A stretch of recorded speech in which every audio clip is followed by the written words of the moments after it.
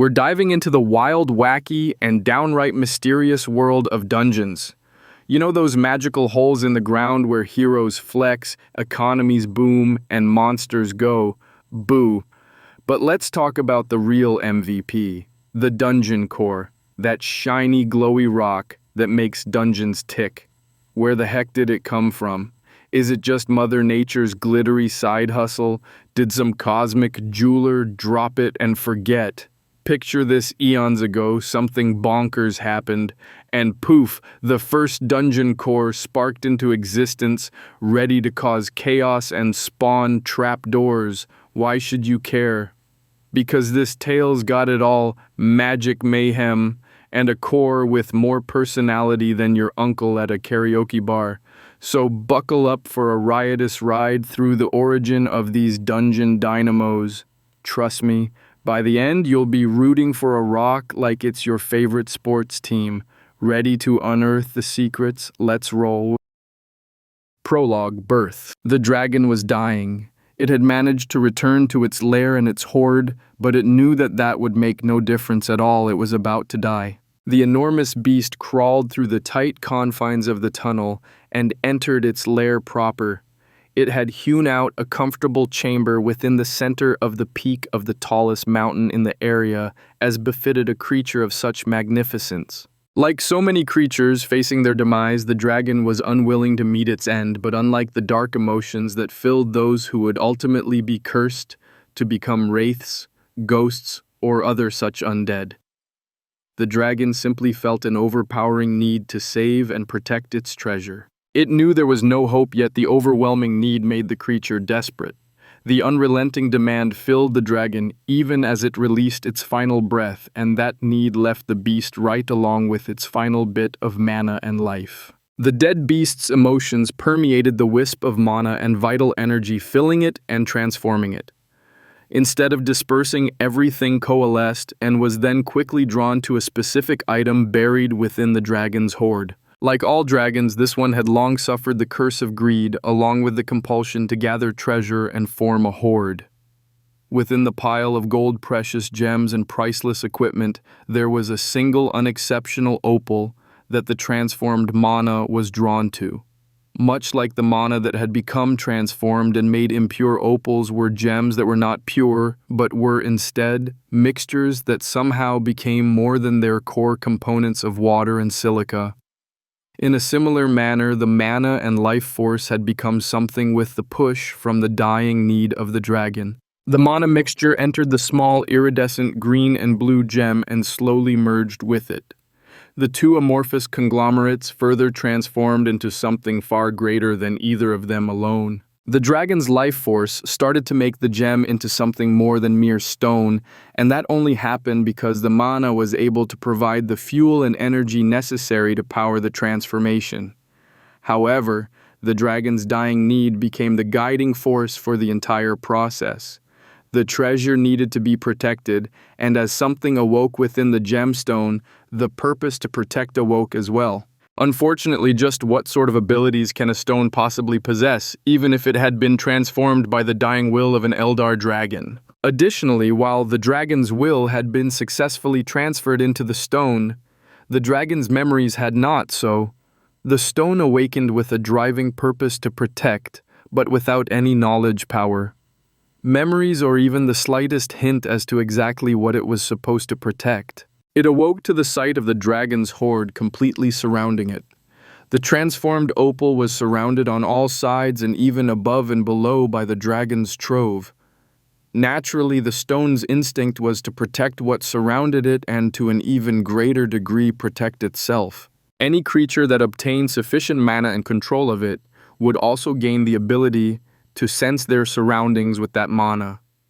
In a certain manner, the awakened stone was a creature of mana, which led to it innately possessing this ability, albeit in limited form at the very moment of its awakening. This was the birth of the world's first dungeon core. Chapter 1: Awakening. Time passed, but nothing changed. The core had only just awoken, and there was not a single living creature near it, not even an ant. The core had no motivations or desires beyond its innate need to protect, but given the complete absence of any sort of threat, the instinct remained dormant for the time being. Weeks went by with nothing changing. The core remained within the depths of the horde, its presence and domain not changing or expanding the slightest bit. It was located a bit away from the dead dragon, though just the tip of the dragon's snout was within the core's range of perception. After a full month, something finally changed. Something entered the dragon's lair, or rather somethings. At first, the core was only able to notice vibrations that traveled through the air, but after so much time existing without any changes at all to its environment, even these tiniest of changes felt massive. A group of people had entered the lair. They had been in pursuit of the dying dragon, hoping to harvest its corpse and raid its lair. It was well known that dragons were greedy and gathered vast piles of treasure, though no one in living memory had ever managed to kill or even harm any of the powerful creatures. The value of the beast's body could only be imagined. These people were not the ones who had caused the creature's death, but they had seen it fly by horribly wounded and looking as though it was about to collapse at any moment. They had spent the last month making their way towards the dragon's lair and then monitoring it before finally entering to see if the beast still moved. After waiting outside the lair for 3 weeks, they had finally gathered the courage to enter. Upon entering, they were greeted by the massive corpse. Seeing it up close instead of flying overhead through the sky, they were finally able to comprehend the sheer size of the creature. Each claw and tooth they saw was larger than any individual member of the small group of opportunists. Despite being dead, the dragon still radiated an oppressive aura that nearly sent them scrambling back out in fear, but after a few minutes, they forced themselves further into the cavern. The corpse seemed to fill almost the entire space, but once they slowly worked their way around the body and further in, they realized how deep the space extended. Just past the corpse, they discovered a literal hill of treasure that stretched up high enough that it nearly touched the ceiling of the cave. However, the moment the people caught sight of the dragon's horde, they were struck by a blast of heat so intense that they nearly feared they had entered some unseen fire. They stumbled back in fright and fled the lair, but soon slowly made their way back into the cave and sneaked past the dragon's corpse yet again in order to search for the source of the heat wave that had frightened them so badly. Right beside the pile of treasure, sitting atop a cooling pool of lava, they saw an enormous shiny black egg. While the egg was proportionate to the dragon that made it as tall as 2 people standing on top of each other. However, it was also spherical, like a turtle egg, instead of oblong, like a bird's egg. Dark flames flickered over the egg, though they seemed to be sputtering out. The small group inched their way closer, each of them warily examining every inch of the cave as they moved forward. Every single one of them was terrified they might miss some monster or trap that would instantly kill them all. Despite their caution, they encountered nothing at all. Unbeknownst to other sapient beings, dragons were largely solitary and highly territorial. Their rare encounters with others of the same species were typically to fight or to mate, though there were also a few variants capable of self-reproduction. Dragons encountering each other usually meant a calamity for other species, as regardless of the purpose behind such a meeting, things were always violent for any of the lesser beings. Even a flirty mating gesture was enough to stir up a tornado that could wipe out a village. People rarely survived witnessing a single dragon, let alone 2 who had run into each other. As the 6 individuals drew closer, the flames on the egg flickered out and died completely. Their presence alone had disrupted the delicate equilibrium that had remained after the Eldar dragon had perished. The egg quickly grew dull and lifeless. The lava similarly cooled rapidly in the absence of the flames, for it had been the heat of the flames that had produced the lava and not the reverse. Seeing this, nearly everyone in the cavern relaxed. The sole exception was the newly awakened core. Its perception did not extend to where the 6 people were standing, nor to where the egg sat, but its mana sense was able to pick up the sudden change in temperature as well as the vibrations it had been sensing for some time. The core had become quite panicked and terrified, though it lacked any means of taking action. Thus it sat where it was stifled by its fear, though also completely incapable of any movement. The group of people moved forward and they soon approached the dragon's head. Each individual trembled as they passed the creature's snout, and not one of them could tear their eyes away from the dragon's teeth. Still, they soon forced themselves to scan the cavern. Once they passed the dragon's snout, they finally entered the core's range of perception. The core had already been frightened, but at this moment its innate instincts to protect erupted in full force. This was what it was supposed to protect itself from. This was what it was supposed to protect everything from. Unfortunately, the core's only ability at the moment was its mana sense, as it was not even able to move itself, let alone take any sort of actions against the invaders. It was utterly passive and completely helpless. The 6 people slowly made their way closer to the egg, and they each heaved sighs of relief when they discovered the egg had become inert and felt completely lifeless. The creature that had been growing within was no longer anything they would need to fear. They then quickly moved on and began to explore the entire cavern, but all they found was the corpse, the egg, and the dragon's massive horde. Beth, do you think we should go back and get some more folks from the village to give us a hand with this? We won't never be able to move all of this, and we'll probably get knocked off the moment we try to sell anything from that dragon or the egg. The largest male spoke up, addressing the wariest person in their entire group. She had not once stopped looking around and studying the walls and ceiling of the cave, hoping to be ready for any sort of surprise. This was the first time that any of the 6 had spoken, and the change in the vibrations in the air stunned the small core. I think we should only try to carry as much as we need to get what we can from what's here. The more people we get involved, the more dangerous, a second woman spoke up. She carried a few knives, bags, and traps about herself. These people were not warriors, but hunters and gatherers from a small village. They had been out in the forest gathering food when the dragon had flown overhead wounded, and they had all scurried back to the village to gather a few supplies before heading out in their makeshift team.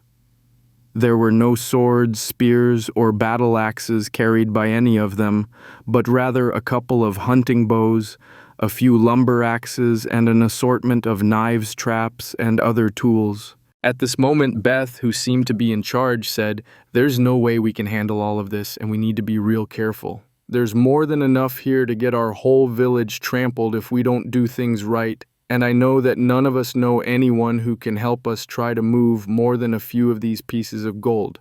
We need to get the chief involved and hear what he has to say about all this. This dragon was richer than the entire kingdom. Still, can't we just keep a few pieces? Just look at how much is here. There's no way a few things will be missed." A red-headed man spoke up at this point. He held a bow and was a bit fidgety. "Though nothing would be noticed missing from here. Any one of us will get noticed as soon as we try to sell anything, and that would be just as dangerous. Let's just grab a few pieces to show the chief, but not taking anything for ourselves until we have a plan on how to handle this." Beth was again the one to respond, and she still took the most cautious path. While it was clear the red-headed archer and several other people did not like this choice, none of them tried to argue with Beth. She had been orphaned rather young, and her years of caring for her younger siblings had given her an authoritative attitude that caused most of the people her age from the village to follow her lead. With this decided, Beth sent Marcy the huntress to pick up a few items while the rest of the group held back and kept watch. They were still all feeling exceptionally nervous, both from the massive dragon corpse next to them, as well as a strange and disturbing feeling of being watched that none of them could shake. Marcy just grabbed a handful of the smallest but most eye-catching items from the horde, and the group made a quick exit, albeit with more than a few backwards glances to all that they left behind. While they had taken a full month to travel to the dragon's lair, the truth was that their village lay just 2 days' travel from the cave. The group had taken a week to reach the cave only because they had first needed to return to the village. Then they had traveled exceptionally slowly to reach the cave due to fear and caution. In fact, most of that time had been spent creeping up the side of the mountain while keeping an eye out for the dragon or any other potential dangers. Thus, the people arrived in their village at the end of the second day after they had left the dragon's cave. They had left about midday, so the journey was not very far at all. Upon their return, Beth led the other 5 straight to the chief's hut to deliver a report and show the treasures they had collected. Their village was small and was home to less than 100 people, so they were able to almost immediately meet with the chief. Beth shared the details of the last weeks, starting with how all 6 people had seen the wounded dragon fly overhead. The chief listened in silence as Beth spoke and listened to the extra largely unnecessary details that were added by the red-headed archer. Finally, Marcy brought out the loot they had recovered for the chief to examine. He looked at the items carefully, but made a deliberate point to not touch anything. After an extended silence, the older man finally spoke. Did anyone other than Marcy come into contact with any of these items? Or did any of you touch anything at all in that cave? The 6 young adults glanced at each other before shaking their heads. The chief's expression grew sharp, and he demanded, "Are you absolutely certain? Not one of you stepped on a stray coin, brushed up against the dragon, or examined one of the gems Marcy brought back." Again, everyone shook their heads, though this time they were a bit nervous. The archer had started to sweat as he had tried to do exactly what the chief was suggesting, but had never had the opportunity due to their mad rush to return to the village. Beth spoke up, "Chief, what's wrong? Why would any of that matter? While the dragon may be dead now, the beasts are known to mark everything they take for their own, just to ensure that no one can ever steal from them. There are some who are skilled enough to tap into that mark and locate anything from the same hoard, provided they have but a single piece of the treasure. As soon as anyone learns that any of this came from a dragon's lair, magical trackers will set out to find the rest of the hoard. Anyone who gets in their way will be dealt with. Forget the 6 of you, our entire village would be simply erased by those treasure hunters. I don't think any of you understand the risk you took just by entering that cave. Unless you can be cleansed, Marcy, you cannot remain in the village, and I would go so far as to suggest you never remain in one location for very long. As for the rest of you, I would suggest that you all attempt to get cleansed as well, as there's no telling how strong or pervasive this particular dragon's tracking spell might be." All 6 of the would-be treasure hunters grew pale, and Marcy's knees even grew weak at the chief's pronouncement. They all made to speak, but the chief quickly silenced them so that he could continue. "While I can't enforce my orders once you leave the village, I strongly recommend you follow as you are told. First, I need you all to understand that you cannot stay here, not even tonight. Second, you will need to find help both to be cleansed and for dealing with the dragon's lair itself. Our village won't be able to survive this close to that cave without support, and very powerful support at that. Thus, I suggest that you make your way to Gilone, as your best bet is to gain the support of a kingdom. You might not know this, but that dragon is the reason this area has never been taken by either of the bordering countries. Anytime soldiers gathered close by, the dragon regarded it as a personal attack and would eliminate whatever forces were present. While we may be between 2 nations, we have had more dealings with Faroon and Gilone, and I even have some acquaintances there, though I'm not sure they'll be of much help to you. I believe you should go to Gilone and deliver a letter that I will write to an old friend of mine who used to occasionally trade with our village. He just might be able to put you in touch with another who can truly help you, but I can't make any promises. Regardless, you need to speak with someone from Faroon for you to be able to receive the help you need, though you also need to understand that you won't be able to hang on to a single gold coin from that cave. The best you can hope for is to be offered some bit of compensation, protection, or possibly a job for your efforts. I pray you survive, but you must understand just how dangerous your path is right now. For the moment, I want all of you to gather your belongings while you think about what I've just said. You need to understand what you are facing. Once you finish, return here, and I will have the letter ready for you as well as some further instructions. One last thing, speak of this to absolutely no one. If anyone learns of this, you may doom our entire village. Now go." The 6 young people stumbled out the door, dazed by the danger they had just found themselves in. Far from returning to congratulations and a cautious celebration like they had been expecting, they had just been exiled from their home and ruthlessly sent into the unknown in order to save their friends and families. It was too much to process so quickly. Beth quickly regained her senses and she shook herself. "All right, all of us heard him. We need to do this, and we do it together to be safer. Marcy, you've got it worse, but I'll still go with you. As for the rest of you, this is your choice. Let's first gather our things and get back here right quick. It'll be dark in an hour, and I, for one, don't want to be hiking under the moons." 4 of the other 5 people nodded and started for their homes. Jason, the red-headed archer, remained standing where he was still lost in a daze until Beth gave him a little shove. "Go, Jason. We need to get back here as soon as we can. Get some fresh supplies and some extra bowstrings. There's no telling how long our journey will be." Jason stumbled away without even glancing at Beth. About 30 minutes later, everyone had gathered back together outside the chief's hut. There had been a bit of curiosity as to what they were all doing, getting ready to leave again. But given the lateness of the day, most people were more preoccupied with getting their own dinner than why a few people were preparing to leave after already being gone for weeks. Beth nodded when she saw Marcy arrive last. It was clear the woman had been crying while packing, and she carried a somewhat larger bundle than anyone else. They knocked on the chief's door again, and he immediately called them in. They entered to see the older man rolling a piece of parchment and sealing it. He handed the letter to Marcy. "Deliver this to Baldwin.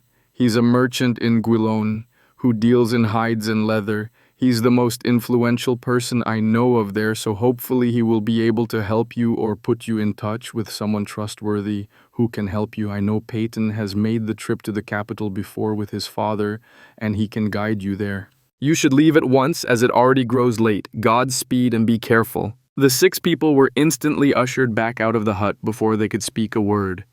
The chief guided them straight to the entrance to the village and practically pushed them down the trail. The 6 companions were an entire kilometer from home before any of them recovered enough to even speak. "God's damnation, what is happening?" Jason shouted. In the space of less than an hour, he had been told his life was in danger, kicked out of his home, and banished from his village. Needless to say, he was slightly overwhelmed. The others twitched from the sudden noise as Paton shot Jason a dirty look. The village was about 2 weeks' travel from the capital if one moved quickly. Traders or people with wagons would take about twice that long, while a quick horse could make the trip in less than 10 days. The group of 6 knew they had a good bit of walking ahead of them, and everyone had become lost in their own thoughts when Jason had erupted. Beth immediately took charge once again. "All right, let's be quick about things now. We'll stay on foot until the sun's down, and then make camp. That should get us a bit from the village, which is what the chief wants. After we settle in for the night, we can talk more. For now, let's just focus on not tripping over our own feet as the sun's setting." Everyone grumpily agreed. They had enough respect for the chief to at least do that much for him. Almost an hour went by before they saw the sun fall and they started making camp. They quickly gathered some firewood for the night, while also setting up some sleeping rolls and preparing a bit of food. As they all settled in with a bit of dry bread and simple stew, they finally started discussing everything that had happened. It ended up not being a discussion so much as a whining session. They were all rather young, and with everything that they had just gone through, they felt the need to vent a bit. Finally, after a good bit of time complaining about their horrible luck, Beth again spoke up. "All right, we'll stop here for the night. We should get as early a start as possible as we need to hurry to the capital to get things settled." They had a decent fire and were still close enough to the village that the larger predators did not roam the area, so there was no need for anyone to keep watch for the night. The next 2 days followed a similar pattern, walking, grumbling, and resting. On the 3rd day, the group saw some people heading towards them on the trail. Their village was quite remote, and the trail was essentially only used to reach their village or to travel to the neighboring country, so it was not very common to encounter other travelers on the road. As the travelers on horseback drew closer to the 6 villagers, they could see that the travelers were all armed and moving quickly. The horseman in the front drew his sword, and the others followed suit. They urged their horses into a canter, though not a word was spoken, much less a shout let loose. A few short screams rang out, but soon silence once again reigned in the remote forest. Chapter 2. Entering the world. Simon had joined Faroon's army as soon as he had come of age. He had always known that his physical capabilities made him a good fighter, and he had seen the futility of joining one of the street gangs early on. He had been 16 when he had started the military's training and had been blooded in his first border skirmish with the Savaran Empire within the year. That battle had also been what had caused Simon to get a bit more attention from his superiors. While it had only been a border skirmish, Simon had been the one to eliminate the lieutenant leading the Savaran squad. He had not done so through brute strength or even skill, but had simply outwitted the man and incapacitated him. Within 4 years, Simon was being groomed to take the examination to join Faroon's elites, the Shadow Guard. The Shadows were the most elite soldiers who were also the most loyal to Faroon. They were the ones sent on missions that were either sensitive or critically important. By the time he was 30, Simon had become an officer in the Shadow Guard. This was why Simon was one of the few individuals who was aware of the mana trap that the kingdom had used against the black dragon Gurthak during one of the dragon's countless raids on the kingdom over the centuries. While mana traps could use the captured mana to track or even attack the owner of the mana, the kingdom had never been foolish enough to do such a thing. Instead, they had used the mana trap's automatic excitement when the target approached as a warning beacon for Gurthak's attacks. The last warning had been a particular blessing, as it had allowed the mage priests the time to set up their latest defensive measures to try to ward off the dragon's attack.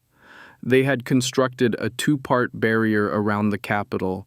The first part was passive and would allow a magical attack to pass by unhindered, but at the same time a sample of the mana's unique signature would be recorded and passed along to the second layer of the barrier. With the mana signature, the second barrier would activate the moment an attack struck and would use the power of the attack as an energy source to rebound the majority of the attack back to the assailant.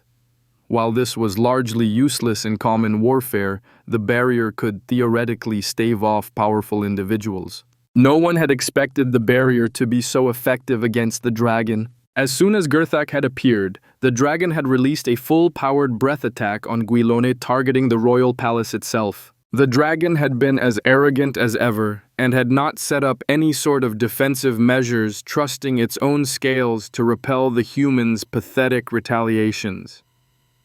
It had never occurred to Gurthak that they might have to face their own attack at nearly full power. Dragons' colors were not a result of genetics or heritage, but of their predominant mana characteristic. Dragons who focused on fire would initially be red or orange, but would occasionally turn blue as they aged and their understanding matured, while dragons who focused on air or wind might grow white or even a bit translucent. Gurthak was a black dragon, and no one knew what that meant. There were beliefs that the dragon had death mana or decay or something similar, but no one knew for sure. What was known was that when Gurthak's attack had rebounded and struck the relatively undefended dragon, the massive beast had let out a roar so loud that the people unfortunate enough to be outside of Guilone's defensive barrier had dropped dead.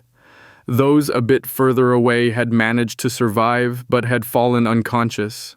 When they had been found, there had been blood leaking from their ears and they had been incredibly dizzy. The vertigo brought about by the deafening roar had distracted almost everyone from the fact that the dragon had also spat out a large amount of blood fallen a bit in the sky and then shakily turned around and fled to their lair in the mountains. What had been one of the most closely guarded secrets in the entire kingdom at that time was that the mana trap with Gurthak's mana in it had started to flicker the moment the great beast had been struck by their own attack. After less than a day, the mana trap had gone completely dead, Gurthak had died. Within 5 minutes of that observation, Simon was meeting with the king and the royal archmage. "Captain, this matter will not be kept quiet for long, so we must move now to take advantage of this. Get a squad of your best. I want you personally leading them as fast as you can move. We have to get to Gurthak's lair before the Tamarins." Gurthak lived for centuries, if not millennia, and it's impossible to know what all the beast gathered into its hoard, but it's more than enough to decide the fate of every nation on this continent. King Alwyn focused on Simon as Archmage Boren spoke. The royal Archmage of Faerun was symbolically the king's voice, and official orders or proclamations traditionally had to be delivered through the royal Archmage. However, Alwyn shattered every precedent Simon knew and personally addressed the captain, "Captain Simon, while we have not been able to confirm this, we are certain that Tamar has a mana trap with Gurthak's mana signature as well. They should already be aware of Gurthak's death, and they will also be making all haste for the beast's lair, so you will be racing against them to arrive first. Guilone is a bit closer to the mountains. You will only have about a half-day's march head start. You are to recover as much as you can carry, prioritizing weapons armors and easy-to-carry valuables, as those are the treasures that we cannot allow Tamar to acquire. You are given complete authority to commandeer any resources you may deem necessary and whatever force is required to keep this matter silent. The full army is being gathered and will meet you on your return, both to protect you and to recover the rest of the treasure. Do not fail us." Simon bowed his head and saluted the king. Within 30 minutes, he and his personal squad were out the gates and racing westwards towards the mountains. Each of the soldiers had 2 spare horses, and Simon intended for his men to run each of them into the grave if necessary. They ate on horseback and slept in shifts as well, leading each other's mounts for safety. They were all accustomed to using extreme measures to accomplish their tasks, so none of the soldiers thought anything unusual of the matter. The horses flagged and started to fall, but Simon pushed them all on. Each time they reached a town or city, they would trade their lame horses for fresh mounts, and this happened thrice in 5 days. On the 5th day, they left Gaul, the final town before the Forsaken Lands. Both Faerun and Tamar had been forced to abandon the regions bordering the mountain range between them, as any time an army had appeared, Gurthak had treated their presence as a personal affront. 200 years before, the nations had attempted to wage a part of their never-ending hostilities in the mountains themselves, trusting their numbers to keep the dragon from attacking. The beasts were known to be intelligent, and with nearly the full forces of 2 nations gathered in one place, it seemed impossible the dragon would take such a risk. Shockingly, Gurthak had eliminated both armies in the course of a single night. The fallout from those losses had left both nations on the brink of destruction, and the minor principality of Saverin had stepped up to become the Saverin Empire. After Gaul, Simon intended to move in absolute secrecy, which meant no witnesses or traces. There was just a divot in the ground that could only flatteringly be referred to as a trail, and so the soldiers' pace slowed drastically. Furthermore, there were no more towns where they would be able to trade for fresh mounts, so Simon knew they needed to move at a more reasonable pace to preserve the horses. After 3 more days, the leading soldier caught sight of travelers on the path. The soldiers had already been told they were under the Shadow Protocol, and so as soon as they were certain that the travelers would not be able to escape, weapons were drawn. Everything was over in less than 30 seconds. Simon had a scout verify that there had only been 6 travelers in order to avoid any careless mistakes. A subtle mark was left on a tree nearby, and the bodies were tossed a short ways off the trail. The mark would inform the army that would follow to complete the cleanup, while the Shadow Guard raced ahead to complete their own task. Just a day later, the soldiers encountered a tiny abandoned hamlet. While the squad had made sure that any other minor villages either did not see them or were dealt with properly, the residents of this unnamed hamlet seemed to have anticipated their arrival. The scouts confirmed that the place had been abandoned for at least 2 days, possibly more. A different mark was left in front of the village, this one ordering a search and destroy mission. Shortly thereafter, the soldiers continued westward, starting up into the mountains. Despite their elite status, the Shadow Guard ended up needing more than 2 days to reach the dragon's lair from the village, as they were forced to find the exact location, and they were also unfamiliar with the local terrain. They approached the cave, and Simon waved 2 scouts forward while 4 others were sent to take up positions around the area to stand guard. Simon's remaining 16 men all waited with him for the scouts to emerge from the cave ready for anything. No one knew if there might be a hatchling within or what sort of traps the creature might have left active. Dragons were vindictive creatures, and it was impossible to anticipate what awaited them within the lair. After 10 minutes, Blake and Marcus returned from the cave. As always, Blake stayed back, his eyes wandering, and Marcus stepped forward to give a report. Some people have already been in there but can't tell if they took anything. There's a literal mountain of treasure as well as a big black ball atop a burned patch of ground. Dragons in there, but there's no way we're moving that. Simon nodded and gave a short whistle, summoning the entire squad. Listen up, there might still be something in there we've missed, so be on your guard the entire time. You know what we're here for, so in and out in 500 breaths. Understood.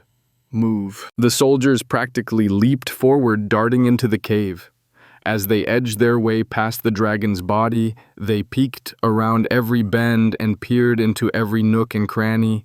The flames had already vanished from the egg, so they did not encounter the heat that had startled the 6 villagers so badly. As soon as 20 men were in the main cavern, 2 took up posts to keep watch over everything, while the remaining 18 pulled out sacks and started to paw through the horde.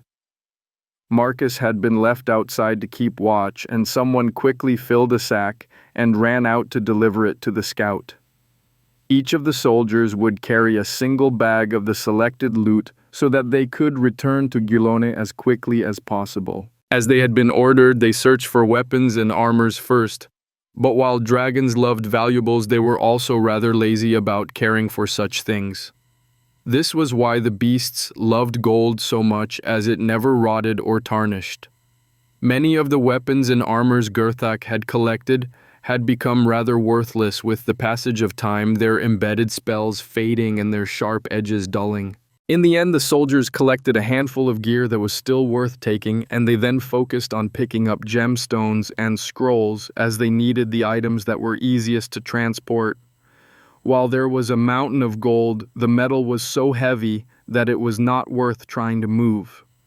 Besides, a flawless diamond the size of a pigeon egg was worth more than a pound of gold while weighing a fraction as much. As the soldiers pawed through the horde, not a single one of the humans present sensed the overwhelming terror that had sprouted within one individual in the cave. The Corps had enjoyed a few days of quiet after the villagers had left, though it had remained furious that they had taken some of its treasure. The curious thing about emotions was that when they were not attached to biological functions like in biological creatures, it became more difficult for emotions to fade.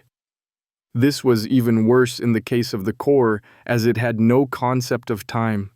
For 4 days it had stewed in a rage at the thieves who had stolen from it. When the soldiers had entered the cave, the Corps had instantly noticed them, but instead of shocked and scared, its rage only mounted further. These were more thieves. Events played out to prove the Corps correct, but then something suddenly changed that washed all of the burgeoning consciousness's rage away.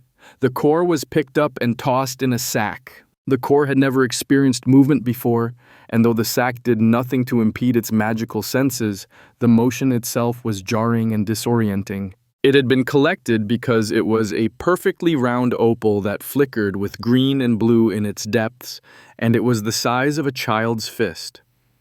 Naturally, the soldiers had collected the priceless stone the moment they had noticed it. The Corps had still not recovered to its abrupt change in circumstances by the time one of the humans let out a sharp whistle. Instantly, the soldiers stopped collecting anything else and started closing and securing their new burdens. The Corps could both see and sense as the sack it was in was swung up onto a thief's back and was jarred as it bounced out of the cave. Fear mounted higher and higher as the Corps was learning too much too quickly. The cave was not the entire world. There were weird moving blades standing up out of the ground here and there was a constant movement everywhere around the thieves. The core perceived the world through mana, and since none of the soldiers or villagers it had encountered were mages, the core was seeing a rather colorless view of the world. Its perception did not reach far enough to grasp sight of the sun.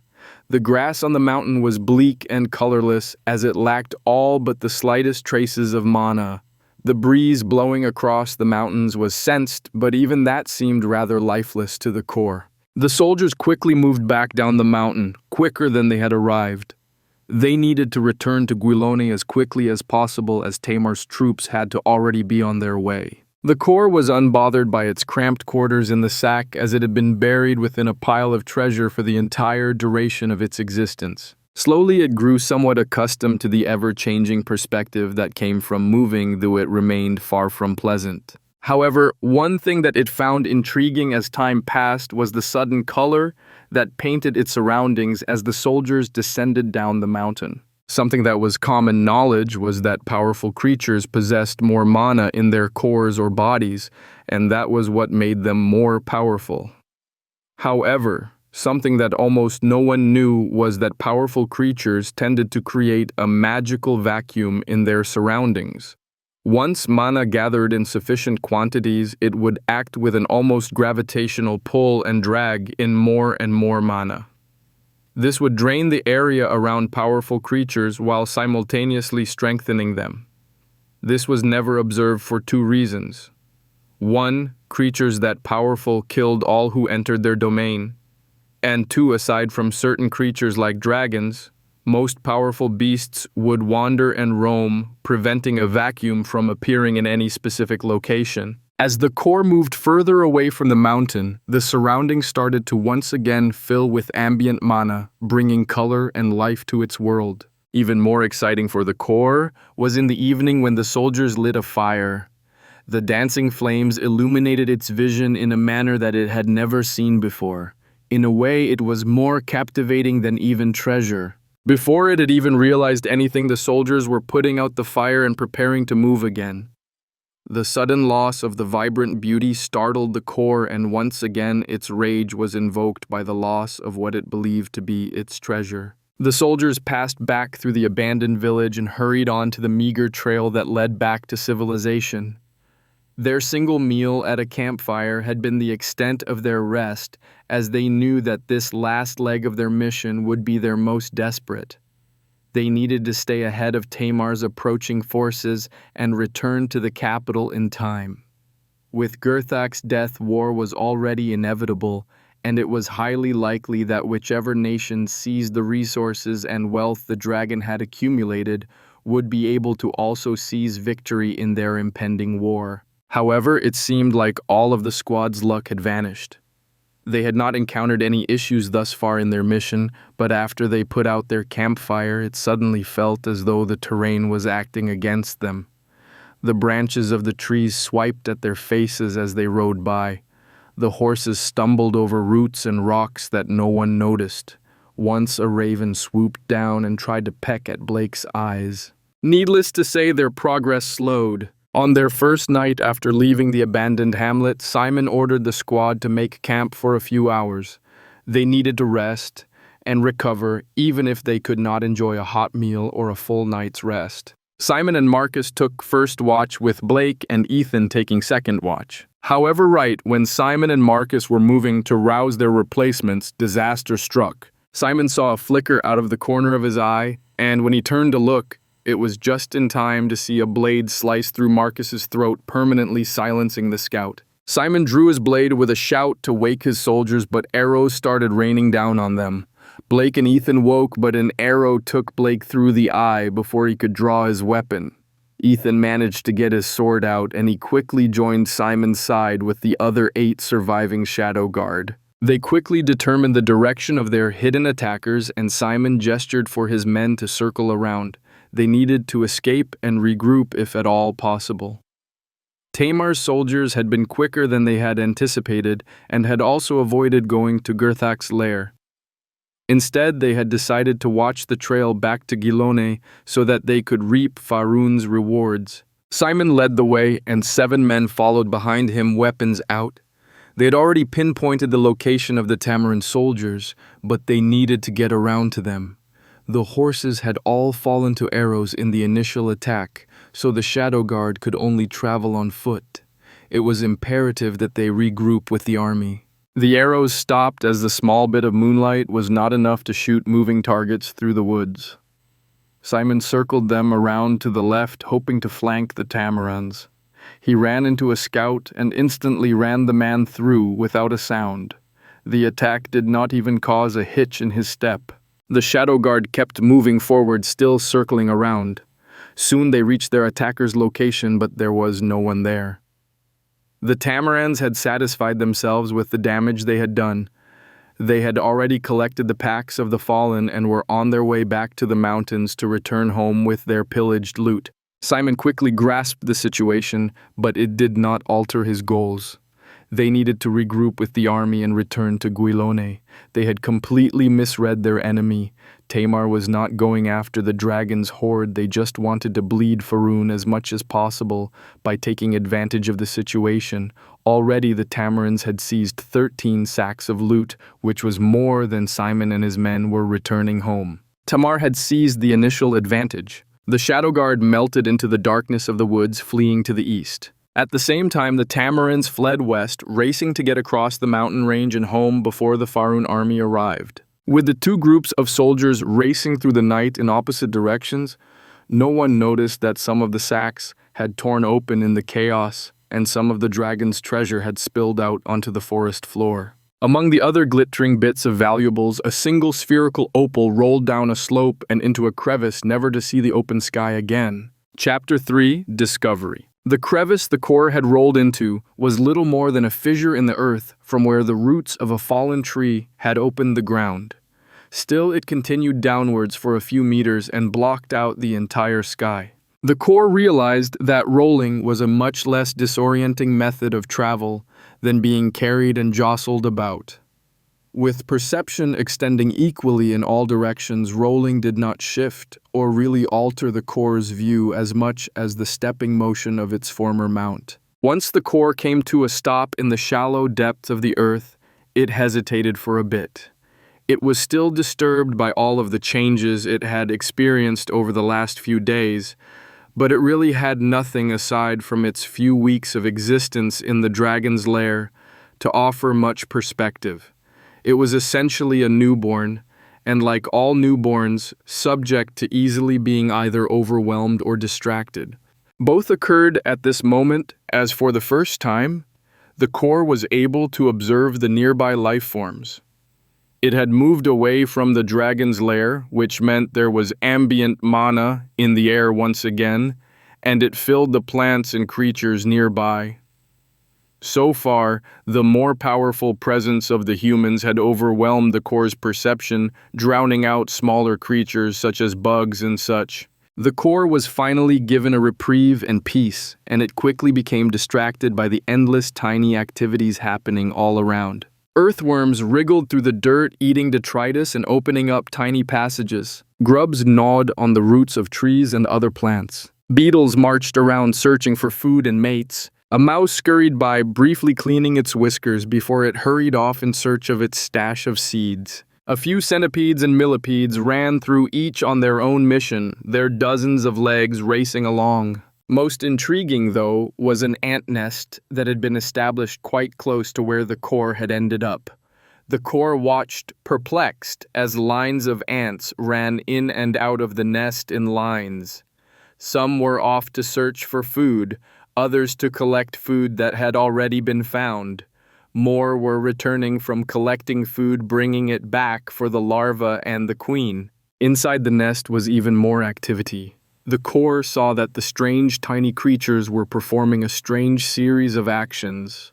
The largest of the ants was producing little sacs that contained the tiniest traces of life within them. Those sacs were then being collected and gathered up in nearby chambers within the nest, where they were sorted, arranged, cleaned, and rearranged again and again in no particular order that could be determined. Elsewhere, helpless little larvae were being fed, cleaned, and cared for. In still another chamber, there were what looked like more of the tiny sacks of minuscule life force, though these were bigger and the life within them was stronger. Most perplexing was the fact that the insides of these larger sacs were not all the same. Some were more of the larva, others a gelatinous goo, while others were almost fully formed creatures that looked practically the same as their caretakers. The core was fascinated. It had never seen so much activity take place, and it all appeared to be so organized. It continued to focus on the ant nest. Dawn came and went, but the core noticed nothing more than the rising heat nearby. Noon passed, and still the core focused on the ants. As shadows once again started to fall, a change occurred that intrigued the core but also changed its entire existence. A frog hopped up to the ant nest and started eating the ants. This was nothing surprising to the core, as it had already seen the food chain in action around it, and had also seen the humans kill each other the night before. No, what was surprising was the reaction that took place inside the ant nest when the frog appeared. No sooner had some of the ants been devoured than the caretakers inside the nest burst into a feverish frenzy, and they all raced to transport and relocate the eggs, larvae, and pupae. The core was initially confused by the activity, but then something suddenly registered: the ants were protecting their young. Now the core had no concept of eggs' young age, or almost anything else regarding life, but it had been born with an understanding of treasure, as well as an innate need to protect its treasure. That was what these tiny creatures were doing. They were protecting their treasure. At that moment, the core reached a new understanding of its desires and instincts. It had lost its treasure and been ripped away from its hoard by invaders. It had not known how to react at that time. Seeing these ants move their young into the depths of their nest to protect them, this was something the core could understand on a deep instinctual level. This was its purpose. And yet, despite its newfound clarity, the core also felt that something was missing.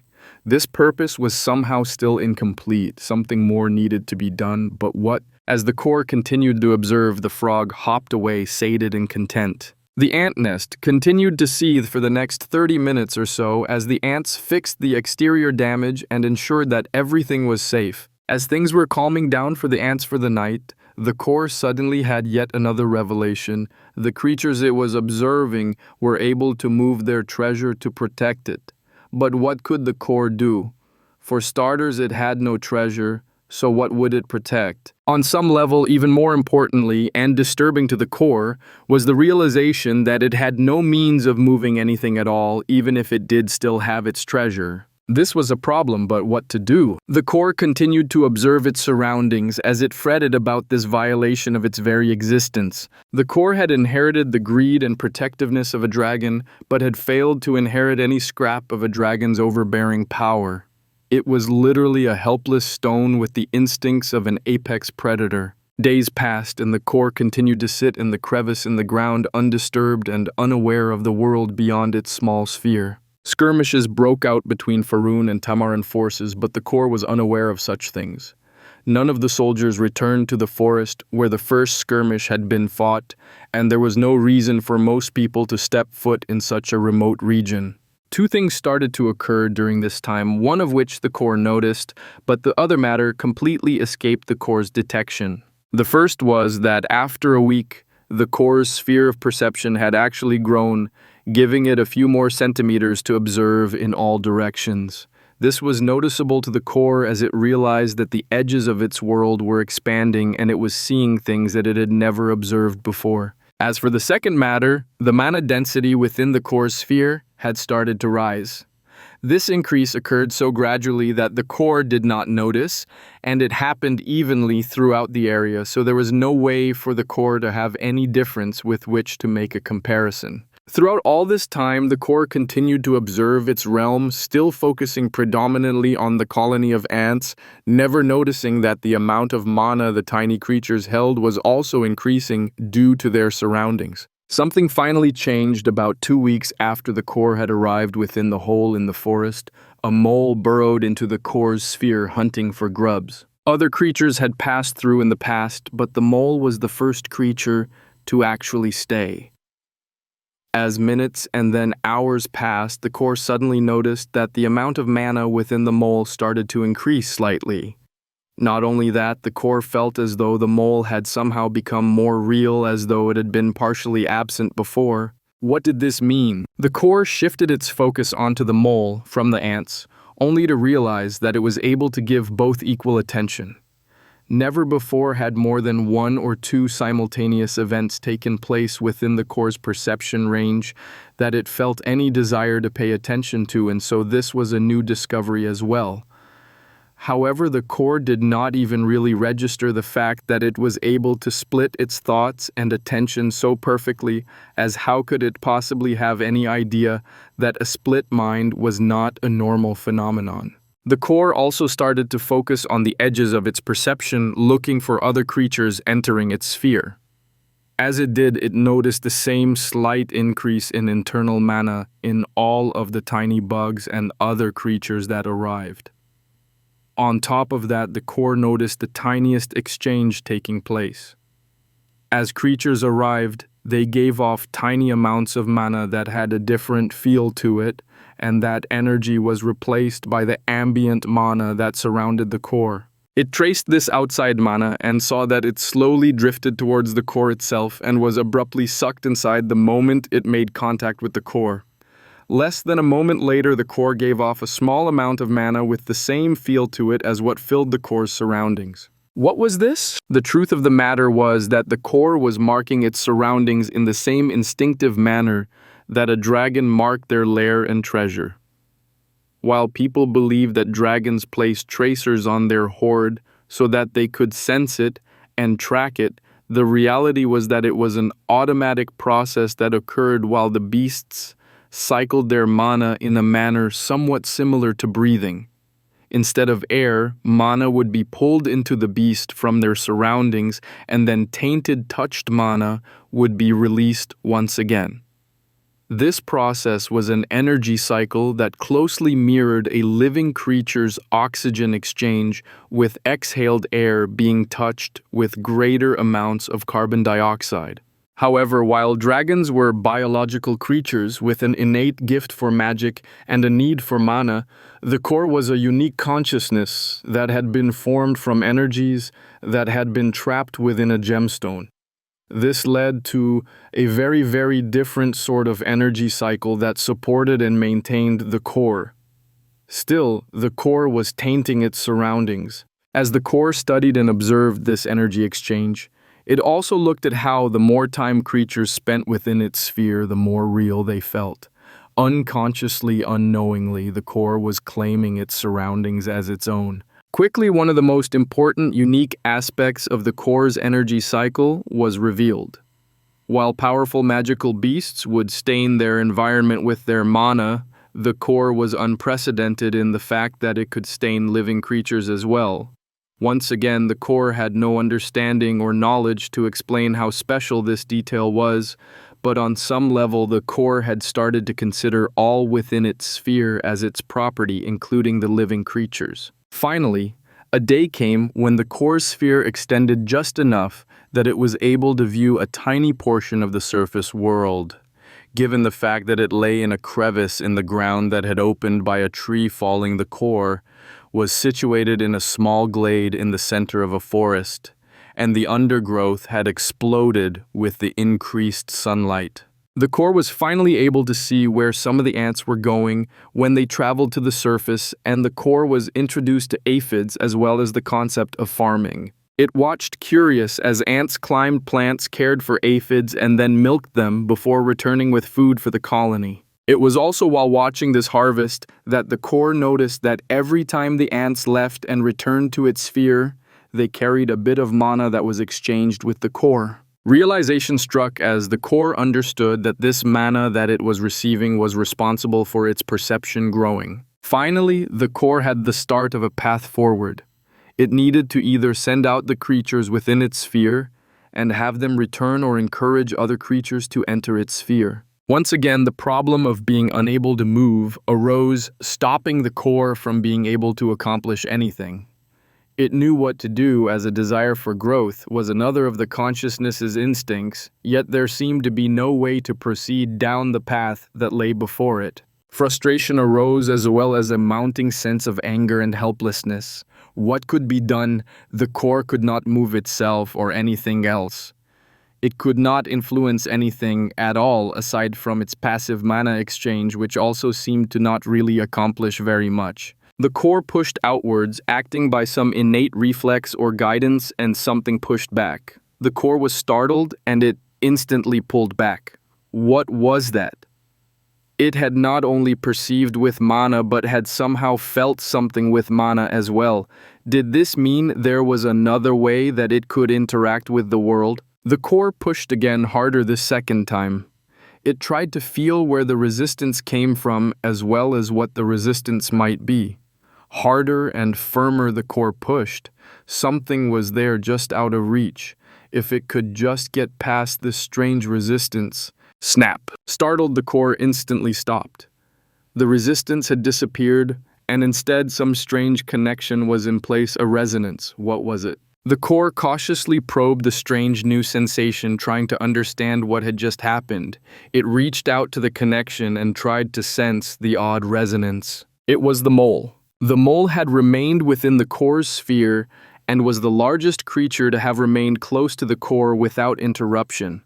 Naturally, the mole also had the largest amount of mana in its body, but its own mana had been almost entirely replaced by the core-tainted mana. The resistance had been the final dregs of the mole's mana. It had been the mana that had been with the small beast from birth and was therefore locked in place as a rather fundamental part of the creature's being. The snap had been the core dislodging that congenital mana and replacing it, which had led to the connection and resonance. The core pushed again, but this time there was no resistance. The mole instantly reacted, moving away from the core and towards the edge of the sphere of perception. Again, the core froze, only to be startled even worse when the mole did the same. While the core remained frozen and surprised, the mole turned back around and resumed its hunt for grubs and abandoning its former route. The core hesitantly pushed once more, and again there was a reaction from the mole. However, this time the core was pushing closer to itself, and the mole instantly started to move straight towards the core. This was it. This was the power the core had wanted and needed. Once again, the core pushed, but avoided the connection to the mole. However, there was no feeling of resistance, as there were no creatures within its sphere that possessed enough mana for the core to be able to influence. Still, this was already incredible progress, as the core had a path forward. It finally had a way to move things and influence its environment. It was only a matter of time before it was able to increase its influence. With this in mind, the core started to push, moving the mole about.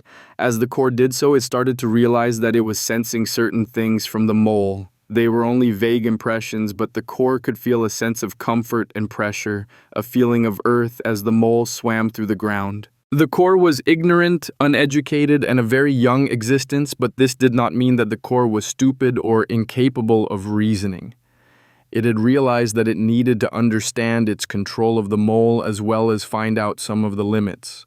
After all, the core had not even known that it could establish control with creatures within its sphere, so what else might be possible that the core was still ignorant of? The core soon sensed discomfort from the mole, which was a confusing sensation. Fearing that something was wrong, the core stopped controlling the mole, and the small creature immediately hurried to find some food. It had simply grown hungry. The core had already, it believed, developed an understanding of the need for food, and such as all of the creatures it had observed had taken various opportunities to consume food, including even the soldiers who had taken the core. Thus, it had no problems with occasionally allowing the mole to eat, and a day or two passed as the core practiced moving the mole around. After feeling satisfied with its progress, the core knew what it needed to do. It needed to send the mole out so that it could bring more of the outside mana to the core. A goal established, the mole was directed to swim through the earth towards the closest edge of the core's perception. Even after all this time, the core's sphere was not that large, and it did not take very long for the mole to reach the edge and cross it. However, that was when everything collapsed along with the mole. For the first time, the core was able to perceive something outside of its sphere, but what it was able to sense was the mole's death. The moment the mole had left the core's sphere, the connection between the two had been lost, and all of the core's mana was returned to it along with every other scrap of energy within the mole. Thus, as a surge of energy returned to the core, the first dungeon creature fell. Chapter 4, Developing. The core was bombarded by a surge of foreign stimuli. Not only was the core's mana that had been forced into the mole returned en masse to the core, more had been dragged back as well. The mole's vitality was sent back to the core, but this was a strange, unknown energy that the core had never experienced before. It was not a biological creature, so what use did it have for the animating energy of living creatures? However, there was something that so overpowered the surge of vitality and mana that the core did not even register their presence memories. After the mole had essentially been turned into the core's puppet, the mole's minor sense of independent will and self had been stolen from it.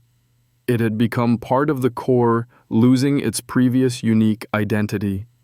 This was why the mole had not been able to leave the core's sphere of influence, as that would have been no different from a person cutting off their own hand. Once separated from the true organism, a limb could have no life. The mole's memories, while limited and brief, given its short life, were still more alien than anything else the core had ever experienced.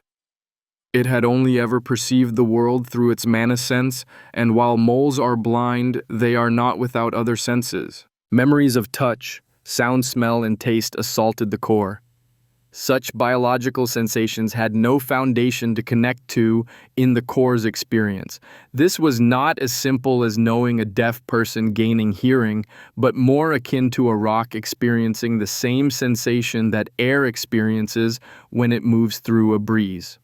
There was nothing to relate the foreign sensations to, and they were overwhelming. The core nearly shut down as it relived the mole's entire life, all 1 year of it. One thing that no one but the gods knew was that while memories are stored in the soul and thus never disappear, living creatures access their memories through their brains, which are biological. The imperfect connection between the spiritual and the organic was the reason for faulty memories and everything related to them. However, the core was not gaining the mole's memories through the primitive creature's brain, but by absorbing a portion of its soul. The memories were perfect. Not one experience, sensation, or moment in the mole's entire existence was left out.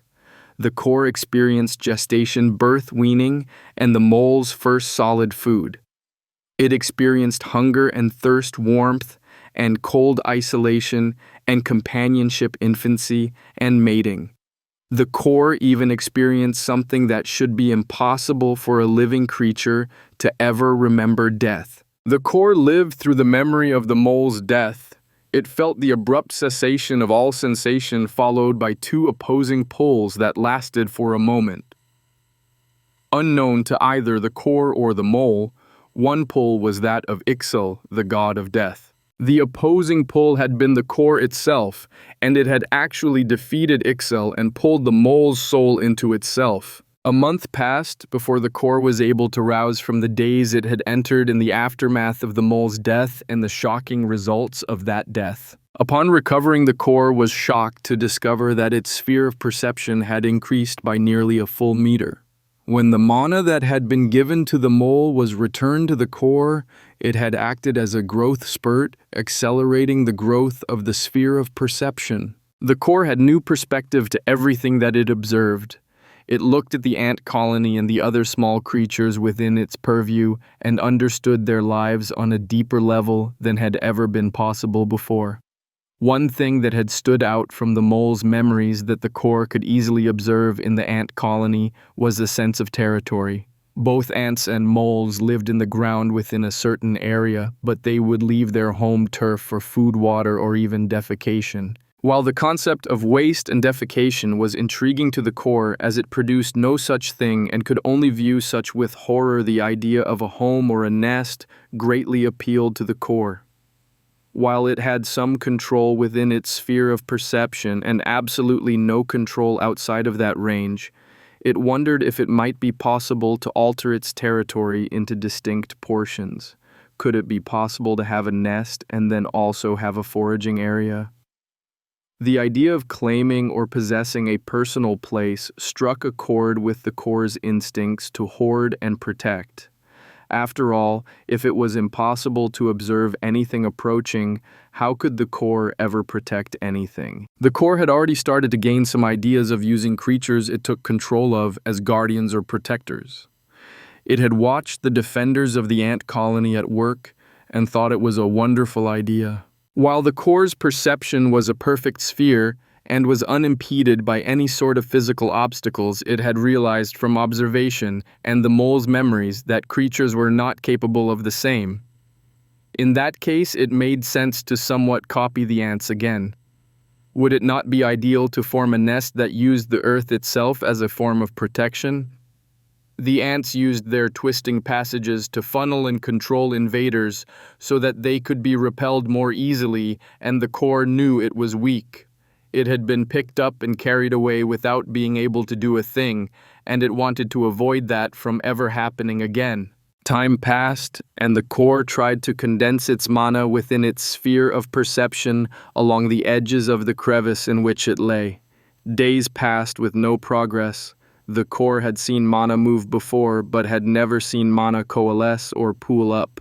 The core tried pulling at the mana, but to no avail. The mana remained homogeneous throughout the entire sphere. Everything changed after more than a week of attempts had passed. On that day, the core watched another attack on the ant colony, and something suddenly clicked. The ants had claimed their nest as their home. It was theirs. They owned it and regarded it as their treasure that needed to be protected. That moment of realization changed everything. The core did not change anything other than its perception, but the moment it mentally declared the crevice and all that it contained belonged to the core, there was a mental shift. At that moment, the core saw the crevice as its nest, its home. The innate need to protect a possession enabled something new that the core had never been capable of in the past. Its mana essentially fused into the air and dirt of the crevice. No longer was the core's mana part of the ambient energy in the area it had, instead become an integral part of the air, earth, and water. At that moment, the core experienced a strange sense of vertigo as its perception shifted. Its sphere shrank slightly, but more importantly, the mana filling the sphere stopped being homogeneous. It condensed in the open space and the earth nearby while diffusing throughout the rest of the core's sphere of perception that was filled with dirt, stone, and roots. The most distinct and noticeable change was the sense the core had of control in the area with the denser mana. There was a connection of some sort, almost as if the area had become a part of the core. The intimacy was odd, but the core could feel the dirt and stone, and it was instantly reminded of the mole's memories of swimming through the dirt. That thought triggered an automatic reaction, and the core tried to move a bit of the dirt using the memory of the physical sensations it had obtained from the mole. Shockingly, there was a reaction. The dirt was pushed away from the core in all directions, and it dropped about a centimeter in the newly open space. At the same time, the overall level of the mana belonging to the core within its sphere of perception dropped by a noticeable amount, and the core felt a new sensation, a wave of weakness. Such a strange feeling was startling, and the core immediately stopped everything. It quickly tried to observe its condition, trying to understand what was wrong with it. The core quickly realized that the weakness was due to the lower mana levels. Any changes in the past, aside from when the mole had died, had been so gradual and slow that it had genuinely not noticed the changes until they were undone. However, what had happened to its mana? One particular trait of the core was its extreme levels of possessiveness. Inheriting the greed of a dragon had brought about a true obsession with ownership and treasure. The core refused to willingly part with anything it considered its own possession, and that included mana. Since mana had been lost, the core had to find out where the mana had gone and get it back if at all possible.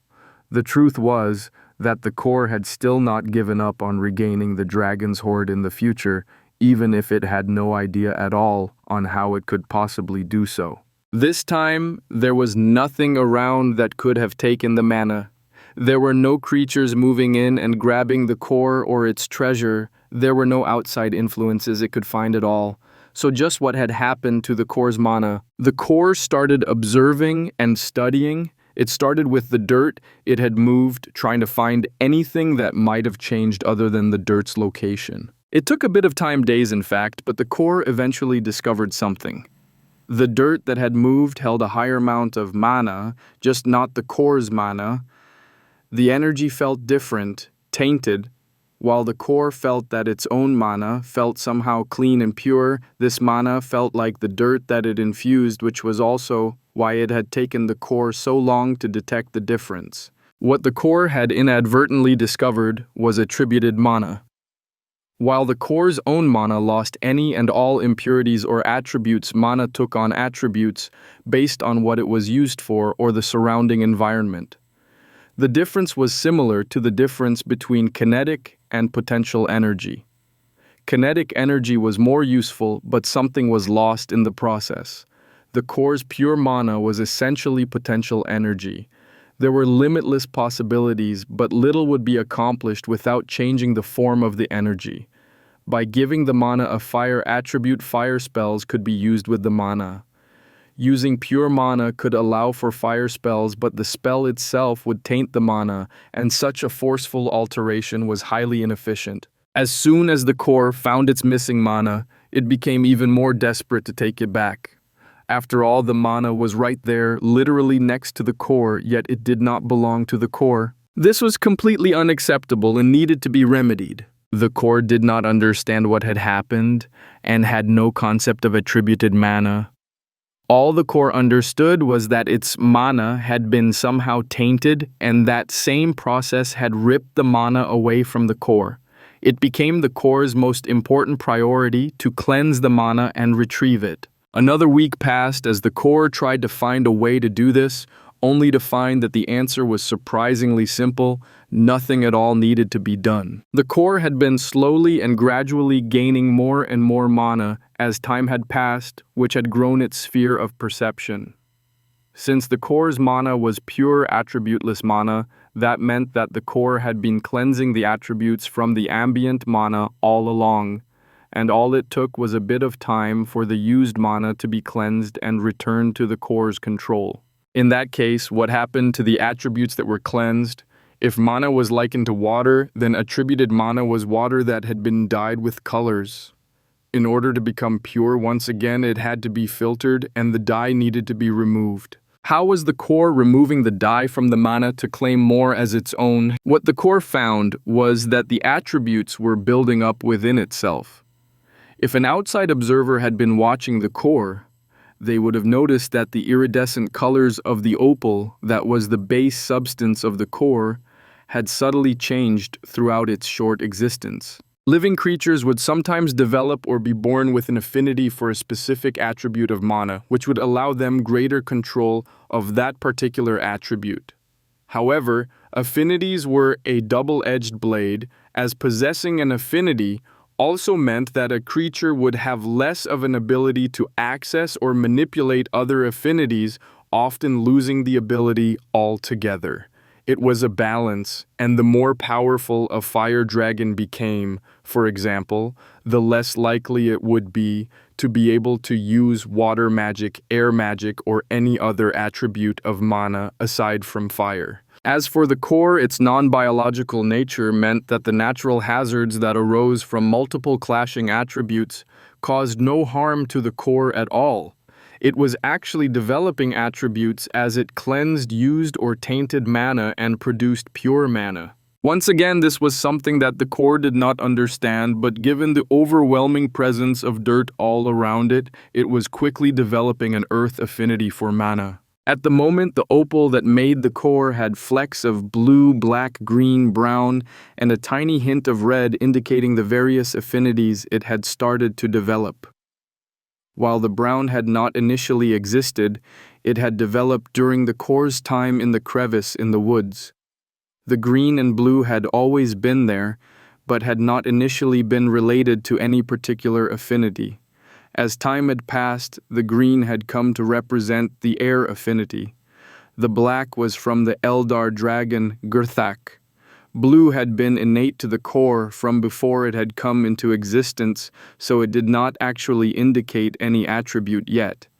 The hint of red was fire attribute that had come from the heat and flames from Gurthak's egg that had died. However, there was something important about the core that made it unique in the entire world. There was no other existence that innately used pure attributeless mana. It was pure and therefore had limitless potential to take on any attribute at all, which meant that it was useful to every single creature that lived. Unfortunately, the core had no idea how to take advantage of its building affinities or use any mana other than its own. Human mages had some level of internal reserves, but that merely acted as a guide. Spells were used with ambient mana of the necessary affinity or by converting pure ambient mana, but the core exclusively used its own reserves, which was a severe handicap. On the other hand, upon understanding the basic process of the filtering that was occurring as the core claimed ambient mana as its own, it realized that it might be able to focus on that process and gain more mana. Could this be like the eating it had observed the creatures in its domain doing? But how could the core pull in mana that it did not control? Without any idea on how to proceed on that front, the core simply decided to return to something that had already worked to strengthen it greatly. It would seize control of another creature. Unfortunately, it had already learned that it was impossible to do this with the ants, worms, bugs, and other small creatures already present, which meant that the core needed to wait for another larger creature like the mole to draw close. While waiting, the core also started working on something else. It had noticed that the amount of mana present in the ants had been slowly increasing, though it seemed to be a very slow and natural process simply from their proximity to the core. In the past, the core had not been able to really manipulate its mana much, but it had just claimed its own nest, which had included the ant nest. The core had also noticed that it had a bit of control over the mana within its nest, so could it do a bit more with the ants after the change. The core concentrated more mana into the ant nest, and specifically onto the largest ant there was the queen. That ant already had much higher levels of mana than any of the others, though it was nothing close to reaching what had been present in the mole. The core pressed but found that trying to force things did nothing. Still, gradual changes had already been observed, so it decided to leave the mana concentration and see if anything changed with time. Another week passed, and the mana concentration in the ants more than doubled. More than that, the core found that the ants had started to feel more connected. It was a bit similar to the connection it felt with the dirt and stones that made up its nest, yet somehow entirely different. The core pushed on that malleability that it sensed, and while it did not feel any of the control over the ants it had enjoyed, with the mole there was something new present. It felt like the substance of the ants' bodies could somehow be controlled like the dirt had been moved before. Well, there was only one thing to try to do, then grow. The core had already understood that a larger size indicated a greater mana capacity, so if it wanted to be able to control the ants, as it had the mole, the ants needed to be larger. If the ants were going to become larger, then it was only reasonable to start with the ant that was making all of the new ants. The core pushed against the ant queen, willing the small bug to grow larger. There was a powerful resistance, though nothing like what had been felt from the mole. This was not a rigid resistance that needed to be broken, but more of a weight that needed to be moved and set down. Each push from the core changed something, though nothing could be seen. It pushed until the resistance increased, and then decided to stop. Nothing seemed to be any different, but as it observed over the next few hours, the queen started to eat more and more. She appeared ravenous, and she devoured everything that was brought to her. The core observed that the queen was slowly, almost imperceptibly growing larger as she ate. The core had pushed for a change to take place and had laid the foundation, but nothing had been provided to enable the change that had been demanded. A spark had started a fire, but more fuel was desperately needed to see that spark become a blazing inferno. The core continued to watch and the queen continued to eat. She stopped laying eggs, and it was clear that the workers were very upset by the sudden change. They tried to bring the queen more food and also tried to care for her, but the more time that passed, the more agitated the queen became. After a day, things came to a head when the queen took a head. She could no longer control her hunger and the overpowering need to eat and fulfill a drive that had been placed upon her. It had rewritten her natural instincts to lay eggs and ensure the survival of her nest, and her entire focus had become on growing herself larger. One hapless worker did not move quickly enough when delivering food, and the queen bit the worker's head right off and devoured it. This was not the way of ants. Ants were not cannibals, and they did not eat their own. For the queen to do so meant that the queen was no longer one of them. The workers descended upon the queen as though she were an invader, killing her within seconds. The core observed everything, studying its failure. It had pushed too far too fast, and that had caused the queen's death. Days passed, but the ant nest started to die out. The workers continued to gather food and care for the eggs, pupae, and larvae, but no more eggs were hatched. The nest was already doomed. The core understood its mistake, though not how to fix it. It continued to observe and decided to make its next push a bit more subdued. It seemed it might be important to start small and work towards larger changes if it wanted to avoid similar failures in the future. For the time being, the core chose a few worker ants as well as a few other bugs that lived in the area, and it started pushing on them as well, though much gentler than it had on the queen. Things became rather frantic in the tiny world that was the crevice in the ground of a large forest, as about 20 different ants, beetles, and centipedes embarked on a crazed feeding frenzy trying to get the nutrients and food to power a forced growth spurt. The population plummeted, and the core watched as some of its experiments devoured each other. After about a week, there was some level of success. There was a 25-centimeter long centipede living in the core's domain, and the core could clearly feel that this creature was large and powerful enough that it could take control of this one. Finally, the core had another puppet to work with. Chapter 5 discovered. Simon had spent the 4 years since the dragon's death running himself and the Shadow Guard ragged. While outright war had been avoided, both Faerûn and Tamar had engaged in espionage, counter-espionage, and endless guerrilla warfare in desperate attempts to prevent the other from seizing the Eldar dragon's hoard. At the same time, there had been an unspoken agreement to keep the dragon's death a secret as long as possible to avoid any additional parties from getting involved. Both of the nations were extremely wary of the Savarin Empire to the south. Thus, as one of the captains of the Faerûn's elite troops, Simon had been sent on countless raids and ambush attempts. As things had escalated, the Faerûn kingdom's mage priests had been sent out to participate and provide magical support for the troops. The truth was that having the mage priests ended up not making much of a difference after just a few skirmishes, as Tamar had sent their own magical support, and the two sides had essentially canceled each other out. In the end, it was still the soldiers who were sent to fight and die. However, at the moment, Simon was not participating in the silent war. Instead, he had been sent with a small escort and a single mage priest to investigate a forest on Faerûn's border. It was actually the same forest where Simon had been ambushed on his way back from the dragon's lair that first time, and so his memories of the place were less than impressed.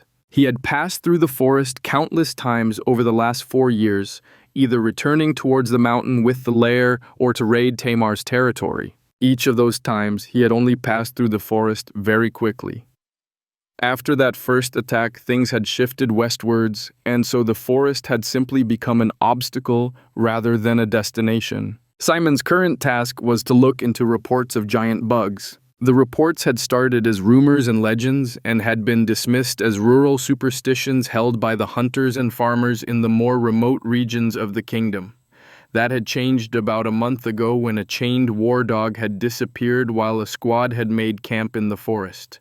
Just the hound's disappearance would not have been enough to raise any bells, but there had been blood at the scene, as well as the shattered body of what had looked to be an ant the size of a cat. The creature's remains had been returned to Gilone along with the report.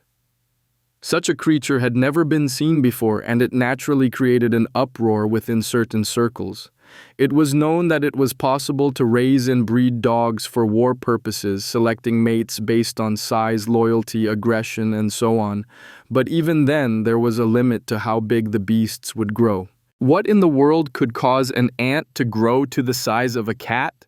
That was not merely double the size, but something entirely different. Simon and some of his shadow guard had been sent to escort a mage priest to investigate the matter. If Tamar had learned how to breed monstrous beasts and send them as an advanced invasive force, Faroon needed to prepare. After arriving in the forest, a soldier from the squad which had lost the war dog led them to where the beast had been lost.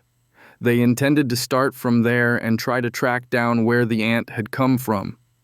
If there was a nest, their mission was to destroy it if at all possible. Ants were recognized as a pest that could devastate a family's food stores, and it had not taken long for Faroon's leaders to understand how terrifying monstrously large ants could be. Simon intended to take no chances, and 4 soldiers were put on watch for each shift of the night. They could not afford to be taken unawares by bugs, but the creatures were still quite small, which meant that precautions had to be made. Captain Simon, I have not been able to sense anything unusual yet, but if any of your men are trackers, we might want to search the forest nearby for traces of the ants. I can't believe that an ant, no matter how large, could wander too far from its nest. The mage priest Aaron had not been able to sense any magical activity in the area, but Simon was not expecting to settle this matter quickly. Animals were something that hunters tracked down, not soldiers yet. Even then, Simon knew that no hunter tracked ants. Where would one even begin? Tomorrow I'll be sending out 4 teams of 3 men to scout each direction, Brother Aaron. Mage priests tended to be very fussy about being addressed properly, especially the followers of Hida, the god of battle. Only Hidi's priests had been willing to cooperate with the soldiers, so even though a priest of Erdil, goddess of the hunt, would have been far more suitable, Arnie's priests and priestesses refused to work with the soldiers at all. I will wait here in the camp to await reports so that I will be ready to join whichever team encounters something.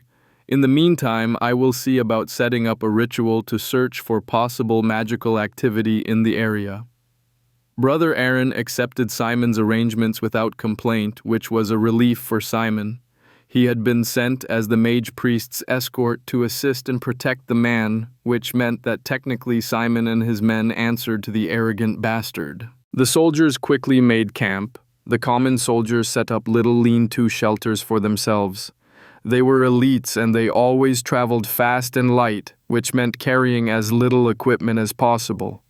As an added benefit, their shelters were difficult to see in the forest, which helped them remain undetected on their excursions. This time, they did have to set up a single tent, which was naturally for the mage priest.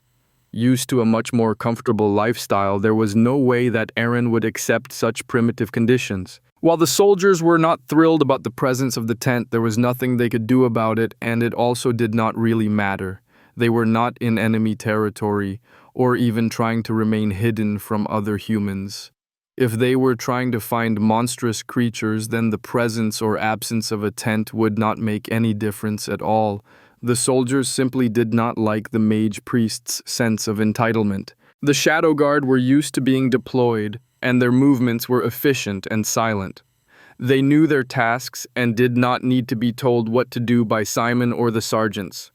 Silence was something that had been drilled into all of the elites for when they were deployed, and only almost whispered conversations could be occasionally heard. Nothing was even said to order anyone to stand watch for the night, as the soldiers knew their rotation by heart. They were given the luxury of a hot meal cooked over a fire and quickly turned in for the night.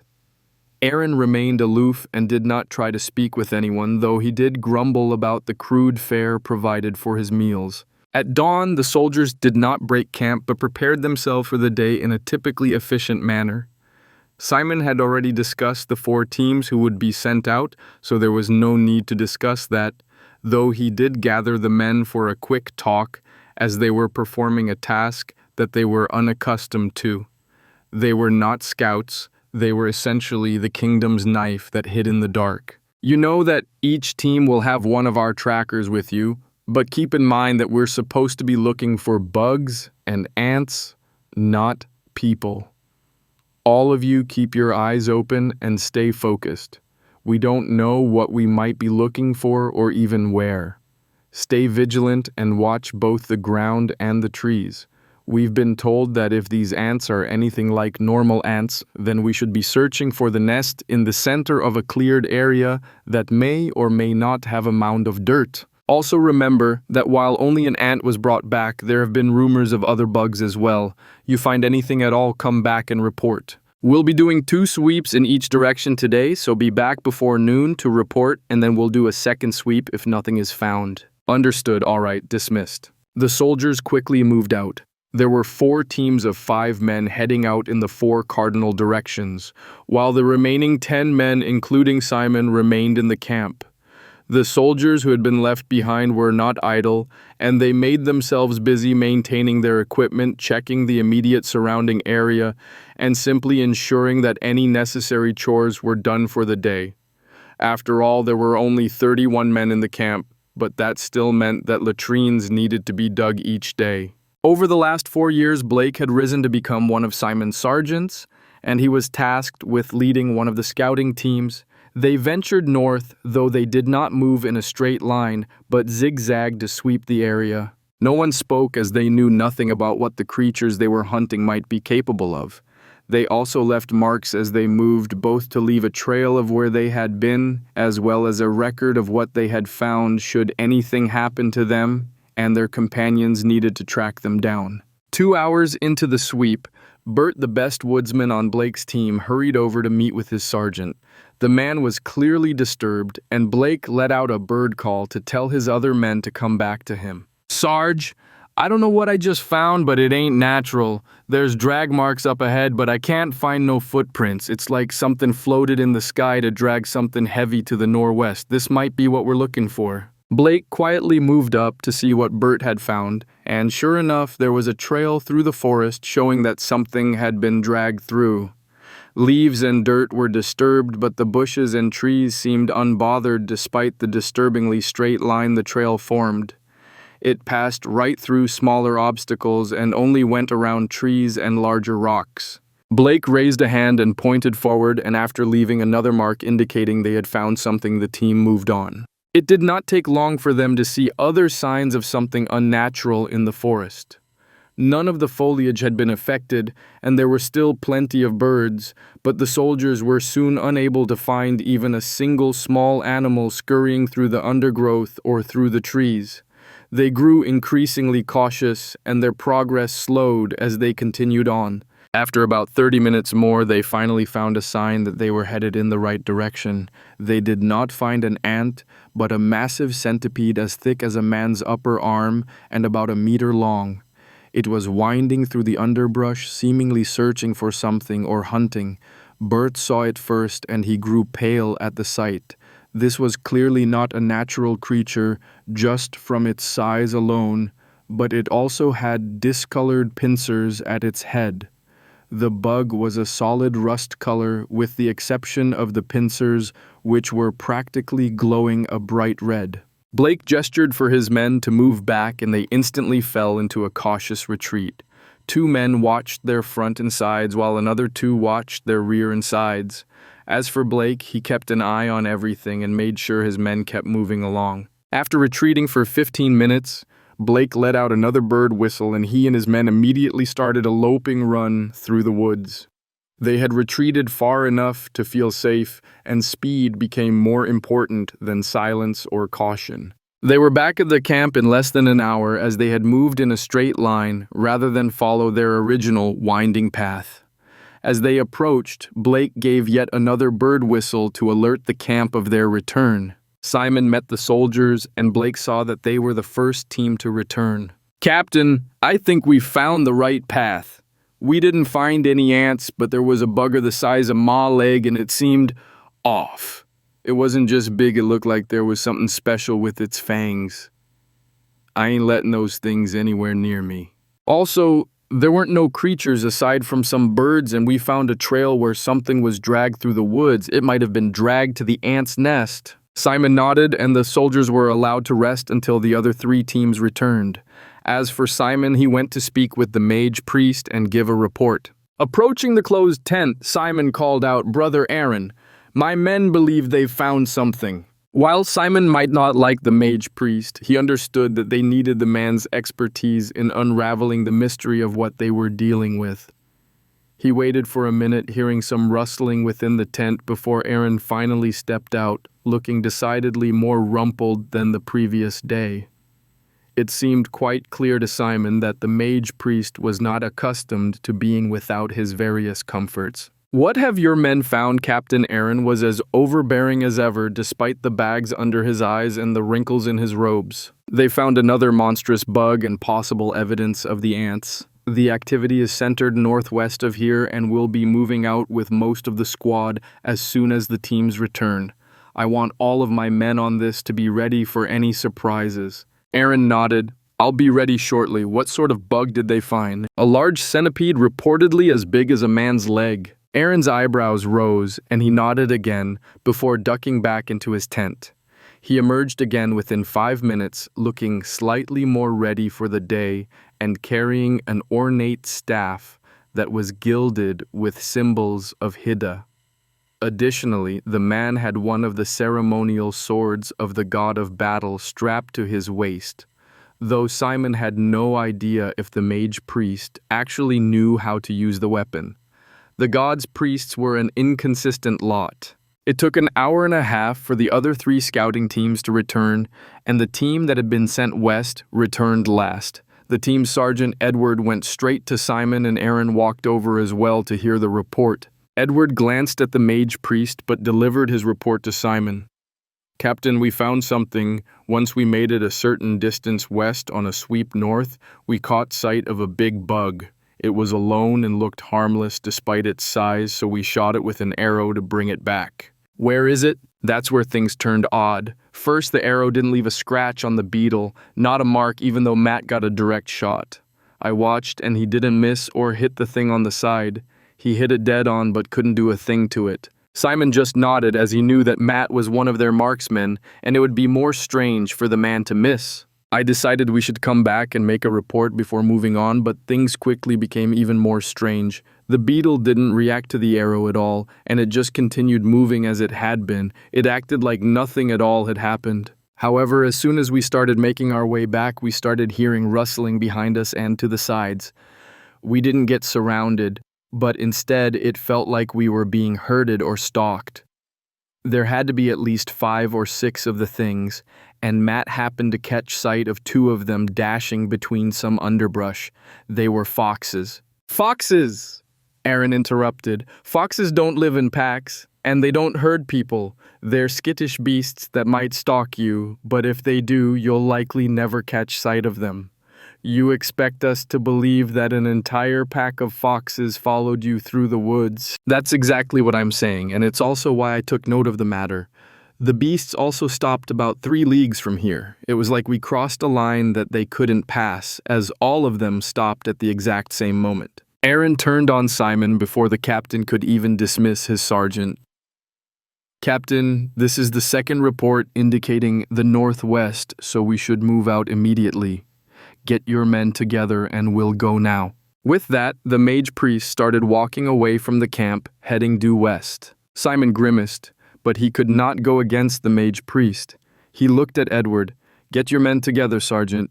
We're moving back out. Check in with Blake as his team also found something, and I want to know which path will get us there quicker. I'll catch up with the priest and start moving him northwest while you 2 determine the best route.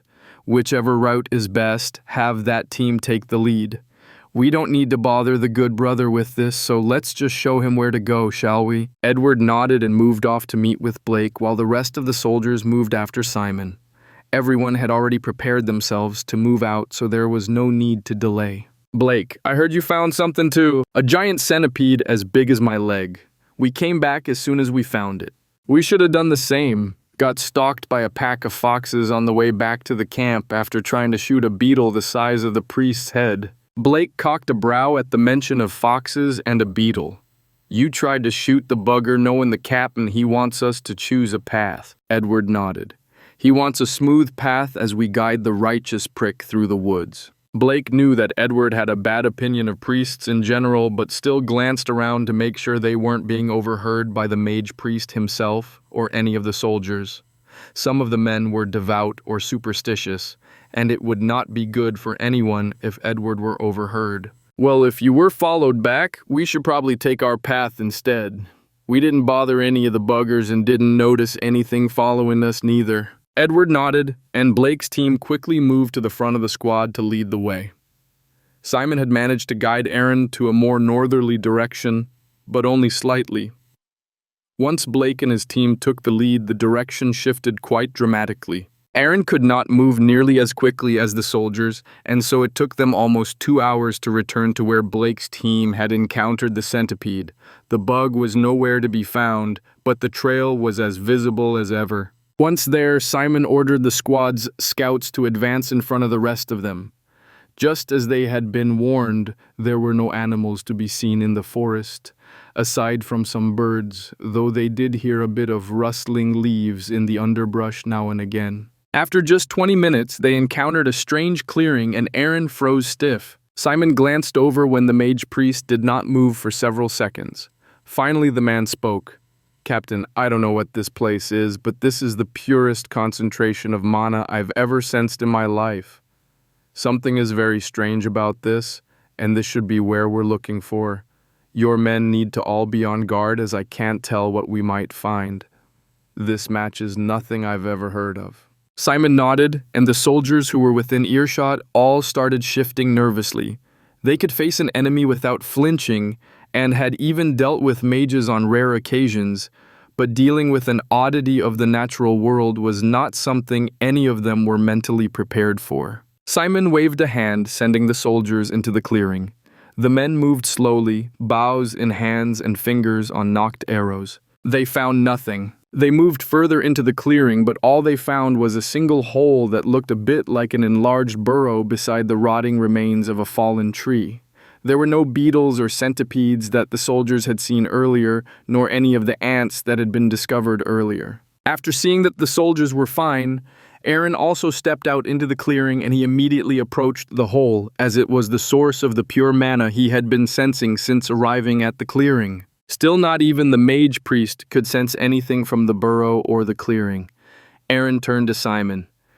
Captain, I'm going to begin a ritual to peer into the earth with magic.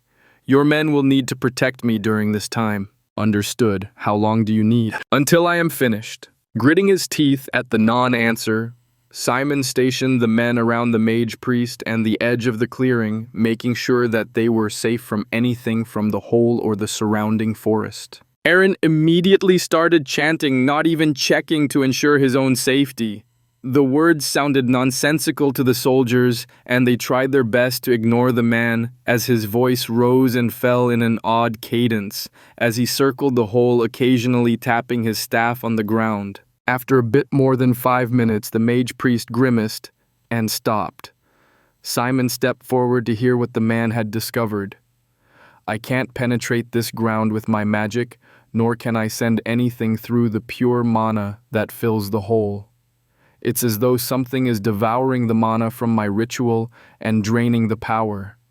I was only able to sense that there is life within the tunnel, but I cannot give you number, size, or even species. I'm next going to try collapsing the hole and seal everything within. It's clearly too narrow for an adult to fit into, and any child small enough would be unable to accomplish anything at all. I can't say if there will be any reaction, but it would be best to prepare for the worst. Do you need any time? Simon was surprised at how serious and professional the mage priest had become. It was possible that things were much graver than Simon had understood. Do you know if there are any threats in the surrounding woods? It would be best to concentrate my men in a single area if possible, so I would like to avoid having to watch the hole and the forest at the same time. I was selected for this task due to my mastery of Earth, so sadly I cannot tell you anything about the surroundings. That would require wood air or life affinity, which I lack. I sadly am unable to provide any guidance. Simon nodded and asked for a few moments to rearrange his men. He set them in 3 rings, 5 near the mage priest around the hole, 10 between the hole and the edge of the clearing, and the rest were scattered near the edge of the clearing. Swords and shields were used by everyone but the second ring, who all used bows so that they could reinforce wherever needed. As for Simon himself, he drew his weapon and planted himself beside Aaron before giving the man another nod. Aaron closed his eyes and resumed his meaningless chant. This time he did not move his feet at all, but the staff continued to rise and fall with the man's voice. The soldiers felt a pressure descend upon them and grips tightened as tension filled their expressions. Unexpectedly, Aaron cut off mid-syllable and stumbled as though he had just been punched in the gut. His face turned pale, and the moment he was able to take a breath, he shouted, "Prepare." Simon's eyes darted between the hole and the edge of the clearing, but he could not feel or hear a thing. There was no sign of what Aaron had sensed, and the soldiers started shifting their feet uncomfortably. There was nothing worse than an unknown, unseen enemy. The silence did not last long as suddenly insects erupted from the hole in the ground, and forest creatures burst into the clearing from all directions. From the hole came centipedes, countless ants, beetles, and small snakes.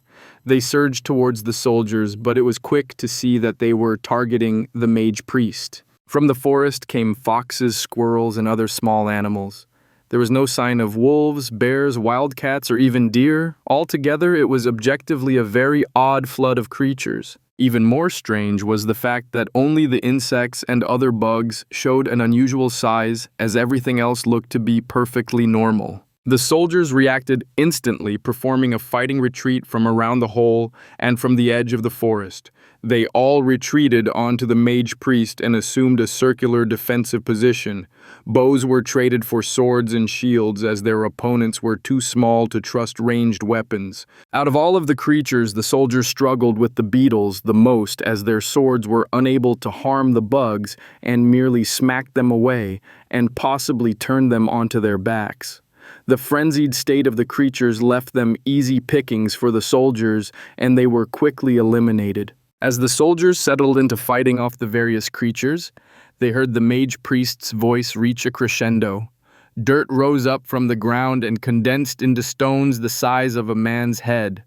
Simon noticed what was happening and shouted, "Down!" The soldiers dropped to the ground, ignoring their opponents, and not a moment too soon. Aaron's eyes were closed, yet each of the stones shot forward and impacted the indestructible beetles, crushing them. The soldiers grew pale when they saw that the stones had all moved in straight lines, and many of them would have lost their heads without the captain's warning. With the beetles dealt with, the soldiers were able to quickly finish off the rest of the creatures. Aaron was gasping for breath and swaying on his feet. Despite his fury at seeing his men endangered by the spell, Simon motioned for one of his soldiers to help the mage priest move, and the entire squad started moving out of the clearing. Aaron fought off the soldier and stumbled over to Simon. "Captain, what is the meaning of this?" Simon stared at the man, his confusion so overpowering that he had no idea how to respond to the enraged question. Finally, he asked, "The meaning of what?" "Why are your men leaving? The beasts are dead. We need to secure samples of every single species here and then block the hole." Simon was stunned but also understood what Aaron was saying. They were not facing a human enemy or even an intelligent opponent. They were facing a freakish natural phenomena. There was no need to respond as though they would be ambushed or soon would need to face the enemy's reinforcements. After quickly gathering his thoughts, he replied, "We are leaving the clearing to set up a more defensive base before resuming our task. We have no idea what is happening or what might happen next, and we need to prepare for the worst." Aaron took a moment to breathe and compose himself. "You will address me as Brother Aaron. Do not forget that you are here to assist me and not the other way around. Find me a place to sit and recover before I block the hole." Also see if some of your men can find a large boulder while the rest gather samples of the various corpses. The more intact, the better. Simon had long known that priests were entitled and arrogant, but that knowledge never made them any easier to deal with. He managed to keep his mouth shut as he nodded to acknowledge his orders and moved to deal with things with his men who had all clearly overheard the mage priest's shouts. Bodies were collected, scouts checked the nearby area for any approaching threats, and a large boulder and Aaron sat on the ground with his eyes closed and breathing so slowly that he appeared asleep. After about 20 minutes, Aaron's eyes opened and he looked over at Simon with a questioning expression. "No, Brother Aaron. My men were unable to find any boulders in the area. We're still quite a distance from the mountains, and this region is entirely earth." Aaron sighed and then heaved himself to his feet. "You will need to protect me again, and then will likely need to carry me from here when we leave, as I will probably be incapacitated. Make sure your men leave a clear trail to this place, as we will need to return here with more of my brothers and sisters." Simon made to respond but suppressed his questions. It was clear that there was something to the situation that he did not understand. Instead, he just nodded and gestured for his men to take up positions around the mage priest, and 2 men quickly went to chop down 2 saplings and grab some clothes to make a litter to carry the priest if needed. For the 4th time that day, Aaron started chanting, but this time the soldiers were able to clearly see what was happening as the chant continued. Dirt rose up from the ground in the nearby area, and it all started to gather before Aaron's outstretched hand and staff. More and more dirt gathered, and it soon started to shrink and condense. After a couple of minutes, sweat was pouring from Aaron's head and his arms were shaking. He took a trembling step forward towards the hole, a massive boulder floating in the air in front of him. Simon understood what was needed, and he stepped forward while indicating with his head for Blake to do the same on the other side. The 2 soldiers helped hold Aaron upright and practically carried him towards the hole. Once they were close, Aaron's chant cut off and the boulder fell to the ground, plugging the hole in the ground. The mage priest fell with the stone and only avoided collapsing onto the ground because he was held upright by Simon and Blake. Aaron was not merely weak and pale, but completely unconscious. They carried him back to the makeshift litter and laid him down. Simon looked around at his men. There were a few nicks and scratches, but overall there was no damage to be seen. "We need to get the priest back and make a report. Make sure you bring the bodies along, and while I know we all hate it, we'll be moving through the night tonight. Make sure your gear's secured and that everything's ready. We'll be stopping to collect the men at the camp, and I want Bert and Matt up in front to alert the camp so that they're ready by the time the rest of us arrive. We'll rest at dawn and move out again at midday. I want to be home within 4 days. Understood?" "Yes, sir." The humans left the clearing, leaving nothing behind but a massive pile of bug and animal corpses. Also deep underground, they left a distraught fledgling core. Chapter 6. Fury and Growth. The core was furious. It was almost as upset as when it had first been taken from the dragon's lair years before. Once again, these strange creatures that walked on only 2 legs had come and ruined everything. Almost all of the core's creatures and puppets had been wiped out. It had tried to keep its various creatures hidden in the forest or deep underground, but when it had felt that surge of tainted mana trying to squeeze and destroy its nest, old forgotten instincts had risen up and the core had lashed out with everything it possessed as it had tried to protect its treasure. At that moment, not only had the core completely crushed and dominated the attempt to destroy its nest, it had instinctively ordered every last puppet and creature to attack the invaders. The core's instinctive use of mana had created a backlash that had wounded the mage priest so badly, and the order to attack had induced an unstoppable frenzy upon all of the creatures under the core's control. The only thing that had prevented a few of the core's minions from dying was the fact that they were slow and had not been able to leave the underground tunnels in time. Over the last few years, the core had continued along the path it had discovered. It had continued to develop its nest, sinking deeper and deeper into the earth while creating a bewildering and confusing path downwards. At the same time, the core had eventually learned how to push the growth of the creatures within its domain.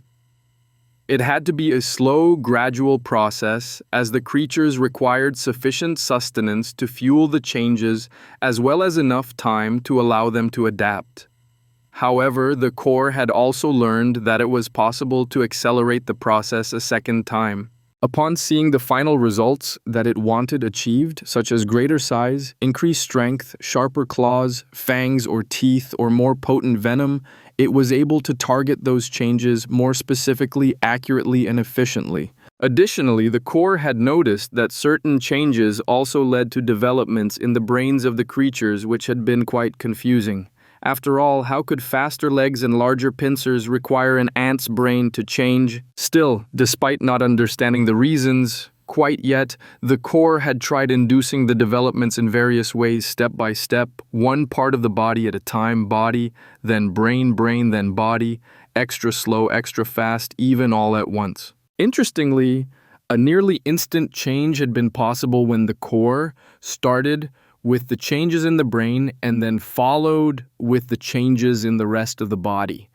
It was almost as though the body was trying to match what was in the brain. Some of the core's attempts had not been nearly so successful, though those failures were the only creatures still alive.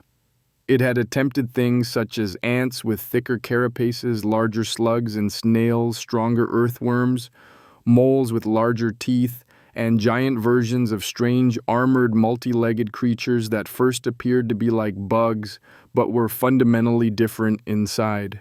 They would roll up into balls, and the core felt that they could prove to be powerful defenders, yet when it tried to make them larger, stronger, and generally more robust, the roly-poly creatures had proven almost incapable of movement, and they struggled to even feed themselves. These failures had been too slow to leave the underground tunnels with the rest of the centipedes, ants, snakes, and beetles. The core had eventually recovered some measure of self-control, and it had instantly tried to recall its forces, but it had already been too late. Only its failures had been far enough away from the humans to remain safe. Once the humans had left, the core had been able to fully regain its composure, and it had started to try to analyze things. After all, it was still safe, though its forces were terribly depleted. However, the invaders had been completely unharmed, aside from the one who had tried to directly attack the core's nest. This proved that the core's creatures were still insufficient, while the core was actually more capable than it had realized. This was an interesting revelation, as the core had always believed itself helpless and defenseless, yet its instinctive reaction had actually proven to be its most effective protection. How could it take advantage of this information? Also, the core started to go back over the times that its creatures had been fighting, and it quickly noticed a few things. For starters, its creatures were simply too small. They had been unable to reach or damage the humans. Some creatures, such as the foxes, centipedes, rabbits, and squirrels, had been quick enough but had lacked the size and strength to cause any damage. The core had improved the centipede's fangs, trying to make them larger, stronger, and more venomous once it had come to understand the concept of toxins and how they affected biologicals. Those fangs had proven incapable of penetrating the human's skin that seemed so strange to the core's mana sense. Surprisingly, the beetles had proven the most difficult for the humans to deal with, as only the one who had used mana had been able to harm the creatures in the least. The reason the core had not expected the beetles to have any effect was because they had proven practically useless within the tunnels or the forest. The beetles were rather harmless, as they did not hunt or attack other creatures, and instead just wanted to be left alone. When they had encountered predators, the beasts had all attacked the beetles' bellies, which were relatively unprotected, and thus the large bugs had been quickly and easily dispatched. The core wondered if there was any way to take advantage of the beetles' defenses in other ways. Overall, the core felt quite frustrated. It had believed its minions could handle anything, but clearly it had not understood just how powerful creatures could be in the world. In truth, the core had already known there were more powerful creatures in the world, as there were far more powerful creatures even in the forest. It had detected creatures like wolves, bears, deer, and more, but unfortunately, larger creatures required far, far more mana for the core to gain any control of them, and the creatures simply moved too much. Unless they remained within the core's perception and mana, it could not permeate their bodies with enough of its pure mana to be able to gain control or influence over them. This was why the core had been limited to only the underground creatures it had raised itself or the smaller woodland creatures. As for birds, the core had found them to be absolutely fascinating, but the feathered creatures were simply too skittish, and they seemed capable of sensing even the tiniest changes in their environment. And every time the core had tried to seep its mana into any of the birds, suddenly the core stopped. As it had been reviewing the battle between its minions and the humans, it suddenly realized it had completely overlooked an earlier event.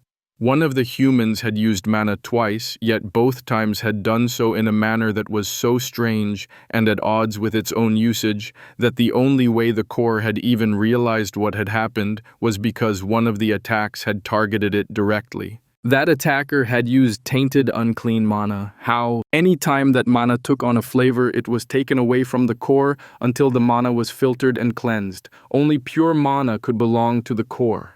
How had that odd creature mobilized and used the dirty mana? Not only that, it had done so in such an effective manner that the core had actually felt threatened. Had the core somehow missed something? Was there some additional secret to using mana? All along, the core had been sinking itself into the earth by moving dirt with pure mana, and then it would refilter and repurify the mana to reclaim it. But was there a way to use the tainted mana directly and skip those steps? This question was so intriguing to the core that it completely forgot about all of its recent losses. It also did not notice the slow surge of rising mana returning to it after so many of its creatures had died. As the core focused on the prospect of using tainted mana, its perception range and area of influence spread out 1 meter after another. By the time the process stopped completely, the core's range had spread to encompass a full 2 kilometers in every direction, more than doubling its territory within a single day. The core ignored everything as it focused. First, it replayed the exact actions the human had taken when manipulating and using mana. The core automatically ignored the motions and words that the mage priest had employed when preparing the spell, as the core had no understanding of such things. In truth, the core did not even understand the concept of communication, so how could it possibly consider that the human had been moving and speaking to communicate with mana and the gods in order to release a spell? However, the core had an advantage that no other being on the entire planet had: its perfect mana sense. There were creatures that possessed such a sense, but it was almost always an acquired sense, and it was absolutely always a supplemental form of perception. The core was the only being in existence that had only a single sense, and thus it had unwittingly honed its mana sense to what even the gods would consider to be an impossible level. With its perfect memory and peerless mana sense, the core was able to replay the exact mana manipulations that the human had employed in pristine detail. In fact, to better perceive exactly what had happened, the core removed the human from the replay entirely and rewatched only the movements of the mana that had occurred in the moment leading up to the mana attack it had suffered, as well as what had happened immediately afterwards. After a while, the core realized that without the human included in its analysis, there was something missing. The image of the human rejoined the moving, flowing mana, and at that moment, everything fell into place perfectly. The human had a small reserve of mana, but the core had completely ignored the fact that the human had a tiny trace of the impurities that existed in the ambient mana in the ground, that the core had been filtering out and storing within itself. The human had actually used those impurities to create a resonance between his own mana and the earth, attribute mana in his surroundings. The human had not used his own mana to attack, but had used his own mana to control the ambient mana into attacking for him. This was no different from how the core used creatures under its control to carry out actions in place of itself. This was a method that the core could completely understand and relate to, but it was a shocking revelation that it could direct and control mana that did not belong to it. The core searched within itself for the accumulated impurities that had gathered over the years. When it compared itself to the human, the core had at least 10 times more impurities that related to the earth affinity. The core started trying to replicate the movements the human's mana had gone through, though it quickly realized that it needed to modify things heavily. After all, the core did not have the same physical form as a human. The structure, shape, size, and composition were all completely different with no similarities whatsoever.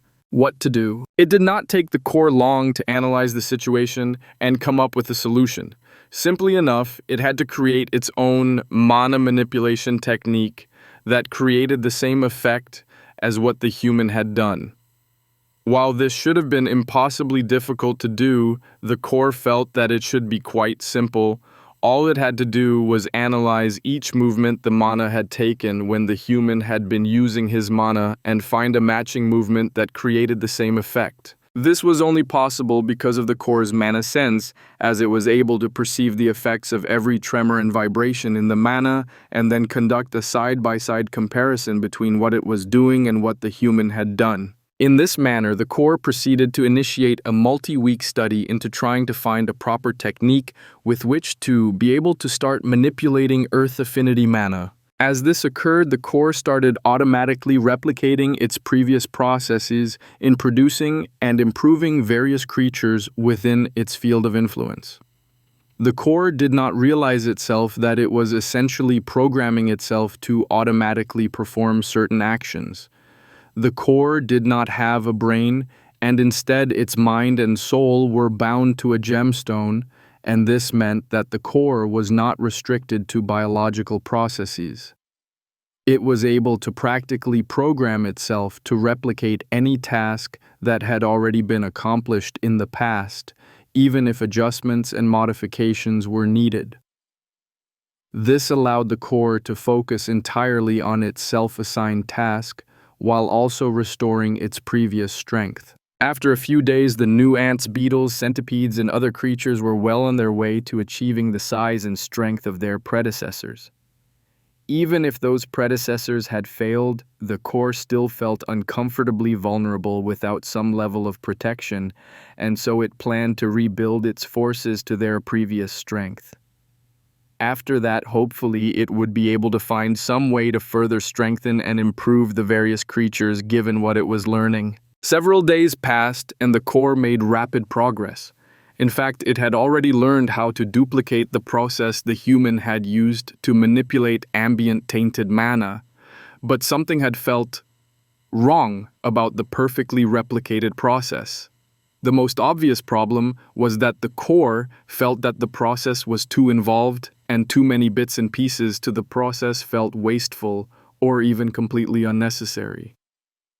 However, even after the core had eliminated portions of the process and started streamlining others, something had still felt wrong. It felt almost as if it was giving something away, which was naturally something that was impossible for the core to even consider. Whatever belonged to the core was its possession, its treasure, and it would never willingly part with any such thing. Once the core dug into the process deeper, it found the exact portion that felt wrong and instantly realized why. It was giving something away its own mana.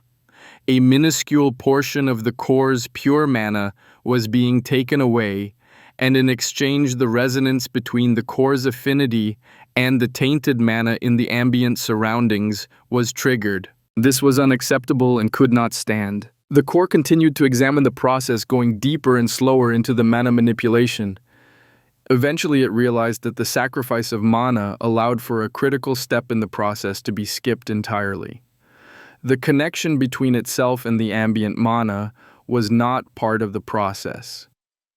In some manner that escaped the core, the sacrifice of its own mana established a connection between the taint built up within itself and the tainted mana nearby. Upon realizing the missing portion, the core started trying to find a way to introduce it. How could it connect to something that did not belong to it? What the core was missing was that the human had been a mage priest, which meant that his magic came from his god. The man's spell had been in large part a prayer to his god asking for aid. The resonance between the human and the ambient mana had literally been established through divine intervention. This was not how all magic was produced, or even how all spells were cast. But the truth remained that it was very difficult for humans to create the same resonance with the natural world that certain magical creatures could perform innately. The core was trying to copy a spell with divine portions of it and remove the god who was central to the spell prayer. It took a little while, but eventually the core found that by leaking a bit of its own taint outside and into the surrounding area, it was able to create the resonance it needed. With that connection established, the core had a full mana manipulation technique, and it was even a more efficient technique than the one that had been used by the human. With its new technique, the core immediately tested it out, and to do so, it tried to perform the same action it had performed countless times before. During the last few years, it dug its hole further down. Unfortunately, the core had become accustomed to brute forcing its way through the process, and the gentlest comparison to make was that up until this point in time, the core had been trying to dig a hole with a teaspoon. This new mana manipulation technique had essentially given the core proper tools as well as a team to use them. The core was no longer manipulating the earth itself, but was directing the earth affinity mana in the ground surrounding it to do the work instead. Realistically, the difference was going from working alone and digging a hole with a spoon to becoming the foreman of a work crew who were all equipped with shovels and picks. In short, when the core tried to dig down with the same level of effort it had used before, it opened a vast cavern and dropped nearly 200 meters down into a spherical cavern that it had just opened up. During the course of nearly 4 years, the core had managed to dig a network of tunnels into the ground that descended about 150 meters and extended about that far in various directions.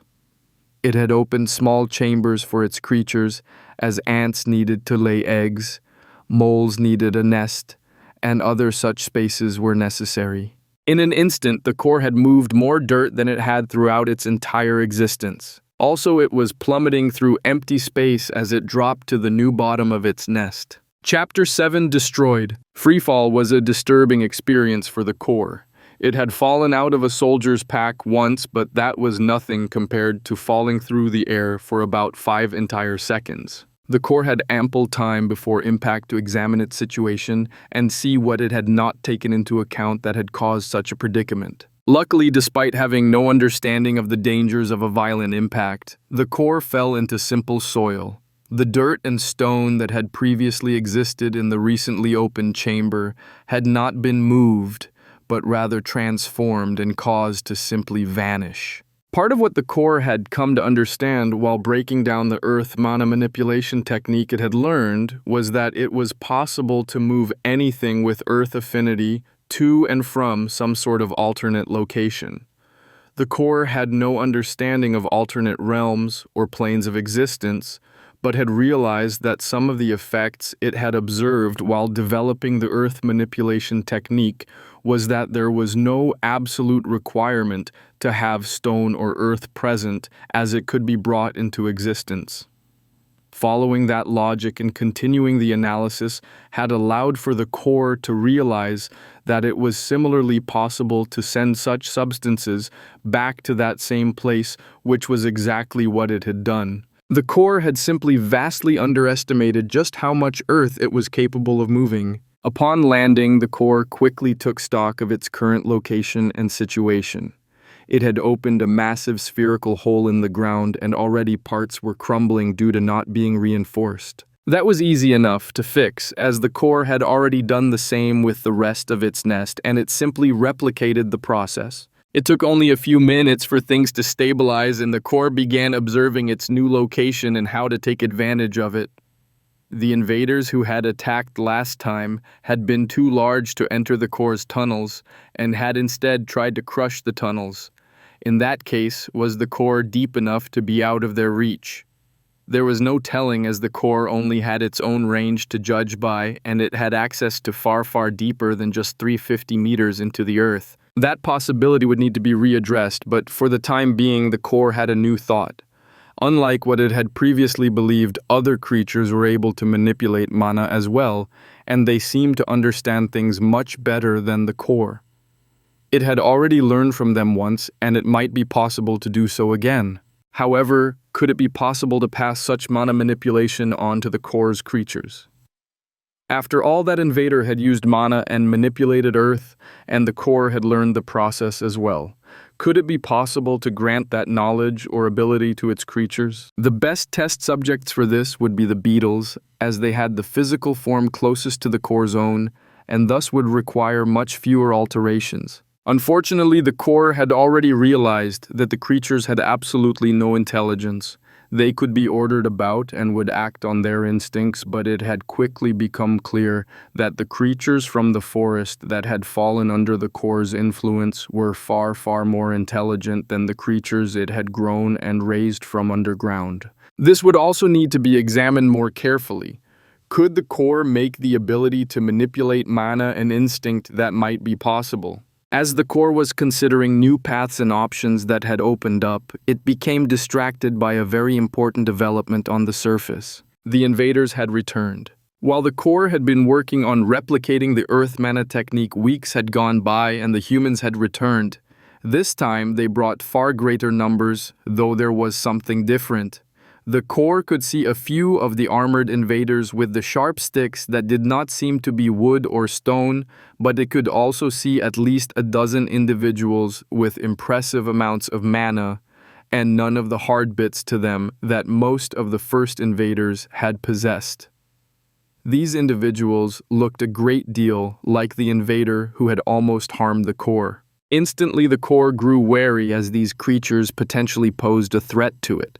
Also, while the core had managed to replenish its number of ants, beetles, centipedes, and other subterranean creatures, it had only managed to acquire a few of the forest creatures, so its forces were still greatly depleted. As for the humans, Aaron and Simon had returned to Galone and delivered reports of what they had encountered. It had quickly been agreed that more mage priests would be sent, and they would finish crushing whatever it was that was hidden in the ground. The mage priest would be accompanied by soldiers for protection, but it was quite clear that the true threat was not a physical one. After all, not one of the soldiers had even been injured, while Aaron had been left incapacitated and internally wounded. In the end, 10 mage priests were dispatched along with 20 soldiers. All of the mage priests possessed an earth affinity and had experienced actual combat before. Aaron led the mage priests while Simon was reassigned to other tasks. A task as simple as protection detail did not warrant the use of the Shadow Guard. Edward alone had been temporarily taken from Simon's command in order to guide the mage priests and their escort through the forest. The journey took longer than anticipated as the mage priests were not accustomed to such conditions. It had taken more than a week for the 30 people to complete the return journey, and as soon as they arrived at the source of the pure mana, the mage priests had started taking action. They attempted to probe the earth and find the source of the strangeness, only to find that there was something present that blocked their probes and senses. It was clear there was something down there, but they could not begin to guess at what it might be. The mage priests were led by a single high priest, and he quickly organized matters. Regardless of what was in the ground, they just needed to crush and destroy it. The mage priests divided into two groups, which would coordinate to create a metaphorical hammer and anvil to crush whatever lay deep in the earth. The high priest led the 4 other mage priests who would work together to form the hammer that would deliver the finishing blow. Unlike when Aaron had tried to attack the anomaly beneath the earth, the high priest's voice did not rise and fall as he chanted, but instead rose and then continued to rise ever higher until the man was screaming at the top of his lungs. Deep underground, the core observed everything. This time it was taking the cautious approach and holding its creatures back. It did not want to pointlessly lose more of its forces. The core watched carefully, observing everything the invaders did with their mana and movements, still completely ignoring the chants that rang out through the air. The core felt two massive amounts of tainted mana gathering, but could not understand the purpose of either. One felt immovable and steady like the earth itself, while the other felt both mobile and hard, which was an odd combination to the core. The observation continued as the core felt safe in the bowels of the earth. Then everything changed. The steady, immovable mana did move. It shifted downwards, forcing its way into the earth through the core's area of control and into its very nest. At this point in time, it was still just mana, and there was no physical aspect to the spell, but it still felt incredibly invasive to the core. It felt like something was reaching into its very being and moving around. The core instinctively wanted to resist, but held itself back. The last time it had retaliated against these invaders, they had returned in much greater strength. If they did so yet again, the core could feel fear even if it had no concept of an end to its existence or an existential crisis. In a sense, the core felt more of a revulsion towards the idea that it could be helpless against an invader, and so it forced itself to remain passive. The humans' confidence grew as time passed and nothing happened. They could feel that there was something in the earth once their mana had forced its way down, though they were unclear on what it was or where it was. The High Priest had far better mana senses, and he directed the anvil into position while preparing the hammer. Once everything was in place, the High Priest released the full fury of the spell with everything he had. The core felt a spike of a crisis. The moment the hammer had condensed in place, the core realized what was happening.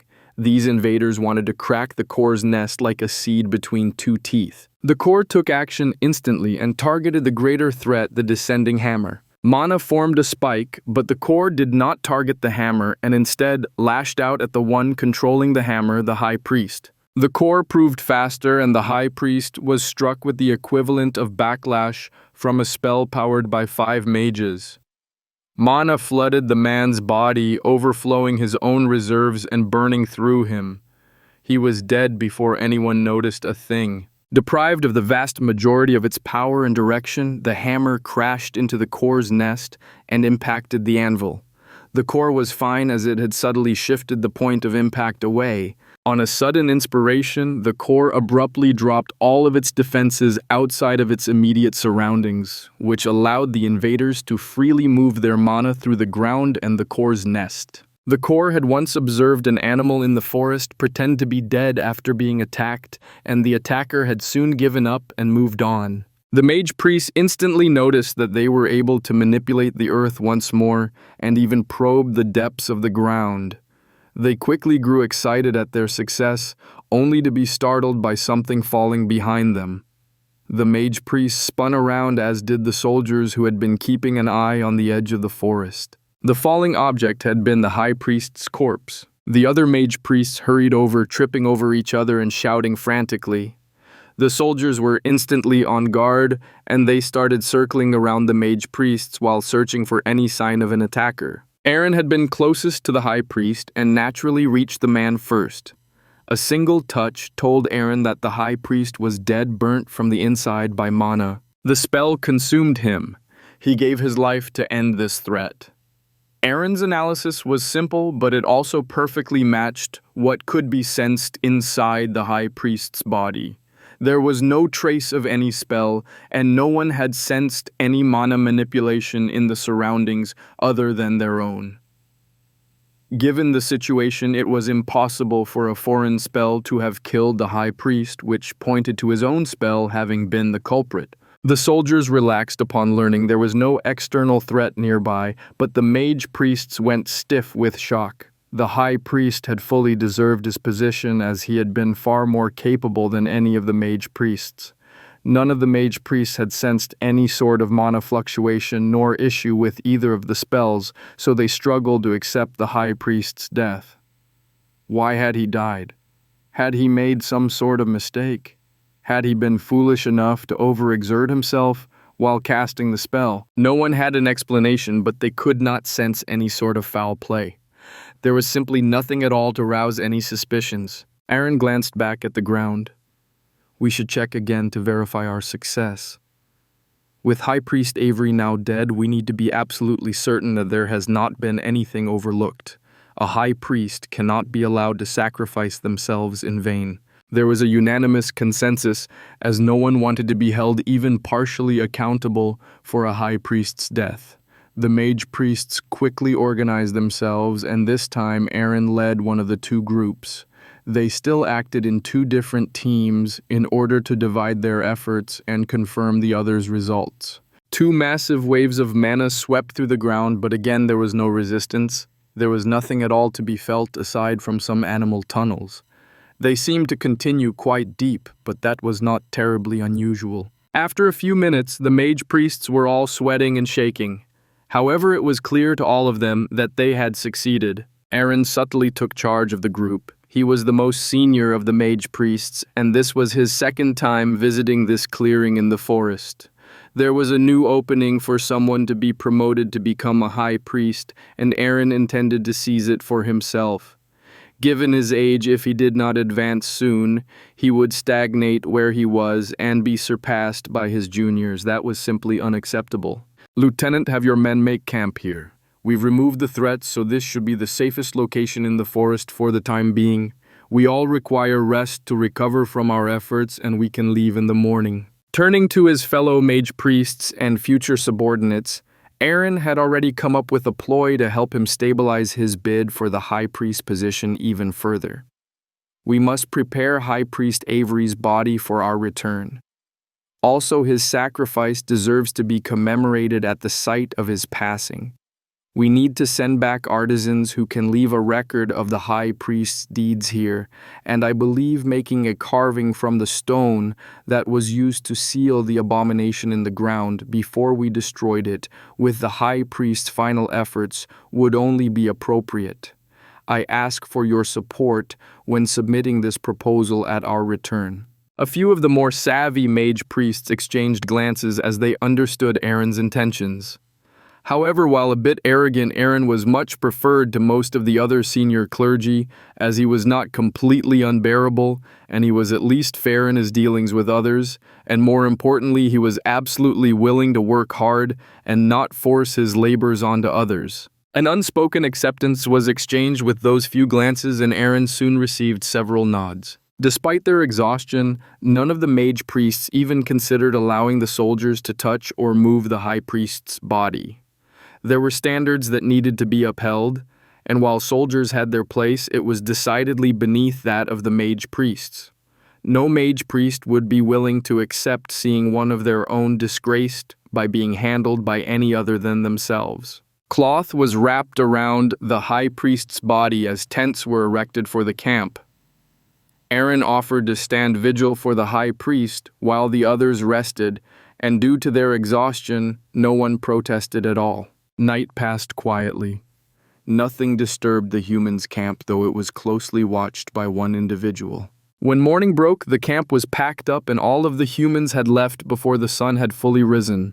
4 of the mage priests carried the high priest's body, giving the departed a proper honor guard to the afterlife. Deep in the ground, far beneath the area that the mage priests had examined with their mana, the core was practically quivering with excitement. Its gains from the invaders' death had been so shockingly astronomical that the core had almost given itself away to the invaders. It would take time to sort through everything, but if the core was even partially correct in what had just happened, then its future prospects were far, far grander than it had ever imagined. Far away from the clearing in the forest, much more distant than the underground chamber housing the core or even the foreign capital, Guilone, another individual was intrigued by the recent events that had played out. In a location that was only partially physical, as it was much more divine in nature, Hida himself had sat up to pay attention. Twice within just a few days, someone had tried to steal from the god of battle. Who was it? No human was capable of such, and what had nearly been stolen was nothing that would interest a dragon or any other creature of similar power. After all, what had been nearly stolen from Hida had first been a prayer, and then a soul that belonged to him. Who cared about a soul? Souls passed through the gods' care, but the gods gained little from them. No handling souls was nothing more to the gods than a fulfillment of an agreement. Mortals provided the gods with faith and worship, strengthening the god, and providing them with power, and the gods passed mortal souls along to the mysterious other side, while occasionally providing a few other benefits along the way. Souls were worthless as there was nothing that could be done with them or gained from them.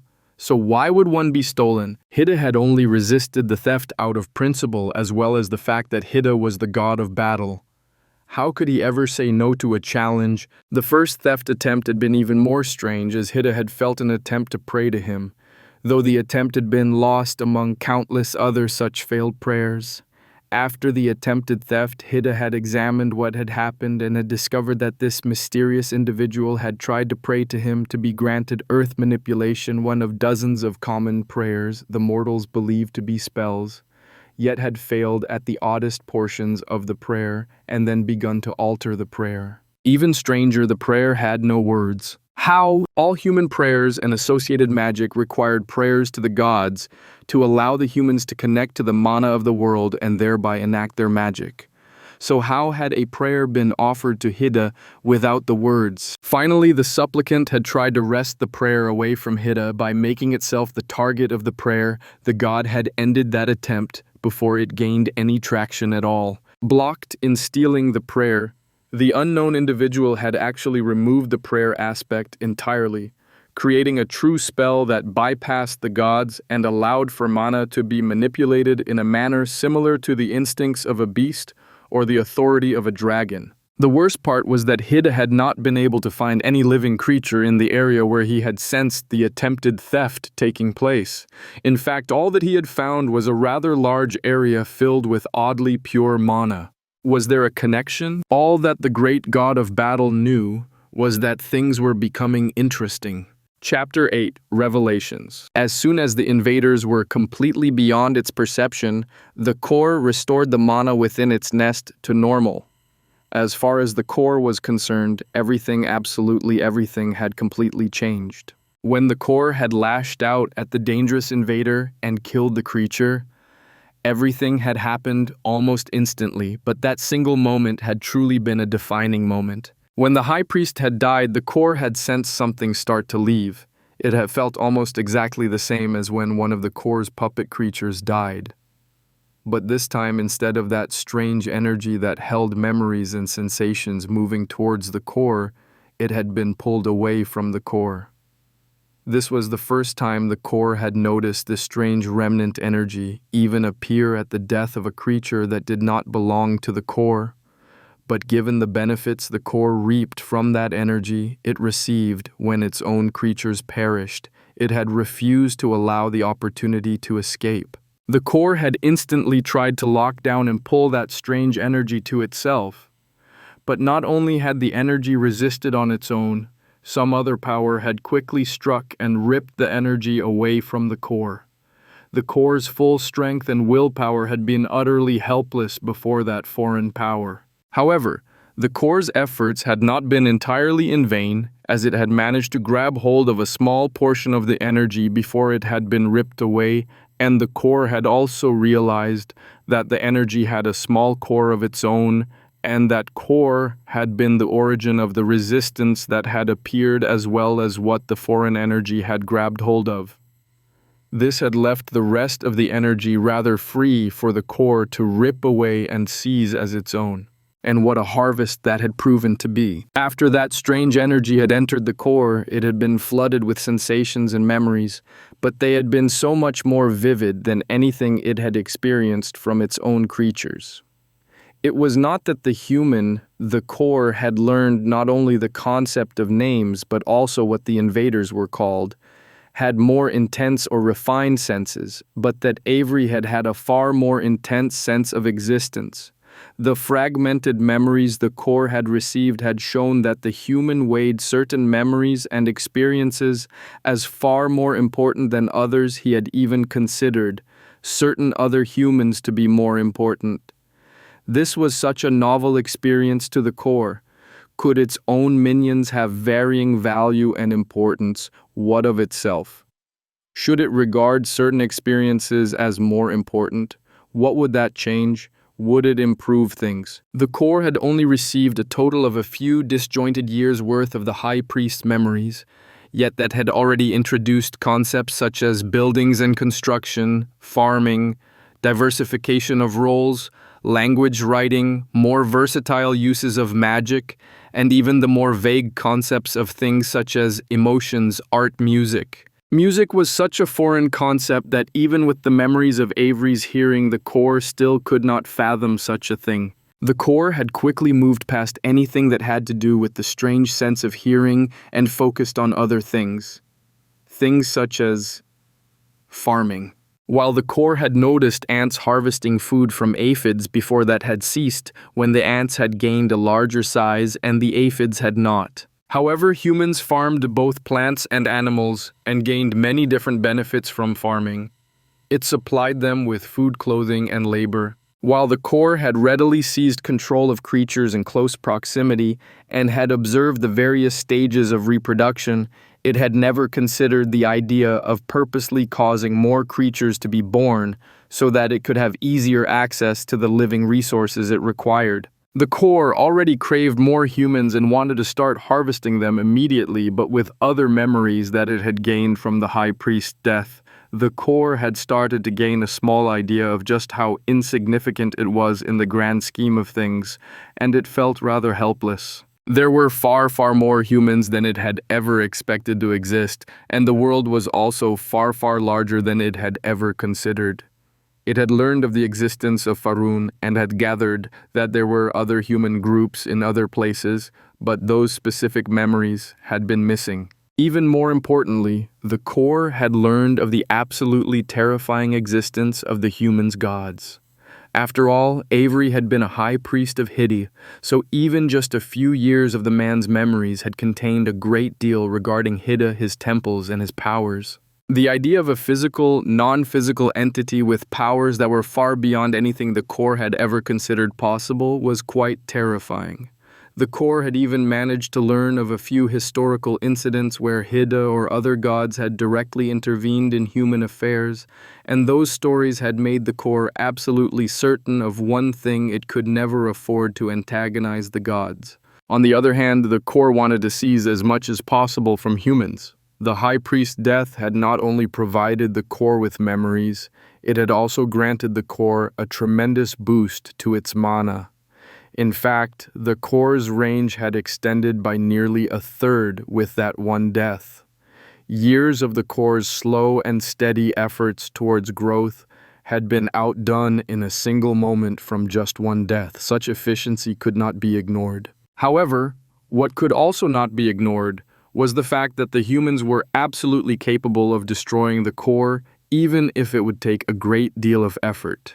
The core needed to keep itself safe while harvesting this new resource, and that meant that it had to make new preparations. The best option would be to somehow farm the humans, raise them up and harvest them in safety, but that seemed terribly complicated. Humans required so many different things besides food and water, and on top of that, the core did not even have any humans to start the reproduction process. That thought triggered another question. Why did humans place such importance on their emotions when it came to reproduction? Why not take the nearest healthy human available? Choosing a single mate, or even several, and spending so much time and effort with them felt incredibly inefficient from the core's perspective. No, it would be best to treat the human settlements that already existed as a farm, which meant the core just needed to find a way to harvest when the humans were developed and ready. It seemed the core needed to somehow both attract humans to itself while also harvesting them. How could it convince the creatures that it did not control to sacrifice themselves for the core's own benefit? This seemed to defy the survival instinct that the core had observed in every living creature it had encountered. As the core was considering human motivations, it remembered some confusing memories it had observed. Avery had occasionally given away little bits of metal in exchange for items from other humans, or even for them to perform certain actions. One particular memory the core had observed had been of a small human, a child, trying to simply take Avery's bag of metal. That had not gone at all well for that small human. It seemed that little bits of metal were very important to the humans, and they were willing to take risks to get more. This might be the right path to take. The longer the core contemplated the idea, the more it took hold. The core would lure humans into the depths of its nest by enticing them with bits of metal and then kill them before they could escape. But wait, if it did that, how many times would it work before the humans stopped taking the risk and just walking to their deaths? No, as much as the core hated the idea of giving anything away, it realized that it would have to treat certain sacrifices as being no different from a human farmer feeding their cattle or watering their plants. Small sacrifices made over time that led to a larger harvest in the end. Also, the core checked a few more memories and realized that those farmers never harvested all of the animals at once. A few always survived so that they could reproduce and provide more later on. This felt like a true path forward for the core. This also meant that the core needed to change and prepare. Its nest was not ready for humans. The tunnels were too small and its creatures were too weak. Both of those things would need to be rectified. Also, the core needed to find some of those metal pieces. Did the humans make them, find them, harvest them from some other creature? That needed to be determined as well. Finally, the core had also realized that it needed to shift its entrance if it wanted to stay safe. Humans had already visited the opening to its nest twice, and they would likely return again. Until the core was ready to welcome its first harvest, it needed to stay hidden from the humans. With that, the entrance that had been plugged with a large boulder collapsed entirely. The first 20 meters beneath the surface of the forest was completely filled with dirt and rock, packed tightly and reinforced with mana in order to keep the lower regions stable and safe. With all access to the surface and the forest sealed, the core started creating new passages about a mile away from its original entrance. Its creatures needed access to the surface, and it also wanted to start working towards adapting some of the forest creatures to live and survive within its nest. It would need more powerful minions for it to be able to harvest the humans when they came to visit. As the new passages began to open, the core made sure that they were large enough for humans to enter. The creatures clearly preferred to move about upright on only their rear legs, which meant that the tunnels had to be taller than they were wide. Also, the core liked the idea of opening up a few more chambers like the one it had accidentally opened earlier, as it would be much easier to assault the humans from all sides within an open chamber than it would within a tight tunnel. Time passed, and the core continued its expansion efforts. Sure enough, the humans did return to the core's original entrance to its nest, and they performed a long, elaborate ritual after days were spent carving the boulder that had once blocked the core's entrance tunnel. The stone was reshaped into the rough form of a human, but that was the extent of the core's knowledge of the matter. The only answer it could come up with to make a stone take on the external form of a human could be their concept of art. As for the core, there were several issues that it encountered as the weeks passed. It had eventually managed to subdue several of the larger forest creatures, but they had resisted strongly when the core had tried to move them into its nest. It was a similar, though weaker, resistance to when the core tried to order a creature to die. There was an innate resistance for the deer and bears to move underground for almost any length of time. The deer had actually provided a bit of an answer to the core, as it realized quickly that there was absolutely no food available for the deer within its nest, and that led to another round of developments. The deer clearly ate plants in the forest, and they seemed to like hiding among the trees. The core had observed that plants mostly grew from seeds, and it was easy enough to have various seeds moved into its tunnels. That was where the trouble truly started, as the seeds simply would not grow more than their initial sprouting. The core simply could not understand what was going on. It had made sure that the seeds had similar soil and water to what was available on the surface, yet they still died. It tried pushing to encourage growth, yet plants always died. What was missing? The core returned to the humans' memories and examined all of the memories for the humans' interactions or observations of plants. Unfortunately, Avery had been a high priest of Hidden Great God of Battle. The high priest had barely ever paid attention to plants, and so the core was forced to try to piece things together from its own observations of Avery's memories, and that had proven quite difficult as well. Again and again, the core had returned to the human's memories, reviewing every single sight, sound, smell, and touch. The breakthrough came from the most innocuous interaction, and the core only found it after overcoming its aversion to sound. Avery had once confronted a servant in the temple of Hidden when she had been moving a potted plant. The woman had replied by saying the plant was dying because it lacked enough sunlight where it was, and she was moving it so that it would receive more sun. That had caused the core to revisit every memory it had ever observed all over again. Sure enough, there was some sort of bright glowing orb in the sky, far overhead, in the vast majority of the human's memories. The core had only a single sense, which was its mana sense. The core lacked any sort of long-range sense that could compare to vision. It possessed nearly perfect perception of anything within its mana range, but there was no way at all for it to observe anything from beyond that.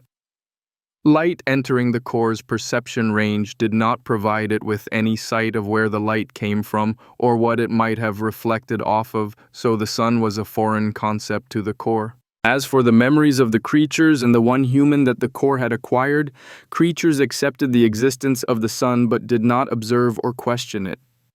In many ways, it was usually the same for humans. People would notice if it was cloudy, dark, bright sunrise or sunset. But the existence of the sun was such a natural part of the world as a whole that people subconsciously dismissed the sun unless there was something unusual about it. After realizing the existence of the sun was important for the life and growth of plants, the core revisited the memories of both Avery and the various creatures it had obtained. Sure enough, more plants grew where there was sunlight, and no plants grew where it was completely dark. This was a massive obstacle, as how was the core supposed to create light within its nest? Not knowing what else to do, the core could only dismiss the idea of moving plants, deer, wolves, and bears into its tunnels for the time being. Until the issue of providing light was handled, there would be no progress. The core shifted priorities, deciding it would need to take a slower route than it had anticipated. First, it should revisit all of the human's memories, this time focusing on those bizarre, sound-based interactions that had taken place so frequently.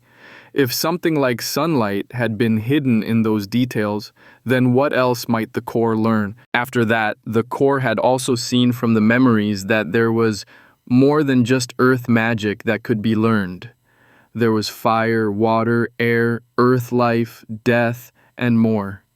Each of those types of magic had a corresponding affinity and manipulation technique, and the core wanted to learn as many different types of magic as possible.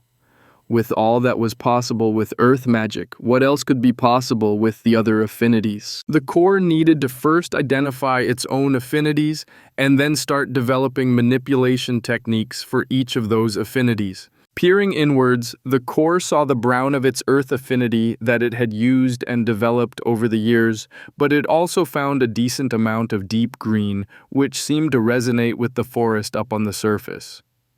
By prodding and testing the deep green, the core realized that it was what Avery had referred to as a life affinity. Following the brown and green, the next to most prominent colors in the core was black. As the core tested and probed this color, it received a feeling reminiscent of the forest floor and the dirt right beneath the leaf cover.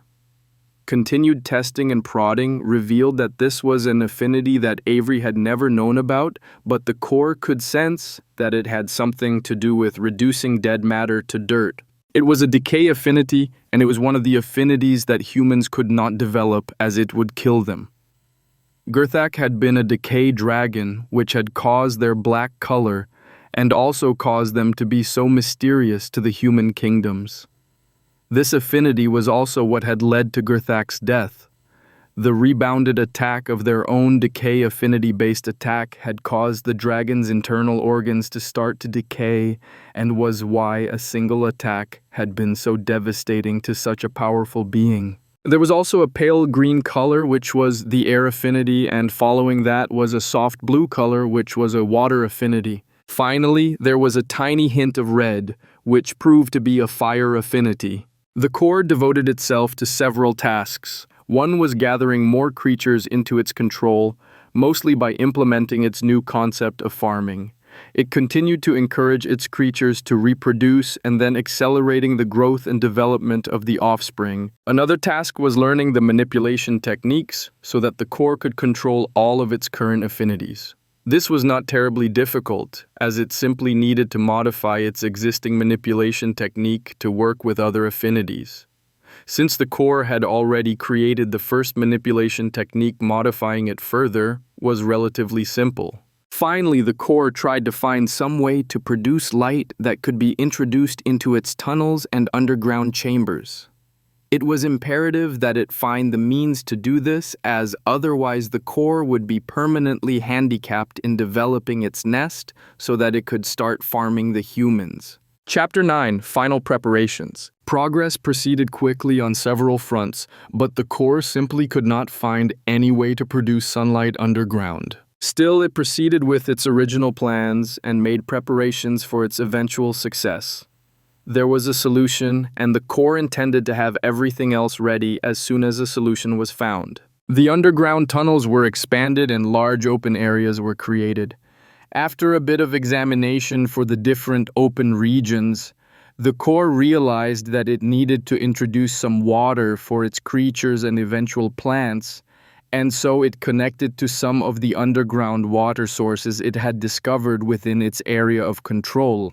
It took a bit, but the core eventually figured out how to cycle the water instead of simply flooding its tunnels or caverns. It was actually expanding the underground network of tunnels that provided the core with a path forward towards creating sunlight. It had already connected to several small natural caves, and as it continued to expand across the forest and through the ground, it continued to find more. The core had learned how to connect to the senses of the creatures that had become its puppets. It had begun to do this more and more after obtaining the fragments of the High Priest's memories, as it had realized the value of information that could be obtained through alternate senses. After all, it had only learned of the importance of sunlight for plants through the human sense of hearing, and with that, the core had started examining the various senses of its creatures. The ants primarily used scent, and a strange sense with their antennae that seemed both similar and different from scent. The core had not yet learned about the existence of pheromones, and so it was somewhat at a loss to the ants' pheromone sense. Earthworms used their sense of touch, though it was a rather unique method that they employed, as earthworms sensed vibrations through their sense of touch. Foxes and many of the other creatures of the forest used a combination of senses which included hearing, sight, scent, and touch. The core had also learned of other senses that most creatures disregarded, yet stood out to the core given their completely foreign nature to its existence. Senses such as hunger, thirst, heat, cold, balance, gravity. Such things were odd to the core, but it felt that it was important to understand all of the biological senses, as only then could it be certain that it would not miss important information in the future. The core had also realized that the strength of each species of creature's senses could be different, and some were entirely missing certain senses. For example, earthworms had no eyes or ears, which meant that light, sight, and sound meant nothing to the creatures. The learning and practice experiencing various senses was also how the core had come to understand more precisely why so many creatures would not descend deep into the earth. They simply did not possess the senses necessary to do so. Many creatures navigated by sight even when they heavily relied on other senses. Bears, deer, and foxes all moved about by seeing their surroundings, and since bears in particular were one of the core's primary goals for creatures, it wanted to introduce into its nest due to their power and size. It spent a good amount of time examining their senses and testing different options for introducing them into the underground areas that were constantly expanding. It was when the core was exploring a small natural cave with a bear that it had discovered something fascinating. In the depths of the cave, growing from a rotten root from a tree up above, was something that subtly brought a hint of light to the cave. The light was faint and soft and could not compare to the brightness or intensity of sunlight, yet the core had found light. This could change everything. The glowing mushrooms were quickly examined, but what the core discovered quickly confused it. These things were not plants or animals, but something else. They clearly did not need sunlight to survive, lacked leaves that produced food, yet they had what seemed to be roots. However, as the core continued to investigate the mushrooms, it realized that they lived off of the dead root itself. This was something the core was thrilled to see, as it hated loss and waste. Such things always felt like it was being robbed, and that was truly the worst feeling imaginable. The core started to check and push the mushrooms, trying to find the proper way to improve or change them to allow them to produce more light. Over the years, the core had gotten much better at this process. It had learned the importance of studying multiple samples and testing several different paths forward at the same time. It was not long before the core was pushing many different mushrooms, testing size, brightness, color, and more. It tested each aspect individually, and then also tested the successful combinations together, as it had accidentally learned that certain introduced traits could create disasters when combined. One thing that the core had learned by experiencing the senses of so many different creatures was that not all creatures saw light the same way. There were creatures that could see at night, creatures that could see flowers blaze with brilliant colors in the sun, and creatures that saw with vision that did not even show any colors. Because of this, the core believed that it would be important to incorporate all of the different kinds of light, if at all possible. Unfortunately, the core quickly found that increasing the brightness of the mushrooms drastically increased the amount of food they required, and things became unsustainable far before the mushrooms reached anything close to a sufficient brightness. As for the types of light that had proven to be far easier to achieve, was there an answer to provide the mushrooms with greater energy? The mushrooms were already refining and using waste products to feed themselves, which the core was thrilled to see, and it even felt a slight resonance with the mushrooms, though it could not understand why. It took some time, but eventually the core found the source of the resonance. The mushrooms were resonating with the black affinity within itself. It was much the same as how the trees and plants in the forest resonated with the life affinity the core possessed. The core had been in the forest since before it had even noticed its affinities, and that had been long before it had learned anything from Avery's memories regarding just what affinities even were or how to use them. This was why the core had never noticed any sort of resonances before.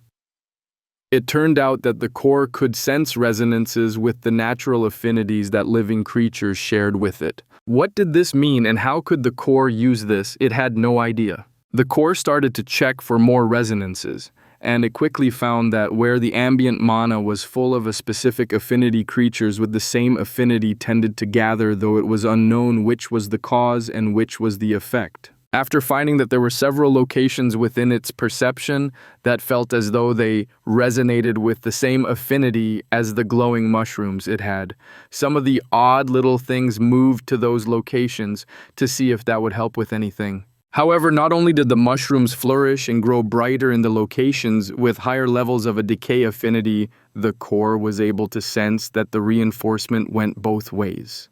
It had just discovered a feedback loop that could be taken advantage of. Upon finding the feedback loop and how to take advantage of affinity resonances, the core's research into improving the mushroom's functionality proceeded quickly, though progress brought about a new complication. How was such an affinity supposed to be introduced to the core's tunnels and expanses underground so that the mushrooms would function? This problem was not overly difficult to settle, as after sensing and gaining some understanding of how to take advantage of natural affinities, the natural progression was to see if affinities could be moved or introduced. The results were shocking, as the core found that when it tried to feed decay affinity mana to the mushrooms regardless of where they were located, the mushrooms reacted powerfully.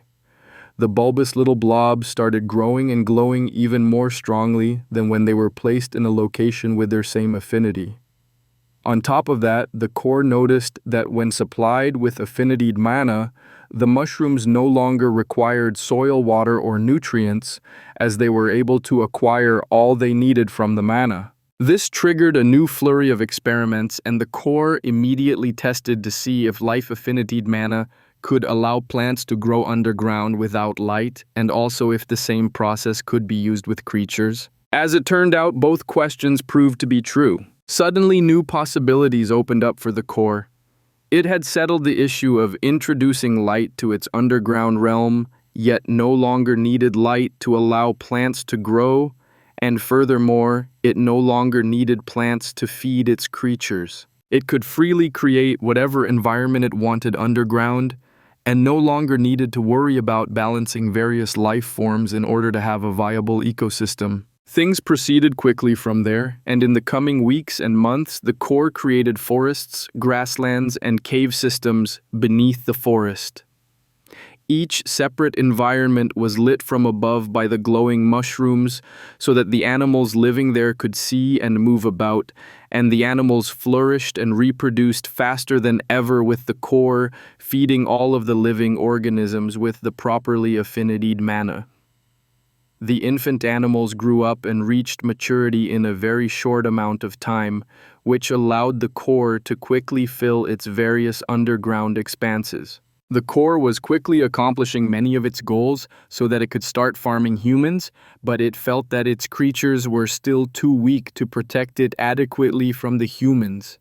It needed to somehow strengthen the beasts further. The core had already learned how to cause creatures to grow larger in size and also how to strengthen their shells, pincers, or venom. But what about strengthening or introducing a mana affinity? Could it have foxes manipulating light, or bears that used fire, birds that moved faster or attacked with wind? Such things felt like they should be possible.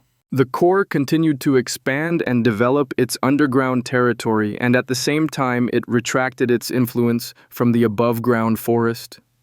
Creatures changed, morphed, and mutated into what the core believed to be greater and more powerful forms. Preparations continued as the core worked towards beginning its farming efforts. For the humans, years had passed since the anomaly in the forest had been eradicated at the cost of High Priest Avery's life.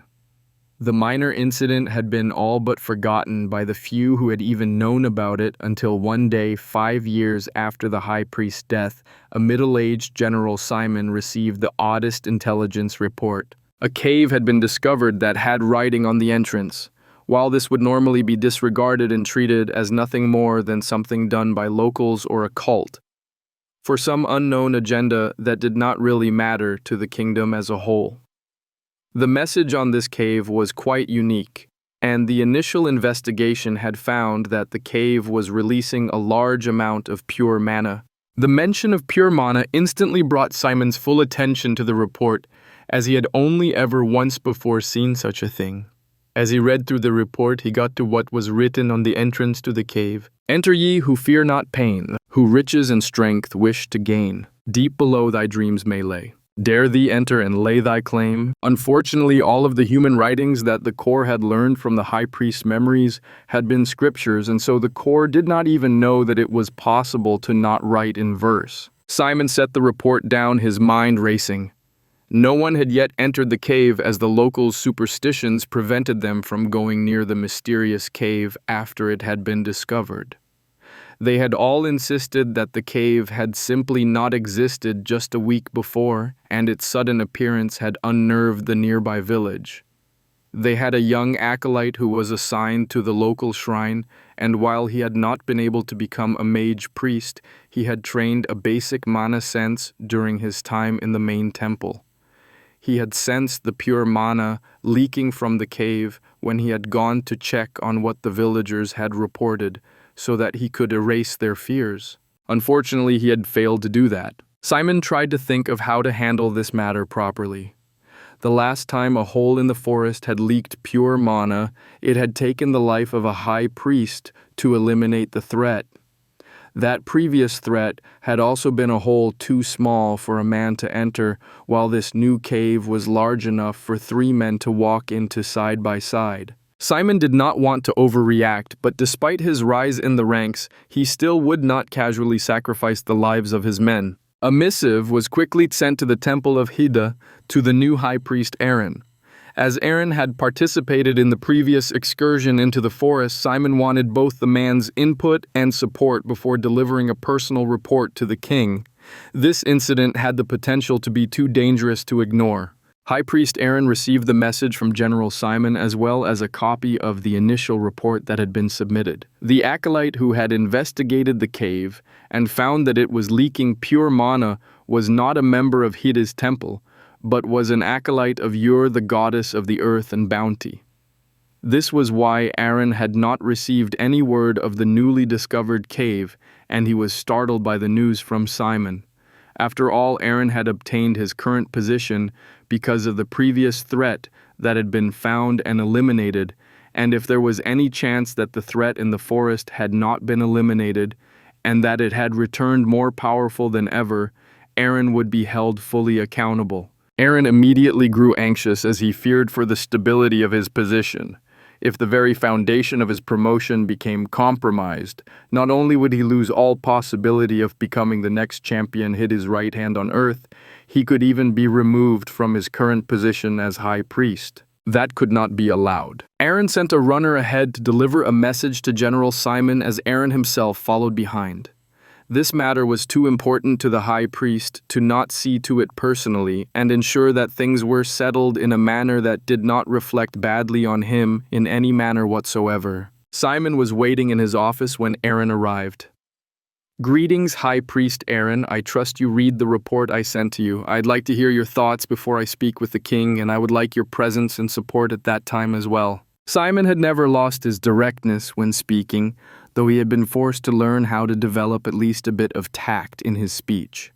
However, given how shaken Aaron was by the report he had read and the potential ramifications he faced, Simon could have openly insulted the high priest, and Aaron would not have even noticed. Is anything further known yet? The village of Aaron is on the border of the forest, but it is at least 2 days' journey from where the previous anomaly was discovered. While the two may be related, it seems too far apart for this cave to be connected to that burrow we saw years ago. Even when speaking to Simon, Aaron's first words were trying to deflect any ideas of incompetence or blame that could fall upon him. He could not give even the slightest appearance of being defensive regarding his previous actions, and that meant that he needed to be very careful in how he addressed every aspect of this matter at all times. At no point in time could even the vaguest consideration of Aaron being negligent during the previous excursion be permitted. Simon frowned. "All that I know I shared with you. However, I agree that the location suggests that this is a separate event, though very likely somehow related. I'm wanting to suggest that we send an excursion to investigate this cave, but I would first like to hear your opinion. Given the difficulties we faced before, and the much greater size of this cave compared to that small hole we found before, I'd like to discuss the best combination of people to send. While we did not face much of a physical threat last time, the metaphysical threat was enough to kill a high priest. Given the increased size and potentially increased threat that we face now, I'm uncertain what sort of force would be optimal." Aaron went a bit stiff at the request. He had been so preoccupied by the personal threat that this newly discovered cave posed to him that he had not even considered what might need to be done in order to deal with this potential threat. His mind raced as he tried to run some calculations. This cave allows people to enter, and it appears that either someone is behind the appearance of this cave, or they are simply taking advantage of its appearance. Each of the two possibilities indicates vastly different threats, though the solution remains the same: absolute strength. Given what we faced before, I would expect a more intense physical response, so likely more beasts attacking. Also, we saw giant beetles, ants, and centipedes, so I would say that there's a reasonable chance that there will be more and different monsters that were once beasts. It will be important to make sure that any mages sent be properly protected from any possible physical threats. Finally, though, perhaps most importantly, we have never been able to determine just what caused High Priest Avery's death, while his death was determined to have been due to backlash from the spell he controlled that has never truly sat right with me. Not one other mage felt the slightest bit of discomfort or struggle to maintain control of the spells. There was no reason for the most powerful and experienced of us all to have suffered the only bit of backlash from the spell. Such a thing should have first struck the most susceptible, which would have been the weakest and most inexperienced of us, not our most senior master. We need to remain on guard against unknown and unseen threats that remain a mystery to us. Simon nodded. He had not known of the doubts regarding High Priest Avery's death, but everything else that Aaron had mentioned aligned with Simon's own thoughts. Still, while Simon had faced mage priests before on the battlefield, an inside perspective could provide greater insights. Given the fact that this is a cave that can be entered fully, I believe we should consider doing so to be a possible necessity. It might not be possible to end this threat from outside. Should that prove accurate, it will be necessary to have a small elite force participate. There will not be much room underground, so we will need a team consisting of powerful mages as well as capable warriors to protect them. Considering the fact that the cave is only wide enough for 3 people, given the possibility of fighting, that will only be enough room for 1 warrior to freely fight or for 2 or 3 men to form a shield wall. The mages should be positioned at the center with likely 2 warriors in front and another 2 behind. With 4 warriors, I would suggest only 2 mage priests join the team, as any more would not be able to be fully protected. Your thoughts? Aaron had focused intensely on Simon's words. Given the general's background in espionage and assassination, he was far more experienced with moving about in confined spaces in enemy territory. However, the limitations that Simon was voicing gave Aaron chills. Facing an unknown threat with just 4 warriors and 2 mage priests. That sounded completely inadequate. Could it be possible to face something worse than what they had dealt with before with such a small team? Last time they had sent 10 mages and 20 soldiers, while Simon was cutting that number down to a mere 6 people. Was it even possible? The numbers you're suggesting severely limits our options and would even necessitate sending 2 high priests and likely more powerful ones at that. Given the numbers of beasts that attacked us before, can just 4 warriors keep the mage priests safe? Last time I sent scouts and young warriors. They were adequate to address the threat that we had assessed. This time I will send a few elites, and the team I am considering should prove more than adequate to the task. Your mages will be safe. I will think of 2 high priests who can be sent and who are capable of single-handedly dealing with what we faced before. Then I believe we should be ready to report this matter to the king and request he approve sending a team to investigate and destroy this cave. My men can be ready to leave tomorrow as they were already here in the capital after finishing their last mission. How long will your mages need? Aaron was growing increasingly irate at Simon's disrespect to the clergy, and he snapped. 2 of Hiddy's chosen can be prepared by the end of the week. His high priests each shoulder heavy responsibilities, and it will take some time to bring them back from their assignments. Simon just nodded, ignoring the fury in Aaron's voice. I will request an audience with the king. He should be willing to see us tomorrow, so please be ready. I'll have a runner sent to inform you as soon as we are provided with the time. Simon then turned back to his desk and the various reports he had been going through, clearly dismissing Aaron. Simon understood the importance of a high priest, but there were at least 3 temples in Gilone alone, with varying levels of influence, while the kingdom had only 3 generals. Simon was well aware of his status with the king and kingdom and was unafraid of offending a mere high priest. Also, while the general had not acknowledged Aaron's attitude of superiority, it did not mean that he had not noticed it. Aaron stormed out of the office in a huff, furious at being dismissed as though he were a mere acolyte in training. Still, he knew that he could not do anything to Simon. The man was not only a general, he was the general who had the king's ear, and all of the temples acknowledged the king's divine right to rule. The throne stood above the clergy, and there was no way for Aaron to change that. It took less than a week for things to be settled, as the king was disturbed by the report he heard from Simon and Aaron. An unknown threat so close to the capital that potentially had the ability to kill a high priest of Hidden was not something the king was willing to ignore. Not only did he approve the mission and agreeing to Simon's suggestion of the numbers to be sent, the king then summoned high priests from both of the other two major temples in the kingdom.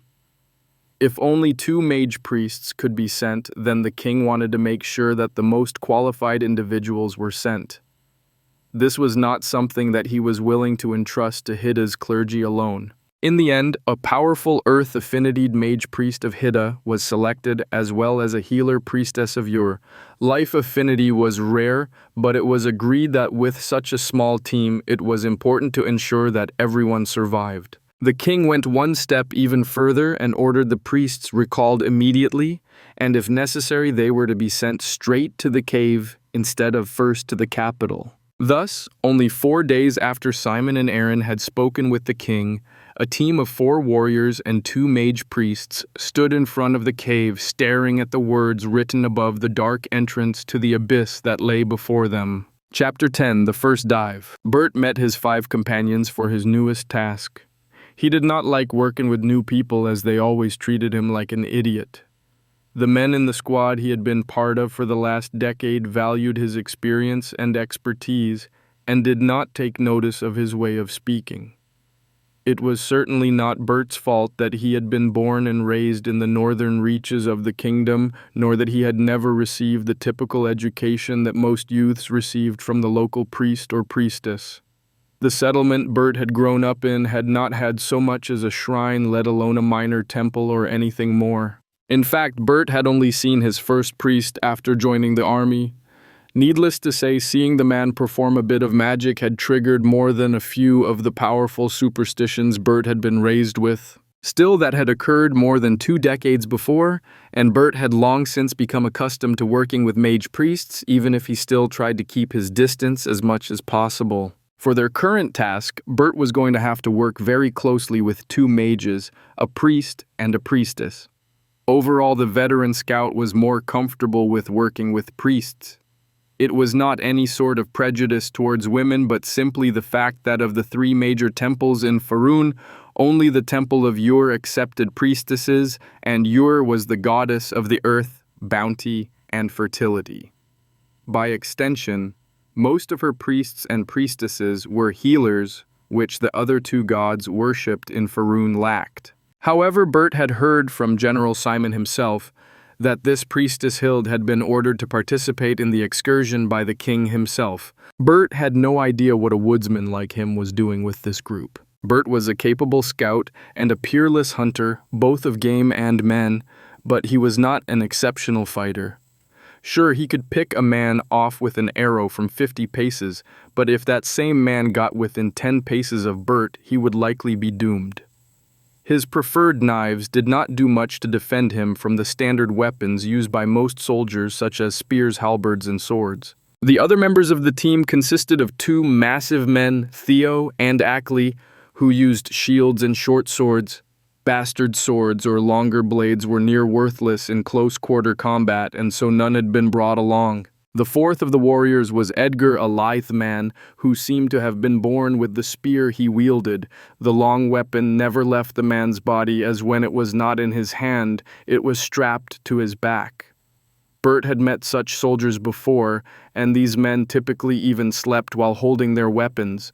They were also frequently the men who relived the horrors of the battlefield in their dreams, something Bert had been blessed to have only briefly dealt with throughout his long career as a soldier. Bert intended to stay as silent as possible, as it was clear that the priest and Theo were the 2 who were trying to be the leader of the small team. Bert had absolutely no desire to get dragged into such stupidity. Surprisingly, it was Hild who put an end to things. Enough. Harold, you might be the senior member of this group, but you have absolutely no experience in dealing with similar situations, so step back this time or I will be sure to report you to Patrick. Understood. Good. Now, why don't you four gentlemen share your names with me and give us all an idea of your experience? I'll be honest, I have no idea what arrangement to use when we start moving, and I also don't know which position is best to keep everyone informed and alert to dangers. You Archer, come over here and join us. What's your name? Bert was a bit taken aback by the firm and authoritative tone the priestess adopted. It was clear that she was not expecting any arguments from any of the men and that she would firmly put down any attempt to rebuff her. Little did Bert or the other soldiers know that Hild was the king's niece, which was why she was able to shut Harold down so quickly despite his senior status. Bert walked right over, doffing his helmet as he approached in order to be polite to the brusque woman. Bert, ma'am. What's your background, Bert? Also, I'm still an unmarried priestess, so no need for the ma'am. You can call me Hild or priestess. Well, I'm a soldier, ma'am. Been one about 20 years now. I'm part of the Shadow Guard. Been their chief scout for 4 years or thereabouts. The Shadow Guard. All right then, what about the rest of you? Everyone looked at Bert with a bit more respect after he introduced himself. The Shadow Guard were known as the King's Knife in the Dark, and with 4 years as that group's lead scout, there was no way that Bert had not seen his fair share of activity and espionage.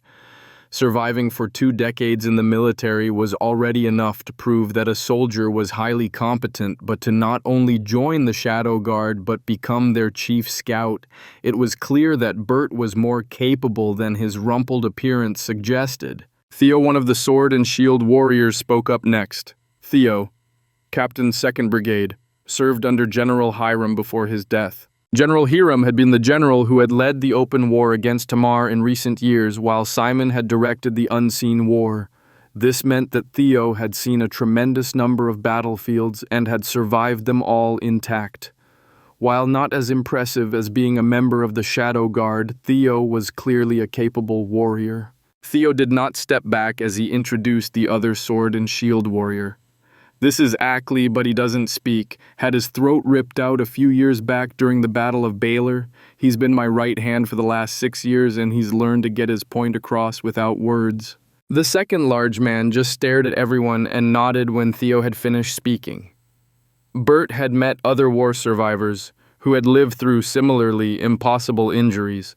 There had even been Dan, who had walked around for 2 weeks with an arrow through his eye stabbing into his head. Man had eventually died of an infection, though no one could understand how he had even survived the arrow to begin with. Still, it was clear that just about anything was possible. Attention shifted over to the spearman, who seemed reluctant to speak up at all. I'm Edgar. I've been tossed from one place to another in the army over the last few years, but most recently, I was sent to the Shadow Guard as a trainer. That raised more than a few eyebrows. Anyone who qualified to train the Shadow Guard had to be a true expert in their field. It seemed quite clear what Edgar was a master of. The old priest cleared his throat, openly displaying his agitation at being pushed off for so long. My name is Harold, and I am a high priest of Hidden. I lead the temple in Baylor. The king summoned me back to participate in this. All right, we get it. Harold is an earth mage, which is the important part to the rest of us, rather than how impressively important he is. Hild quickly cut Harold off. It had felt like the man had only started introducing himself in a rather wordy manner, so Bert was happy to see the man interrupted.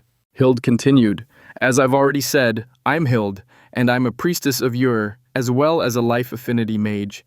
If you haven't been around a life affinity mage before, I can cure your wounds and put you back together after a fight. I'm sure it sounds great for you soldiers, but you need to understand that my work is slow and very mana intensive. I won't be able to do almost anything during any actual combat, but I can care for any wounded and make sure that they are healed afterwards. While it will put me on bed rest for a few days, I can put an arm or leg back on if I can get to it fast enough, but please don't do that to me or you, all right? Given the information you've all provided, I think it's pretty clear that Bert here has the most experience in situations like this, so I'd suggest we listen to him about how we proceed. Hild then blatantly ignored everyone and looked at Bert with eager and expectant eyes, much to his great discomfort. Surprisingly enough to Bert, none of the men objected to Hild's suggestion. The woodsman awkwardly scratched his head, not sure of just what they were expecting from him. He was a scout, not a captain. He was used to being the eyes of his squad, not its brain. That thought gave Bert an idea. Well, there needs to be one person calling the shots, but they don't need to be the one at the front or the back. Seeing what we got here, I'd say we put Theo and Ackley at the front as they got the shields and short swords. Edgar's spear's got some range to it so he can get in where he needs. I can use a bow pretty good and I'm alright with my knives, but I ain't no warrior. I'm best as a scout in your eyes. As for Ma'am Hild and Master Harold, they should always be behind the shields, but not at the very back, just in case we get snuck up on. Bert felt quite proud of himself for being so articulate, though he could see that Harold looked to be rather confused. Old man's mind must have started failing him. Pity. Hild, Theo, and Ackley had been listening and nodding along as Bert had spoken, and Edgar just stared off into space. Bert turned to the priest as there was a question he wanted to ask. Master Harold, begging your pardon, but could you make sure I got this right? I was there when the last hole were found, and Master Aaron said something about not being able to move mana through the ground too well. Is this cave like that too? Master Aaron said he couldn't move anything deep or near the hole and could only grab a bit at the top. Just want to know if this'll be affecting your magic and such. Harold just stared at Bert for a moment. It seemed the old man's mind had faded worse than Bert had understood. This might be a problem. Finally, Hild spoke up. Harold, is there mana interference in the ground and will it affect your spells? What, oh?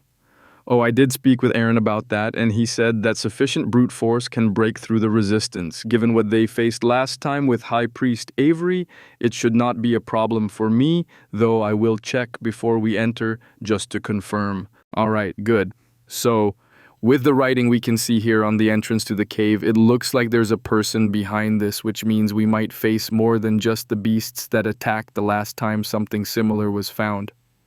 In the time that it took all of us to get here, I was informed that someone did confirm that nothing could be sensed nearby underground, so we're going to have to go in.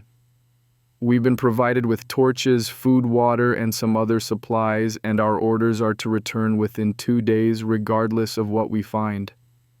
I think Bert has the right setup for us, so let's get Theo and Ackley to the front, and we'll start heading in as soon as we get some torches lit.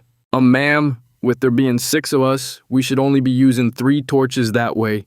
At least some of us will have hands free for weapons and such. Hild nodded even as she handed out the torches.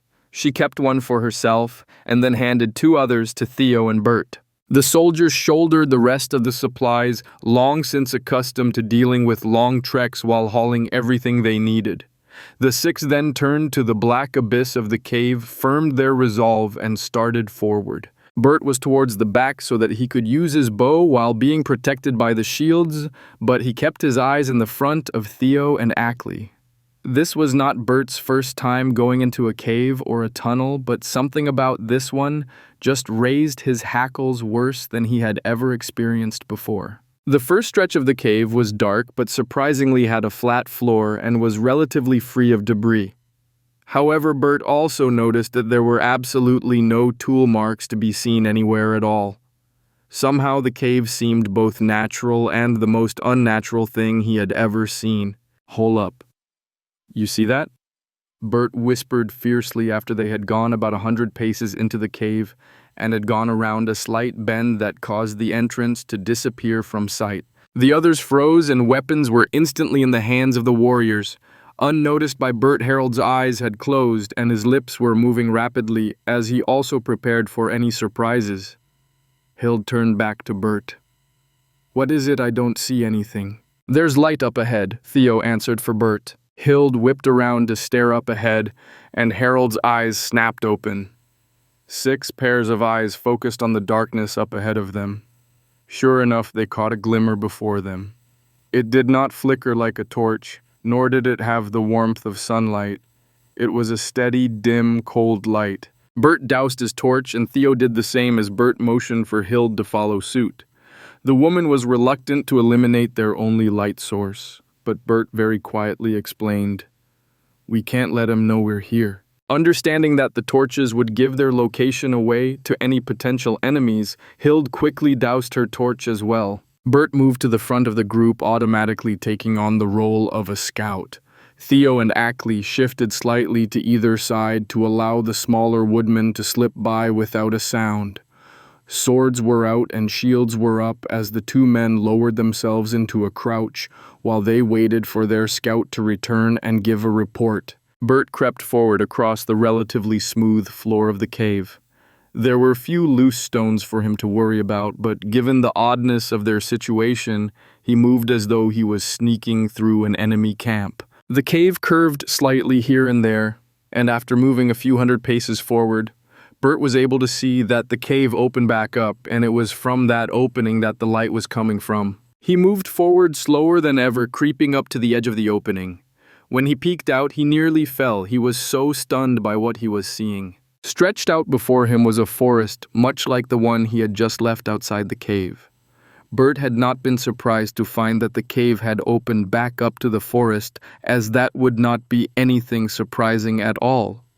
No, what had shocked Bert so badly was the fact that there was a glowing ceiling up above the forest. There was a forest inside the cave. Bert stumbled backwards, barely maintaining the presence of mind to try to maintain some level of stealth as he fled the lit-up cavern. Theo and Ackley both heard Bert coming back, and they prepared their weapons. Scouts did not make unintentional noise unless they were being chased. Bert stopped just behind the shields and took a moment to catch his breath. He simply shook his head at the other warriors to inform them that there was no pursuit, but that only confused the other three men more than ever.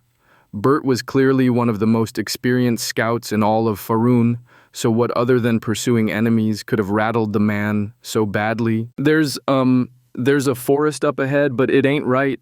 Theo and Ackley glanced back in a questioning manner, and Harold did his best to suppress his irritation as he asked, "Would you care to elaborate a bit further than that?" "Well, I'll try to explain, but it won't mean nothing until you get up there and see it for yourselves. It's a forest, but there's no sky. The roof's all bright and lit up somehow, and there's trees and grass and bushes and all growing in a big old cavern I can't see across. Never hear of nothing that big underground, and I'm pretty sure I saw something moving around out there. Think we found the critters." At this point, even Edgar had started to frown and focus on the scout. Before anyone could ask more questions, Hild raised a hand to cut them off. "Bert, just answer me this. Did you see anything dangerous in there? We need to deliver a report in the event that we fail. So can we proceed further, or do we need to retreat?" Hild's question brought a well-needed bit of clarity to the situation, and Bert took a deep breath as he shook his head. "There weren't nothing dangerous I could see, just unnatural. If we want to keep going, we're going to need to use a woodland setup. Theo, Ackley, and Edgar should understand, but for you and Master Harold, ma'am, it means me out front checking on things and the three of them surrounding you and keeping you safe from every direction. We won't be working in a straight line out there." Hild glanced around, and while Harold just shrugged, the other three simply looked forward. Onward it would be. The team moved forward, but this time Bert remained in front of everyone else, setting the pace. 6 people moved slowly through the cave, approaching the end of the tunnel. Their pace slowed even further as the light grew brighter. Despite their evident reluctance, they soon arrived at the end of the tunnel. Bert kept careful watch both in front and behind the small team, as he expected the other 5 people to be completely distracted by the underground forest that stretched out before them. Nothing could be seen scurrying about in the darkness behind them, but this time, Bert caught sight of a few birds flying about the trees and movement that betrayed other animals hidden in both the canopies and in the undergrowth. The forest looked rather old, as most of the trees looked to be several hundred years old. They towered 50 to 100 meters into the sky, and the foliage looked to be thick and healthy. Bert remained on high alert even as he heard some of the men start to mutter as they stared in disbelief. After all, there was no denying that the forest was underground, as the ceiling of the cavern was easily seen far overhead. It was riddled with glowing mushrooms that lit the entire cavern up brightly with the most unnatural shade of light Bert had ever seen. The place looked either cursed or like it was the home of some god, which was essentially the same thing. After a few minutes of staring, Hild waved everyone back away from the edge of the tunnel. They retreated around the first bend and then circled up through the soldiers all kept wary eyes on their surroundings. So the first question is, does this forest change anything for our mission? We were sent here to investigate and hopefully destroy the source of the pure mana. I think it's pretty clear that what we're dealing with is not the same as an overgrown ant nest like what was found before, but at this point we've barely even entered the cave and we don't really have anything solid to report. I'm of the opinion that we should continue at least into the forest. We should get some information for that part and see if this cave continues deeper or not. After that, we can decide depending on what we find. What do the rest of you think? Theo glanced at Bert and gave a slight nod. The soldiers had already established an unspoken hierarchy among themselves, and with that, they would all follow Bert's decisions and orders. Fact is, ma'am, we were given a job to do, and we intend to see it through. We ain't seen nothing to change that. We'll keep on until the end or till we see something that changes things.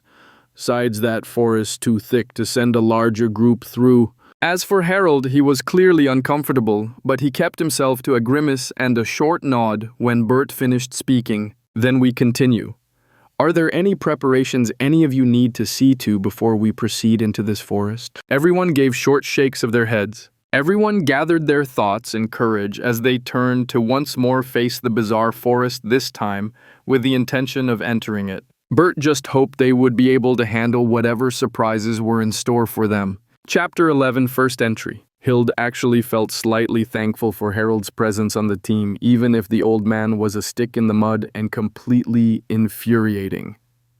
His presence was aggravating enough that she was able to overcome her nervousness and actually speak to the intimidating soldiers. Two of them were just so big. Theo and Ackley were each at least twice as wide as Hild, and she felt like they were nearly twice as tall as well, given how much she had to crane her neck just to see their faces. Edgar and Bert were both a bit easier. Edgar barely spoke while Bert was so simple and polite that he was quite easy for Hild to speak with. She felt as though she was interacting with one of yours more destitute supplicants from a rural community. As for Hild herself, she might be small and inexperienced, but she was still the king's niece, and even if her father had been removed from the family tree, there was still a reputation to uphold. Hild had needed to prove herself for years as her familial connections were actually more of a hindrance than a help. She had needed to put forth at least double the efforts of any of the other acolytes in training at the temple just to not be driven out. Her efforts had paid off in the end, and High Priestess Elan herself had recommended Hild for this mission. Aside from her intimidating colleagues, Hild was also very nervous about their situation. An entire forest growing underground, illuminated by brightly glowing mushrooms, was clearly not natural. Besides the visual oddity of such a thing, Hild was a mage, and she could feel the absolute ocean of mana that filled the cavern with the forest. She had felt a shocking amount of life affinity mana, and while her mana sense was not particularly developed due to her young age, she was able to detect the presence of at least 4 other affinities as well, even if she had no idea what they were. Earth, maybe? Though she had no ideas at all of the others she had sensed. She watched as Bert stepped forward into the forest. Hild actually had no idea at all of what she was supposed to do, so she had been basing all of her actions on what Harold and the soldiers did. Since the 4 men all stopped to wait for something from Bert, Hild simply waited as well, pretending like she had some idea of what was happening and what they were waiting for. The 5 minutes it took for Bert to return stretched out into an eternity that tortured Hild worse than any of her punishments suffered as an acolyte. The soldiers were all just so stiff and focused while Harold had his eyes closed, and she could tell that he was using his mana in some manner. He was likely just sensing their surroundings as there was no active usage that Hild could detect. It took all of her self-control not to knead her hands or tap her foot as they waited. Each minute stretched out longer and longer. How long was Bert gonna... There he was. Hild was unable to stop herself from letting out a sigh of relief, but fortunately no one seemed to notice.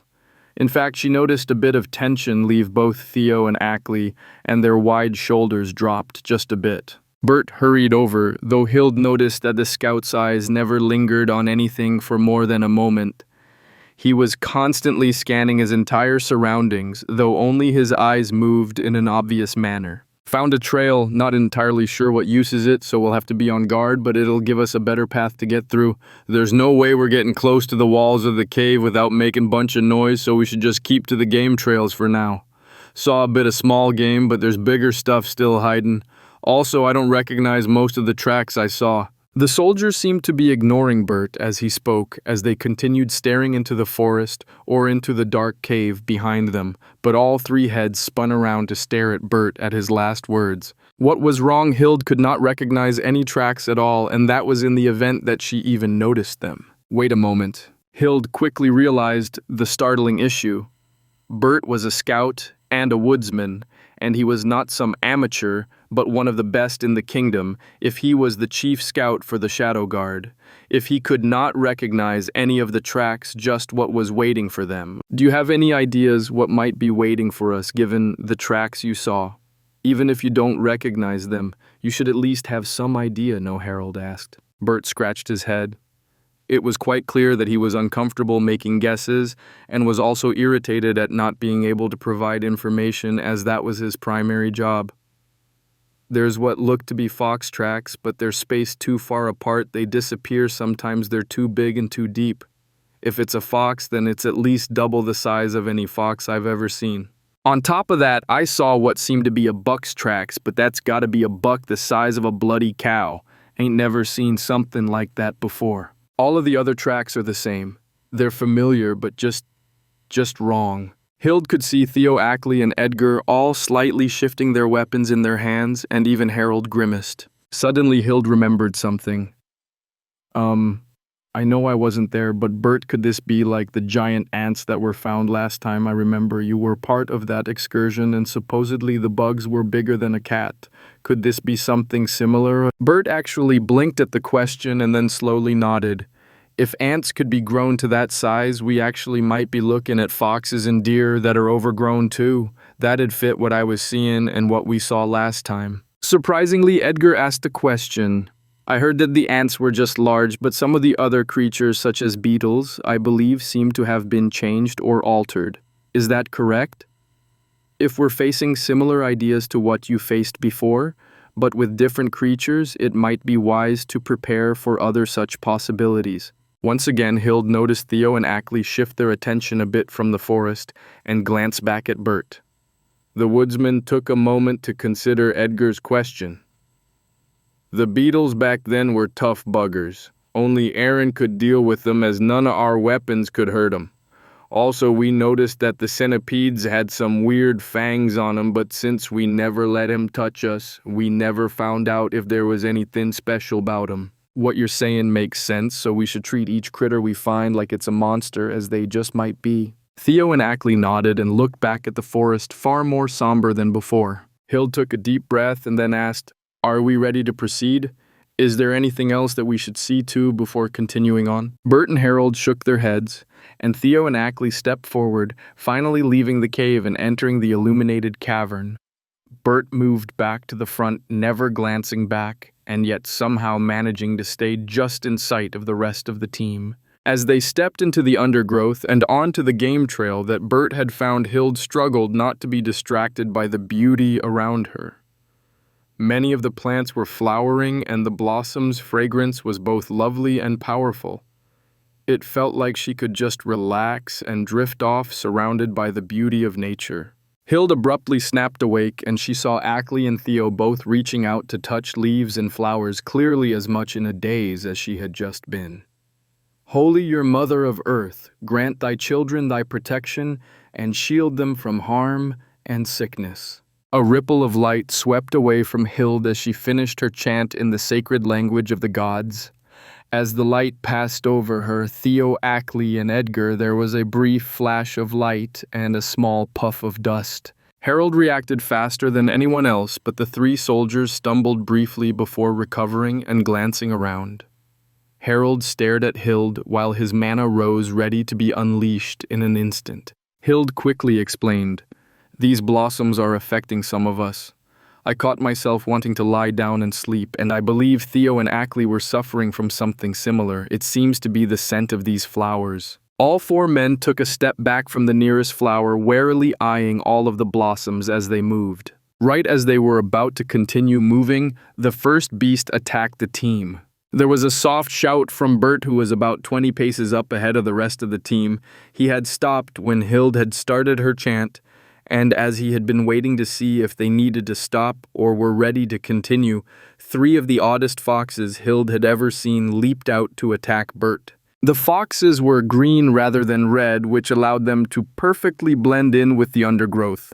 On top of that, the foxes were more than twice as large as any Hild had ever seen before rising up above Bert's knees. Yet the oddest thing about the foxes was not their color or size, but the fact that each of them had 2 tails. They leaped about, snapping and swiping at Bert as he tried to either attack the beasts with his knives or drive them back when they approached too close. Theo and Ackley reacted almost instantly, and they charged forward. Edgar was even faster, as his spear was lofted through the air, and it pinned one of the 3 foxes to the ground. The fox disappeared. Bert did not notice, as he was busy with the other 2 beasts, but everyone else saw that spear pass right through the fox's chest and then watched as the fox simply ceased to exist. By that time, Theo and Ackley had arrived, and a shield held back one fox, while the other was targeted with swords.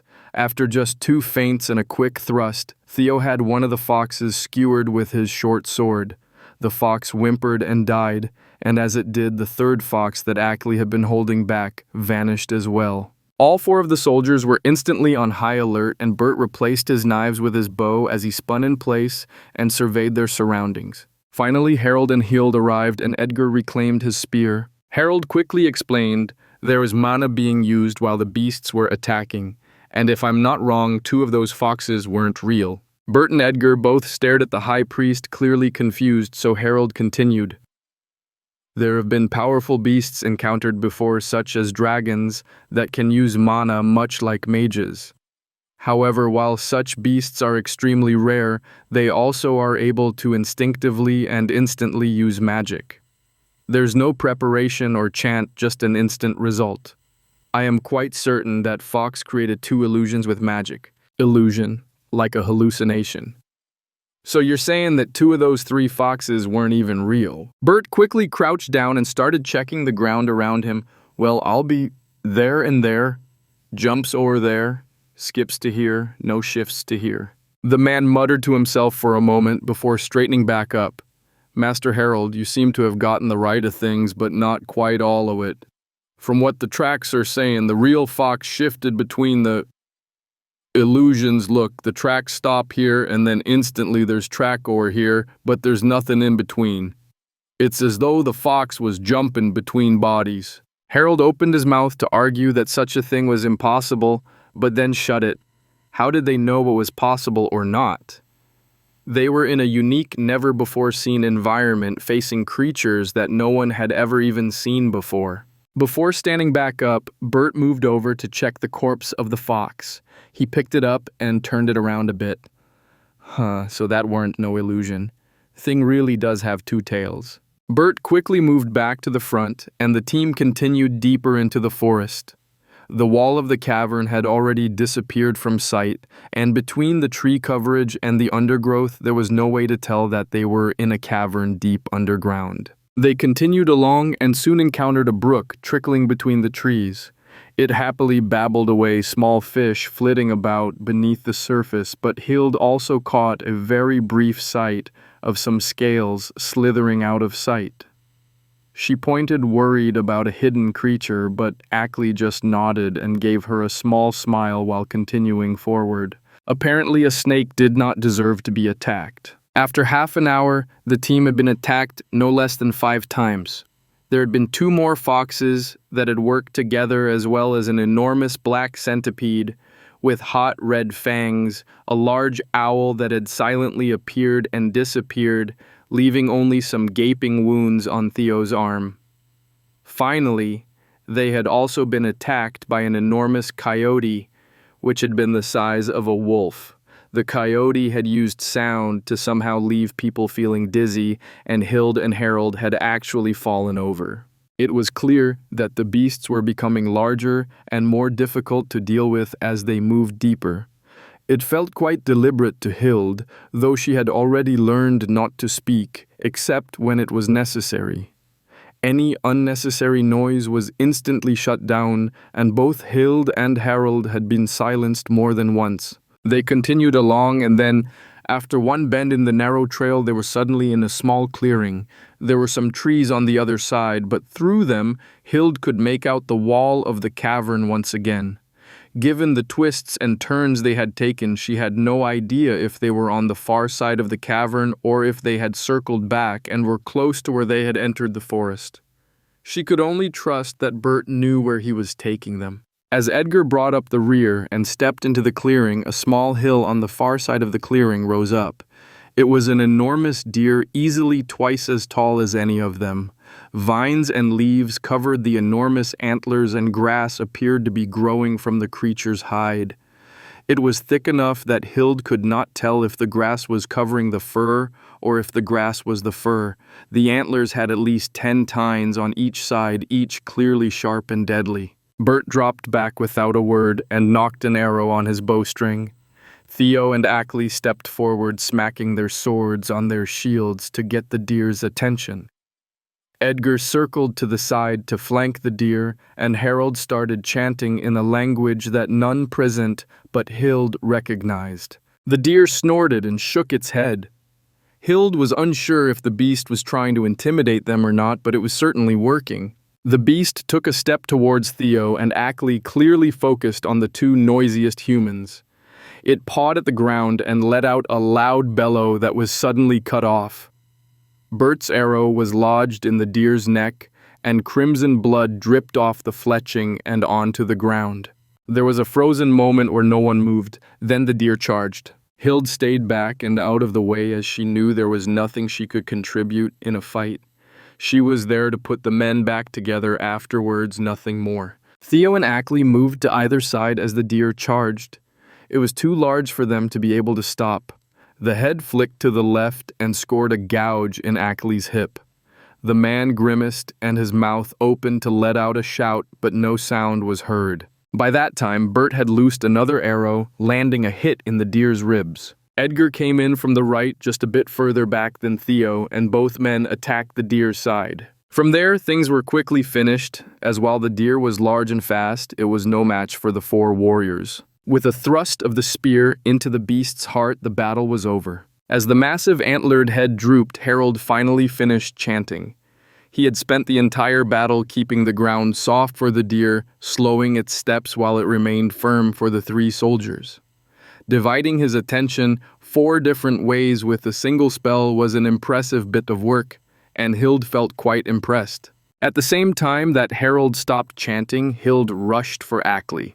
And Theo and Bert started scanning the edge of the clearing, but nothing appeared. A short chant and flash of light left Ackley almost as good as new. Magic could not create matter, so any blood that had been lost remained missing, which meant that Ackley would need several days to recover the blood he had lost. Everyone gathered back together and without another word. They had already grown accustomed to their pace through the forest, so they quickly moved behind Bert and left the clearing. However, they stopped again almost immediately. The wall of the cavern was right in front of them, as well as another dark tunnel. In front of the tunnel was a small pillar, and there was a bit of writing carved into the stone beside the exit. A reward to those who've passed thus far. Beware, for whilst success you've seen, danger will grow and death may appear. Wilt thou be sated now, or wilt thou proceed? Bert hesitantly approached the pillar beneath the crude writing. He found a bowl had been carved into the top of the pillar, and some shiny colored stones lay within. He looked around and carefully examined the pillar, but nothing seemed strange about it, so he waved the other 5 people over. They all looked into the bowl and saw the colored stones, and Hild and Harold both went bug-eyed. The soldiers might not recognize the stones for what they were, but Harold and Hild both knew gemstones when they saw them. There were uncut sapphires and emeralds the size of a thumb, and even a ruby the size of a child's fist. There were only about half a dozen stones, yet each one was larger and more precious than any that either of the clergy had ever seen in person. Hild swallowed, but before she could say anything, Harold spoke up. "These are virtually priceless, and while we will have to turn them in when we deliver our report, we should be well rewarded for these alone." The soldiers gave the high priest odd looks but just shrugged and went with what he was saying. The gemstones were carefully placed in a satchel that Harold tied at his waist. Once the gems had been secured, they were faced with a decision onwards or outwards. Chapter 12, Deeper. Bert did not like the cave, not one bit. Strange, monstrous animals that had no right actually existing, strange writings on the walls, supposedly priceless treasures just laying around to reward people for making their way through an underground forest. As Bert was thinking, he was startled to realize that he had actually adjusted and accepted the idea that there was an entire forest deep underground. That realization terrified the woodsman, as he should understand better than anyone in the group just how dangerous it could be to accept a dangerous environment as normal. That was a good way for people to die. He immediately started glancing around the area, suddenly nervous and wary once again. Edgar noticed the abrupt change in the woodsman's behavior and gave the man a questioning glance. Bert shook his head, intending to give an explanation for his nervousness to the entire group once a decision had been made. He knew what he wanted. As usual, Hild addressed the obvious matter first. Do we proceed or do we turn back?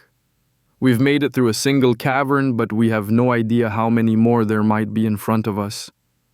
Also, I believe it reasonable to remember that we will also have to pass back through all that we come through as well, and we need to maintain enough strength to be able to return. Before anyone else could speak up, Bert interjected, "Right now, how are you all feeling? How do you feel about getting this far?" Theo, Ackley, and Harold all gave the woodsman odd looks, as his nervousness was readily apparent by this point.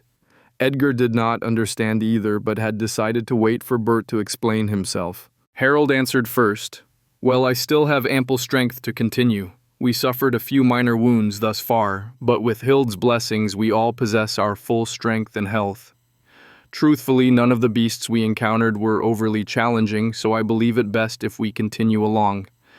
We are here to destroy this place or provide detailed information about what this cave holds." The others all nodded in agreement. While Ackley had been wounded during their last battle against the massive deer, it had been a relatively minor wound, and all of the soldiers had suffered far worse before. Even Bert nodded, but he continued his questions. "Right you are. So tell me, what did we just come through?" The puzzled expressions remained, but Theo obliged the woodsman. "A forest." Bert nodded yet again. "Right you are. We just walked through a forest. Felt right normal, even if the beasts we saw were a bit odd, so tell me, where are we right now?" At that moment, Theo and Edgar registered Bert's discomfort, and they both grew pale and clenched their weapons tighter. As for everyone else, they were still completely clueless. This time, Hild answered Bert's question. "We've just passed through the first cavern in this cave we're investigating." At that moment, Harold and Ackley both finally realized the cause of Bert's discomfort, and they too grew pale. At this moment, only the relatively inexperienced Hild remained completely ignorant. Seeing this, Bert continued. "That's exactly right. We're in a cave. Don't that strike you as mighty odd, that we're all perfectly happy with the fact that we just walked through a God's damned forest in a cave?" Hild opened her mouth to answer, but then closed it as she registered Bert's question. It was true, while passing through the forest, all of them had come to simply accept the bizarre situation as perfectly normal and acceptable. When they had first seen the forest, they had all been terrified and nervous. When had that changed? When had they started to simply accept their unnatural situation as normal? That is rather odd. Is it just the constant tension we've been facing, or is there something more to this? Hild murmured. Hearing her, Harold instantly started a new chant this time, for a spell to detect nearby mana and foreign influences. As soon as the high priest started chanting, the soldiers surrounded him and went on high alert. Hild understood the chant, so she just quietly waited for the results. Harold was far more skilled than she at these sorts of spells. Less than a minute later, Harold had finished chanting and he carefully evaluated the results of the spell. Surprisingly, there was nothing at all that had been detected. He said as much, and the soldiers all slightly relaxed. Bert then spoke up once more. Given where we are and what we know, which is nothing, we need to be on edge the whole time we're down here until we're under the sun again. This place ain't natural and we need to remember that or else we might end up dead. Still, I agree that we should keep moving. Need to see what's next in this place before returning. Everyone agreed, and so the small squad stepped into the cave. Once more, torches were lit, but this time Bert automatically scurried forward ahead of the rest of the group. Given what they had learned so far, he felt it was more important to act as a scout than as a rear guard. The others agreed, and Theo took the front, while Edgar and Ackley together took the rear. With Bert scouting up ahead, the rear guard was far more important than the vanguard. The cave twisted and turned, constantly moving downwards but otherwise always changing direction. There were no forks, junctions, or branches, and no vertical shafts appeared that rose upwards or dropped downwards. It was impossible for them to lose their way. Bert moved quickly, while the rest of the team adopted a steady pace. After about 15 minutes, Bert returned. "There's light up ahead again. Moved up to the edge of the cave to get a look, but this one ain't no forest. This one's a swamp." Hild and Harold both grimaced, while Theo and Ackley just sighed. Edgar did not react at all. "On top of that, there's a few trees, but not too many, and they're all broken, rotted, or sickly, so you can see the roof of the cavern the whole way and even part of the far wall. It's at least as big as the forest we just came through." "Were you able to see if there are any beasts?" Theo asked. Bert scratched his head. "There's some birds flying around, but too far to see what they are or how big they are. Beyond that, couldn't see nothing much. Things are in the water or under the bushes. I did see a path, though. It's pretty clear and it meanders about quite a bit. Gonna take us a while to get through this one." "A path, another animal trail?" Theo asked. Bert shook his head. "This is a right proper path. Touches the water here and there, but it looks solid and well used. Too big to be an animal trail." Everyone glanced at each other. Between the gemstones, the writing, and now this path, it was looking more and more like this place had been deliberately created, though to what purpose none could guess. The team moved closer to the next cavern, but before they entered, Bert, Theo, and Edgar started moving around and checking each other's and everyone else's equipment and bags. If anyone slipped and fell, they did not want things to become lost in the depths of the swamp. After everything was confirmed to be set, they steeled themselves and entered the swamp. They could see the glowing ceiling high above them, though it seemed impossible to know just how far up it went.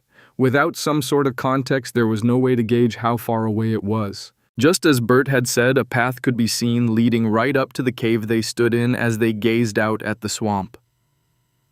While the sky was clear, the strangled trees and wild underbrush made it impossible to see very far at eye level. As always, Bert moved to the front and led the way, though this time Theo stayed less than a dozen paces behind Bert. In this environment, and with a set trail, it was more important to stick closer together. The trail meandered around the swamp, never keeping to one direction for very long. There were places it would drop just beneath the water level, but it always remained firm beneath their feet. They were soon soaked from the waist down, and though some of the brush pulled at their clothes, they did not encounter almost any creatures aside from some fish that tried to nibble at their shoes. The team remained on high alert, still wary after Bert's words of caution. After about 20 slow minutes had crawled by, things finally started to change. The team had just slogged through a deeper section of the trail, and as they dripped back onto drier ground, they heard a loud squawk. They glanced around, and Bert instantly knocked an arrow as he scanned the sky. There was nothing. The 6 people remained frozen in place as they waited and watched. They were startled by a burst of feathers that erupted from a nearby bush. A bird that was smaller than a chicken shot through the group with another loud squawk and disappeared into the distant underbrush. No one had been touched by the bird, and it had moved so quickly none of them had been able to touch the bird either. However, there was a spurt of blood from Harold's neck at the same height that the bird had flown by. At the same time, Ackley looked down and saw that there was a deep scratch on his pauldrons. Hild leaped forward, already chanting her spell before she had arrived at Harold's side. The older man clutched at the side of his neck, trying to hold in the blood that continued to spurt between his fingers. Hild raced through her chant, speaking faster than she ever had before as she hurried to save Harold. Just as the man's eyes were closing, Hild finished her chant and the bleeding stopped. Harold's life had been saved, but the blood loss had been so severe that he was still in grave danger. No one knew what had happened or how Harold had been injured. Two men stepped forward to carry the man while Theo checked on Hild, who had sagged to the ground as soon as her chant had finished. As for Bert, his eyes remained peeled to the surrounding underbrush, nervous and waiting. All he could think of was that the bird must have somehow released an attack that no one had seen. As soon as Hild was able to stand, the team started retreating slowly. Before they had made it even 50 paces, they heard another squawk from the bird. They all instantly crouched down, their weapons ready. Harold, unfortunately, was dropped into the mud so that the other men could have their weapons in their hands. There was another burst of feathers, accompanied by a loud squawk, as the bird shot through the small clearing. An arrow flew, missing the bird, and everyone reflexively crouched as the bird shot by. This time, no one was injured, though Bert's sharp eyes caught that several twigs fell from a branch just above Hild's head. Bert's head snapped around as he checked the bird's entire path through the underbrush. "Keep your heads down and we'll be fine," he said. "That bird releases some sort of blade attack from its wings, so as long as we keep beneath it, we won't get hurt none." As he spoke, Bert pointed to where the twigs had been sliced from the branches above Hild's head. The others looked and also saw the sharp cuts, but while the soldiers all felt a bit reassured to finally know what the invisible attack was, Hild blanched to see how close the attack had come to her head. "Wind!" A whispered croak escaped Harold's throat. The soldiers continued watching their surroundings, but Hild barely managed to hear Harold, and she quickly understood what he was saying. "The birds are attacking with wind mana," Hild burst out. Theo and Edgar just nodded, but both Bert and Ackley looked slightly confused, so Hild said, "The birds are using some form of magic to create invisible attacks next to them. They probably create blades along their wings or something based on the direction of their attacks." Ackley nodded and lifted his shield up so that it covered his throat. Bert swallowed dryly and maintained a low crouch. He was a bit shorter than the other soldiers, and while Ackley's armor had been scratched at his shoulder, the cut had been, even with Bert's neck, just the same as Harold. The team then continued to slowly move along the path, keeping both their eyes and ears focused for any of the returning birds. They were attacked a few times, but with awareness and preparation, the birds were not terribly dangerous. With a bit of time and caution, they soon returned to the cave that had led them to the swamp cavern. They moved a bit deeper into the tunnel and then settled down to rest. They could not be entirely certain how much time had passed within the cave system, but the various attacks they had dealt with, as well as the minor injuries, had left them all quite worn out and exhausted. Furthermore, they were not comfortable passing through the forest with Harold's current situation, so they intended to rest for a bit before leaving the underground entirely. With Harold's injuries, it became clear that they had become overconfident. They had almost lost someone simply because they had no information regarding the dangers they were facing. It had become quite clear that the birds were not a huge threat, but a single moment of carelessness could see them cut down. As Hild checked on Harold and tried to help him recover a bit, Bert distributed some rations while Theo, Ackley, and Edgar stood watch. After a few hours and several shifts of naps by the four soldiers, Harold started to wake up. He was older than the others, and the shock and blood loss had left him quite weak. Hild forced Harold to eat a bit, and the man looked to be recovering by the minute. Nothing had bothered the team within the tunnel, though after Harold's close call, no one was willing to relax until they were back above ground. Harold fell back asleep, and during that time, Hild and the soldiers all agreed that they needed to return.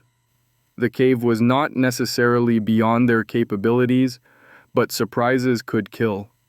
They intended to deliver an initial report, either allow Harold to fully recover or find a replacement, and then finish their underground delve. When Harold woke back up a couple of hours later, he voiced no argument with the group decision. He agreed that their lack of information and his own slowed reflexes were to blame for what had happened to him rather than any failing on anyone's part. They proceeded back up the tunnel and into the cavern with the forest. There were no signs of their first passing, no trampled grass or undergrowth, and no corpses of the creatures they had slain, including the massive deer they had taken down just outside of the second tunnel. Though a bit confused, the team passed through the forest.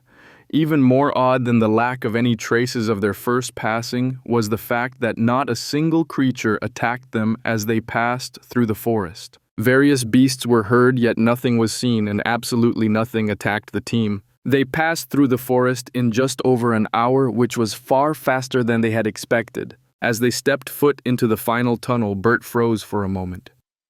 "You think something's watching us?" The others all turned to stare at Bert, wondering what had prompted the question. Seeing their questioning looks, he explained, "Well, soon as we decided to leave, ain't nothing come after us.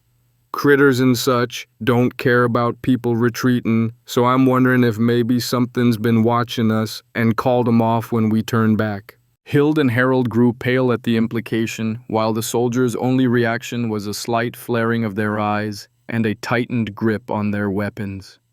No one could deny Bert's observation, and his question held great merit as far as all of them were concerned.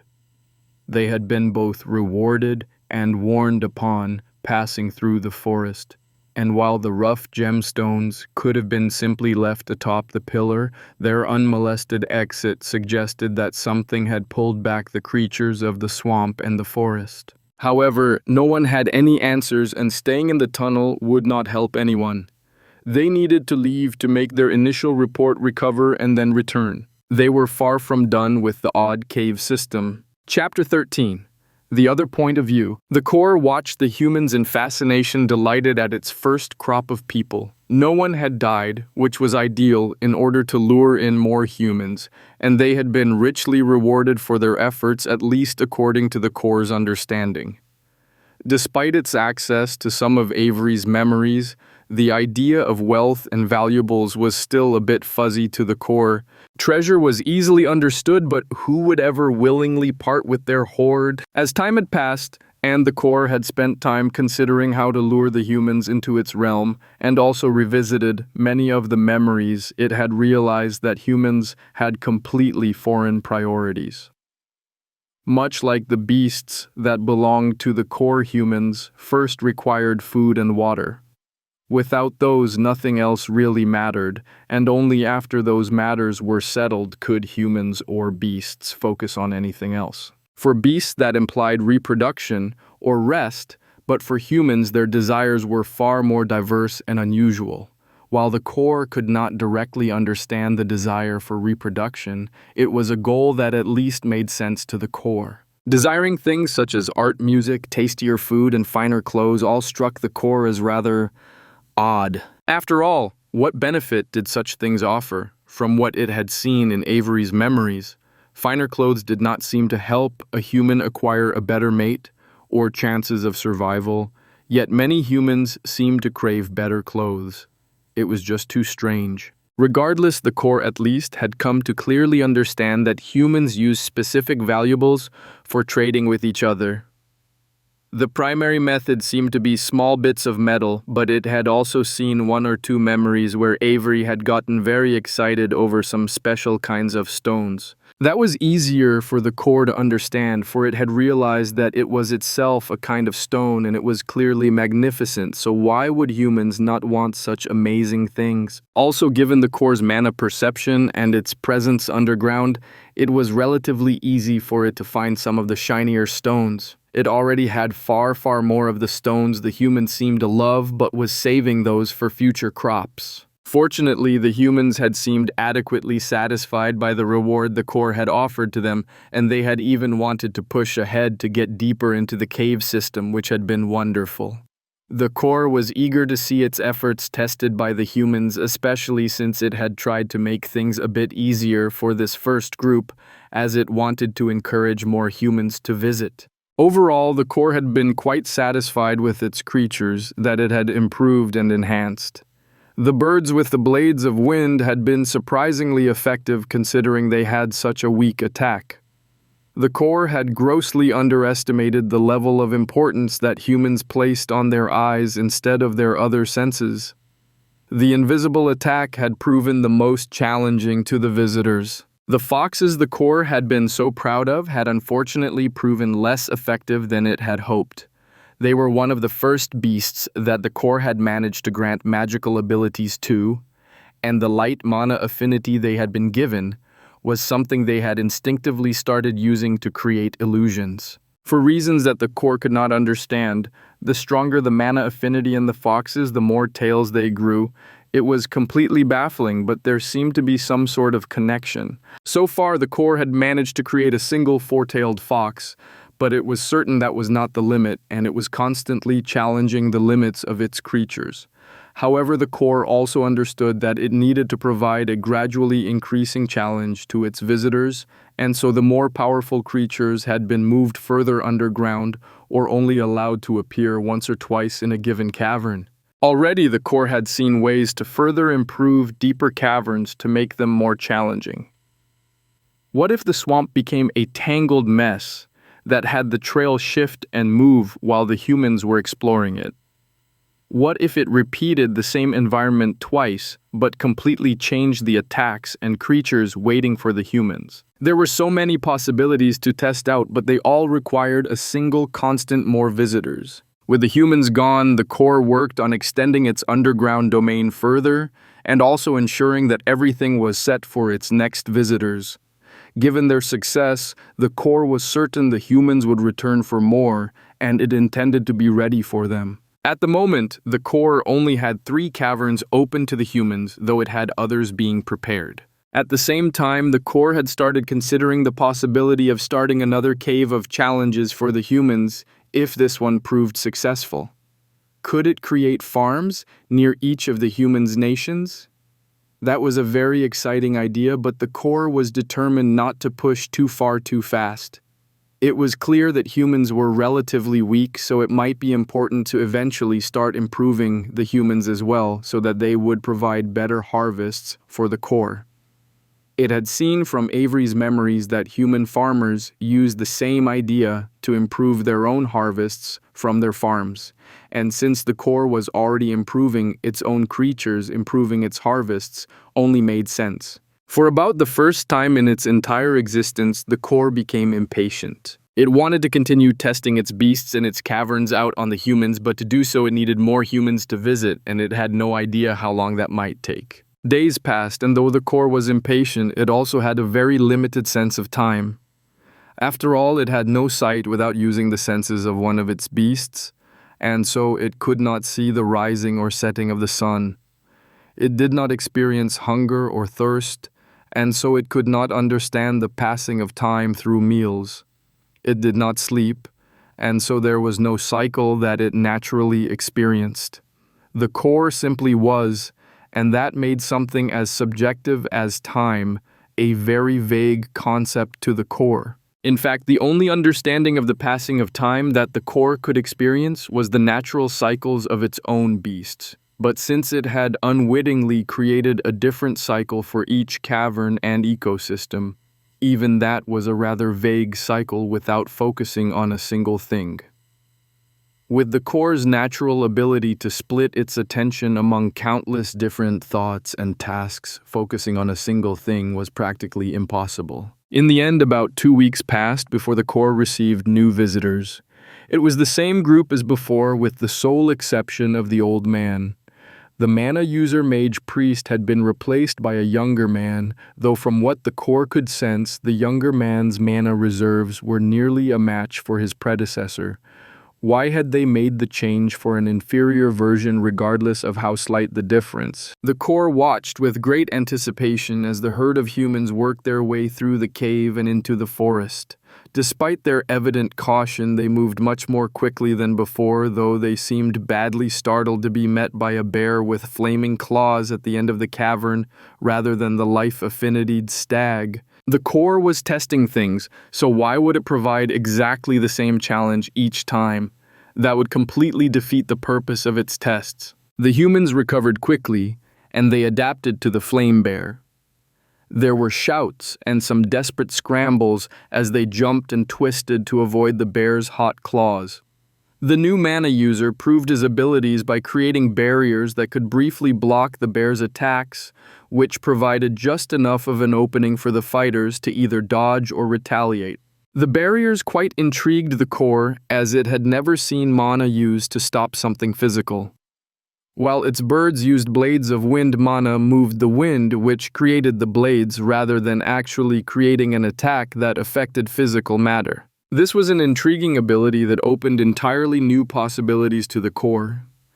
A large portion of its processing power started examining what could be done with this new information, even as it continued to observe the humans. They appeared to be slightly disappointed that their reward for passing through the forest was less than their first visit, but the core intended to reward first-time accomplishments the most. The first people to complete a cavern would receive the greatest rewards, and the first time that any team completed a cavern, they would receive a greater reward than they would from subsequent visits. After all, after the first visit, knowledge would make subsequent visits easier, so why should the reward remain the same? In the end, the core's stinginess and logic had already placed it firmly on the path of believing in meritocracy. The humans rested in the dark of the cave before proceeding into the swamp. The core watched as they interacted with each other, ate, checked the condition of their various equipment and their bodies. While the core knew from the memories it had acquired that human senses were rather limited, it remained amazed at the idea of not being able to instantly observe everything in full detail and instead have to carefully examine small sections of reality in order to obtain a complete picture of what existed in that place.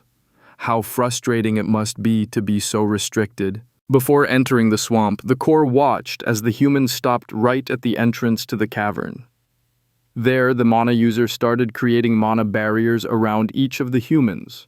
While each of the barriers was weaker than what had been used during the fight against the bear, these barriers surrounded each of the humans and moved with them. Fascinating. The herd of humans quickly moved into the swamp and were soon attacked by one of the birds. This time, the blades of wind merely glanced off of the barriers, unable to cause the slightest bit of harm. It was clear why the mana user had been replaced. This human seemed perfect for countering the bird's attacks. Was it possible that there were humans perfectly suited to countering each of the core's creatures? That was an interesting possibility, as well as one that encouraged greater diversity among its minions. Thus far, the worst wound the core had observed any of the humans suffer were scratches from some thorns in the underbrush. They had been prepared for most of the beasts in the forest and were also clearly prepared for the birds in the swamp. The core started nudging more diverse creatures to attack, wanting to test things as completely as possible. Snakes, lizards, and even some fish attacked the humans, and while the barriers would occasionally weaken a bit, the mana user would either reinforce or replace them each and every time. They continued to meander through the cavern, and surprisingly, the most effective aspect of the cavern for slowing the humans was the wet dirt. Almost all of the humans would occasionally slip, and only the skinny one with the bow had avoided completely falling. Was this related to humans' fewer number of limbs? While using only 2 of their appendages for movement allowed them greater use of tools and weapons. It also seemed to make them vulnerable to unstable footing. This could prove quite useful. Sometime later, the herd of humans arrived at the far side of the cavern, where they were confronted by a giant salamander. This was a beast the core was eager to test out, as it was one of the first creatures the core had been able to provide with multiple mana affinities. The salamander could control both earth and water, and given the trouble the humans had already shown with their footing in the mud, the core had high expectations for the salamander. Sure enough, the herd of humans had some struggles. They slipped about as the salamander attacked with both magic and its slippery body.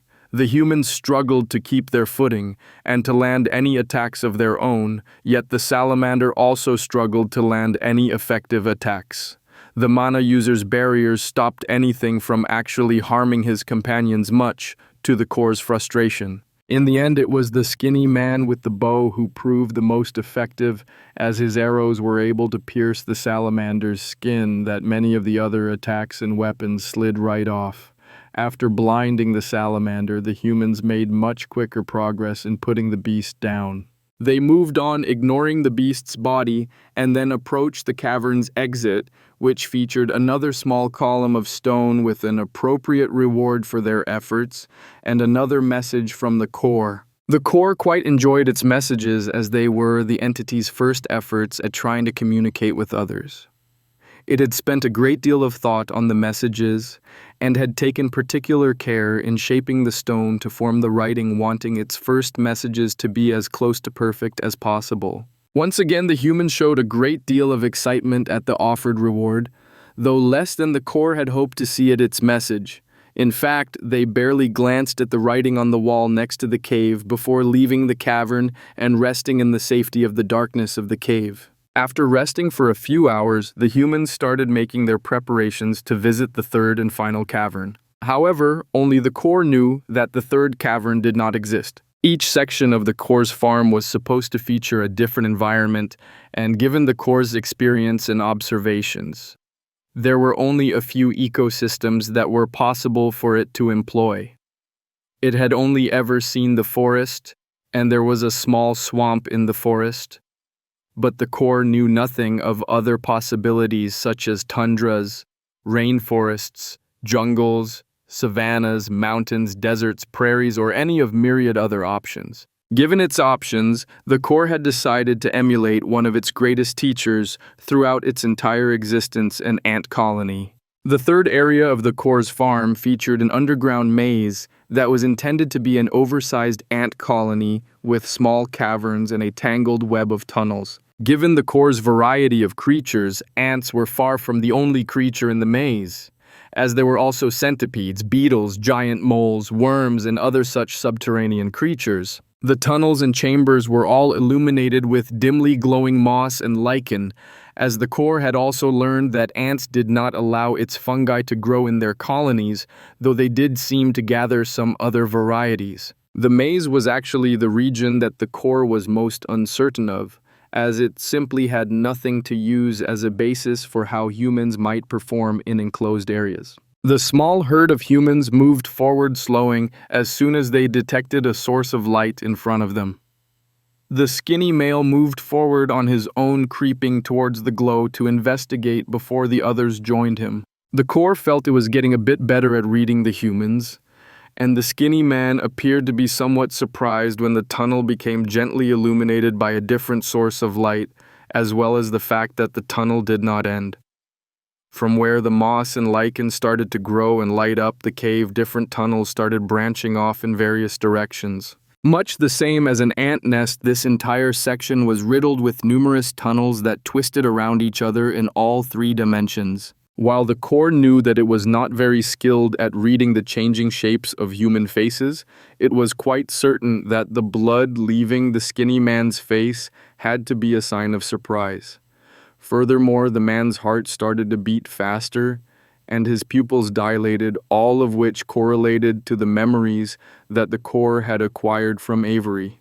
The man scurried back to the rest of the humans, and they huddled together for a bit while discussing things before they started moving forward once again. The core eagerly waited to see the performance of its subterranean creatures as well as that of the humans in the confined spaces of the tunnels. Everything about what the core was about to observe was new, which made it all far more interesting and valuable. Over the next few hours, the core was both happy and disappointed by what it observed. The humans moved slowly and hesitantly, yet performed well. Out of all of the subterranean creatures, the beetles and the earthworms gave them the most trouble, though for different reasons. For the most part, the core's creatures within the tunnels lacked the raw power to be very effective against the humans.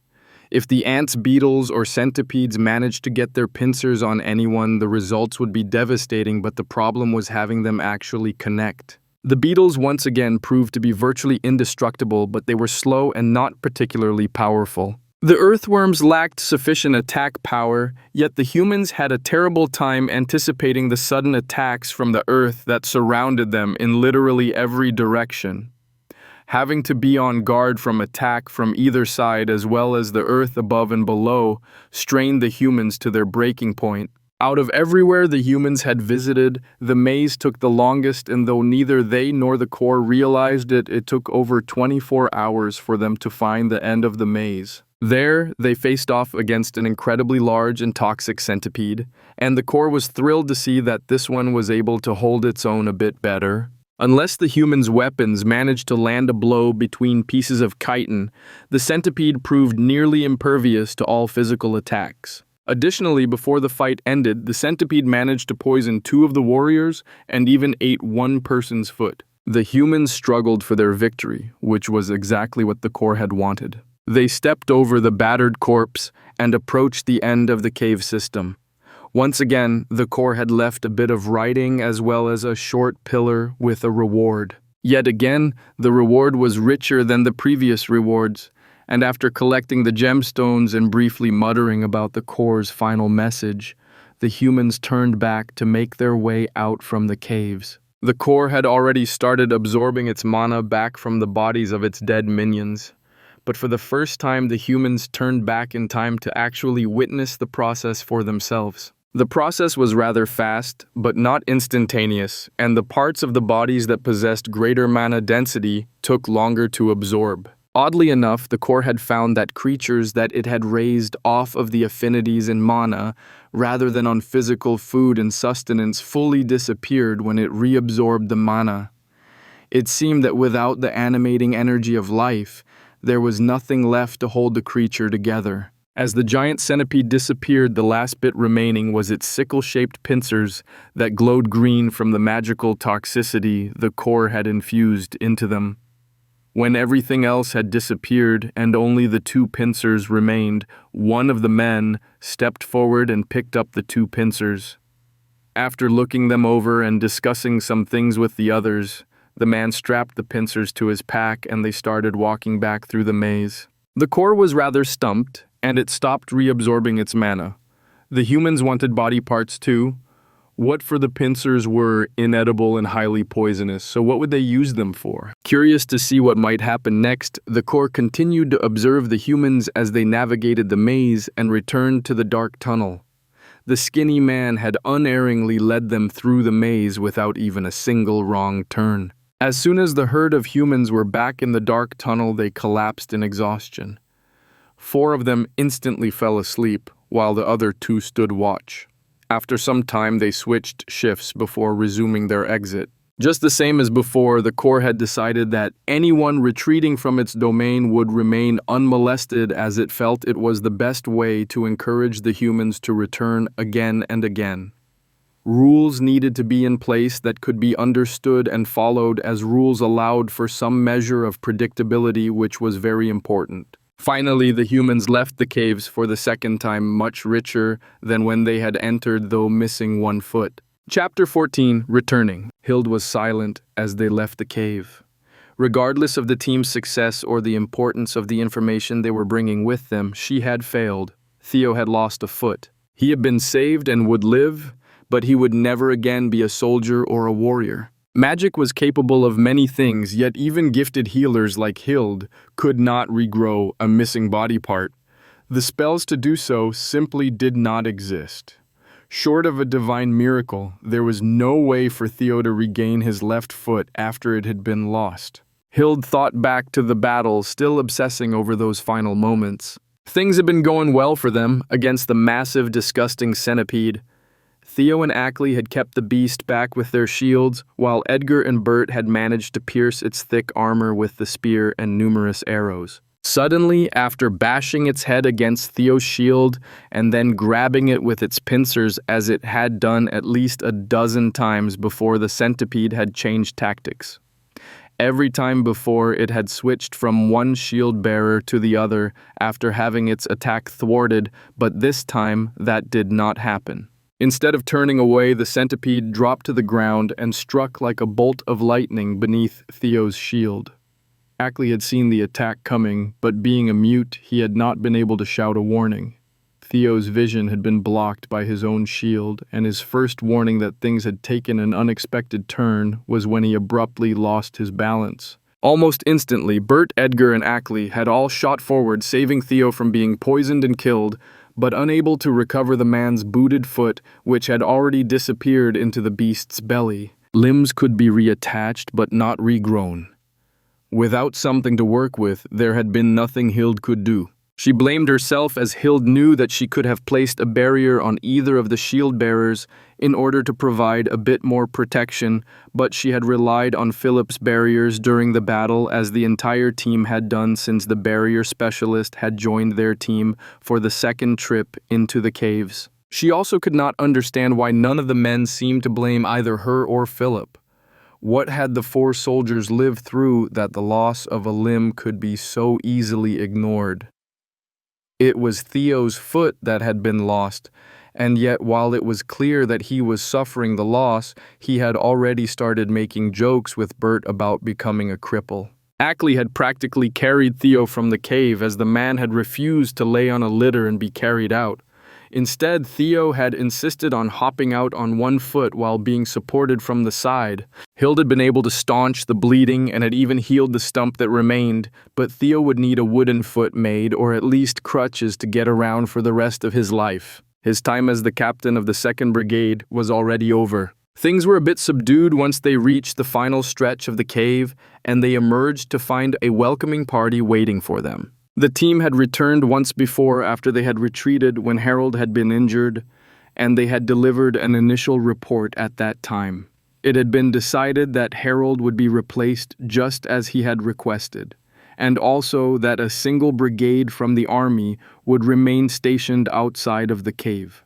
The scope of what they had found utterly dwarfed all expectations, and the king was uncertain of the implications. Soldiers hurried forward to grab Theo and relieve Ackley of his burden. At the same time, other healers stepped forward to check all of the members of the investigation team. But since Hild was more skilled and more accomplished than any of them, they were really only present for the unlikely event of her being unable to fulfill her role or simply not returning. Further back, several higher-ranked individuals waited. They were ones who would hear the initial report and then escort the team back to the king to deliver a full report on all that had been discovered within the cave. Hild, Bert, and Philip started making their way to the people waiting in the back. Upon seeing them move, Theo shook off the soldiers trying to attend to him and grabbed hold of Ackley's shoulder so that he could hop behind the rest of the team to deliver the report. Naturally, Theo's injury was the first thing that was noticed by the 2 generals, and General Simon briefly frowned before simply ignoring the matter. Hild would never be able to understand soldiers. How could they be so callous? Bert, Edgar, Ackley, and Theo all delivered a salute to the generals, and Hild nodded to High Priest Aaron, who stood beside the generals. General Simon looked straight at Bert and simply stated, "Report." Bert nodded and then immediately shared a summary of what they had encountered on their 2nd trip into the cave. During the several weeks they had spent together, Hild had finally reached the point that she felt she was basically able to overlook the man's heavy accent and simply listen to what he said. "We made it through the first cavern, same as before, with no surprises until we got to the end. There, instead of a big old deer, there was a bear. Biggin, and it was on fire." General Simon just arched a brow at that, though the other general and High Priest Aaron both clearly wanted to interrupt and ask something. A slight raise of General Simon's hand was enough to keep his 2 companions from actually speaking, and Bert continued as though he had not noticed anything. "The bear was a bit shorter than the deer, but probably weighed just as much. There were flames on the whole thing. Well, maybe it was just the fur, but it looked like there were flames covering it. The only flames that were any problem were the ones on its claws. Those things could slice through a man like a knife through water, but Philip's shields held up just fine. Ackley's, on the other hand, didn't fare so well. After that, we found the reward for getting through the forest was smaller than before, probably by about half." At that point, Hild made a point to pull out the bag of uncut gemstones they had collected throughout the 3 caverns, but the 3 men listening to the report completely ignored her and the bag. We rested in the tunnel past the forest cavern before moving on to the swamp. It was in there that Philip really started proving his worth. He stopped any of us from getting hurt by the birds in there, and we didn't have much trouble getting through and dealing with the snakes and such that showed up too. At the end of the path through the swamp, we ran into a salamander. Was even bigger than the bear, but didn't hit so hard. Biggest problem with it was that it could use some sort of mud magic which kept us slipping all over. Also, the thing's skin was slippery, so the swords and such didn't do much without a direct hit. We picked up the reward and entered another tunnel where we slept in shifts to rest. After that, we ran into the last section, and that was pure hell. Weren't no cavern at the end, but a maze of tunnels and rooms. We ran into all different bugs, ants, and creepy crawlies in there. Worst were the worms which just popped out of the walls, floor, or ceilings without warning. Nasty buggers. Took a long time to get through that mess, and the last thing waiting for us was a massive centipede. Hold on, I brought back some pieces of it.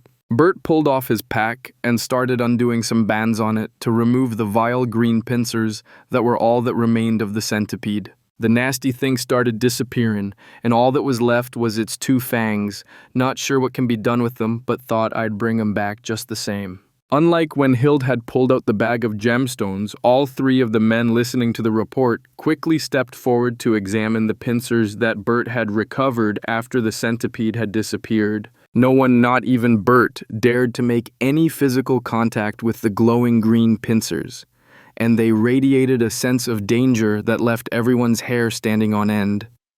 It was readily apparent that some of the centipede's poison still clung to its pincers. Also, with all of the commotion from Theo losing his foot, Hild had completely overlooked the fact that the centipede had melted away before their eyes. No, not melted. Evaporated, disintegrated. Hild hesitantly raised her hand, uncertain as to how to go about addressing the men receiving their report. Do any of you sirs have any idea what might have caused the centipede's body to fade away? The question brought 3 pairs of eyes to lock onto Hild's face, and Bert started awkwardly shifting his feet. While Hild had been distracted from what had happened, Bert had been trying to distract himself from the matter. The woodsman had always been uncomfortable with anything supernatural or magical, as he had always viewed such things as the domain of higher beings. It was one thing to see the mages invoke the gods in order to perform spells, or a powerful beast utilize magical abilities, but to witness something truly inexplicable, such as the centipede just fading away, had been beyond disturbing to Bert's mind, and he had been doing his best to ignore the entire matter. The 2 generals and the high priest all glanced at each other but voiced no response. The high priest was the most qualified to give an answer, but he had absolutely no idea as to what could have happened. After an uncomfortable silence, High Priest Aaron finally replied, "We'll investigate that matter and try to uncover the truth of what you saw. Don't worry." There were a few more questions posed by the generals and the high priest, but Hild tuned the rest of the matter out completely, still caught up by the disappearing corpse. Why had the pincers been left behind? Was there something special about them when compared to the rest of the creature? She simply could not move past the memory of that sight, unwilling to acknowledge that her obsession was mostly a distraction she was using to avoid thinking about her earlier failure. The investigation team had returned and their initial report delivered. A more in-depth report was scheduled for a few days later, as well as one that would be given to the king and his advisors. In truth, Simon did not know what to make of the information he had received. An underground forest and swamp plants and animals living as though they were under the sky. A potentially deadly trial with no apparent purpose but rich rewards. A disappearing corpse. Truthfully, what bothered Simon the most was not any of that, but the writing that had decorated the walls at reportedly 4 different locations, warnings and rewards. There was clearly an intelligence behind this entire matter, though its purpose was beyond anything that Simon could unravel. He had been deployed to fight back against the worst subterfuge imaginable and had carried out similar atrocities for his king and kingdom, yet nothing he had witnessed or experienced could make heads or tails of this bizarre cave. From what Simon could see, Aaron was in the exact same position. The two of them were supposed to provide their opinions and recommendations to the king after he received the report, yet Simon had no idea where to even begin. The rewards were truly exorbitant and the risks were not too severe.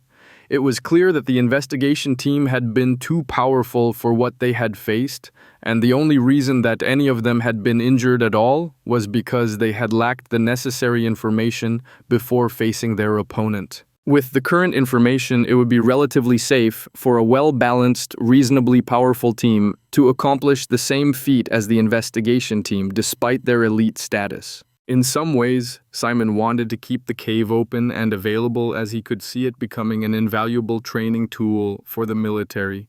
However, without knowing the purpose behind the cave and the rewards it was offering, Simon was simply too wary to pursue such an avenue. Aaron was facing a crisis. He was the high priest responsible for providing the temple's recommendation to the king, and while that meant that Aaron needed to receive the joint decision of the three temples, he was also the one present and observing the matter up close, and so his opinion would likely sway the temple's opinion as well. What was Aaron to think? There was clearly magic involved in the appearance of this cave, and unbelievably powerful magic at that. There were new species of plants and animals present, and while it was possible that such things had been brought from far away, Aaron felt that was not the case. Rather, he felt it far more likely that the new species had been designed or made in some fashion, and that was a truly horrifying prospect to consider, as that was a realm of magic that had long been believed to be reserved solely for the gods. After all of the spells and magic that mankind had access to had been gifted to them by the various divinities. What Aaron had witnessed spoke of new unknown magic which should have been impossible. Any new revelation from one of the gods was heralded by grand signs so that their messenger would be recognized and given the proper respect. This cave had been discovered by accident by villagers in the middle of nowhere. Worse still, whatever was behind this cave had created it entirely undetected by the kingdom. Such a massive undertaking should have sent ripples and waves through the mana nearby, alerting even the rawest of acolytes to the matter if they had traveled even remotely close to any part of the cave system. Yet Aaron knew for a fact that he and several other priests had traveled a nearby road to visit another temple just a few months back, yet none of them had felt a thing. Such a massive project should have taken years of effort and decades of trial and error, yet not a single thing had been noticed during that entire time. Given all of that, as well as the writing on the walls, Aaron was almost tempted to believe that this cave was divine work, but there was an issue with that as well. None of the high priests of any of the three temples had been given any information by their gods. While the gods were normally rather silent, it was possible to pray to them for divine guidance or to use spells to perform divinations. Both methods had been employed as soon as the cave had been reported, and it was the lack of any sort of answers that had led to the investigation team being sent. Without answers from the gods, people had to rely on themselves. Could a new deity have been born? To Aaron's understanding of the scriptures, a new god had not been born in all of human history, but he would have expected such an event to be heralded by even greater signs than when the gods gifted their mage priests with a new spell. After all, how could a bit of new magic possibly compare to the arrival of a new god? Aaron was at a complete loss, and that terrified him.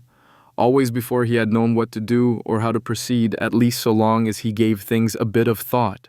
This time he had not even the slightest idea of how to move forward. Bert was feeling completely relieved. He had been on edge from the moment he had first stepped foot into that freakish cave, but finally he had done his duty, finished the mission, and returned alive. Everything that happened after this was someone else's responsibility, which was just how Bert preferred things. He was at his element in the woods or in combat, but magic and politics both completely terrified him. In fact, the only reason Bert had even managed to become the head scout for the Shadow Guard was because Simon had risen to his position from being born as a commoner, and he had promoted his men based solely on their abilities. If Bert had ever needed to bootlick or even attend an interview to be promoted, he would have been lucky to even remain a member of the military at all. Unfortunately, even before entering his tent, Bert could see that he had a visitor waiting for him. There were no footprints, but the opening to the tent had just been passed by, and Bert could even hear someone quietly breathing inside. He let out a sigh. He recognized his visitor already. Gathering himself for a moment, Bert entered his tent. "Even in general, got more questions you thought of after hearing my report. Sit down and have a drink, Bert, and stop with the general bit. You trained right alongside me when we first joined the army, and it still doesn't sit right having to order you around." With another sigh, Bert took a seat on his pallet. While it was true that he and Simon had been friends for many years, Simon had quickly surpassed Bert, and it was also clear that this was not a personal visit. There was no way that Simon had time for such things before everything about the damn cave was settled. As soon as Bert was sitting, Simon pulled out a small bottle and passed it to Bert. "Brought some of that stuff they brew in your hometown. Can't stand the swill, but thought you could use it after what you just went through." That had always been a key source of Simon's success. He understood people got to know them and, more importantly, got to understand them. This was true of both those above him and those who followed him. He remembered the little details, and while he never performed any grand or excessive gestures, realizing that the man remembered something little about them never failed to have an impact on people. Even worse, Bert knew that Simon was being completely genuine. He had truly only brought the bottle of booze for Bert because the general knew that Bert had only agreed to participate in the investigation team because Simon had requested it. Still, Bert could not deny that he wanted a drink, and nothing he had ever found could beat the stuff they made back home. Bert popped the bottle open and took a drink and closed his eyes for a moment to savor it. Before Bert's eyes opened back up, Simon spoke up again. "I'll be honest, Bert. I don't know what to do this time. I can see both opportunities and risks, but more than that, I see too many questions. There's more to this than meets the eye, and I can't even find where to start looking." "Tell me what's your feeling about this place." Bert sighed. This was the one question he had dreaded the most, as not only did it mean that he had to try to be analytical about things, he also had to think about memories that he had been avoiding as much as possible. "Simon, the place is incredible, ain't no denying it. It's beautiful in a way I can't even tell you. Honestly, in that forest, there were times I forgot where I was, and that scares the hell out of me. Any place that can get a soldier to drop their guard like that is dangerous, let alone a place that's actually trying to kill you." "I can guess what you're thinking, and you're right. This cave would make for great training and practice for new teams to start working together. Rewards seemed to be good, and the battles weren't too tough till we got to the end of each cavern at least. Those uns were problems, and even you'd struggle with that last bug. Still not too bad overall. Now what gets me is what gets you. I know who's behind this, what they want. Are we already giving it to them? I can't answer any of those for you. But I'll tell you this, there's rules, and if and we can determine what those are, we should use this." "Rules? What do you mean?" "As soon as we turned around to leave, nothing touched us. In fact, nothing even showed up in front of us. I tested it out a few times, and when just one of us went back, we'd be attacked.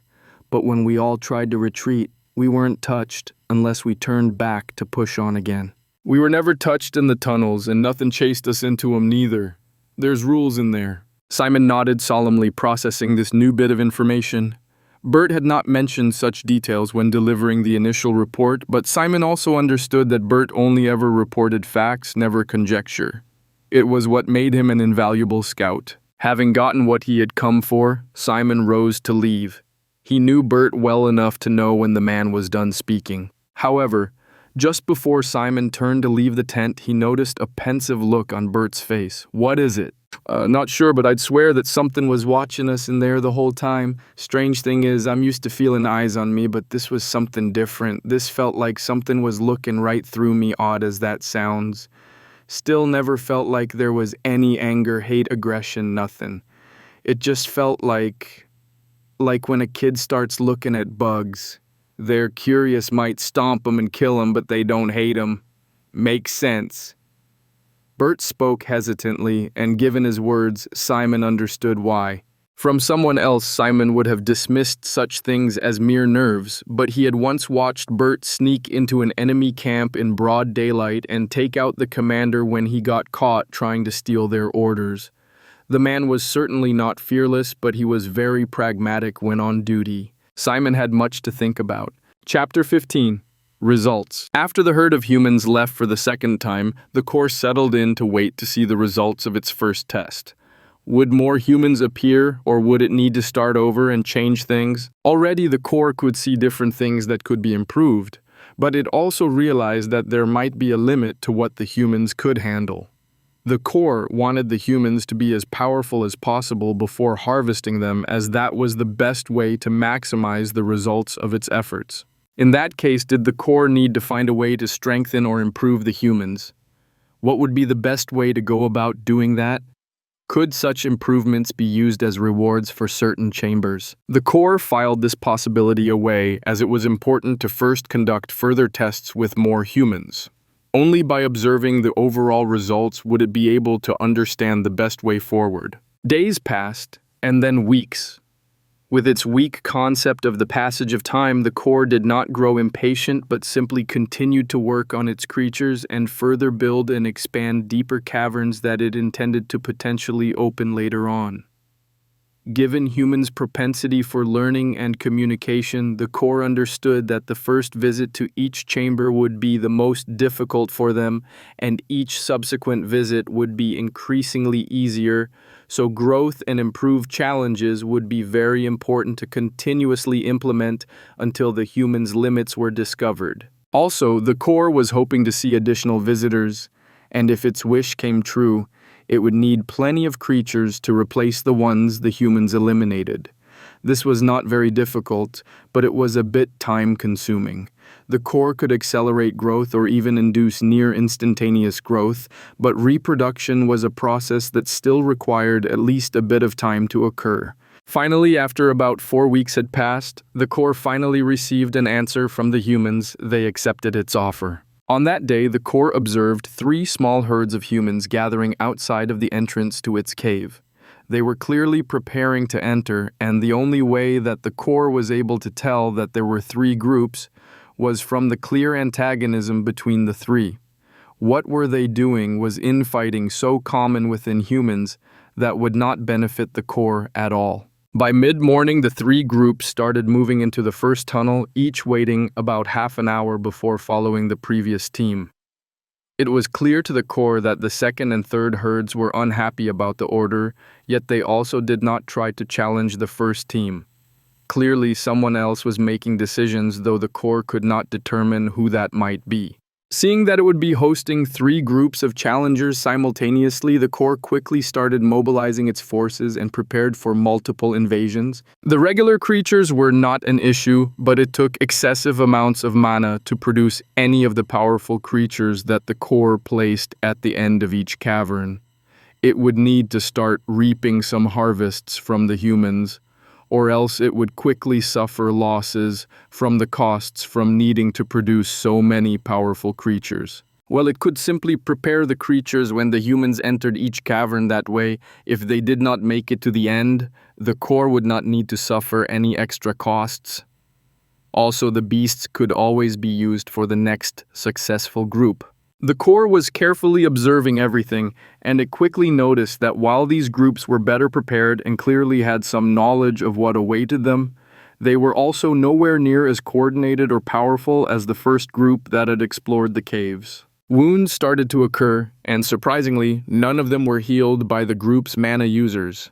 Were such humans rare? If so, why? The first team pushed aggressive and almost reckless as they tried to stay ahead of the other 2 teams. The second team continued at a rather steady pace, but the third team fought with almost a degree of desperation that simply did not match the resistance they were encountering. What the Corps did not know was that these 3 teams had been put together by the kingdom's military to test out the effectiveness of training within the system of caverns. The most successful team would be made an official squad and would also be promoted. Such opportunities were hard to come by, so even though the members of each team deliberately did not know each other, they were all very eager to prove themselves. By the time the first team managed to push through the forest, their wounds had piled up and two of their members were limping badly. They encountered a four-tailed fox, and while they had aptly handled the two-tailed foxes within the forest, the four-tailed fox possessed far greater mastery of its illusions and the humans were unable to gain the upper hand.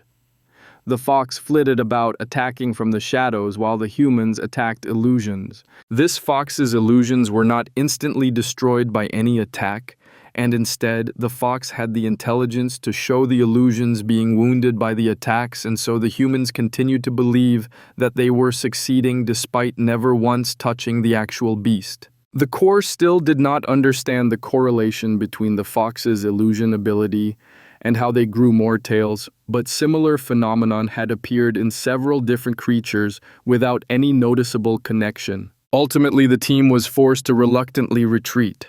The fox managed to take out an archer who had been at the back of the group, a sneak attack proving unbelievably effective as the human fell to a single attack from the fox. The core instantly seized upon the strange energy, yet once again the central seed of the energy was ripped away from the core. There was no struggle at all. The core was simply unable to contest with the power that seized the seeds. However, this time, with anticipation and forewarning of what would happen, the core had managed to seize more of the energy that surrounded the central seed, and this meant it obtained more complete memories of Winston the archer who had died. The entire process took place in less than a fraction of a second, yet the sudden access to new memories and the surge of power reinforced the core's own, which overwhelmed it for several minutes. By the time it recovered, it realized that it had failed to notice that before the group of humans had managed to retreat from the fox, another of them had fallen to the beast. While the core felt quite disappointed that it had failed to seize upon the second harvest its caves had produced, it also felt comforted to see the success it was already enjoying, and also was fully confident that it would eventually be able to process multiple harvests simultaneously. It used a bit of mana to heal the fox and checked on the other two teams. The second team was maintaining a steady and cautious approach, and they had not yet suffered any major injuries or difficulties. The core was optimistic about its chances of obtaining a harvest or two from the final group, but that suddenly changed. The group that had lost two members and failed to defeat the final fox was retreating through the forest, and while the core had deliberately directed the three groups along different paths, the failed team had fled without any regard for direction or paths and had eventually stumbled upon the third group. The humans had spoken to each other, and learning of the deaths of two people instantly sobered the reckless group of humans.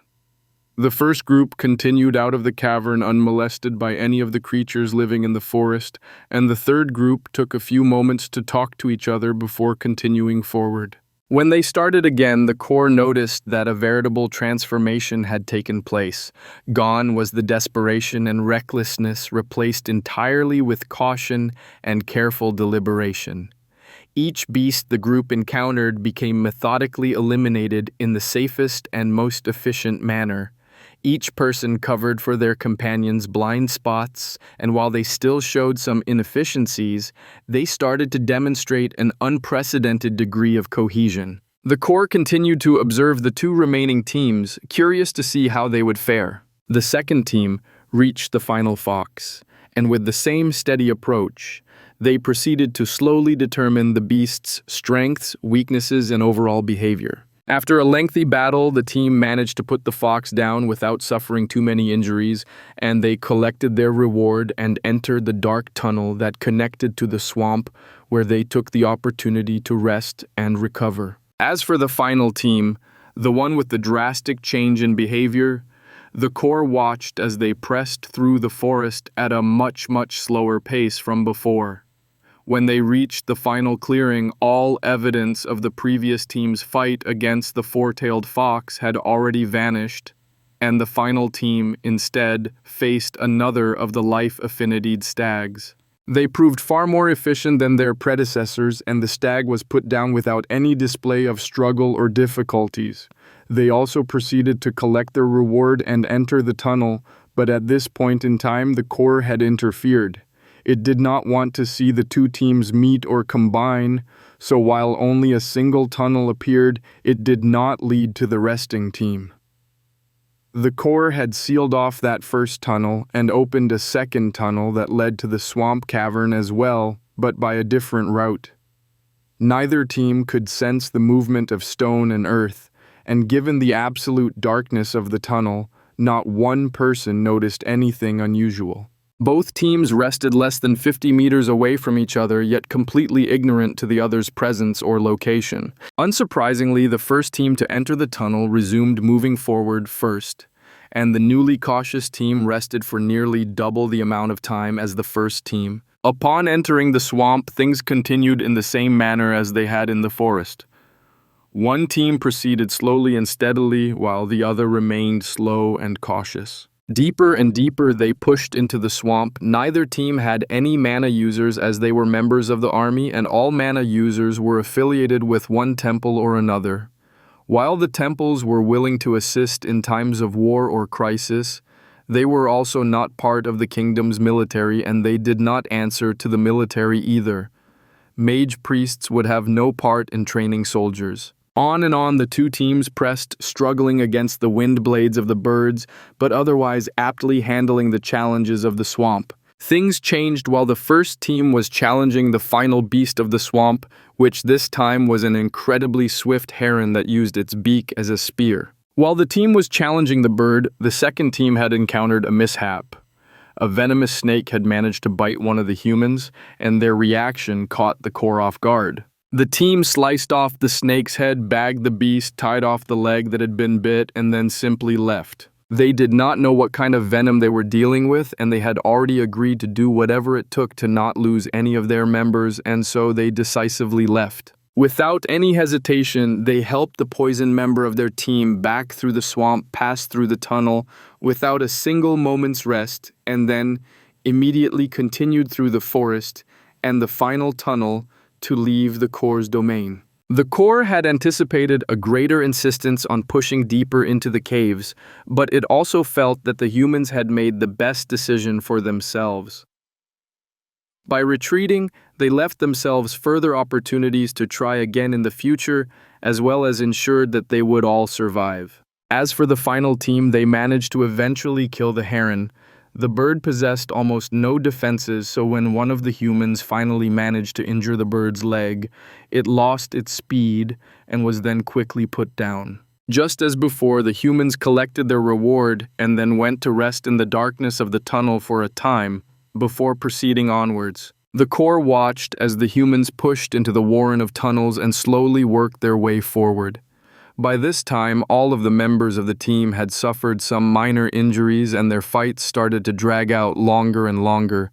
When they ultimately reached the final chamber, they took one look at the beetle that came up to their waists and turned around and left without even trying to attack the beast, much to the core's disappointment.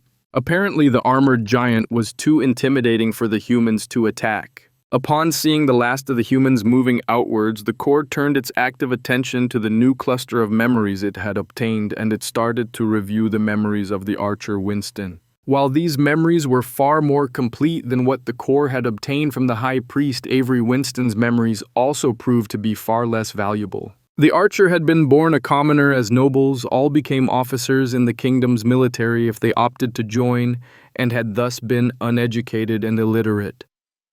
Winston had been the fifth son of a farmer, and given that the property would be divided between two of his surviving older brothers, a younger child, like Winston, had been left to find his own way in life. For commoners, this meant either the military or becoming the serf of some noble. Winston had been the primary hunter of his family as well as the provider of most of the meat they had eaten, and so he had chosen to join the military. He had only been about 22 years old when he had entered the core's caves, and so even though the core had obtained rather intact, complete memories, the total content spanned far fewer years than it had obtained from an older man like Avery. Ultimately, the power that the core had gained from Winston's death had provided far greater benefits than any and all of the memories. It had certainly not suffered any losses from the deaths of a handful of minions, and furthermore, none of the body parts that had lingered behind for a bit had been collected, and so the core had been able to reclaim everything that it had used on the three beasts. The core felt quite satisfied with the results of its second test, as it felt that its minions had performed quite well against multiple opponents, and its reserves had barely been touched. If this rate of visitors entering the caves continued, the core would be able to maintain the three caverns indefinitely and would even be able to reap extremely profitable harvests from its visitors. The farm appeared to be ready. In that case, was it time to try to start another Chapter 16 offer accepted? During the years that the core had spent expanding its caves and caverns and building biomes, its perception range had continued to grow further and further, even as it continued to drop further into the earth. With this, the core's field of perception currently encompassed a truly massive area both above and beneath the surface of the earth. While it had still not reached any of the human cities, it had reached the edges of Faerun and could observe several of the kingdom's more remote villages as well as quite a few roads and paths. One single time the core had detected the oddest echo.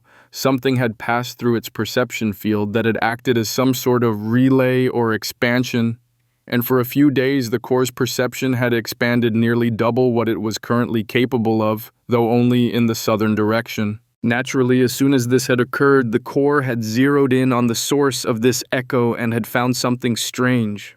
The echo came from a single round stone that was being carried on a woman's necklace. Curious, the core had started to examine the stone only for the echo to grow stronger and stronger. Nothing unusual could be detected concerning the stone. It was just another gemstone similar to so many others that the humans loved so much, and the core had even noticed other round gemstones before, so the shape did not seem to be anything too special. No, it had to be the makeup of the stone. Still, that also did not seem to be too unusual. The stone only remained in the core's perception field for 3 days as the woman traveled along in a carriage. She was accompanied by many other people, yet the core focused solely on the woman and her jewel.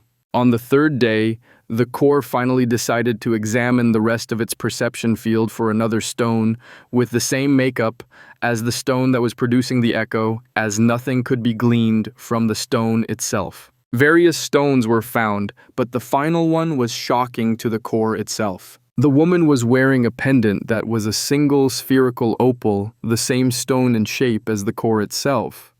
While the size was not exactly the same, the small jewel still acted as a mirror of the core given the other similarities. It was also at this time that the core realized that it had actually grown.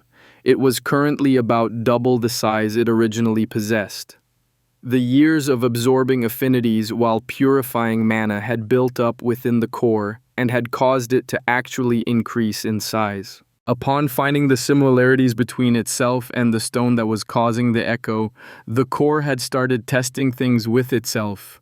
The stone that was quickly approaching the edge of the core's true perception field, and the other stones that the core had found with the same makeup as itself, and the gemstone carried by the woman. The first thing it tried to do was reshape the stones. While opals were rather rare in the region occupied by the core, this did not mean that they did not exist at all.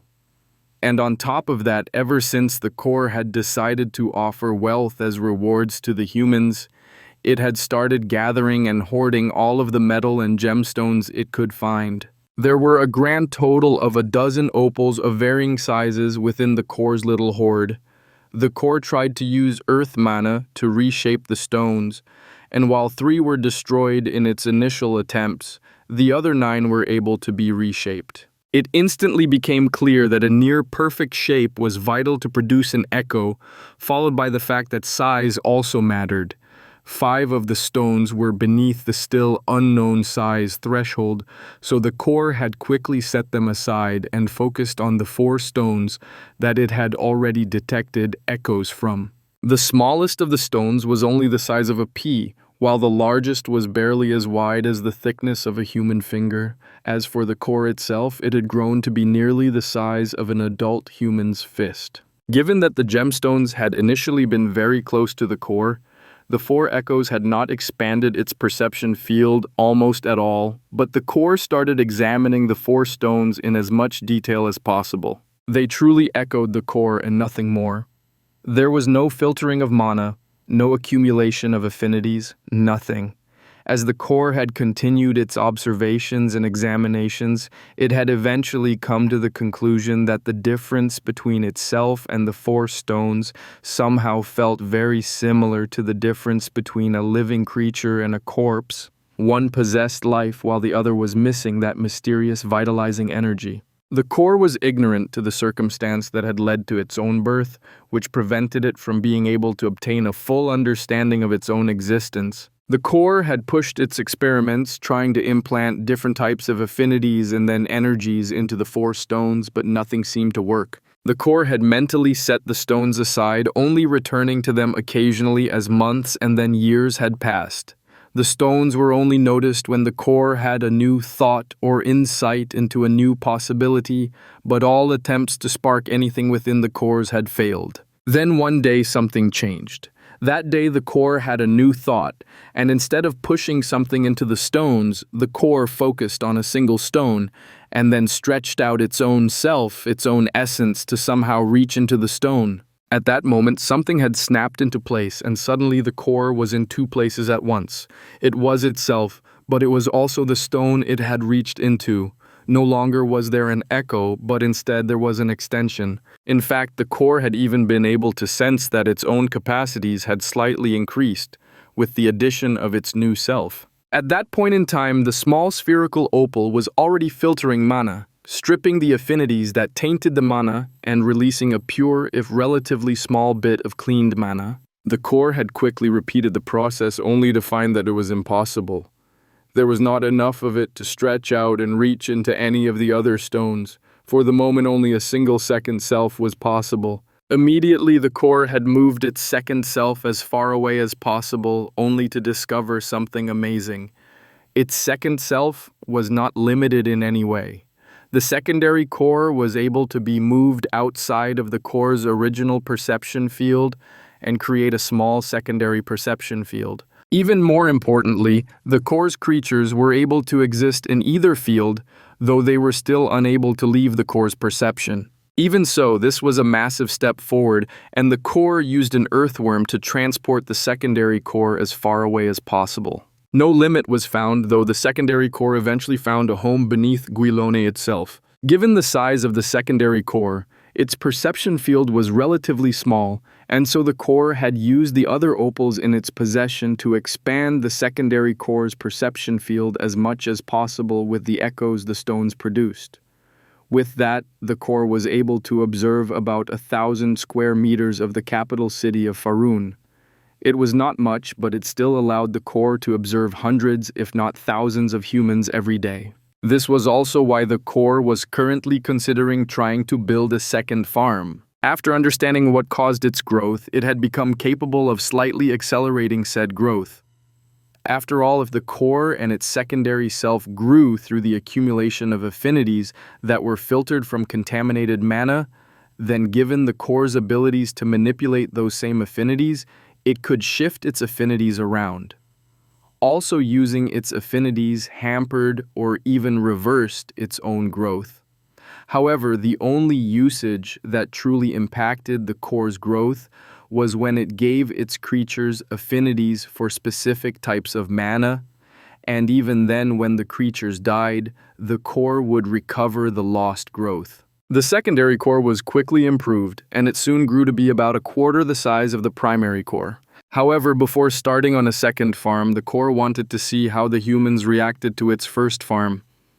After all, the first deaths had just occurred, and the core knew that this would be the true test as to whether its farm would be accepted and successful or not. As the humans retreated from the caves and returned to the camp that had been set up just outside the first tunnel, the core could see the commotion that the teams caused as they returned to the rest of their numbers. The first team to return, which was the one that had lost 2 members, was greeted with mixed reactions. Given the memories from two different humans that the core had obtained, it had become much better at reading human emotions, and it was starting to want to be able to hear, as it could not pick up on the vast majority of human communications. There was anger, sadness, and grief seen from various different humans when the first group returned. One of the humans in the camp nearly attacked the returning team, only to be held back by others. On that person's face, the core detected both anger and sadness. Things within the camp calmed back down rather quickly after some people who appeared to be in charge said a few things. The core saw much of the anger dissipate and the sadness grew stronger. When the second team returned with the poison member, another commotion arose from the camp. This time, there was no anger, and instead, there was panic and worry. People started running about, and a mana user was quickly sent for. The core recognized the female who had been a member of the first team of humans, and she ran over to the poisoned man and quickly cured him. The core felt the start of an idea begin to form as it watched, yet it needed more time for the insight to fully form. As soon as the poison was dealt with, the second team delivered the report and turned in the rewards they had gained. Excitement filled the entire camp, though the core was unable to determine the exact cause. Were they excited that the team had returned intact? Was it because of the reward, the fact that the poisoned man had been cured? There was no way for the core to tell. Finally, the third team returned, and their return was met with an even greater commotion, though it appeared to be entirely positive. There were cheers and excited greetings extended to the final team to return, and the core observed smiles on nearly every face. The individuals in charge of the camp smiled broadly as they offered what appeared to be new clothes to the final team, and the reward that the team had returned was only partially collected. Each of the members of the team was allowed to keep a single gemstone. Though the core felt that what it had observed could be regarded as positive reactions on the part of the humans, it withheld any decision for until more teams of humans ventured into the caves. More than a week passed without another person stepping foot into the caves. During this time, there were constantly guards posted at the entrance to the first tunnel. There were 4 of them, 2 watching the depths of the tunnel for anything to emerge, and 2 to watch for humans attempting to step into the caves without permission. Finally, after 9 days had passed, the core received its answer from the humans. Another team was sent into the caves. The farm had been accepted. With this, the core could advance its plans to expand its existing system, as well as start working on developing a second farm. While the humans present in the camp outside the farm remained the exact people were constantly changing, there were always warriors present as well as several mana users of various affinities, though the core noticed that there was always at least one life affinity mana user present in the camp. The third time that the life affinity mana user appeared in the camp, to replace the one who had been there for a week, the core finally managed to realize the insight that it had started to see when the 3 teams had returned to the humans' camp. Human mana users all worked for the humans' gods, and even then there were very few who could use life affinity mana and heal other humans. Given this realization, the core reached a decision that settled several different questions it had been facing. It would indeed strengthen the humans, while also providing additional rewards. It would very rarely grant a human a mana affinity, and it would also start looking into options to grant specific spells to the humans that would allow them to more easily heal each other. In fact, the core had already developed mana usage of its own, without the need to call upon the humans' gods, so why not offer humans the ability to do the same? It would take some experimentation to develop spells for humans given their different anatomy and such, but it should not be overly difficult to do. In that case, how should the core go about sharing such skills? The core could not write scrolls or books like the humans did. In fact, the core could not even see the writing on such items, given the way in which it perceived the world. It did not want to reward humans who were not part of the team visiting the farm, so how could the core give away skills? Affinities were easy enough, as the core could simply inject such a thing into the humans in the same way it did its own creatures. Deciding to implement both options in the next cavern to open up, the core started looking into possibilities to teach spells to humans. With its creatures, the core simply created the magical pattern within a creature's body, and that allowed the spell or ability to manifest. But altering the bodies of humans was not possible, as they did not belong to the core, and there was something within the humans that blocked such a thing from happening. More time passed, and the core continued to sink into the depths of the earth while developing its next ecosystem for its farm. At the same time, the core studied methods to provide humans with skills as well as affinities. Several spells were found as well as skills that could be used. During its studies, the core had found that humans should be capable of manifesting the same sort of innate abilities as its creatures, although at a higher cost. This meant that it could create skills for the humans to use who were not mana users, provided it developed skills that could be used with tools and weapons that humans used, instead of the body parts that its creatures used. As time passed, the core also managed to find a way to provide spells to the humans without making things overly complicated. The answer came from the most unlikely of sources, the multi-tailed foxes. The multi-tailed foxes were able to create illusions, and once their ability reached a sufficient level, the core had found that humans were utterly incapable of determining the difference between what was real and what was an illusion. This meant that the core could simply create illusions of books or scrolls, and then dissipate them after the humans acquired the relevant information. Furthermore, the core wanted to try something even more targeted to a single person. What if the information was mentally given to the human in the same way that the core received memories from humans and creatures that died within its realm? Such a thing should be possible. The core could create little packets of memories that were limited to only the skills or spells it wanted the humans to receive, and then transmit them into the humans' minds while causing the illusion of a book or scroll to disappear. This would allow specific humans to receive the reward, which would encourage increasing numbers of humans to brave the risks of the caves, which would further increase the core's harvests. Having already completed 3 caverns, and also having started on more, it did not take the core too long to complete a 4th cavern after it had settled the matter of how to provide non-physical rewards to its challengers. As this time had passed, the core had managed to harvest several more individuals, though the rate had slowed substantially. Just as it had already expected, the increased experience and information the humans acquired about the caverns allowed them to streamline their tactics and lower their casualty rate. Though only one more team had managed to defeat the guardian of the 3rd section, more than 5 teams had managed to defeat the swamp and had tried to challenge the subterranean maze. As for the next section, given the core's limited experience, it had tried to come up with a unique environment, and its descent into the bowels of the earth had provided the opportunity to observe a unique biome that it had never encountered on the surface. How well would the humans be able to handle the fire and heat that the core had encountered deep underground? It had been fascinating to develop creatures that could thrive in the environment of rock that liquefied due to sheer heat, and the core could not wait to see the results. Chapter 17, Expansion. It was Jacob's 3rd delve into the system of caverns that delvers had recently started calling the dungeon.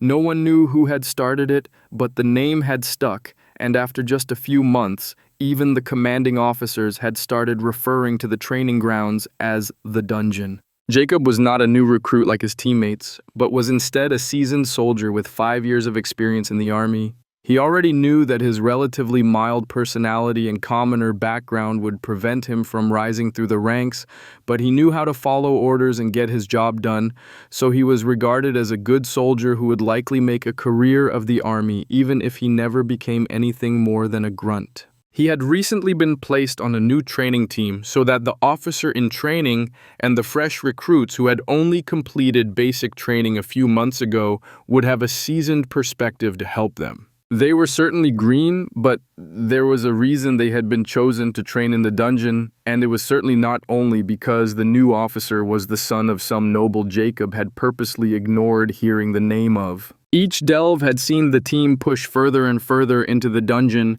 and though it was only their third delve, they were all hoping to be able to complete the powerful guardian of the third level of the dungeon.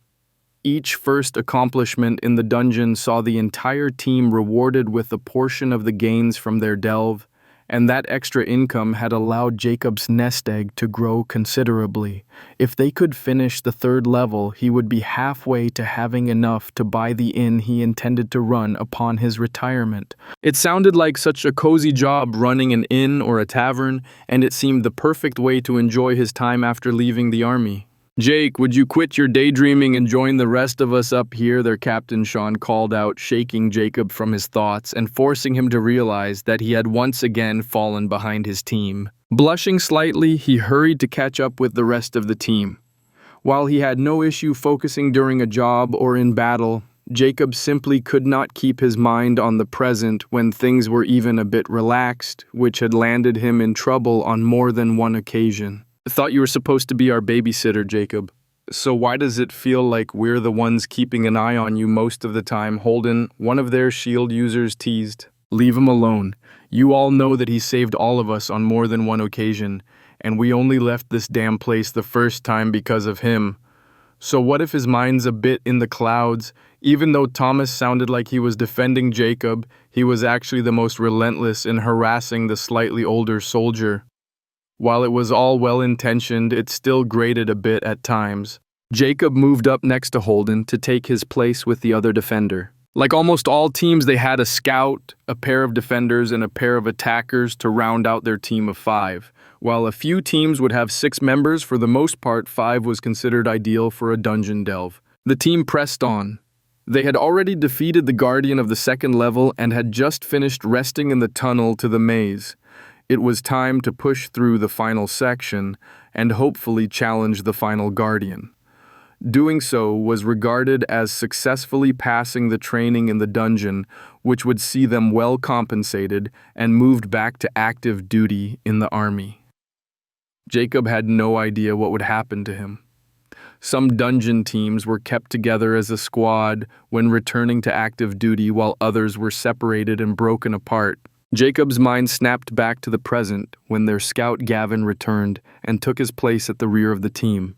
The man's presence meant that they were about to meet their first opponent, and Jacob and Holden stepped forward to ensure the rest of the team remained safe. The sight of a beetle made Jacob grimace, as these robust little devils were nearly impossible to put down. In fact, they had been regarded as indestructible without a mage priest on the team, until one group of delvers had discovered a specific weakness in the thick carapace that could be penetrated with a piercing attack. Unfortunately, that weakness lay on the beetles' bellies, which meant that they first had to be flipped over, but all of the delver teams were provided with information on all of the dungeon's creatures as well as the recommended tactics to deal with them. While some of the guardians could still catch the delvers off guard, all of the other creatures in the dungeon had been thoroughly tested, probed, and studied, so that everyone knew the best way to deal with each one. For the last few months, the only deaths that had occurred during dungeon training had been due to carelessness or pure accidents. The survival rate had risen to higher than most of the battlefields that Jacob had seen. The team cooperated smoothly. Jacob held the beetle back while Holden moved into a position that allowed him to flip the beetle over onto its back. Before the beast could right itself, Sean slipped forward and a sword pierced between 6 legs, instantly ending the beetle's life. The entire thing took less than a minute, as they were already quite practiced against such opponents from their second delve. They steadily pressed forward, efficiently eliminating each and every monster that they encountered. Despite their youth, Jacob had to admit that his teammates were not impulsive or reckless. They kept to a steady pace through the dungeon, just as had been found to be the safest and most efficient manner to proceed, and it served them well also. They had arrived in the third level of the dungeon without suffering a single injury or mishap, and all of them were quite optimistic about their chances of completing the third level and graduating from dungeon training. Their luck held out as the guardian of the third level that they faced was a well-known beast, a centipede.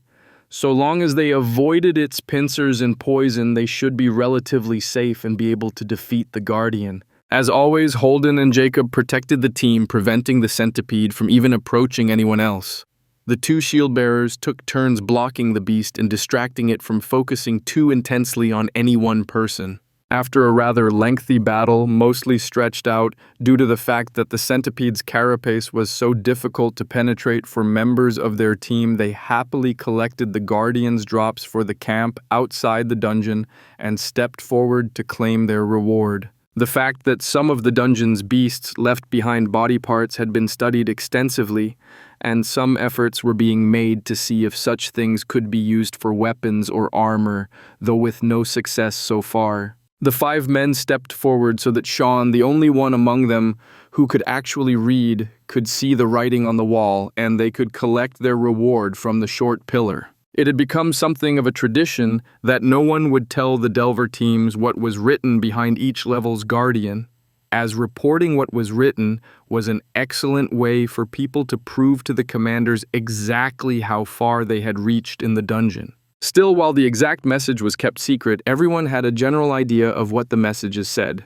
It was the commonly shared knowledge of the dungeon that caused tremendous confusion within the team when they reached the end of the third level of the dungeon, as they were not met by the expected sight. Sure, the short pillar holding the reward was still there and there was still writing on the wall, but given Sean's reaction to the writing, as well as what else they all were looking at, not one of the members of the team could avoid being shocked. There was another tunnel leading deeper underground. After a few moments and a nudge from Holden, Sean regained a bit of his senses. Well, I'm not sure what was written here before, but this is definitely new. It says, "Well, ye have done to have reached thus far. Great risks overcome great treasures gained. Yet more there is for ye to obtain. Step forth and seize thy erstwhile dreams." It's as bad as the rest of them, but it suggests that we can get something more valuable than anything we've picked up so far in the next level. I'll be honest with you all, we'll already be rewarded for reporting that there's a new level and that the dungeon has changed, but if we can report back on what this next section holds, we might all get promoted. I won't give any orders, but I want to keep going. We'll only proceed if everyone agrees, but I say we see this through as far as possible. Jacob was the oldest and most cautious member of the team, and given the fact that even he was eager to see what this new level held for them, everyone quickly agreed to continue as deep as possible, provided that they kept their safety their top priority. Excited, none of them even checked on the gemstones they had been awarded for finishing the third level, and they quickly entered the dark tunnel. It was different from any of the previous tunnels and gave off a unique sensation. Simply approaching the dark entrance saw the air temperature rising. All 5 men were sweating as they rested in the tunnel. Given the unknown level that lay before them, they wanted to be fully rested and recovered before testing this fresh mystery. The sweltering heat made it difficult for any of them to rest, and they ended up continuing forward a bit sooner than they had anticipated.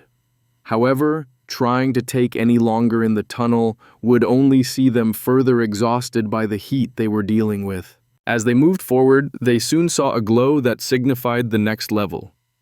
Gavin moved forward while the rest of the team waited for his initial report of what awaited them.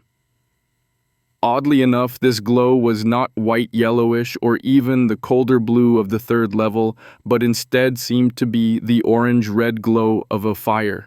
Gavin soon returned, appearing a bit shaken by whatever he had seen.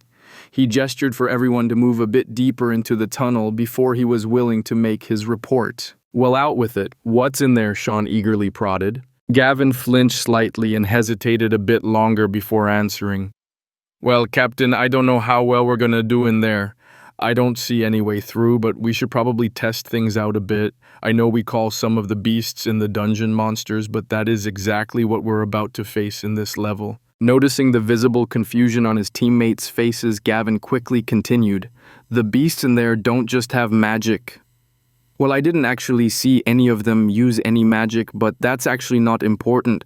What matters is that they shouldn't be alive at all. This explanation did not help to clear anything up, and Sean reached out and placed a hand on Gavin's shoulder.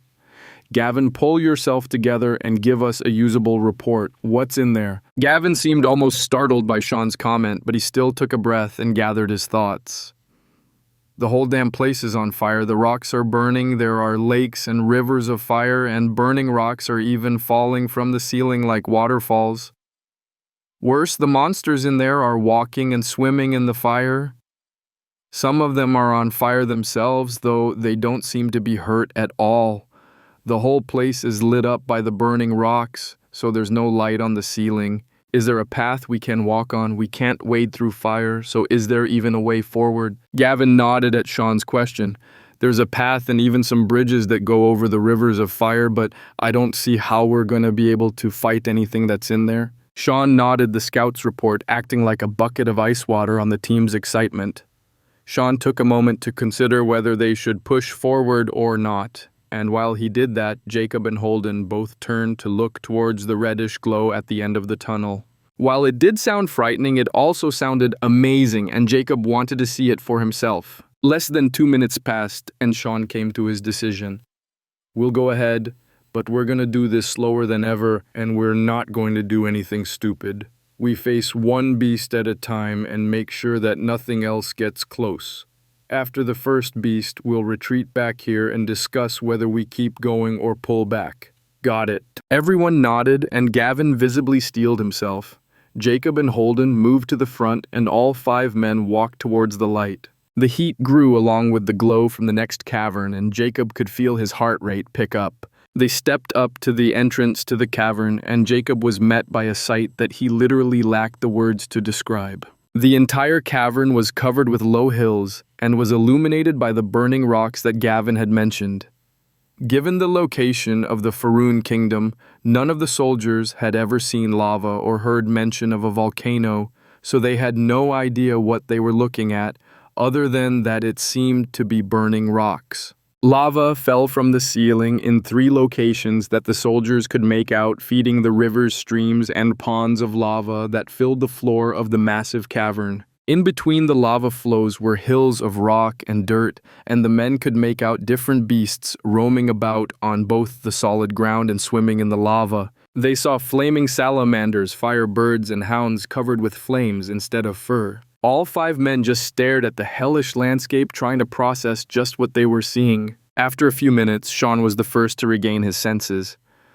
All right, let's go after one of those dogs. No idea what they are, but they seem to be the smallest and most reasonable targets for us to try to go after.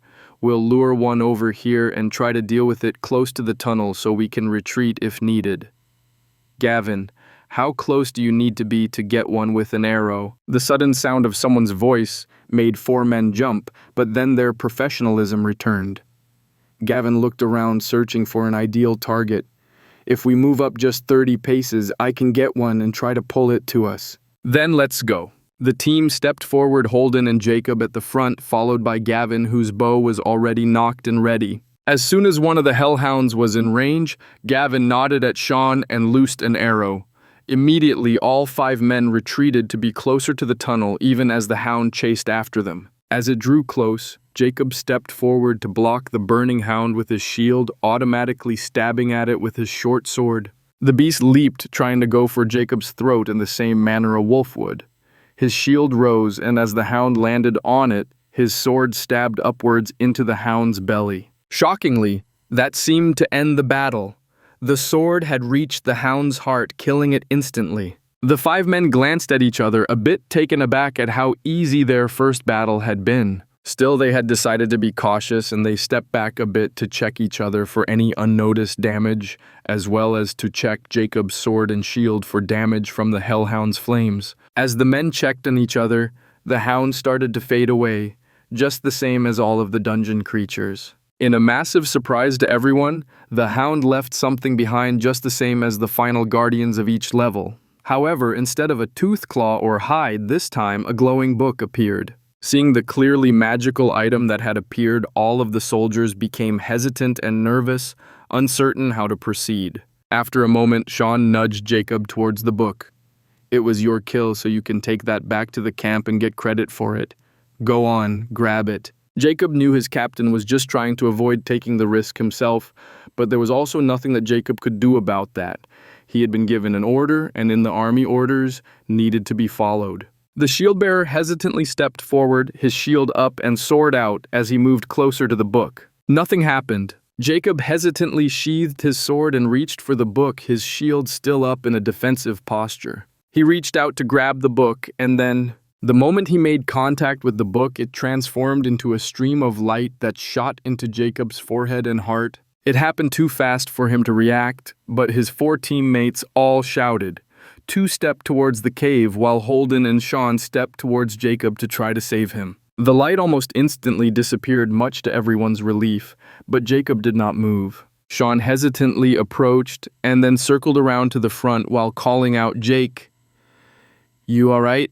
Can you hear me, Jake? I need you to answer me. What happened?" When Sean arrived in front of Jacob, he saw the shield-bearer's eyes had rolled back so that only the whites were showing and the man was completely unresponsive. Holden circled the other side of Jacob, wary of any possible attacks from other sources as well. Just a few breaths passed, and then Jacob sucked in a gasp of air, and his eyes returned to normal as he gasped for breath and sank to his knees. "Jake, you all right? What happened? Are you good, Jake?" Sean and Holden continued to try to get a response from Jacob as Gavin and Matt hesitantly started to approach as well. As for Jacob himself, he did not even hear anyone's voice as he was lost in his own mind.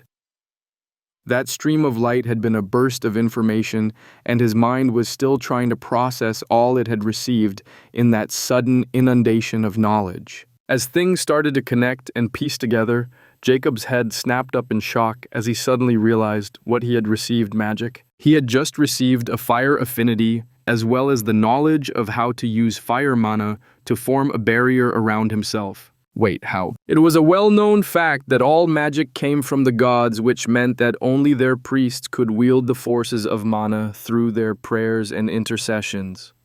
How had Jacob just received that ability himself? Still lost in his own thoughts and oblivious to the mounting concern of his teammates, Jacob examined what he had just gained. There was no prayer nor any chant at all.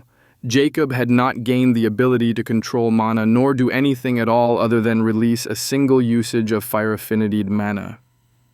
He could almost instantly create a barrier, but could do nothing with fire or his mana to try to attack or do anything else at all. In fact, as he examined it, Jacob felt that he had gained an ability very similar in form to the Swamp Level's Blade Birds.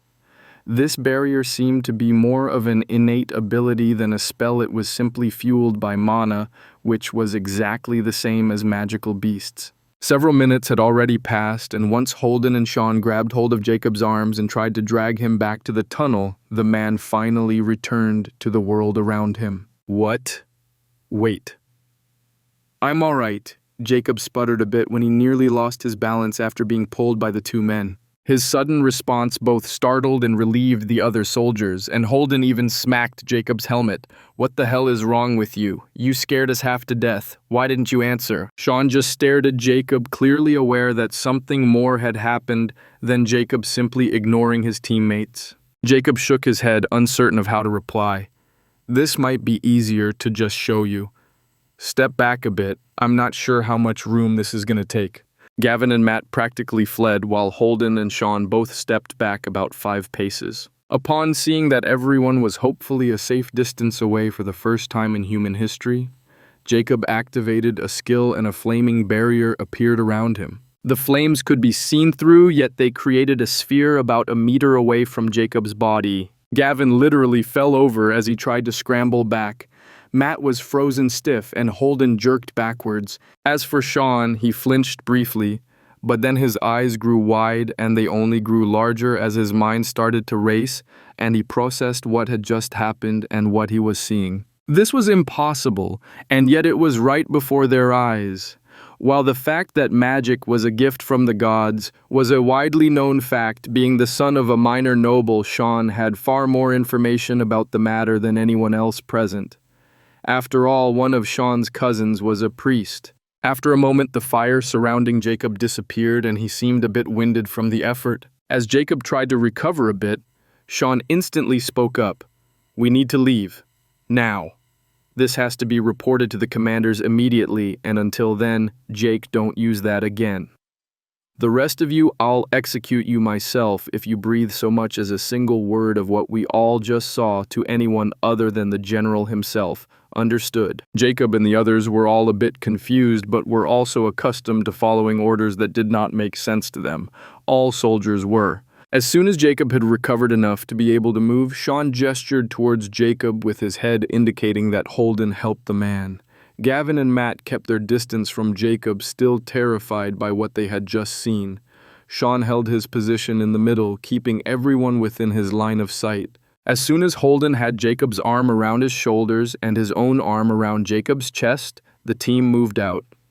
Sean set a grueling pace, clearly intent to leave the dungeon as quickly as possible. As for Jacob, he just wondered how deep in it he had fallen. Chapter 18, Report. As a general, Simon was on rotation to oversee matters at the dungeon as the soldiers had recently taken to calling the system of caves. The three generals each took a half-month shift overseeing the camp that was quickly becoming a permanent training base. The dungeon was proving to be a national treasure, both for the fact that it churned out gemstones at a faster rate than any mine known to the kingdom, and the fact that it had shown itself to be the most effective training ground for new squads.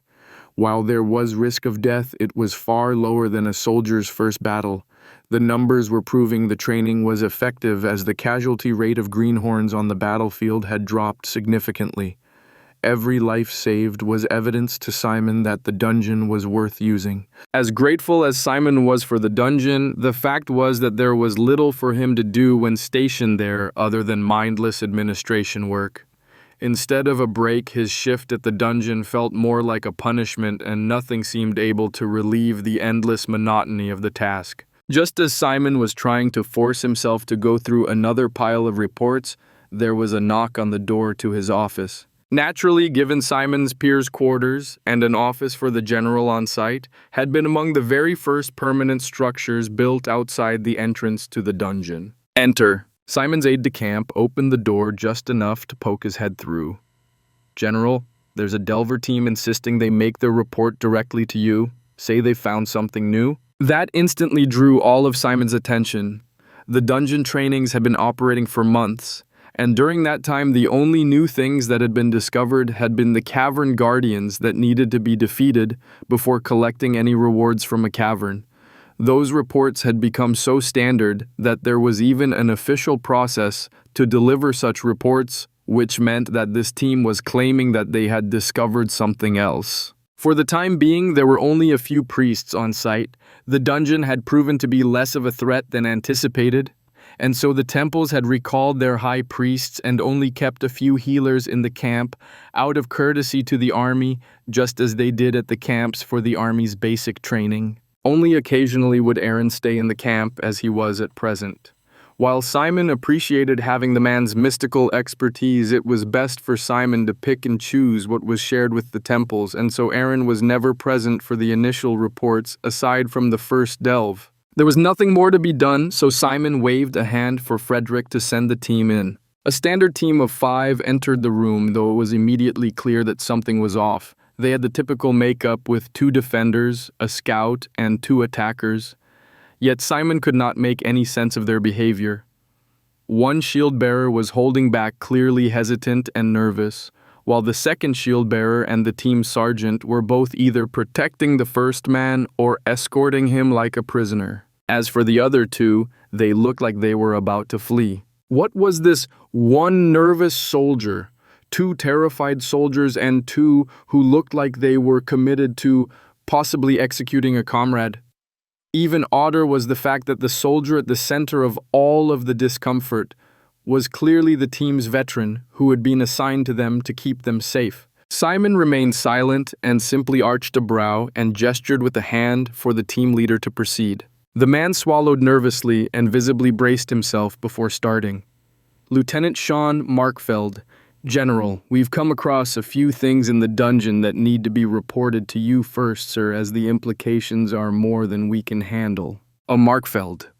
This indicated that the information was even more important than Simon had believed. The Markfelds were a noble family who had gained their title through accomplishments in a previous war, and they had always maintained a great deal of pride in the fact that every man from their family would serve at least a few years in the kingdom's army. If this lieutenant was a Markfeld, then he absolutely understood the implications of reporting directly to the commanding general. Start from right before you encountered the anomaly so that I can have a bit of context. Sean nodded at the general's words and then proceeded. This was our third delve and we felt good about our chances to graduate from the training program. We passed through all 3 caverns and defeated the third guardian without much issue. Simon remained silent, but his brow furrowed. If the report started at the end of the third cavern, as we walked up to collect our reward, 2 things became immediately apparent. First, the third cavern is no longer the last, as there was another tunnel, and second, the message on the wall has changed. Simon's hand rose to stop the man from continuing. He rose and walked to the door. Frederick, clear the building now and place guards at 50 paces out. No one gets close until I leave. You have a 100 count.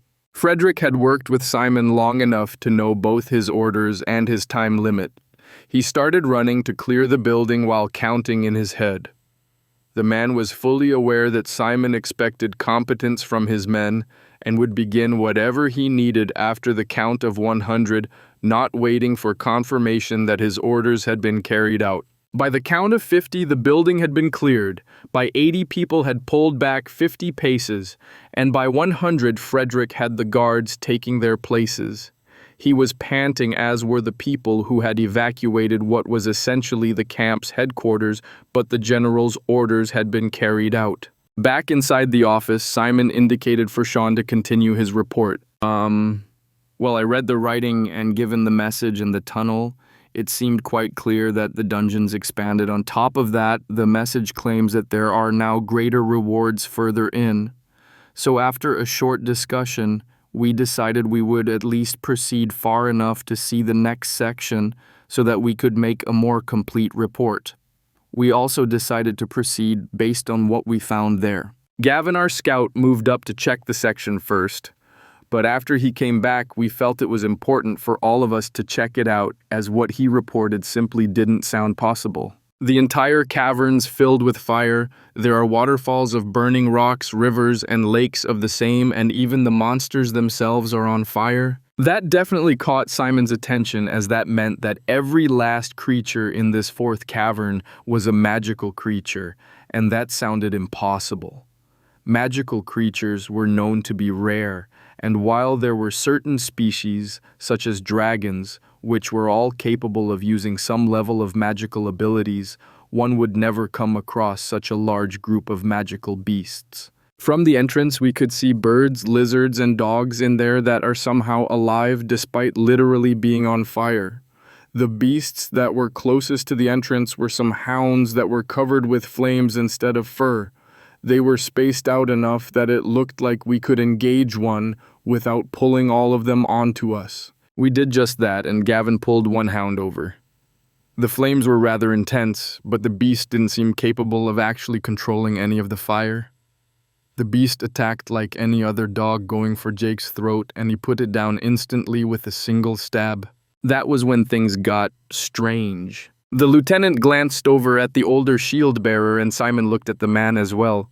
Despite his evident nervousness, the soldier maintained his composure and started his own report. The hound went down easy, and as soon as it died, the flames on its body died. While we were checking my shield and each other for burns, the body started to fade like normal, but instead of leaving a body part like normal, the dog left a book behind. A book? What do you mean it left a book? This was too much for Simon to accept without a bit more of an explanation. After the body was gone, there was a book lying on the ground, looked just like any other book I've ever seen, except this one was glowing. Sean here told me that since it was my kill, I should bring the book back here and get credit for finding it, but I couldn't do that. Why not? Was it too hot to touch? No, sir, it's because the book disappeared as soon as I touched it. Disappeared.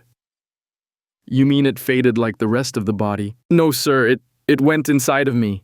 But what? Well, sir, when I tried to touch the book, it turned into a stream of light and shot into my head, gave me a bunch of information and understanding about different things I don't quite get, but it also gave me some magic. Simon was too confused and shocked to even ask a question at this point. Instead, as he stared at the soldier in disbelief, the lieutenant nudged the man and gave him a nod. Everyone watched as the soldier put a bit of distance between himself and everyone else in the room. After a moment of hesitation, the man took a deep breath and then was surrounded by a hollow sphere of flames. Simon was so startled he leaped to his feet, knocking his chair backwards.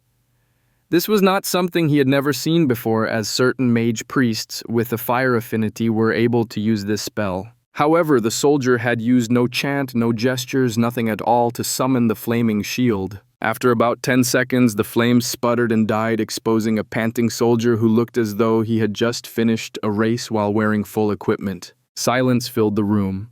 The soldiers nervously shifted about as Simon tried to process what he had just seen. A soldier had just either been made into a magical beast or granted the ability to use a spell like a mage priest. Regardless of which possibility was accurate, the possible ramifications of this matter were enormous. Magic had just been stolen from the gods. Simon tried to process what this would mean. While it could be a massive boon to the army and the kingdom, how would the temples react? How would the gods react? Such a possibility was terrifying to any mortal. Simon quickly came to a decision. This needs to be reported to the king. Lieutenant Markfeld and you, soldier, will accompany me to the capital to deliver this report. As for the rest of you, this matter is too sensitive, and thus you will all be confined to quarters and prevented from speaking to anyone at all until the king comes to a decision. We leave immediately. All of you wait here while I make the arrangements. Simon walked out of his office and the headquarters. The moment he emerged, Frederick and the camp's colonel ran over. I need to make a trip to the capital with 2 of these men right now. Prepare horses and supplies for as quick of a journey as possible. All delves into the dungeon are cancelled indefinitely.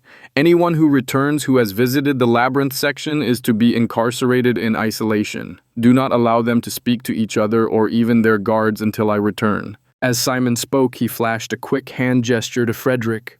The man twitched but nodded at the order to silence everyone from the team who remained behind after Simon departed. Clearly, things were far more sensitive than anyone had guessed. As the colonel and Frederick both went to carry out their own orders, Simon personally stood guard to the entrance of the headquarters. Absolutely nothing could be leaked before word reached the king. Within 30 minutes, horses had been readied for 3 men as well as spares that could be used to expedite their journey as much as possible. As Simon, Jacob, and Sean left the camp, Frederick carried out his grisly duty and the colonel hurried to cancel all delves and arrange for prisons to be set up for the returning delvers. Confusion and questions filled the camp as no one, not even the new commander of the training base, had any idea as to what was happening.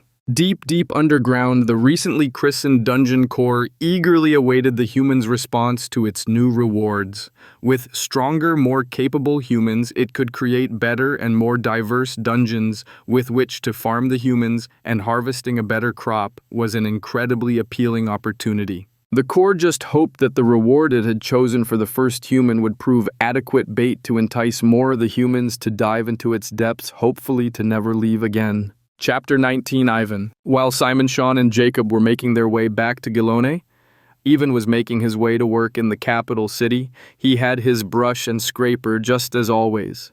He stopped by the gathering point with the other Aquarii for his region of the city despite already knowing the section of the sewers he was responsible for the day. It was a filthy, stinky job, but it was needed and it paid. Still, Ivan's wife insisted that he dip in the river before returning home each day, no matter how cold it might be. There was always more work to be done in the sewers the day after a big rain, and Yvonne felt quite fortunate to have a good supervisor who insisted that no one stay in the sewers during a rainfall. He had heard of other aquarii who had been washed away by the suddenly rising water levels during a rain never to be seen again. Ivan and his wife had lost friends that way, and even if his supervisor changed, he would never take the risk of staying in the sewers while it was raining. In addition to his tools, Ivan always carried a club with him. The rats in the sewers were no joke, and he had nearly been swarmed by the beasts on several occasions. Gulone's sewers had been built in several layers, and the deepest layer connected to the subterranean river that both provided the city with water and also carried all of the waste away. Having seen it for himself, Ivan would only allow his wife to collect water from specific fountains in the city, as he did not trust a few of the water sources no matter what they were told. Working his way deeper, Ivan had his torch in one hand and his club in the other. His scraper and brush were strapped to his back to stay out of the way in case he ran into one of the swarms of rats. Having worked as an aquarii for about 15 years, Ivan was quite familiar with the sewers in his section of the city, having always worked the same region. He had also become rather proficient with his club, though he had never run into some of the beasts that he had heard about from some of his companions. Why would there be snakes or lizards in the sewers? He had enough trouble understanding why rats would be down there, but they were certainly prevalent. Actually, there seemed to be more rats than normal as Ivan proceeded deeper and deeper underground. Things grew so bad that his progress actually slowed as he dealt with the endless flood of rats attacking him. While it was difficult to keep track of the time when underground and away from the sun, Ivan estimated that he must have spent a good hour dealing with the rats before arriving in his assigned section for the day. He proceeded to place his torch so that he could use both hands for his brush and scraper, and then proceeded to dislodge and remove the various blockages obstructing the flow. While he had done so a bit on his way through the sewer, casually cleaning as he went, was different from focusing on a section that had been ignored for some time.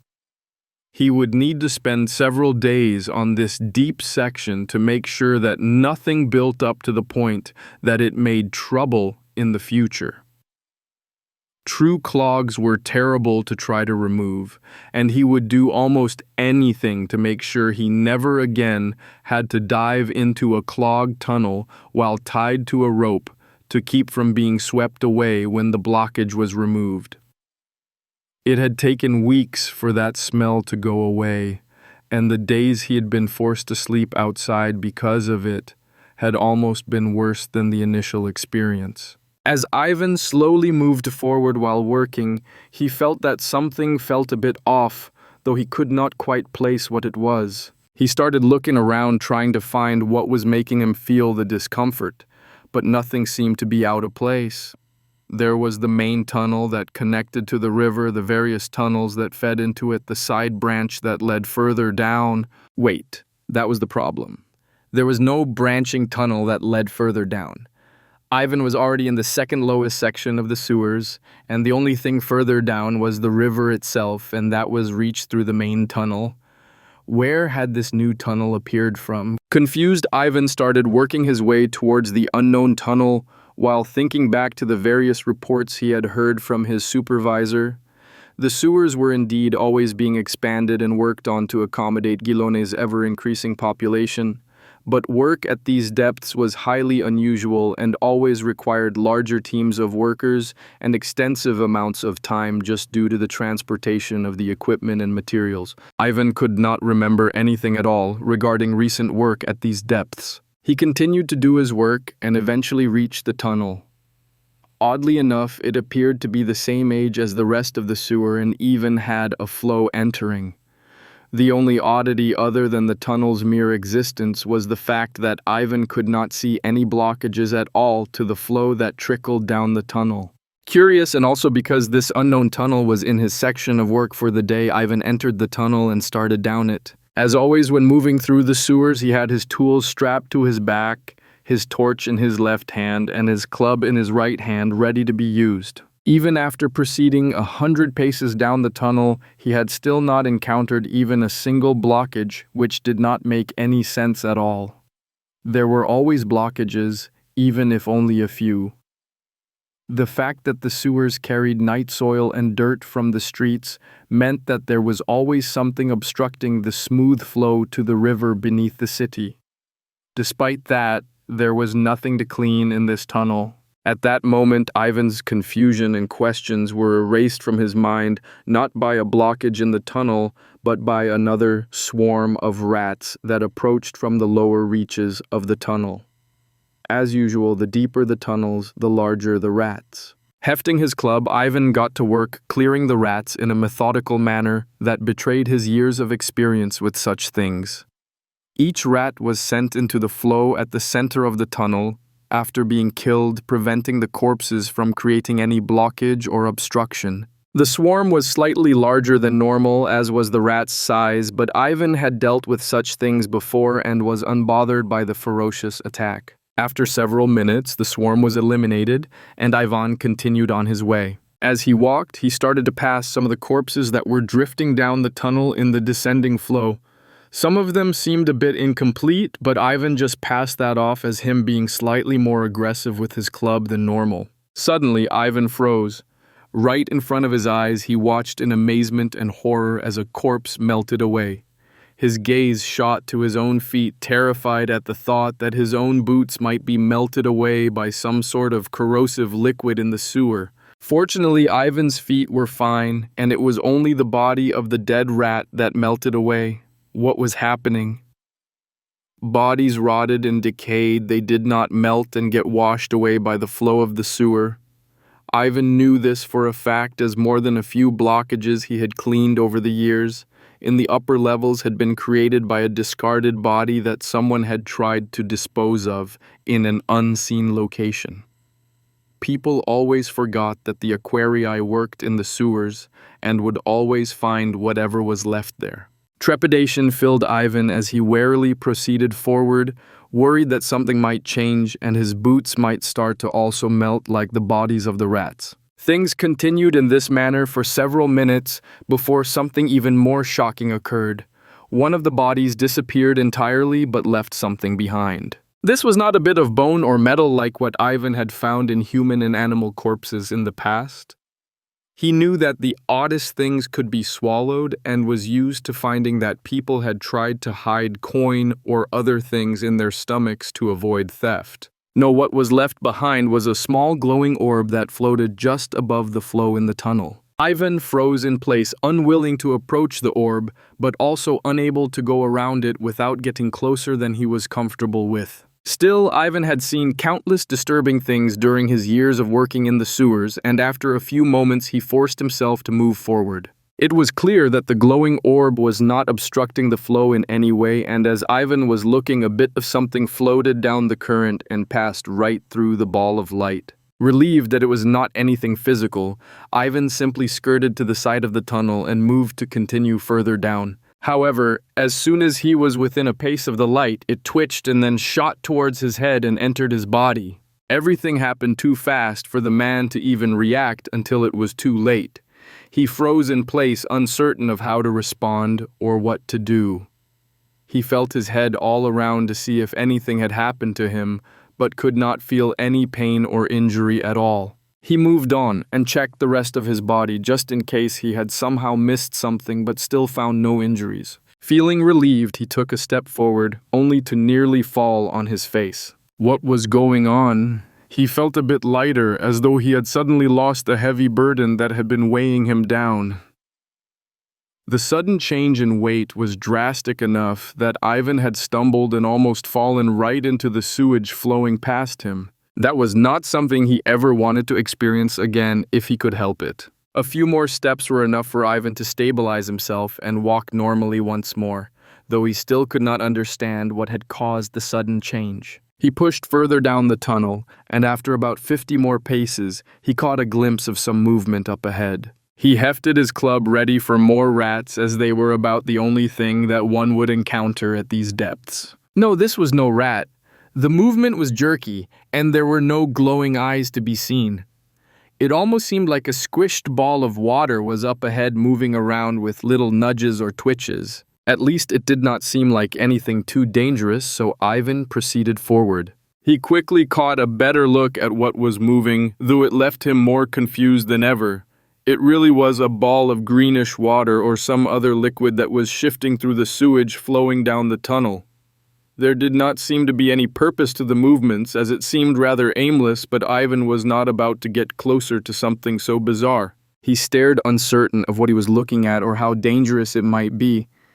He knew that there were times when what looked to be water could be more deadly than any living creature and could strip flesh from bones, as he had seen it happen once. He watched and waited, patiently observing and evaluating this small oddity that seemed to be only about twice the size of his own head. After several minutes, Ivan caught sight of additional movement deeper in the tunnel, and it quickly became apparent that this was another swarm of rats.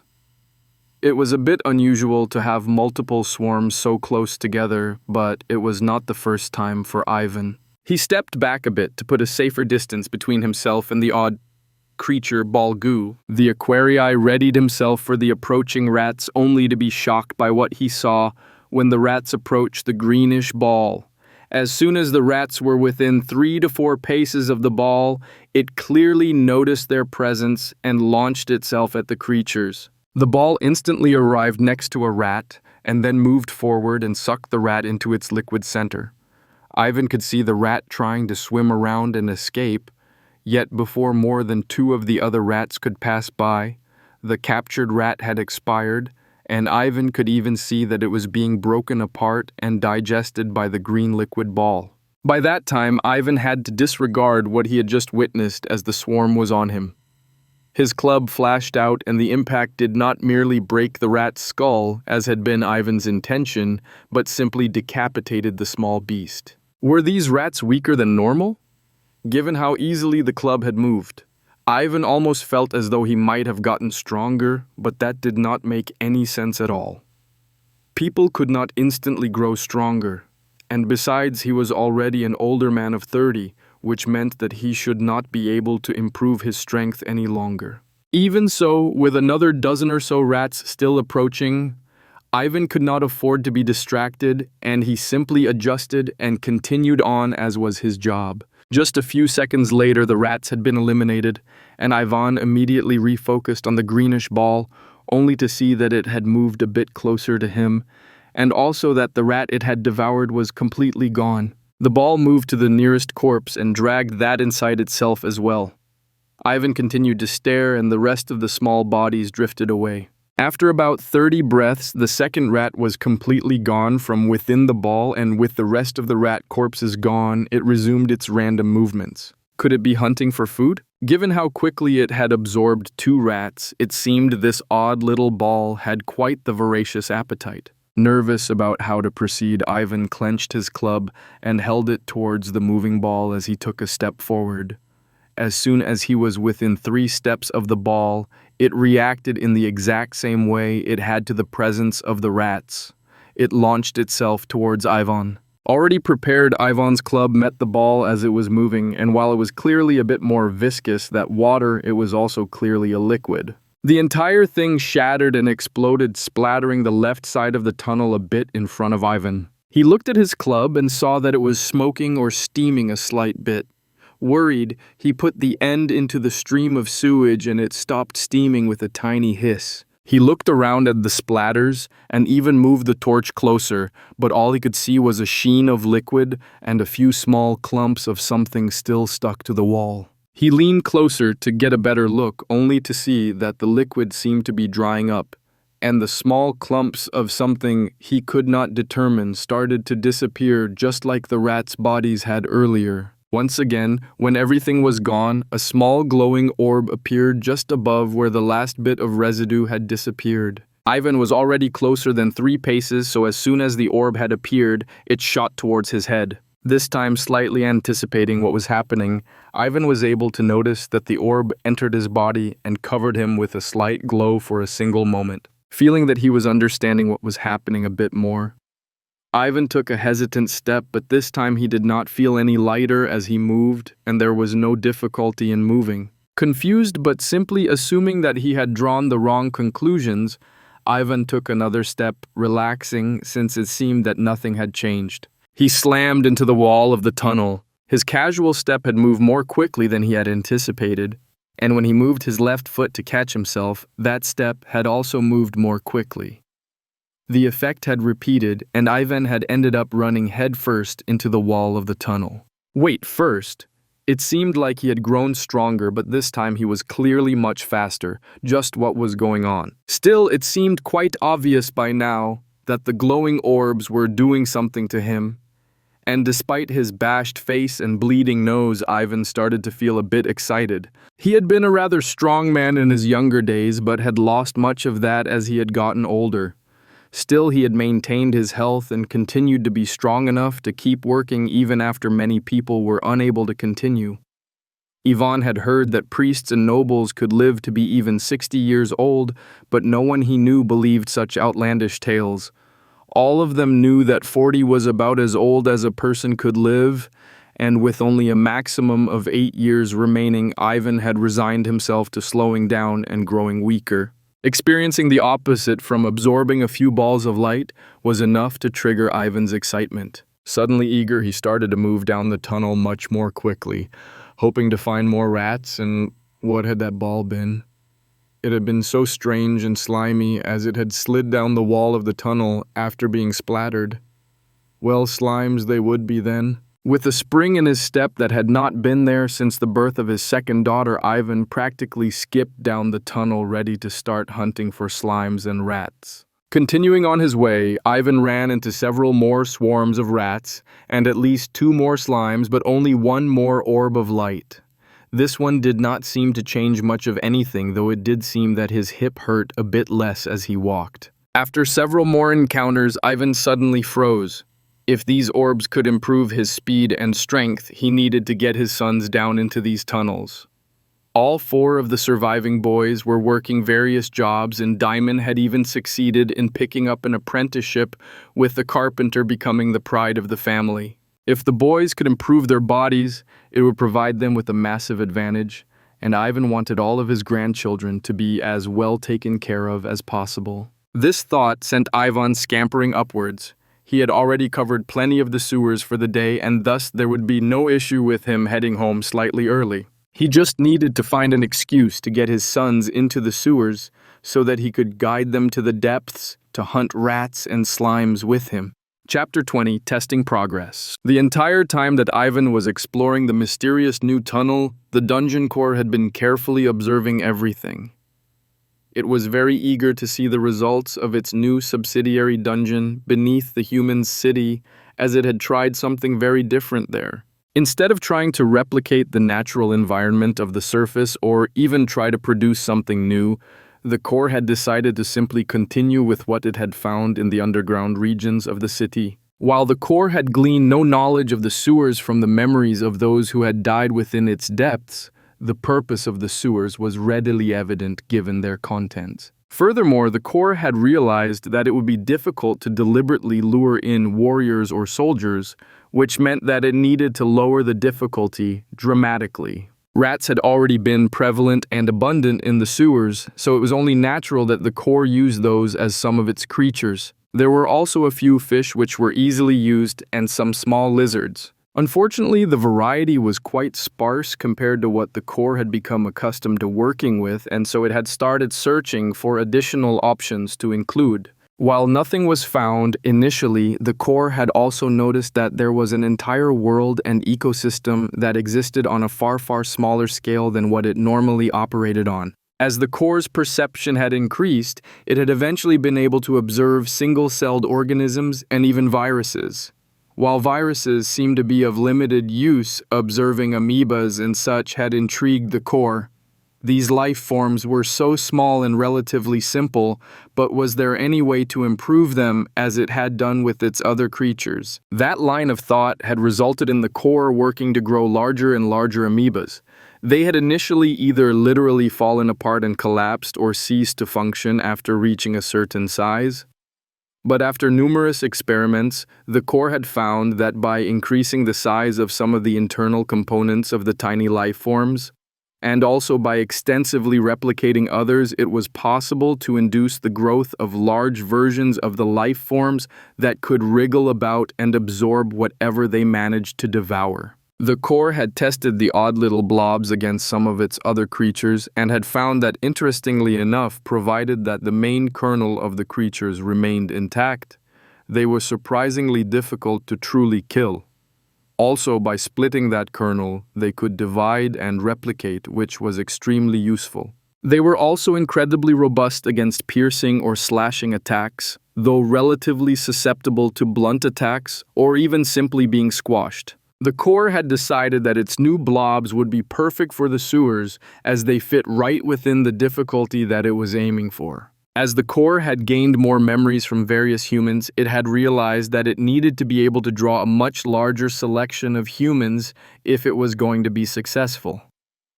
Merely appealing or targeting the warriors was too restrictive, and the core wanted to expand its possibilities. For this reason, it had decided to have a second dungeon more accessible to the rest of the humans and also lower the difficulty enough to not scare them off. Seeing the old man eliminate rats and a few blobs had been rather enlightening for the core. The old man was clearly less skilled than the soldiers who regularly challenged the first dungeon, yet he still appeared to be quite experienced with his cudgel. Not once had the rats managed to bite the old man, which was quite far outside of the core's expectations. As for the blobs, they had performed as the core had expected, given that the man was using nothing more than a wooden club.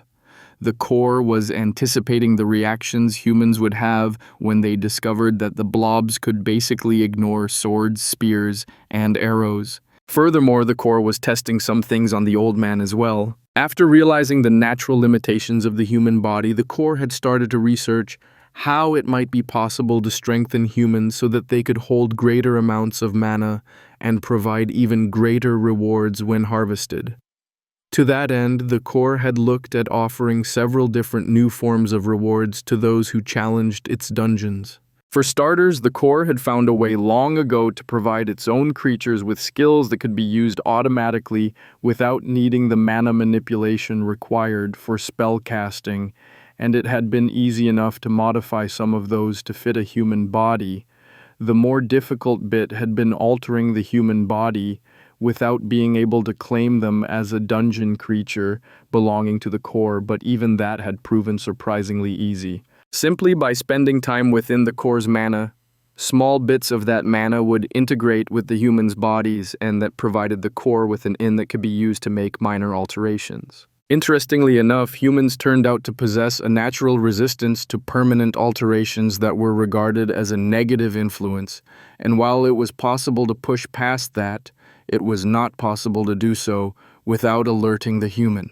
On the other hand, positive alterations were accepted so readily that it almost seemed as if humans had been primed and readied to be improved by mana, which did not make any sense at all. After all, if it was possible to achieve perfection, why not push for it immediately instead of leaving the potential untouched? As far as the core was concerned, that possibility was not even regarded, as it would be too inefficient and absurd. Thus, the core had tested improving Ivan's natural strength reaction speed, and had even healed the man internally in a way that strengthened his life itself. The core had started to realize that there were other energies than just mana, and while one of those seemed to reflect the life force of living creatures, it had not yet found the means of manipulating those energies. Even so, it was readily apparent that certain improvements to living creatures strengthened their life force, and those were precisely the alterations the core had targeted with one of Ivan's rewards. There was also the possibility of granting a human a greater reservoir of internal mana, but once again that seemed to be too much of an alteration. It was difficult to pull off, and even looking into the possibility had shown the core that doing so would be impossible without the human instantly noticing the external influence changing their body. Even so, the core had already seen that many humans possessed reasonable internal mana stores but were simply unable to sense or manipulate that energy. That was precisely how the core was able to grant innate skills to the humans. There was no need for direct control when a person was simply releasing a switch that had been primed and readied for them. All that was needed was a bit of aim or intent, and the skill would be released. One thing that the core was hoping to see was a mana user return to its dungeon, as it wanted to test the idea of granting a human a spell.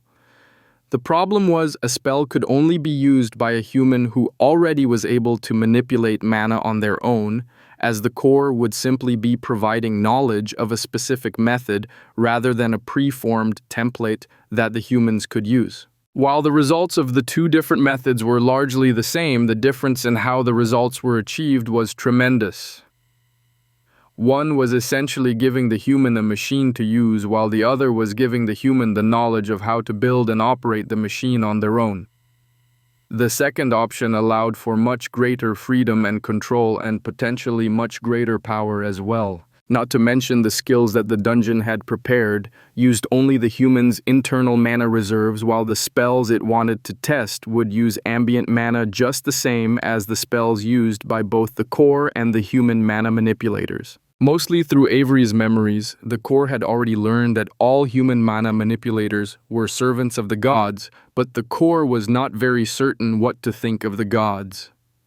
The idea of giving anything away, this human concept of sacrifice, was so alien and horrifying to the core that it was completely repelled by the mere thought of the gods or serving them. Once again, the natural arrogance of a dragon had been inherited by the core, though it remained ignorant of its own origins. The core simply needed to wait to see how the humans would react to what it was offering them and continue its experiments from there. The next day, the core watched as the old man returned to the sewer, this time with two younger men.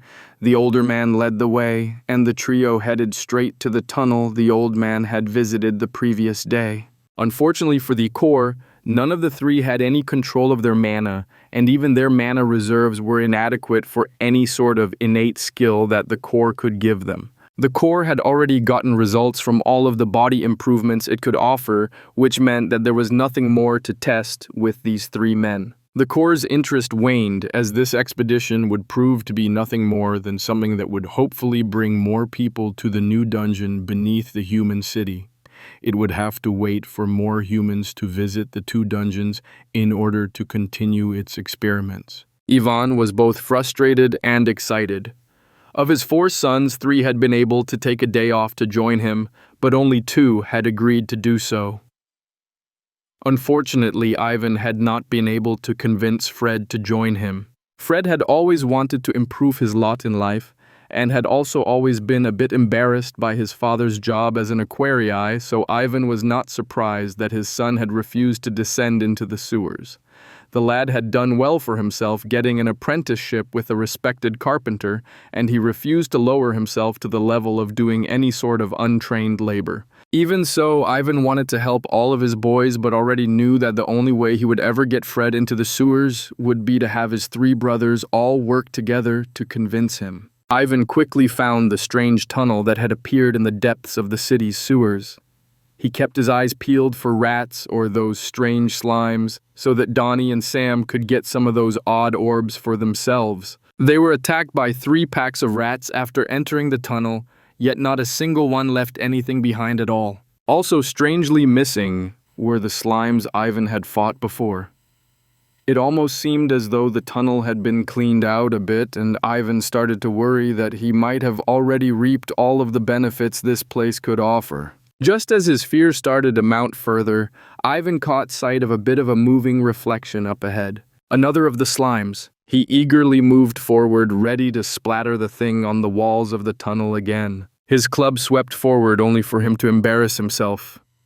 In his excitement, he had acted too early, and the slime simply twitched backwards and out of the way of Ivan's club. Stumbling and falling into the foul stream that flowed through the tunnel, Ivan felt a soft impact on his right calf, only for a burning pain to instantly erupt from the place. He let out a howl as he flipped around in the filth to see what had happened, only for his flailing to send his left boot right through the slime clinging to his right leg. A good chunk of the slime was sent flying, and Ivan also managed to break free of the slime that had attacked his leg.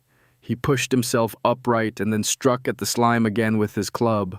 This time the wooden weapon connected properly, and the slime was destroyed. Only when Ivan was panting for air and staring at the mess on the wall did his sons finally catch up to him. Concerned, they started questioning and examining Ivan, but he ignored their attention and questions and simply looked around to see if one of those orbs of light would finally appear. His pain and efforts were rewarded, and he saw a ball of light appear right over the location that the slime had been destroyed. Excited, Ivan grabbed Sam and pushed him towards the orb, only for the boy to pass right through the light like it was not even there. Stunned, Ivan stared at the orb. It was at this point in time that Sam and Donnie finally noticed what their father was focused on instead of them, and they both jumped back at the sight of the ball of light floating just above the stream on the floor. Both of the boys were close enough that the orb should have been drawn to them, yet it remained still and unmoving. Curious, Ivan stretched his hand forward, and as soon as it was within a pace of the orb, the ball transformed into a beam of light that shot into the older man's head. The two boys yelped and rushed over to check on their father, more concerned for him than ever before, only for him to start laughing hysterically as he pushed them back. "Sam, I want you to lead the way and clear out any critters that come after us until we get another of those balls. That way you should be able to get the next one, and then Donnie can take a turn after that. I want to see how many we can get for you boys before we head home today." "But Dad, didn't you tell us you needed help cleaning the sewers and that you were falling behind? This tunnel looks completely clean, so we really should move on to finish your section for the day. Boys, this is what I wanted you down here for, so just do as I say. If this goes well, we'll have plenty of time to clean all of the sewers when we're done." The two boys glanced at each other, but they knew their father well enough to know that they would not be able to convince him to do anything else until he was satisfied. The truth was that Fred had taken after their father the most, as the two men shared the same stubborn streak. Sighing, Sam stepped forward. All of the boys had occasionally worked with their father in their childhood, as Ivan had been determined that his boys would be able to find work when they grew up, no matter what it took. Even if he failed to get them apprenticeships, they would at least be able to work with him as an equerry. After at least 15 minutes of trudging through the sewers, the three men had come across several more groups of rats, and Sam had dealt with all of them. At the first fork, they found one of the rats finally left behind an orb. Ivan grew impatient with Sam's hesitation to get close to the orb and finally shoved the boy forward. Just as Ivan had suspected, the orb of light shot into Sam's head, proving that only the one who delivered the killing blow could collect the reward. Ivan raised a hand. "All right, Sam, I want you to take it slow and careful. Now got it." Sam looked at his father in utter confusion. "Take what slow and careful? Take a step forward, but do it slow. Act like you're stepping on oil or something." With another sigh, Sam took a step forward. As he did, Donnie was staring at their father, and so he did not see when Sam suddenly shot towards him, sending them both crashing into the wall of the tunnel. Ivan started laughing harder and harder, ecstatic that things were turning out exactly as he had hoped. The boys picked themselves up off the floor, Donnie angry and Sam thoroughly confused.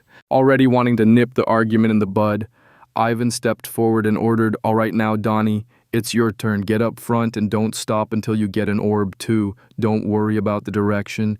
Just go whichever way you want." Donnie was still upset with Sam for knocking him into the sewage on the floor, but after hearing their father's request, the young man stifled his irritation and stepped forward, hefting his own club. Another 20 minutes passed before Donnie was able to get an orb, which made Ivan question his success the previous day. Had there just been more orbs? Was it because there were 3 of them together this time? Were there diminishing rewards? He had no idea.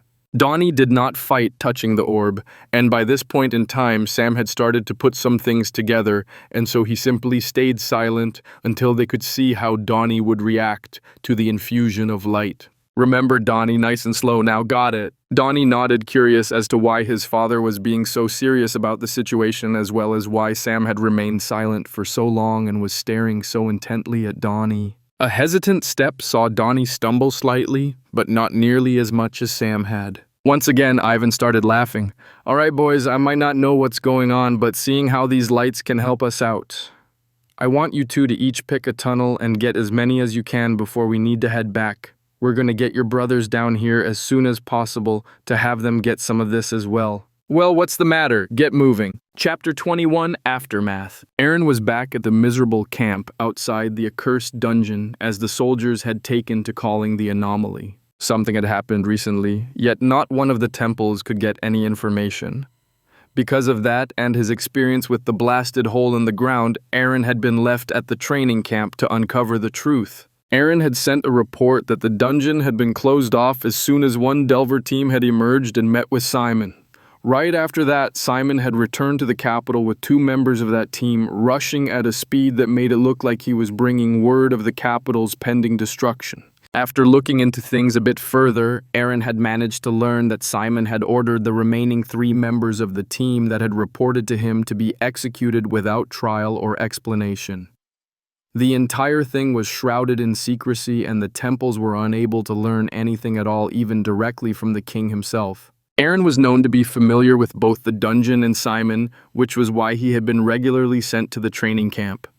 However, despite their previous cooperations, all of Aaron's requests for a meeting with Simon had been simply ignored upon the general's return to the camp. With no other choice, Aaron continued to observe the camp while trying to keep tabs on Simon, despite the relative futility of trying to keep a tail on the general responsible for the Shadow Guard. Worst of all, Aaron was relatively certain that at least 2 of his men had not merely been captured or shaken off, but murdered by Simon or the military. What had happened that the kingdom would risk ostracizing the temples. Aaron had covertly sent several reports already, as it was clear that something had changed within the dungeon, and it was not a minor affair.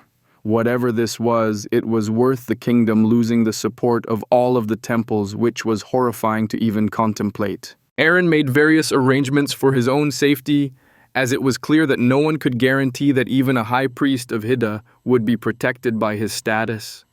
At the same time, he carefully watched. 2 days passed, but all that Aaron could determine was that the army was waiting for something while making preparations for some sort of expedition, likely into the dungeon again. No one had entered the caves, as that was easy enough to observe without excessive risk.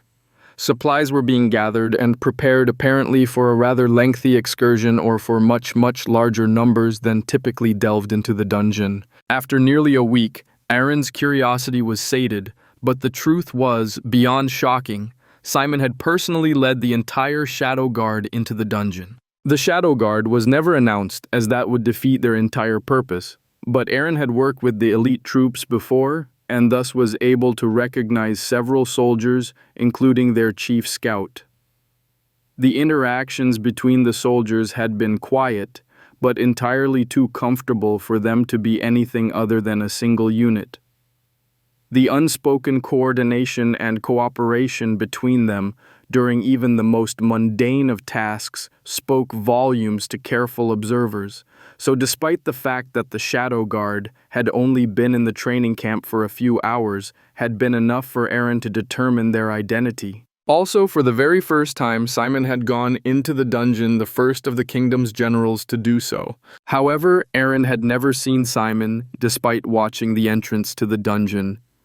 The only evidence of Simon's passage had been his distinct absence from the training camp, combined with the fact that no one had left the camp from any of the roads or paths. The only people who had left had been the Shadow Guard, and at that same time, Simon had vanished. Coincidence? Absolutely not. Aaron and the other priests of the Temple of Hidden had their own means of communications that could not be disrupted, though Aaron was quickly running out of pigeons to carry his reports. The temple had long spread rumors, creating a facade that pigeons were a preferred meal of their elite priests. For this reason, the high priests and others at the top of the hierarchy would always travel with a coop of pigeons. No one ever suspected that the birds were not food, but couriers. Even so, Aaron occasionally had to eat a few of the tasteless fowl in order to maintain appearances and the entire farce that the temple had put on for so many years. Increasingly anxious, Aaron continued to observe the camp and the entrance to the dungeon. At all times there was an acolyte stationed with the pigeons ready to release one of the birds should the worst befall Aaron. No matter what happened to him, the temples would learn of it. A day passed. 2, 5, a week. This was already an excessive amount of time for any expedition into the dungeon, as even the slowest of teams never took any longer than 5 days to return. The fact that the dungeon became non-aggressive as soon as anyone tried to return made the return trips never take any longer than 2 days, and that was when traveling with wounded team members. It was only natural that the Shadow Guard would move faster than the raw recruits who normally delved into the dungeon. Given his anxiousness and fear, Aaron started carefully watching everything, and while he knew his paranoia was rising, he could not help but feel like there were always eyes on him. Tensions were high in the training camp, as everyone could feel that something had happened. People who had returned from the dungeon had been quietly imprisoned. Elite veterans had filtered into the camp and quietly taken control of every important position within it, keeping an eye on everyone. The healers had been isolated, though not overtly. What had really happened was that the soldiers had stopped socializing with anyone known to be from any one of the temples, though no one had any idea why. Finally, after about 2 weeks had passed, the soldiers returned. Aaron could not be entirely certain, but he felt that there were several missing, which did not make any sense at all. The difficulty of the dungeon was well known, and the creatures inside had been studied extensively. What could possibly have happened within the dungeon's depths that push even the Shadow Guard to the point of needing to sacrifice members? Aaron kept his distance and avoided approaching the soldiers. He recognized the scout and was relatively certain that he spotted Simon's hidden form as well. One detail that stood out blatantly to Aaron and anyone else who was watching the returning soldiers was their obvious cheer and excitement. They were congratulating each other, though it was impossible to determine what the congratulations were for. The soldiers stayed together and moved to a section of the camp that had been reserved for their use. Aaron was debating over whether or not he should try to approach Simon to get a feel for the current situation, but mere minutes after the soldiers had returned, a small group of 5 rode off towards the capital, each with several extra mounts to rotate. Just what had happened? Aaron sent an acolyte who was relatively good friends with some of the soldiers to approach and make inquiries. He was still worried about potentially being targeted by the soldiers, and so he kept himself back to try to stay safe. When would they learn about what had happened in the depths of that accursed cave? Simon was beyond excited as he rode towards Guilloné, accompanied by the luckiest of the Shadow Guard who had charged into the depths of the dungeon. All who had returned had profited greatly from the delve. Some had gained strength, speed, had some measure of youth or chronic injuries restored, or even gained magical skills. Simon himself found himself faster and stronger than he had been even in his youth. He had been a prime specimen even then, and that was him being modest. However, the one who had made out with the greatest luck of all had been none other than Matt. The man was young for a member of the Shadow Guard, and while they had been exploring the lava chamber that had been discovered in the depths of the dungeon, Matt had managed to strike down one of the flaming beasts that occupied that alien habitat. A book had appeared, but unlike the other books that had appeared to the soldiers, this one did not grant Matt an innate ability like a magical beast, but had taught him an actual spell that used ambient mana and had a chant and everything. Matt was not a mage priest, nor was he a devoted follower of any god. Furthermore, the chant he had learned for the spell made no mention of any god at all. Somehow impossible though it should be, Matt had become a mage without becoming a priest. Simon still did not know what to think of that, as it was a well-known fact, as well as information in the scriptures of every single temple, that magic was a gift to humanity from the gods themselves, for humans to be able to protect themselves from the magical beasts of the world.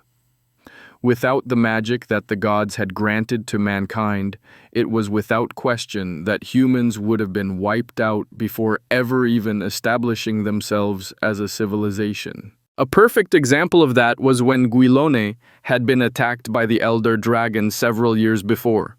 Without the protections put in place by the mage priests, Guilone would have fallen then and there. Instead, the dragon had been the one to fall, and it was thanks entirely to the gods and the magic they had bestowed upon humanity. In fact, the Shadow Guard had remained in the dungeon longer than planned just for Matt. He had taken some time to familiarize himself with his spell, as well as simply consciously controlling his mana, which was a bit of further knowledge granted by the book he had received. Over the course of a week, Matt had gone from directing a gout of flames in front of him to shaping the flames into a whip, or even a sword that he could somewhat control. It was clear that he needed a great deal of practice to perfect his control of the new spell, but he had already proven himself to be a very fast study. After that, more and more of the soldiers had tried to find a similar lucky break. But while they had indeed found more books, not a single one had granted them any spells or true magic. Naturally, Simon needed to make a report and deliver a demonstration to the king. Orbs of light that could strengthen people's bodies. Magical skills, or even spells. These were not prizes that should be offered to fresh recruits right out of basic training, but to the kingdom's most elite soldiers and generals. Simon had seen for himself how some of the oldest soldiers had lost wrinkles in their faces and had color restored to their hair after absorbing a ball of light that did not seem to do anything to strengthen the body. That right there was undeniably extending their youth and their lifespans, which was just as invaluable as making soldiers faster or stronger. A soldier with decades of experience, yet the body of a youth. What could be more terrifying than that, except for perhaps soldiers capable of wielding magical abilities like certain beasts or even spells? With this dungeon boosting the strength of their soldiers and armies, Faerûn would no longer have to fear Tamar or even the Savaran Empire. A new era had arrived for Faerûn. Still, despite his excitement, Simon was aware that there was also a very real need for secrecy. While which gods were more popular in a given nation varied. The pantheon was well known, and the temples were also technically international. Hidayur and Anba were the principal gods in Faerûn, though they were also worshipped in other countries, just as there were followers of Urdan Ixal and Erdal in Faerûn.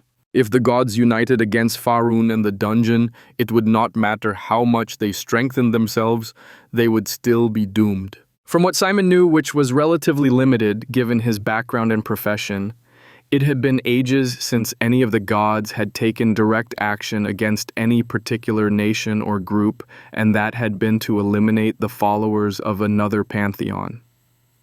Simon was not entirely certain what that meant or involved, but from what he could understand, it seemed that the gods only took action when they were somehow threatened. Could humans gaining magic independent of the gods be seen as threatening the gods? Simon could not think of it as being anything different. Simon understood just how important it was to report the situation to the king and also to keep things absolutely secret. Any leaks could see the entire kingdom brought to ruin. The small group of soldiers raced to the capital, ruining each horse in turn as they pushed the beasts beyond their abilities.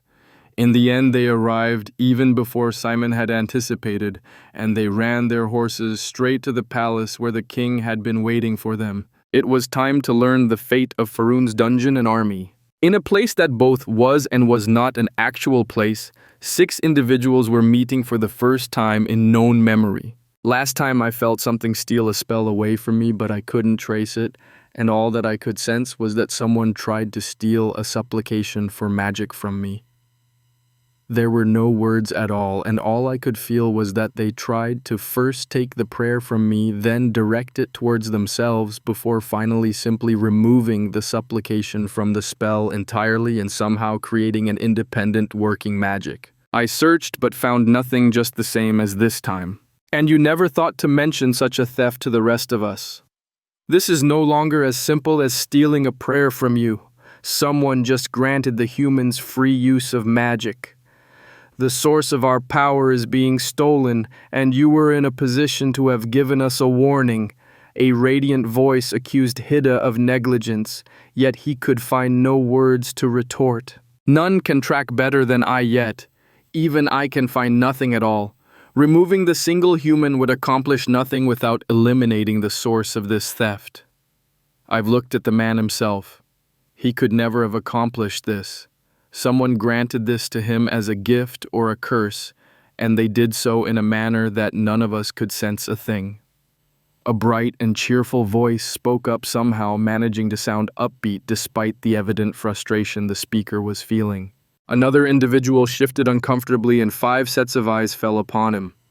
It's true that magic is my domain, and I provided all of the prayers and supplications that all of your followers use, but what is happening and being used is more like the natural use of mana itself than magic. This is not something that I can touch, as this is more similar to what beasts and dragons use. The only way we ever managed to suppress those monsters was by cooperating with them. This explanation caught Hida's attention. You are saying that whoever is behind this is either freely manipulating mana like a dragon or using an innate ability to direct mana in a highly specified manner like a beast. While a beast being responsible for this is impossible, could we have missed a dragon somehow? I know that we've been tracking all of the dragons, but could we have made a mistake? An ancient voice finally spoke, and her words left everyone chilled. There are no unaccounted for dragons. I am the earth, and I can sense every last part of myself and can tell you that the possibility of a dragon is non-existent. However, I have lost a part of myself, and it coincides with where the human acquired magic. Elder, what do you mean you have lost a part of yourself? How can the earth itself be lost? The ancient goddess, the first of her kind, and the only deity on the planet to have been worshipped by all races and belonged to both all pantheons and no pantheon, just shrugged. I have lost a part of myself. It is as though it has been ripped away from me and no longer exists despite clearly still being there. Some power has come to be that is able to be the earth in the same manner as me, it seems. All of the gathered deities fell silent. This was not nearly as simple as a new god coming into existence. They had all been born from the worship of humans and had fought to fully replace their counterparts from other races by eliminating anything not human from their planet. Even so, Ur had always been. As she had stated, she was the earth. She had existed from the beginning and had merely become aware of her own existence with the arrival of the first sapient races. There were none older than Ur, with the possible exception of the most ancient of dragons that had arrived on their planet from elsewhere. Hearing that something was supplanting Ur herself sent a chill running down everyone's spines. Finally, Ixel, the second eldest of them all, spoke up. Eldest, if this is affecting even you and stealing your domain from you without being detected by you, how do you want us to proceed? I can deliver death to any, but they must either be sent to me by time and fate, or I must meet them personally. In order for me to eliminate this threat, we must first find it. Do nothing for now, you're commanded. The humans are merely following their nature, and unless we can identify who is behind this, we will do nothing. Let them do as they will. Hidi could not accept ignoring a battle even if the opponent remained hidden. But Elder, what if our own followers betray us to this new blasphemy? Ur gave the eager god a level look. Your followers belong to you as always. Neither I nor any other will ever command you on how to deal with your own. Chapter 22, Concepts and Gods. The Corps felt quite pleased with its latest developments. A group of far more powerful soldiers had visited the Fiery Realm in the depths of the dungeon, where the Corps had started introducing its latest attempts to groom humans in order to extract their full potential. And while several humans had been lost during the fighting, the survivors had clearly been extremely excited about their gifts. Even better, the Corps had finally found someone with a natural affinity for manipulating fire mana, which had presented the opportunity to test out its newly designed human spells. That had produced a very interesting reaction from the humans. In other directions, the dungeon under the human settlement Guilone had started having a few more humans visiting it, and the core was happy to see that none of the humans were showing any negative reactions to the strengthening it had been providing them. While none of the visitors there had yet possessed a natural mana affinity the core could use, its second farm was still proceeding nicely. The crops were being well taken care of, and the core would soon see its first harvests. The core felt it was ready to start another dungeon, though it had not yet found an appropriate location. It was important to have the dungeons rather accessible to the humans, as keeping them hidden would defeat the entire purpose of the dungeons. However, the recent harvest the core had enjoyed had greatly boosted its perception range, and it had even started to pick up on human activity within the mountains it had found in one direction. That activity suggested that there were likely more human settlements in that direction, and given the fact that the core had noticed some violence between groups of humans in and near the mountains, it had come to believe that there were different herds of humans. Could this new herd offer the core new options? It had not taken long at all for the core to decide that it would place its next dungeon within the territory that this second herd of humans used. It would be good to test if they were a new species or just a second herd. By observing various creatures, the core had learned that even while different creatures shared a similar external form such as birds, the differences between the creatures could be astounding and allow for endless variables on a given theme. Already, the core had developed both air and fire affinity birds and had found that there were many more options available depending on the specific species of bird that it started with. Was it possible that there were different species of humans? While the core had already seen humans use magic of different affinities, what if there were possibilities of other things? While the core had gained additional knowledge and memories from its recent harvests, none of the soldiers had been able to offer it much variety. All of the soldiers had lived similar lives and come from similar backgrounds, and things had reached the point that the core would only barely skim through the memories it obtained to see if there was anything new before simply moving on. No. What the core wanted to obtain was another priest like Avery, or maybe even one of the nobles it had learned about. People who had access to history, magic, and other such matters were far more intriguing to the core. Even more important was the idea of the gods it had learned about from Avery, such as Hidda. The core was very curious about the gods, and supposedly there were 6 of them, each ruling over different aspects of the world. Hidda, the god of battle; Erdil, the goddess of hunting; Anba, the god of the sun and the sky; Urdan, the god of magic; Ixel, the god of death; and finally Ur, the mother goddess of the earth who had given birth to all known life. Ur in particular rankled the core, as the idea of something possessing the earth itself in a similar manner to the core felt completely unacceptable. Was the core actually sharing its territory, its possession, with another? Never. However, the core also understood from Avery's memories that these gods were extremely powerful, far more so than any of the humans or living creatures, with the possible exception of dragons. Naturally, this meant that the core needed to tread carefully to avoid being destroyed, and that meant that it needed more information. Unfortunately, it appeared that by granting the humans more power, especially the magic spell the humans around the dungeon had moved to block the magic users, the priests, from entering the dungeon, and the core did not know how to change that other than by offering additional options. Some of the soldiers had left the region with the dungeon as soon as they had returned, and the core noticed that the new magic user was carefully escorted to the largest gathering of humans it had found, which seemed to be their main nest. After some sort of interactions that the core had ignored due to lack of interest, it had immediately noticed when the soldiers had returned, or at least most of them had. From that moment on, the humans started making drastic changes to many of their previously normal activities. For starters, the magic users were all forced away from the dungeon. After that, the core observed as the camp was split in 2, and some people started leaving while more started to arrive. While initially confused, as weeks passed, the core realized that the humans had split into 2 different camps: older, more experienced, and more powerful humans, and then the young, weaker humans that had been visiting the core all along. This split became more and more apparent as the humans continued to enter the dungeon, as people from both groups would pass through the first levels of the dungeon, with the weak members conducting all of the fighting.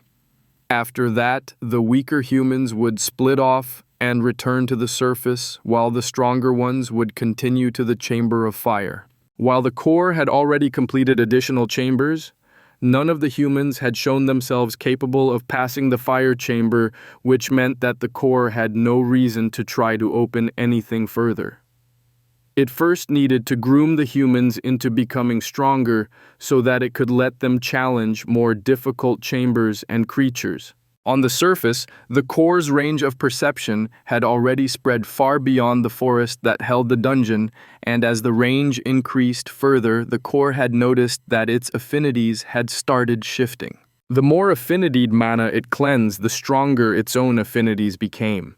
However, while the core's water, darkness, fire, and earth affinities were all continuing to grow stronger, its life affinity had reached some sort of limit. No matter how much life affinitied mana the core cleansed from the forest and the surrounding farming regions, its life affinity did not grow even the slightest bit stronger. There might be a new depth to the affinity, but the core could feel that there was something more that remained just out of reach, which was infuriating. There was something more to the life affinity that the core could not touch, yet it could somehow barely brush the edge of it. Every time the core tried to push and understand what lay beyond its life affinity, whatever it was seemed to pull away. Only when the core was focused elsewhere did that mystery return close enough to almost be touched. There was a feeling of something building, but the core could not understand what that was or what it was leading to. All it knew was that something was holding it back and that could not be allowed to continue. Weeks passed. More humans entered the 2 dungeons. More humans died, allowing the core to reap the harvests of its farms. No one had yet died in the sewer dungeon, but that was just a matter of time given how news of that dungeon had started to spread. Weeks turned into months. Winter came and passed, and just as spring was starting to arrive, the barrier that had been holding the core's life affinity from increasing disappeared. The moment that happened, the core understood. It no longer had an affinity for life-aspected mana, but had instead touched upon something more and greater. Its affinity had grown to the point that the core had finally touched upon the concept of life. The moment this happened, something fundamental transformed within the core.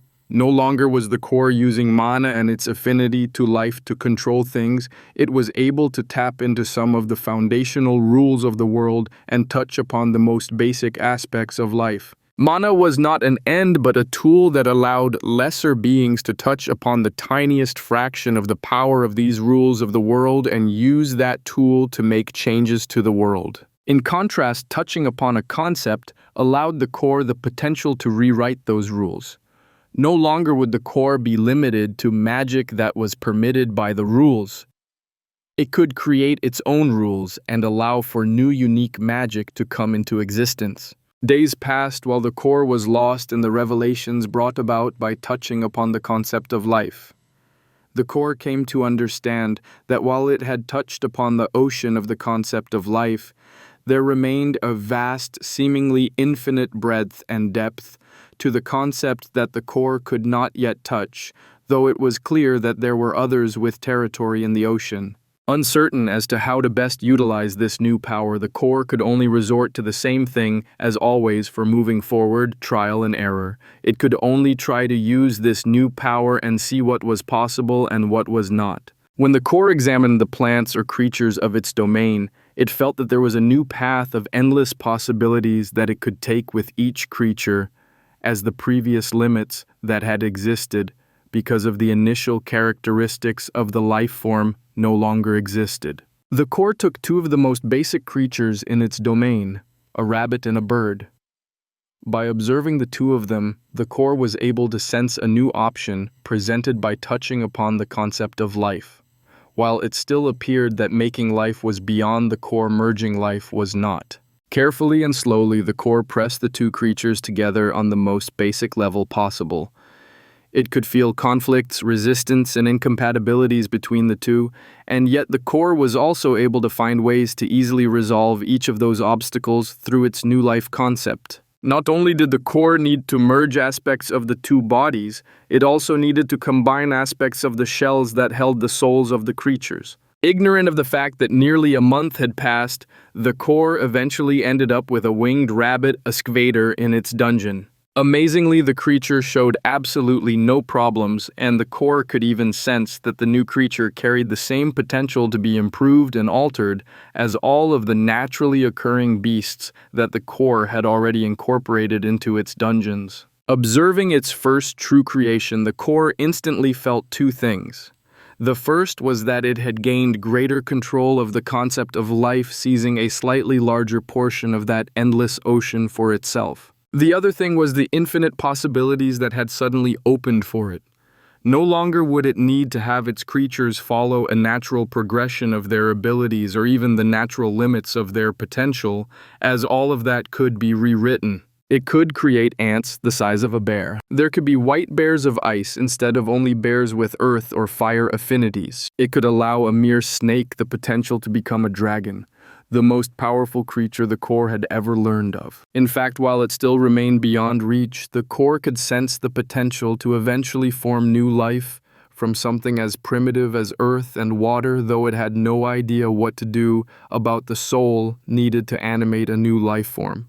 That would remain something to consider in the future. For the moment, the core needed to first look at how it could take advantage of its new abilities and implement them in its creatures and maybe even in the humans that it was developing. Ur was different from the other gods. She was not some power brought about by the merging of concepts and faith, but was the result of the earth itself combining with various concepts.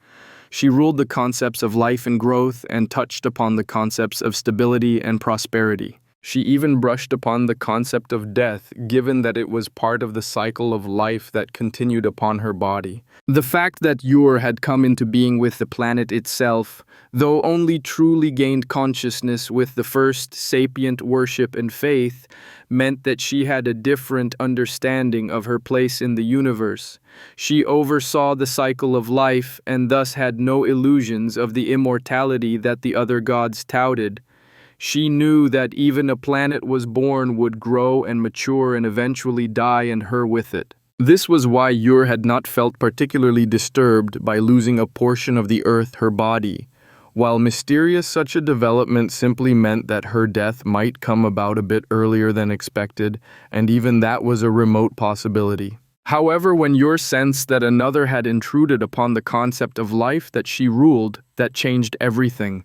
Only when a god managed to incorporate another concept into their being or a new god arose, would control of a concept slip away from those who already wielded that power. For eons, Ur had ruled the concept of life, only ceding a portion of control of the concept to Amba, as the god of the sun and sky ruled another necessary aspect of life on the planet.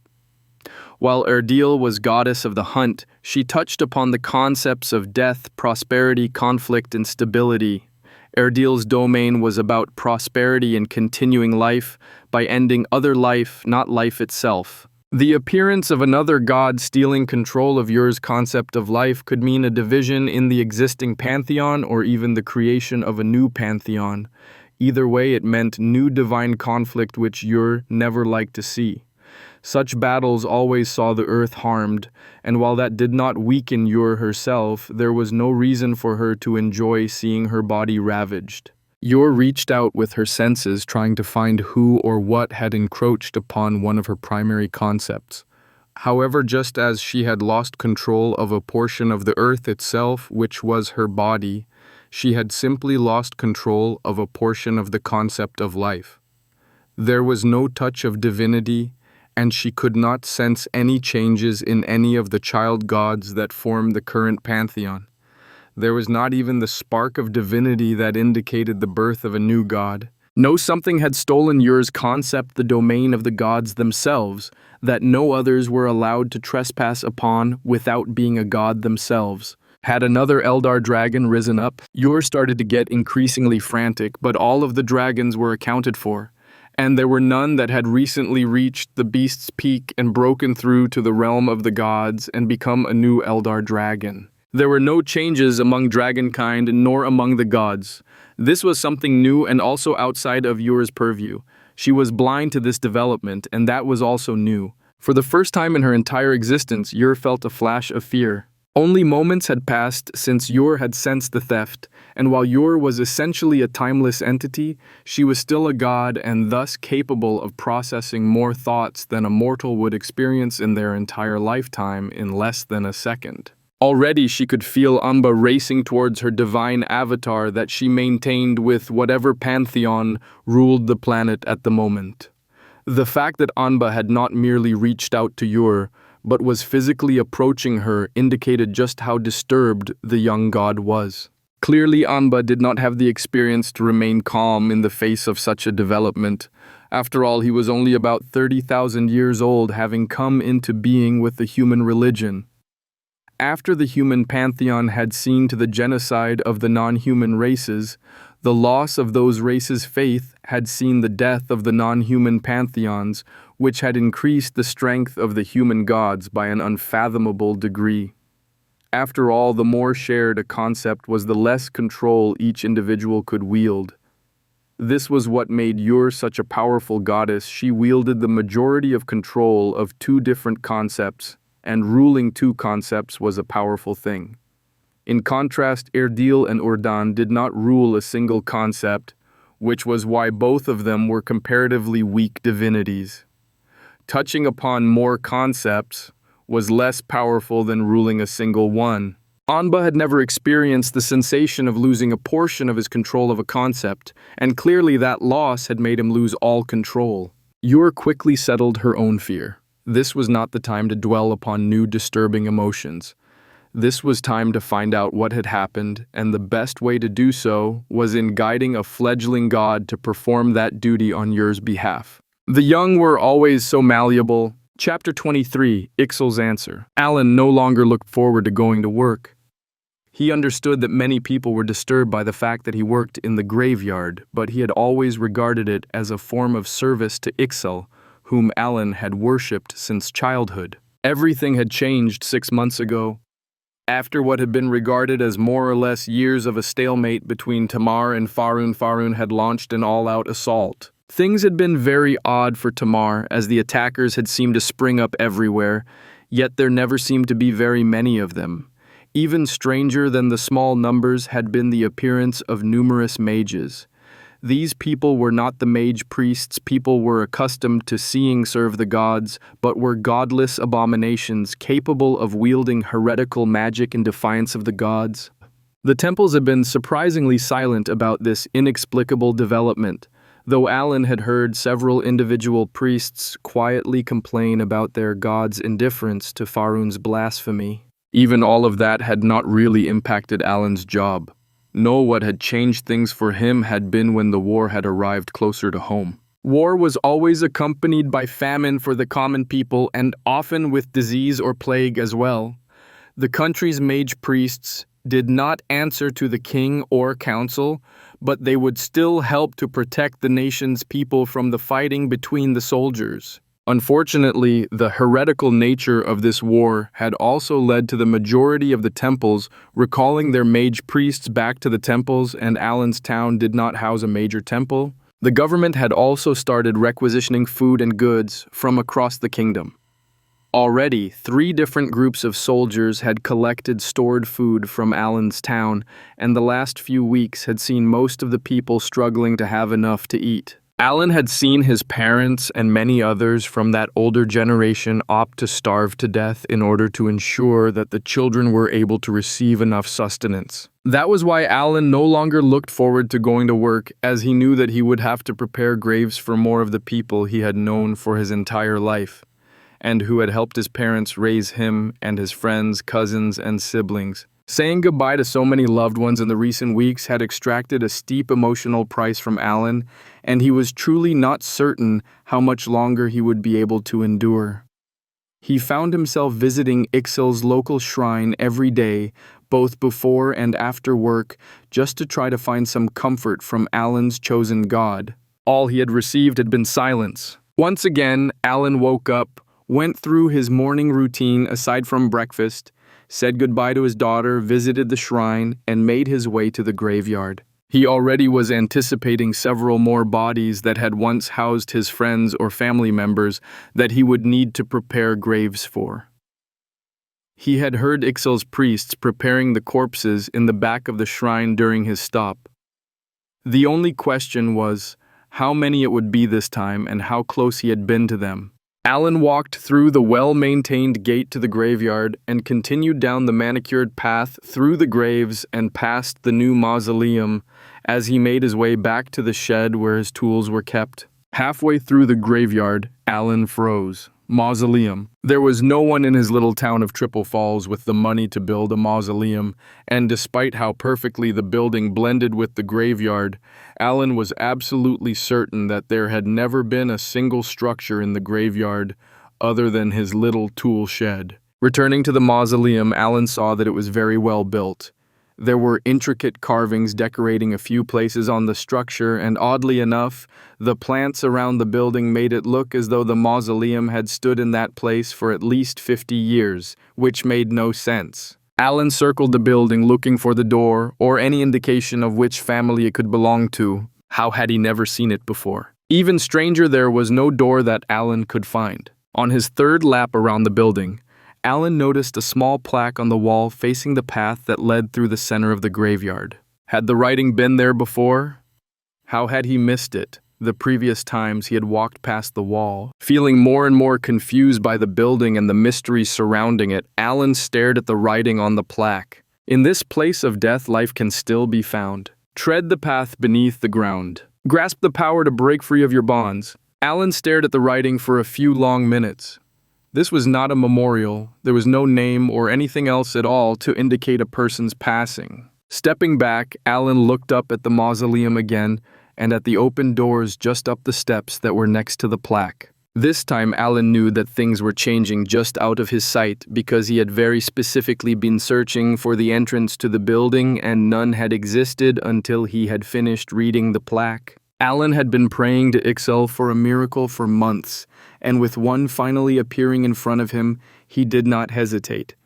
His god had finally answered his prayers, and just as Alan had expected, he would need to reach out and grasp what his god was offering. If Exile wanted Alan to enter and descend below ground, Alan would willingly do as asked. He stepped forward and entered the mausoleum. Alan walked up the 4 steps that were about 3 paces across. Entering the mausoleum, he was met by the sight of more worked stone forming the interior in a tasteful if minimalist design.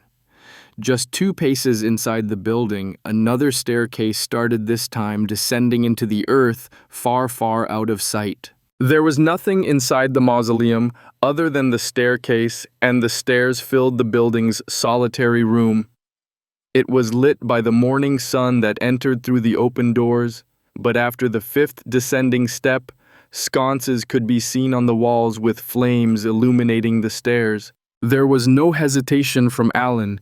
He stepped across the small landing and immediately started descending the stairs. They continued on and on in a straight line. After 10 minutes, Alan was absolutely certain that he was no longer beneath the graveyard and might have even left the bounds of Triple Falls. Finally, the stairs ended. The tunnel in front of Alan was not nearly as elegant as the mausoleum. In fact, the worked rock had been growing increasingly rough as they had continued. Alan was confronted by a tunnel of raw, unworked stone that continued into the dark. The only light remaining were the few distant sconces above and some unseen torches illuminating the depths of the tunnel out of sight. Alan had started to get a bit uncomfortable, but his determination remained as firm as ever. He would follow Exile's command and gain the strength the god deemed Alan should receive. He walked into the dark tunnel, his steps firm though his hands shook. When he reached the first torch, he grabbed it and removed it from the brace to use it as a light to avoid tripping in the dark as the path had become uneven. The tunnel curved back and forth, and in the dark, Alan lost all sense of direction. All he knew was that he had been walking for a long time, and yet All he had seen were a few randomly placed torches. After what felt like half a day, Alan reached the end of the tunnel. He was met by the sight of what looked to be a basement of rough-hewn stone. There were a few pillars and arches holding the ceiling up. The room was about 6 paces tall, but with the pillars and the flickering light of the torches, he could not see how far it extended in any other direction. Entering the chamber, Alan hesitated for the first time as he could not understand where he was supposed to go next or what he was supposed to do. He stopped and looked around, trying to see if there were any indications of where he should go in the room. Seeing nothing, he slowly decided that he would continue on away from the entrance to the tunnel and would proceed straight. Less than 20 seconds passed before he caught a glimpse of movement out of the corner of his eye. He whirled around to look, but there was nothing there. He stared into the dark but could see nothing, so he turned to continue. Which way had he been going? Alan turned around, spinning in place. There was no indication on the floor of where he had come from, and when he looked into the depths of the room, there were no walls to be seen, nor any entrance to the tunnel he had arrived from. Unsettled by how things kept changing when he was not looking, Alan tried to choose what he believed to be the direction he had been headed. As he proceeded, he occasionally caught glimpses of movement in the distance, but never was able to make anything out clearly. Finally, he caught sight of something just behind a pillar that was only about 10 paces away. He picked up his pace and practically sprinted for the pillar. He shot past the pillar, turned around, and tripped over his feet when he forgot how to use them because of what was standing in front of him. It was a skeleton, standing on its own. What was more, the skeleton turned to look at the fallen Alan and then stepped towards him. Alan heard the scream of a woman or a child. The sound startled him, but not nearly as badly as the realization that the sound had come from his own throat. He scrambled backwards across the stone floor, trying to create a bit of distance from the approaching skeleton. The figure did not stop moving forwards, and Alan instinctively swung the sputtering torch that was still clenched in his death grip. The torch struck the skeleton's skull more by luck than any real skill, and the head went flying. Alan screamed again when he saw that the skeleton did not stop moving, though he quickly realized that without its head, the skeleton had no way to track him as he moved. He climbed to his feet, his eyes still glued to the stumbling skeleton that had just walked into a pillar. There was a bit of noise to the side, and Alan turned to see that the detached skull was working its jaw to roll around the floor. Alan looked from the skull to the skeleton and back again. He was not entirely sure what was happening or what he was supposed to do, but he felt a burgeoning suspicion appear. He walked over to the skull, carefully picked it up while avoiding the clattering teeth in the jaw, and then smashed it onto the floor. The skeleton quivered once and then collapsed to the floor. Alan let out a sigh of relief. He was not sure what his god had sent him into the underground for, but it seemed that the dead needed to be returned to their rest. Just as Alan was taking a deep, firming breath to try to steel his resolve, he heard something that made his breath catch in his throat halfway. It sounded disturbingly like the clattering of bones when the skeleton had collapsed, though far more rhythmic. Alan shakily turned his head around, and as he did, he caught glimpses of skeletons approaching from nearly every direction. The skeletons were still at least 15 paces away, and all of them were only walking. Alan took the moment to close his eyes and whisper a prayer to Exile. This trial was far more than Alan had expected, but it was clear what he needed to do, and he would not fail his god. Alan's eyes opened, determination filling them. He had already succeeded once, so he just needed to do so again and again. These skeletons were nothing but bones, and with a torch or even a stick, Alan could break bones. He looked around and moved to the side so that he would not be surrounded by the approaching skeletons. He shifted his grip on the torch slightly so that he could grab it with 2 hands. When the first skeleton approached, Alan stepped forward, swung for the skull with his full strength, and fell flat on his face after missing entirely and tripping over his own feet. The torch fell from his grip and clattered on the ground. Alan reached for it, but right before his hand touched the wooden shaft, a bony foot descended and stepped right on the torch. Alan looked up at the skeleton just as 4 more arrived. He could see at least 5 more behind them as well. This was bad. Hera knew that she was supposed to eat the food Daddy had left for her, but even though she was 8 years old, she also knew that Daddy hadn't eaten for a long time. Hera's tummy hurt when she didn't eat even one meal, and she knew that Daddy hadn't eaten for at least 3 days. She had been counting. Hera also knew that Daddy took care of her because he was Daddy. That was what daddies did, especially when there was no mommy like for Hera. Still, Hera's mommy hadn't left that long ago, and she had told Hera to take care of Daddy when he needed it. Well, Daddy needed to eat, and he wasn't doing it himself, so Hera needed to take care of that. She had packed the slice of crunchy bread that had been left for her breakfast, as well as the small pail of water. She couldn't carry the big bucket, but Daddy had bought the little pail just for her. Even though she knew she wasn't supposed to, Daddy needed food, and Daddy also ate more than Hera, which meant that she needed to get Daddy more food than just her breakfast, so she had sneaked into Master Tucker's garden and taken a few of the apples. She knew that stealing was wrong, so she had made sure to pay for the apples. She just hoped that Master Tucker liked those pretty orange flowers she had found. Hera was carrying the hard, no crunchy bread, 2 apples hidden in her pockets, and a pail of water. She was taking Daddy lunch. She had been to Daddy's work twice before. Once when Mommy had died, and then later when Grandma and Grandpa had died. She knew where Daddy's work was, and while it wasn't a warm day, she would have a picnic with Daddy. After all, she had to make sure that he ate, so she would have to stay with him for lunch. It was just lucky that it was going to be a picnic. Hera passed the shrine to Ixorig's and Daddy's god. She passed the shrine to Daddy's god and knew that she was getting close. It was just 4 more buildings down the road through the old metal gate that Daddy was always oiling, and she would be in the graveyard. Daddy said the graveyard was peaceful, so Hera tried hard not to let Daddy see that she found the graveyard scary. That would make Daddy sad, and she didn't want to see him sad again. They had both been sad for a long time after Mommy had died. Hera puffed out her cheeks when she got to the gate. She could do this. She would take care of Daddy. She pushed the gate open but didn't have the hands to close it again. Oh well, Daddy could help her after their picnic. Hera walked along the path. She was scared to step onto the grass as she never knew when she might step on someone. She walked along the path past the stone building. That was new. Daddy's work only had the little building for his tools. There wasn't any stone building. Hera stopped and stared at the building, but then decided the new building didn't matter. She needed to give Daddy his lunch. She moved on to Daddy's tool building, but the door was closed and Daddy wasn't around. Hera's arm was tired from carrying her pail of water. It was her pail, but it was still heavy even if Daddy didn't think so. She set the pail down on a flat part of the ground, careful to make sure it wouldn't spill. She was not going to spill Daddy's water again. As much as Hera didn't like it, she knew what she needed to do. She needed to walk through the graves to find where Daddy was digging another hole. It was scary, but there was no other way to see Daddy when he was down in the big holes he dug. Hera hugged the bread to her chest to protect it. She rose up on her tiptoes so that she wouldn't step on anything she wasn't supposed to, and then started carefully hurrying down the rows of graves, looking for where Daddy was working. 1 row, 2 rows, 5 rows, maybe Daddy was on the other side. 10 rows, 20 rows. Wait, that was it. That was all the rows. Hera stood at the front of the graveyard by the gate, panting for breath.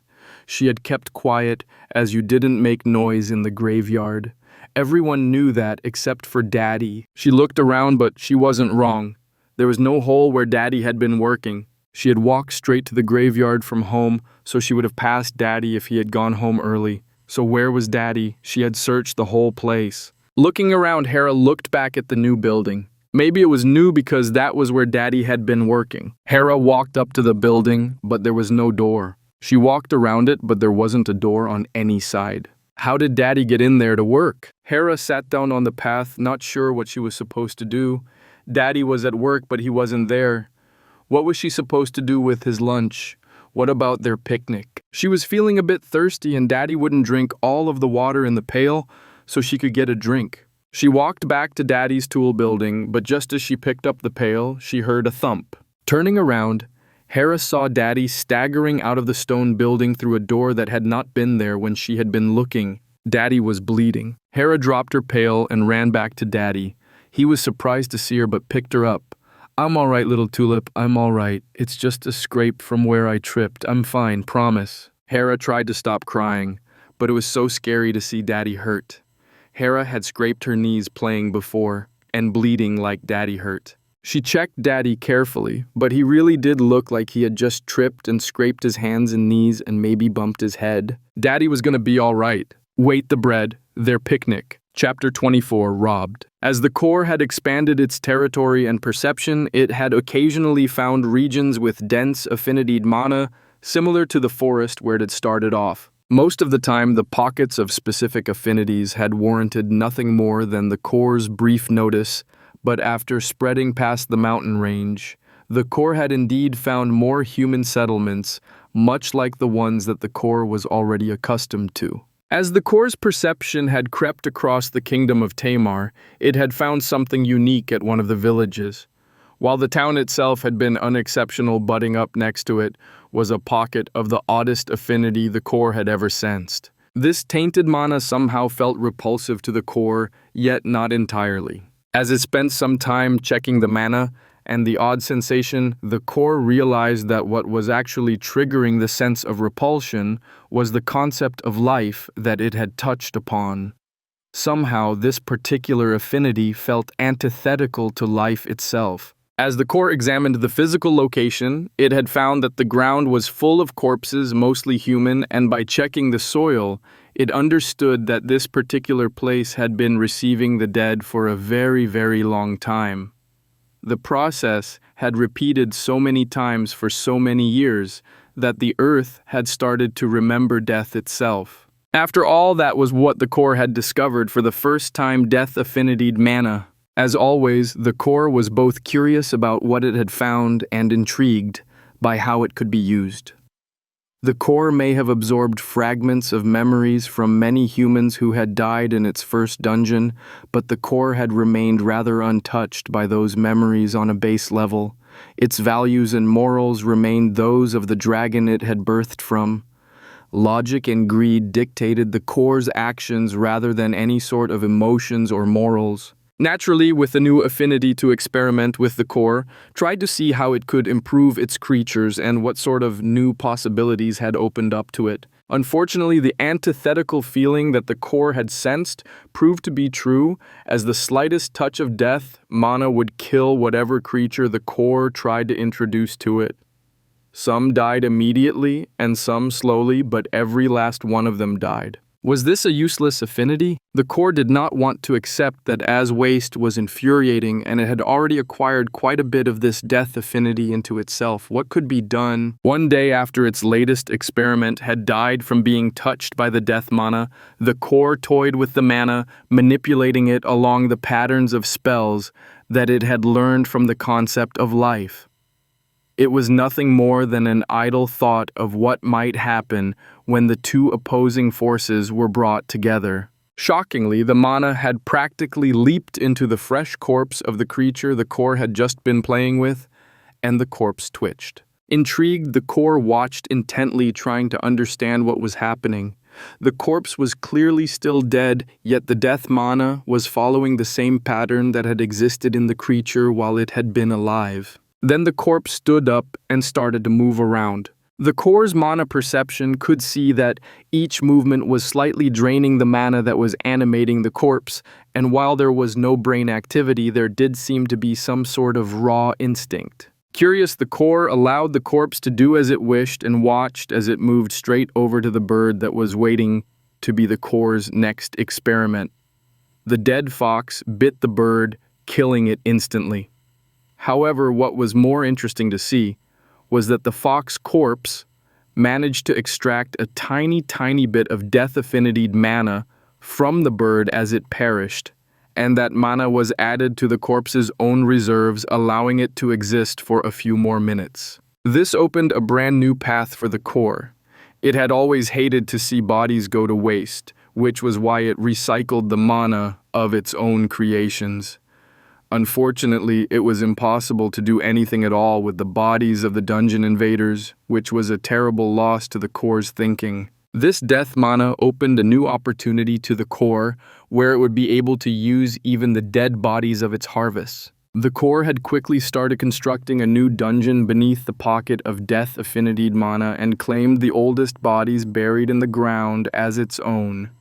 With the slightest touch of death affinity, the core's mana was able to animate the corpses even if they were nothing but dry bones. Also, the core found that so long as there was ambient death mana nearby, the corpses would remain animated indefinitely, which was wildly efficient and wonderful to see. It did not take long to create a basic dungeon of just a few levels, and after just a few weeks, the core was ready to open its new farm. Things had progressed much more quickly than normal, as there was no need to raise creatures to maturity or develop their abilities.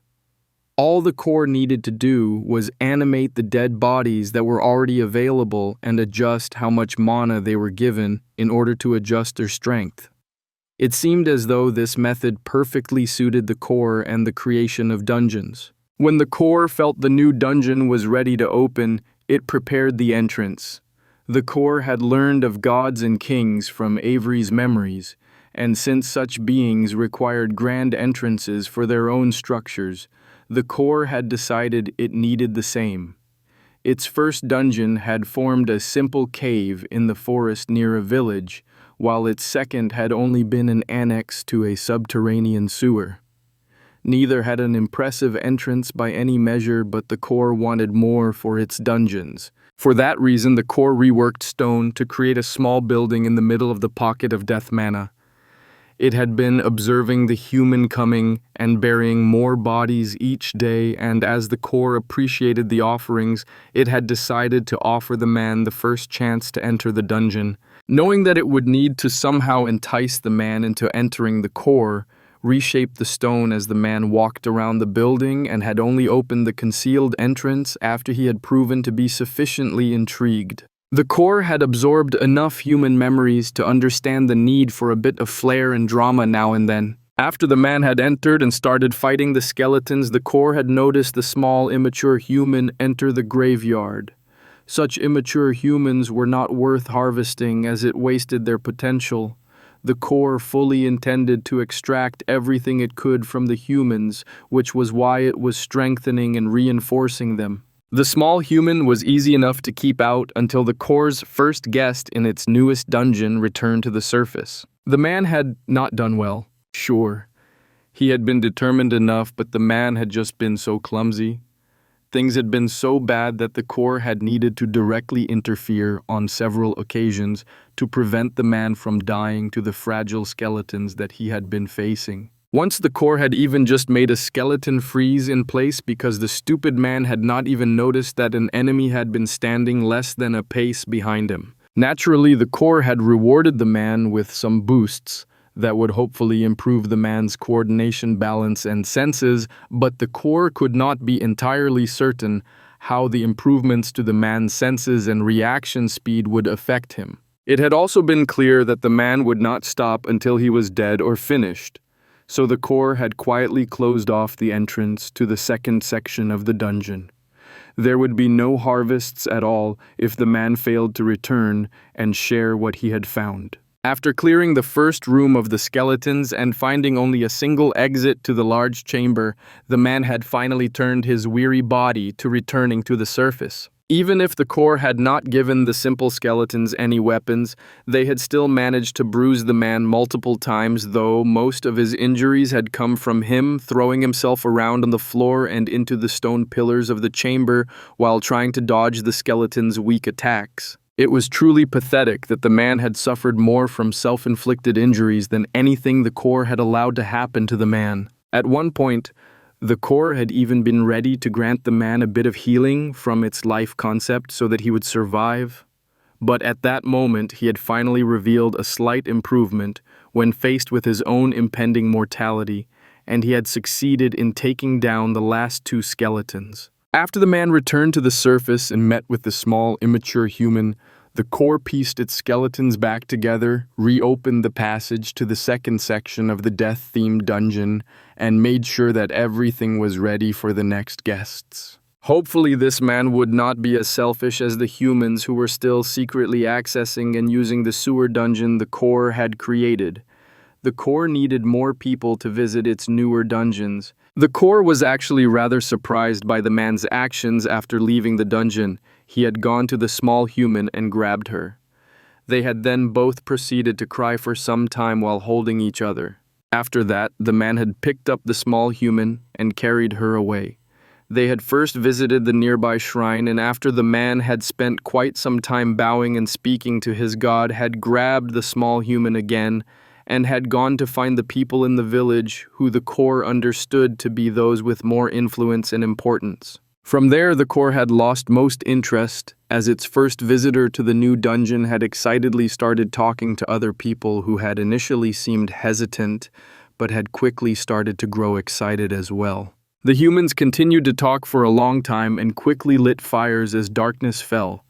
While the core could not make things out visually with its mana perception, it was able to pick up on clues from observing things, and had long since understood that humans could not see in the dark and thus lit torches or fires at night in order to see what they were doing or their companions. When the next day finally dawned, the core was excited to see a rather large group of men and women march towards its new dungeon and descend the stairs to challenge the skeletons. Bones were easy to put back together, and there was ample death affinity mana for the core to work with, so the skeletons had been repaired and moving about again before the dungeon's first guest had even made it to the top of the stairs. Also, the core had reopened the connection to the second chamber of the dungeon, as it believed that a larger group of humans would be able to clear at least the first section. However, shortly after the humans had entered the first chamber, the core noticed a rather large group of people arrive in the village.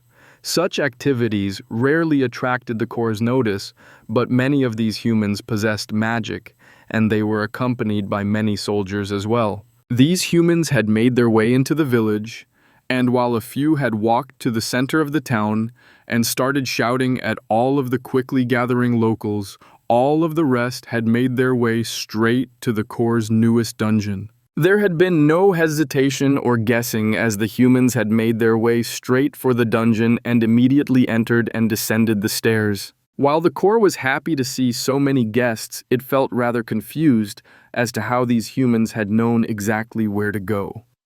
They had clearly not received any information from the locals and yet seemed fully prepared to challenge the dungeon.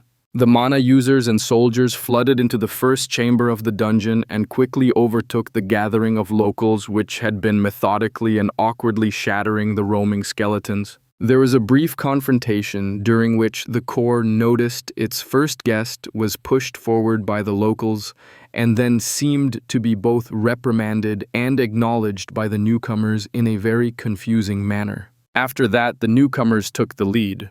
They methodically destroyed every single skeleton and even made sure to destroy the remains as completely as possible. After that, they had performed some strange ritual to cleanse the remaining debris of all death affinity mana in some strange fashion that completely baffled the core. The skeletons were unable to harm any of the humans, and the first chamber was quickly cleared. When the humans made their way to the next chamber, the core was ready to see how they fared against the armed and slightly armored skeletons, as well as the corpses it had animated that still possessed various amounts of flesh. Oddly, the humans seemed enraged at the sight of the core's newest creations, and they were all destroyed in the same manner as the first chamber. While the humans tried to avoid the various rewards, the core left behind the core would never allow that, and the rewards that improved various aspects of the humans would shoot towards the nearest humans. After the first time that happened, the person had frozen in place and the mana users had stepped forward and performed various spells on the person before moving them to the rear of the group. That soldier gave up all of his weapons and willingly accepted having two other soldiers stand guard over him. This continued, and each person who received one of the dungeon's rewards was similarly isolated and disarmed. The humans were not slowed in the least by the fact that they were losing a number of their combatants, and as time passed, the mana users started becoming increasingly active. The small army pushed further and further into the dungeon and quickly arrived in the lowest reaches of the dungeon. In that place, the core had left its subsidiary core for the small dungeon. as this was not the core itself, but rather just a weak extension of its will and power. The core had not bothered trying to do much to protect or hide the secondary core. It was instead curious to see what the humans would do. It watched as one of the mana users stepped forward, stretched out a hand, and pain, tearing, absence. Nothing. The core could not process or understand what had just happened, and in its other two dungeons the creatures went berserk. Rats and slimes surged out of the dungeon and started attacking any humans they found in any part of Gilone's sewers. In every single section of the core's first dungeon, the human teams were swarmed by every last one of the creatures that belonged to the core. The teams in the deeper reaches were quickly wiped out entirely, and only the teams in the swamp and the forest sections were able to fight their way out due entirely to the veteran soldiers who had been in the process of being escorted by the rookie teams to the lower sections. The frenzy lasted for half a day before the core was able to regain control of itself. Once it did, it found that its perception no longer extended beyond the mountain range. Its third dungeon was simply gone, as well as all of its territory creatures and mana. It had been robbed. The humans had stolen from it. The core quickly calmed its creatures, though the damage had already been done, and the humans were on high alert. No creatures had escaped from the primary dungeon, but several Aquarii and civilians had been attacked in Guilone before the core's creatures had been put down. The core tried to understand what had happened, but nothing made any sense. How had the humans stolen the core's territory? How had it been made less? For the first time, the core was learning just what happened when a subsidiary core was destroyed.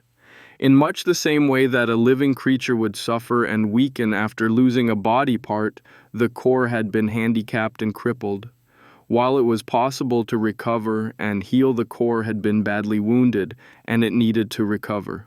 Days and weeks passed during which the core tried to repair the damage that had been done to it, as well as the damage it had done to itself during its throes of agony. The humans at the first dungeon remained wary and hesitant to return to the dungeon after losing dozens of their own to a strange event that none of them could understand how it had been triggered.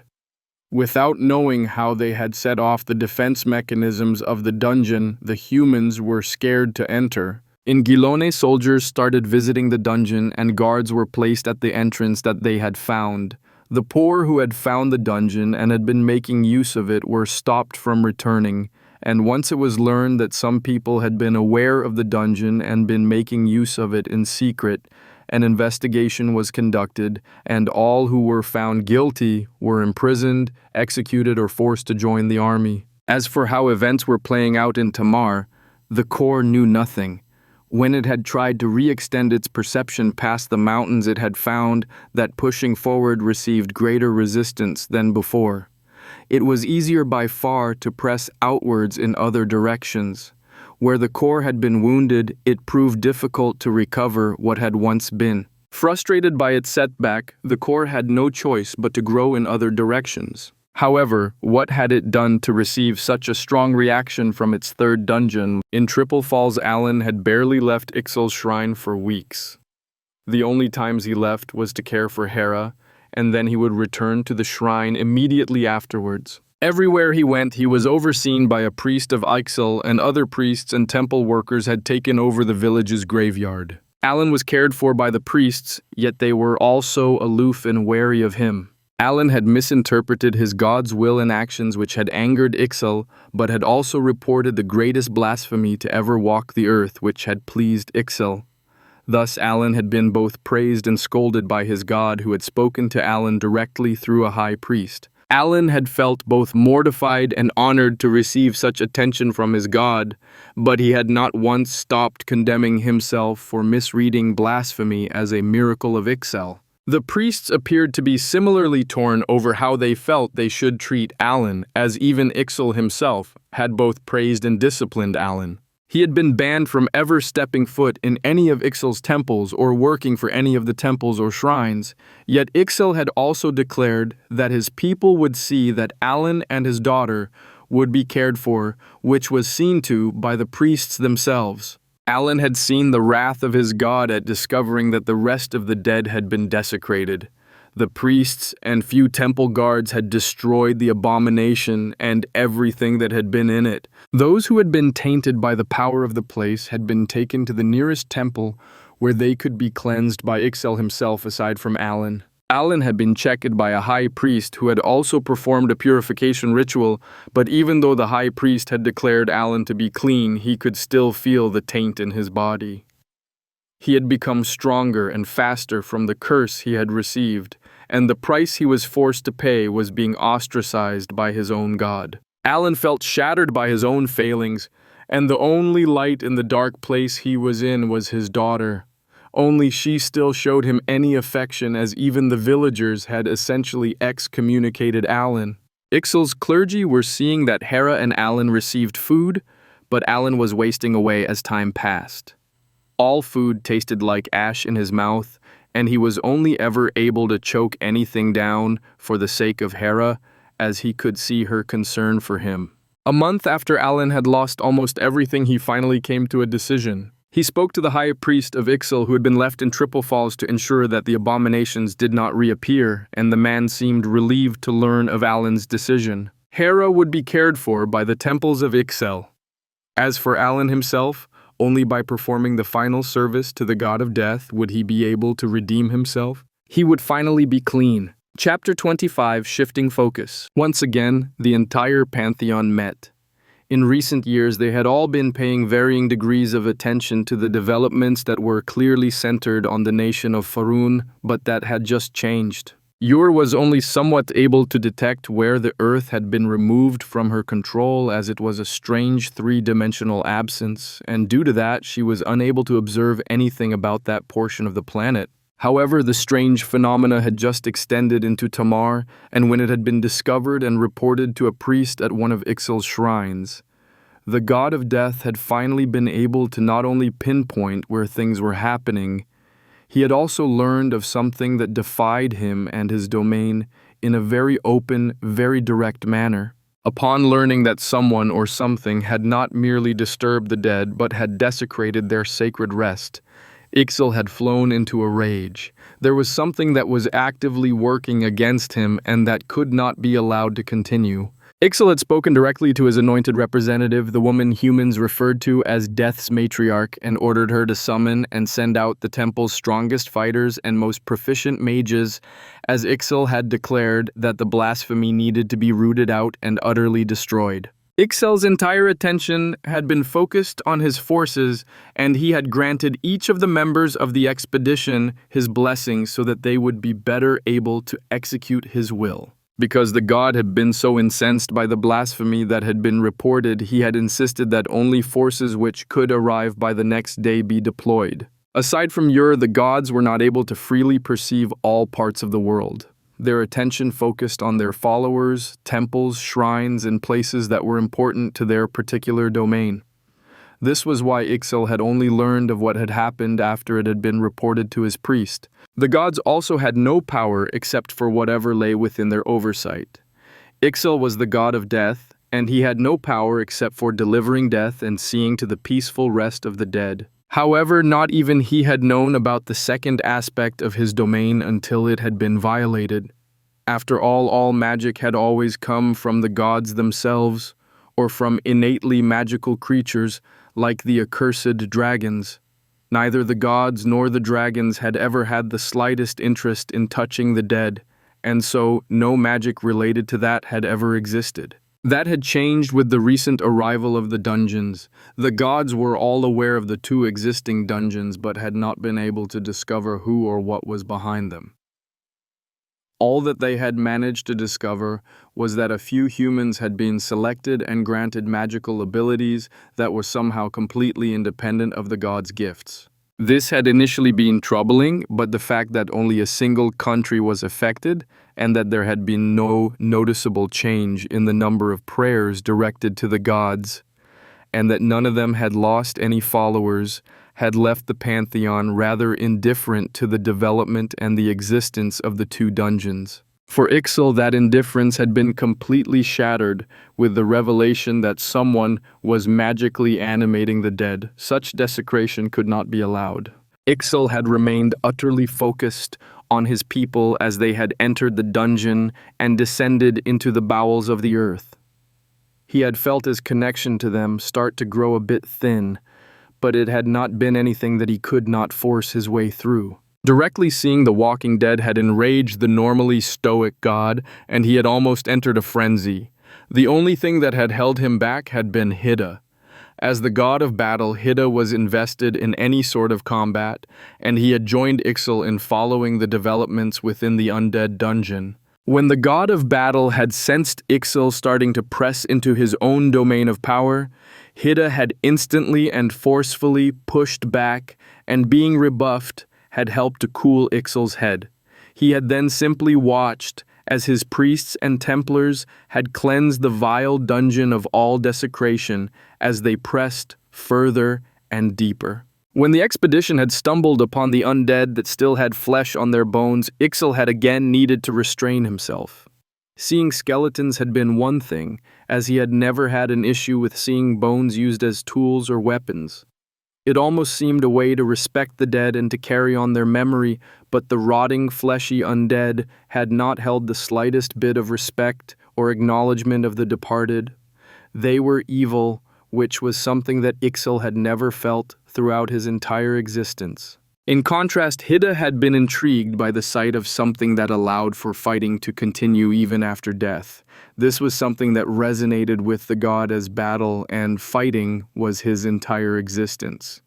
Falling in battle had always been seen as the greatest service his warriors could offer to their god, but at this moment Hida was seeing the possibility of continuing even beyond that, and it was a tantalizing possibility. Unfortunately, Hida quickly realized that this possibility would have to remain forever beyond his reach.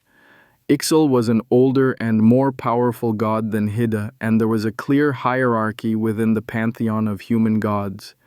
No matter how tantalizing the possibility, unless it could be hidden from Ixal, or Hida could rise up to the same level as the senior god, it would be impossible for posthumous fighting to be granted to Hida's followers. What a pity. Eventually, the humans had reached the furthest depths of the dungeon, which had never happened for either of the two older dungeons, and so even the gods were discovering what lay at the end of the dungeons. While the warriors had no idea what the final chamber held, both of the gods and all of the mana users present were unable to look away from the egg-sized gemstone at the center of the chamber that shone with a terrifying brilliance to all forms of mana sense that landed on it. While the two gods naturally possessed more mana than they saw in the small stone, neither of them had ever used so much for a single task, nor were they aware of any who had. There was an ocean of mana within that tiny stone, and if Ur or Amba had been present, they would have sensed the presence of the concept of life also present within the stone, but since the concept of life was outside the domains of either death or battle, Hida and Ixal sensed nothing more than the sheer quantity of mana, as well as the assorted affinities that were present.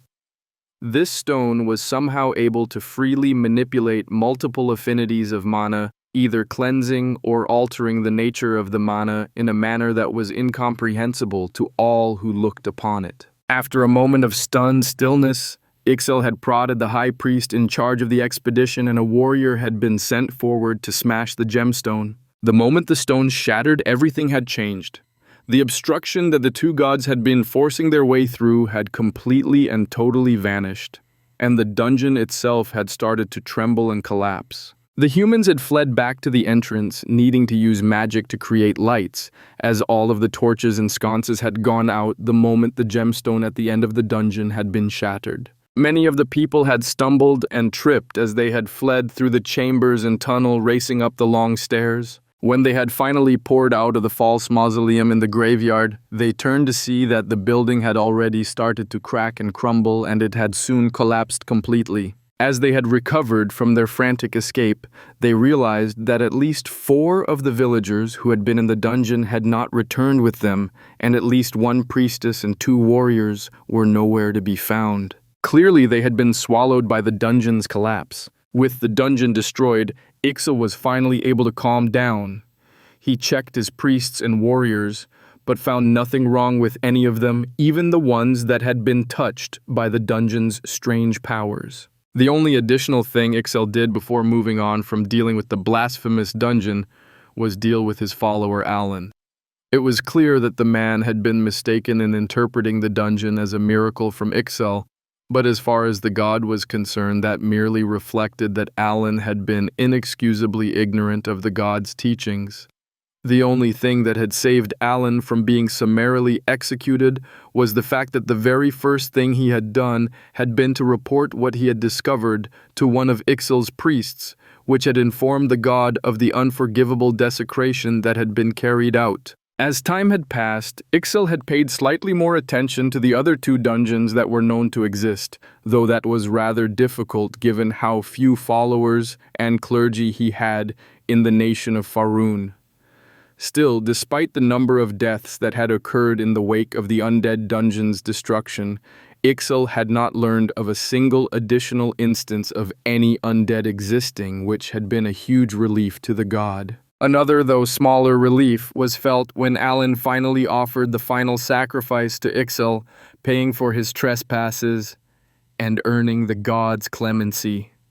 Ixel was not particularly forgiving, but he did consider himself fair and just to his followers. Following the destruction of one of its subsidiary dungeon core, the core had entered a frenzied panic at the loss of self from the theft it had suffered. After that, it had worked to push further expansion using the concept of life that it had touched on to further transform and change its creatures, and it had also started one additional project. After touching upon the concept of life and the various revelations that had spawned from that transformative step, the core had made the logical deduction that there had to be other concepts as well. If it had touched upon the concept of life after reaching a threshold with its life mana affinity, then it would make sense that it would be possible to touch upon other concepts by increasing its other affinities. For that reason, the core started absorbing as many affinities as possible, and it soon reached the threshold for its earth affinity as well.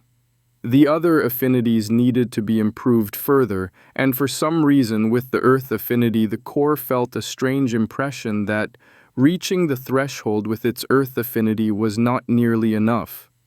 Unlike when it had reached that limit with life affinity mana, it felt like there was something more missing with the earth affinity, as though it was incomplete or just one part of a much greater whole.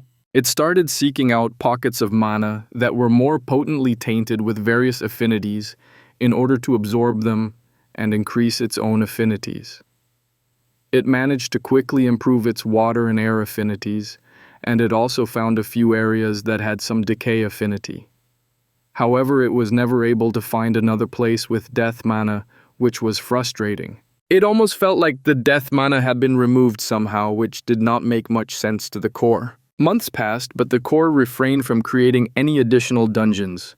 It had not been able to learn what had happened to rip away such a large portion of its territory away, as well as take its undead dungeon and its access to death mana, but had deduced that the subsidiary core must have been taken or destroyed somehow. This conclusion introduced a new reality to the core, the fear of death. The core had finally come to understand that it could not only be injured, but that if its subsidiary cores could be taken away or destroyed, then its main self could as well. The feeling of mortality was far more terrifying than what the core had felt before when the mana users had attacked it. At that time, the core had only really feared the possibility of having its territory and creatures destroyed, but had not even considered the possibility of being destroyed itself, which made this sense of vulnerability a disturbing realization for the core. It started not only looking at how it could better protect itself, but also for other safeguards that would help it avoid total destruction. It moved deeper and deeper into the earth, and 3 months after losing its undead dungeon, the core reached a strange new region of the earth. It had touched magma flows and pockets in the past, as well as the water table caves, underground rivers, and many strange stones and a few odd liquids. But once the core started descending, once again after trying to spread out laterally for several years, it soon reached an endless sea of magma. This rather stumped the core, as it seemed that it would somehow have to alter this sea of liquid burning stone in order to proceed any further, but every time it tried to do so, its efforts were burned up and swept away by the seemingly endless region blocking its way. The only good thing to finding the seemingly impassable obstacle was the fact that after just a few days, the core's fire affinity also reached the threshold. With this, the core had reached a limit for its life: earth, fire, water, and air affinities. It had also made some progress with decay and death affinities, but it could also sense that there were other affinities. Unfortunately, it had such a weak connection to those affinities that it was impossible to even determine what they were, and oddly enough, the core had already learned about more affinities than humans knew existed, as they were ignorant of death and decay affinities. More interesting, the core had felt as though a final piece had fallen into place when it had reached the threshold with its fire affinity. Something had formed from the combination of earth, water, air, fire, and life affinities, but the core knew it would take a bit longer to break past the limits, restricting it from touching upon another concept, even if it had no idea what that concept might be. While waiting for some sort of inspiration that would allow it to continue descending into the earth and also to be able to break through the barrier that prevented it from touching upon its second concept. The core started a new project. It had noticed that the single location it had found with the concentration of death mana had appeared at the same location that humans had buried their dead for untold years, so the core decided to try to replicate that same situation itself. While the humans usually made sure to take their dead back with them, and the core's own creatures were reabsorbed by the core as their bodies were transformed back into the mana that the core had fed them to raise them. After the core's tantrum, there had been a number of human bodies that had been left behind throughout the dungeon during the core's frenzied state, and while the humans had waited to see if things returned to normal, the core had gathered all of the bodies that had been left behind after it had somewhat recovered, and had placed all of them in the ground in a hidden cavern. From that point forward, every time another human died within the dungeons, the core did its absolute best to collect the corpse and add it to its collection. It had only managed to gather a few dozen bodies from its outburst and the following few months, but it could be patient and continue to slowly accumulate bodies. While still hesitant to create another dungeon, the core also located a few places that it wanted to eventually use for additional dungeons, either due to the mana in that particular location or the special proximity to human settlements. Overall, the core spent more than a year to recover from its trauma, as well as prepare for the future and ensure it would never be destroyed. It was a time of waiting and building up. The core needed for certain things to change so that it could continue to develop. Finally, almost 2 years after losing its third dungeon, when spring was in full swing, once again the core felt the barrier that had been holding it back finally loosen and fade away. At that moment, the core was finally able to touch upon another concept, but this time it could feel that it was not just a single affinity that was connected to this concept, but multiple affinities: earth, fire, water, air, and even life affinities, all surged as the core touched upon the concept of growth. While closely connected to the concept of life, the core instantly understood that life was nothing more than a single aspect of growth. This was not a minor concept, but a higher concept. Also, the core could once again feel that others had already touched this concept, and they also controlled far more of this mysterious esoteric power. Even so, the core was already able to sense how the concept of growth would allow it to more quickly raise and develop its creatures, as well as expand itself at an accelerated rate. With the combination of the two concepts, as well as full mastery of several different mana affinities, the core was able to sense that it would gain far more freedom in designing, developing, and even creating new creatures. With this combination, it might even be possible to develop new forms of life rather than simply modify or merge existing forms. Chapter 26, Heresy. It had been a long few months for Aaron. From the time he had managed to quietly slip away from the camp outside the accursed dungeon, he had spent his days roughing it. He had first returned to Guilone to report what he had observed to the temple there, only to quickly learn that Faroon was no longer willing to accept priests from any temple to work with the government. All priests and priestesses of every temple had been sent back from the various military installations, and even the king's top advisor, the archmage, who represented all of the temples, and none of them had been driven away from the royal palace. Confusion had reigned among the clergy, and the gods had been silent about being rejected. Nothing at all made sense, but then everything had changed over the course of just a few short days. First, Faroon had launched an all-out invasion of Tamar to the west.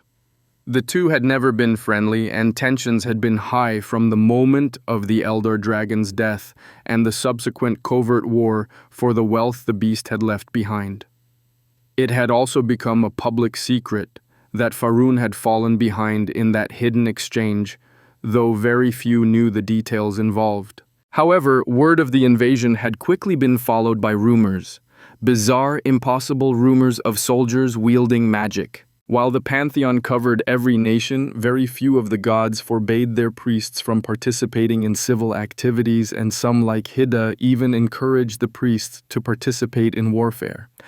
After all, Hidda was the god of battle, and he encouraged his priests to fight against each other both within and without his temples. However, all of the priests had been driven away from Faroon's armies, so how could there be any who wielded magic still among their numbers? In the weeks that had followed, the kingdom's attitude towards the temples grew increasingly worse, while at the same time, ever more bizarre rumors returned from the front lines. There were tales of impossible feats of strength and agility, of men shooting arrows from more than 500 paces yet striking their target, of heroes who could cleave their enemies in twain as though reaping grain as they waded across a battlefield, of flaming swords and shields, of men flying on wings of fire. None of it made any sense until finally a message was received that saw all but the acolytes in training fleeing the kingdom of Faroon. The gods had been robbed. Someone had managed to steal magic from the domain of the gods and had granted it to the soldiers of Faroon.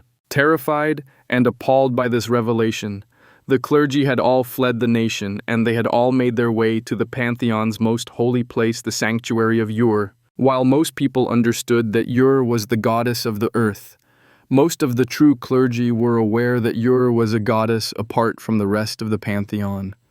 While the gods did not deign enlighten their followers on all of their secrets, the temples were aware that Ur had always existed even before humans or the human pantheon of gods. The high priests and upper echelons of the various temples were also aware that Ur was not truly part of the pantheon, or rather, she was above it, as she had always existed.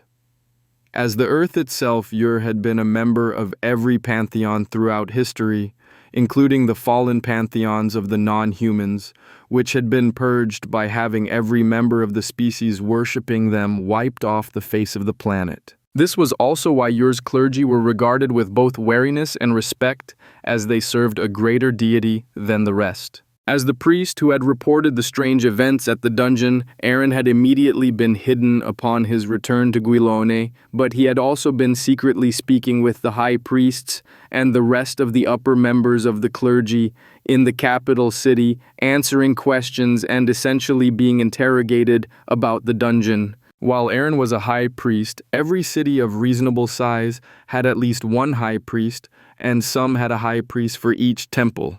As a newly raised high priest, Aaron stood low on the hierarchy and was forced to subject himself to his superiors' convenience and demands. While humiliating, it had been necessary, and that necessity had been one of the only things to help Aaron keep his temper in check. The other thing that had helped had been the presence of Hild, Harold, and Philip, as the priestess of Ur, who had actually participated in the first delve into the dungeon. Hild had been questioned just as intently as Aaron, if not more so. As for Harold and Philip, the two priests had participated in portions of the second delve, Though Harold had been forced to leave early due to his age and inability to react quickly enough to the various threats.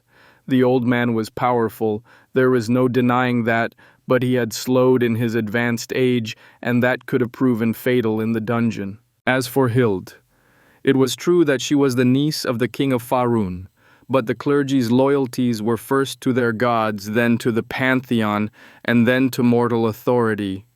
This was how it had always been, and all priests and priestesses understood the full implications by the time of their consecration.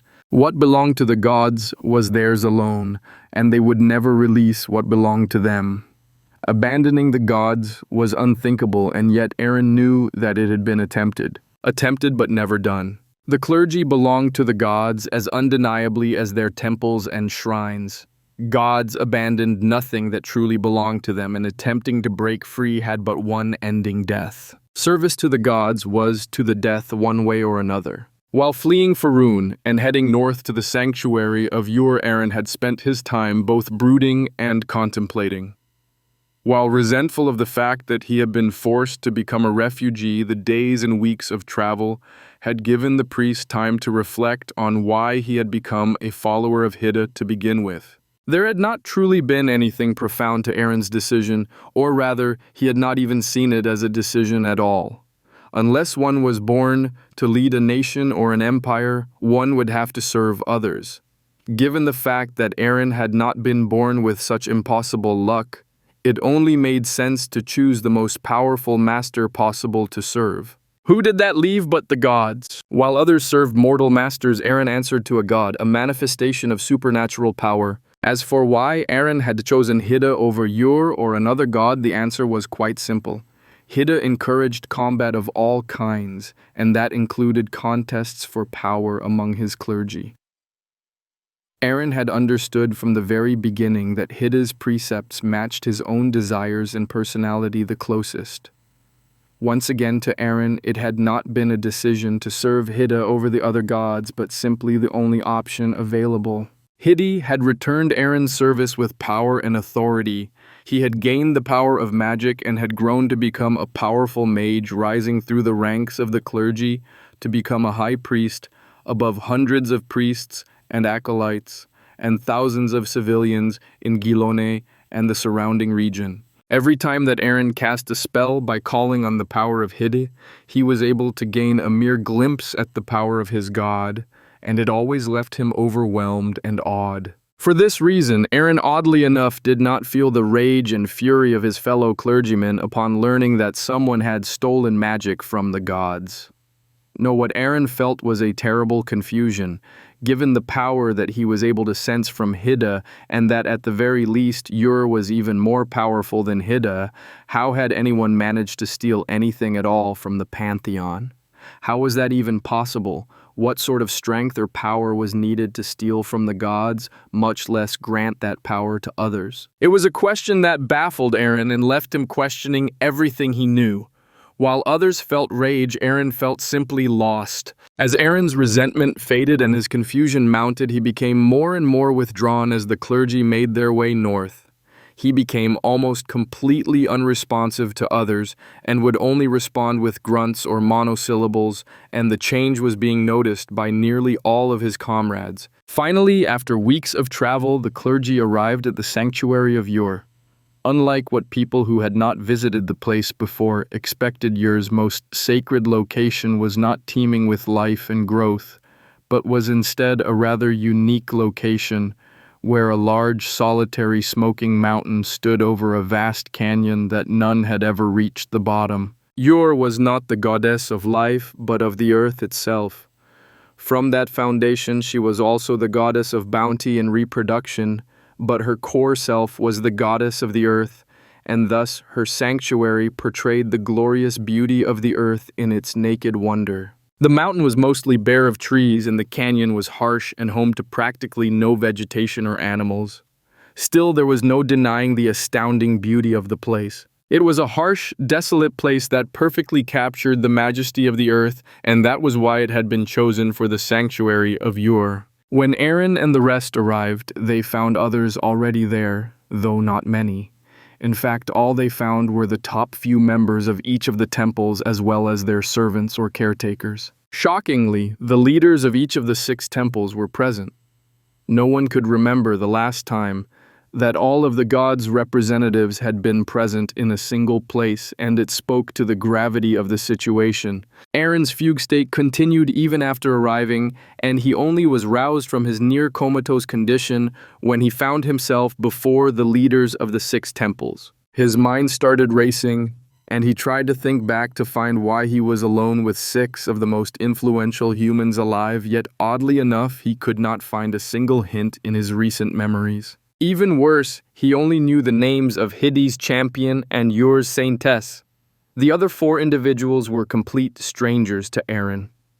While he knew Ixel's representative was known as Death's matriarch, he did not know the woman's name, nor that of Erdil's huntress Anba's legate or Urdan's philosopher, which was humiliating. If Aaron had known he would be meeting with these 6 people, he would have made sure to do at least a bit of research to know who they were. Suddenly feeling awkward, nervous, and a bit lost, Aaron simply stared at the 6 people in front of him. The silence dragged on, but Aaron had no idea what he was supposed to do or say. Just when he was about to break and ask why he was there, Hidden's champion Everett spoke up. Aaron, you are one of only 4 priests to have ventured into the first dungeon to be discovered. While the champion was not done speaking, Aaron already had questions. The first dungeon more had been discovered. Due to several complications, the gods are unable to peer into these dungeons without a representative present, meaning one of us 6. Thus, we need to hear from you and the other 2 what you saw and experienced in that place. Aaron's questions were only increasing. The gods could not see inside the dungeon. No dungeons. That did not make any sense at all unless... Aaron's mind quickly started making a connection due to his preoccupation with the topic over recent days. The one behind the dungeons is responsible for stealing magic from the gods. Aaron's outburst was met with grimaces and sideways glances between the leaders of the 6 temples. Even yours Saintess looked slightly uncomfortable at Aaron's remark. Champion Everett went so far as to glare at Aaron and brusquely said, "If the gods themselves have not seen fit to speak on that matter, it is not our place to make any assumptions. You have been brought here to give an account of your experiences, not speak of rumors or blasphemous heresy. Now speak only on what you witnessed in this dungeon and what you heard in the soldiers' camp." Aaron shifted uncomfortably. It had been years since he had been scolded like a child, and now he needed to correct the champion of Hiddy. "To begin, Your Holiness, I must clarify that I never personally stepped foot in the dungeon. I remained in the camp outside but was never allowed inside. Instead, I had my priests and acolytes mingle with the soldiers and try to befriend them so that I could learn more about what was happening inside. Very soon after the dungeon was discovered, Faroon's armies decided that none but their own would be allowed inside, purportedly for safety. Everett's gaze grew sharp when he was corrected by the high priest, but a subtly raised hand from yours Saintess precluded the champion from interrupting. I learned much about the creatures in the dungeon, and I compiled a full report on everything, including the section's descriptions of the plants and animals, treasures brought back, and more. I sent the original to the main temple and kept a copy so that I could keep it updated with new developments. The huntress spoke up. We have all read your report, so you can pass over anything included there. Stick to anything that you learned after sending that report. Aaron nodded and quickly continued. I sent the last report several days before I escaped the camp, and during that time there were several major incidents. To begin with, while my report shared that there was something important that happened with the last delve to return, it did not include what happened in the few days that followed. General Simon led a few men back to Gilone, and I learned upon my return to the capital that he met with the king. However, while he was gone, I learned that everyone who had participated in that last delve who did not return with the general were quietly executed, while everyone else who returned from the dungeon was interrogated and then locked up in isolation. They were not allowed to speak with anyone, not even each other. Aaron took a deep breath before resuming his report. From the servant responsible for cleaning the general's office and quarters, an acolyte learned that a large burn mark appeared on the floor of the office during the general's meeting with that last delve team. Stranger still was the fact that it had been warm, yet there was no evidence of anything else having burned in the office. The burn marks formed a circle in the middle of the floor. The fireplace was cold, and there were no coals or ashes to be seen anywhere. After my escape, I received one report from an acolyte who remained behind before everything went silent. The message meant nothing to me at the time, but after hearing the rumors from the war, I've grown suspicious. All the acolyte sent was, "They defy the gods and they must be stopped." Thank you, Aaron. You may return now. The Saintess's dismissal only served to exacerbate Aaron's confusion, but it was not his place to question the 6 people before him. Everett struggled to not grind his teeth as he watched Aaron bow and leave. Everett recognized the naked ambition in the high priest, and while he usually encouraged such things, this man was too bold in his pursuit of power, and Everett felt mildly threatened. Something would need to be done about Aaron, though it would have to be put off for the time being. There was a time and place for internal disputes, and any of his followers who did not understand that would find themselves learning quickly or being removed from his service. Evelyn spoke up, and Everett immediately focused on the Saintess. The 6 people present understood the Pantheon's hierarchy better than anyone other than the gods themselves, and no one would stand up to your Saintess. Faroon's insistence on this war will overcome even our best efforts to try to pass things off as mere rumors. The gods have remained rather quiet on this matter, and I cannot know their thoughts on what has happened, but there is no denying the truth that somehow someone had found a way to grant magic to mankind without the gods. Additionally, Ambar visited a second dungeon a few weeks ago, and this one contained things that are heretical to Exile. I will have her share her experience as well, but we need to acknowledge that these dungeons are spreading, and while they may not all be overtly evil, they do not serve our gods, and they are not a divine miracle as some have claimed. For now, you will all gather any and all information you can on these dungeons, wherever they may lie, and we will prepare to respond to them as our gods see fit as soon as they share their decision. We will take no actions for or against these strange places until and unless we receive direction. As Everett listened to first Evelyn and then Ambar speak, he struggled more and more to maintain his control. Hiddy was the god of battle, and all of his followers held both ambition and at least a trace of bloodlust. Being told to do nothing was nearly unbearable to Everett, as he wanted nothing more but to charge forth and lay waste to those who had dared to defy the gods and tread upon their domain. It was heresy, and it could not be tolerated no matter what your Saintess declared. Fortunately for Everett, he noticed a familiar glint of resentment in the legate's eyes as well. Chapter 27. The Progress of Concepts. Finally, the core had found an ideal location for a new dungeon, and it placed its best subcore in the location so that it could start preparing its new farm. As time had passed, the core had stretched its perception to the south, where it had encountered a vast area full of strange hidden life and little water. There had been few people in that dry area, so the core had not considered it as a potential dungeon location, but had instead spread further south, hoping to find more people again. As the core had found more verdant regions, it had also started to encounter more people again, and it quickly found more than it had ever seen before. The core had reached the Savaran Empire, the largest nation on the continent, as well as the most prosperous and populous.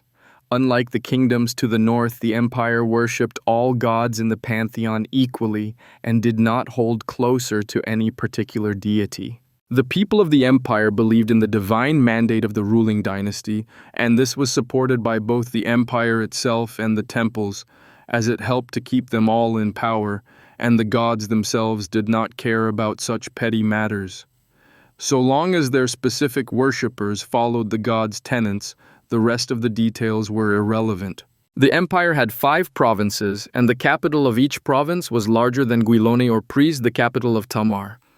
As for the imperial capital, it boasted a population 5 times larger than the provincial capitals and was a true metropolis. The vast desert was the only thing that had protected the northern kingdoms for so many years, as well as the fact that the Savaran Empire had been growing to the south and east away from the desert. It was just not logistically reasonable to try to push across a desert with an army for the relatively pitiful wealth of the northern kingdoms, and the desert also protected the empire from raids. As the core had spread its perception across the empire, it had reveled at the discovery of so many humans. This was the ideal place for a dungeon, as there were simply so many resources for the core to harvest. The core chose a place a bit outside of Sirkin, the capital of the province, with the same name as it was the northernmost province, and it fit the core's requirements almost perfectly. The mana in the area did not have any unique affinity, but the core was looking to try new things with this new dungeon. It had not yet succeeded in producing more death affinity mana, but the core was eager to see what was possible with its various affinities as well as its concepts of life and growth. It had conducted a few experiments with the two concepts, but wanted to push further with an entire dungeon to experiment with. One of the first things the core had discovered was that the combination of the two concepts allowed for much greater freedom than it had ever before enjoyed when it came to improving its creatures. For starters, when the core had simply been combining the two concepts and manipulating a bit of earth affinity mana, the mana had started pulling up dirt and rock and had taken on a life of its own. Oddly enough, the core was unable to sense even the primitive, incomplete soul of an animal in the construct it had accidentally created, and yet it moved, reacted to its surroundings, and otherwise behaved almost identically to an animal. In fact, the core even found that if the construct was deprived of soil and stone, it would fall apart and collapse. This discovery had prompted tests with every other affinity the core possessed, with the sole exception of its limited death affinity that it was trying to accumulate.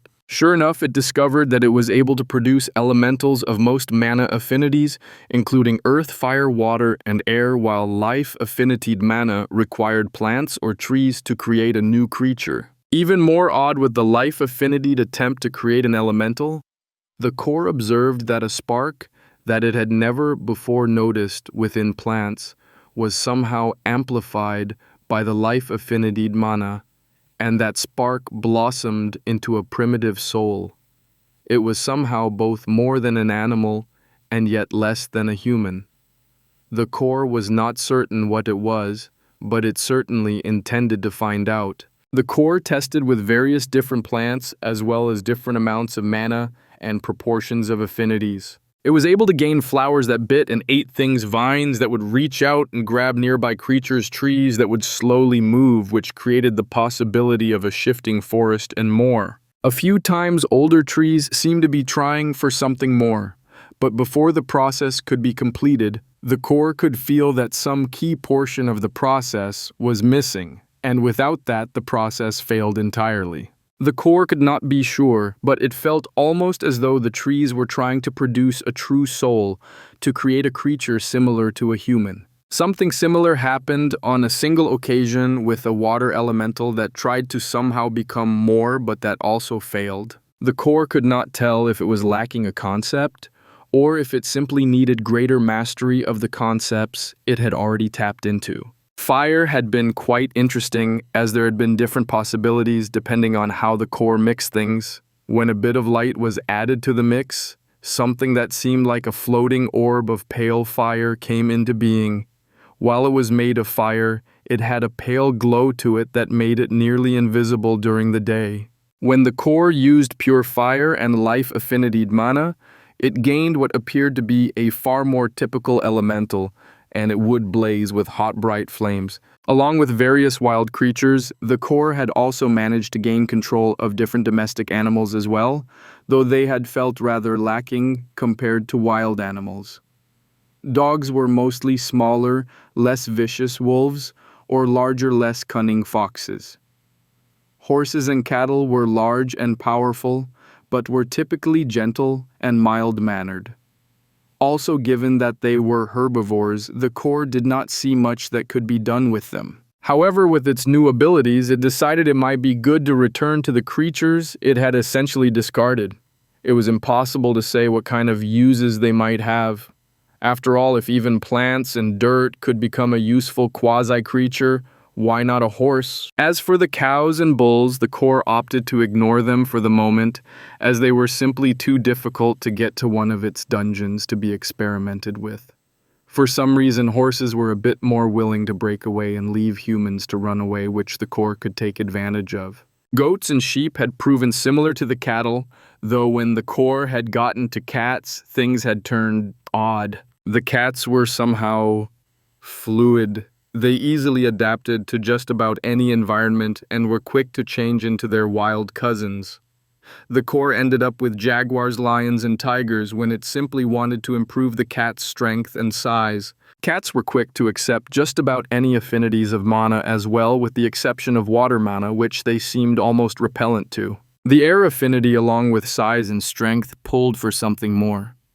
The core had started to get a bit of a feel for compatibilities between its creatures as they changed and improved, and had even started to focus on this as time passed because it found that there were unexpected compatibilities between diverse creatures. Of all things, the enhanced cat seemed drawn to birds, and as the core followed that pull, it ended up with a creature with the body and rear legs of a lion, but the head, wings, and front legs of an eagle. The odd creature had been unexpectedly powerful and also possessed impressive air magic. Unfortunately, the creature was too powerful to be placed in any of the core's currently used sections of the various dungeons, but it could prove quite useful later on. With the horses, the core found two new options, both of which were odd. Neither one was particularly aggressive, and they did not gain much in the way of strength, fangs, or claws, but their intelligence soared, and they quickly and easily acquired the ability to use multiple different kinds of mana affinities,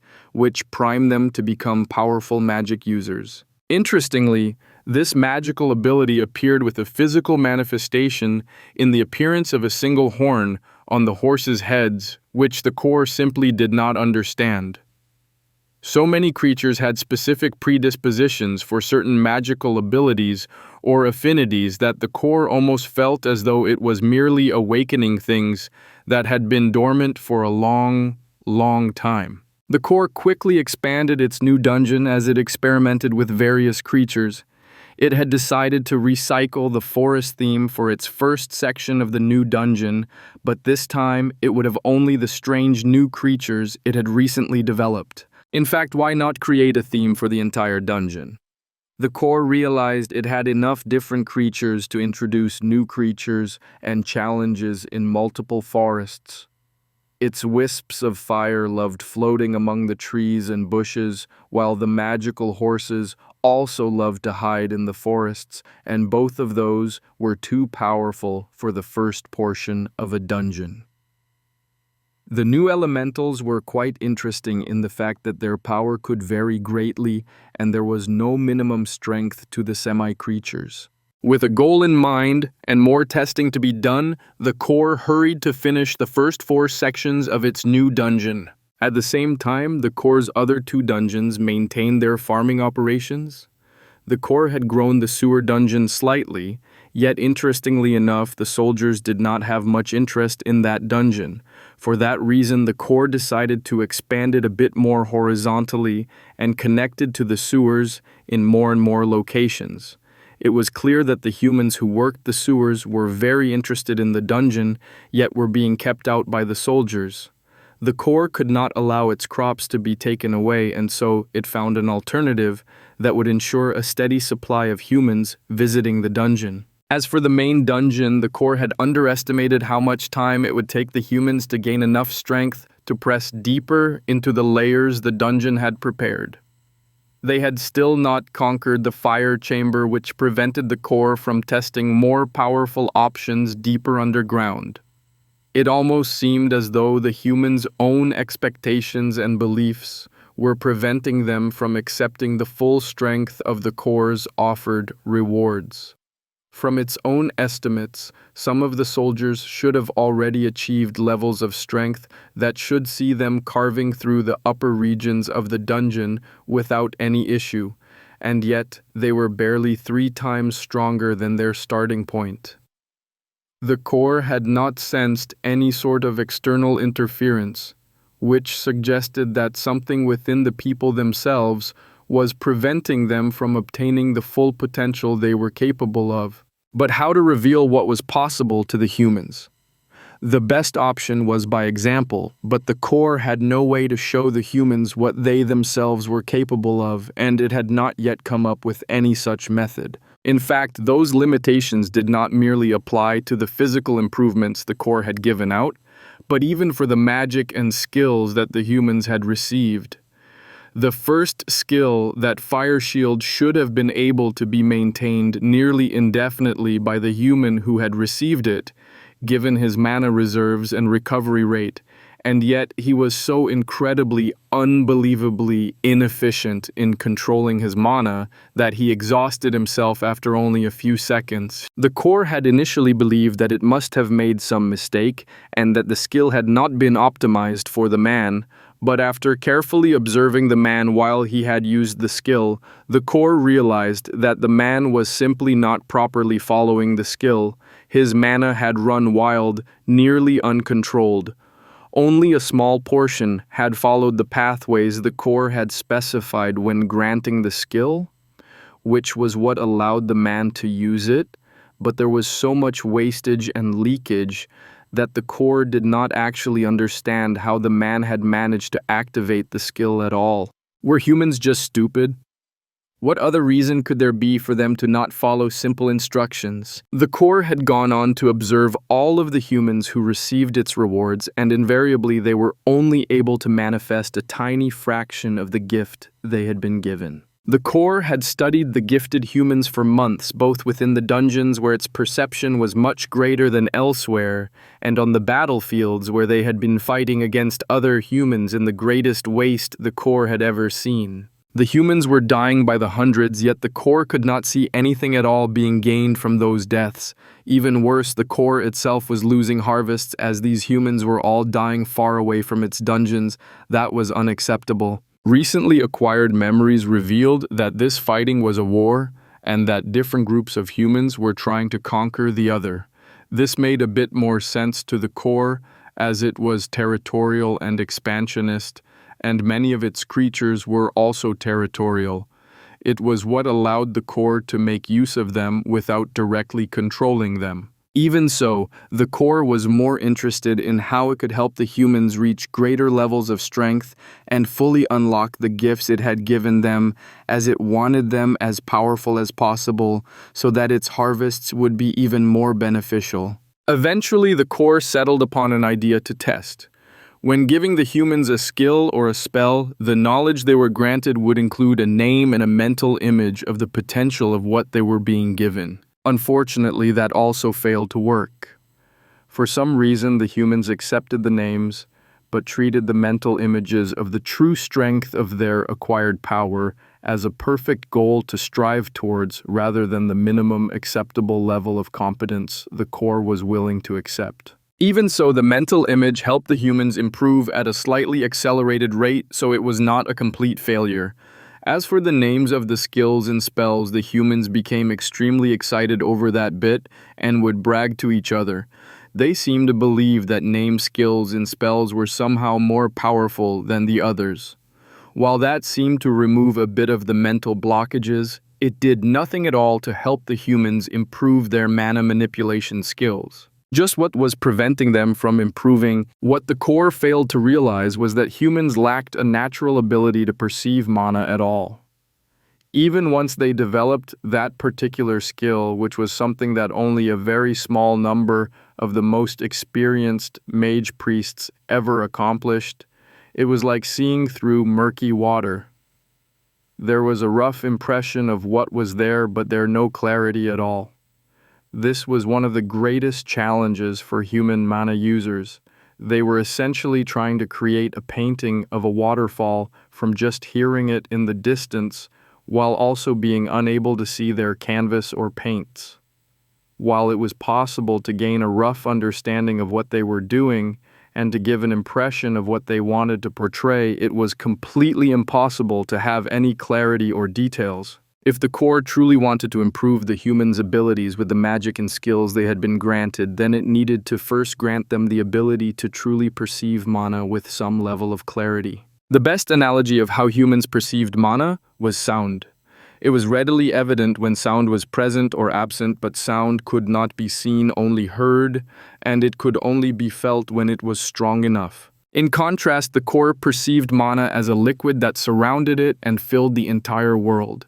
It could directly see affinities, density, flow, intent, and everything else. While humans could hear sound, the core could hear, feel, see, smell, and taste the sound from its origin to its destination.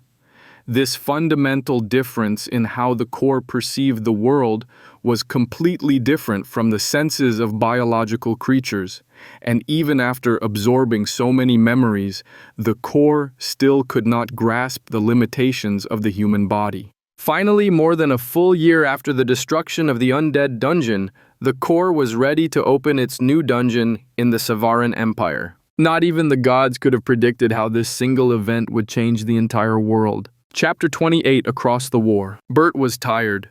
While war was never constant fighting, it was constantly exhausting, even with all of the improvements the soldiers enjoyed. No, this war was exhausting precisely because of those improvements. It was true that Bert and all of the rest of the elites had been sent to the dungeon to harvest the benefits of improved strength speed, reaction speed, as well as magic and other supernatural abilities. But all of these improvements had been matched with greater demands on all of the soldiers.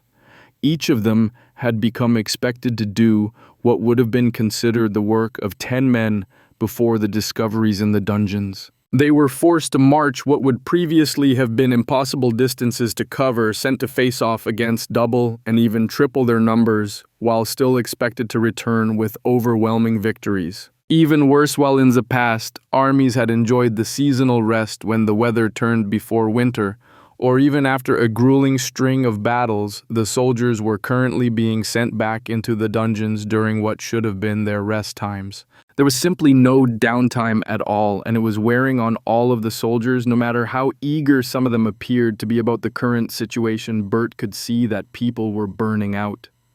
Tempers were frayed, eyes were turning glassy, and soldiers were waking in the middle of the night, screaming from the terrors that haunted them. The nightmares and the shakes were things that nearly every veteran soldier eventually had to face, and it either broke them or they found some way to cope with it and soldiered on. No one ever spoke of their night terrors, and the veterans quietly pushed the fresh meat to ignore such things and go about their business.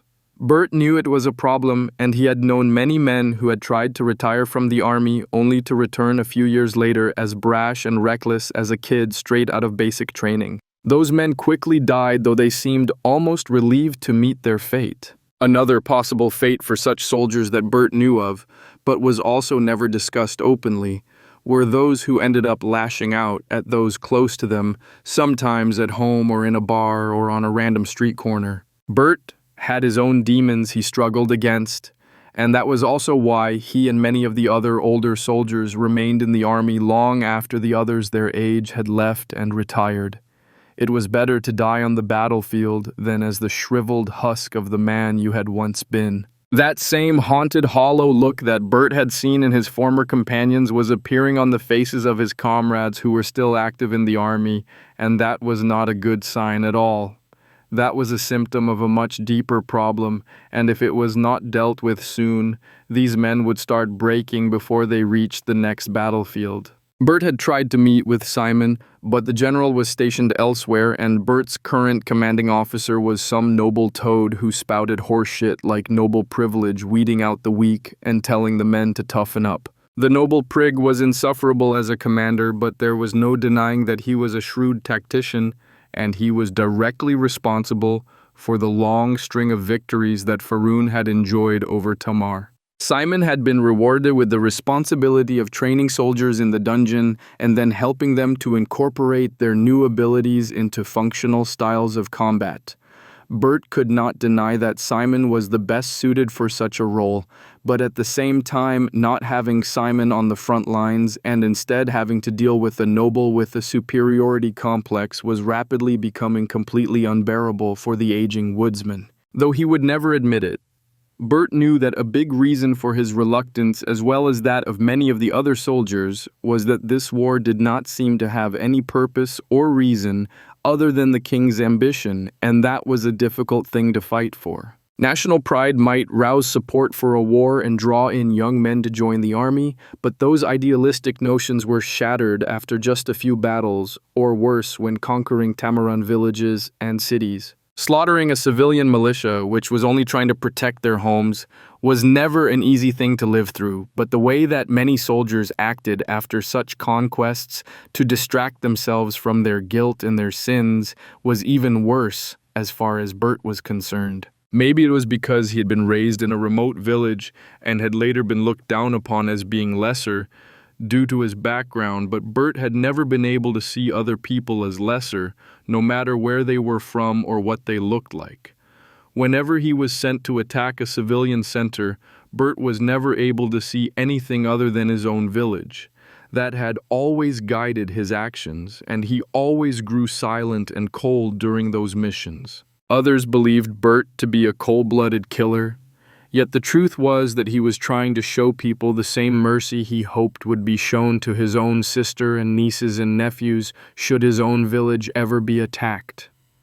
Better a quick, painless death than the lingering existence that awaited those who survived the fall of their own city or town. It was moments like the current one that allowed Bert to maintain his sanity, though there were times he questioned whether he still had any. He had been sent ahead to scout the army's path and, if possible, choose an optimal location for the 500 soldiers to make camp for the night. Given his seniority, Bert was well within his rights to send others for such a routine task, but time in the woods away from other people had always been Bert's place of solace and refuge.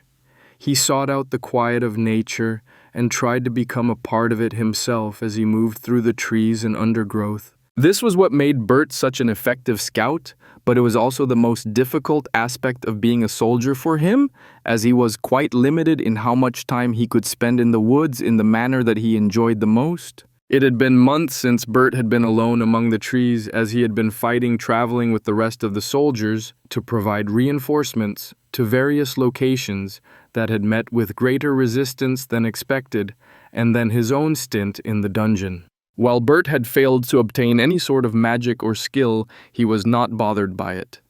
The only magic and skills the dungeon offered used fire mana, and Bert had no desire to control fire. Now, if he could obtain something that could allow him to move fast or fly or turn into a bear, like in the fairy tales, Bert would do whatever it took to acquire such magic. Still, Bert had succeeded in becoming faster and stronger than ever before in his life, and he also felt that it was more difficult for him to tire or get sick. He had even lost the few gray hairs that had touched his head, though unfortunately none of the lost hair had returned. At the moment, the army was on their way to some village called Triple Falls, and from what the spies had learned, the town had suffered some sort of anomaly about the same time that what had come to be known as the dungeon break had occurred. Bert had been deployed at that time, but when he had met back up with Simon, the general had shared just how terrifying that incident had been for everyone near the dungeon. According to Simon, the creatures of the dungeon had attacked everyone in the dungeon and had swarmed every last person who had been inside. The flaming creatures from the depths of the dungeon had left their territory and had even been seen as far away as the first cavern. Most of the soldiers in the dungeon had been slaughtered, and this time not even their bodies had been recovered. Bert had lost friends and comrades that day, and despite the weeks of investigations, there had never been any indication of what had triggered the dungeon break. If this Triple Falls had dealt with some incident at the same time, could the two be connected? After all, Bert had learned from Simon that there was another dungeon in the sewers of Guilone, though it seemed to be much weaker, and the layout did not at all allow for training any sort of group tactics, which was why it had been mostly ignored. In fact, it had been the dungeon break that had alerted the city of the existence of a dungeon directly beneath it, as the sewer cleaners had kept it to themselves. Bert doubted that any of those who had been complicit in keeping that dungeon a secret had met good ends when their involvement had been discovered. Bert had been forced to participate in cleanup missions before as a member of the Shadow Guard. Those were far from his finest moments. While it was impossible for Bert to ever settle down given his own demons, which he had accepted over the years, he was feeling more and more inclined to leave the army as the war had progressed. However, what else was there for Bert to do with himself? He had been a soldier for more than half his life, and he knew that something deep inside of himself had broken long ago, ruining him for any other sort of life. Triple Falls would just be another step down the path of damnation that Bert and the rest of the soldiers were walking. Simon knew that they were pushing too hard with the war.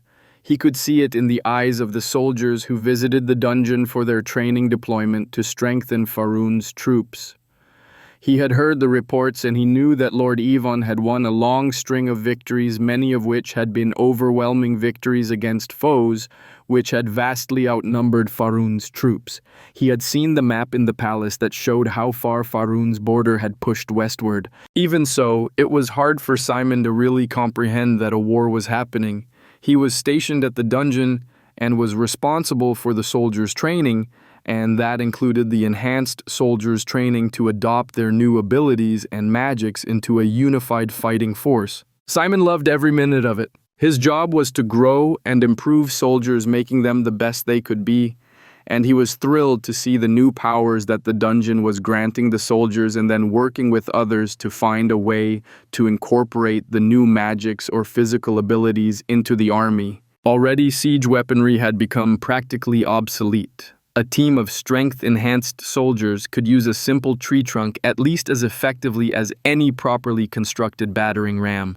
It was simply not worth the time and effort to transport or build siege weapons any longer. On top of that, there were soldiers who no longer needed shields or weapons as they could simply create those tools for themselves. Bows and javelins were becoming increasingly useful as the soldiers' increased strength meant greater range, and their improved senses and coordination allowed for them to aim accurately from double or even triple the distances that had been possible in the past. In fact, for months it had been weapons themselves that had limited the soldiers' abilities, as swords, spears, and bows had not been able to keep up with the soldiers' improved strength.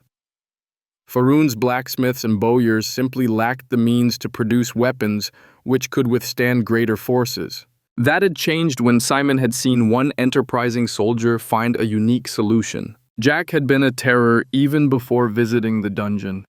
A giant of a man, his strength had overwhelmed all of his peers, and he had routinely shattered swords and spears even during basic training.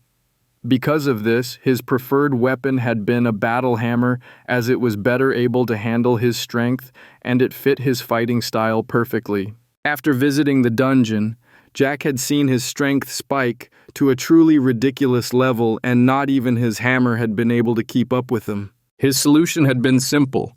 When his Delver team had faced a flame bear, Jack had taken the bear's thigh and used it as a club instead of a hammer.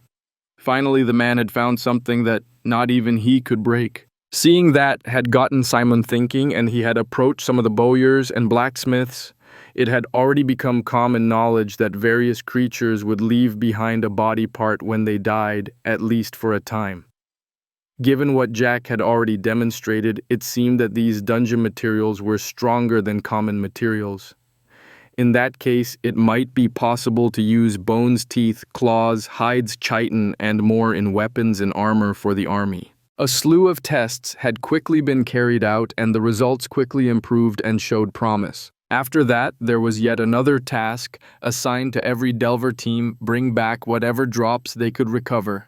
In the past, those drops had been treated as mere trophies by those who cared about such things, but after learning the potential use, a flood of drops started to be turned into the weapon and armor smiths for their use and experiments. During Bert's last visit to the dungeon, Simon had seen the man's exhaustion and had heard how the soldiers were reaching their limits, but Simon had sworn his loyalty to the king, and he would do his duty no matter what. Bert would keep it together, he always did. As for the other soldiers, Simon knew that people were more resilient than most realized, and he expected that they would pull through and be fine. Faroon just needed to push for a few more months, and then they would be victorious over Tamar. Until then, Simon would continue to strengthen the soldiers to the best of his abilities and theirs. That was the best way to ensure both their survival and Faroon's victory. Hera knew she was supposed to stay near the shrine and the priest of Ixel, but the man didn't know how to play any fun games. And no matter how many times he said that Hera would be able to see Daddy soon, she knew that something was wrong. Someone had even wanted to take her to another town, to some sort of temple. Hera knew what a temple was, even if she had never seen one. Daddy had said that they were big, beautiful shrines with lots of priests, priestesses, and other people. They were the most special places to worship the gods, though Hera really didn't know what that meant. Of course, she knew what the gods were. She was smart. What she didn't understand was worship. What did that mean? All Daddy ever did was whisper funny words to Ixel, but he did that both at home and in the shrine, so Hera really didn't understand what made the shrine special. If Ixel was as strong as Daddy said, then could he really hear them better when they were in his temple or his shrine? That seemed really silly. No, Hera just thought that priest Betstith. Anyway, the old priest was dry and wrinkly and smelled funny. He also didn't know any fun games at all. All he ever wanted was Hera to practice her reading, writing, or pray with him in the shrine. That was so boring, and there were so many more fun things to do. However, every time that Hera had tried to go do those fun things, she had been dragged back to the shrine. The last time, it hadn't even been a priest who had taken her back. Old Irma, she kept telling Hera she wasn't old, but she was already 30. That was old, but old Irma had grabbed Hera's hand and dragged her back to the shrine.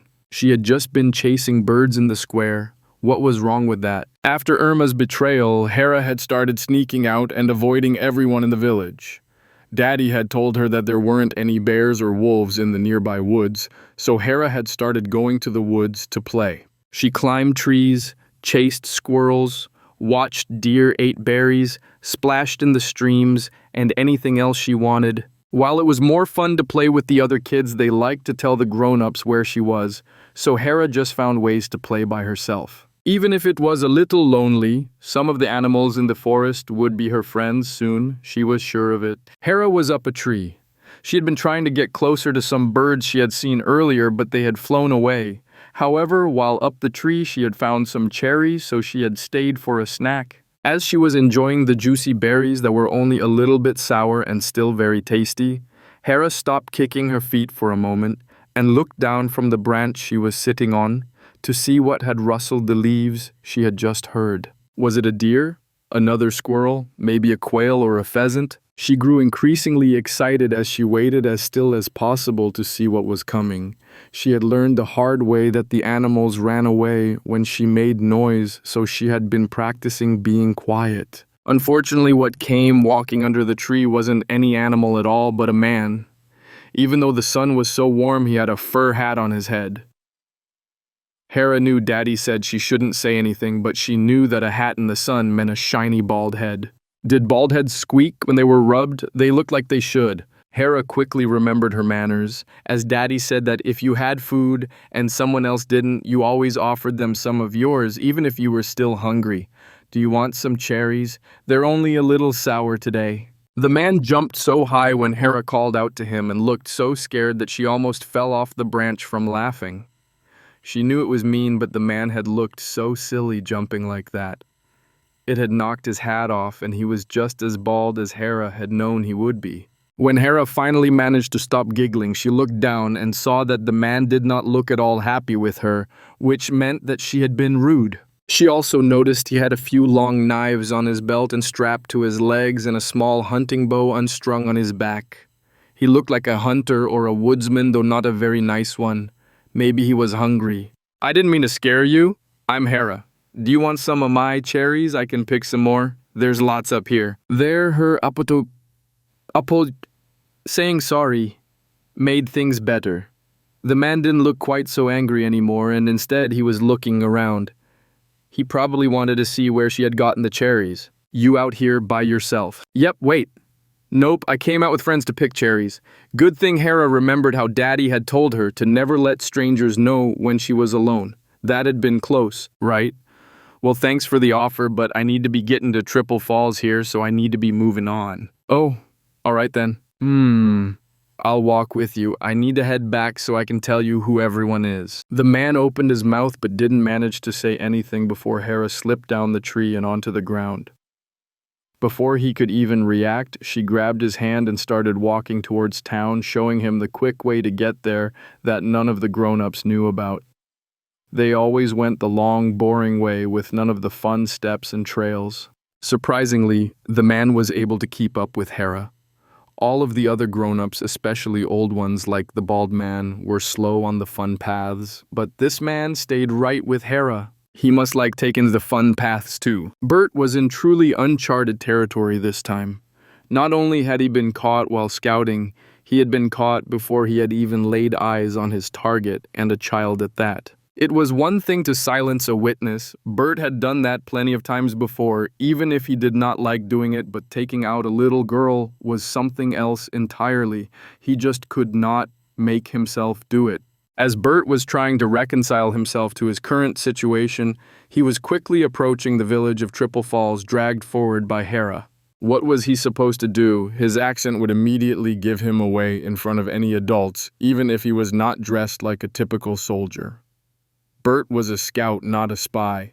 He had trouble getting his reports clear enough to be understood, let alone come up with a story for people to believe. Already the first buildings were in sight. Bert was out of time, but what could he do? Going forward would get him killed.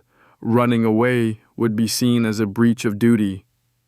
And when the child talked about the man she had met in the woods, who had run away, the villagers would put the pieces together, which would cause the attack to fail.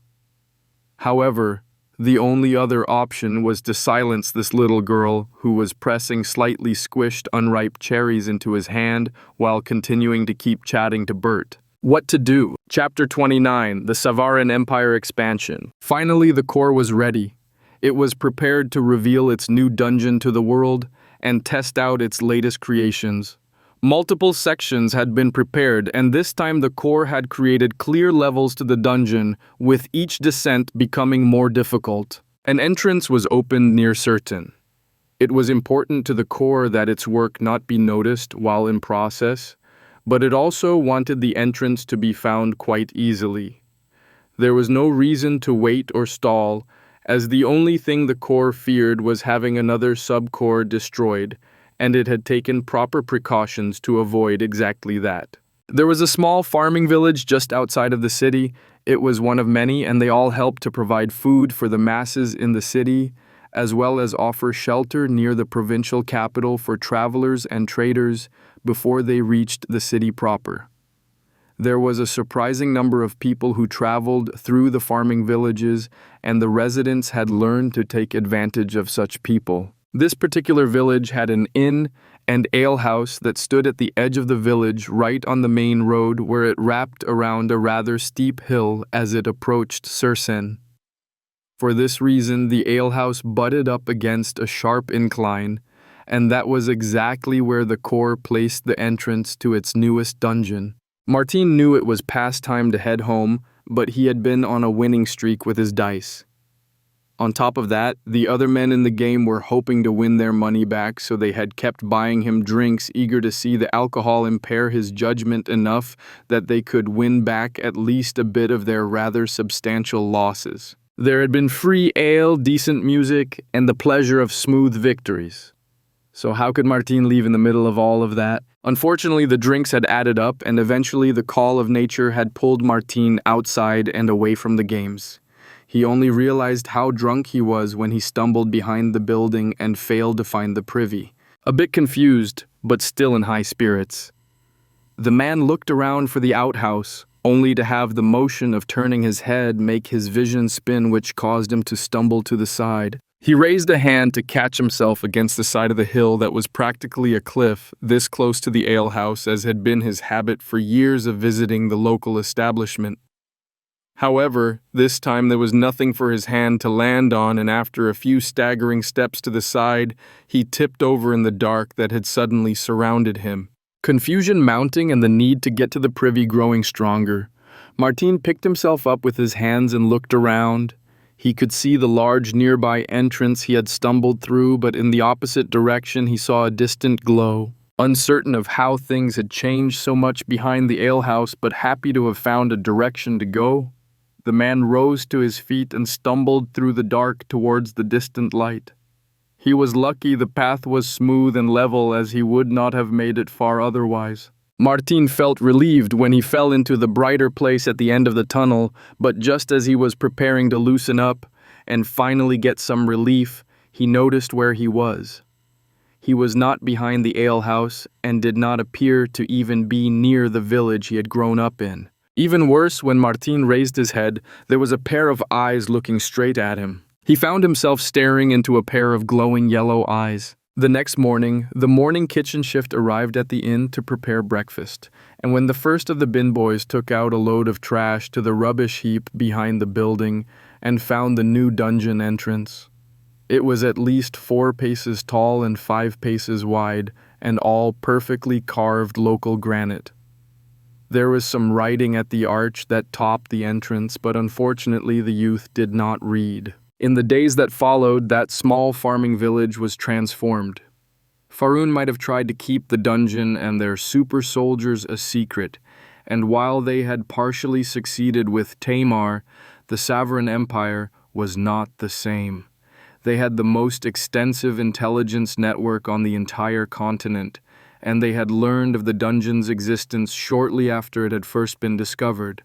One of their informants was actually a soldier who actively trained in the dungeon. They had also learned of the existence of the dungeon in Gilone's sewers, and even the undead dungeon that had briefly appeared in Triple Falls, though they remained ignorant of many of the details surrounding that particular incident. The bottom line was the moment a dungeon appeared within the Sovereign Empire, they were already prepared for it, and they instantly started mobilizing. Within a week, the village was gone and a military base had been established.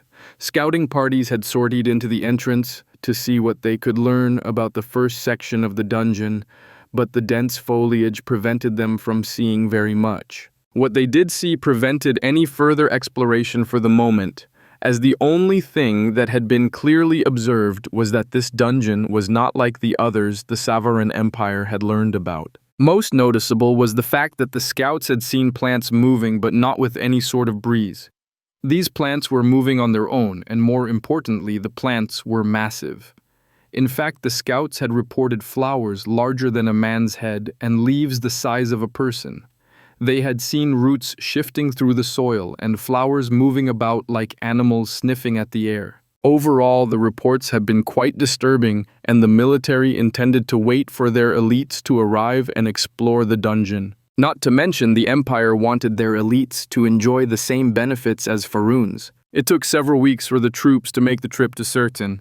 The Empire was much, much larger than any other nation on the continent, and unfortunately that also meant much lengthier travel times. Oscar and the rest of his squad knew what they were headed for.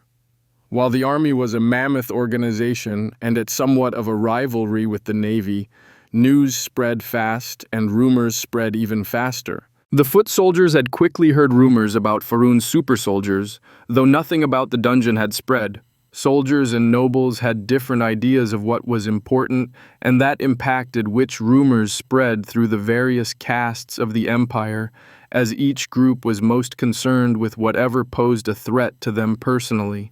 Nobles and officials were concerned about threats to national or regional power, and so they had been very concerned about the dungeons that had been found in their neighbors' territories, while the soldiers were most worried about threats on the battlefield. If another nation obtained new weapons armor or special tactics, the soldiers often heard rumors before their officers, as nothing spread a rumor faster than fear. It also stood to reason that the soldiers spread rumors related to anything that might see them safer on the battlefield, so naturally, Oscar and his squad had heard that they were on their way to a place where they could receive the same benefits that Faroon's army was already enjoying. They had raced back from the southern border, crossing more than half of the empire to reach the edge of the northern desert.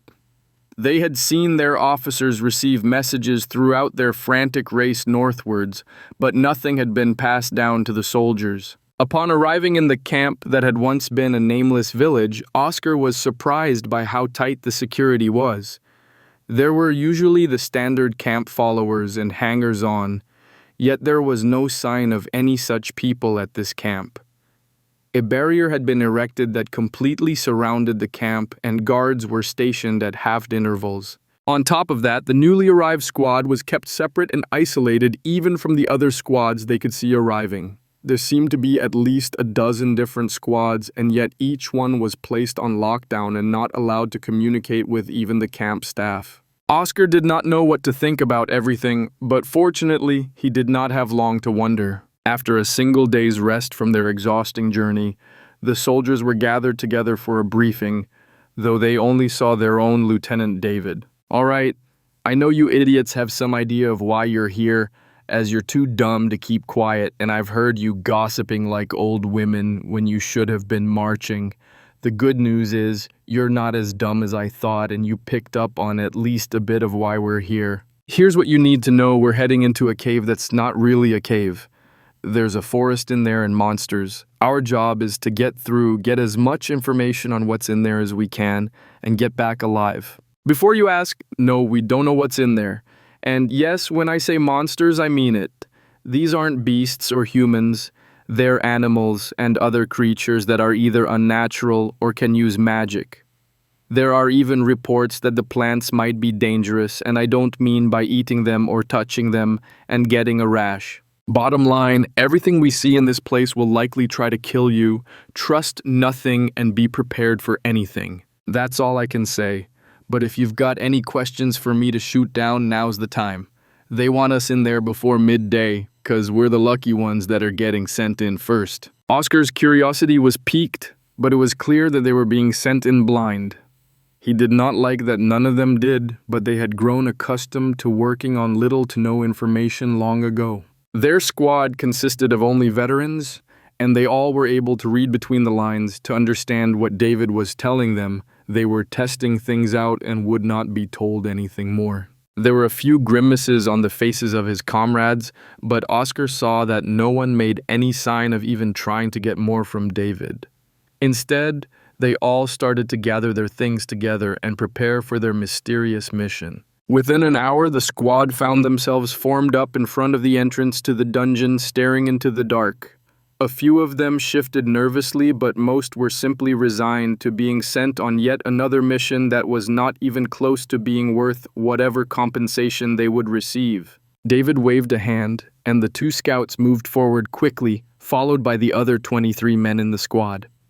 Every third man carried a lit torch, but after just 100 paces, they saw light up ahead, outlining the forms of Juan and Marcos, the two scouts. One of the two hurried back while the other stayed on watch, and Marcos went straight to David.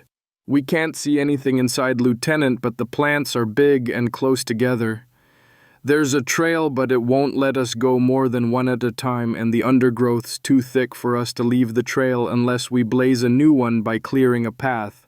David nodded and simply said, "Single file for now. We'll adjust if anything changes. Weapons out, combat ready." This was not a new or unknown formation for the soldiers, and Oscar moved up so that he was just behind Marcos, which was his standard position. They moved up to the end of the tunnel, and Oscar got his first look at the place they were supposed to map out and evaluate. The cavern looked like they had gone back outside. The ceiling was bright and so far up that it was difficult to determine just how far away it was. Down on the ground there were various trees, bushes, vines, and other undergrowth that looked somewhat similar to what Oscar had seen before in the southern forests where it rained nearly every day. He hated those forests. However, he also noticed that there was constant movement just out of sight. It caught the edge of his vision, but every time he turned to look, everything was still. It put him on edge, and he could tell from the tension that appeared in Marcos's body, the lead scout felt exactly the same way. They stepped into the underground rainforest, and things immediately started to get even stranger. There was a constant rustling noise all around them as they stepped down the narrow path. Nothing attacked them, but Oscar could have sworn that there were plants and flowers that moved closer every time that he looked away. The path zigzagged through the undergrowth, and they instantly lost sight of the cavern's ceiling due to the thick leaves overhead. After just a few dozen paces, Oscar heard a sudden shout from behind, followed by several more, and the sound of blades cutting through foliage. He knew better than to turn around, and instead went on high alert and started looking around for any sign of an attack. It took less time than expected for things to calm down behind him, though he heard a significant amount of swearing from Alejandro, though nothing that explained what had happened. After a few more seconds, the expected message went up and down the line, "Watch out for roots." There was more to it than just those words, but Oscar understood that he had to watch for plants that could grab his feet and pull him off the path. This was just one more direction that they needed to watch as they moved forward. Oscar started to hear sounds of random blades striking plants the same as his own was doing as the soldiers had grown wary of various plants that looked suspicious to them. Things went well for a few more minutes as they slowly moved forward until the next incident happened right in front of him.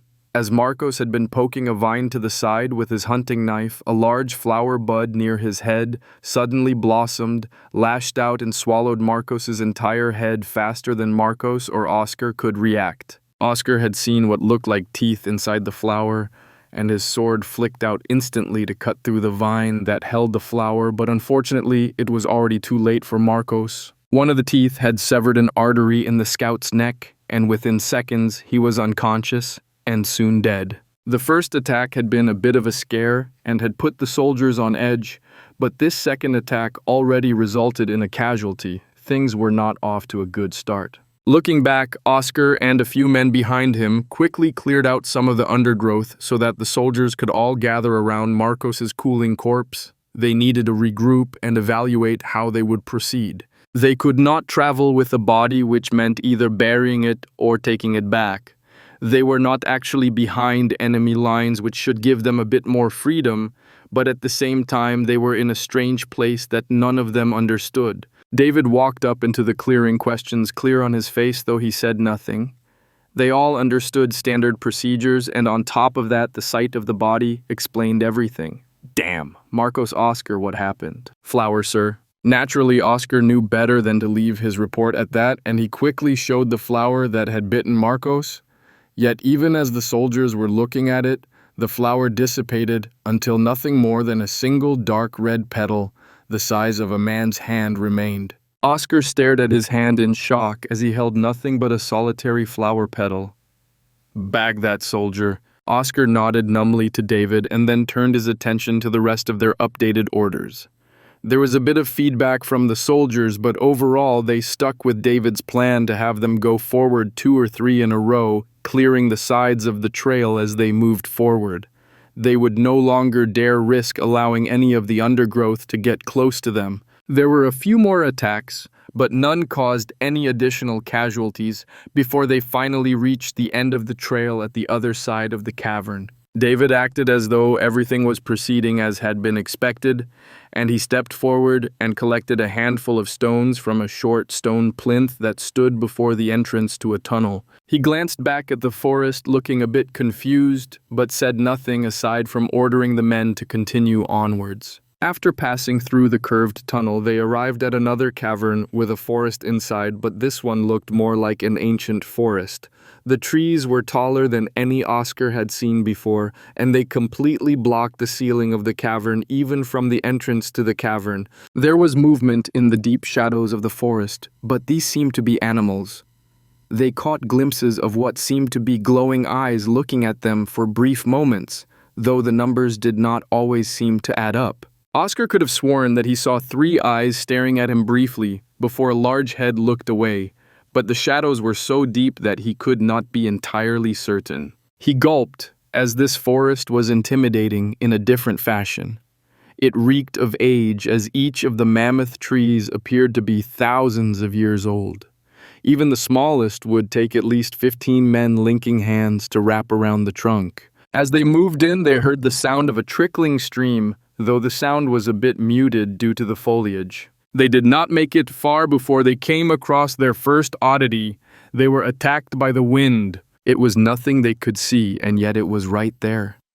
It was a swirl of wind that seemed to be a vortex that somehow had arms. It was small and isolated, and it swept through their formation like the wind that it was. They saw leaves caught up in the strange condensed wind, but when it blew past them, they felt blows land and saw gashes appear on their shields and armor. Oscar thought he saw a vague knot of air at the center, and before their formation was completely broken, he stepped forward and thrust his sword forward, piercing the wind. There was a howl, and then the wind died down and the leaves settled to the ground. As they glanced at each other and looked around to see any other approaching attacks, a glowing orb of nothing but light rose up from the ground where the few leaves had fallen. The soldiers stepped back, nervous of some other unknown attack, but David stopped them. Oscar, grab it. He glanced at his lieutenant, but seeing both steel and excitement in the man's eyes, stepped forward to grab the orb. As soon as he was within reach, the ball of light ignored his hand and shot straight for his chest. Oscar was terrified, but seeing how David did not even react, understood that this was something that they had been sent for. Nervous and uncertain as to what had just happened, Oscar looked around. All of his comrades' eyes were large as they stared at him, and behind them he could see figures made of earth moving in the deep shadows, as well as additional swirls of leaves, a glowing ball of bluish fire, and in the depths of the forest, what looked to be a white horse. Only then did Oscar realize that his eyesight had improved to a shocking degree. He was seeing further through the shadows than he had ever seen in open daylight in a field. He stared around, amazed at the gift he had just received when David stepped in front of him. "Well, how do you feel? What's changed?" Only then did Oscar finally put the pieces together. This was how Faroon had gotten their super soldiers. This was how they were going to become the same thing. "Sir, my vision's better. I can see through the shadows under the trees here and can see farther than ever." David just nodded, though the other men were obviously curious. Before anyone could say anything, David said, "You'll all get your chance, so just stay quiet and wait your turn. I've been told to not say anything as command is wanting to test some things, so keep quiet." "Oscar, your vision's improved. Then you're on point. Lead us to something isolated that you think we can handle." Oscar nodded and moved to the front next to their surviving scout Juan. After glancing around, Oscar saw a lone lump of dirt that looked like a clay doll made by a child. Well, a blind child. It was all alone and also rather close to the soldiers. It should prove to be a decent target given how slowly it was moving. Silence reigned as they moved forward under Oscar's direction. Once they all were able to see the moving earth, David quietly ordered Oscar, "Move back. You'll get another turn after everyone else has had one." Oscar nodded and watched as the other 22 men moved forward. Only 3 went for the figure while the others surrounded the area and kept watch for approaching threats. Unlike the wind they had faced, Oscar watched as the earth figure was cut and stabbed multiple times. Limbs were chopped off, its head was impaled, the place its heart should have been was pierced, and yet every single time more dirt rose up from the forest floor and fixed the figure again. Finally, one blade struck something a bit harder inside the figure, and when the soldier forced his blade through the resistance, the earthen figure shuddered and then collapsed into a pile of dirt. Once again, after a few moments, a glowing ball rose up from their fallen opponent, and this time Arturo stepped forward to claim his prize. David did not even need to say anything, and when he simply crooked an eyebrow, Arturo opened his mouth and stepped forward. However, instead of saying anything, he awkwardly took a massive leap across the ground, nearly running into Manuel, and when Arturo tried to push himself up from the ground, he almost flipped himself over. "Well, I think it's pretty obvious what's improved for you. Get yourself under control, soldier. We're not done yet." Arturo grimaced and flushed deeply at David's comment, but nodded and started moving much more gingerly. After a few minutes, they were moving on. Oscar still chose their path and their target, and Arturo carefully brought up the rear, trying to regain his former coordination. Things then proceeded apace, and the soldiers took turns cutting down various animals and elementals.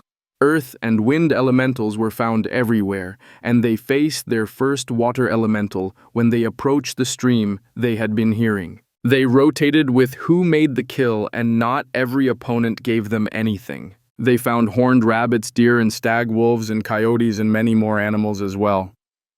While recognizable, each of the creatures was also slightly off from normal. Just as the rabbits had horns, the wolves had 3 eyes, and their howl disoriented the soldiers. The deer could occasionally run right through a tree or a person, and they had to time their attacks to keep from having their swords phase through the beasts as well. There were minor injuries, but so long as they remained on guard, there were no further casualties or even major wounds suffered. Finally, when it was David's turn, he killed the alpha wolf of a pack that had attacked them. When this one had howled, not only had the soldiers become disoriented, they had been physically pushed back. David had managed to land an attack from the side while the wolf had been howling and his sword had ripped the beast's throat out. Instead of a glowing orb, a glowing book rose from the corpse, and it was clear that David knew what it was based on the excitement that filled his eyes. He reached out and Oscar and a few others gasped when the book transformed into a stream of light that shot into David's head. Their lieutenant staggered in place, briefly groaning as he cradled his head. Still, he quickly recovered. Glancing around, he said, "I'm the last one of us, so it's time for us to head back. We've got enough for an initial report, so let's get out of here. We'll be back again, I promise." Nothing was said about what had happened to David, but the soldiers knew better than to ignore a clear dismissal of the matter. They reorganized themselves and started retracing their steps. Fortunately, Oscar's improved eyesight allowed him to quickly find their way back to the tunnel, and they left in a fraction of the time it had taken them to move through the ancient forest before. When they returned to the rainforest, they were shocked to discover that not only had the wider path they had cleared regrown and disappeared, there was no path at all to be seen. For the first time, even David seemed rather taken aback at what they were seeing, and he quickly arranged the soldiers to clear a path back across the undergrowth. They were not set upon by any creatures, and they knew enough to recognize the plants that had attacked them before, though they still constantly heard things scurrying about just out of sight. Finally, they saw the tunnel that would lead them back to the surface and the camp. There was an overall feeling of relief as they stepped forward and into the tunnel. Oscar looked around at his 22 companions, satisfied and proud of their results. Wait, 22. He quickly counted again and then put names to the familiar faces. Where's Juan? Wasn't he bringing up the rear? David spun around and the relaxed chatting quickly died down as Oscar's question was processed and passed along. Even so, they quickly realized that Juan was gone and no one could remember when he had disappeared. They could not even say for sure when he had last been with them. Had he returned to the rainforest with them? Had he been lost before that? Disturbingly, no one could say. They had lost a squad mate and yet no one had noticed a thing. David's cussing echoed through the tunnel as they clomped back to the camp and the light of the setting sun. They needed to make a report. Yet they all knew the mess they were in for not having complete information. This was not going to be pleasant. Chapter 30, Actions and Reactions. The Corps was surprised to see the humans' reaction to its newest dungeon. It had half expected to see an expedition sent to destroy the dungeon after what had happened to its previous creation. It had watched as they had cleared out the town and set up a military base in short order, and was expecting to see a full assault sent in once it saw more and more soldiers arriving. However, only a single group was sent in the first time, which was a relatively good sign. Things had proceeded well with those first 25 people, as they had clearly been taken by surprise rather than overwhelmed or outmatched. The only thing that really caught the Corps off guard was the fact that the soldiers failed to kill a single one of its plant monsters in the first area. They chopped off roots, flowers, and vines, yet never tried to actually kill the entire plant, which simply did not make any sense. The Corps was satisfied to see the results of its new creatures and its various elementals that it had placed in the various different biomes. After all those creations had led the Corps to learning far, far more than it had ever expected. They had shown the Corps how to gain further mastery of concepts. As it turned out, concepts were a limited resource, which meant that the Corps had to seize control away from others who had already established themselves. It was able to feel every time that it wrested a bit more control away from those others, even if it had no idea who or what those individuals were. What it had discovered was that every time that it pushed itself further with its use or understanding of a concept, it ripped a bit more control to its own pool and away from the mysterious others. After creating so many new creatures and elementals, the core had pulled a large bit of the concept to its own control. If it had started with a single % of the concept of life, it had managed to seize a full 10% after its efforts to prepare its latest dungeon. However, the core had also realized that there was one individual that had a much stronger grasp of the concepts of life and growth, and instead the core had seized everything from others. That one individual felt like an invincible wall, and the core had no idea how to even try to proceed. That meant that it was time to set that matter aside and focus on others for a time. Back to its newest dungeon, the core was amazed to see how the humans proceeded after the first group returned. Or rather, most of the first group returned. 2 of them stayed with the core in the dungeon. One of the core's oddest creations was a plant that released a pollen that caused creatures to see and hear things that were not real. The core had only discovered this after assuming the senses of its creatures, which had been behaving oddly around the plants. The soldier had wandered through a bit of the pollen on the soldier's way out of the dungeon and had then continued off on his own. Even if the core did not allow its creatures to attack people on their way out of the dungeon, its plants were a bit different as they seemed to act purely on instinct or reflex. It was hard to tell which was the case. The primary issue was that the core could not give the plants orders without taking direct control of them, which was something it had found itself more and more reluctant to do.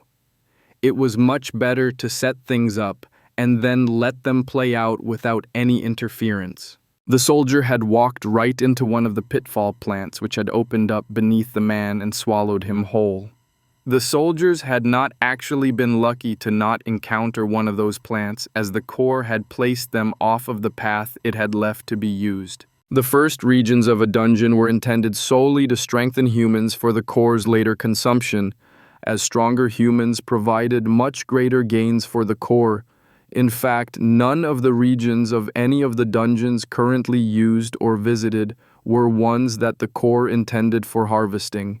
It was trying desperately to strengthen the humans to a level where they would be able to challenge its more powerful creatures. The only reason the humans and their mana users had been able to destroy the core's undead dungeon was because that dungeon had not been strong enough. The core had been overeager and had assumed that a dungeon roughly equal to the one in Guilone's sewers would be powerful enough.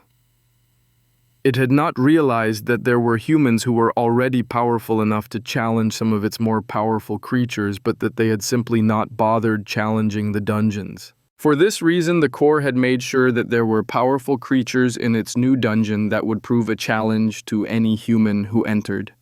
In addition to the various elementals that were far more powerful than the ones the soldiers had faced, there were also the unicorns that were hidden further in the ancient forest, as well as far more powerful flying lizards in lower levels.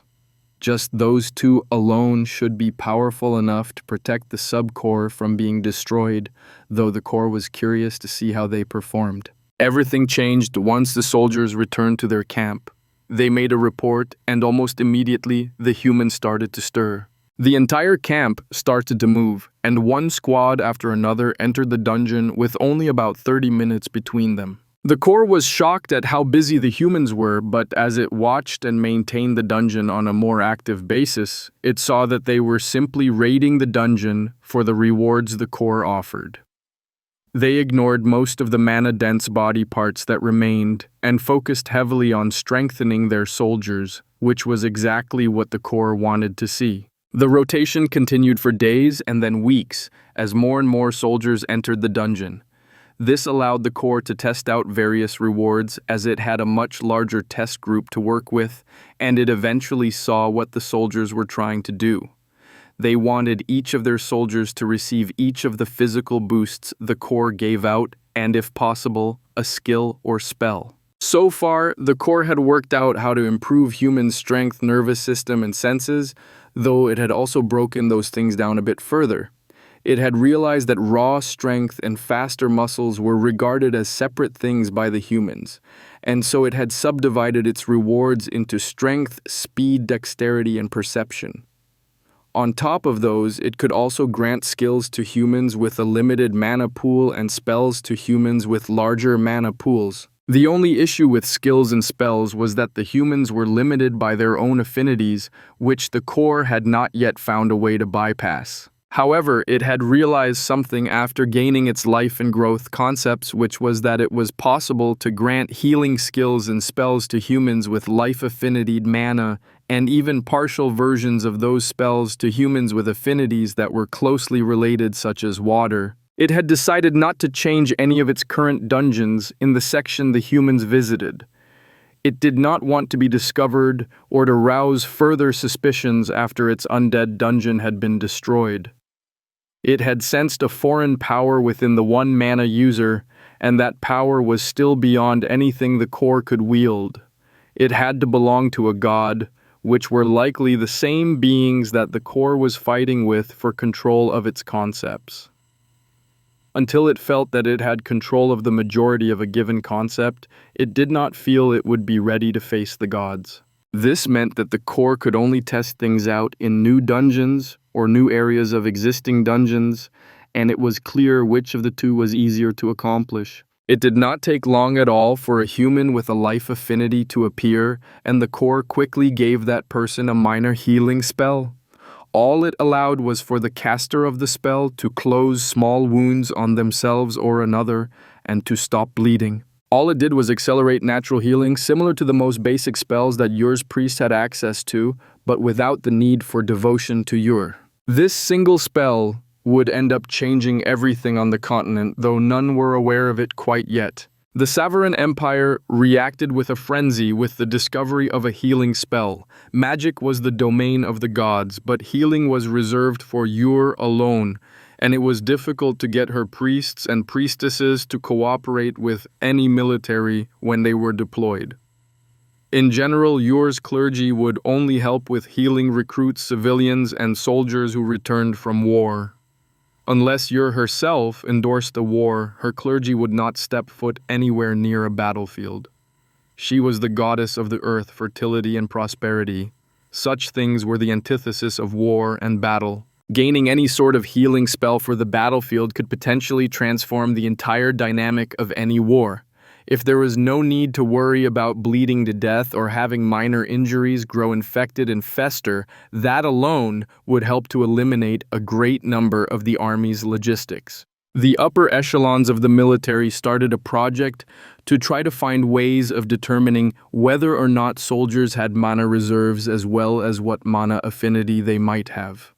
While the temples were capable of doing that already, they would never cooperate with the Empire in its attempt to continue to wrest magic away from the gods. Seeing the frantic reaction to new magic, the core's newest dungeon was almost overwhelmed by sheer numbers, and it had to divert some attention to manually ensuring that the dungeon was fully capable of handling the endless assault from the soldiers. At the same time, the core started to experiment with the possibility of greater rewards for the humans when they reached lower levels. It was clear that they could only handle so much of a change at a given time, and all attempts to surpass that had proven fruitless. So instead, the core started to explore other options. High on the list of possibilities it wanted to explore was expanding the humans' mana reserves so that more of them would be capable of using spells and skills. Another priority was the possibility of an alternate power for skills so that humans who were completely without mana could also be given skills. Other options were knowledge and mana perception. The core had started trying to find what was different between creatures that could sense mana and those that could not, as the difference could appear within the exact same species, which led the core to believe that it was an ability that simply needed to be triggered or activated somehow. If it could find that trigger, it could make the human mana users far more capable as a whole. Knowledge was relatively easy, as the core was already doing exactly that when it gave human skills or spells, but what it wanted to try to do was use the memories it had received to grant the humans greater skill with their weapons or spells. By offering guides that could correct mistakes that were being made in movements or actions, the core believed that the humans could make much better use of the strength. This idea had been triggered by its observations of the abysmal mana techniques that the humans used. The waste and inefficiencies the core had observed when humans used mana had been infuriating, as those were two things that the core truly hated, as it meant loss, and the core refused to allow itself to lose anything without gaining more in return. Interestingly enough, the rewards that the humans valued the most, spells and skills, were nothing more than knowledge, which made them the lowest cost rewards the core could give out. The beasts that were slaughtered so that the humans could receive the rewards were far more of an investment on the core's part than the rewards that the humans received, and even then, the core regained the majority of the mana it put in the creatures and only suffered any loss when the humans took back the most mana-dense parts that took longer to absorb after the creatures died. When the two busiest dungeons were compared, the one in Faerûn focused on using everything they could from the dungeon, whereas the Savaran Empire was entirely devoted to strengthening their soldiers as much as possible, even at the cost of missing out on everything else from the dungeon. In fact, the Empire did not even try to push deeper into the dungeon once they found the tunnel to the next level. They had what they wanted, and that was enough for them, much to the core's frustration. If not for the fact that at least 1 or 2 soldiers fell every day, the core would have felt that the dungeon was a failure. Even then, when hundreds of soldiers entered every day and yet the core only managed to harvest 1 or 2, it was a much lower harvest rate than the dungeon up north. Things continued apace for several months. Few knew of the movements happening in the shadows, and even those who did know of them were ignorant of the implications. The temples were moving, as was the Savaran Empire. Priests were moving between temples and starting to gather together, while the Empire's soldiers were slowly cycling through the dungeon before returning to various borders, though the majority of the enhanced soldiers were being stationed near the northern border. The core saw some of these movements, but for the most part it ignored them. After all, so long as its dungeons were working and not threatened, the core really did not care very much what the humans did. However, what the core did pay attention to was the movements of the mana user who had once carried the power of a god to destroy a subcore.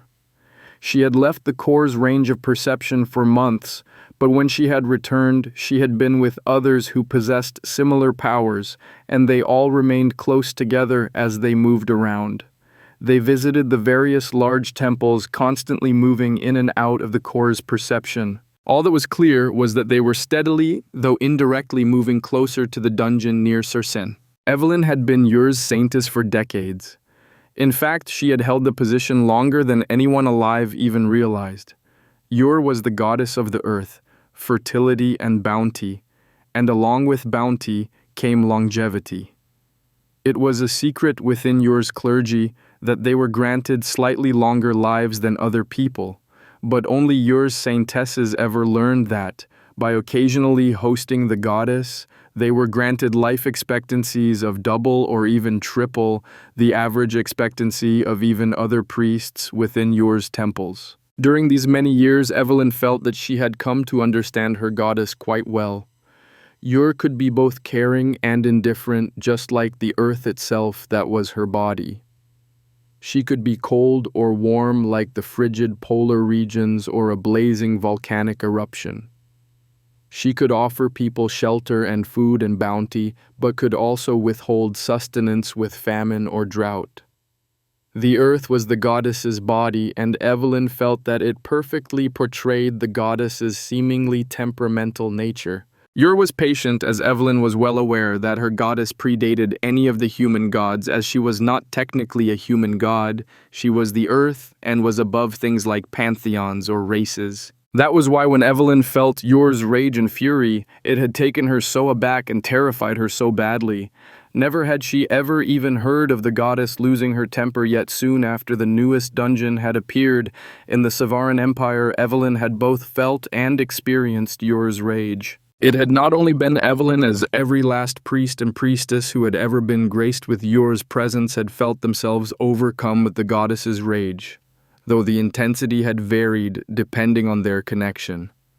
For Evelyn, she had temporarily become Yor's avatar, and with the rage that was channeled through Evelyn, the sanctuary of Yor had erupted for the first time in thousands of years. The volcanic eruption had killed every human within dozens of miles, aside from Evelyn and the other temple leaders who were similarly capable of hosting their deity for a brief amount of time. Evelyn had not been able to understand Yor's thoughts, nor had she even processed the goddess's actions, but she did know that Yor had directly addressed the other gods through their own avatars, which had led to the 6 of them visiting many of the major temples, gathering up the most powerful priests and priestesses from each one, and either adding them to their own numbers or sending them on ahead. It was only from this that Evelyn knew their destination. They were headed for Cercen and the newest dungeon.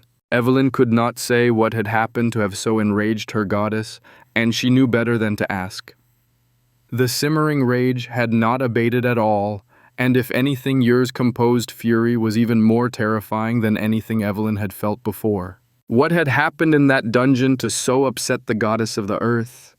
Her actions felt more like those of Hida, despite the fact that the god of battle was one of the gods that was most clearly counter to the goddess's own concepts. The temples had declared war on this dungeon, just as Ixal had declared war on the undead dungeon before. Someone had crossed Yor, and Evelyn knew that things would not end well. Chapter 31, Invasion. When things changed, they changed very, very quickly, and the core was able to observe it all. As weeks had passed, it had noticed a strangeness to the humans who lived south of the desert. They acted a bit different, and though the core did not understand that difference, it was still able to pick up on it. People were irritable, they smiled less, slept less, and some of the soldiers would frequently stare off into the distance. The officers became stricter, handing out punishments for infractions that would previously have merited nothing more than a sharp word.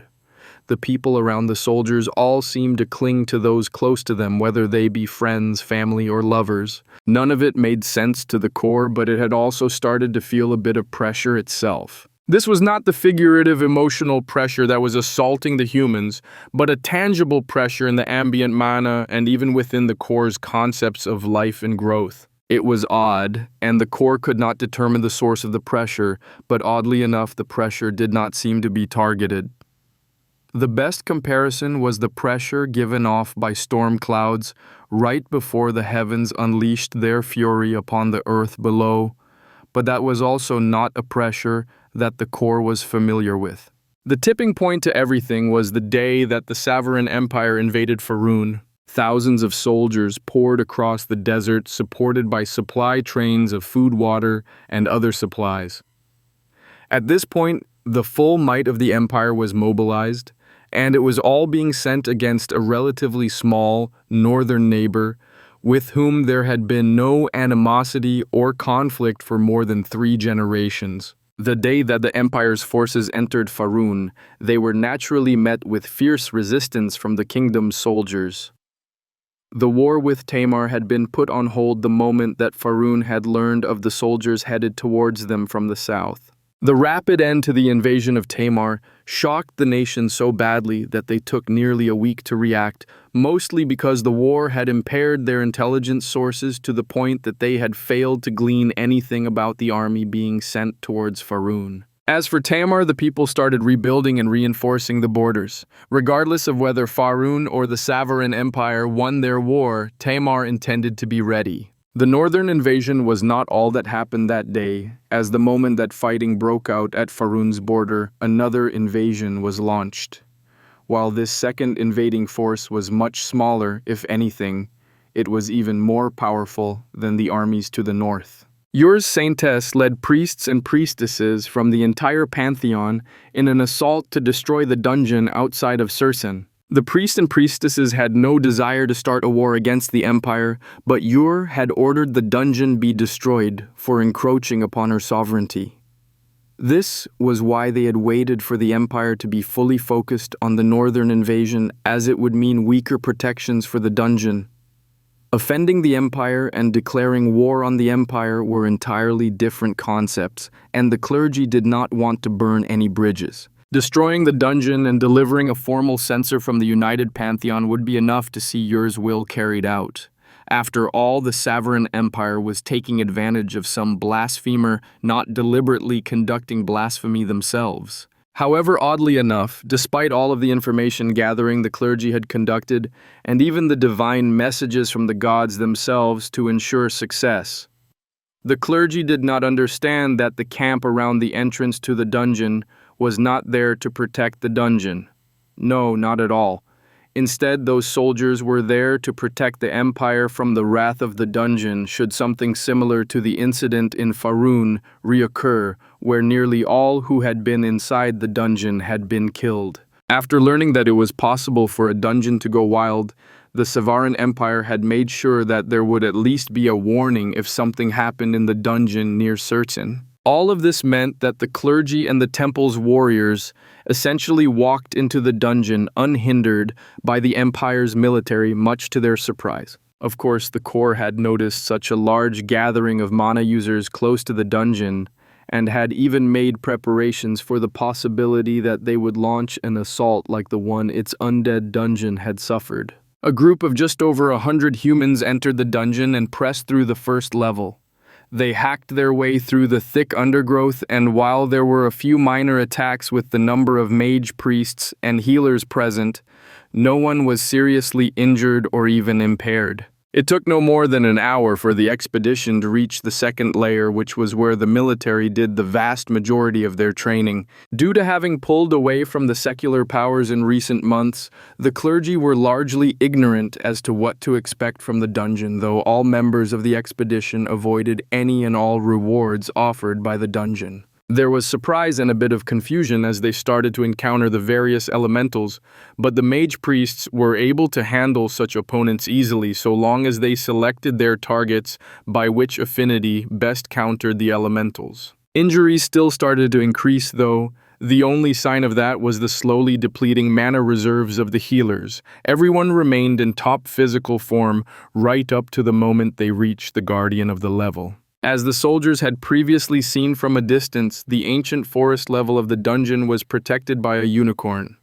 The beasts were too powerful for the core to allow more than one to be on the second level, though it had never had the opportunity to test the beasts' abilities out against the humans. The soldiers had avoided delving too deep into the dungeon content with reaping the rewards they knew they could reliably obtain from the first two levels. The humans just stared at the large horned horse for a long moment of silence before finally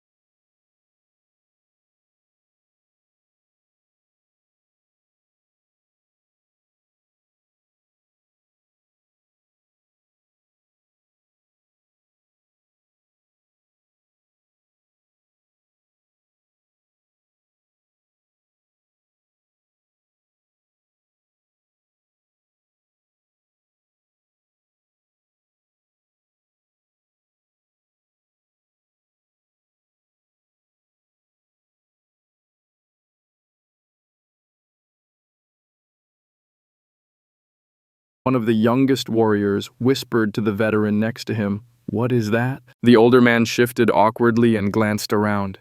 He had no idea what he was looking at. The beast was taller than any horse they had seen before, if not by too much at nearly 3 paces tall, but it had a horn growing from its forehead that was nearly a pace long, hooves that seemed to almost be silver, and a beard on its chin like a goat. On top of that, there was a disturbing level of intelligence visible in the beast's eyes as it stared back at the humans. Eventually, the Saintess regained her composure and she ordered, "It does not matter what manner of abomination the beast may be, put it down so that we may move on." However, the moment the warriors moved their weapons to attack, the beast reacted. Its head dropped and it danced forward, skewering a warrior on its horn before the man was even able to swing his weapon. By the time the others had the chance to react, the unicorn was once more out of reach. It shook its large head, tossing the limp form from its horn and scattering a spatter of blood. Not a hint of red stained the horn or hide of the unicorn, as though any sort of impurity was repelled by the glorious white creature. The stunned silence was broken by a sharp yell. Gabriel, one of the warriors, stepped forward to avenge his friend, only to be pulled back by the 2 warriors next to him. The expedition had faced resistance from the dungeon, but nothing that had truly challenged them or felt dangerous, so their first casualty shocked them all. None had been prepared to see someone die so quickly. None of the healers had had any opportunity to save the man, and none of the mage priests had been able to release even a single spell. The beast had moved too quickly and attacked too ruthlessly. Yor had ordered the expedition to destroy the dungeon, so as her Saintess Evelyn was the final authority. She stepped forward a bit so that she could better observe the horse-like creature. She casually took in the corpse that some of the warriors were staring at and quickly pieced together what had happened despite not having seen it for herself. Fighters surround it with shields. Priests, slow it with whatever you can before we try to bring it down. It's too fast to deal with, so we need to take care of that first. Aim for the legs and belly first. We knew things would get more difficult, so we can't falter here. The warriors were roused from their stunned state. They were typically temple guards or enforcers of the temple's will. They rarely saw any real violence or threat, and they had never faced dangerous beasts like those in the dungeon. Most of them had never before dealt with anything more than other humans, so seeing one of their own put down so quickly shook them badly. The mage priests also responded quickly, and while it was impossible to fully surround the unicorn, they were able to cut it off on 3 sides, and with the cavern wall to the last side, they had the beast trapped. Spells flew, but while shields were raised, Evelyn made sure that the warriors did not directly engage the creature. Despite assurances from various people, she felt that this dungeon was not going to be nearly as simple or as short as most people were assuming. To begin with, the 2 levels they had nearly completed already were much larger than anything they had heard of from the other dungeons that had been discovered, and the creatures were also unknown mysteries. Whoever or whatever was behind these dungeons was clearly developing their work and improving. And after Death's matriarch had destroyed the one dungeon, Evelyn felt certain that additional precautions must have been put into place to prevent the same fate from befalling the new dungeon. The priest turned the ground to mud in an attempt to slow the beast and take away any sort of sure footing, but the creature stomped across the mud as though it was solid ground. The unicorn did not attack again, seeming to want to see what the humans would do next. Ice spells were used as well as more earth spells. Rock tombs appeared and fields of ice, but nothing seemed to slow the beast at all. As soon as the spells started to appear, the unicorn started to move. It danced about the area it had been restricted to, though not at all in a manner that demonstrated the slightest hint of fear. It seemed to be enjoying itself, though it also appeared to be searching for something. Seconds passed, but nothing changed. The unicorn ignored any attempt to slow or hinder it and continued to dance about the area just out of reach of the warrior's weapons. Suddenly, the beast's eyes lit up and it moved unlike anything it had shown before. Light flashed. The creature was simply there, across the opening. It had been restricted to its horn pointing downwards. It had avoided a warrior's shield by attacking from above, and with a flick of the unicorn's head, another warrior was gone, exposing one of the priestesses responsible for healing the various fighters. The woman was badly shaken, but by the time the warrior in front of her had been tossed aside, the ones on either side shifted slightly, closing the opening. For the first time, a flicker of emotion appeared in the beast's eyes, and its head thrashed like that of a stallion as it whinnied. The sound was beautiful and terrible, like the combination of a beautiful song and a horrifying scream. Again, the creature moved in some mysterious manner that seemed more like teleportation than movement, and another warrior was tossed aside. However, this one had managed to keep his shield in place, so while he was thrown aside, he was merely banged up rather than dead. The warriors shifted to protect the exposed priestess, and this time the unicorn finally grew truly enraged. It reared up, whinnying and thrashing its legs. At that instant, a spell flashed and struck the beast in the belly. It crashed back to the ground with all four legs and snorted, stomping its legs, despite the trickle of silver blood that spilled from its wounded belly, a spike of stone still embedded there. Everett's eyes flared with realization. It wants the women. The beast turned towards the sound, its eyes blazing with rage. However, its eyes seemed to almost bounce off of Everett and immediately latched onto Evelyn. Again, the beast moved, instantly appearing at the shield wall that protected the saintess, but this time both the warriors and Everett himself were ready. Spears shot forward, and swords flashed through the air. The beast pulled back almost instantly, but silver blood poured from its wounded shoulders and neck. After that, the unicorn quickly fell, succumbing to its injuries and blood loss. As it collapsed to the ground, Evelyn finally turned to Everett.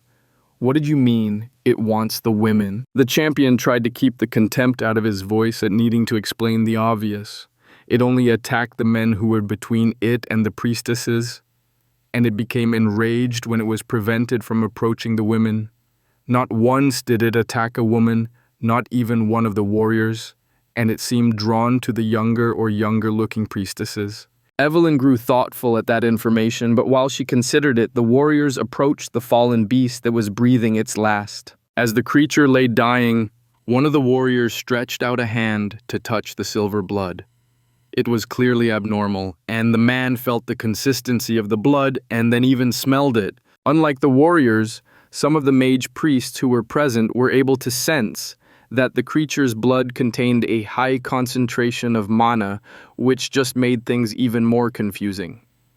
Mana was not stored in the blood of creatures, but in a core that formed in beasts that were capable of wielding mana. Some of the other members of the expedition looked around, and they quickly saw a plinth near a hole in the cavern wall. They ignored the writing above the opening, as well as the gemstones available for taking from the bowl carved into the top of the plinth. They all knew their duty and their mission, and it was not to be rewarded or swayed by the dungeon, but to carry out the will of the gods and destroy the entire place. They gathered their dead, and after a few moments to rest, continued forward. In this dungeon, the tunnels between the various caverns descended at a much sharper angle and were also a bit longer. This was because the core had decided to make each area a separate vertical level as the dungeon continued deeper underground. When the expedition emerged from the tunnel, they found themselves on the side of a slope, a dark forest spreading out below them. This time they were able to see the expanse of the cavern as they had a free view above the trees to the far wall. The cavern extended for miles in all directions and looked like a bowl with a forest at the bottom. Even as soon as they emerged from the tunnel, the expedition could see their exit across the cavern, though the jagged outcroppings of rock that rose from the midst of the trees showed that it would not be an easy path to get to their destination. The expedition made camp as they had already spent a full day in the dungeon, and they needed to be well rested before they continued further. None of them even noticed that they were already following the rhythm of the dungeon, unconsciously acknowledging the false day and night cycle that held sway in the underground caverns by the light of the false sky overhead. In fact, of the gods observing their followers' expedition, only Amba realized that the day cycle of the dungeon did not perfectly match that of the world above.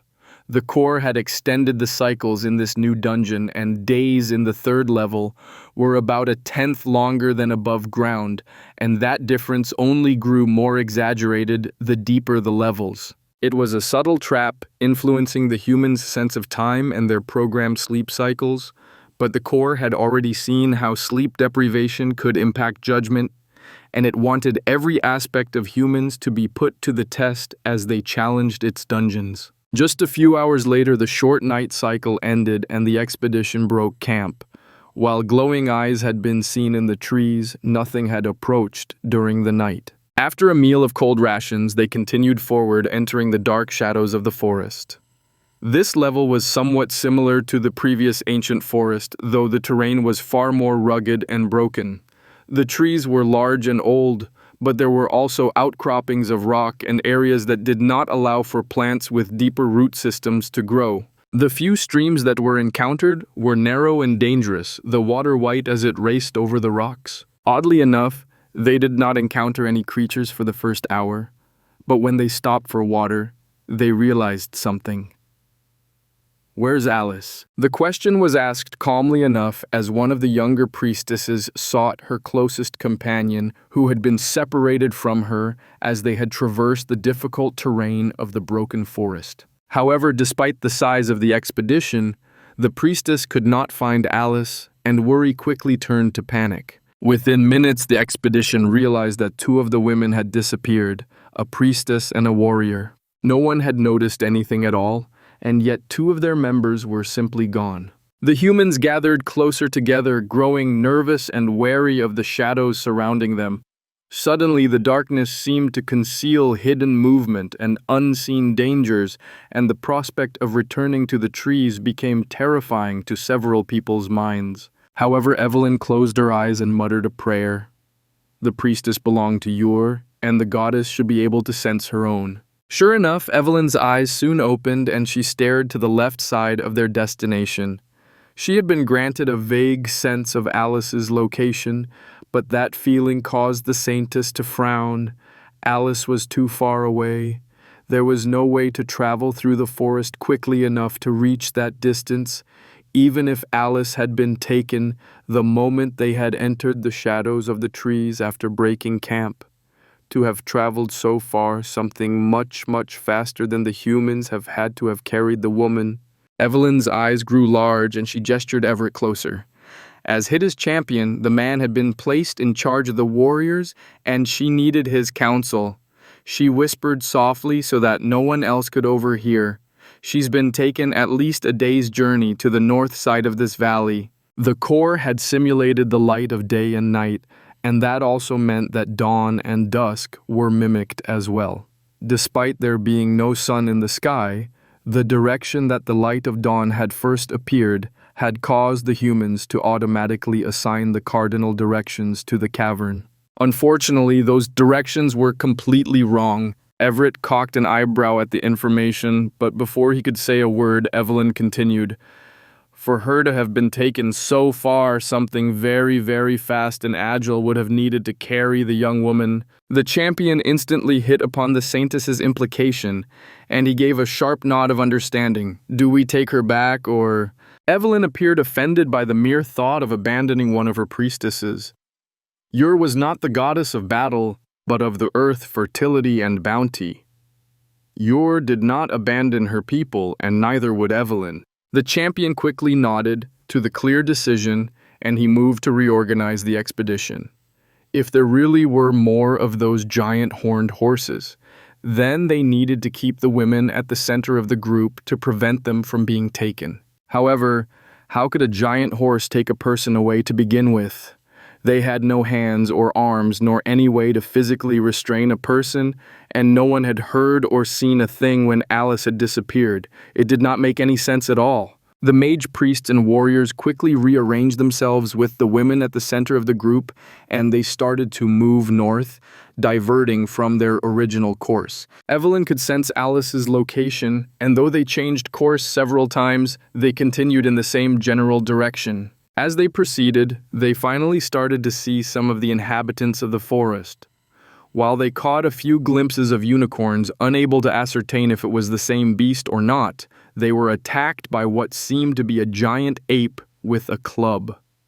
The beast was more than 3 paces tall, and with its stocky, muscular body, it had to weigh as much as 10 men. It was brutishly strong but slow and dumb. The warriors easily evaded each swing of the massive club, and the greatest obstacle to cutting the monster down was the fact that each wound inflicted healed at a visible speed. In fact, after one warrior managed to slice off the creature's hand before they could kill the beast, its hand had regrown. However, when a mage priest capable of fire magic attacked the giant brute quickly fell, releasing deafening screams the entire time. Unfortunately, that battle hindered them more than they expected, as the troll's dying scream summoned at least a dozen others that attacked the expedition intermittently as they proceeded through the forest. The only danger they faced was when two trolls appeared at once, and before they could be dealt with, a third appeared from a different direction.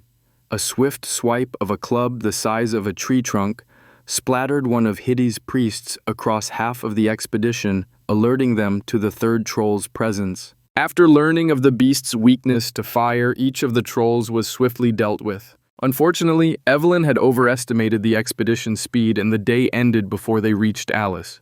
They had at least an hour more to go, but it was too dangerous to move through the forest in the dark. They rested during the dungeon's short night, and first thing in the morning, Evelyn checked on Alice's location again. The woman was a bit further away, but was still less than 2 hours' journey for the expedition. They encountered a few trolls during that time, and while they still saw some of the unicorns, none attacked the expedition. All the beasts did was stare at the women who traveled surrounded by men. When they drew near to Alice's location, Everett took charge.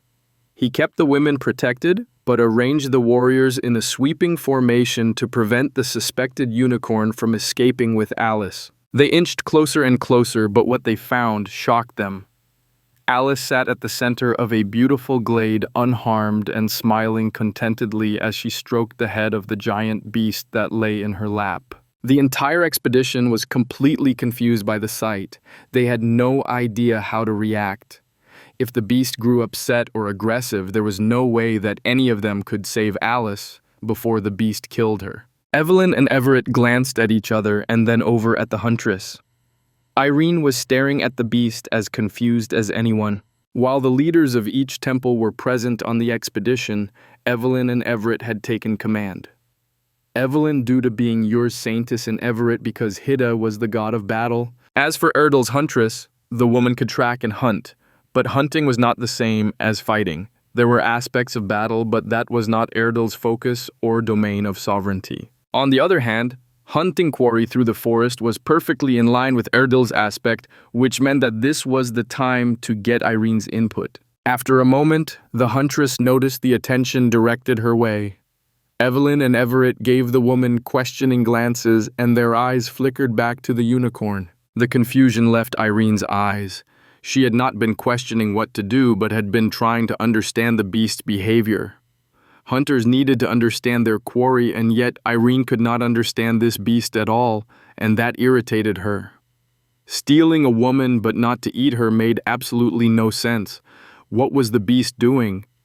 Beasts acted on instinct and the need to survive, yet this beast was not doing anything that would help it survive. Still, Irene knew what needed to be done, and she unslung her bow and strung in a smooth, practiced movement.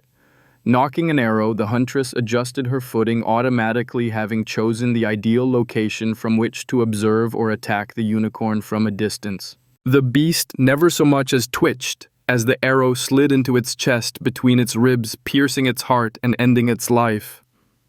The unicorn never even opened its eyes as it died, though Alice's eyes quickly gained a bit of clarity, losing the glaze that had clouded them. The priestess stared at the beast's head in her lap in shock, seemingly surprised at its presence. She looked around, bewildered and confused, as the warriors and priests stepped forward. "What happened? How did I get here? Why is this beast on top of me?" The unicorn's head still rested on Alice's lap, but with the beast dead, its head weighed more than the woman, and Alice was pinned to the ground. As Alice's superior, Evelyn approached her first. "What's the last thing you remember?" The young priestess's brow furrowed, her recent memories a bit blurry. "I remember waking up this morning and breaking camp. I know we entered the forest and forded at least one stream, but I can't give any details as it's all a bit hazy. Wait, there was something I heard, something call me, and I looked up and then I guess you were all here. The people who heard Alice all frowned as it was clear to them all that the woman had lost an entire day and had no idea what had happened to her. On the other hand, the fact that she knew nothing of what had happened served as evidence that something had been done to her mind, which explained how the beast had stolen her away without the ability to grab or carry her.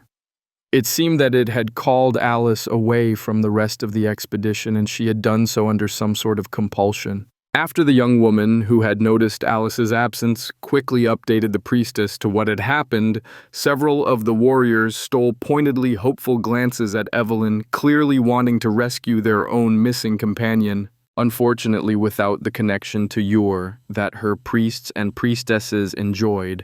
Evelyn had no means of locating the female warrior within the dungeon. Trying not to shift uncomfortably from the unusual feeling of helplessness, the saintess indicated to the other temple leaders that they needed to keep moving. They had brought a decent amount of supplies, but still needed to continue to move so that they would not risk hunger while in the dungeon. They had been given a divine task, and they needed to see it to completion. 2 more days were spent to travel across the rugged forest. The expedition slowed by the battles against the giant trolls, the occasional attempted kidnapping by the unicorns, and other such assaults. Fortunately, no further losses were suffered, so despite their slowed speed, the expedition's morale was not further impacted by their travels through the forest. They rested for the night after their 4th day traveling through the forest, wanting to be well rested before facing the level's guardian. After facing the first unicorn, they understood that they would be facing something new and very dangerous. They might also gain clues as to what the next level might hold for them. The next morning, the expedition broke fast and camped in short order, and then continued up the slope for a few minutes as they approached the cavern's exit. They climbed up to an open area of stone before a massive cave that had a diameter of more than 10 paces. It was pitch black inside, which was in a way even more terrifying than if they had been met by some monstrous beast. Just as the last warrior stepped onto the shelf of the stony slope, the people peering into the dark cave saw 2 massive glowing eyes open. Each eye appeared to be the size of a man's head, and they rose up to the roof of the beast's den.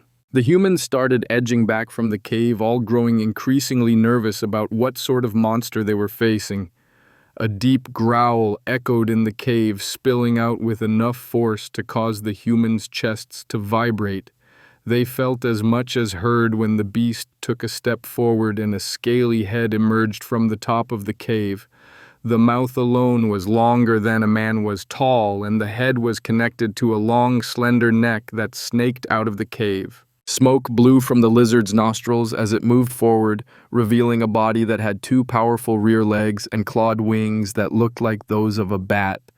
The entire creature was a stone-gray color, aside from the scarlet spikes forming a ridge down its spine and decorating the end of its long tail. The humans froze in place, quivering in terror. This was not a beast they had ever imagined encountering. Dragon. While the humans would have realized that the wyvern in front of them was not a dragon, had they been calm enough to note the details of the creature, their agitation prevented any sort of cool-headed reaction. That single shout acted as a trigger, signaling the start of the battle. The wyvern released a narrow burst of flames from its mouth, targeting those in front of it, as the rest of the humans started to scatter and flee. What followed was not a fight, but a massacre. The expedition was a disorganized mess, and almost none of the mage priests were able to erect barriers in time. Shields could stop the flames, but not completely, and they offered no protection at all from the wyvern's physical attacks. The people scattered in all directions, some managing to stay together in small groups, but most ran on their own. The wyvern managed to eliminate or eat about half of the expedition, but stopped attacking the moment the shelf outside of its den was clear. As for the survivors, they fled in various directions and more got picked off by trolls and unicorns who lured away several women after eliminating any men who might have been accompanying them. In the end, Irene managed to reach the tunnel leading upwards with 3 priests and 2 warriors. Of the other leaders of the temples, none had survived the initial clash with the wyvern, as they had been the first targets. Only Irene had read the wyvern's movements and dodged before the attack. While the expedition had been devastated, the reality was that the wyvern was not an opponent beyond their abilities. The beasts were only capable of 1 or 2 flame breaths at a time before they needed to recover, and while their wings and tails were fast as long as a wyvern remained on the ground, they were relatively clumsy and could be taken down from beneath or from the sides. Their bones were also a bit fragile as they needed to be light enough to allow for flight. Unlike dragons, wyverns did not have mastery of magic that they could use to fly, and they instead relied solely on their physical abilities. With a few barriers erected before the start of the battle to protect them from the initial blast of flames, the expedition would have survived the attack unscathed and then been able to retaliate as soon as the wyvern was reduced to only physical attacks. Unfortunately, their fear had been their undoing. Chapter 32, The End of One Invasion, The Beginning of Another. The Corps was happy to see humans finally enter the 3rd level of its newest dungeon, even if it was clear that they were trying to destroy the dungeon rather than make use of the dungeon. The expedition possessed an exceptional number of magic users, one of whom had participated when the Corps' undead dungeon had been destroyed, and there were several others who similarly possessed something more to their presence. Even before the expedition had stepped foot inside the dungeon, the Corps had marked their movements, and it was certain that most, if not all, of the gods were observing the humans' actions through the eyes of the 6 humans with the odd weight to their presence. Things had proceeded normally as the humans had pushed through the 1st level, once again failing to truly kill any of the vicious plants that attacked them. But on the 2nd level, the humans' behavior had proven their intentions. Not once did any of the humans collect any of the rewards from the dungeon, regardless of whether those rewards were material, increased physical abilities, skills, spells, or anything else that they were offered. Seeing the unicorn's performance had been quite satisfying to the Corps up until the creature had gotten itself killed by being distracted by the female humans. The Corps had seriously contemplated either scrapping the unicorns altogether or trying to rewrite what seemed to be instinctive behavior, but then it had seen how effective the unicorns had been in the 3rd level. 2 of the humans had been lured away from the rest of the group, and while they had only taken the time to recover one of the 2 missing women, they had clearly been distracted by the loss and had willingly broken away from their goal in order to retrieve the woman they could find. The unicorns were more effective than the Corps had anticipated, though it still did not understand their attraction to female humans. The unicorns did not even do anything more than force the women to keep them company. As for the trolls, the Corps felt that their performance was quite satisfactory, though they might prove to be too much of a challenge for teams which lacked fire magic or skills. They simply healed too quickly to be put down by regular attacks. The delve was taking longer than almost any other before, but even so, the Corps could not tell if altering the length of the day and night cycles was having any impact during the few days the humans stayed on the 3rd level.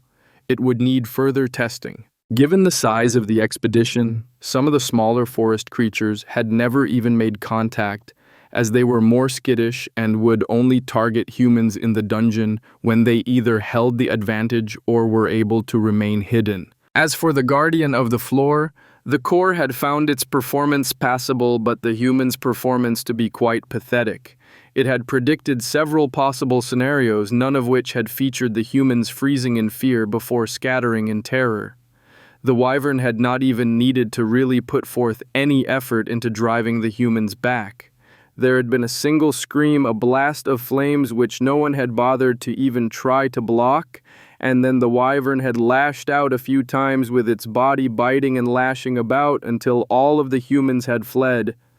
Once the humans were gone, the wyvern had simply turned back around and returned to its den. The beast enjoyed flying, but the core had received the distinct impression that it desired more room than the confines of its chamber permitted. However, that single incident had been incredibly busy on the core's part, as it had experienced several events for the first time. The initial blast of flames from the wyvern had been targeted at the center of the group of humans, as they had felt the most threatening to the beast, but that meant that aside from Irene, all of the other leaders of the temples had been instantly incinerated without being able to erect any defenses. While the gods were sometimes able to take control of their chosen representatives and treat them as avatars, doing so required a strong connection between the two. And within the dungeon, the gods had already been putting a good bit of effort into simply maintaining a connection, let alone doing anything more forceful. The dungeon itself resisted the gods' presence, and they lacked the ability to wield any of the power they usually had access to while connected to their representatives. When those 5 humans had died, the gods had each reacted very differently. Ur and Hida had already dealt with some hidden entity, trying or even succeeding in stealing from them, and thus they reacted instantly, shielding the souls of their representatives and all that was connected to those souls. Thus, the core was unable to reap any bit of energy or memories from the saintess or the champion, aside from their rather impressive mana reserves. As for Ixal, he was the god of death, and thus he wielded the greatest power and control at the moment of death. While he had not been ready for something to try to steal his matriarch from his embrace, the god was able to instantly react, and once again the core received nothing from the death but mana. As for Urdan and Anba, when their philosopher and legate had perished, the god of magic had been so captivated by the sight of a false dragon that he had not been able to react in time, and the core had managed to seize a good portion of the philosopher's memories before the god finally took action. In particular, Amba was the god of the sun. The dungeon lay deep in the earth, as far from the light of the sun as possible. In addition to the resistance that all of the other gods faced, Anba had been further suppressed while trying to remain connected to his representative, given the antithesis to his own power, and he had nearly lost the connection on several occasions. The god was naturally proud and aloof, much like the sun itself, and had refused to share his struggles with his legate or the other gods. For this reason, when the legate fell, Amba was instantly cut off. He lost any connection to anything happening within the dungeon and was unable to sense even his legate's soul. The core got away with everything that was not the core seed of the legate's soul, all of the mana, all of the memories, and even a sliver of Anba's power that had been ripped away by the death of his legate while the god had been connected to the human. This was the greatest harvest the core had ever reaped. All of the legate's memories, all of his mana, and a bit of something more. It was at this moment that the core learned that its suspicions were correct, and it was fighting the gods for control of the concepts it had gained access to. From the legate, the core gained control of a bit more of the concept of life. If before the core had felt that it had control of less than a tenth of the concept, it had instantly gained at least half again, as much as before pushing it to control of nearly 15% of the concept. Even more interesting, the core felt a strange connection to about a third of the concept that was not under its control. It seemed that the control that the core had stolen still resonated with the god. Could this be used? Overall, the core was delighted with the results, even if it was still a bit disappointed that not even such a powerful expedition had been able to press further than the 3rd level. When would the humans have the strength to face the worms and phoenixes that were on the 4th level, or the Cerberus and the flame and lava elementals deeper in its original dungeon? They were growing stronger, but it seemed that they were limited in how fast they could gain power. The expedition dealt with the core, turned its attention to the new memories it had gleaned, probing the greater control of the concept of life it had received, as well as the very interesting developments happening closer to the core itself. War raged at the southern border of Faerûn. The two nations' armies fought fiercely, but in completely different styles. Faerûn sent their elites, who had been trained in the dungeon.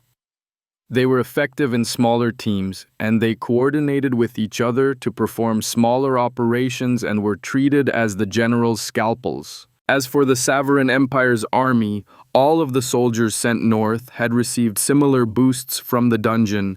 They could not match their enemies' strength or physical abilities, but greatly outnumbered them. The Empire's army fought like a machine, tactics meshing together seamlessly, and soldiers organized by skills or spells that they wielded to allow for better synergy and greater effectiveness. A single shield spell might be able to protect a handful of soldiers, but an entire squad casting the same or similar shield spells could protect an entire section of the army. One side moved about in quick and delicate movements, darting out and back like a knife stabbing an opponent, while the other side was like the unstoppable surge of a rising tide. The Empire had the numbers, and they slowly overwhelmed their opponents and pressed northwards. Progress was not fast, and the cost for each step taken was steep, but the Empire was relentless. Simon was recalled from the dungeon, sent to the front lines along with the other generals. Each of the three oversaw different aspects of the war, and Simon was given control of the elites. He directed them about in increasingly reckless maneuvers as he tried to slow the inevitable progress of the Empire, or even prove that Faerûn would cost too much to overtake. A week after the invasion began, Simon was feeling frustrated and a bit lost. How could they make any difference? Faerûn's troops were indeed stronger, but given time, a relentless tide could wash away even the hardest stone. Faerûn's dungeon-trained elites had only suffered a few casualties so far, but those numbers were rising as risks increased and exhaustion set in. While checking the casualty list, Simon stumbled upon an old report from the Shadow Guard, one of the busiest divisions of soldiers. This old report was about a deserter.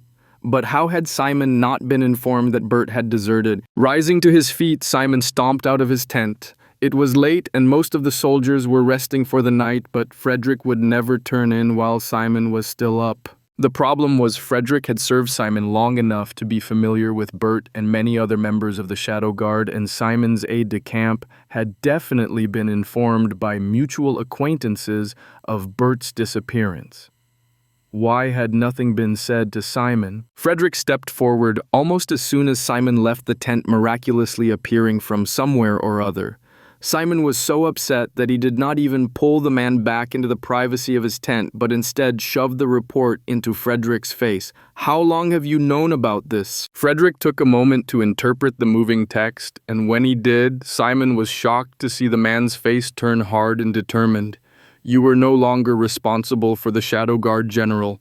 No report was sent to you, and I saw no need to disrupt you with soldiers' rumors." Simon nearly shouted, but the cold response was like a splash of cold water, and he realized that he was already drawing attention from nearby soldiers and officers who were still awake. Grabbing Frederick's upper arm in a vice-like grip, Simon practically carried the smaller, slender man into the tent. His eyes flashing with a furious glint, Simon turned back to his servant. "How long have you known?" "I was not immediately aware, and given the fact that he slipped away while on a scouting mission, no one was certain that he had deserted until after the village he had been scouting had been taken. Some of the survivors mentioned seeing him at the gate being led along by a young girl." That news was like a slap in the face to Simon. He was one of the few people Bert had confided in about his sister and her children, and Simon already knew what must have happened. Even so, while Simon knew what had happened and even understood why Bert had made the choice, Simon still felt betrayed. He and Bert had known each other since basic training and had been two of the few commoners to qualify for the Shadow Guard, though Simon had quietly pulled some strings to see the sometimes abrasive Bert admitted to the elite division of soldiers. Bert had always struggled with authority, and it seemed that he had finally lost that battle. "What happened to that village?" Simon received a flat stare from Frederick. They both knew the fate of any village that was taken during war. Cities might be allowed to submit and receive some measure of mercy, but the fate awaiting villagers during a war was something both men were all too aware of, and there was no need to give voice to such atrocities. When men became jaded by the violence of the battlefield and the shakes and night terrors grew worse, many of them would find release and vent their pent-up stress on those who were helpless and at their mercy. Bert had never succumbed to that, and Simon had tried not to think about how long his oldest friend would be able to remain in the army before his heart or mind broke. Somehow it seemed that neither had happened, and instead, Bert had broken his oath to his king. Simon could not decide if that was worse. There was but one fate awaiting deserters, and Simon would not wish that sort of torture and death on anyone. Unfortunately, there was nothing he could do about it. With a shaky sigh, Simon dismissed Frederick, with a wave, no longer thinking about the fact that the servant had in some sense betrayed Simon and supported Bert. At that moment, a horn sounded. Right as it cut off, Simon heard screams and the clash of blades. What was wrong with the night watch? How had they allowed a sneak attack in the middle of the night? The sounds came from the eastern side while Simon was posted on the western front. He ran out to get a read of the current situation and prepare accordingly. Reinforcements might be needed, but before that it was imperative that they confirm that no secondary attack was going to be thrown at another section of the camp. Simon strode through the camp, knowing better than to run through the chaos. That was a good way to trip or run into someone. The only people who should run through the camp were organized squads of soldiers, and even a general needed to step out of their way. Report, Simon demanded as soon as he arrived at the front. These were his men trained in his ways, and so there were no salutes or bowing in an active combat situation. Simon's ego was not so tender that he would see men die to show him the required respect. Eastern Front is under assault. Assassins slipped in starting fires and targeting officers. Middle Camp is reinforcing them and taking command due to the lacking number of officers now. No sign of further assaults. Simon nodded. This was not unexpected, as assassins were frequently used to pick off the chain of command. He had done the same himself in years past. Light torches and place them at both 50 and 100 paces out from the camp. Get a patrol out to check the perimeter. All squads are to remain in sight of at least 2 others. I want no more surprises tonight.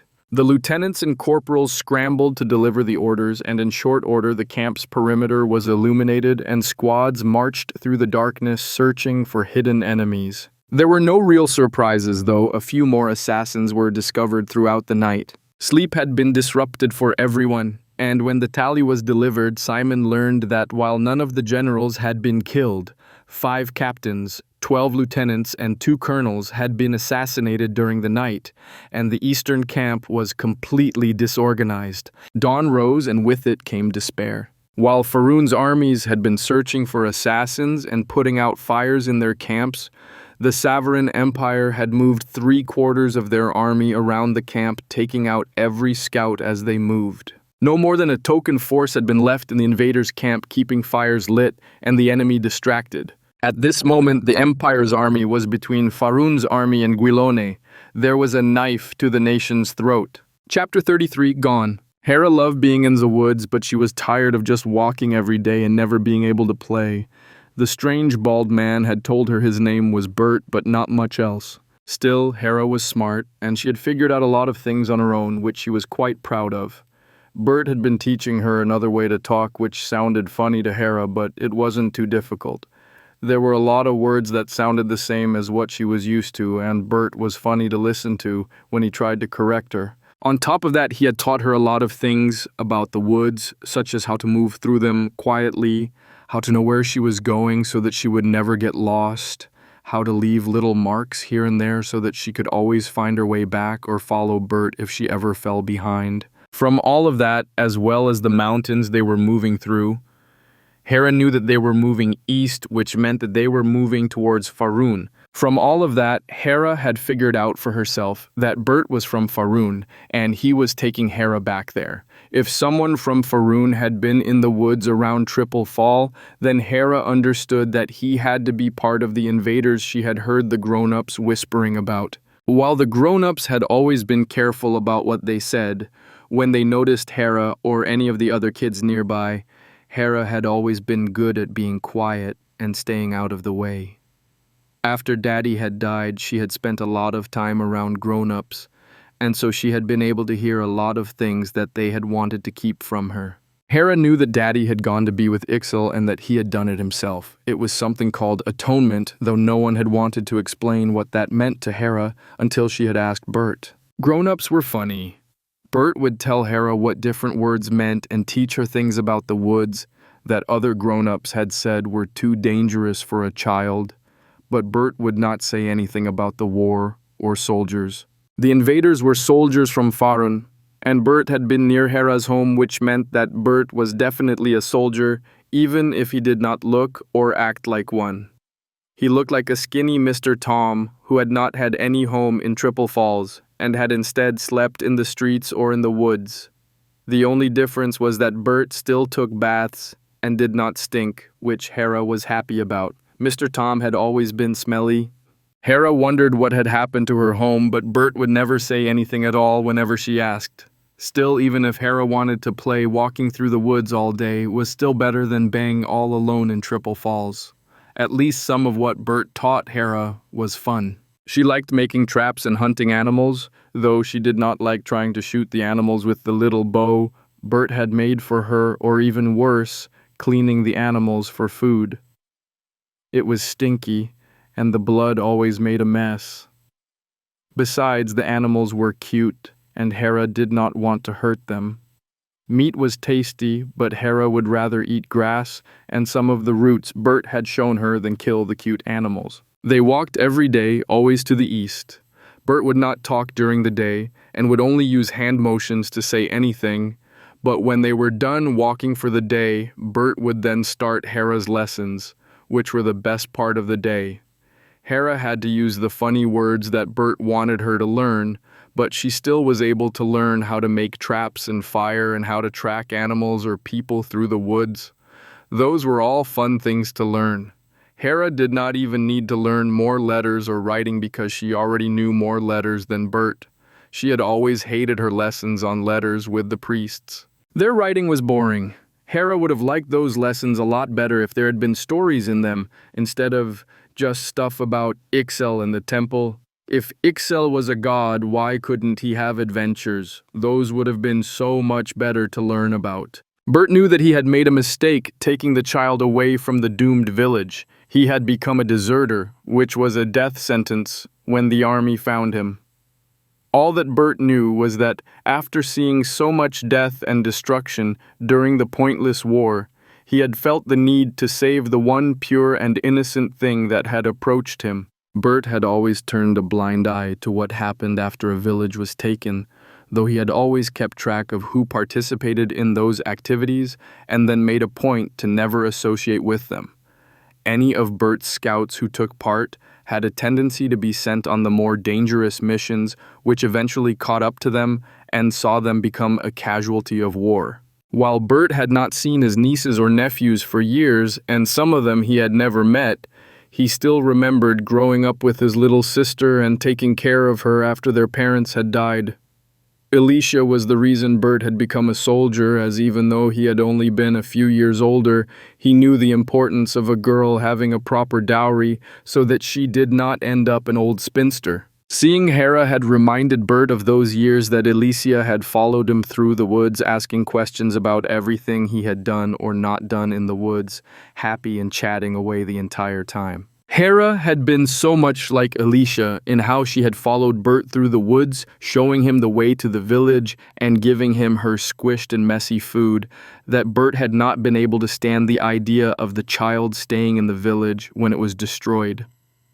He knew the fate of the village, especially pretty young girls like Hera, and the mere thought of that happening to the little girl had been so revolting that Bert had suddenly found himself carrying the child through the forest, leaving no trail and erasing all traces of his passage as he fled. By the time that Bert had understood what he was doing, he had already traveled half a day through the forest, making his way east and slightly north. Upon noticing his direction, Bert had realized that he had instinctively started heading back towards his own village and Alicia, neither of which he had seen in over a decade. After realizing that he had already doomed himself in the eyes of the military, as well as the fact that he refused to do anything less than save the child, Bert had realized that his instincts had been quite valid.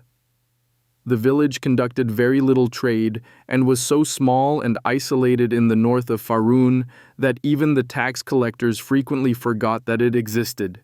In fact, the village did not even have a name. The dozen or so families that lived there simply referred to the settlement as the village. Alicia and her husband could take care of Hera, and Bert he could figure that out later. For the time being, Bert would simply get there and make sure the child stayed safe. As they traveled, Bert started teaching Hera Faerûn's language, as that would be critical for her to fit in upon arrival. While thinking of what he needed to do, Bert slowed their speed and made Hera walk. To pass the time and help with passing along the language, Bert taught the girl woodcraft and hunting. They slowly foraged their way through the mountains. Bert paced their progress so that they would arrive mid-autumn. That would give enough time to Hera to develop a reasonable grasp of the language while also hopefully causing any potential pursuit from the military to give up on Bert. Once they made it to his village, Bert was not at all worried about being found. The only living person from the army who had even a remote idea of where Bert had grown up was Simon, and Simon, what would Simon do? Would he feel betrayed by Bert? Disappointed Bert honestly had no idea how his old friend would react. Things had changed so much since their days together as recruits.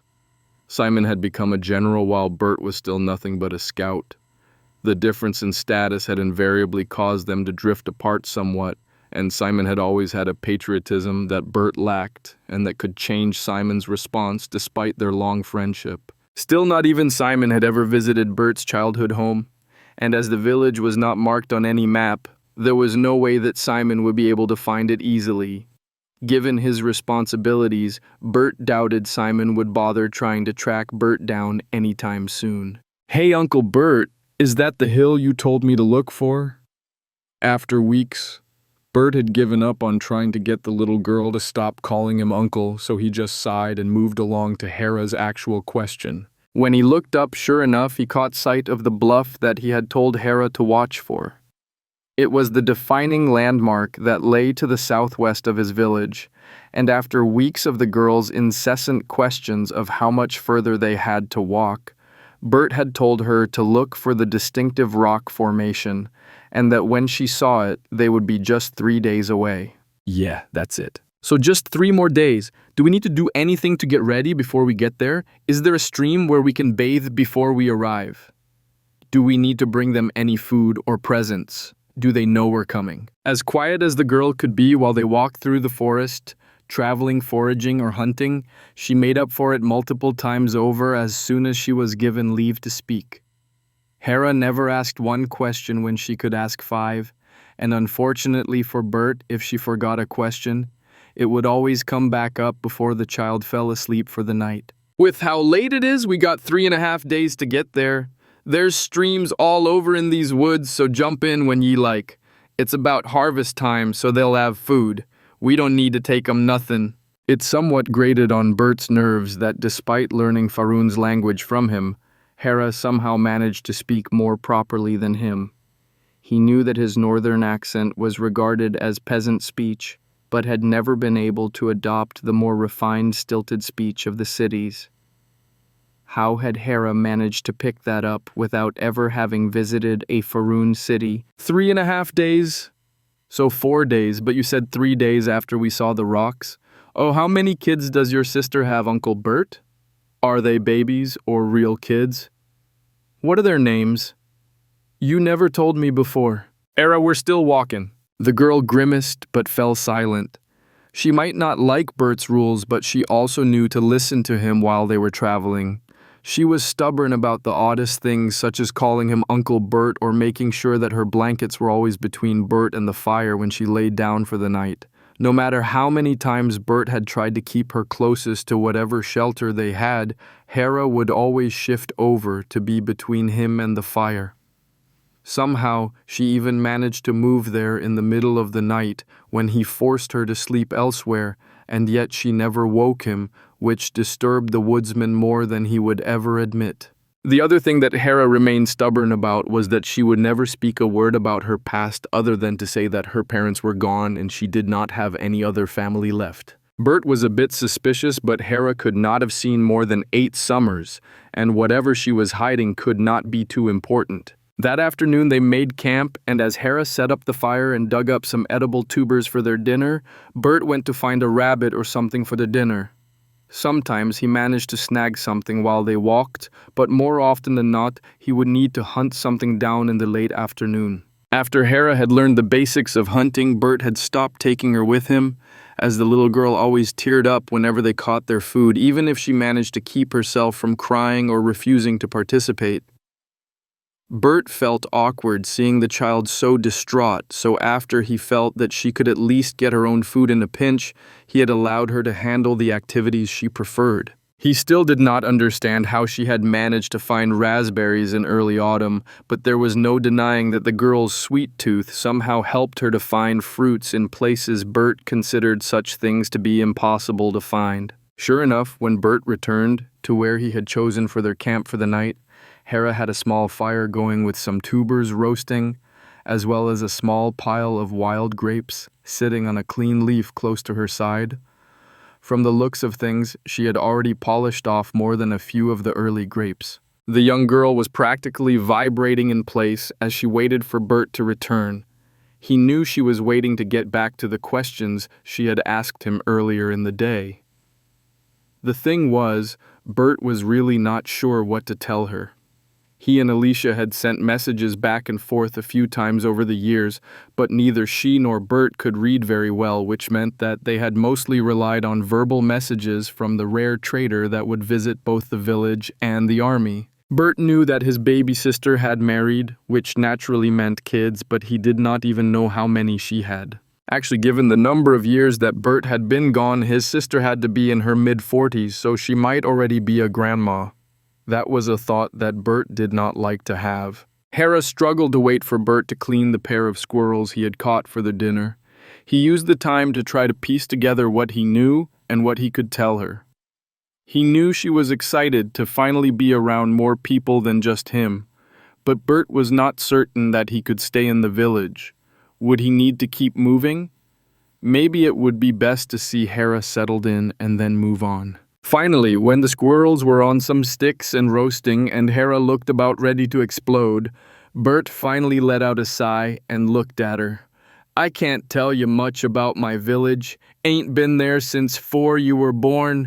Got a couple of messages from Elle, but just things like saying she get hitched and had her first couple of kids and such.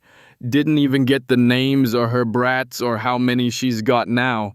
Truth is, her brats might have their own brats by now. All I know is that Elle's good people and the village is a good place to go.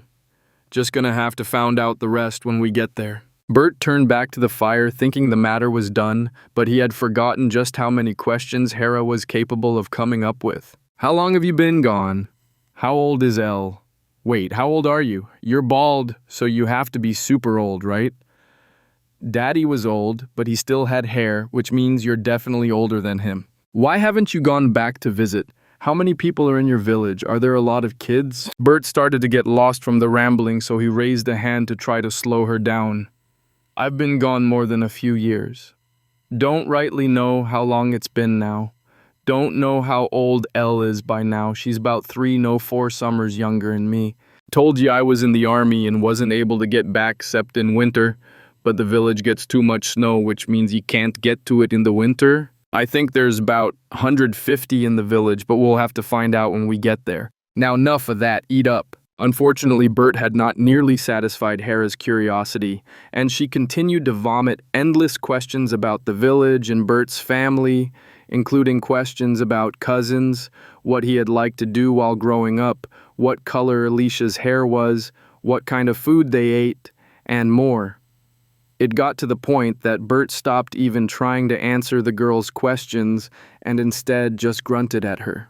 After Hera finally fell asleep, Bert did his usual nightly routine of setting some alarm traps around the camp, checking and banking the fire to avoid any problems, and then laid down himself. The next 3 days continued in that same pattern, and Bert genuinely had no idea where Hera came up with so many questions. He just tried to treat it as language practice for the girl, but even so, it was exhausting for him. Not to mention, the girl inadvertently dredged up some old memories that Bert would much rather have remained lost in the past. On the fourth day, Bert quickly caught signs that they were getting close. A few game trails that were worn just a little more thoroughly than animals would do, and a few signs of recent hunting. Hera merrily tramped right through the forest without noticing a thing, though Bert knew he had taught her better than that over the last few months. When they saw the first field of crops for a homestead that was much further out than Bert remembered, he knew they were no more than a couple of hours away. When they saw the first houses, Hera squealed in a manner that had Bert nearly leap out of his skin, and the girl started hopping from foot to foot. She was so excited. Even so, Bert was happy to note that she did not try to run ahead, not even while remaining in sight.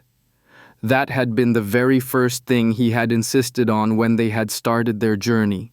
Just as Bert had expected, there was a small group of people gathered in the clearing in the middle of the village.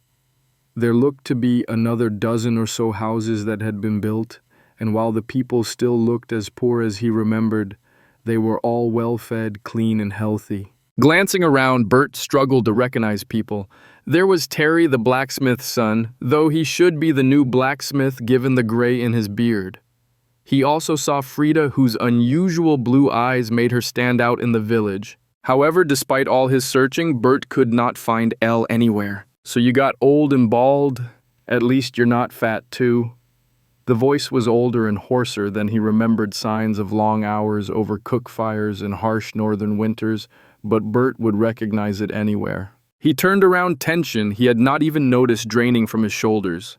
"Hey, Elle, I'm back." With that, the entire village devolved into chaos as everyone started talking and shouting.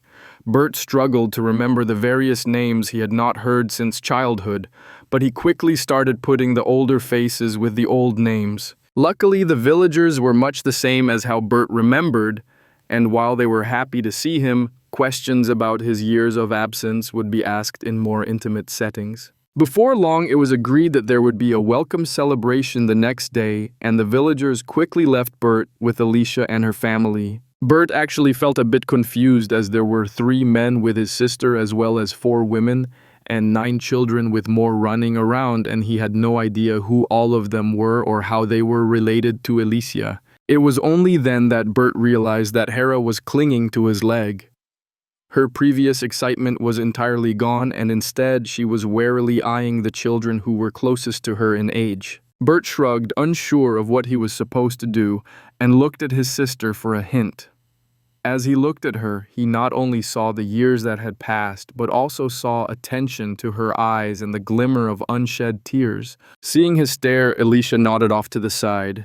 "You'll eat with us, and we've got some extra room we can share with you. Your little one there can sleep with Floor's girls, and Jan and Ted's boys can bunk up to give you a bed." Bert felt Hera flinch when she was referred to as his little one, but when he opened his mouth to respond to Alicia, she cut him off. "We'll talk during dinner. For now, Ted will show you 2 where to stow your things and wash up." There seemed to be something more going on that Bert was failing to pick up on, but it was clear that his sister did not want to talk out in the open. One of the 3 men stepped forward, clearly Ted. He was a bit younger than the other 2, and Bert guessed the man was in his mid-20s. Bert picked his pack up off the ground and turned to follow the man, Hera still clinging to him. "I'm Jan's husband, Ted."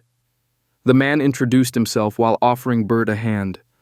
Bert clasped the hand while awkwardly nodding his head as he had no idea who Jan even was.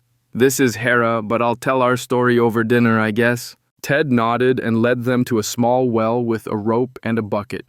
Bert and Hera had bathed the day before in a stream, so they just washed their faces and hands quickly in the cold water. Ted showed them both where to set their gear and then led them to Bert's childhood home, which had since become Alicia's home. He saw that several rooms had been added on the construction solid and the entire building well maintained. Upon entering the house, they found a storm of bodies rushing about to prepare the meal. Alicia was both cooking and directing the chaos with clear expertise and experience. Bert found a corner, and Hera moved to join him, only to be snagged away by Alicia. "What's your name, girl? Need you to take these bowls over to get filled with stew and then start passing them out. Got it?" Off with you." With that, Hera joined the commotion and the other children quickly swept her into their rhythm and flow. Bert watched from the corner and nodded his thanks to Elle. With just a few words, she had already settled Hera in better than Bert could ever hope to do. As soon as the food was ready, Alicia sent all of the children outside, claiming there was not enough room inside for everyone to eat, as well as the youngest two women, the pregnant woman and one of the men. Once there was just Bert, his sister, and the two oldest adults. "We've been hoping to see you, but thought you'd get here earlier. How bad was it?" When Alicia brought up the question, still not having introduced Bert to anyone else in the room, her question left Bert terribly confused. How bad was what? Alicia and the older man glanced at each other and then looked back at Bert. "Haven't you been in the army all these years?" "I left about 3 months back." Alicia's eyes grew large and the younger man swore under his breath. 3 months ago. Where have you been since then?" "I didn't exactly ask to go, so we've been traveling through the woods. Came from Tamar." Bert did not think his sister's eyes could get any larger, but they certainly tried their best. "You've been traveling for 3 months through the woods. You mean you haven't seen anyone in that whole time? You haven't heard anything?" Bert's confusion was only growing, but he just shook his head. "What happened, Elle?" Alicia took a shaky breath, squeezing her husband's hand tightly. It was clear that she needed to work to compose herself in order to answer. "The Savaran Empire invaded Faerun. Gilone fell over a month ago. The kingdom's gone." Chapter 34, Decisions about the Future. Bert took a moment to process what he had just heard, and once he was finally able to understand what his sister had said, it took him even longer to piece together all of the implications. When Bert looked around again, he found that he was sitting in a chair, some sort of herbal tea in his hand, and a blanket on his back. He could not remember moving or having accepted anything, but clearly he had been too shocked to even notice what had been happening. Alicia sat next to him, her hand on his shoulder, and the man who had to be her husband warily eyed Bert from nearby. The younger couple had left, though Bert could not have said when they had left or where they had gone. He could hear the children still playing outside, which meant that enough time had passed for them to have finished their food. Looking between the two other people in the house, Bert asked, "What else do you know?" "Nothing much.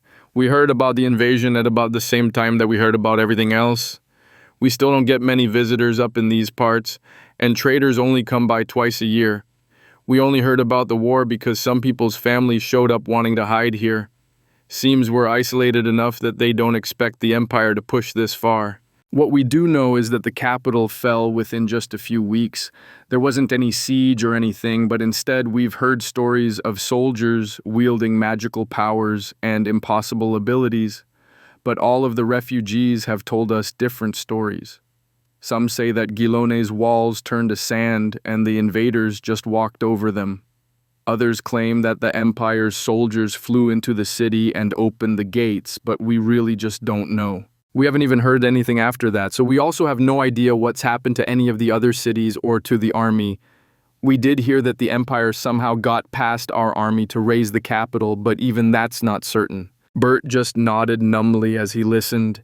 He lifted his cup to take a sip of his tea, more for something to do than because of any thirst, only to find the cup was empty. When had that happened? "Well, this changes things a bit. Wasn't thinking I'd be able to stay for long, seeing how the army'd be coming after me, but what you're saying tells me that it might be best to settle in for a bit. I'll find a spot in the woods for now and guess I'll start putting a house together. Might take a while. Never was the quickest at building. While I do that, you mind keeping Hera with you?" "Bert, who is that child? It's clear she isn't yours, but why do you have a child with you?" Bert grimaced, reminded of what had happened at Triple Falls. "She's the reason I'm here, Elle. She found me while I was scouting a village in Tamar during the invasion there. Not gonna tell you about what happens after a village gets taken, but I couldn't let her stay for that. For I realized what I was doing. She and I was moving through the woods heading here. She don't have no family but won't tell me why. I just couldn't do it no more. Elle.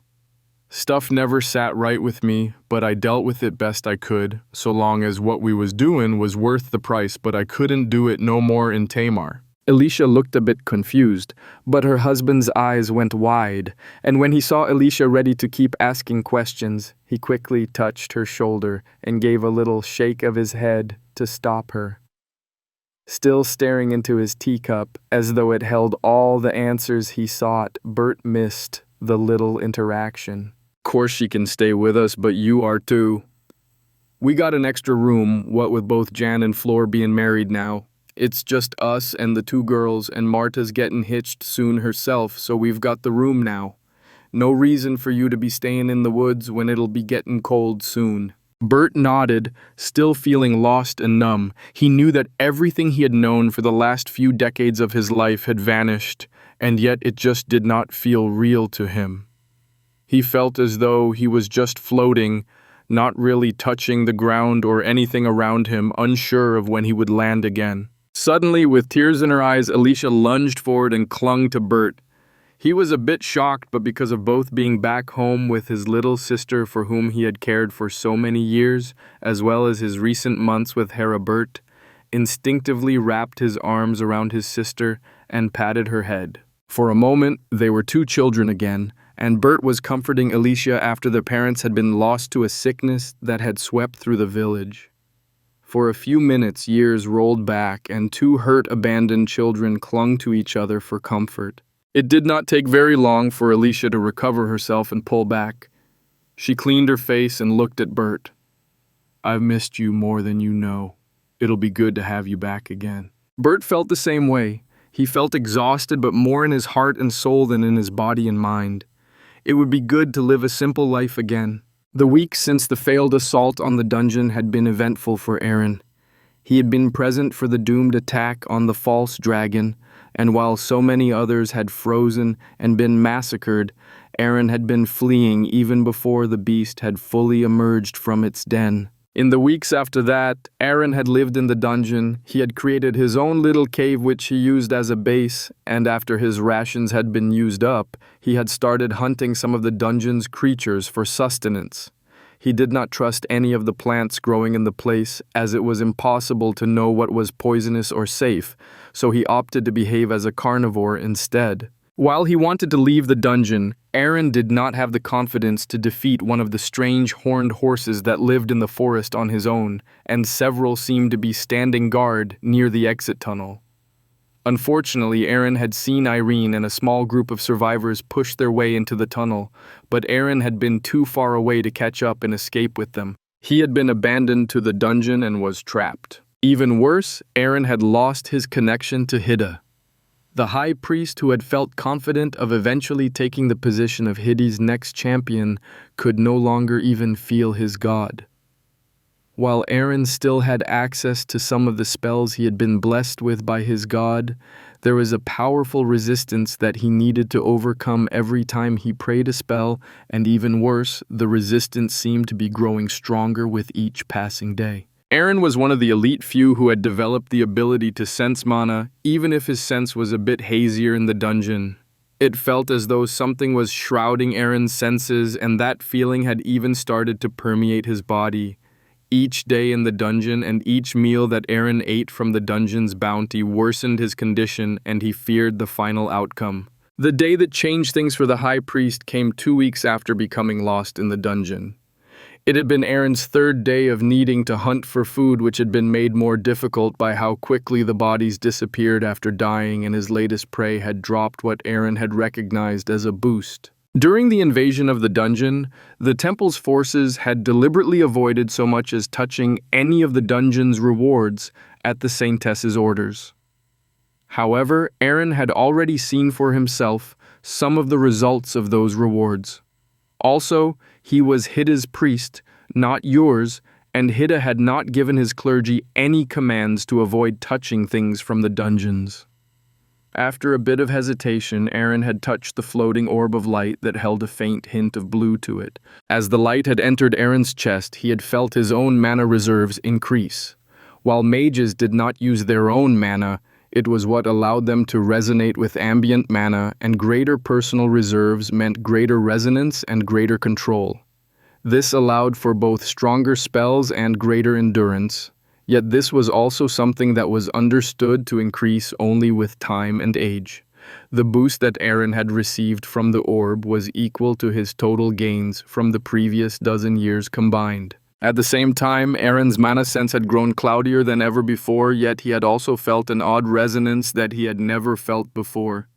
Whatever was shrouding his mana sense was such a foreign sensation that even after weeks he still failed to make any sense of it. Wary of the sensation, Aaron had become reluctant to accept any further rewards from the dungeon when hunting for his meals. However, the day came when Aaron was no longer able to resist temptation. His latest prey was slightly more difficult, and the increasing haziness of Aaron's mana sense only exacerbated the problem. Instead of easily putting the creature down, Aaron struggled and nearly exhausted himself. In the end, he collapsed to the ground as soon as the beast had died. At that moment, right before Aaron's eyes, the greatest prize offered by the dungeons rose up, and he stared at a glowing book. He could not tell what power it might grant him, but he did know that the books always matched a person's mana affinity. Aaron had not been granted any additional spells from Hidden since the day he had become a high priest and replaced Avery. The temptation for greater power was irresistible, and with a shaky hand Aaron reached out to touch the book. In the same manner as always, the book transformed into a stream of light that shot into Aaron's head. However, at that exact moment something happened that shocked two other very different beings. Aaron lost consciousness as his very essence of self became an unexpected battlefield for the two beings which each held power to undo Aaron on the most fundamental level.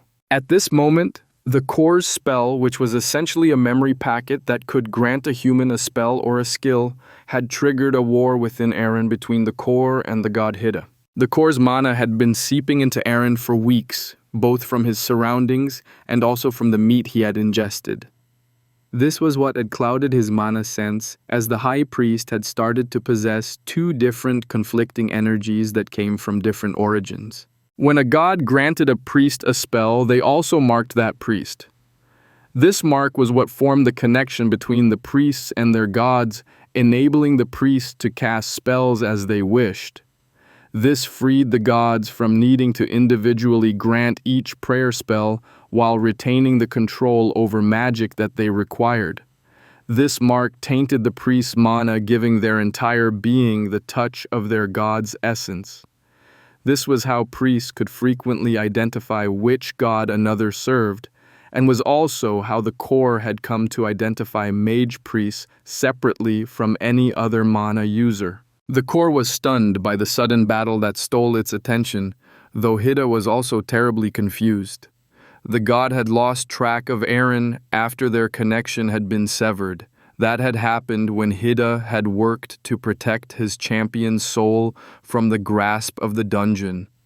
Once severed, the connection needed to be re-established away from the dungeon's interference. Hidden did not know exactly what was happening, but could tell that he was being challenged for something that belonged to him. The god of battle could never step back from a challenge. The god fought blindly, struggling to bring his oppressive momentum to bear against the unknown opponent who was attacking in an unknown location. Fortunately for Hidden, he retained some level of control over all that was under his sovereignty, so even without a connection, he was able to try to stabilize his power within Aaron and resist the foreign influence that was attempting to purify or purge Hidden's mark. As for the core, it felt both intrigued and motivated. If the gods were able to mark a human in such a manner, could the core do the same? It had always believed that humans were outside of its control because of their souls, which rebuffed all of the core's attempts to seize them, and yet the gods had clearly found a way to bypass or overcome that limitation. The core pushed, changing directions, locations, and intensity of its power as it continuously tried to erode the god's control of the human. The battle took place in Aaron's mana and the layer that surrounded the core of his soul. This was the part that the core harvested human memories from when they died in its dungeons, as this layer was stripped away from the central kernel of the soul. Blunt force, grinding power, sharp strikes, and overwhelming pressure were all used, yet nothing seemed to be able to force the god from the human.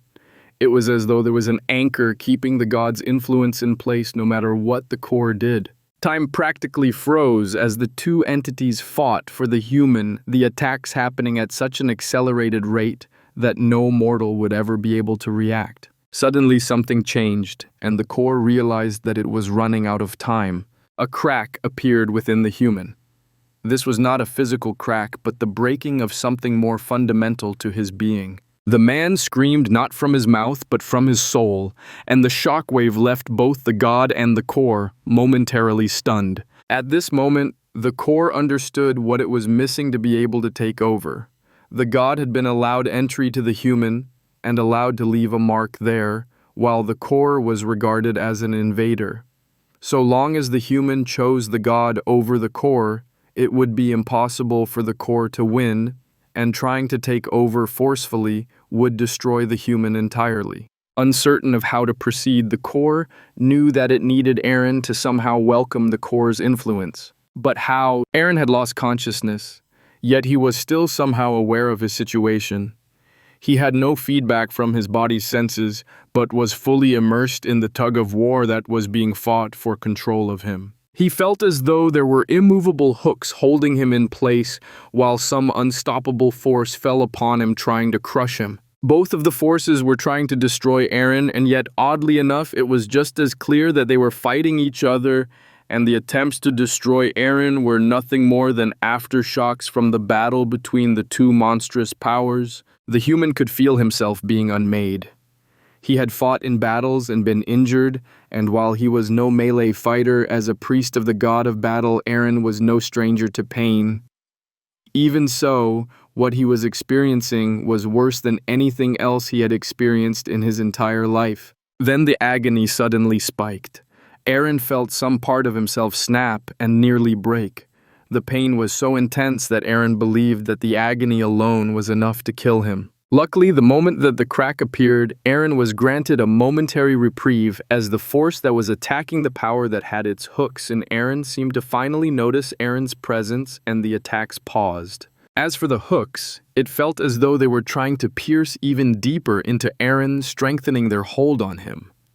Despite his odd state, Aaron subconsciously recognized the two powers at war as the dungeon and Hidden fighting for him. The man's mind might be unable to process any real thoughts, but his instincts still worked just fine. There was an instinctual knowledge that Aaron would not survive the next clash. He reacted out of reflex, and his survival instincts took an action that he would never have consciously made. He rejected Hidden. While Hidden's power had a hold of Aaron, he was physically in the dungeon where his god's power was negligible. Even if Hidden managed to win without killing Aaron, the man would never survive to leave the dungeon. Aaron's decision made, even if it was an instinctive one, Hidden's hooks were driven out, and the dungeon was allowed in. Chapter 35, An Unexpected Development. Things had developed very, very quickly for the core in recent days.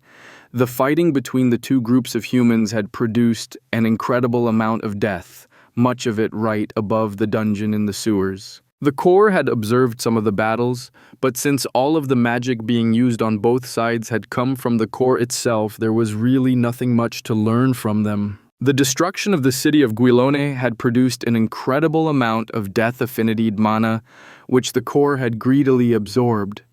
It had been enough for the core to greatly increase its death affinity, but seemed to be just a bit short of the limit. The core wanted to reach that limit more than ever, as it could already sense some sort of resonance between life and death. The two belonged together, and the core wanted to see that happen. Around that same time, one of the human priests had finally touched one of the core's spell rewards, which had triggered the battle between the core and Hidden.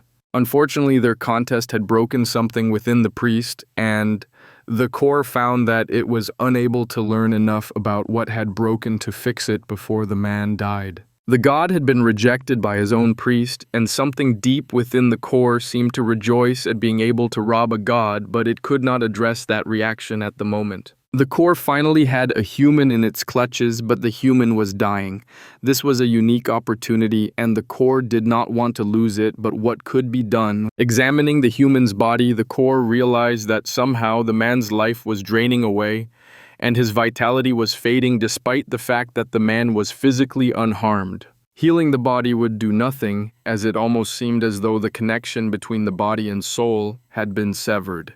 Having never worked with souls before, the core had no idea where to even start with trying to re-establish that connection. The soul was rejecting the body, and the body was rejecting the soul. Unsure of what else to do, the core thought to fully separate the two.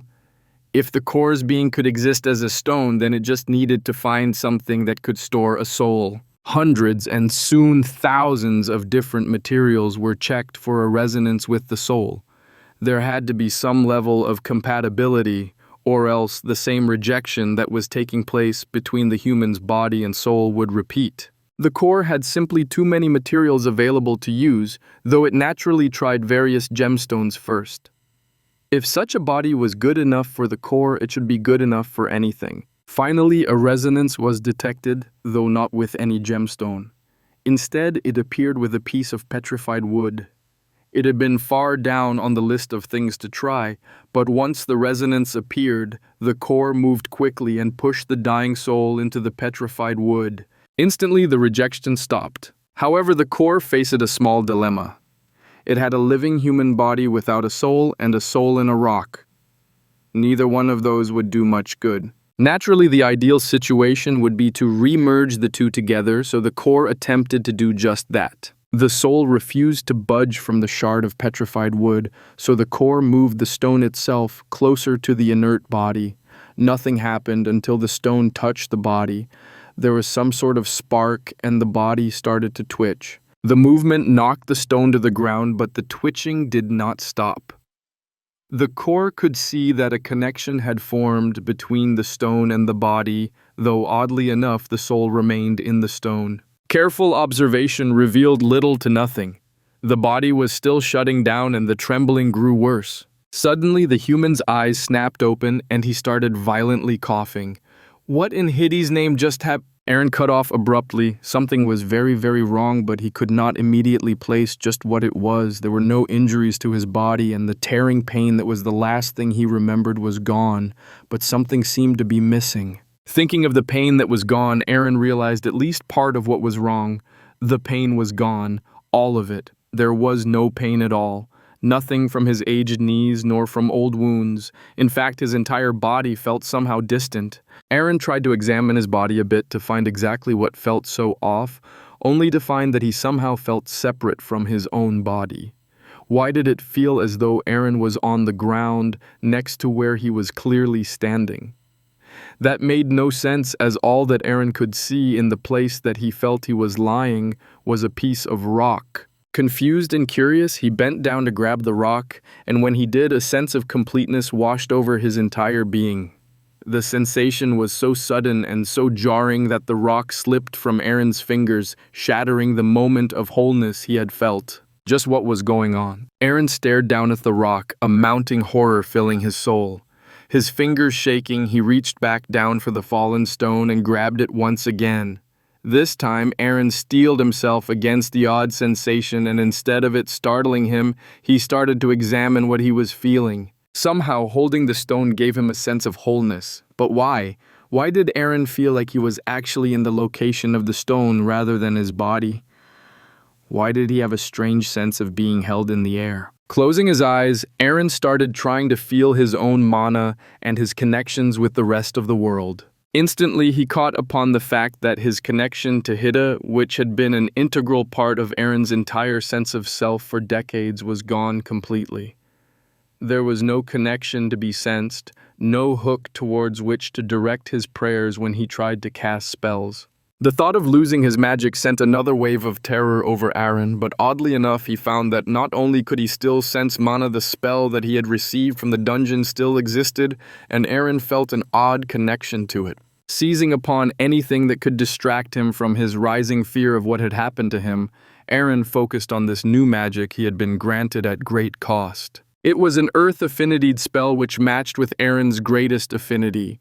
He had a major affinity for earth and a negligible affinity for fire. Oddly enough, this spell did not include any prayer at all, not to Hida nor to anyone else. This was a spell of pure mana manipulation. As he tested it out, Aaron realized that as he pushed his own mana through the spell form, it created a resonance between his own reserves and the ambient earth affinity mana, granting him control of it for his spell. This was an entirely different method of casting spells, and realizing the potential of what he was doing shocked Aaron to his core. This method of spell casting would grant him direct control of spells, which had always been regarded as an impossibility.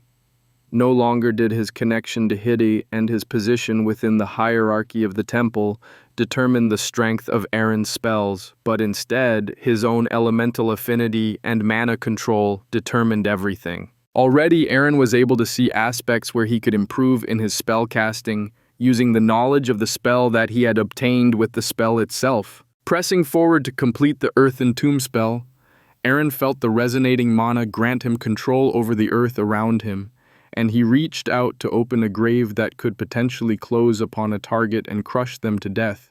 But as the resonance formed, the stone in Aaron's hand that he had been deliberately ignoring was also within the range of that resonance. In addition to the resonance with the earth mana in the stone, Aaron felt another resonance, and it instantly confirmed his worst fears and suspicions even as his spell failed. He had felt a resonance with his own soul. The man had never felt a soul before, not even his own, but as it was the very essence of him, there was no mistaking what he was feeling.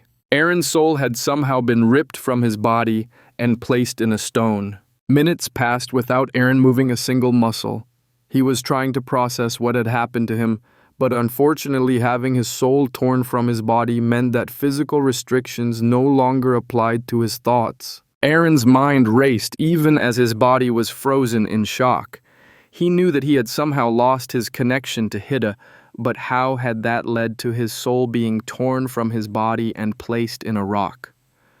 What had happened after Aaron had touched that book to receive the spell from the dungeon? Wait, could that be it? The dungeon. Considering the possibility, Aaron realized that it was a very distinct possibility. The excursion had been sent to destroy the dungeon, yet after getting stranded in the dungeon, Aaron had accepted the dungeon's gifts. Only after accepting a spell had Aaron lost consciousness and his connection to Hidden, even if the connection had somehow already been disrupted by the time in the dungeon. The more Aaron considered the possibility, the more he realized that it was not only possible, it seemed likely. Accepting the dungeon had severed Aaron's connection to his god, while also somehow ripping his soul out his body. Why was he still alive, and what should he do next? Rather than merely hold the stone that housed his soul, Aaron suddenly clutched it to his bosom. Rather than his heart or mind, this stone had just become Aaron's greatest treasure as well as his greatest weakness. The man's eyes darted about, suddenly seeing threats and greedy eyes in every shadow. At that moment, a troll and a unicorn entered his sight. Aaron tensed up, terrified to see both of the monsters arrive before him at the same time, particularly since he had avoided both types of beasts during his time being stranded in the dungeon. The two beasts looked at Aaron, but showed no aggression whatsoever. In fact, if the former high priest were to be objective about the situation, there was a lazy look to the troll's eyes while disgust positively blazed in the unicorn's gaze. The beasts just stared at him for a moment before turning around as though to walk away. However, they both turned back to look at the human, seeming to want something. Aaron felt confused and uncertain. Something was clearly different as the beasts were no longer aggressive to him, but what did they want? The unicorn whinnied like a horse, and the troll pointed its tree trunk of a club forward while grunting at Aaron. It became clear that they were telling him to follow. Hesitant and fearful, Aaron took a step forward. The unicorn walked forward a few steps before glancing back again. As for the troll, it just stomped off, never looking back again. With the unicorn's attention on him, Aaron did not dare dally, and he hurried to catch up to the beast. It was literally head and shoulders above him, but there was no denying that the creature was stunningly beautiful, at least when it was not trying to impale Aaron upon its twisted horn. Aaron followed the beasts, occasionally muttering a few words to himself. The lack of any reaction from the beasts simply encouraged the man to continue, as he needed to vent a bit to release some of the tempestuous emotions raging within him. Aaron got so caught up in his own monologue that it was over an hour before he realized where they were heading, the false dragon's lair. The man instantly stopped walking and even took a few steps backwards, pulling back into the shadows of the massive trees. "I won't go to be eaten." The man adamantly refused to walk towards death, but was shocked to hear the unicorn nicker. Did the beast actually understand human speech, or was it nothing more than a coincidence? The troll sighed and then slowly turned around to face Aaron. The giant creature pointed its club at Aaron and then towards the wyvern's lair. The motions repeated a few times as the troll tried to communicate with Aaron, but it quickly gave up. With another sigh, the troll's massive hands reached down, and with surprising gentleness, it cradled Aaron like a small child in an arm before gathering its club again. Aaron was too petrified by the actions to even react, and by the time he finally processed his situation, he was being carried forward with shocking care by a beast that would have tried to crush him to paste just a few hours earlier. The troll moved quicker once it no longer needed to slow its pace to match Aaron's, and they soon arrived at the cave in the cliffside. The false dragon was outside its lair, and it stared at the unicorn and troll as they approached with the human. Despite Aaron's fear, the beast did nothing more than stare as they approached, not even blinking. The troll did not even glance at the enormous beast and proceeded into the cave and then further into the tunnel that lay in the depths. The tunnel followed a steep decline that twisted about, and Aaron lost all sense of direction. After a while, he noticed a light up ahead. The tunnel grew brighter and brighter, and soon they stepped out of the tunnel and into another massive underground space. This place had few plants, but an exceptionally high roof to the cavern. Aaron could not even estimate the size of the place, but while the previous cavern had offered the impression of an ancient forest, this new cavern had the look of the cliff sides of a steep mountain. Rocky precipices could be seen extending out of sight, only a few trees and a bit of brush clinging to the cliff sides. Down below was a raging stream that ran the length of a narrow valley. In the sky above, below, and before Aaron and the solitary troll, when had the unicorn left, birds soared and flew about. Wait.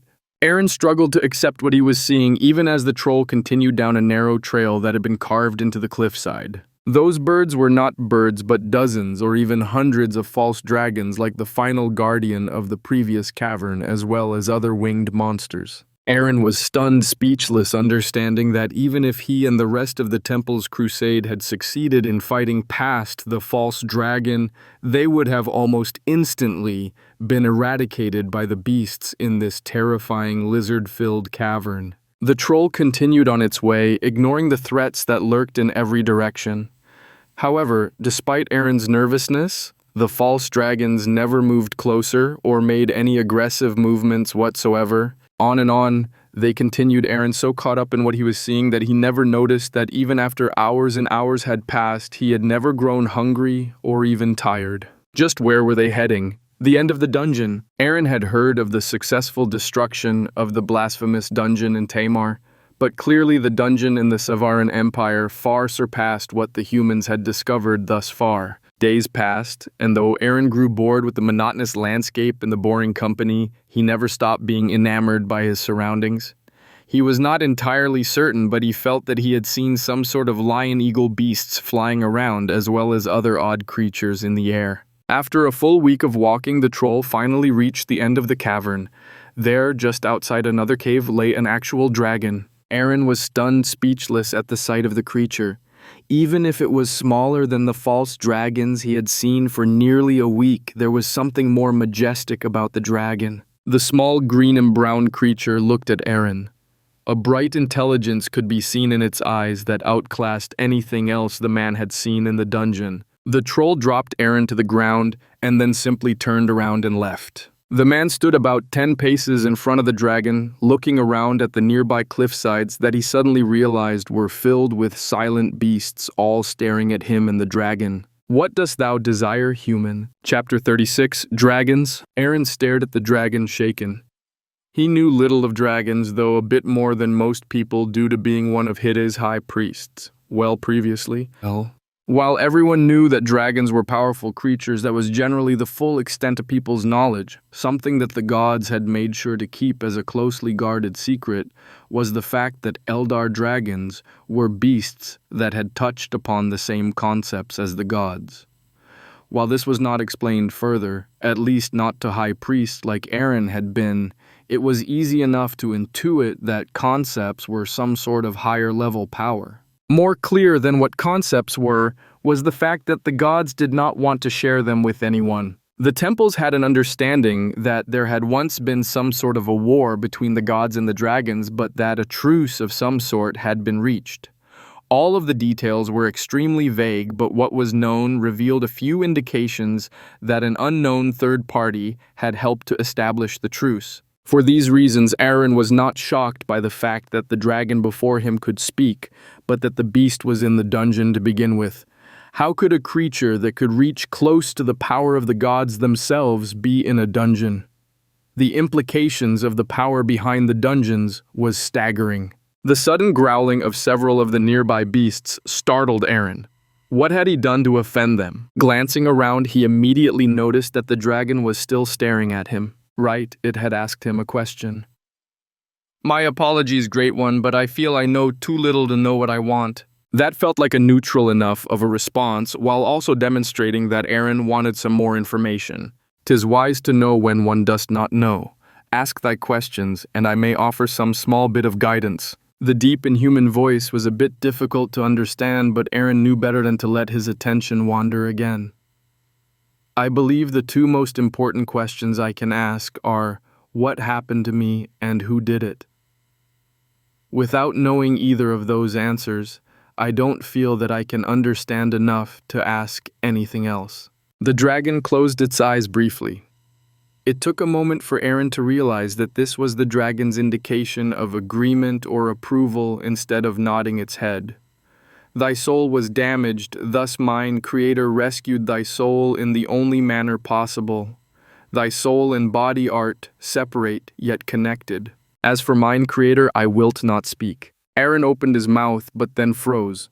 If the master of the dungeons was off limits, how could he learn anything? "Might I ask if there is anything you can tell me about your Creator? I know nothing and mean no disrespect, but I wish to know more about such a powerful being, Great One." Again the dragon blinked in approval. "I know naught of mine Creator.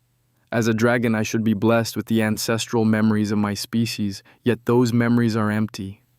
I can feel where they should be, so for them to be missing means that I have no ancestors. Knowledge has been granted to me, yet nothing do I know of mine Creator." Aaron thought on this answer. This dragon had no ancestors. Then how had it come into being? Knowledge was granted, not shared, which indicated a mental communication possibly similar to how the priests received their spells. "Are you able to ask things of your Creator?" Aaron's question triggered growls, hisses, and every other aggressive reaction imaginable from the beasts around him, and the dragon's teeth and claws briefly appeared before it retracted them. "Ignorance is thy only redemption. Mine Creator is not to be." The dragon faded off its eyes, becoming unfocused briefly. "Rejoice, mortal, for mine Creator has seen fit to enlighten thee. Speak thy questions, and thou might be granted a boon." Aaron was thrilled that his hours of studying scriptures and ancient records allowed him to understand the dragon as it spoke with greater formality than even the royal court. As for Aaron's questions, "What is desired of me? How might I serve, should I remain in this dungeon?" The dragon's eyes again grew unfocused for a moment. "Thou art now a creature of the dungeons, as art all in this place. Thou art mine Creator's and must serve as such. We creations serveth mine Creator as protectors of the dungeons and trainers of humanity. Thy service is to be the same, though the form wilt be different. Thy affinities hath been altered, thus thy magic must change as well. Thou wilt be granted more magic, and thy first task is to learn and study. This done, thou wilt be given charge of a new dungeon to be its final guardian and caretaker." More magic. How will that Before Aaron could finish the question, he was assaulted by more knowledge than he had ever received in his life. Had his soul still been housed in his body, the influx of memories would have destroyed his brain, leaving him dead or disabled. As it was, his soul entered a sort of fugue state, and his body froze in place. Hours passed in this manner, and all of the creatures returned to their previous activities, barring the dragon. The creature simply settled down and patiently waited. It was the guardian of the 4th level of the dungeon, and it knew that it would be years, perhaps centuries, before humans gained the strength to reach it. There was no hurry and nothing to do. It had been given a small hoard to protect, but forbidden to leave the dungeon to grow its hoard, which was one of the few pastimes dragons typically enjoyed. Finally, Aaron's eyes started to flutter as his mind and soul started to calm back down. He had been given all of the core's earth affinity spells, which amounted to hundreds, as well as the fire affinity spells that were weak enough to be used with Aaron's pitiful affinity. What had been shocking was that spells that Aaron had never heard of being granted by any of the gods to any member of their clergy had also been given. These were fusion spells using 2 affinities to accomplish tasks such as controlling lava and purifying metal. As Aaron started to try to process and categorize all that he had just been given, he settled himself down on the ground to be more comfortable as he meditated on all of the spells. He would still need to practice them, but even so, it was clear from the guides and the memories that the potential for these spells was terrifying. Starting with the earth spells that were most similar to those that Aaron had already been familiar with before he ran through them. Earth Entomb, Stone Spikes, Rock Blast, Lava Burst, Death Bolt. Wait, what was that? Aaron took a moment to process the last of the dozens of spells he had reviewed. He was horribly confused for a moment, but after analyzing one of the spells for a moment, he realized that he had been granted death affinity spells. Why? Unbeknown to Aaron, the process of removing his soul from his body had given him a previously impossible affinity for death mana. This mana was antithetical to life, but since Aaron no longer truly possessed his own body, it had opened the way for death affinity, and the strength of that affinity had only grown stronger since it had first appeared. Unfortunately, having his soul removed from his body and merely animating it remotely meant that Aaron had not only lost his sense of pain, but many other senses as well. He had not even noticed the flesh that had started falling from his feet, or that one of his toes was nothing more than bare bone. The human's new death affinity had made the core want to use him as the final guardian of an undead dungeon as soon as another was created. It had recently gained a great deal of death affinity, and all it needed was a way to continuously gain a bit on an ongoing basis, and it would be able to produce another undead dungeon. After all, the core could not continue using an affinity that could not be restored. Its hidden cemetery, where it was trying to cultivate death mana, had been growing but was not yet producing death mana. As soon as that happened, the core was planning to re-establish its undead dungeon, though with much greater protections than before. As Aaron examined his new death affinity, he felt like he should be trembling. He was so scared. As soon as he had tried to sense the affinity and its corresponding mana, the first thing he had sensed had not been anything in his surroundings or the dungeon itself, but had instead been inside his own body. Death mana was what was animating his body. In some bizarre development, there was no life left in Aaron's body. He could move and manipulate his body, but as he examined it, he could already see that things were failing. Piecing things together, he quickly realized that he had not been feeling pain or hunger, and it was because his body was no longer truly alive. The heart was beating and the lungs were breathing, yet they seemed to be doing so more because it was what Aaron was accustomed to, rather than any real need for such things. A startling, disturbing thought struck Aaron. Did he even need his body anymore? If his soul was in the rock he carried, could he use another physical form? Aaron dropped that line of thought, too terrified to continue with it. Instead, he returned to examining his new spells, focusing on the ones with combined affinities. He had never before heard of such a thing, and yet it seemed like such a reasonable progression. Why not use both affinities?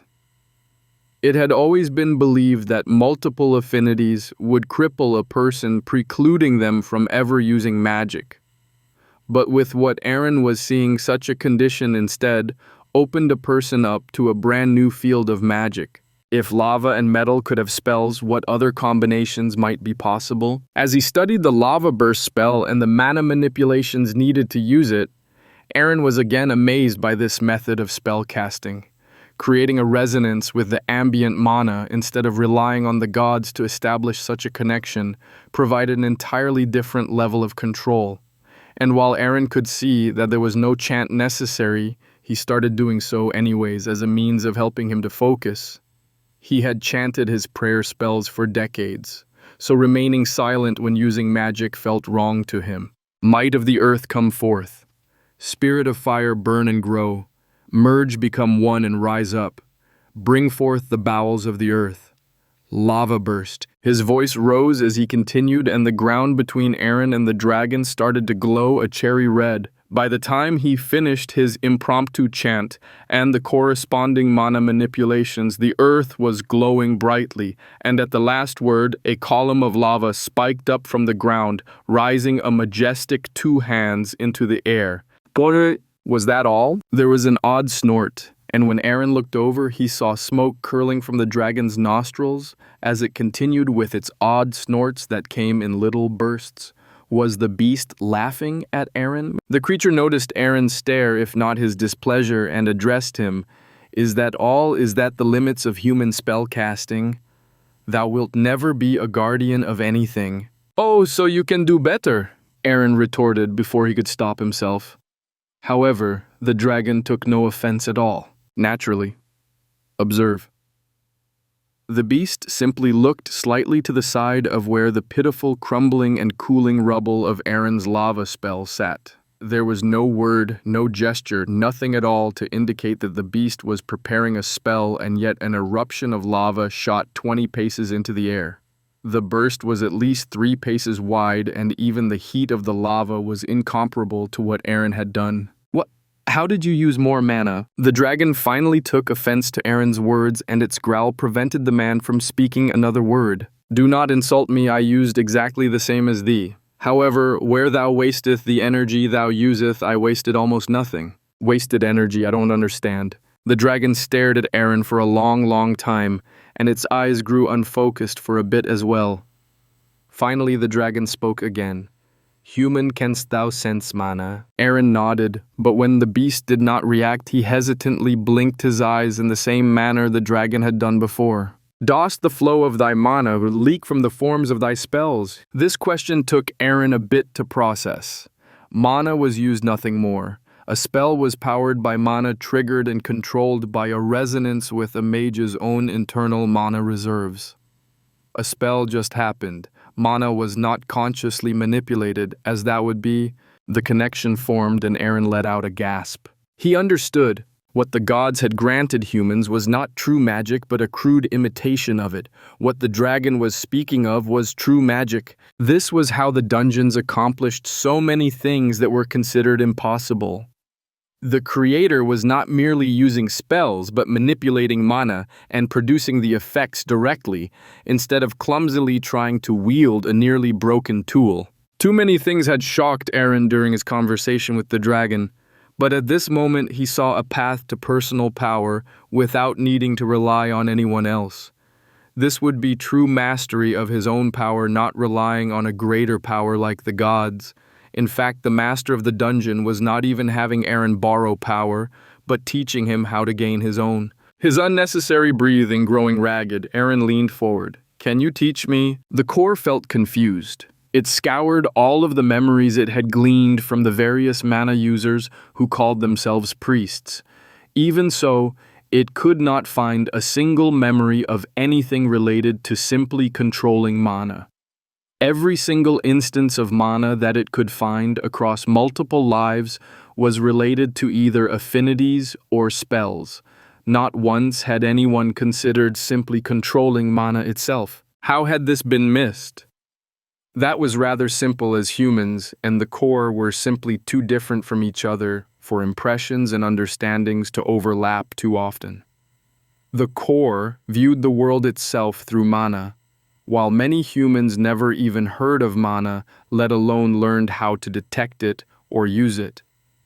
In essence, the concept of mana was as foreign to humans as physical sensations had been to the core before it had obtained the memories of the first mole it had controlled. As the dragon struggled to explain an innate ability to manipulate mana to Aaron, the core started considering the option of granting humans memories and knowledge related to mana manipulation. Would that allow the humans to improve further than their abysmal control of magic? However, mana was manipulated through the experience of sensing mana, and the core already understood that its own way of sensing mana was fundamentally different from that of humans. A further problem was that while Aaron belonged to the core, he was no longer strictly human, and was instead an unknown form of sapient undead that the core had not yet understood. The core had already accessed Aaron's senses, and they were no longer those of a human.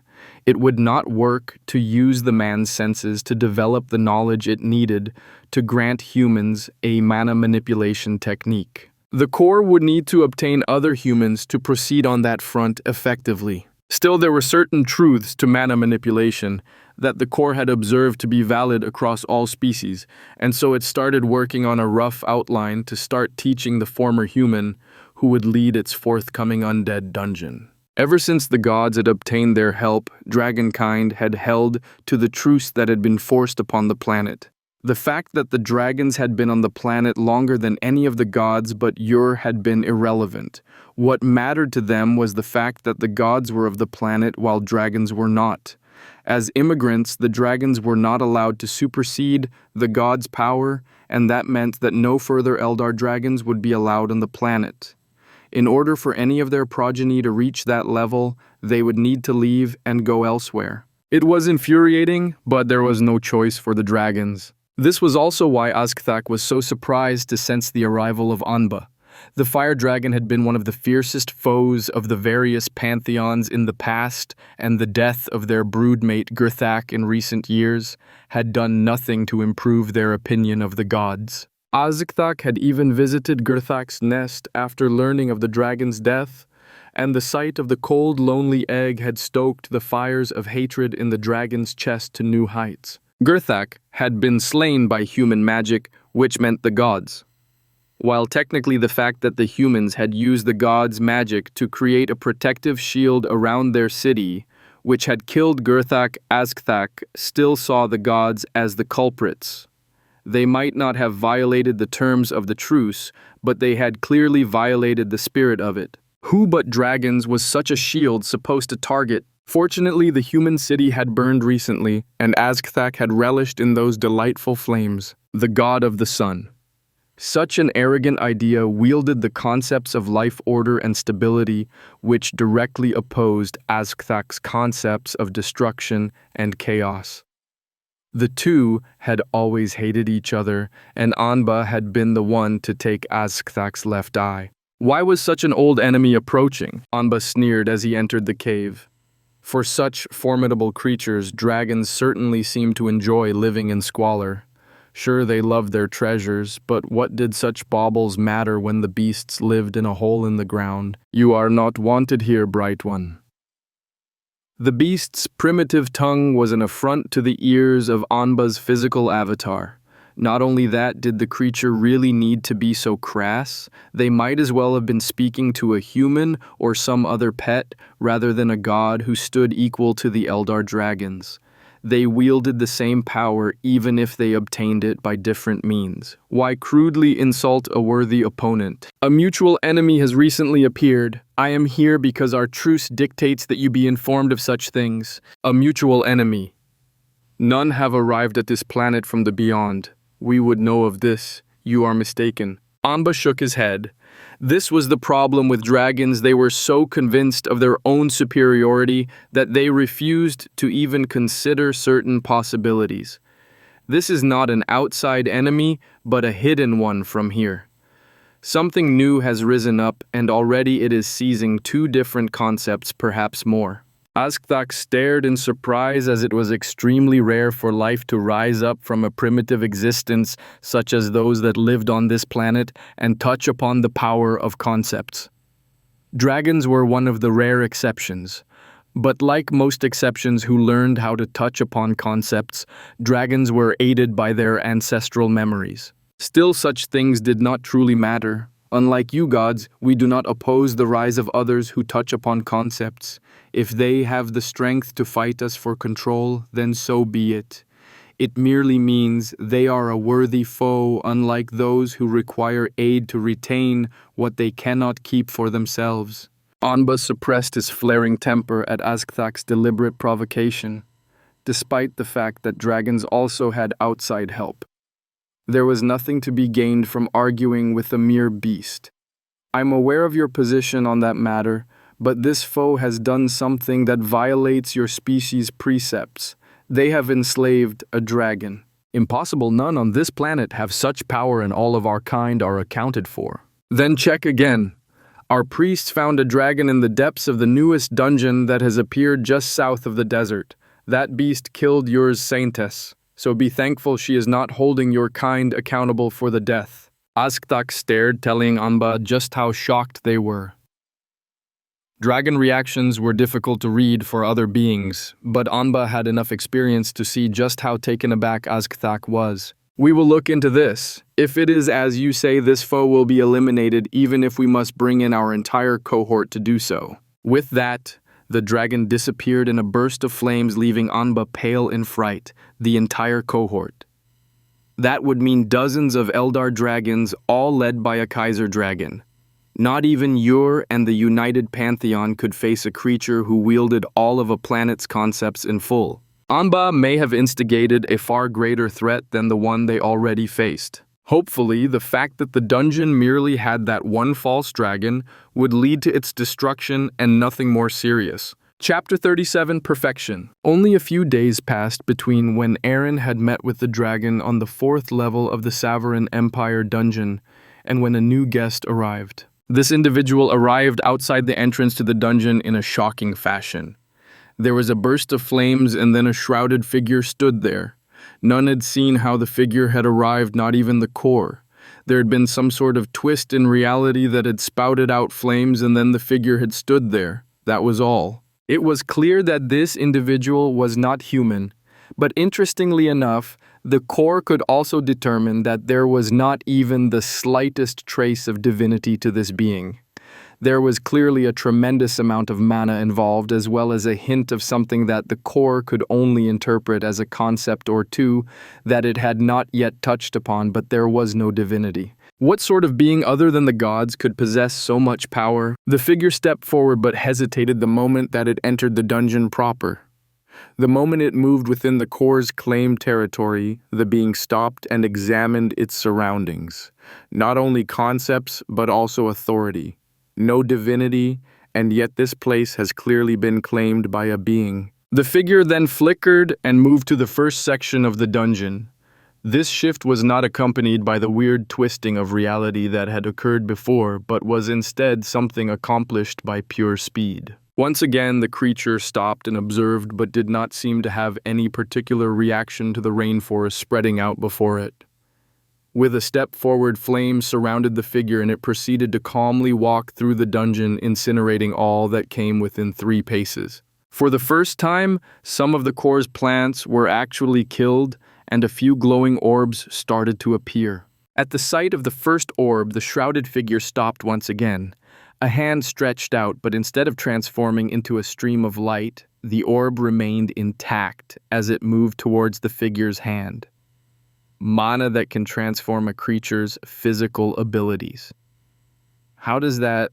The orb transformed into a stream of light that shot into the figure, but it was clear to the core that this was being allowed to happen rather than the normal automatic process. After the first orb was absorbed, the figure slowly started moving again, though each orb was examined carefully before being absorbed. The being seemed to be studying the orbs. Despite the slow pace, the figure did not stop again, and it walked straight for the tunnel to the exit tunnel, which meant that it did not take long for the first level of the dungeon to be crossed. A similar passage occurred on the 2nd level, though there was a bit of hesitation when the figure first saw the unicorn guardian.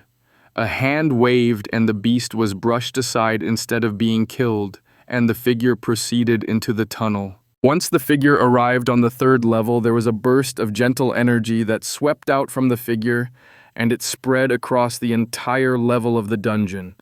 There was a gentle scoff from the figure. How could such a creature be misconstrued as a dragon? The gods know better. The figure did not walk forward, but instead rose into the air and flew across the underground chamber towards the wyvern's lair. Within mere minutes, the figure covered a distance that the human priests had needed days to pass over. The figure landed in front of the wyvern's lair and peered into the depths. Child, come out. The wyvern's head hesitantly poked out. While all of the dungeon's creatures were under its control and subject to the restrictions it had placed on them, they still retained all of their natural faculties. Thus the wyvern could feel the superiority of the creature before it and knew that it could do nothing to this being. Can you speak, child? The wyvern stared, responding with a negative in the manner of dragons. The figure seemed ready to respond but then froze. For the first time, the being seemed to be genuinely shocked. Amba was right. There was a small burst of flames and the wyvern blinked in shock to see that the shrouded figure had disappeared. As for the core, it watched the figure shoot through the tunnel and into the sky of the fourth level of the dungeon. Once there, the figure transformed. Gone was the shrouded figure that had a form that had vaguely resembled a human, and in its place flew a dragon. The dragon was wreathed in flames and was the largest, most majestic creature the core had ever observed. It was transfixed by the movements of the mana as the creature flew through the air, their aura suppressing and pushing back all of the wyverns, griffins, and other creatures that might have tried to approach the dragon. A streak of flames passed through the underground valley and dropped to the ground in front of the core's dragon, nearly squashing Aaron in the process. Child, why are you here? The much smaller dragon looked up at the much larger creature. The young dragon could easily be consumed in just a few chomps of the massive jaws that hung above it, and yet there was no fear to be seen in the smaller eyes. I am unable to understand thy speech, the small dragon answered in the tongue of the men of the planet. This took the Eldar dragon aback, as language was an inherited memory. All dragons understood their own language. To not understand it was to not be dragon, and yet the resonance Azkthak felt in their blood belied that truth. Child, why are you here? This is my place tasked to me by mine creator. Creator, you are a dragon. You have a sire, no creator. The smaller dragon denied this truth, which shocked the Eldar dragon. There was a clear hierarchy within their species as well as an innate arrogance. Dragons bowed to no other aside from greater dragons. Even then the subservience was reluctant, as the lesser dragon would always desire to surpass their better. To be refused by a mere fledgling was unconscionable to the Eldar dragon. It should be impossible for such a young hatchling to deny them. Explain. Mine creator formed me from the broken pieces that were found in other lesser creatures. I waste form from the wreckage of our bastard progeny. The Eldar dragon was more shocked than ever. None of their more promiscuous kin had been on the planet since before humans had been born. What sort of being could use their remnant traces among the myriad lesser beasts to form a true dragon? For the first time, Azkthak felt a sense of inferiority, and that was infuriating. None were greater than dragonkind. And yet, what could have given rise to the hatchling? It was clearly pure dragon, as the bloodline resonance could never be faked. Who is your creator? I know not. Why are you here? What is this task you speak of? My task is to protect mine creator's dungeon and thereby serve mine creator. The means of service are my own so long as my tasks are accomplished. What rewards are you granted? Dragonkind could understand the concept of trade and payment for services, but the idea of a dragon willingly serving another was so foreign that Azkthak could not even consider such a thing. My reward is knowledge, growth, and mana. Mine creator supplies all that I desire. Knowledge. The hatchling's eyes went dull for a moment, startling the elder dragon.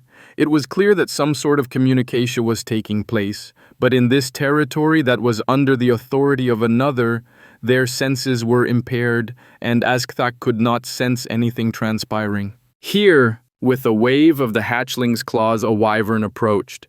As soon as it landed and bowed its head in submission to the hatchling, somehow ignoring the Eldar dragon, and the hatchling turned back to the larger beast. Slay it. Intrigued, Azgthak struck the beast down. While it did possess traces of a dragon's heritage, the amount of impurities prevented the dragon from feeling any remorse from striking down the lesser creature. The swipe of the dragon's claws instantly removed the wyvern's head, and the beast collapsed to the ground. Azgthak looked back at the hatchling, waiting to see what would happen, but was ignored. The hatchling continued to stare at the cooling corpse, and so the Eldar dragon did the same. After a moment, bits and pieces of the wyvern started to disappear, fading into pure mana that rejoined the dungeon. As that happened, a glow could be seen, and a book appeared floating just over the disintegrating body. The larger dragon glanced at their smaller kin and received a slight twitch of the head. The hatchling might not possess the inherited memories of dragonkind, but it clearly possessed their shared instincts. Azgthak stretched a claw forward to grab the book and stop the transformation into a stream of mana for a short bit so that the ancient beast could examine the construct. The book was not a physical item, but an illusion constructed so convincingly that it deceived all of the dragon's senses save for its mana sense. It was a clever bit of work, and Azgthak was curious as to its purpose. After a few seconds, the transformation was allowed to proceed, and a stream of mana shot into the dragon's head and heart simultaneously. At that moment, Azgthak was more shocked than they had been for millennia. The book was a spell, and while the knowledge that the dragon received was nothing special, and they likely could have created the same spell in a few moments, the process was memory transfer, which was an incredibly advanced and difficult technique, but even more importantly, the spell was perfect. Every spell had flaws. Every use of mana was imperfect and allowed for wastage. It was a fact of nature as irrefutable as time and gravity. There was no way to bypass such a thing. And yet Azgthak was examining a truly perfect spell. The knowledge that had appeared in the dragon's mind was of a spell that broke the known laws of magic and nature. It did not do so through power or concepts, but through pure mana manipulation technique. It was one of the most beautiful things Azgthak had ever seen. However, why would such perfection be used on such a basic, simple spell? The dragon had received the same fire manipulation spell that the core had first given to humans. This spell allowed for the creation and manipulation of flames in whatever manner the caster could imagine and control. With a week of practice, the first human had been able to create weapons and shields of flames. As for the dragon, Azgthak knew that much more was capable with this spell, as they already knew a very similar spell and still used it on occasion due to the sheer utility of the spell. Azgthak finally turned to look at the hatchling. Why grant me this perfect spell? This knowledge is priceless. The hatchling tipped its head slightly in confusion. Priceless, all spells art perfect. They art merely executed imperfectly. This answer was even more astounding to the Eldar dragon. Was the creator of these dungeons really capable of perfecting any spell that seemed beyond impossible? A single perfect spell should have been the life's work of a master, not a standard that all spells were held to. The skill needed to manipulate the mana in such a refined manner was incomprehensible. The dragon's mind started to race at the implications being made. The creator of the dungeons was capable of comprehending concepts, piecing together the shattered fragments of dragon's bloodline to give life to a true dragon, and was also capable of perfecting any spell. This being would surely overthrow the gods of this planet. Is your creator capable of resisting the gods? The power of the gods is a mystery. This creature had such abilities and did not even know how strong the gods were. Nothing Azgthak was hearing made any sense. Still, it was best to be cautious. The concentration of mana in this place is more than adequate for this planet. Find me a place to rest. I will stay here for now. Then thou shouldst descend further to the stronger regions. There are more powerful guardians than you. The hatchling laughed for a long time before answering. Without thy concepts, thou art no match for the forces below. That sounded like a challenge. While paying attention to the interactions between the two dragons in the fourth level of a dungeon, the core was continuing with other projects as well.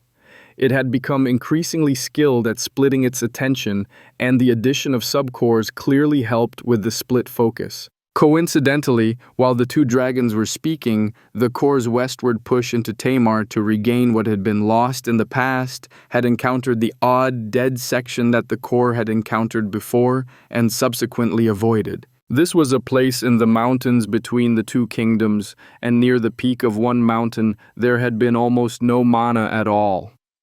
Because of that, the core had gone around that area due to the fact that without mana, the core had no perception of the place. This time, there was a faint trace of mana present which allowed the core to press through the region.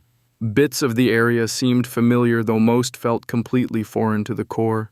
Finally, when the core's perception spread to the peak of the mountain, it found a cave, and at that moment the core recognized that this was the place it had been born. In the cave was the intact corpse of Gurthak. Due to the war between Tamar and Faerûn, neither kingdom had been given the slightest opportunity to harvest the dragon's corpse, and so it had remained where it lay, even as soldiers from both nations had pillaged the dragon's hoard. The moment that the core's perception enveloped the dragon, the massive pool of death and decay mana that had gathered within the beast during its life and then after its death instantly propelled the core through the threshold of its death affinity and into the concept of death. Upon gaining access to the concept of death, the core could sense a few other presences already touching upon that concept, though the vast majority seemed to be controlled by a single individual. Interestingly enough, that individual seemed to be weaker than one of the others touching the concept in a minor capacity. It was like one was holding a handful of pebbles in an open hand, while the other had a single stone locked away in a vault. Even so, the core could feel that the concept of death very clearly complemented the concept of life, and it was already able to sense a bit of a direction to proceed with the two.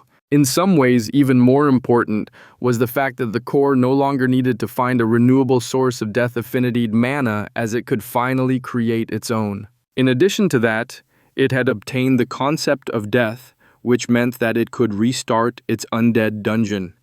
At the same time, it had acquired the body of a dragon. There were times that coincidences looked simply too much like fate.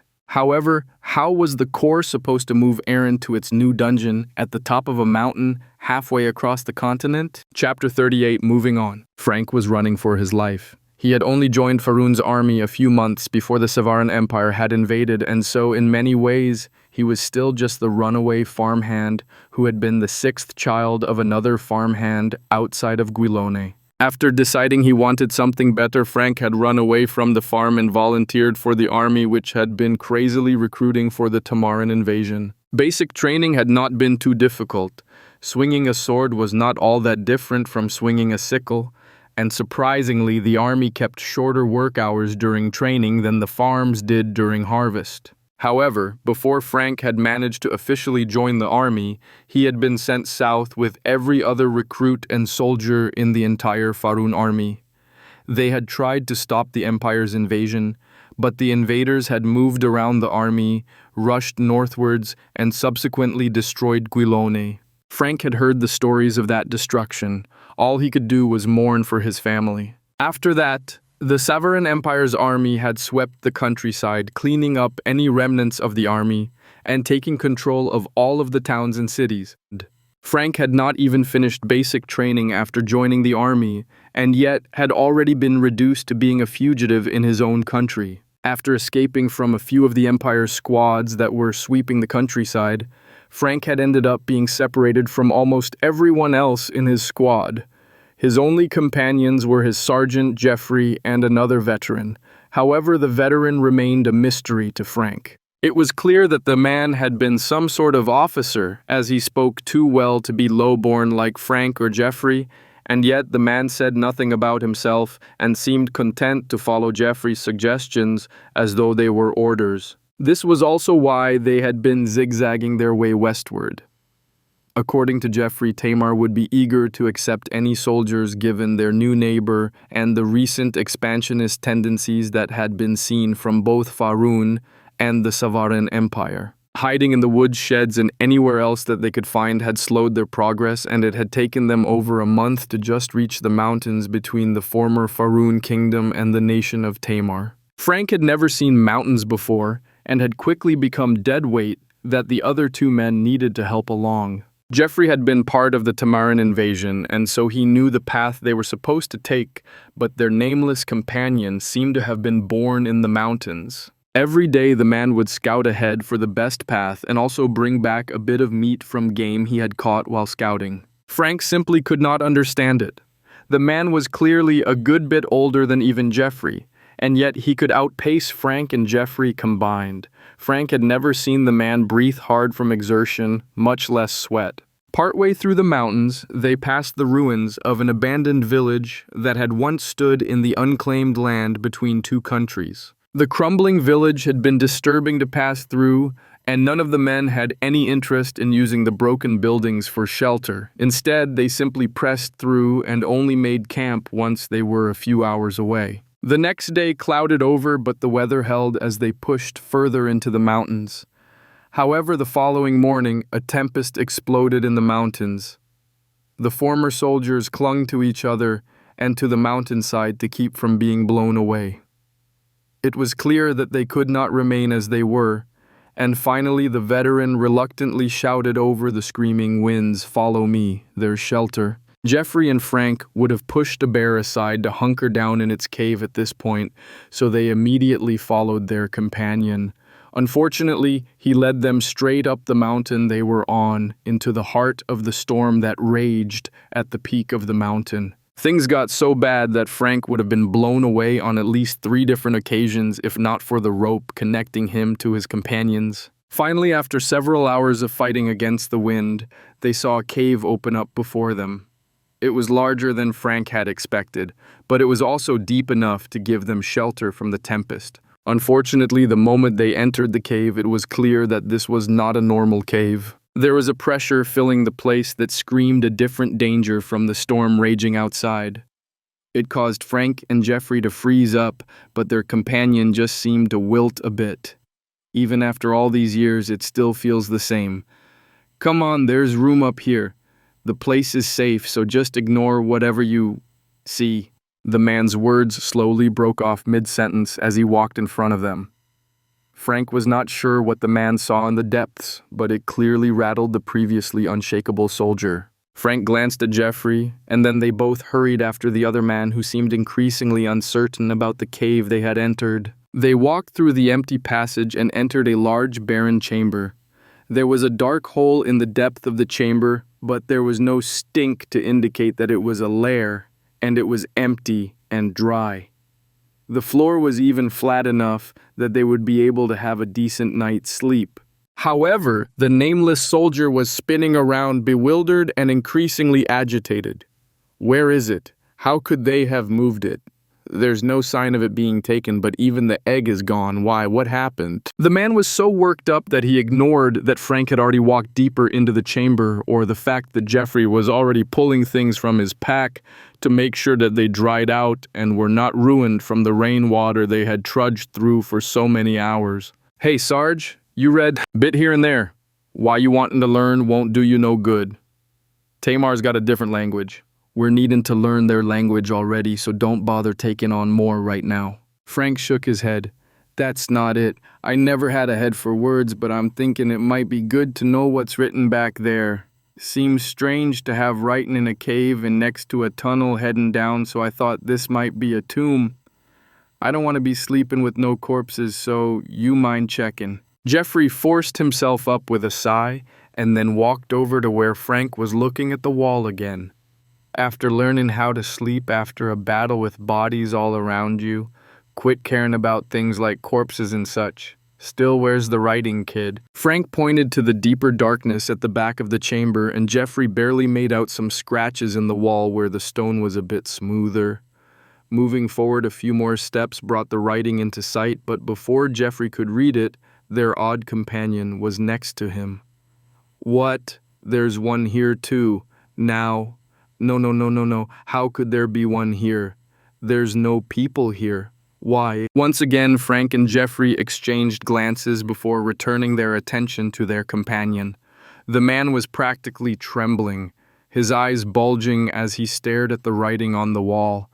Come on, man, pull it together. If we're in danger, we need to know and get out of here, but first we need to know what this is. Out with it. The man continued to mutter to himself until Frank reached out and touched his shoulder, and then the man let out a shriek of pure terror, startling both Frank and Jeffrey so bad that they jerked back, and Frank even tripped over a stone on the floor and tumbled. Damn it, man. If there's anything in there, it knows we're here now. Now pull yourself together and tell us what's going on. The man finally tried to take a few slower but still shaky breaths, and then turned his crazed eyes to Jeffrey.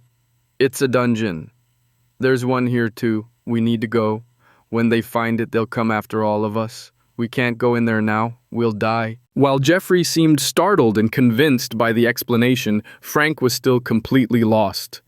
Dungeon. What's that? It's just some writing on a cave wall, so what's the problem? That seemed to be the wrong question, as both of the older men slowly turned to stare at Frank. Within minutes, the three men were back in the storm and continuing westward. The Corps had only recently started creating its new undead dungeon when the three men had entered the opening chamber. Unlike before, the Corps wanted to have the entrance in a more remote location so that if a few humans found it early, they could simply disappear without frightening the rest of the humans. However, it had barely cleared the entrance and started moving some skeletons in when the new dungeon had been discovered. From previous experience, the Corps knew that its time was already limited as more humans always came back to the dungeons. Still, it was very odd that none of the humans had entered the actual dungeon, especially since one of the three had been in another dungeon before and even repeatedly. Why had they not entered the new dungeon? No matter.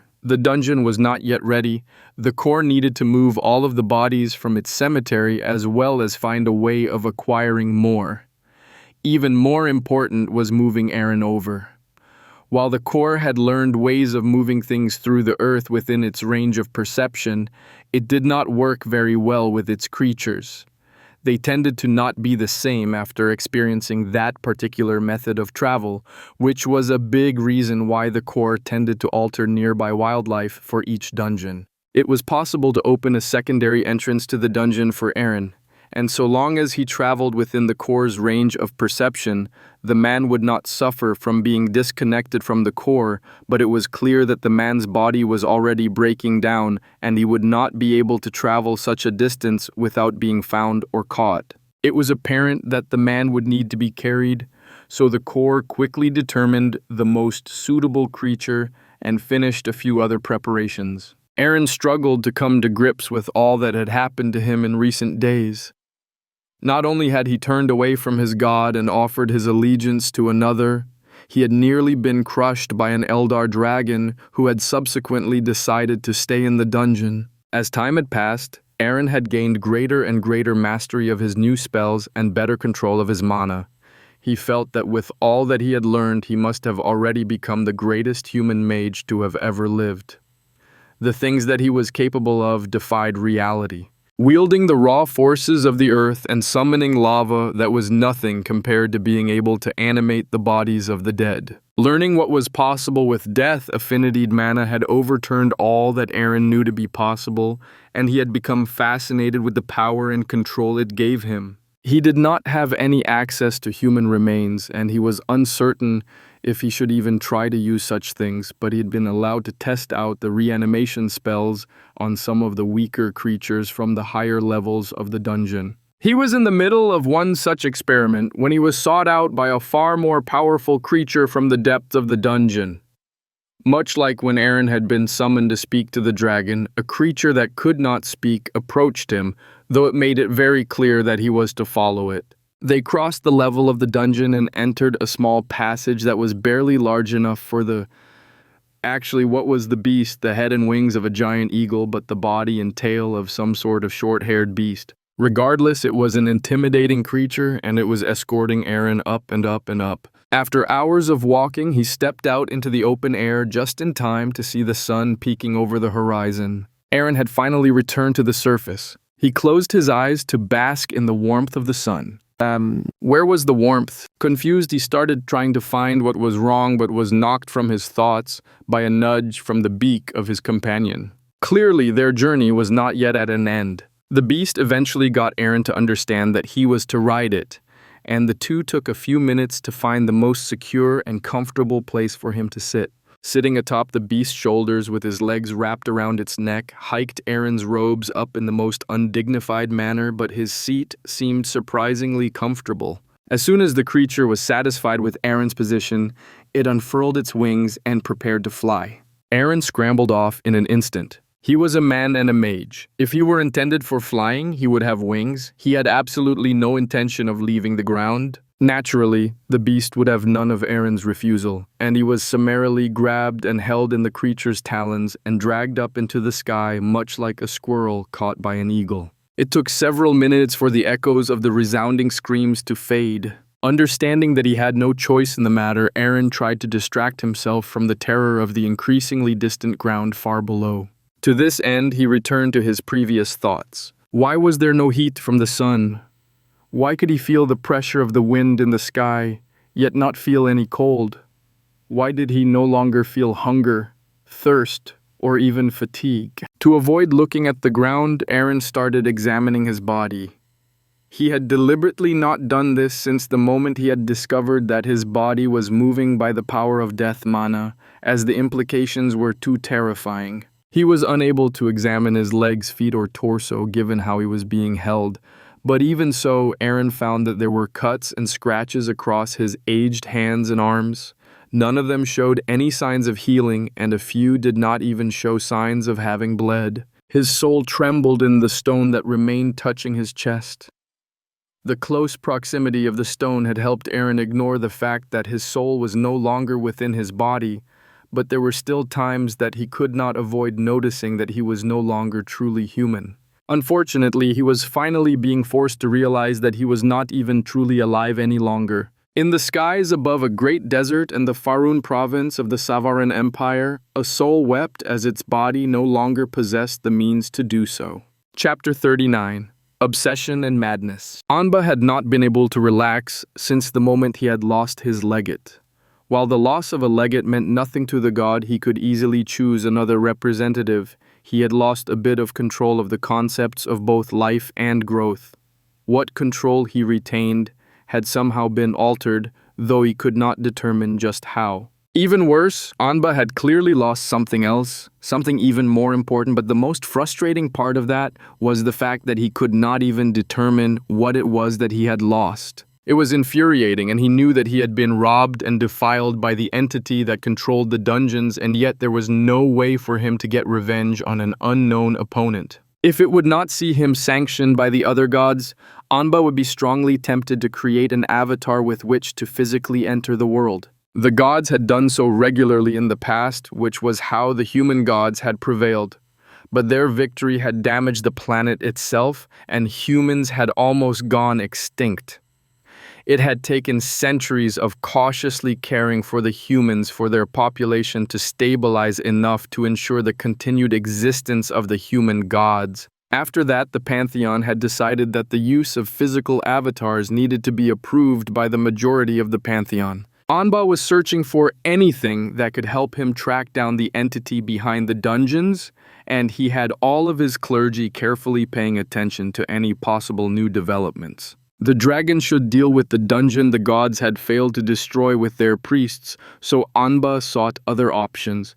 He wanted to utterly crush whoever or whatever was behind the dungeons, but to do that, he needed more information about his foe. Fortunately, news soon arrived from Tamar. 3 refugees from the former Faerun military crossed the mountains into Tamar, and when they did, they brought news of a previously undiscovered dungeon in the mountains at the site of Gurthak's lair. Anba still smiled at the thought of the death of that elder dragon. Gurthak's concepts of death, destruction, and chaos had made them an intimidating enemy to the gods. Anba's control of his own concepts had not strengthened at all with the death of the dragon, and instead Ixel had profited the most, but the death of any dragon was something to celebrate. Unfortunately, the new dungeon did not stir any sort of response from Tamar, other than to quickly arrest the three refugees and send a messenger to the capital of the Savaran Empire. Amba had his priests try to urge Tamar to take action, directly hopefully destroying the dungeon before it could establish itself.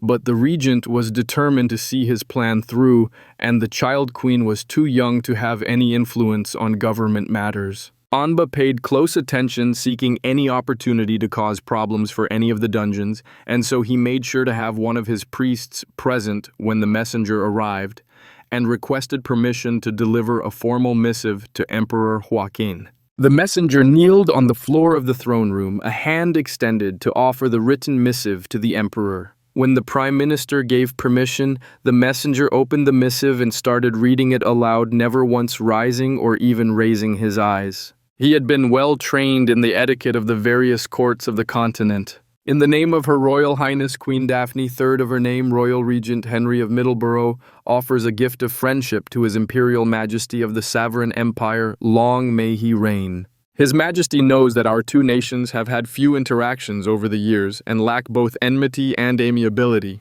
With the recent shift of the Empire's borders, our recent proximity has spurred our nation to extend a gift of welcome to our new neighbors in hopes of heralding in a new era of trade and cooperation between each other as friends and allies. To this end, we offer a map of the mountains that border our two realms with several regions of particular worth annotated for your benefit.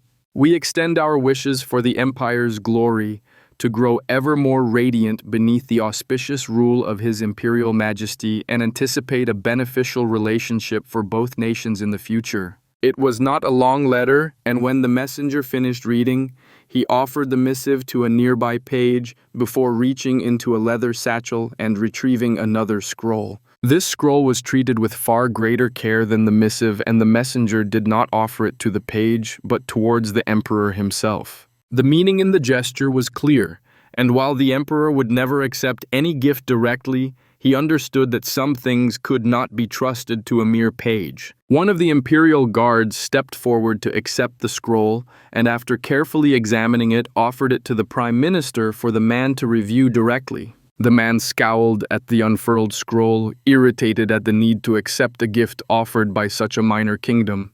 What could they offer the empire that encompassed more than half of the continent? Suddenly the man's breath froze and his eyes bulged. He looked at the emperor and gave a definitive nod. This gift was more than worth ignoring the worthless northern country. Their regent had proven himself to be shrewd and quick to take action, and the emperor appreciated such things. A previously unknown dungeon was being offered directly to the emperor, and that presented many opportunities. While most of these opportunities were not unique given the presence of at least 3 other dungeons, a secret dungeon could give the emperor a hidden advantage. The empire was not fully united, and there were always various forces vying for greater influence, especially over the military.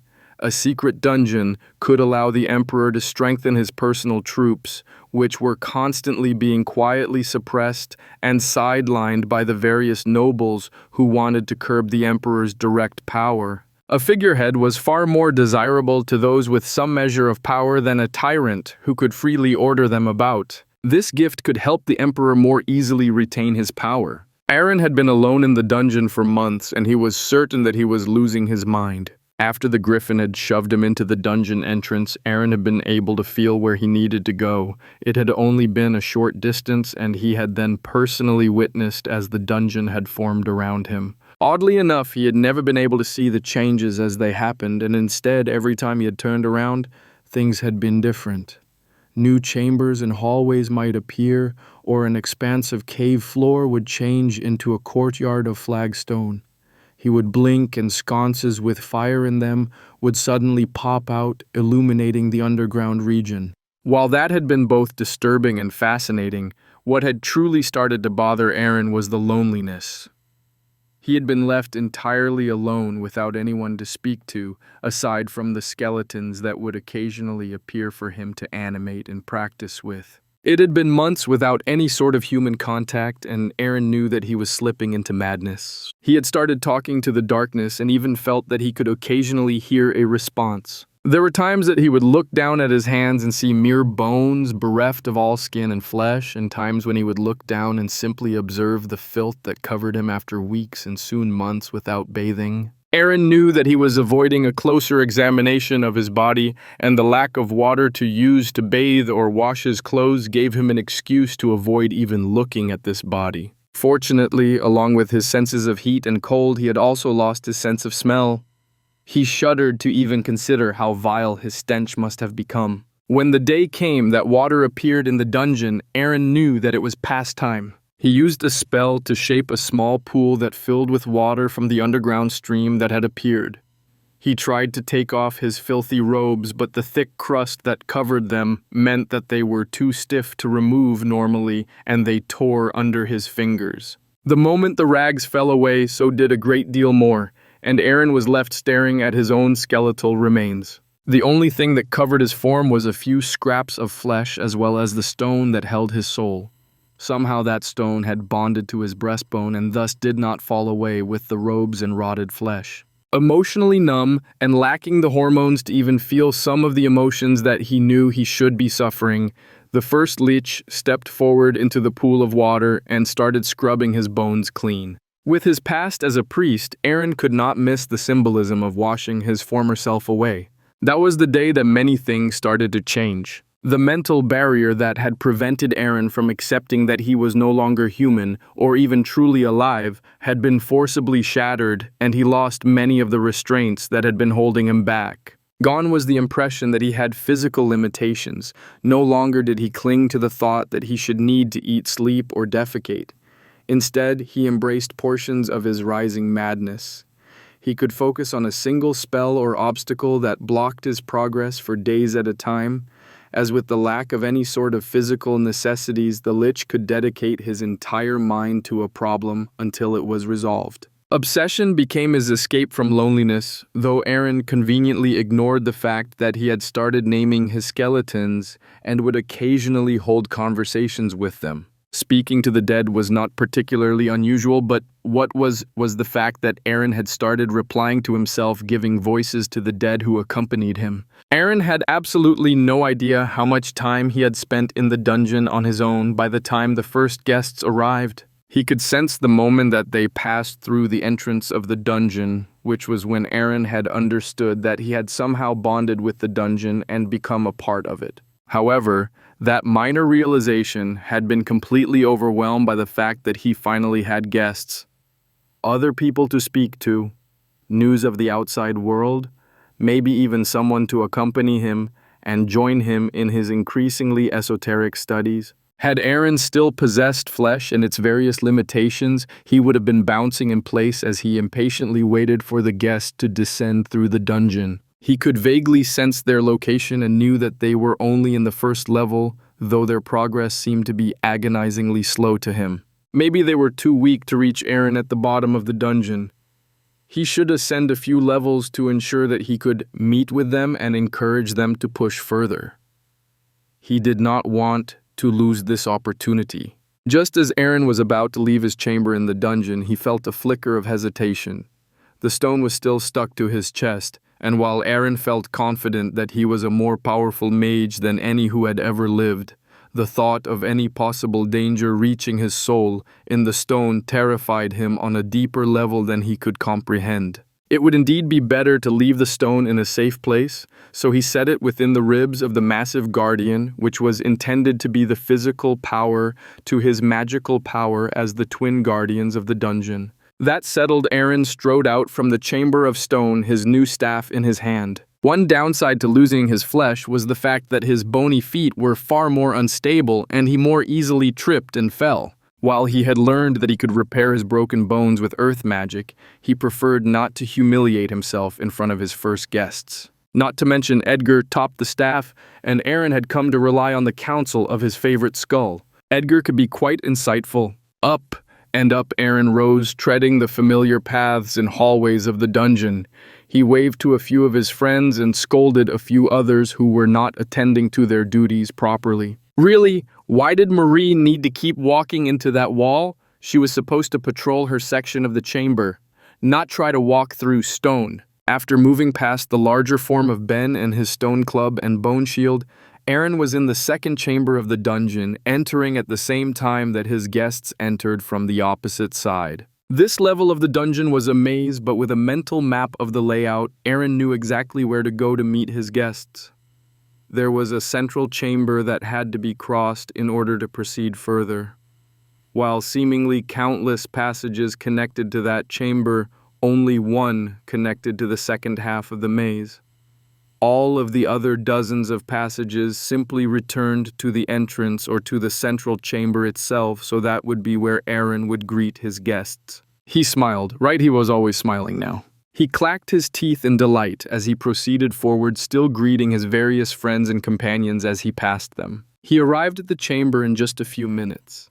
Closer proximity to his guests granted Aaron a better sense of their location, and he knew that they would take at least an hour to reach him at their current pace. He looked around the room. How should he greet his guests? He had no food or drinks to offer them, so any sort of meal or banquet were out of the question. Right, he was the lord of this dungeon, so he should act like one. A stage rose up at one end of the room, and it was topped by an impressive throne of stone that was accented by a few details of glowing lava. Once Aaron was satisfied that he would give the best first impression possible, he took his seat, Edgar close at hand, and waited for his guests. He quickly grew bored of waiting, and so he started testing his direct control of the undead in the room.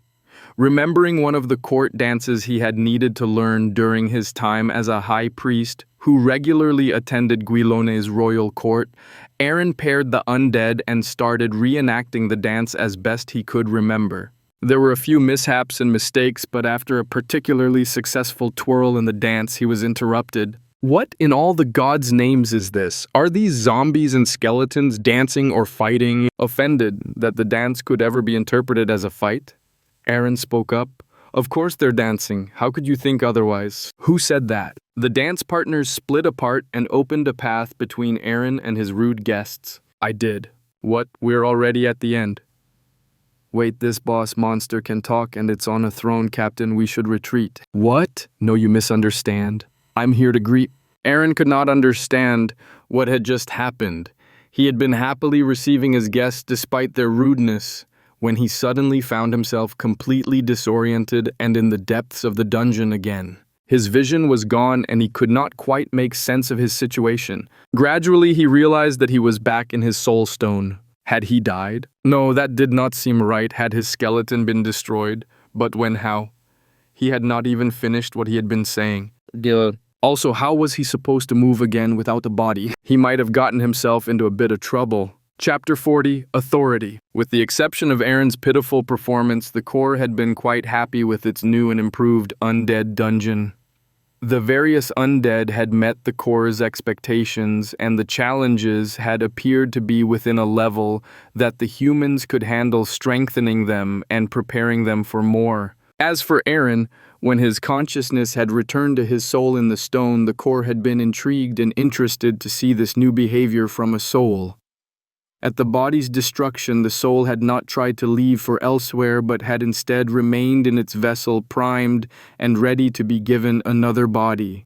Unfortunately, Aaron had not prepared another body, so the core had needed to step in and rectify that matter. Oddly, the undead had been more upset about the theft of his staff than he had been about the destruction of his body. Regardless, the former human had made impressive progress with his mastery and comprehension of magic and death affinity mana, and while he had not done well against his first opponents, the core had already seen what Aaron was capable of, and knew that there were few, if any, humans who were capable of matching his abilities. He would prove a powerful defender eventually. With the undead dungeon developing and receiving guests, the core felt it was possible to proceed with some of its other projects. The more that it developed and grew, and the more that it pushed and expanded its abilities and knowledge, the greater its control of its concepts and its understanding of what it was capable of. One thing that had become a top priority for the core was to gather more humans under its control.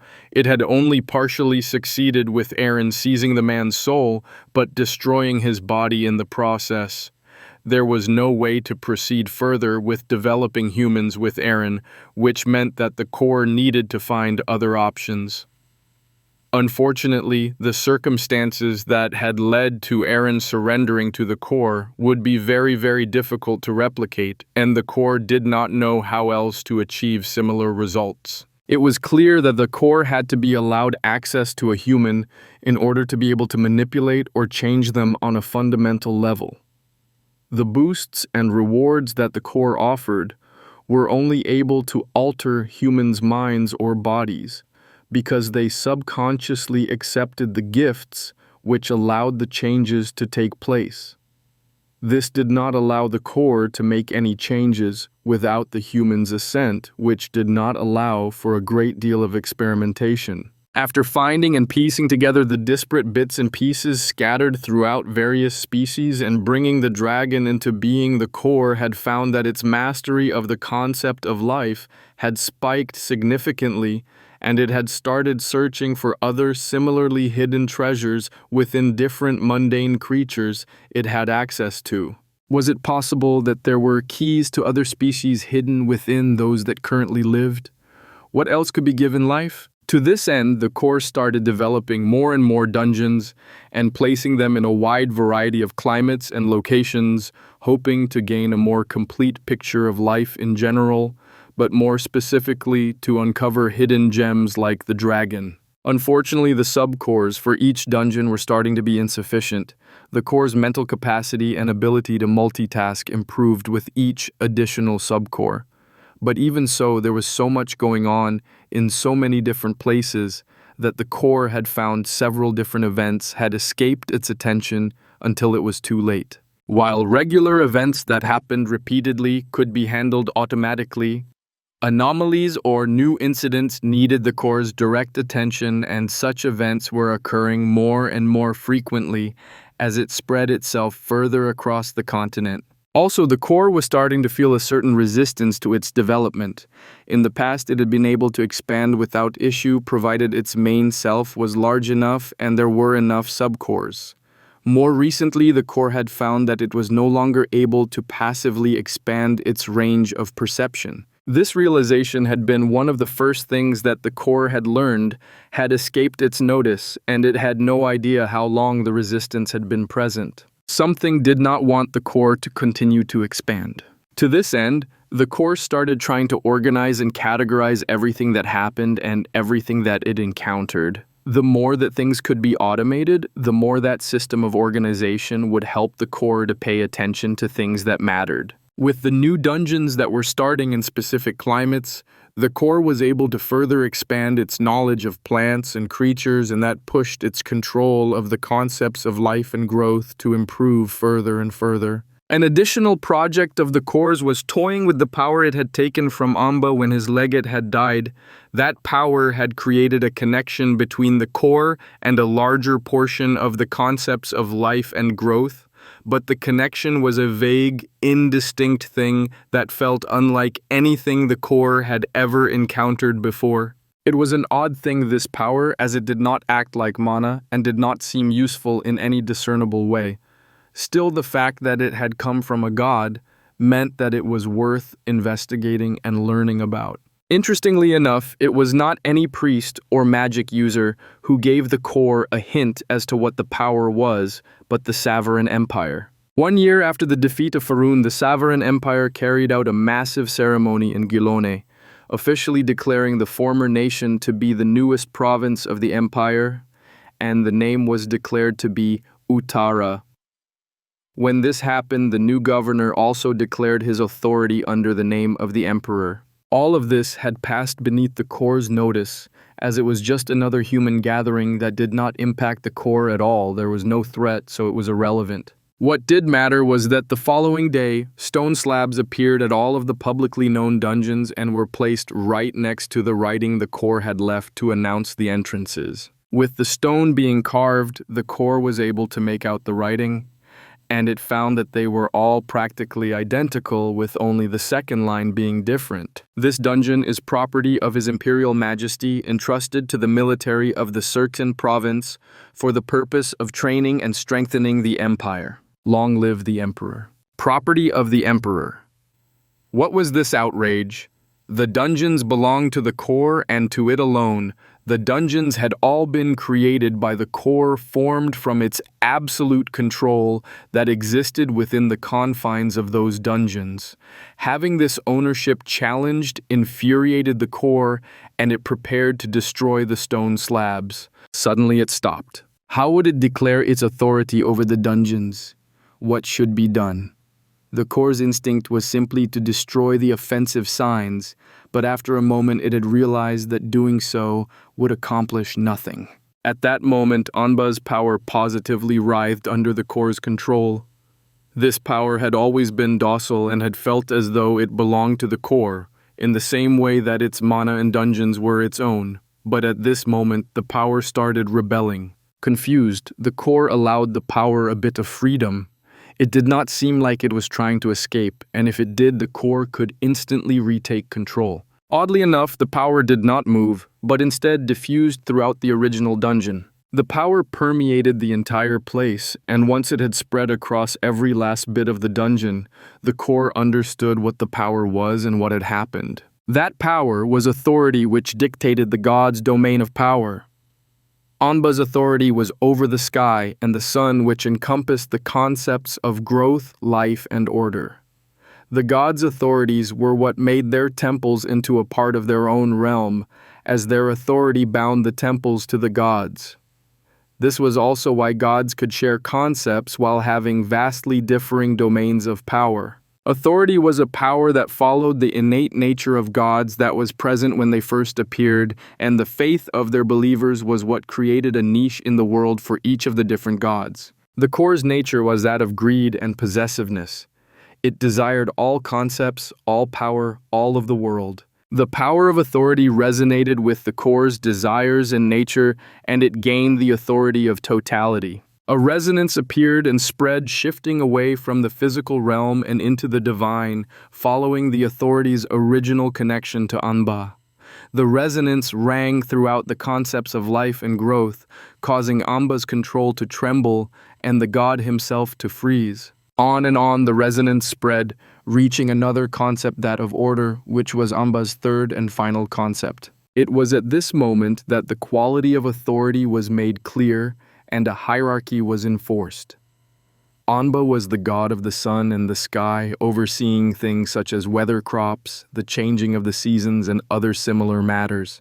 The core was an existence that fully and completely controlled all within its domain, even if it did not normally exert that control.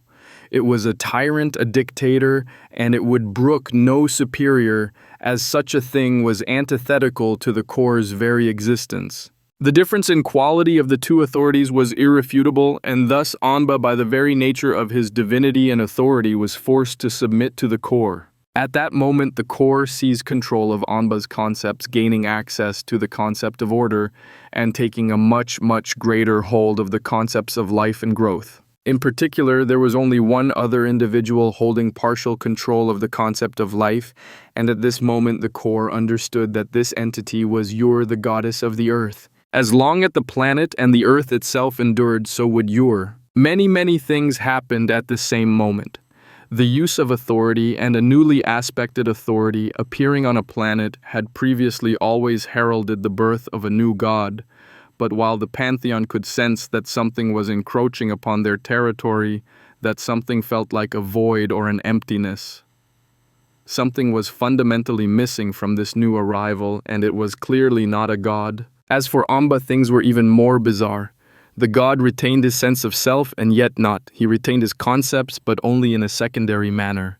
That control could be taken from Anba at any moment, and he knew it. He still had all of his previous memories and knowledge, and yet he felt nothing but a sense of submission to the one that stood above him. While this happened to Anba, the core's new authority grew and expanded, feeding on the core's nature and power as it spread throughout all that the core claimed as its own.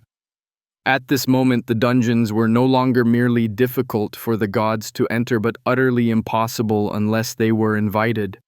In the same manner as the gods' temples, the dungeons were under the core's authority, and no one with authority could encroach upon a region claimed by another's authority. It was as though they existed in different planes of existence rather than places that were protected or defended. There was no way to forcefully enter a place under the authority of another. On and on, the ripples of this one incident spread with ramifications far beyond what any of the gods anticipated. Anba had not been defeated or usurped, but dominated in such a manner that his power and authority had been appropriated by another. The nature of the gods meant that Anba did not even feel resentment or anger over this change. Gods were beings of faith and authority. From that they gained access to concepts. This was what fundamentally differed between gods and dragons and other such powerful beings. Gods gained access to concepts through their authority, which was derived from the faith of their followers. Non-divines gained access to concepts by rising up and gaining control of the concepts through their mastery of mana and developing a perfect affinity for a specific type of mana. This was also why certain concepts primarily belonged to gods, as the more esoteric concepts were very difficult for those rising up to gain access to. With access to Anba's concept of order, the core had access to 4 different concepts, and once again, it felt as though some sort of whole existed.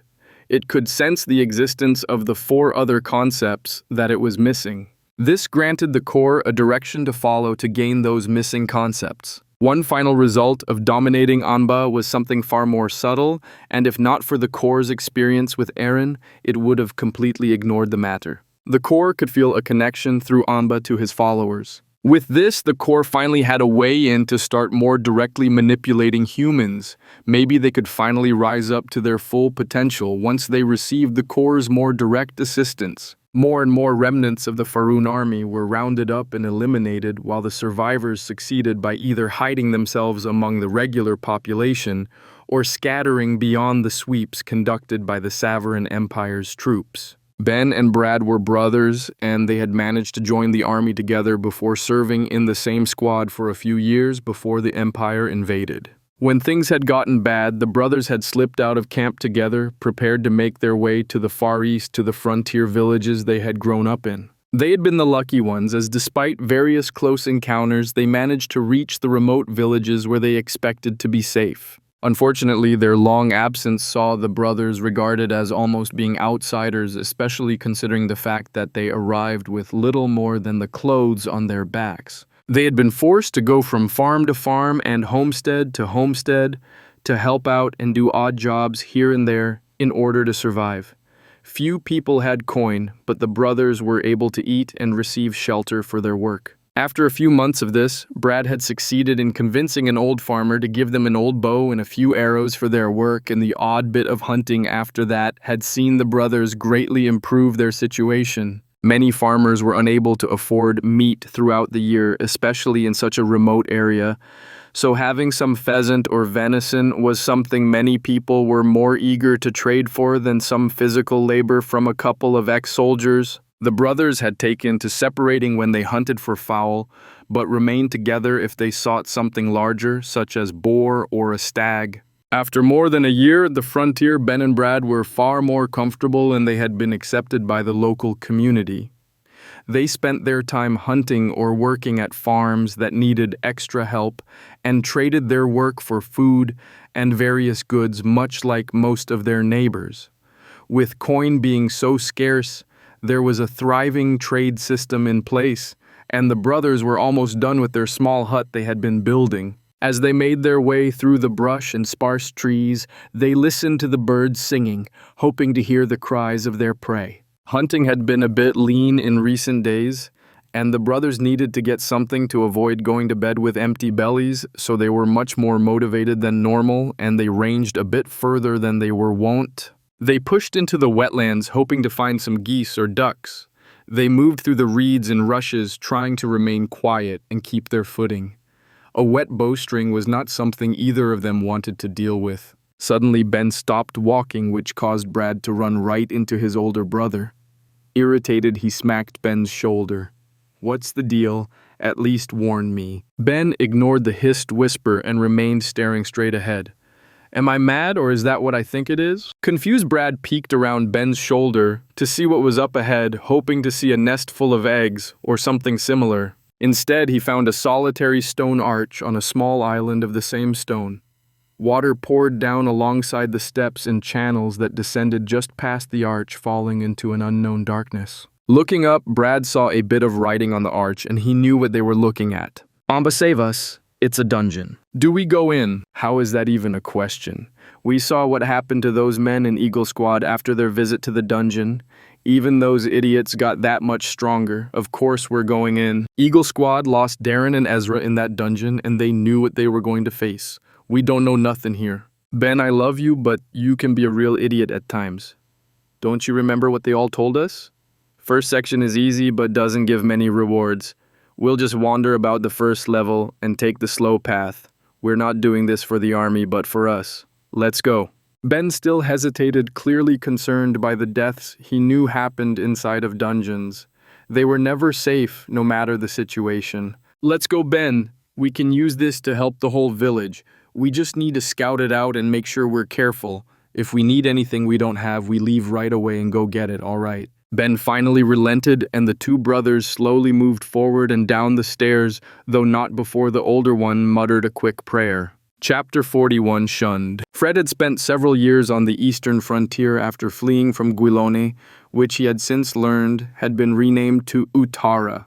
Having been an apprentice carpenter in the nation's capital, he was far more qualified than any other woodworker along the frontier, and he had enjoyed a tremendous amount of popularity among his various neighbors. Since moving to the frontier, Fred might not have done almost any fine work or anything with any real quality to it, but there was something to be said for trying to figure out how to use what was available to complete the jobs that others needed done. Unfortunately, that also meant that Fred had been part of too many barn raisings and cobbling together primitive huts with his friends and neighbors. Fred's reputation and skills also meant that he was one of the frontiersmen who knew practically everyone within several days' journey of his home. That included people like Bertha, who had built her home in the wilderness decades before the frontier had been settled. People claimed she was a witch, but Fred knew enough to recognize another fugitive on the run. Fred had also helped former soldiers like the brothers Ben and Brad, getting them connected with the various homesteaders and farmers who needed help from some unskilled laborers. When the brothers had started to hunt as their regular job in order to trade meat with the locals, Fred had been one of their most reliable clients. He was a carpenter, not a farmer or a butcher, and he had no desire to raise animals, not even some chickens for their eggs. Fred had always preferred to specialize and cooperate with others who did the same. It was for that reason that the brothers stopped by with Fred every fourth day, trading some fresh meat for new arrow shafts that they would fletch and tip. Unfortunately, the brothers were already a few days late, and Fred had started to get worried about them. They might have been soldiers, but they had admitted to barely making it through training, and Guilone had fallen while they had been en route to the battlefield. With the fall of the capital, most of the army had scattered, all of the soldiers trying to find safety in anonymity. Fred would not be surprised if the brothers were completely green and had never seen a proper battle. He was sitting on his stoop in a rocking chair he had made, enjoying a peach in the late summer evening when he heard footsteps approaching. This put him a bit on edge, as no one should be visiting this late, and anyone who had likely needed help rather desperately. After all, who wanted to return home in the dark? Looking to the left, Fred was relieved to see his heavy hammer within reach. It was important to be able to protect oneself when they lived alone like Fred. "Ho, Fred. Sorry we're late, but got a couple of pheasants for you." Surprisingly, it was Ben and Brad just 4 days late. Where had they been? "Come on up and have a seat here with me. Want a peach? I don't have anything but water to offer you right now, but the peaches from Judith down the way are delicious this year." The brothers stepped out of the tree, coming around a bend in the path that led to Fred's house. They moved through the late afternoon shadows of the trees, but did not seem to be injured from what Fred could see. "Where have you been? I was getting worried about you two. Thought you might have run into a bear or a panther or something." "We're fine, Fred. Sorry for worrying you. Just got caught up in the swamp and we weren't able to get back for a few days, but everything's just fine. In fact, if you want, we've got more than a couple of pheasants you can have." Managed to bag a few ducks and even got a goose, Ben added to Brad's assurances. Fred relaxed back in his chair, relieved that the brothers were all right. They were a reliable source of good food, and with time, Fred felt they could both become decent friends. He leaned back and grabbed a couple of peaches from the bucket Judith had left with him. He had not been lying, as they really were delicious, and the bucket had more than paid for the door Fred had made for the woman. He almost felt bad about using some of the weak white pine instead of something more solid and durable. He tossed the 2 peaches over to the approaching brothers, but one of the peaches went quite astray, and Ben had to take a couple of steps to the left to catch it. Surprisingly, Ben took only 1 step, but while he snatched the peach out of the air, he had moved too quickly, and he was unable to stop before he ran into a sapling and proceeded to plow right through it. Somehow Ben turned his trip into a one-handed handspring, and he flipped back onto his feet in an impressive display of agility that left him surprised, and Brad almost on his back from laughing too hard. Ben, you still haven't gotten it under control. You already ran into that thorn bush off the trail and into the pool in the swamp.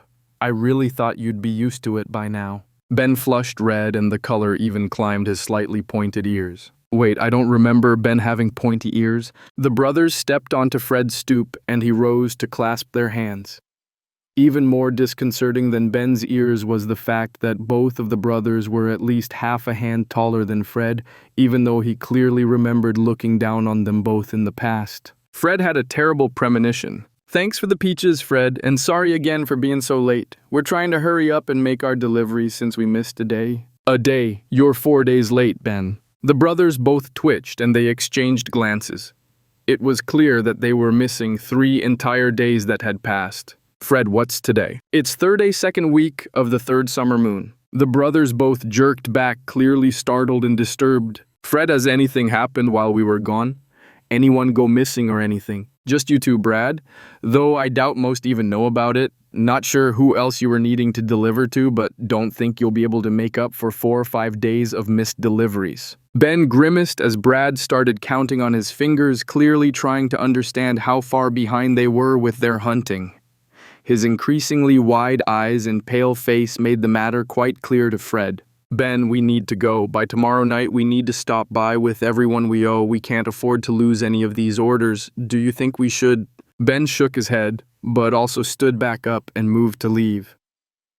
Thanks for the peaches, Fred, and sorry for being late. This one's on us as an apology for being late. Won't happen again. Also, we found something that might be of interest to a few folks here and there. We need to look into it a bit more, but we might try to put together a group in a few weeks for some exercise. At that moment, Fred understood his fears that had grown stronger and stronger as he had spoken to the brothers, as he heard the echo of his father's voice from the 2's words and actions. These 2 had somehow managed to find a dungeon in the eastern frontier. As the brothers bade their goodbyes, Fred was so shocked that he had no idea what he said to them. By the time he came to his senses, the sun had set and the 2nd moon was high in the sky. The next day also passed in a blur as Fred automatically worked on a few of the projects he had in process. If anyone had spoken to him, he would not be able to tell them if he was thinking about the past or the present, as the 2 had merged together.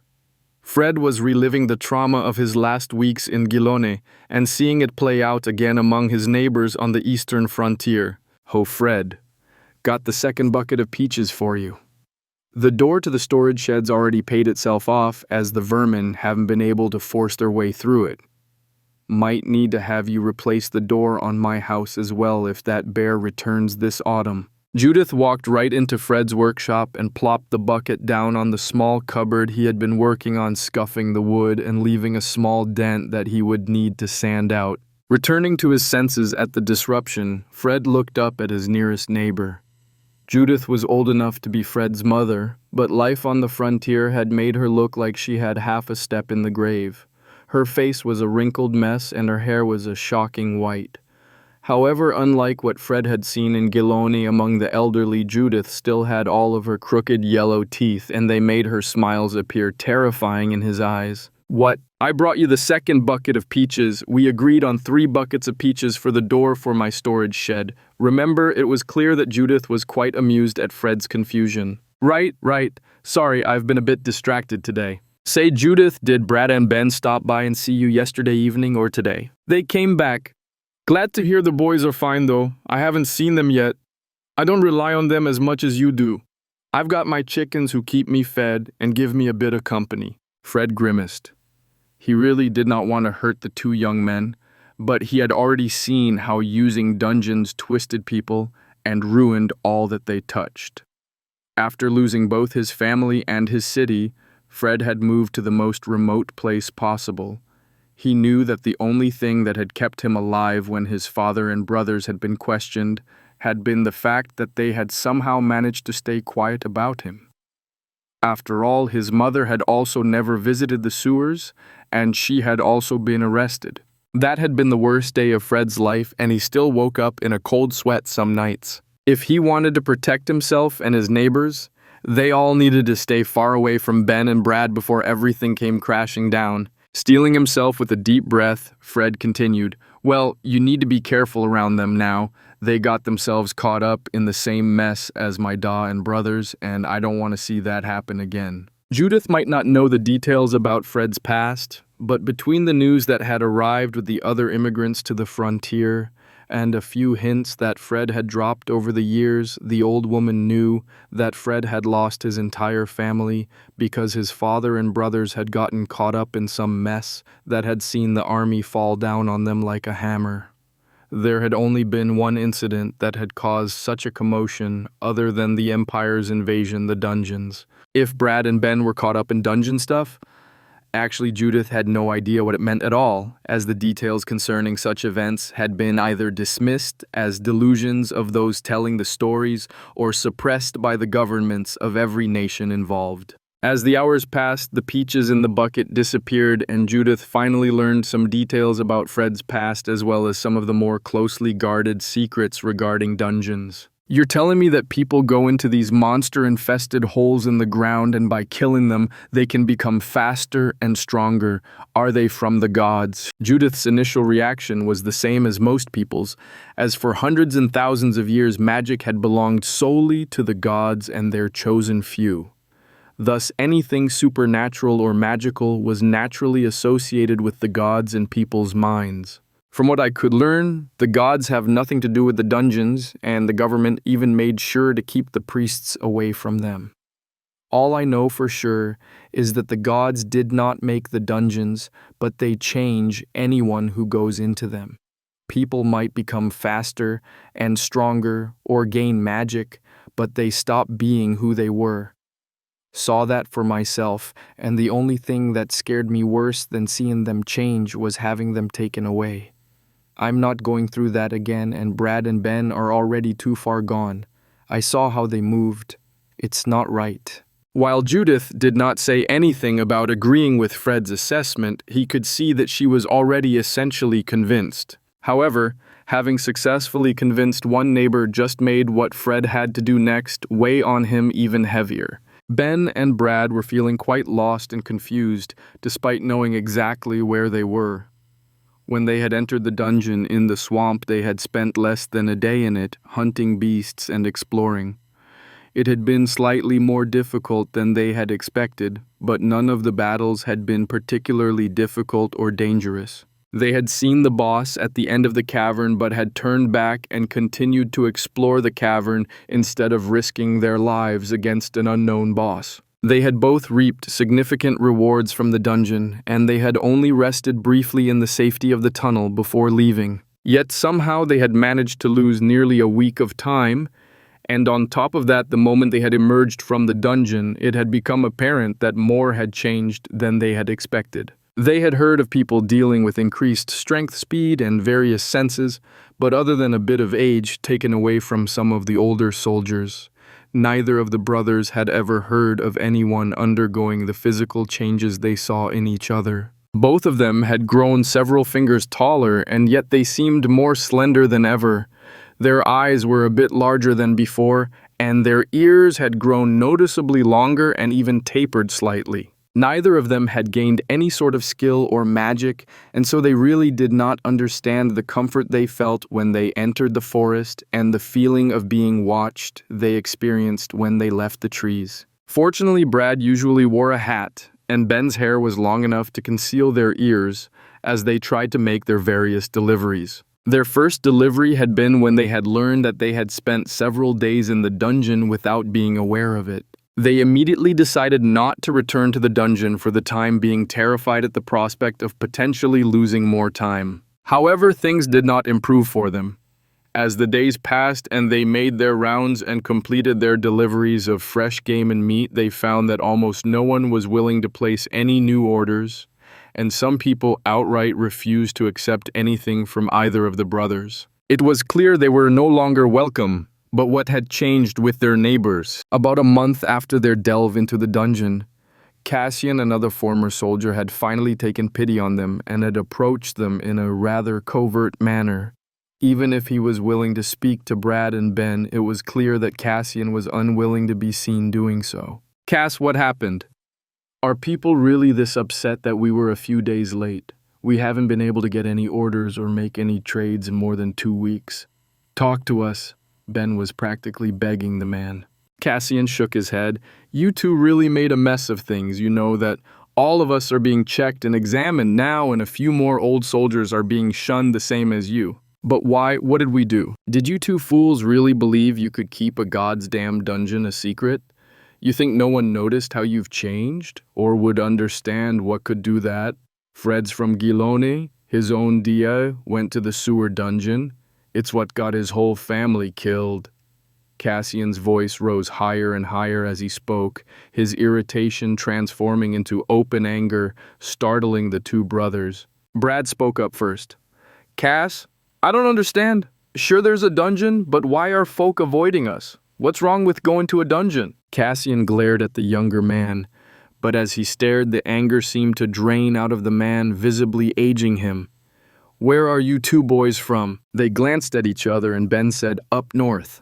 Small lake town called Fisherman's Roost." "No wonder you don't know better. You two even finished training with the army." "Basic, sure. Our squad was also scheduled for a dungeon delve as a reward, but the Empire invaded and we were sent south. Never even made it to the army before everything fell apart." Cassian nodded. "Makes sense. See, the army don't want you knowing before you get sent in, but while it's amazing what you can get from a dungeon, those kinds of changes can scare a lot of people. There's no denying that it ain't natural, and lots of folks see anything unnatural as evil. Especially in Faerun, things are pretty bad with the regular folk. Nobles don't mind too much, but after the sewer dungeon was discovered and all the people who had used it were rounded up, Faeruns had a real negative view of dungeon delvers." As the man spoke, irritation and confusion warred for control of Brad's features, but Ben's face grew paler the more he heard. All of their experiences over the last month clicked into place, and Ben understood just what it was that they had been dealing with. This was a matter of superstition and fear, and it would be difficult, if not impossible, for the two brothers to ever reconnect with the community. He had been saving up and working towards being able to formally court Anna, but what Cass was saying made it clear that Ben would never be able to be with Anna. Chapter 42, Beta Version. Yor could feel her end coming. Her death itself was not unexpected, but she had assumed that she would die with the destruction of the planet, not devoured by some mysterious entity which was slowly taking over her own body. Already she could feel that Anba's allegiance had been taken. He was no longer part of the human pantheon, but was loyal to another who held control of his concept and merely allowed the god access to that power. Unlike the other gods, Yor had interacted with the older dragons when they had first arrived. At that time, they had not possessed any control of the concepts of her planet, but had instead controlled concepts that belonged to another. Through those dragons, Yor had learned that concepts were constant, but their sources were not. Every planet possessed the same concepts, and once they were mastered, their power could be used anywhere. Additionally, through the dragons, Yor had learned that it was possible to offer others access to a controlled concept. This was what the Kaiser dragons did for their offspring and subordinates. Yor was a goddess, which meant that she was unable to gain access to other concepts without some sort of change in the faith that she received. On top of that, even gaining greater control of the concept she did control was nearly impossible. As an advantage, Yor had never needed to worry about mortality or losing her power. She was the planet itself, and so as long as the planet remained, she would endure. Or so she had thought. Yor could finally feel herself losing control of bits of the planet as more and more dungeons appeared all across the main continent. In some ways, what was even worse was that through her concept of life, she could sense that creatures which had long since ceased to exist were starting to return. Once again, elves walked the earth and dwarves roamed the underground.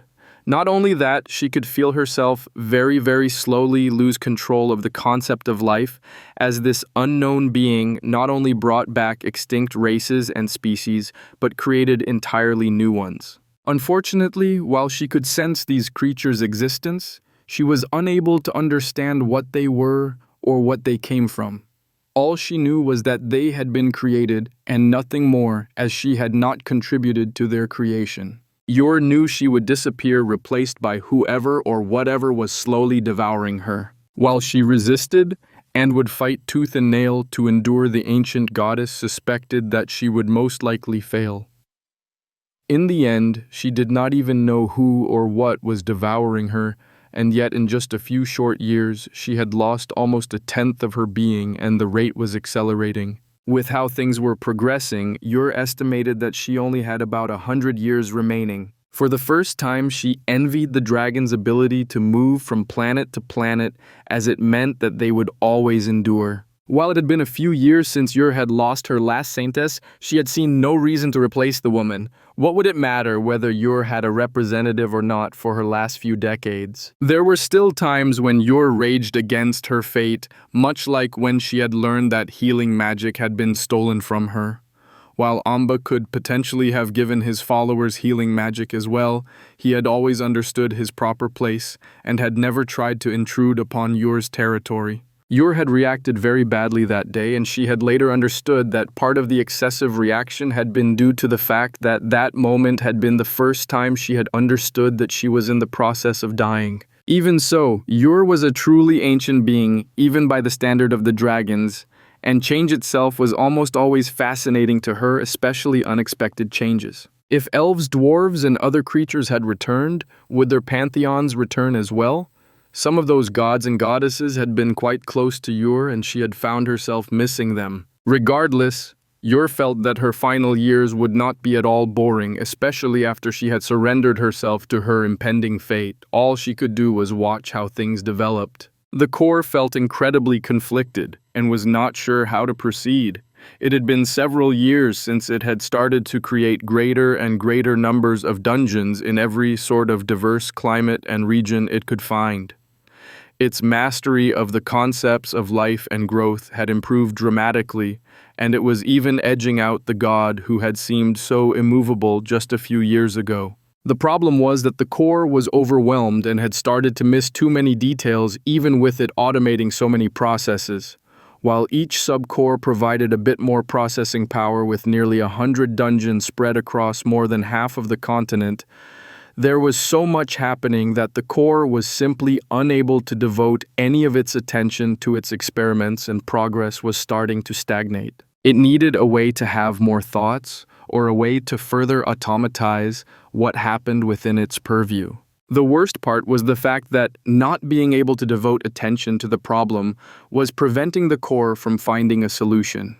It felt that it needed to essentially ignore about half of the dungeons in existence in order to free up enough focus to find a solution. Giving up anything that the core had obtained for itself was unthinkable, and it refused to entertain the possibility at all. Still, the lack of focus and the increasing number of oversights meant that the thought kept returning to the core with increasing frequency despite its repulsion at the concept. Of all things, it was overhearing a conversation between Azkthak and the core's own dragon, who had needed to be moved down to a deeper level of the dungeon. "Child, your growth is impressive.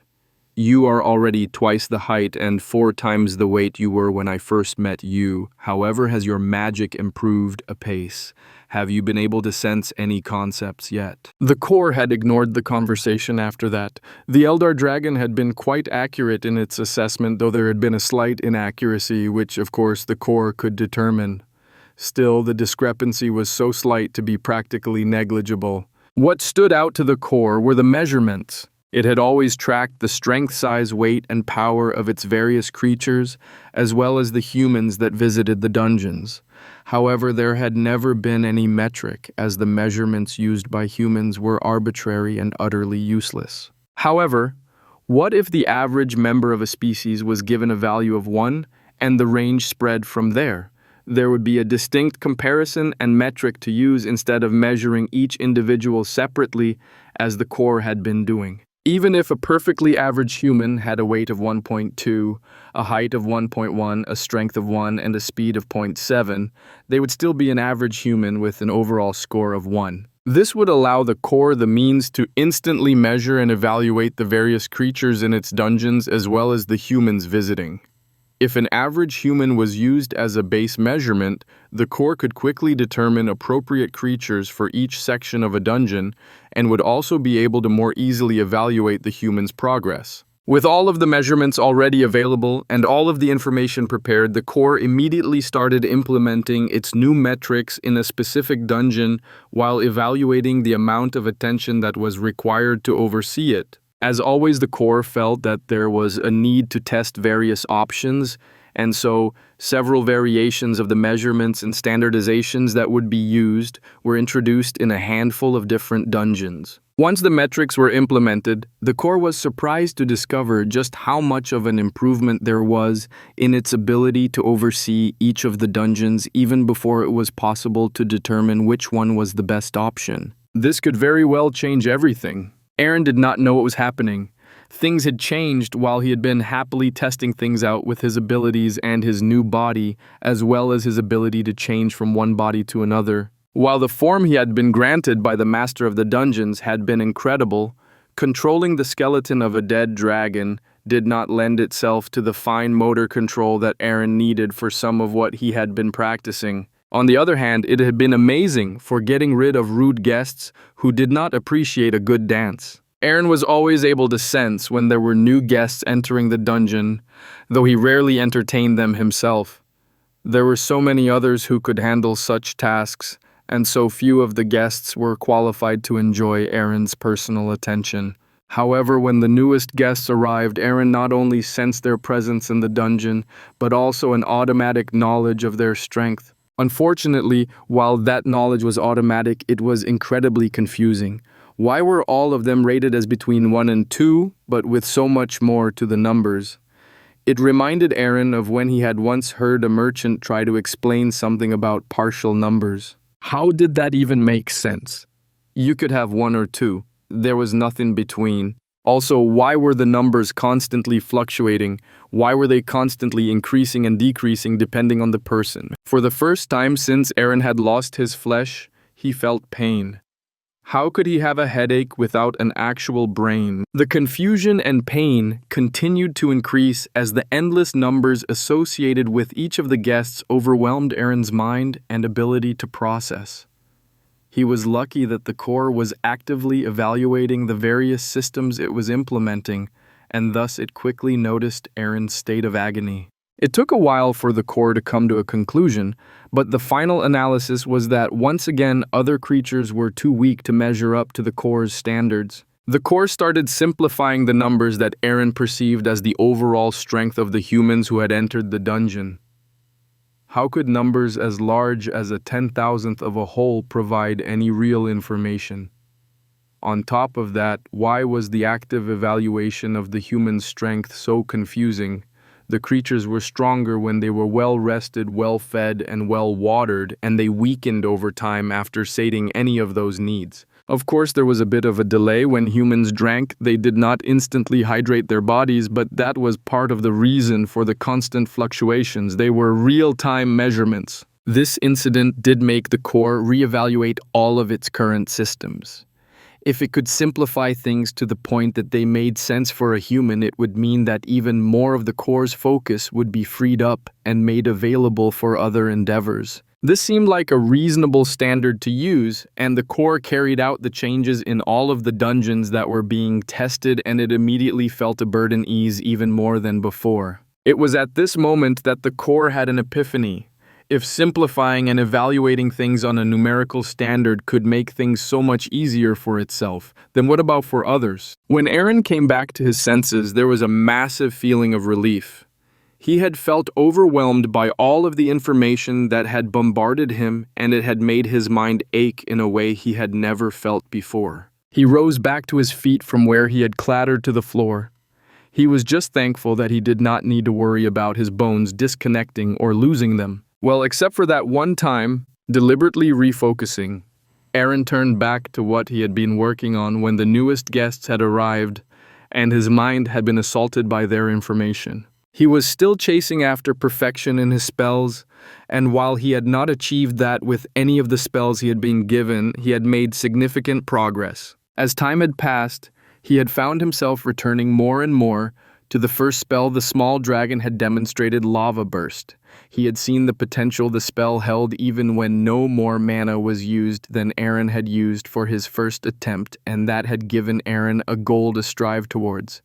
If he could achieve even half the effect that he had seen the dragon pull off, Aaron would be proud of himself. As he focused on the spell, bringing the chant to his mind and his lips, a strange number again appeared in Aaron's mind. Lava Burst, level 3. At the same time, Aaron automatically knew that perfecting the spell would come at level 100. What was going on? Where was this knowledge coming from? Why had it appeared? Not for the first time, Aaron wished that he had someone to talk to or ask questions. It would just put him at ease, if nothing else. He missed Edgar. He had been such a good listener. Uncertain of what else he could do and hoping to distract himself, Aaron refocused on the spell and the latest improvements he had come up with. Perfecting the spell meant that there was no mana wasted or leaked, so Aaron had been paying attention to places where he felt the mana was thin or weak. He felt that those weaknesses were a sign of mana leaking from that particular point in the manipulation to produce the spell, and since shoring up those weaknesses had strengthened the spell, Aaron persisted in shoring up those particular points. He cast the spell again, slowly going through the chant in time with the mana manipulation. He knew he could cast the spell much faster, but he was focusing on improving his skills, not using the spell in combat.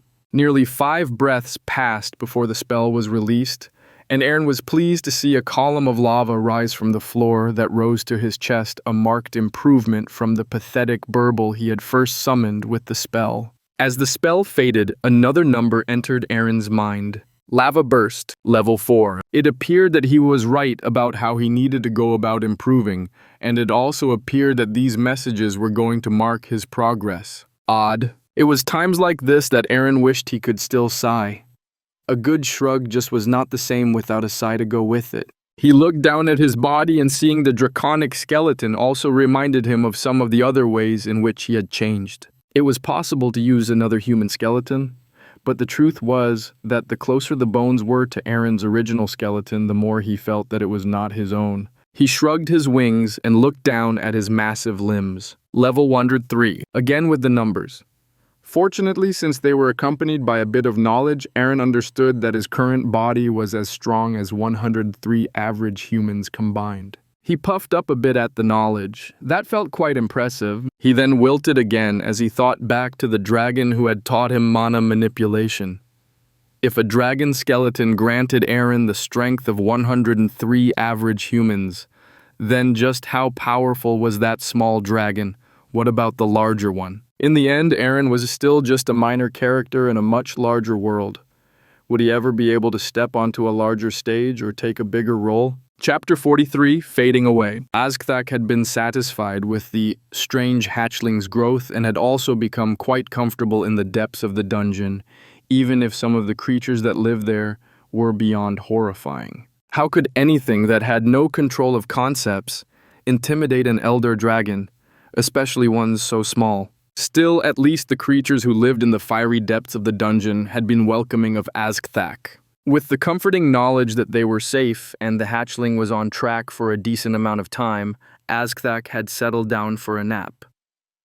Just a few decades were all they needed after all the excitement of the years since Gurthak's death.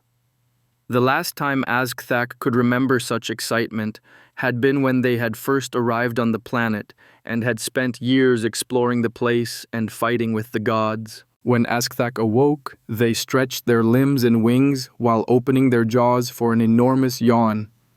At the same time, Azgthak stretched, letting out a pulse of power that just touched the boundaries of what the Eldar dragon was capable of. The dragon froze their jaws open and flames tickling the back of their throat. How is this possible? Azgthak was an Eldar dragon and had been since before arriving on the planet. They had been granted access to their first concepts from the flight's Kaiser dragon, as did all dragons who were not born on planets which had not yet fallen to the power of a single individual. Kaisers fully controlled every concept of a planet, and while a mere elder dragon like Azgthak did not understand all of what that meant, they did understand that Kaisers granted lesser dragons access to concepts while retaining ultimate control. That was why Eldar dragons were sent out to gain their own mastery of concepts and hopefully completely dominate a planet of their own and become a new Kaiser dragon. It was exceedingly rare, but it did happen on occasion. The problem that Azgthak felt was that it was clear that the concepts which they had personally mastered and not been granted by the Kaiser dragon no longer belonged to Azgthak. Once again, the Elder Dragon was subordinate to another who truly controlled the concepts. Centuries, no millennia of progress had been lost, and Azgthak did not even understand how it could have happened. It was terrifying. The dragon's wings moved, shifting from stretching to flying, and the massive beast left their chosen lair in the dungeon. They needed to find out what was happening in the rest of the world, and that meant speaking with either Eldar dragons or the gods. Both prospects were almost equally unappealing. The dragon flew through the dungeon, past the fire giants lounging in the lava bath and moving upwards. Azgthak's head snapped to the side as they felt something. No, not here. It can't be. What were those blasted birds doing on this planet? It had been agreed that the phoenixes would not touch this planet, so why was there one? Azgthak immediately changed course. A treaty violation was more important than whatever it was that had happened to their concepts. This could impact the entire flight or maybe even the entire race of dragons. This was no small matter. The dragon raced through the dungeon, ignoring all that they passed as they made their way towards the phoenix which had been sensed. When Azgthak arrived at a nest of flames, they found a hatchling phoenix, which appeared to only be a few centuries old. The sight of a child stopped the dragon dead. They were immediately reminded of the dragon hatchling that had been given birth by the creator of the dungeons. Child, are you also born of this place? Does the treaty still stand? Two blank eyes stared at Azgthak, blinking in a disturbing manner. Why did the birds always appear to be utterly brainless? Who are you? Are you another neighbor? Azgthak suppressed their irritation at the young phoenix. The question indicated pure ignorance, and the similarities to the hatchling dragon were increasing. Where are your predecessors?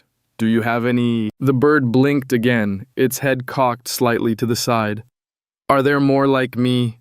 Do you know where they are? Can you take me to them? Wait, no, I can't leave. Can you bring them to me? Azgthak's headache was getting worse, so they promptly turned around and left at top speed. Trying to converse with the child was not worth the frustration, and the Eldar dragon had already received the necessary confirmation. The creator of the dungeons had created a phoenix which was a problem. While phoenixes had many flaws, Azgthak knew that the birds were not as proliferate with their lust as some dragons tended to be. It was basically impossible for there to be any descendants of phoenixes on the entire planet. So how had this mysterious being produced one? The dragon felt increasingly uneasy.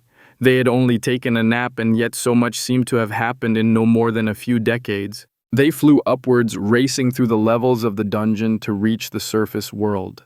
Azgthak needed to speak to their own kind or even one of the gods to learn of what had transpired during their nap. As the dragon moved through the dungeon, they noticed that the creatures of the dungeon were not any stronger than before, but that each level had grown far more complex.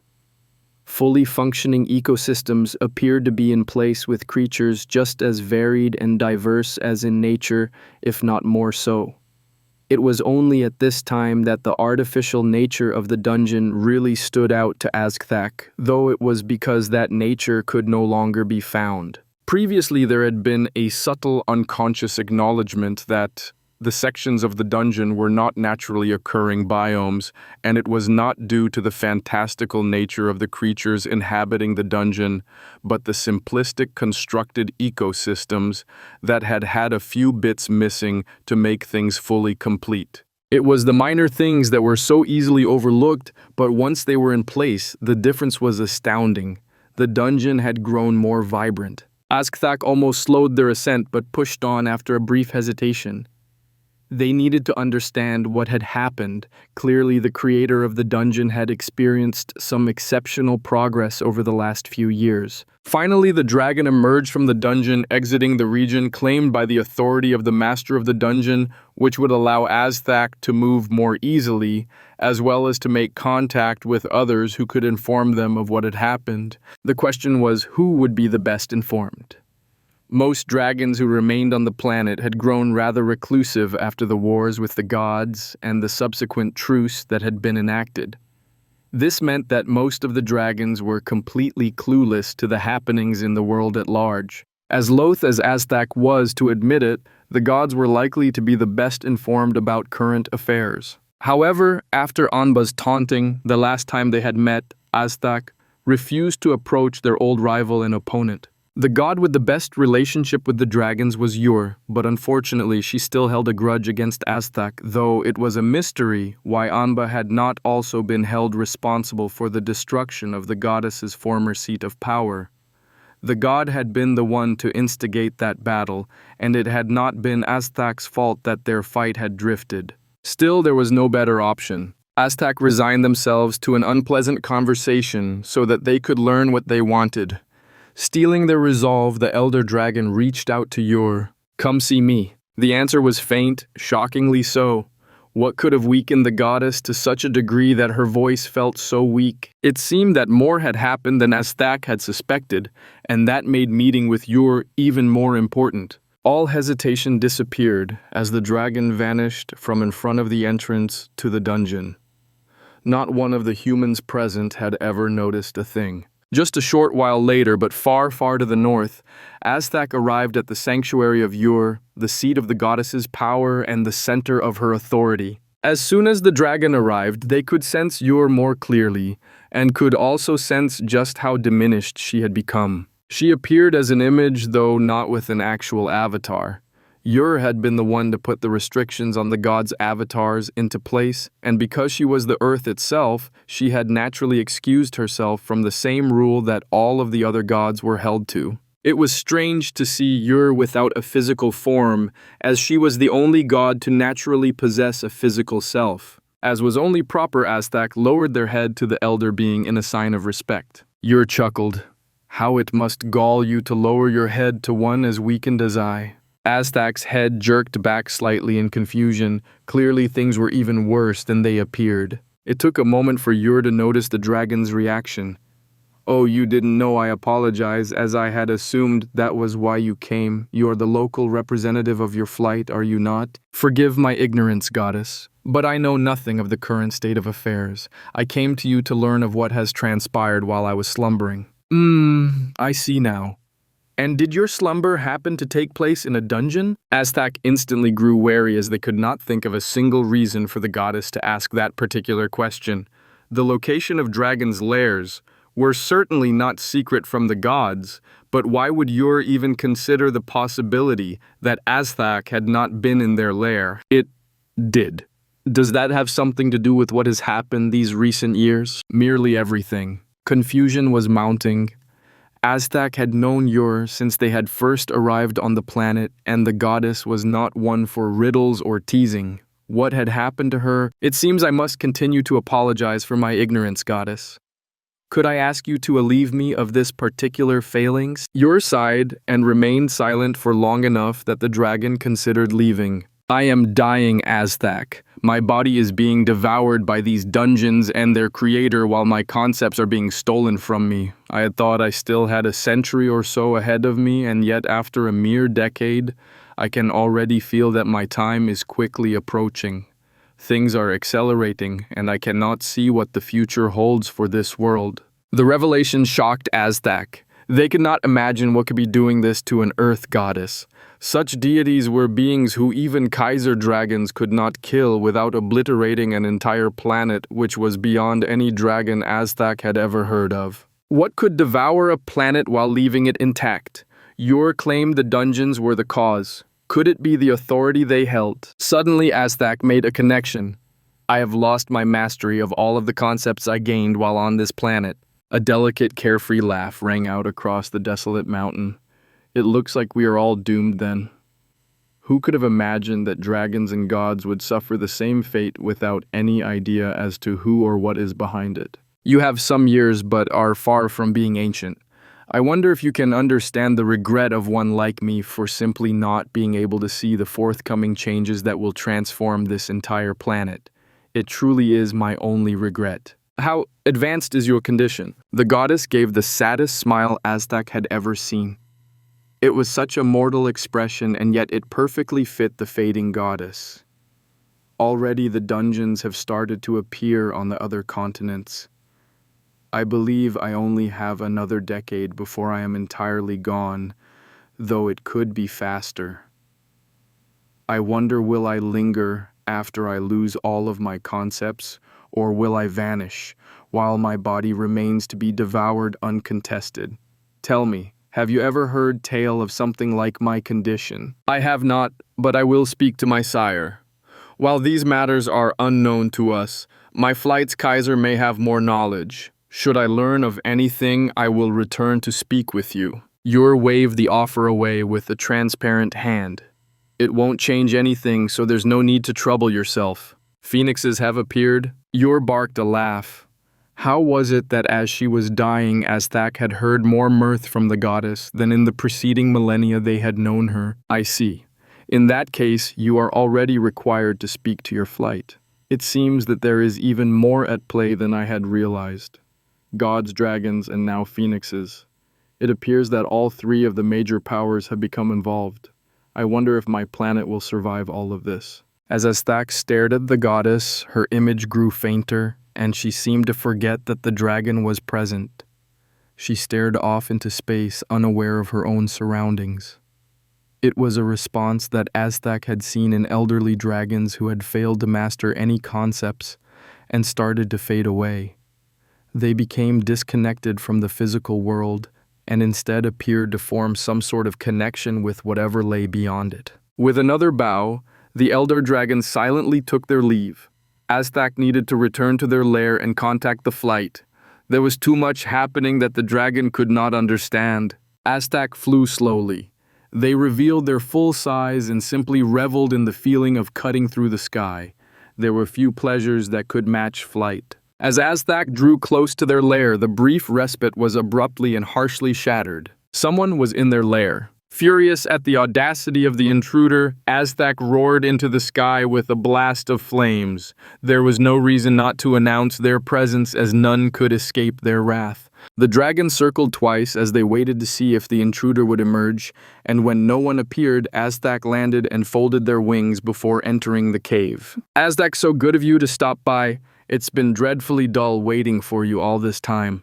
The dragon froze. What in the world was Hidden doing in their lair? Chapter 44, Changes Revealed. Hidden was struggling, his authority was battle, and because of that, he was able to sense the outcome of any fight, and when the conflict involved lesser beings, he could tip the scales slightly if he so chose. For this reason, he had been able to sense when the contest between Yor and the creator of the dungeons had shifted out of the goddess's favor. Hidden was the god of battle rather than of victory, but that did not mean that he would attach himself to a lost cause. If Yor was doomed, then there was only one option in Hidden's mind: join the other side. The only question was, how did Hidden join a power that remained completely unknown? Fortunately, that was not terribly difficult. Hida always quietly kept track of the locations of all of the gods and dragons on the planet, and so he had known when Anba had met with Aztec, as well as when the dragon had entered the dungeon in the Savaran Empire. Unfortunately, that was where things had stalled out as the dragon had not returned. Years passed and still the worthless lizard had not emerged. Hida had started to grow anxious when he had sensed Yur's decline, but finally Aztec arrived at the entrance of the dungeon where Hida could track them again. While the dragon's visit to Yur had been unexpected, it had not changed anything, and Hida had immediately sent a minor avatar to Aztec's lair to wait for the beast. The dragon had taken far longer to return than Hida had anticipated, but clearly something had taken place between Aztec and Yur that had caused the dragon to fly back so slowly. Fortunately, that had granted Hida time to organize his thoughts. Not all battles were fought on a battlefield, and words could be potent weapons when properly wielded. Aztec, so good of you to stop by. It's been dreadfully dull waiting for you all this time. The dragon's frozen shock was quite satisfying to see, even if startling the beast had been a bit petty of Hida. Still, catching an opponent off guard always helped with any subsequent maneuvers, as a bit of time would be needed to regain proper footing, time which Hida had no intention of allowing Aztec. Come join me. I seem to remember that you enjoy a drink now and then, and one of my followers sacrificed some excellent beer to me before a battle a few years back. We might as well enjoy it as we talk. It would be a huge setback if the dragon attacked or grew antagonistic before Hida could even start the negotiations, and gifts were always the best way to put someone on the back foot in a manner that left them unable to grow antagonistic. Sure enough, Hida, what are you doing here? You know you are not welcome. Especially after what happened to my broodmate Gerthak. Don't think that I don't know that you are at least partially responsible for that matter. Conversation had been initiated, and Hida had not been attacked or chased out immediately. The god already had the beer out and was pouring drinks for both of them. Aztec's irritation had been anticipated, though there was no good response to the loss of a family member. Even if Hida could not relate, he had observed mortal reactions for many years, and there had been a tremendous number of battles instigated by the loss of a sibling. Yes, I truly regret that incident. I never imagined that Gerthak would fall to their own rebounded magic. It was never my intention to see Gerthak die simply repelled in order to strengthen my own following in Faerun. I understand the truce, and you should know me well enough to know that I prefer to face my opponents openly. Subterfuge is only acceptable when you hold the weaker position. Regardless of your opinion on your broodmate, I believe we are both aware of which of the two of us held the advantage in a confrontation. The dragon's silence was all that Hida needed to know that Aztec agreed with that assessment. Gerthak had been an elder dragon, but had possessed a very minor control of any concepts. They had been one of the weakest of the elder dragons on the planet. The truth was that Aztec had been the biggest reason that none of the gods had gone after Gerthak during the time of open hostilities. As Aztec settled themselves down in their lair, the dragon's eyes never left the god's primitive form. Such constructs were not regarded as true avatars and were within the bounds of Yur's restrictions, though just barely. They were allowed to be used for communication and such, but not for interactions with the mortals. Aztec was merely being cautious and confirming that Hida had not violated the restrictions and sent a true avatar. The dragon slowly accepted the drink but did not touch it, as their eyes remained locked onto the god. Why are you here? Hida sighed. This was always the way Aztec had treated any of the gods other than Yur, brusque to the point of rudeness. Unfortunately for Hida, he was the one asking for a favor this time, which meant that he needed to put up with certain things. I've felt a shift, and I want to switch sides. That caught Aztec off guard, and Hida could see the dragon start to say something twice before finding their words. We are dragons. We do not accept others. While we might be willing to ally with you, you are bound to this planet and to the humans here. You are incapable of joining us, even if we were willing to accept you. It was Hida's turn to be left without words. The response was so different from what he had expected that it shattered all of his prepared arguments. I am aware of that, but it was not the dragons I was referring to. Am I wrong in thinking that you spent these last few years in a dungeon? Are you not allied with the creator of the dungeons? Hidde was able to watch as Azthak started to understand the request as well as the implications. What do you know of the creator of the dungeons, Hidde? Nothing aside from what we have been able to learn for ourselves or from our followers. The creator is not a new god nor a dragon, and yet they control concepts and have recently acquired an authority. Unfortunately, I am unable to find any hint as to what authority has been acquired. However, I do know that one god has already capitulated to the dungeon master. I suspect Amba, but do not know for certain. There have been fluctuations in his authority and in the concept of order that he and I share. I believe that Amba's concepts have been conquered, and he has only been allowed continued use of another's concepts, much like how your Kaisers can grant access to concepts to some of your kind. Azthak remained silent for a long time before finally responding. You know more than I. I merely interacted with a hatchling dragon before taking a nap, and when I awoke I encountered a young phoenix. I did not meet or speak with the creator, nor did I learn anything at all about them while in the dungeon. When I awoke The silence dragged on. Clearly the dragon did not want to say something. Sigh. I have lost all of my concepts aside from those granted to me by my Kaiser. I believe this planet will soon give rise to a new Kaiser. What a Kaiser here? How? Wait, that actually does fit, especially if I am right about Anba. This would also explain why Ur is weakening and will eventually lose this battle. I came back here because I need to report recent events to my flight. I cannot help you with your surrender. I would ask you to share with me what you learned, but if your surrender is accepted, I understand that you will be subjected to various restrictions and you might not be able to tell me anything at all. Instead, I will simply ask that should you succeed, make sure that this being understands what is at stake should they decide to go up against my flight and my Kaiser. I would not want to see that fate befall this planet that has become my home. Hidde just nodded.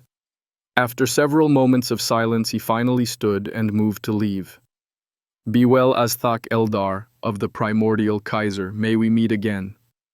The simple avatar dissipated as Hidde left the physical realm and returned to his typical state of being. He had a new challenge ahead of him since approaching Azthak had proven to be a dead end. Hidde understood instinctively how to surrender to another being provided they possessed authority. It was a matter of being able to acknowledge that the other's authority encompassed Hidde's own. There needed to be an admission of Hidde being the lesser of the two in the relationship, but for that to happen, Hidde first needed to learn exactly what authority the master of the dungeons wielded. While authorities could be sensed, the realm of an authority could not. Hidde needed to learn what authority the dungeon master controlled so that he could surrender, but that meant something very unpleasant speaking with Amba. The day had finally arrived. Hera had waited until she was an adult just as Bert had insisted. She had completed all of his training, though she never had managed to ever beat him or even score a single good hit. Despite the man's advanced years, his looks had never changed the slightest bit, and he remained the fastest and strongest person in the village, and not by a small margin. Bert had never explained anything regarding his lack of aging or his improved physique, but Hera had heard the rumors, and given Bert's history with the Faroon military, Hera was certain that the rumors were true. Bert had been in a dungeon. The strange locations had become far more prevalent and common from when Hera had been young, and neither the governments nor the temples were able to fully control access to the dungeons. Still, Hera knew that many people had strange ideas about dungeons and the people who had visited them. The temples had spread rumors about dungeons since Hera had been a child, and as she had grown older, she had realized that the temples and their rumors were also the reason her first father had been taken from her. If that was what the temples did to people, then they could burn for all that Hera cared. She took a deep breath as she looked at the entrance to the local dungeon, steeling herself to. You ready yet, Hera? You've been standing there staring like an idiot long enough for the sun to move. While Yvonne might be her cousin, he remained one of the most aggravating people Hera knew. If not for the fact that she needed a team for the dungeon, as well as the need to keep the visit a secret from the rest of the village, she would never have been forced to team up with her cousins. Shut it, even. Even if Ira's taken her time, she'll still get in there faster than you. Give her whatever time she wants, you porker. As always, Elbert sided against his brother. Hera took advantage of the distraction to check her knives and bow. Well, the bow was hers, but Bert could sacrifice his precious knives for such a special occasion. Besides, he barely touched them anymore, and they were so much better than the ones he had bought for Hera. Unfortunately, while his bow was also much better than Hera's, she simply could not draw the string to fire an arrow, no matter how hard she had trained and strengthened her body. Her cousins followed her lead and started checking each other's equipment, tightening straps here and there while also making sure that weapons and shields were readily available. None of them had ever gone into a dungeon, but they had listened to all of the stories they could from everyone who would speak of them. The youths all felt that they knew what to expect, though some of the most recent stories had been odd. Regardless, they were ready, and Hera took the lead, acting as the scout just as she had been trained. The other three did not rush themselves and allowed Hera to take the lead, only following her when they felt they were ready as well. Two of them carried shields and one carried a spear. There were no swords, but they all had knives, and even an Elbert carried axes with their shields. After all, they could only use what they had available in their little village. Edgar silently took up the rear with his spear, when his shorter cousins followed Hera into the cave that led to the dungeon. Just as they had expected, they entered a dark cave that led into the side of a hill and deeper into the earth. After a few minutes, the three youths caught sight of a bit of light up ahead, and they started to move more slowly. They inched their way up to the entrance but did not enter the cavern. They had already agreed to wait for Hera to finish the initial scouting so that they could all agree how to proceed. As they looked into the cavern, they shivered. Shockingly, what met their eyes was the sight of the depths of winter. Snow covered the ground, and all of the trees and rocks were covered with ice. They could make out a bit of movement in the snow-covered bushes and evergreens, but not enough detail to know what they were seeing. Edgar pointed with his spear at some tracks leading through the snow. It was clear that Hera had not yet returned. Her tracks merged with an animal trail that led into the underbrush, but that was all they could see. They settled in to wait, hoping that it would not be too long. Hera tried to suppress her excitement, but it felt impossible. Finally she was in a dungeon, just like her father had once done, and just like Bert had done. This was her way to get stronger, just like Bert. After that, she would be able to make sure that no one else lost their fathers in as absurd a manner as she had. If the gods could not forgive mistakes of their most devout followers, then they did not deserve to have followers. Hera shook her head. She could not afford to get distracted while scouting the dungeon. She needed to learn what she and her cousins would be facing and get back to them as quickly as possible. It was already clear that she could not trust the footprints in the snow, as they did not match any creature she knew of. All of the tracks she could see seemed to be slightly off from normal. Still, the six-toed, almost human footprint had been rather disturbing, though she was still yet to have seen the creature which had made it. She pushed a bit further into the frozen landscape, but eventually knew that she would have to return to her cousins without any real information. She could not stay out too long. Also, her fingers and toes were starting to get numb. They had not been prepared for the cold, and they would have to fix that. With a quiet sigh, Hera turned to head back to the entrance, but as she did, she was confronted by someone staring at her. Actually, was it a person or a creature? It had the figure of a human, but was covered with shaggy white hair. Also, unlike Hera, this creature's breath did not produce any clouds of steam when it exhaled. Hera's bow had been unstrung and placed on her back for her scouting. As if anything noticed her, it would already be too close for the bow to be of any use. She slowly slid Bert's best knives out of their sheaths and prepared for the monster to charge. It stood between her and the exit, so there was no running away. The creature stared at her for a moment and then looked down at the knives in her hands. Its head tipped slightly to the side, much like a confused dog, and it then glanced to the side. It broke off 2 icicles from the rocks to its side and then copied Hera's crouched position, holding the icicles like she held the knives. Hera took a quick breath, and then Bert's training took over. She shot forward, feinting to the monster's left, which was open.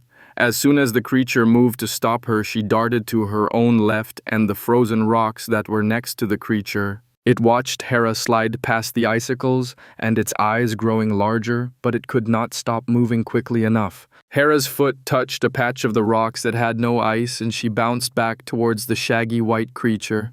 Her knives flickered, and the blade in her right hand went for the neck, while her left knife pierced where a human's kidney would be. According to Bert, the pain of such a wound would prevent a person from being able to scream, and Hera could not afford to face more of these creatures. She needed to get back to her cousins as quickly as possible. The creature straightened and went stiff when the knife entered its back, and Hera's other knife tore through the creature's neck. Blue blood spurted out, and its splatter burned Hera's hand. The knife in the creature's back was pulled out and quickly stabbed in again as Hera carefully helped the creature to the ground so that it did not fall with a loud sound. As she set it down, she saw that the neck was already starting to heal, and the creature was not nearly as weakened as she had anticipated. It seemed to be more frozen in shock than gravely wounded.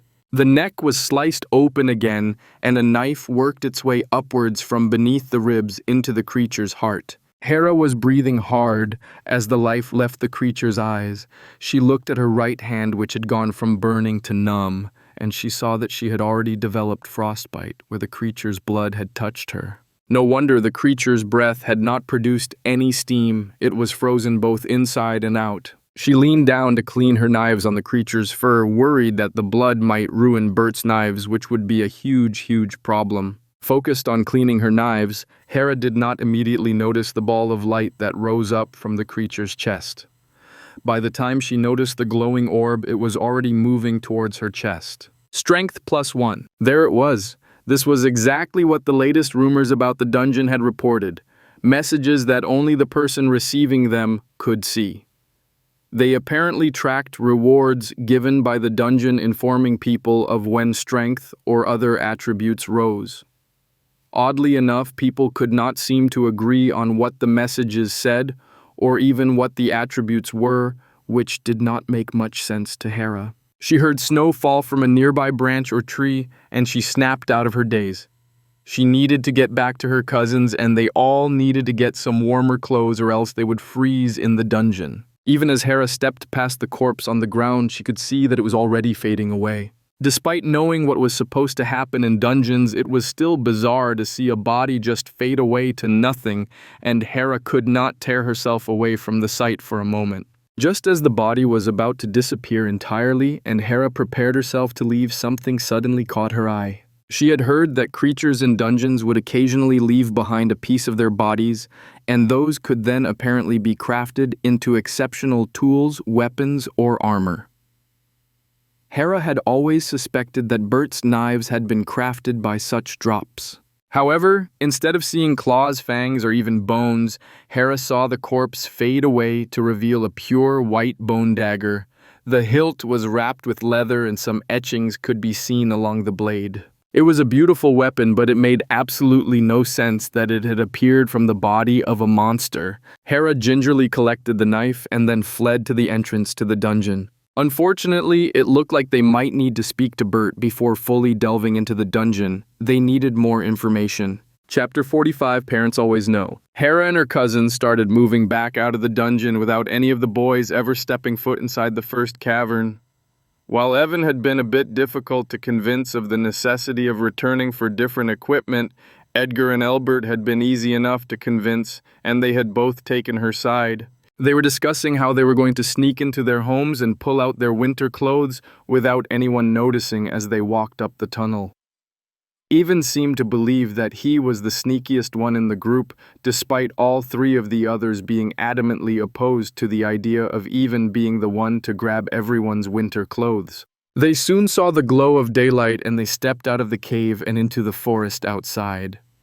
Just to the side was a campfire that had been completely invisible from the tunnel itself, and sitting at it and roasting a few small birds was Bert. "Well, wasn't expecting you just yet, which means you've got more sense than I thought, or something scared you bad enough that you left quick." Hera just stared at Bert, stunned to see him just sitting there, waiting for her to emerge from the dungeon. What had given her away? She had been so careful. As she stared at her adoptive father, she noticed that there were 4 packs piled up beside him, and Hera recognized her own winter clothes. Bert stuck out his hand towards Hera, snapping her from her daze. "You got something that don't belong to you." Hera sheepishly pulled out Bert's 2 knives. She could not help but notice that she had missed a bit of the blue blood when she had been cleaning them, and she quickly moved to wipe the spots off. "Ya killed a Yeti. Guess you were in there longer than I realized. Their blood don't hurt nothing on the blades, but don't get none on yourself. That frostbite don't leave for nothing." It was almost disturbing how casual Bert was acting, and Hera did not know how to respond to it. She had expected to be scolded or punished if she got caught sneaking into the dungeon, but instead Bert was being so calm that Hera could not help waiting for the other foot to drop. All 4 of the youths stared at the older man as he rotated the cooking fowl. Sorry, Uncle Bert. Guess we shouldn't have gone in." Elbert drifted off as Bert gave him a questioning look. "Why not? Ye are all adults now.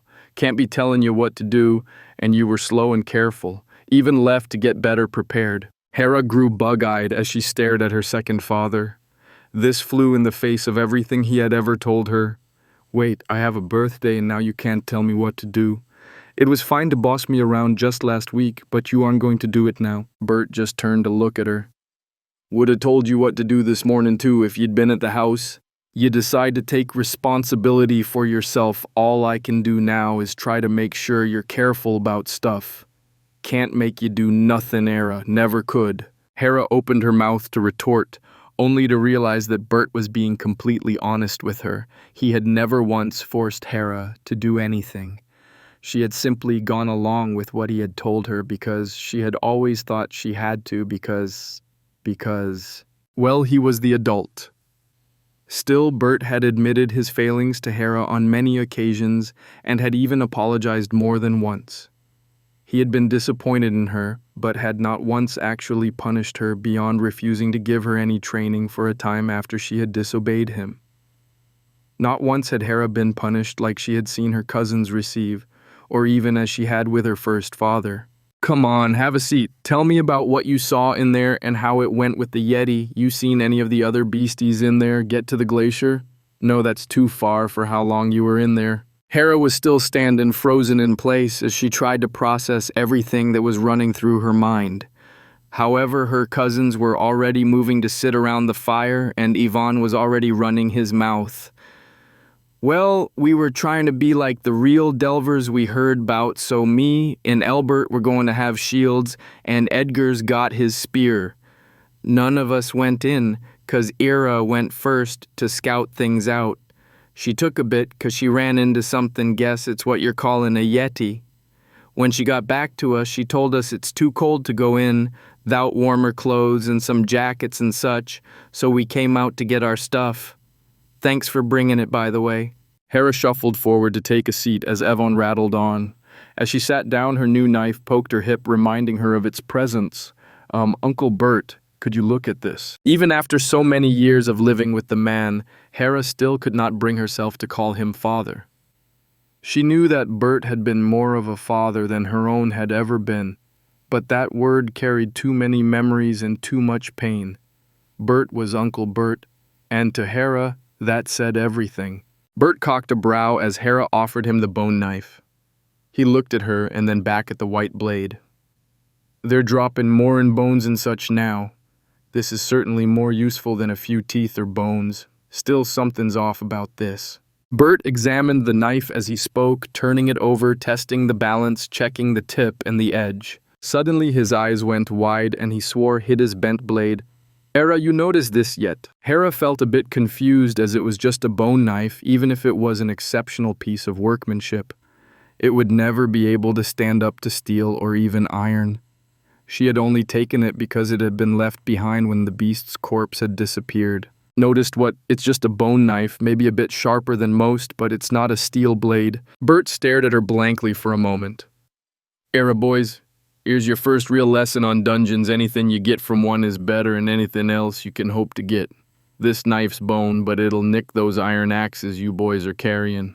Hera touched the blade. Hera took the knife back, and this time she touched the blade and examined the weapon a bit more carefully.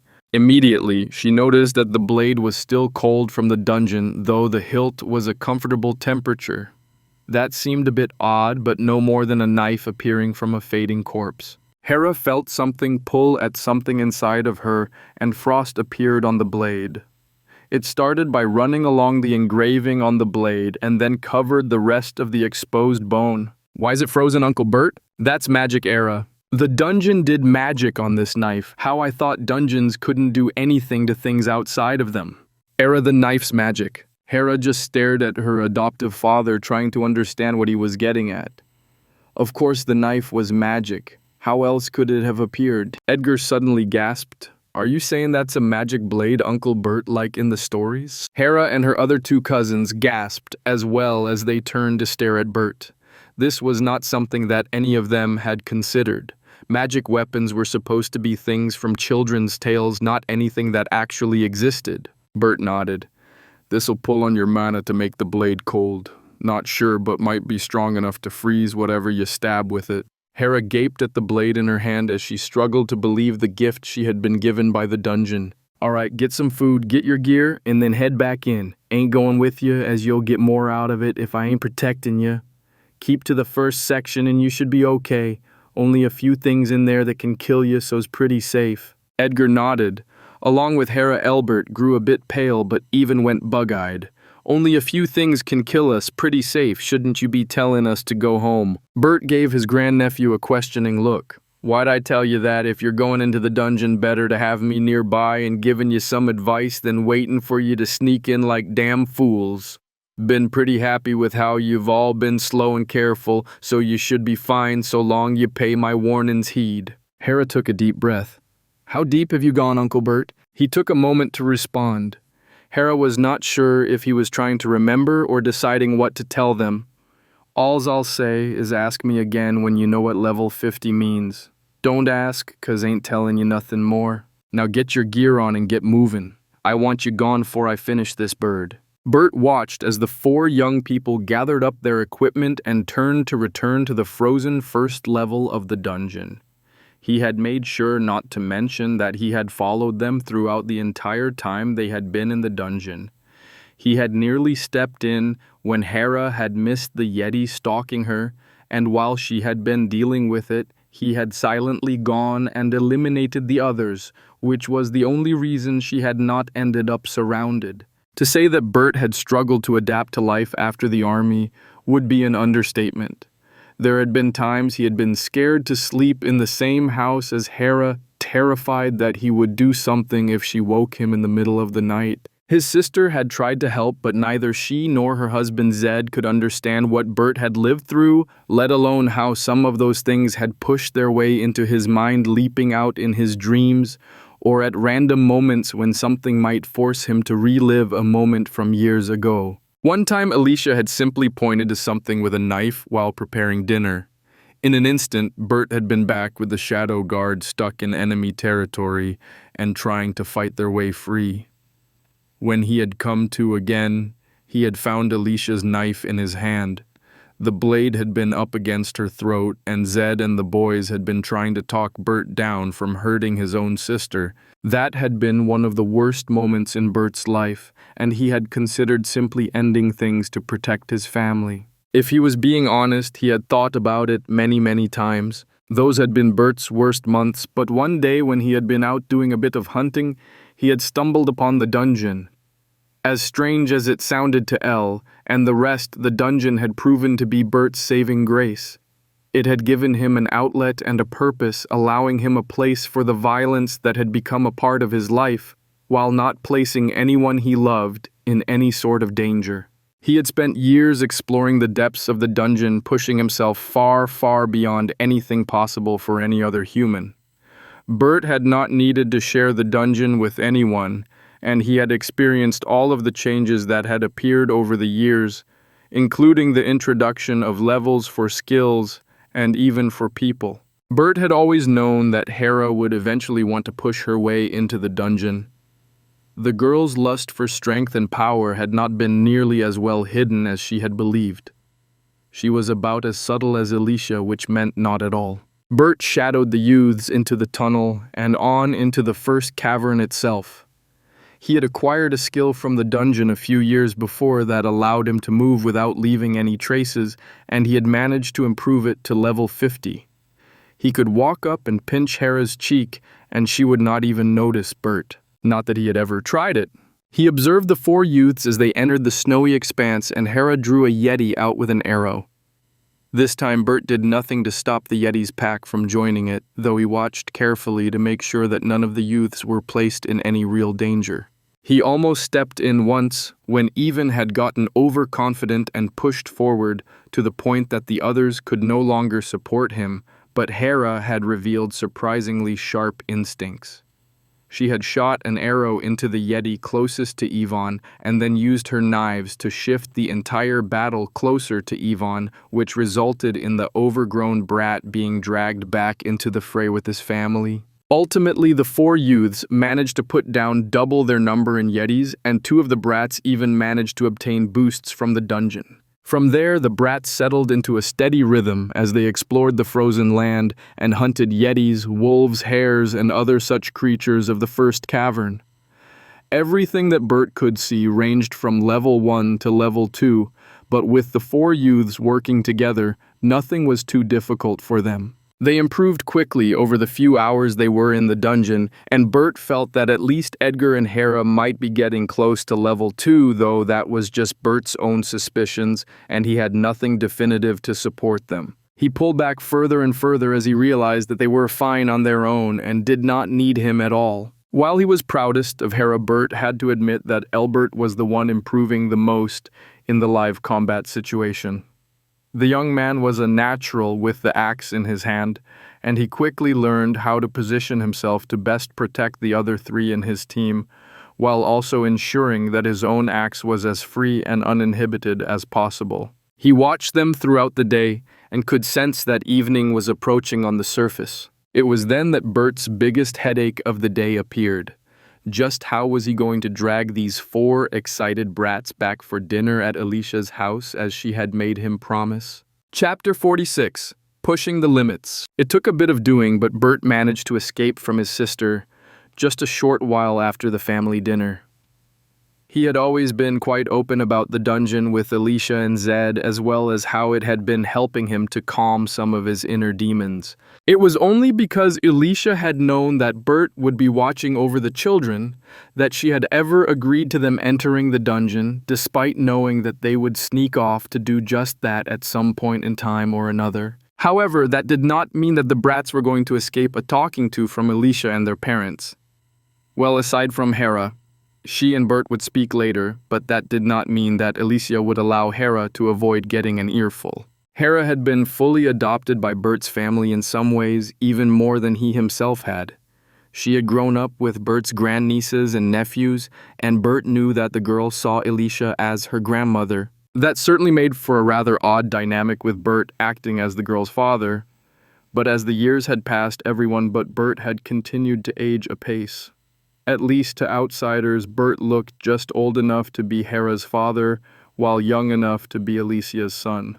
He was not entirely sure what it was that was keeping him from aging, but even if it was the dungeon, Bert could not stop visiting it. In fact, that was where he was headed again. Bert whipped through the forest like a shadow.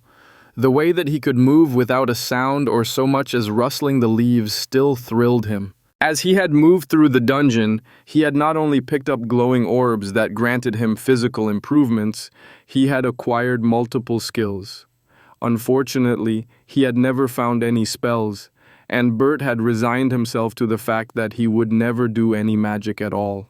In almost no time, Bert was back at the entrance of the dungeon, covering the distance from the village in a fraction of the time it had taken the youths. After all, from what Bert had pieced together, each level matched the strength of a normal person, and given the level Bert had attained well, he was still learning all that he was capable of. He breezed through the tunnel connecting to the first chamber of the dungeon and brushed through the cavern without producing so much as a swirl of snow. He descended deeper and deeper, soon arriving at the 5th level, which was the furthest he had proceeded to date.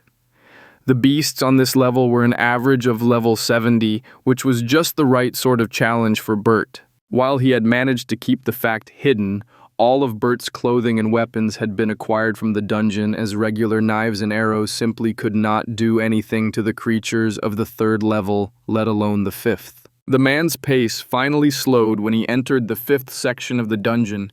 This was not a chamber, but a maze of ice caves. The ice was entirely transparent, and it warped and twisted his vision, while also making it nearly impossible for anything to remain unseen, including Bert himself.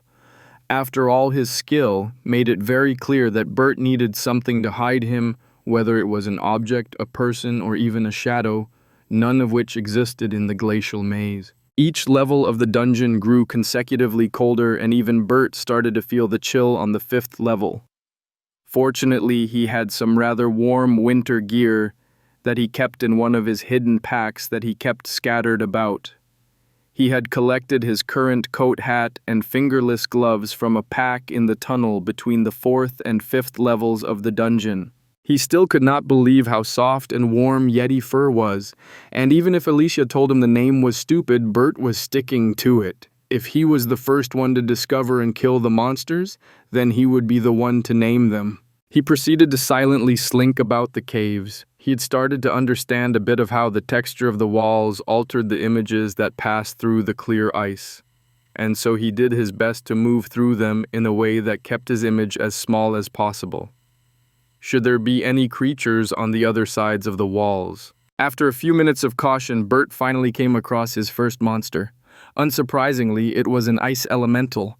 The almost creatures looked like large humans made of crystalline ice, though slightly deformed. Their arms were long and hung past their knees, and their backs were hunched in an unhealthy manner. Their legs were short and bowed, while their torsos were long and slender. They also had heads, though Bert had no idea what purpose they served. The non-living things could continue along perfectly fine, even without a head. Fortunately, one of Bert's skills allowed him to use his body's energy to allow him to see things that should be invisible. With this skill, he could see in the dark, but more importantly, he could see certain aspects of magic. This was why Bert knew that the core of the ice elemental before him was in its left foot. So long as he destroyed that piece of the elemental's body, the entire thing would collapse. Or shatter. Hopefully the first and not the second, because the second was painful and he had struggled to find a way to explain frostbite in the summer to Hera. Bert tried to sneak up on the elemental, but just the same as always. The moment he was within 30 paces of the thing, it noticed him and spun around to face him. Icicles shot out from the creature with a blast of cold wind. Bert twirled around too before ducking under several more. He knew better than to leave the ground, as he could move much, much faster when there was a surface to push off from. He ducked under a glistening spike of ice that tried to remove his head and found himself right in front of his frozen opponent. A quick glance confirmed that the core was still in the elemental's left foot, and Bert ducked to the right while avoiding a swing of an arm. He then tucked and rolled between its legs, while his knife snaked out to stab the core in the ice that formed the elemental's foot. That quickly the battle was over, though Bert was buried in ice as the elemental collapsed instead of shattering. Only then did he acknowledge the box that had appeared as soon as he had looked at the creature. They only appeared within the dungeon, but Bert had learned that so long as he was in the dungeon, the boxes of information could not be avoided no matter how much he tried. The elemental had only been level 40, which explained the quick and easy victory.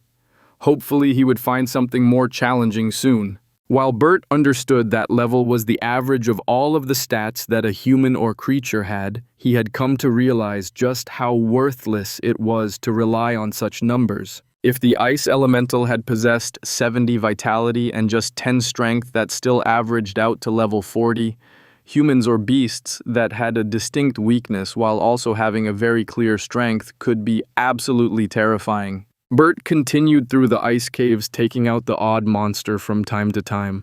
The ice caves were relatively monotonous as far as monsters were concerned, though Bert had never challenged the boss. The massive creature remained unique throughout the entire dungeon. There were stories and legends about the various ancient creatures that had supposedly once contested humans for supremacy, but Bert had always considered them to be the pointless ramblings of the temples. Elves and dwarves and giants had always just sounded like exaggerated versions of normal people Bert had met throughout his life, and so he had always regarded the stories about such creatures to be nothing of consequence.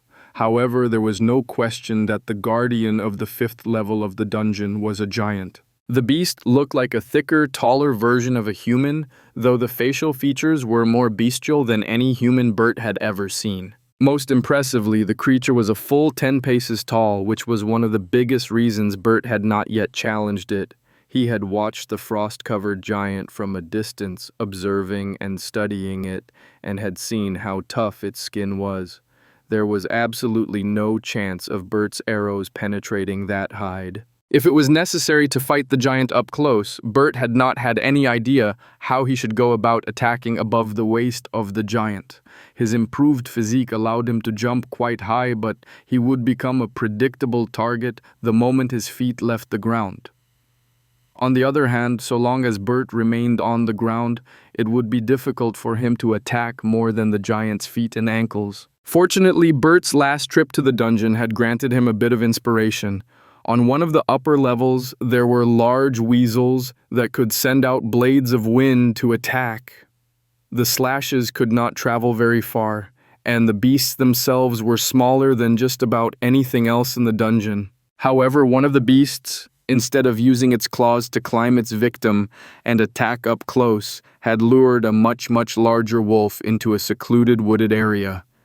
There, the weasel had started to jump from the trunk of one tree to another, shooting horizontally through the air as it had attacked the wolf. The odd manner of attack that was only possible with a dungeon-improved body had resonated with Bert, and when he had later seen the frost giant again in the ice cave, Bert had looked around and seen how he could use the same strategy. However, he had already realized that he needed to lure the giant into a smaller section of the cave, as the giant's chamber was proportionate to its massive size.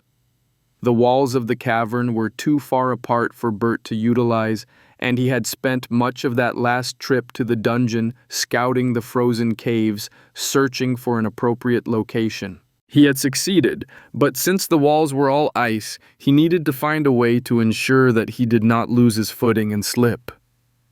Instead of immediately challenging the beast, Bert had returned home intending to find some sort of spikes or nails that he could strap to his boots to prevent him from slipping on the ice. He had finally been happy with what he felt would be an effective solution when he had learned that Hera and the other children were planning to attack the dungeon.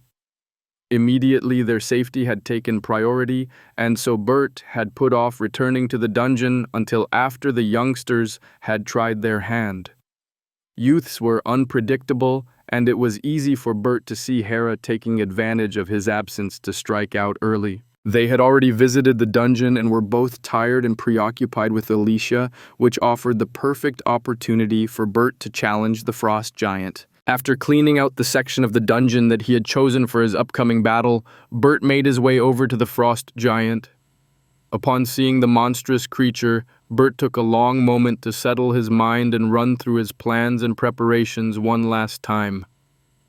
There was a reason he had survived so long in the dungeon on his own, and he had every intention of returning to Hera unharmed, hopefully victorious. Mind stilled, heart calmed, and preparations readied, Bert took a deep breath and drew his bow.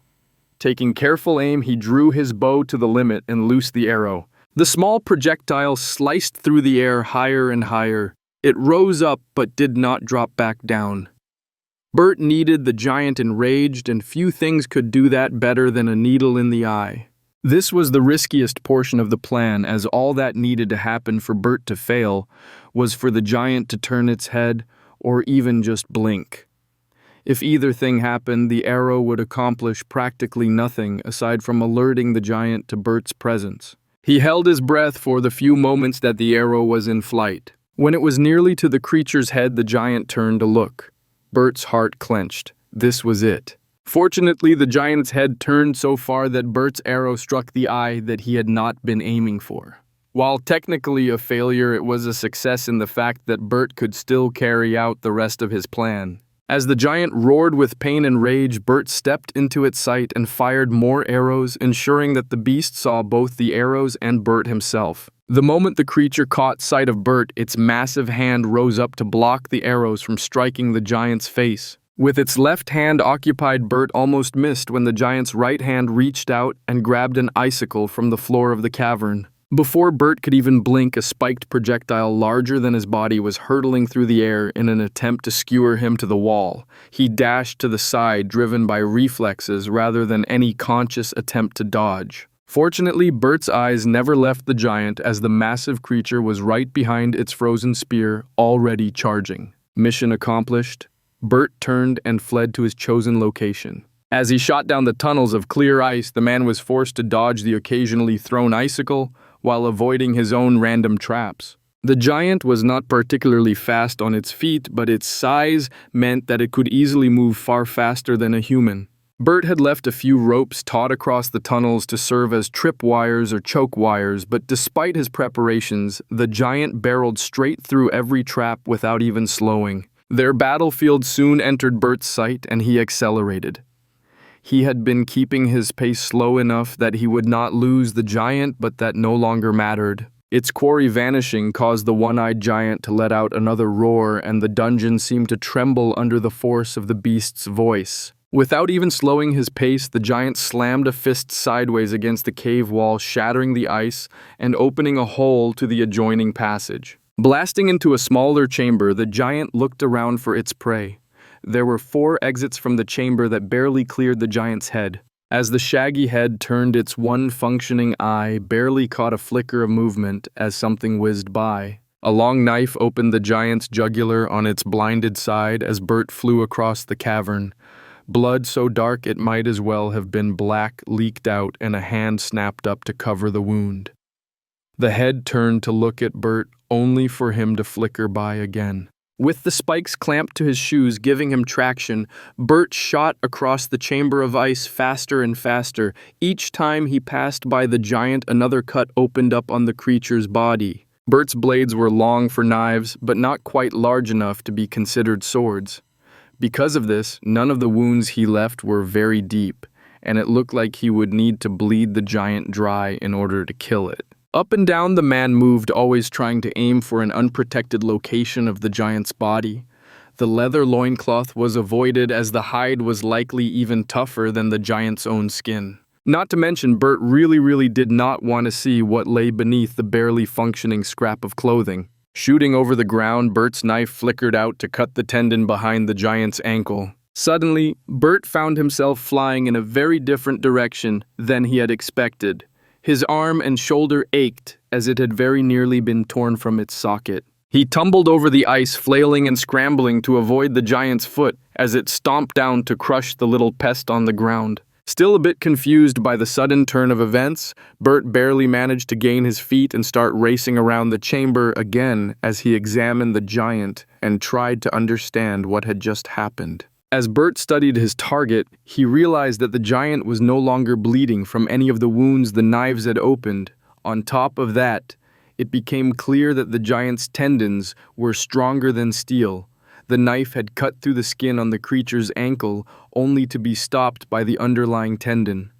Bert's momentum and sudden stop had nearly torn the knife from his hand, but given his years of training, he had kept a hold of his weapon only to nearly lose his arm. The giant's vitality was terrifying, as it could almost instantly heal from any of the wounds Bert could deliver. The only wound that failed to heal was the creature's eye, which still had an arrow embedded in it. Bert resumed his attacks, but his mind was preoccupied with trying to find a means of wounding the giant permanently, as the current method was clearly insufficient. The giant grew more enraged as its wounds accumulated. Even if they healed quickly, the creature was losing blood from the countless shallow cuts that riddled its body. Finally, the frost giant had had enough. Ignoring Bert, the creature shook itself, raised its head, and roared at the ceiling while stomping its feet. The dungeon trembled beneath the force of each stomp, and Bert nearly lost his footing as he tried to dodge the ice shards raining from the ceiling. However, he had already seen his chance. He shot back and forth across the chamber, rising into the air with each leap. By the giant's third stomp, Bert was even with its shoulders, and he flew across the chamber and opened the beast's throat. Before the giant could even react, Bert shot back in the same path again, his knives returning to the giant's throat. A wedge of flesh fell as the giant's roar was reduced to a wet gurgle. While the creature could heal shockingly quickly, it had already become apparent to Bert that the beast could not heal perfectly, or else the arrow would already have been driven from its left eye. Bert's assault never relented for a moment, and while the threat of the giant's fists prevented the man from returning to the creature's throat, the wheezing he heard from the opening and the slowing of the giant's swipes proved that it was weakening. Every opening was exploited, and every weakness was targeted. Bert picked up his speed, pushing himself harder to move faster than he ever had before. He knew he was tough, but if the giant managed to land even a single blow, there was no chance of survival. The minutes trickled by slowly. Each second felt like an eternity in the face of instant death. Bert's mind was focused, and his body answered his every demand. The dark blood covered both Bert and the giant from head to toe as the fight dragged on. It was a good thing that Bert was leaping off of the walls to attack, as blood had pooled up on the floor, making the footing there treacherous. Slashing at the giant's ear, the creature turned its head, and Bert's knife slammed against its skull, snapping the blade. He drew one of his backups, but it was both shorter and weaker and thus failed to do much of anything. Bert quickly tossed the useless blade aside and focused on his one remaining good knife. A lifetime of war and battle meant that the man was more than familiar with each point on a human body that bled more easily, and he made sure to check if that knowledge applied to his enormous foe. The giant started to visibly weaken as his eyelids started to droop, and his fists started to slow. Bert remained cautious and stomped his rising excitement down and shoved it aside.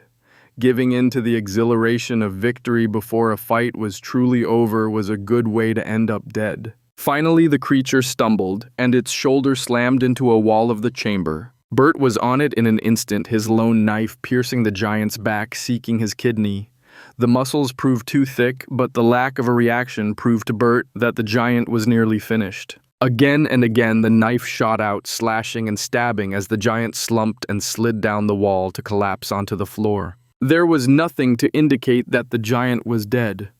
His eyes did not close, and there was nothing to announce Bert's victory. He had no idea how long he had been attacking a corpse when he finally noticed that the body was starting to disappear. Chest heaving, Bert collapsed against the side of the chamber. While he was already completely covered with blood, he had no desire to splash into the pool of it on the floor. As he recovered his breath and calmed back down, Bert watched as the giant's corpse faded away. There was no doubt that this had been Bert's most difficult fight in the dungeon, though there had been fights when he had been in the military that had been much closer. After all, Bert had not taken a single wound from the giant, though to be fair, if he had, it would have been an instant loss. Finally, the giant's corpse was entirely gone, and all that remained was a glowing orb. However, this orb was different from any other Bert had seen in the dungeons. Not only was it more of a golden color, it was larger than his head.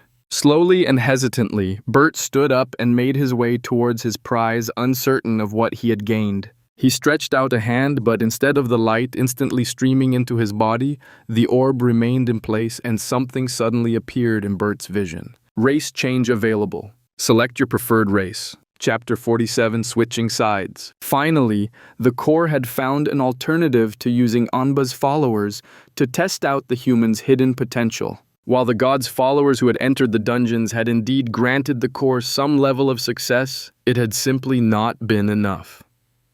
The god was not one of the primary deities worshipped in most places, and on top of that, it was his followers who were typically drawn to the dungeons, not Anbas. Fortunately, the highest-leveled human had passively accepted enough of the core's influence to allow the core near total freedom provided the core was granted permission. Even better, the man's strengthened body already possessed a great deal of energy, which granted the core far, far more flexibility and options. The only downside to the matter was that this option only became possible after a human had passively accepted at least as much of the core's influence as that man had, as well as giving explicit and specific permission. However, once those two conditions were met, the possibilities seemed endless. In fact, the core's greatest struggle had been to limit the list of possibilities for the man, while also offering the few details that the core had been able to determine for those specific options.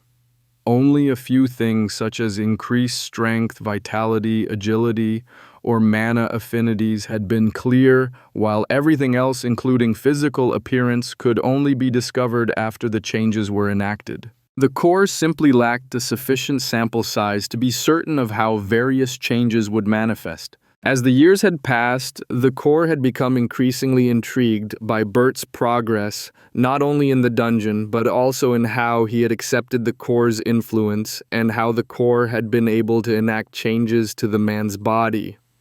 He was essentially the only person to be successful in challenging any of the dungeons all alone, which only occurred due to his unusual circumstances. Bert had been a soldier with decades of experience even before his first time entering a dungeon, and he was also one of the very few soldiers with dungeon experience who had survived the fall of Faerun. The Savaran Empire carefully tracked all of their soldiers with dungeon training, as such people were regarded as the Empire's most valuable military assets. Many people were continuing to delve into dungeons, but none possessed Bert's experience and skill while also moving on their own. Most trained individuals understood the need of a team for venturing into places as dangerous and unpredictable as the dungeons, but during his military days, Bert had always served as his squad's scout and woodsman. He had always been accustomed to acting on his own and was far more comfortable doing so. The core presented several available options to Bert, including the same ones that were possible for most humans given the widespread presence of those particular hidden recessive traits that the core could strengthen and make dominant. Nearly every human could become an elf or a dwarf, but the core had also found several other options as well as compatibility for humans to potentially combine with other creatures. Using the humans' terms for such things, Bert had been offered the options of dwarf elf, a half fish, a partial cat, a half horse, and interestingly enough, half elemental. Despite lacking mana, Bert had a surprisingly strong affinity for the earth and for life, and could become a half elemental of either affinity. Despite the core's desire to experiment with never-before-seen options, Bert selected the predicted option and the core initiated the transformation. It would be interesting to see what Bert would accomplish with his new abilities. The core's progress had greatly accelerated after Amba's submission, as it had granted the core instant gains in several different concepts. With only Ur continuing to resist the core's full control of the concept of life, progress had accelerated, and the creation of new species nearly always brought about an increase in the core's control of the concept of life and growth. Interestingly enough, the creation of the firebird, which Azthac had called a phoenix, had pushed the core's mastery of the concept of life further than any other single accomplishment had ever done. It would not be long before Ur was forced entirely out of the two concepts. The core had finally learned what all of the concepts were, though it still lacked access to destruction, chaos, and stability. Still, it was already able to feel a slight resonance forming as its mastery of life, death, growth, and order all increased. Unfortunately, Amba's submission had also complicated things greatly for the core, as it had introduced the core to a great deal of knowledge that it was still struggling to fully process. The idea of non-physical entities and how they interacted with the world did not mesh well with the core's understanding of reality, and yet both aspects clearly existed. Even worse, the core was yet to have found a way to incorporate the gods into its automated systems that were running so many of its dungeons. How was the core supposed to measure or evaluate gods using the same metrics as its creatures or the humans? The gods lacked physical bodies, which had always been the basis of all of the core's measurements. The best comparison the core could make was that measuring the gods' power with its current systems that it was testing was much like trying to measure a human's mana capacity by using vitality as a standard. It was simply impossible. It looked like the core would need to create a new measurement, but for that, it needed to have a much greater understanding of the gods and their power. Just one more mystery that the core needed to explore. Fortunately, the core had nearly pushed Ur out of the concepts of life and growth, and Ixel from the concept of death, and progress with other concepts was proceeding quite well. The core felt a tremendous feeling of satisfaction by completing something, as it was much like adding a new treasure to its hoard, and such accomplishments could not be stolen no matter what. As time passed, the core was increasingly being drawn towards non-tangible treasures, as such things were often far more secure than physical treasures, though there was no denying that physical treasures made it much easier for the core to deal with many creatures, including both humans and dragons. Both of those foolish creatures coveted the shiny wealth of the earth that the core could gather all too easily. The core had already pushed Bert's transformation over to its dungeon system when it experienced the oddest sensation of its entire existence. Someone was praying to it. Hida was less than happy at the fact that he needed to speak to Amba. While Hida was fairly certain that Amba had betrayed the human pantheon, the lack of total confidence made approaching the god of the sun an extremely risky endeavor. Unfortunately, there was no choice. As soon as Hida left Aztec, he reached out to Amba. Gods were odd entities that not even they themselves truly understood. They incorporated aspects of the natural world, concepts mana, and the faith of their believers to even exist, and yet despite such extreme limitations, their power within the scope of their authority seemed to be nearly without limits. Unfortunately, authority complicated things far more than concepts, as it meant that each god was essentially living on a separate divine plane, and they could only truly interact with each other in the physical realm. Gods could reach out to each other provided they knew the other's authority and could target it, but to actually interact, they had to go to the physical realm. Because of this, Hida formed a minor avatar in the world and then reached out to Anba's authority and asked for the other god to enter the physical realm as well. Anba had always been insufferably arrogant, as though being the god of the sun and sky somehow made him superior to the other gods. Just as Hida had anticipated, Amba took half a day to even acknowledge Hida's request, and then a further half a day to arrive with his own avatar. Even before he sensed Anba's arrival, Hida was staring at the sky. Exactly as he had anticipated, Amba descended from the sky in line with the sun, attempting to provoke the illusion of descending to earth from the sun itself. It was a bunch of foolish theatrics which only impressed mortal worshippers, and yet Amba insisted on the same method of arrival every single time. Hida suppressed his irritation. He was the one asking for a favor this time, and that inferior position rankled more than the god of battle cared to admit. Anba slowly, oh so painfully slowly, descended from the sky. By the time he arrived before Hida, the sun had moved a quarter of the way across the sky, and even an immortal god like Hida was about to try to murder the insufferable god of the sky. "Hid, my comrade and companion, what can I do for you that you have requested my presence here? I need him. I need him. Just get the information and then break him." Hida suppressed his irritation and mounting rage. Only after reducing the roiling emotions to a steady simmer did the god open his avatar's mouth. "Anba, I hope that our past history will amply demonstrate the importance of what I wish to discuss." Anba grimaced at the comment, as it had not been too many years since Hida had grown bored of the humans' petty squabbles and had decided a divine opponent would be more entertaining. The fact that the god of battle had declared a holy war against Anba's followers in the southern continent had slightly weakened the god, and he was yet to fully recover from that particular ordeal. Still, Amba currently held the upper hand at the moment, and he was not about to lose it. I barely even remembered that minor incident before you mentioned it. However, now that you have brought it up, you leave me curious as to what prompted you to reach out to me. Is there something the matter? Hidden took a moment to gather himself. He had spent time considering his arguments for speaking with Aztec, but had not prepared nearly as much for speaking with Amba.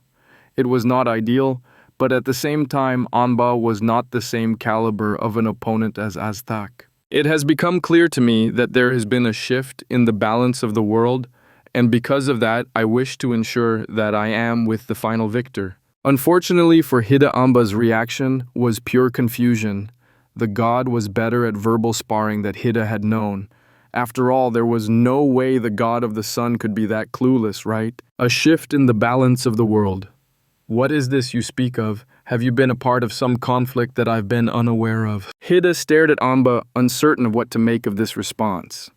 Still, it seemed that Amba was forcing the discussion to be more direct than Hidden preferred.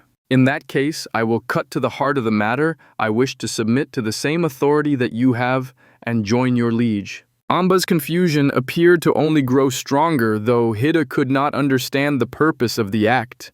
Submitting to another's authority was not something that was done lightly, and it was impossible for Amba to have done so inadvertently. So why was he acting so ignorant? Amba, correct me if I'm mistaken, but you submitted to a greater authority a few years ago, did you not? Yes. Was I not just officially submitting to your? The submission happened quite automatically when that authority and I made contact. It is clearly far more encompassing and complete than my own, so the submission happened quite outside of my control. Nothing was ever said of the matter, and Ur has not approached me since that moment, but I can think of no one else with an authority so much greater than my own that I was unable to put up any resistance at all. Hidden stared at his fellow god, both appalled and enlightened. He understood Amba's confusion to Hidden's questions, though this also meant that either Amba was more of a fool than Hidden had ever realized, or some outside power had been subtly pushing Amba to ignore what had happened. It was more a matter of self-respect than any sort of respect for Amba that Hidden leaned towards the second option. After millennia of interactions, Hidden refused to believe that he could have overestimated Amba, no matter how pathetic a god he might be. It was times like this that Hidden missed the elves' sun goddess, who had been Amba's rival. She had possessed the authority of heaven rather than the sun and the sky, and because of that, she had wielded the most powerful authority in the elves' pantheon. Fighting her had been the greatest pleasure Hidden had ever known, and defeating her had been a truly bittersweet moment. Hidden's mind raced as he scrambled to understand how to handle this unexpected development, but only saw one possible avenue before him. I see. Well, as you are aware, my authority allows me to sense the balance in any conflict, as well as sometimes the opportunity to shift that balance in favor of one side or another. Currently, I am able to sense a conflict at the divine level, but the balance has shifted, and victory is all but certain at this moment. My issue is that while I cannot sense that I am opposed to the victor, I am clearly not allied with them. Because of this, as well as the fact that I can sense that you have already joined the victor, I wish to submit to the same authority that you have. Tell me, what authority do you answer to? The god of battle's frustration mounted as Amba gaped at him. Truly, Amba had to be the most useless god in the entire pantheon. All of that has been going on behind the scenes. I had no idea. Well, at least I've already picked the winner. How fortuitous. Unfortunately, I don't have much to tell you about the authority I submitted to, as merely a brush of it against my own was all that it took for things to be settled. The impression I received from that brief exchange was of, well, everything. Everything. Exactly, you can surely understand my dilemma. How do I narrow down an authority so all-encompassing that it seems to leave absolutely nothing out? I am truly sorry, Hidden, but I cannot help you with this. Hidden nodded. In that case, thank you for your time and consideration, and please let me know if you learn anything further. Of course. Hide allowed his image to fade away as he left the physical world. While Amba was ignorant and an idiot, he had actually given Hide exactly the information he had asked for, even if it had been unknowingly. Hide reached out towards the authority of totality. Another one had defected. Yor could sense their absence. While she had always felt that the young gods could be so foolish and impatient this time, she could not help but understand their behavior. Yor was already defeated, so why not pledge themselves to the ultimate victor?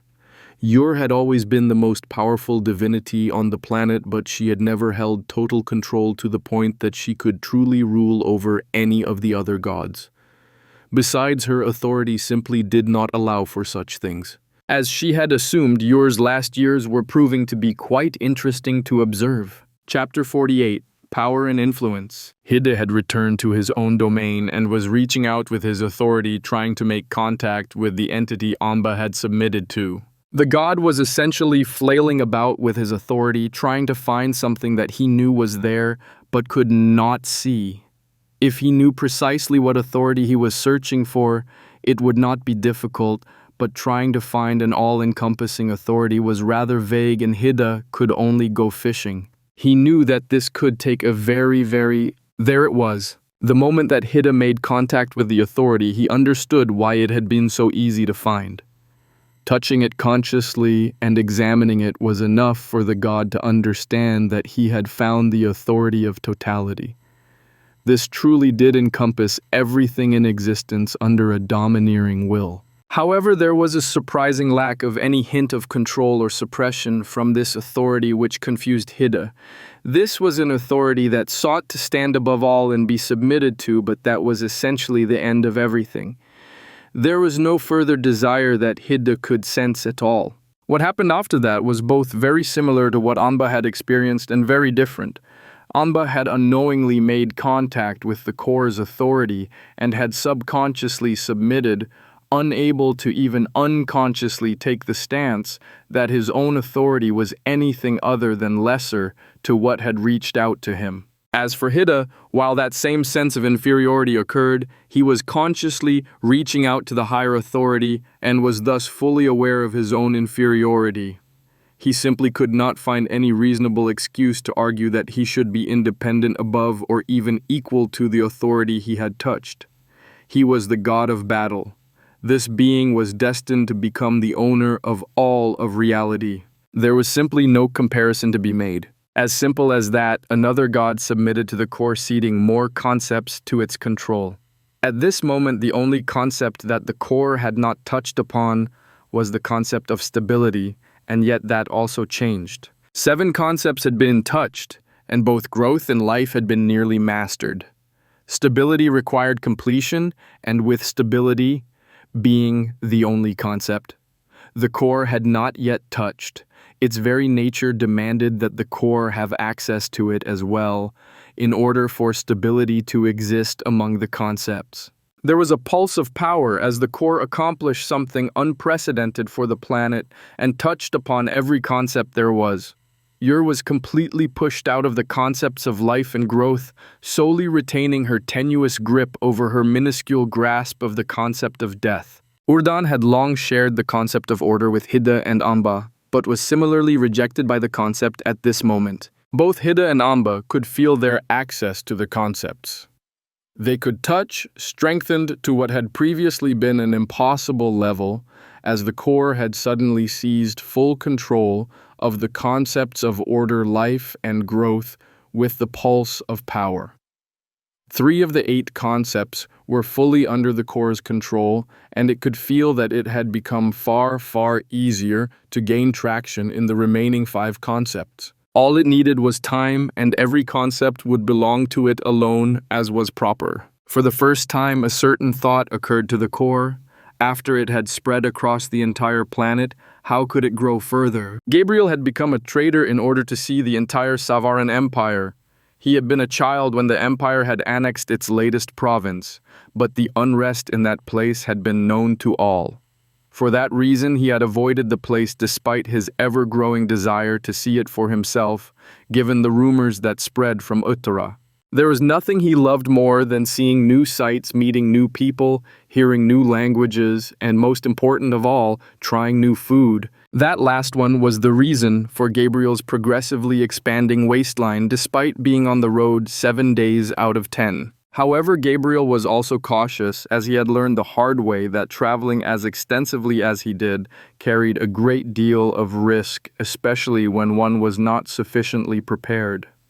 He always conducted extensive research on new locations and had occasionally gone so far as to pay people to travel ahead of him and his caravan to gather information or make preparations for his arrival.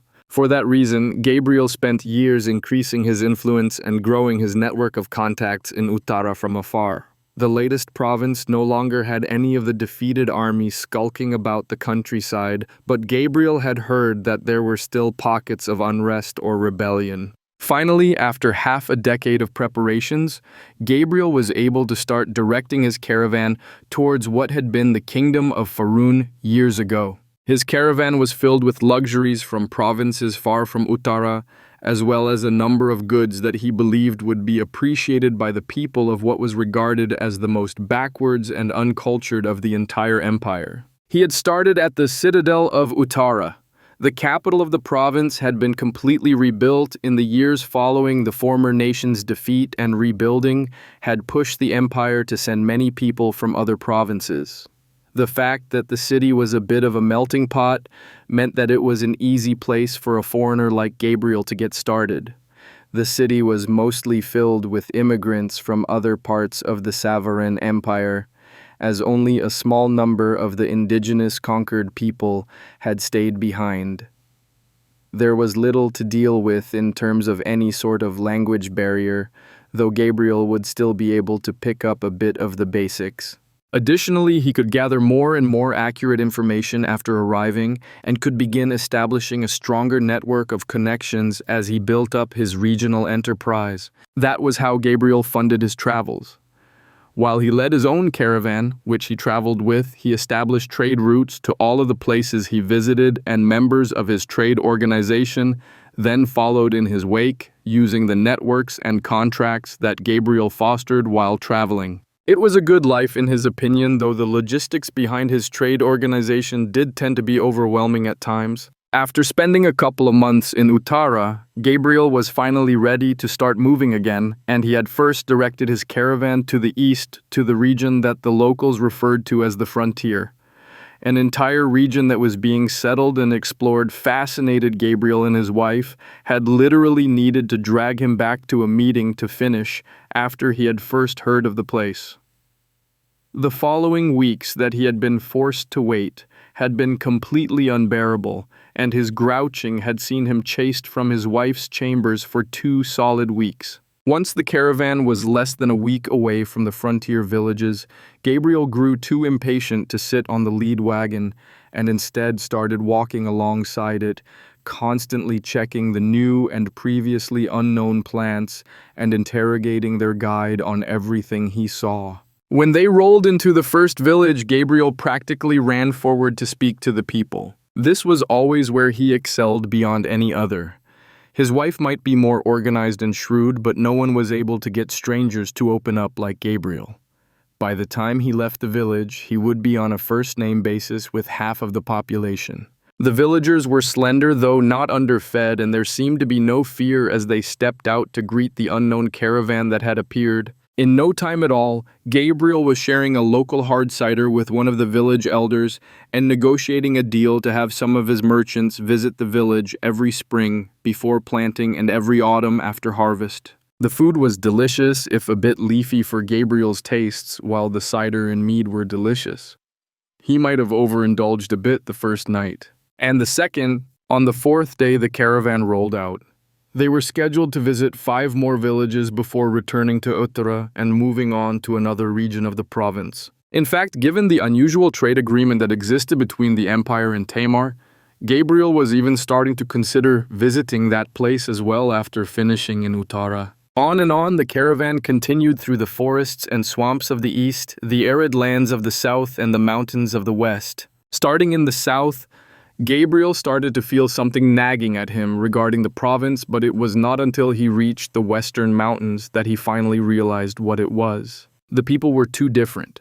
Gabriel had traveled enough to know that people could change from place to place. He had seen hair myriad shades of red, blonde, black, and brown eye colors in at least as many varieties as well as skin that ranged from being as dark as coal to nearly as white as snow. However, the people of Atara were different. The people to the east were tall and slender, but only after spending weeks with them had Gabriel realized that their elderly had few wrinkles marring their skin, and all of the people seemed to share oddly shaped ears.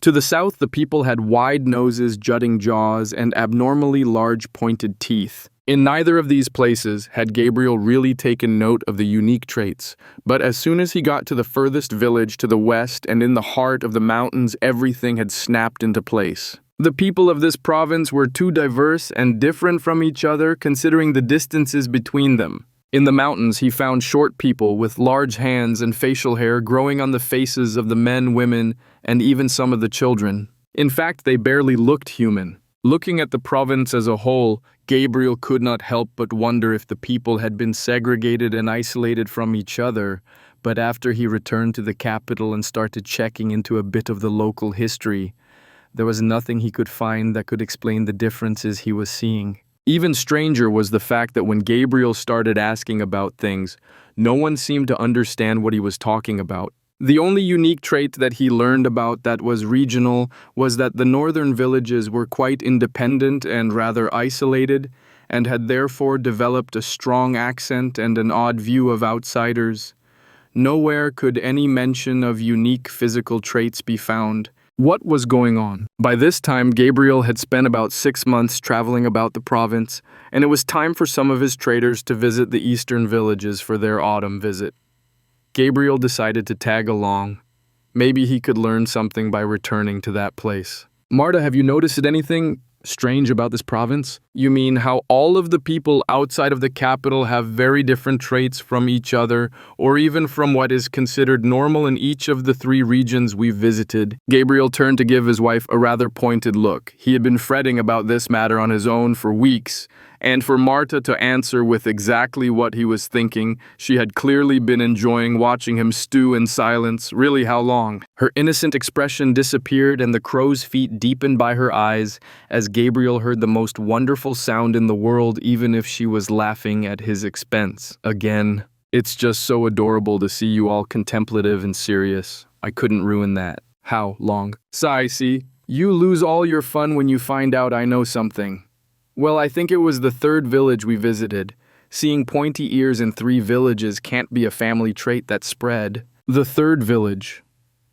That long ago, I only put the pieces together in the mountains. I'm surprised you thought of anything there given the strength of their ale and those little people's ability to drink an ox under the table. They are rather drunk little people, aren't they? Darling, focus. Gabriel grimaced, but knew that he had indeed been going off topic as he was wont to do. If he was being honest, what had made him start paying attention in the mountains had not only been the people's stature and facial hair, but the fact that they had seemed innately opposed to being out in the open or away from the mountains themselves.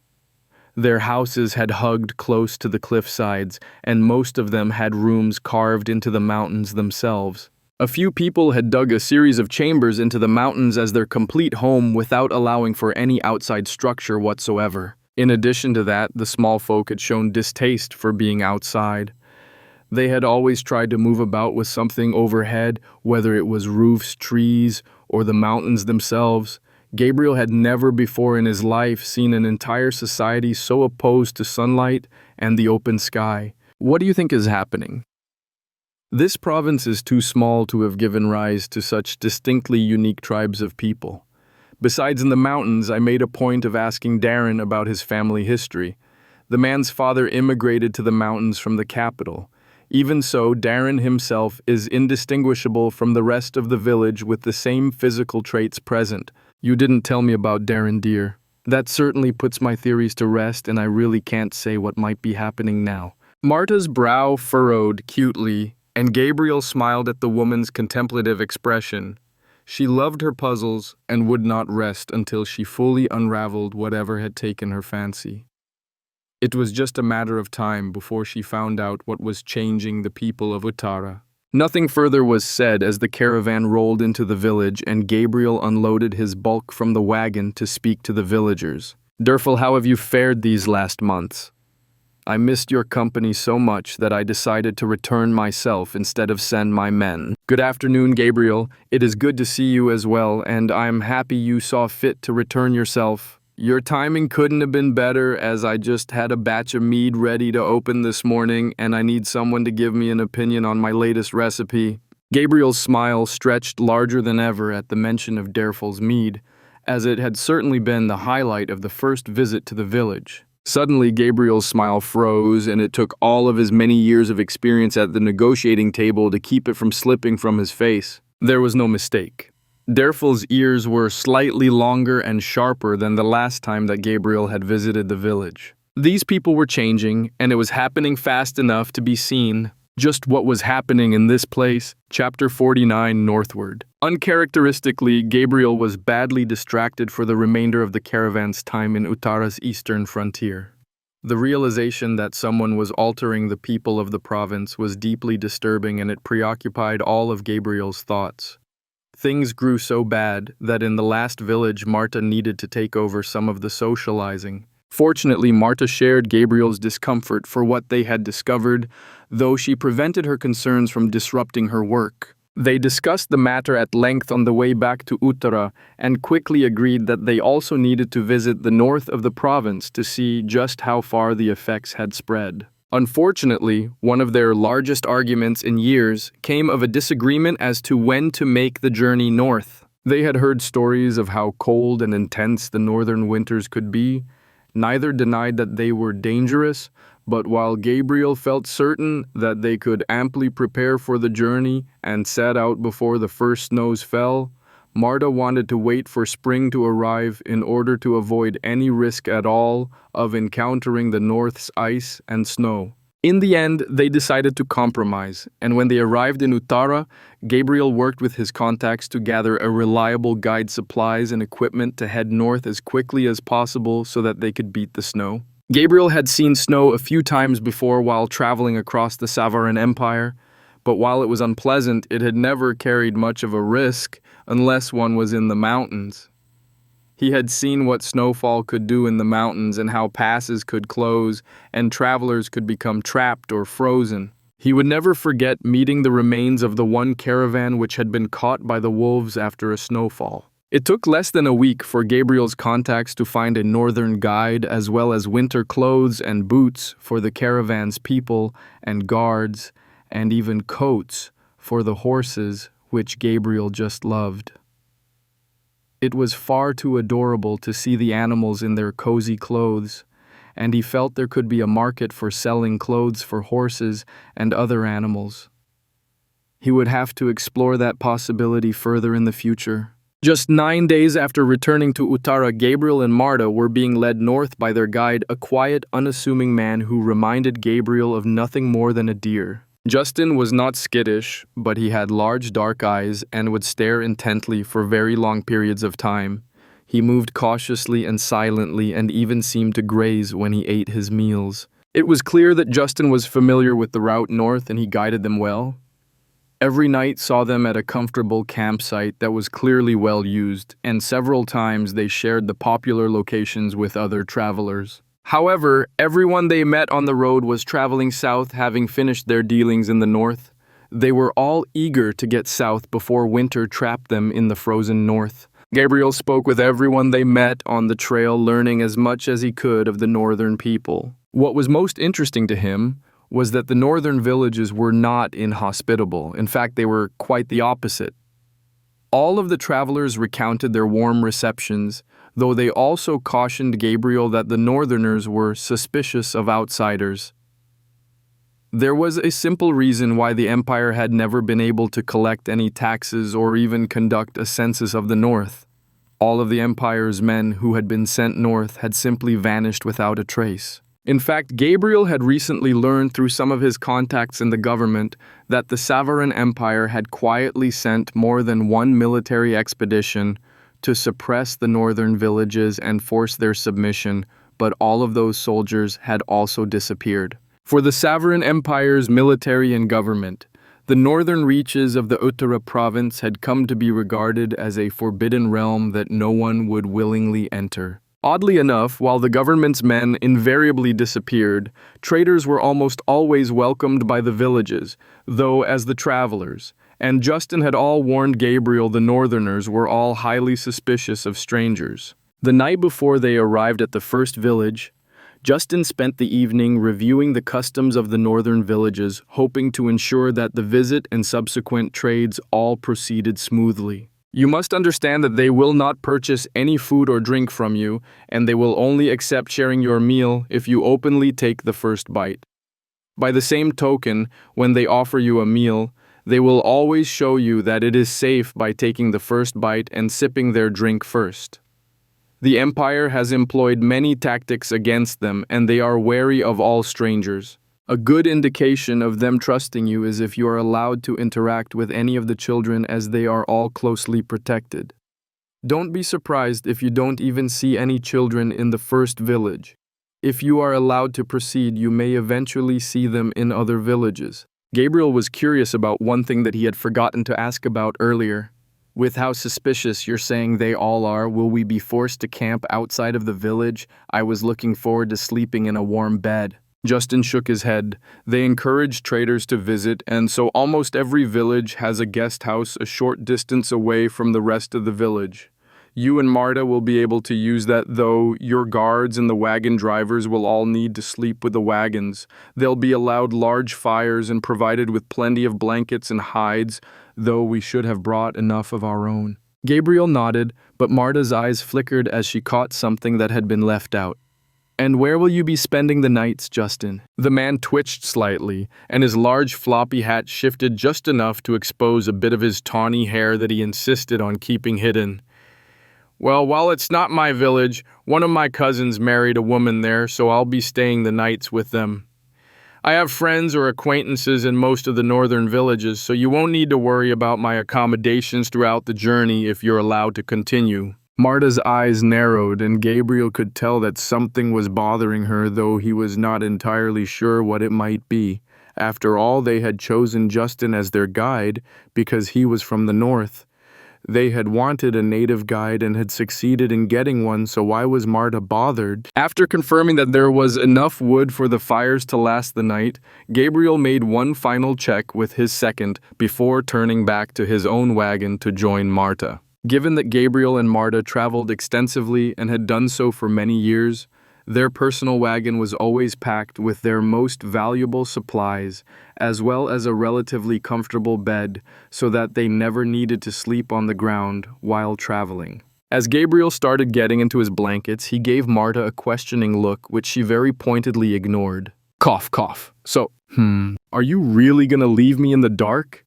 Gabriel knew better than to push Marta too far, but also knew that she enjoyed dragging things out and teasing him. Actually, yes, I don't know enough yet, and I'm just not entirely certain, so I won't be saying anything for now. I don't want to possibly influence your own judgment of things. That was quite surprising, as Marta was almost always open with Gabriel about things that were important. For her to want to keep something to herself suggested that things were far more grave than he had suspected. In fact, thinking back, the only other times that Marta had kept things to herself had been when she had been testing people and wanted to make sure that Gabriel was unaffected by her suspicions. However, his wife's silence instantly made Gabriel wonder who was the target of her suspicions, the village they were about to visit, or Justin. Gabriel considered the matter for a few moments before he fell asleep. It was only midday when the caravan rolled into the first northern village. Just the same as always, Gabriel's wagon was the first to enter the village, and he was as excited as a child to meet these northerners he had heard so much about. He eagerly looked around, but the houses were not much different from the others he had seen in Uttara province, though the walls and roofs were a bit thicker, and the windows were smaller. Not only that, the shutters appeared to be quite thick and sturdy as well. It was readily apparent that these people took their winters very seriously. A small group of people stepped out to meet with Gabriel and the rest of the caravan, but most of the villagers just gave curious glances as they went about their business. It was unusual for any traders to visit so late in the year, and most people had already purchased all that they needed or intended for the winter, and thus had no real interest in whatever Gabriel might have brought to trade. What did stand out was that a young man stood with the village elder who looked to be in charge. Even more strange was that the elder seemed to treat the young man as an equal. "Greetings, new friends. My name is Gabriel, and me and my people are here to run one last trip before winter freezes over. I could tell you all that we've brought for you, but there's no need for me to go on about such things. Just give me a few moments to bring out some samples of my wares, and my goods will speak for themselves." "Greetings, Gabriel. I am Dustin, and this is Even. While you are welcome to share your goods, I fear that we already have all that we need for this winter. Last traders left just a week or so ago, so we haven't even had much time to go through what we traded for with them."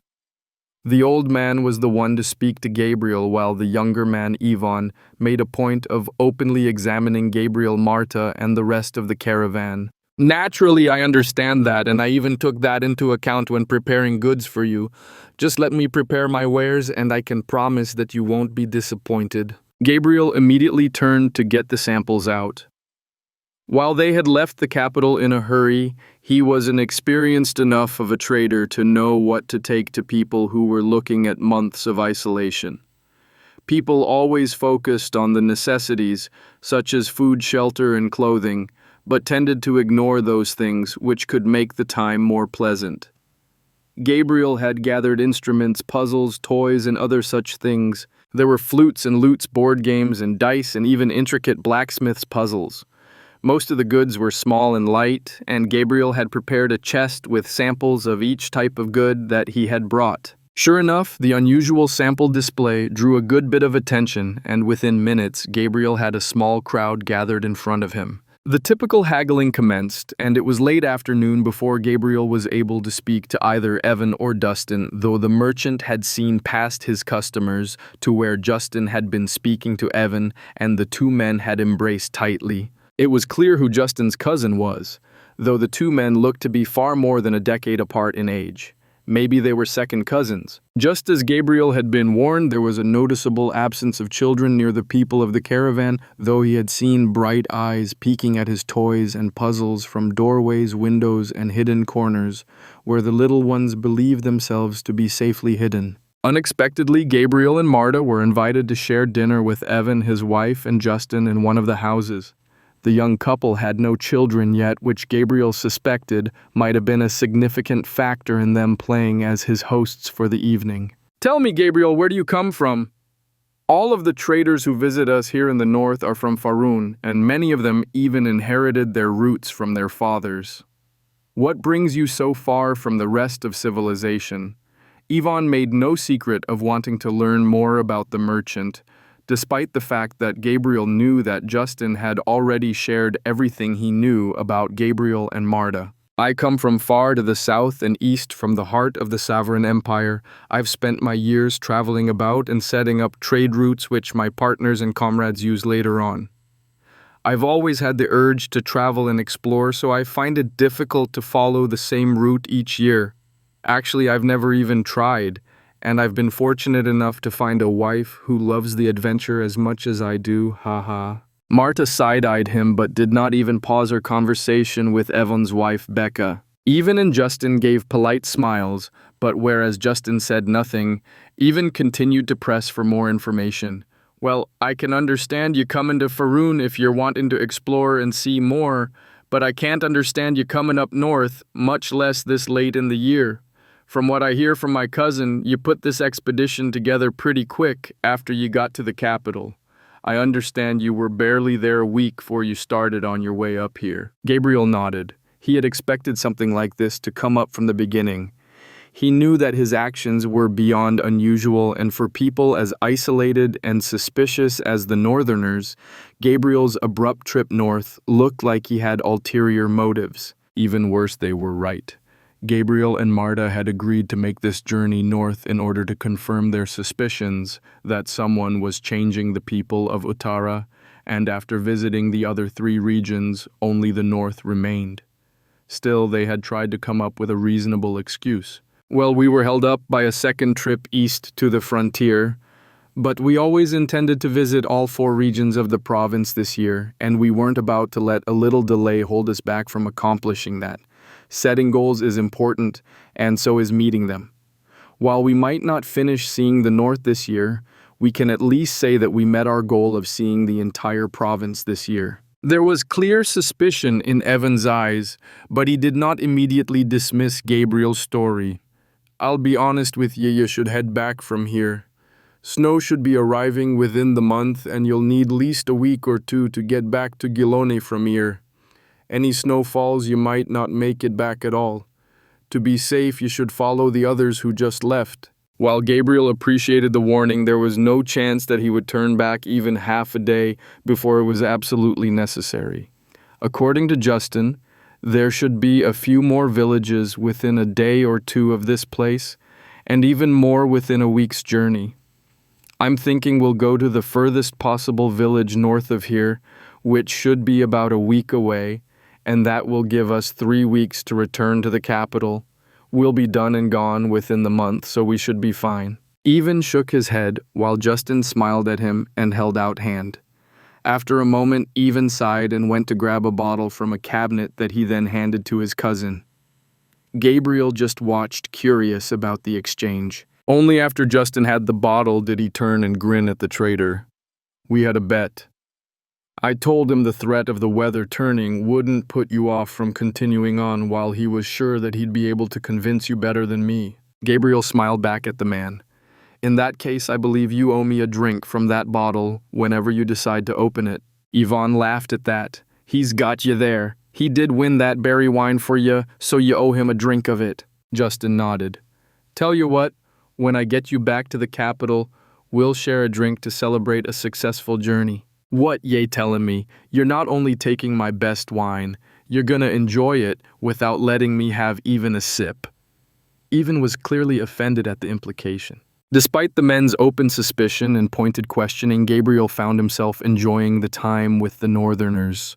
They were not subtle in their behavior or their words, and given what he had learned about them, Gabriel felt that they would likely be offended by people who were. Still, while it would likely be best to be open with the men in order to earn their trust, Gabriel simply did not know enough of what was happening in the province to even know if he was looking into something dangerous or not. Still, it might be possible to check a bit.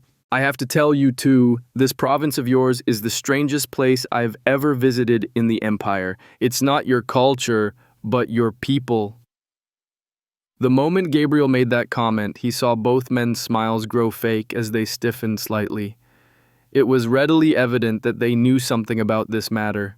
I didn't notice much in the south or the east, but when I made it to the mountains to the west, the people living there were the oddest little folk I've ever encountered. The merchant continued to play the fool, and the tension leaving the 2 men at the mention of the Westerners was visibly noticeable. Not one of those people came as high as my shoulder, and they all have beards too. But if you've not been there, what else I saw there will shock you. Even their women have beards. I even saw a hairy child, who I later found out was no more than 8 summers old. Strange folk, I tell you. Gabriel purposely ignored Marta's pointed glance and took a drink of the beer he had been given for the meal. There was no missing the glances exchanged between Evan and Justin, though their confusion was a surprise to Gabriel. These men clearly knew something about odd folk, yet nothing about the others in the province who Gabriel had already found. Gabriel's grin grew larger than ever. This was it. This was proof that the North was hiding transformed people as well, and these 2 men even seemed to know something about it. You'll have to tell us more about these people. They sound fascinating. I can understand why you enjoy traveling all over if you get to see such things. Evan's eyes were startlingly intense as he spoke, and Gabriel could not help wondering if he might have overplayed things a bit. In fact, you've stoked my own itch to travel and see, and I've got pretty much everything here ready for the winter. I'll join you visiting the villages. Who knows, maybe we'll make it all the way to the furthest village where you can speak to my Uncle Bert. He's traveled around a bit as well in years past, and even made it as far as Tamar long ago. Gabriel knew he was in trouble, though not what that trouble actually was. When Evan mentioned traveling with the caravan, his wife had stopped talking and had looked over at her husband with nothing more than a questioning look. But the moment Evan mentioned his uncle, Becca gasped, and her cup fell to the floor, the clay vessel shattering. Who was Bert, and why did his name elicit such a strong reaction from the woman? Chapter 50. End of the road. The next morning, the village was almost entirely different from when Gabriel had gone to bed. It appeared that word had already spread that Evan would be traveling with the caravan, and for some reason that meant that Gabriel and his people were instantly welcome in the village. When he stepped out of Yvonne's cabin in the morning, Gabriel was swarmed with children, all wanting to know if he had kept some of the toys or puzzles hidden in the wagons. Gabriel was not particularly surprised to see children, as he had seen them hiding throughout the village the previous day, but as they surrounded him, he realized that there were far more than he had realized. At least 20 to 30 children had been waiting for him to emerge, the youngest of whom could not have been more than 2 years old. Some of the children wore floppy hats like Justin, while others wore thick gloves. There were also some who wore nothing thicker than regular clothes despite the chill in the morning air. The only commonality that Gabriel could see was that all of the children had large dark eyes. Some were blue, some were brown so dark that they looked black, and some even had what looked to be golden irises. Gabriel and Marta had raised their son in the caravan while traveling around, but after he had grown, he had decided he wanted a more peaceful life. He had asked to take an apprenticeship, and Gabriel had paid for the opportunity with one of their contacts who Marta had chosen. They still saw their young scribe whenever they passed through the capital, but given that Weston refused to wed, there were no children in Gabriel and Marta's lives for the moment, much to their chagrin. Unfortunately, as soon as Marta stepped out, things changed from simply talking and teasing the children to Marta handing out pieces of their stock. It took until midday before Gabriel was able to pry his wife away from the children, and even then she had somehow managed to convince one of the young women in the village to let Marta help by carrying an infant around for a few hours to give the woman a break. When they met up with their men at the wagons, Gabriel learned that the villagers had become just as friendly as their children, and while little more trade had been done, all of Gabriel's workers had the names of some of the villagers' family members in other villages, or even mail to deliver elsewhere. Why was there such a sharp difference in treatment from the day before? It seemed that Yvonne was much more influential than Gabriel had realized. That night they again stayed with Evan and Becca, though it was an early night, as Gabriel and Evan had agreed that it would be best to leave at sunup. Sure enough, they woke before dawn, and after getting himself dressed for the day, he did his best to rouse Marta and ensure that she would wake up, though he only received a groan in response. She did not do at all well in the mornings. Evan was already waiting for Gabriel outside the cabin and accompanied the merchant to the wagons. There, Evan stood aside and simply watched as Gabriel and his second Javier expertly directed the organized chaos so that everything was packed and ready to go within a short amount of time. By the time that Marta stumbled out of Yvonne's cabin with a clearly amused Becca accompanying her, the caravan was ready to roll out. Frost covered the ground, and given that the harvest was already in, only the villagers who had to milk their cows were already awake as the caravan rumbled out of the village. Surprisingly, right at the edge of the village, there were a handful of children all shouting and waving as the wagons rolled by. Seeing them even put a smile on Marta's sleepy face. The sun was just creeping over the horizon, and the frost was still thick on the leaves that littered the ground of the forest.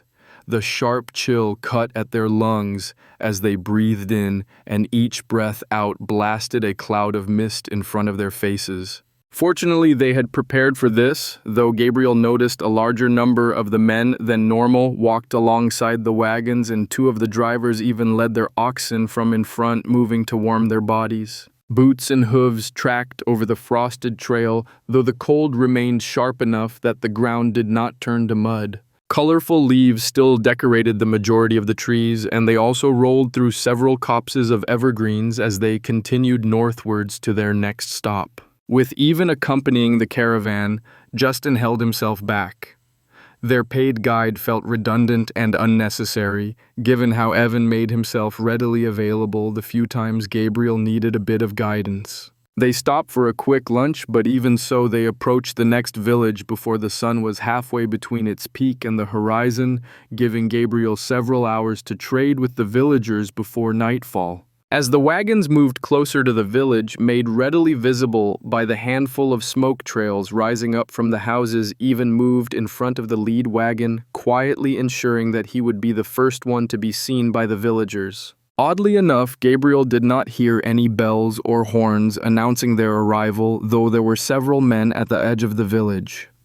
As soon as they saw Evan, the oldest man waved the youngest back, and the man jogged back into the village as the three older men all stepped forward to enthusiastically greet Evan and then Justin.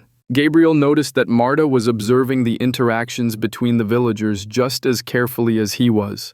Both of them understood that Evan was someone far more important than had been initially suggested. There was some sort of hierarchy in place in these independent northern villages, and Ivan seemed to represent some kind of leadership. Unlike when the caravan had entered the first northern village, their second stop saw all of the villagers step out.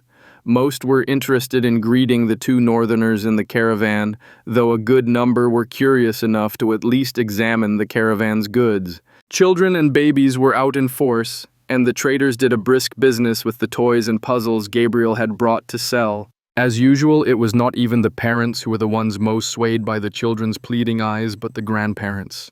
Still, Gabriel could not fault the older people, as the large, dark eyes of the northern children were adorable, and it was difficult to resist the begging of those numerous glistening puppy eyes that looked up at grandfathers and grandmothers after the children saw the colorful toys available in the wagons. Gabriel and Marta were not invited to stay with any of the villagers this time, but were instead offered the guest cabin, while Justin and Evan stayed with friends or extended family who lived in the village. The rest of the week passed in much the same manner as they continued further northwards.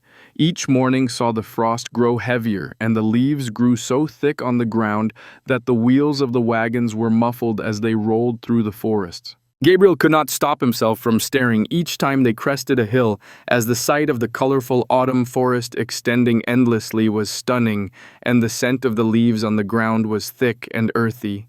It was easy to feel the approach of winter, and yet Gabriel relished the feeling. It roused some strange feeling of nostalgia in him, despite never having witnessed autumn so far north. As the week progressed and the caravan pressed northwards, Gabriel felt rather confused by two particular reactions. While the villagers remained as open and welcoming as ever, Evan became more withdrawn, while Justin became visibly anxious.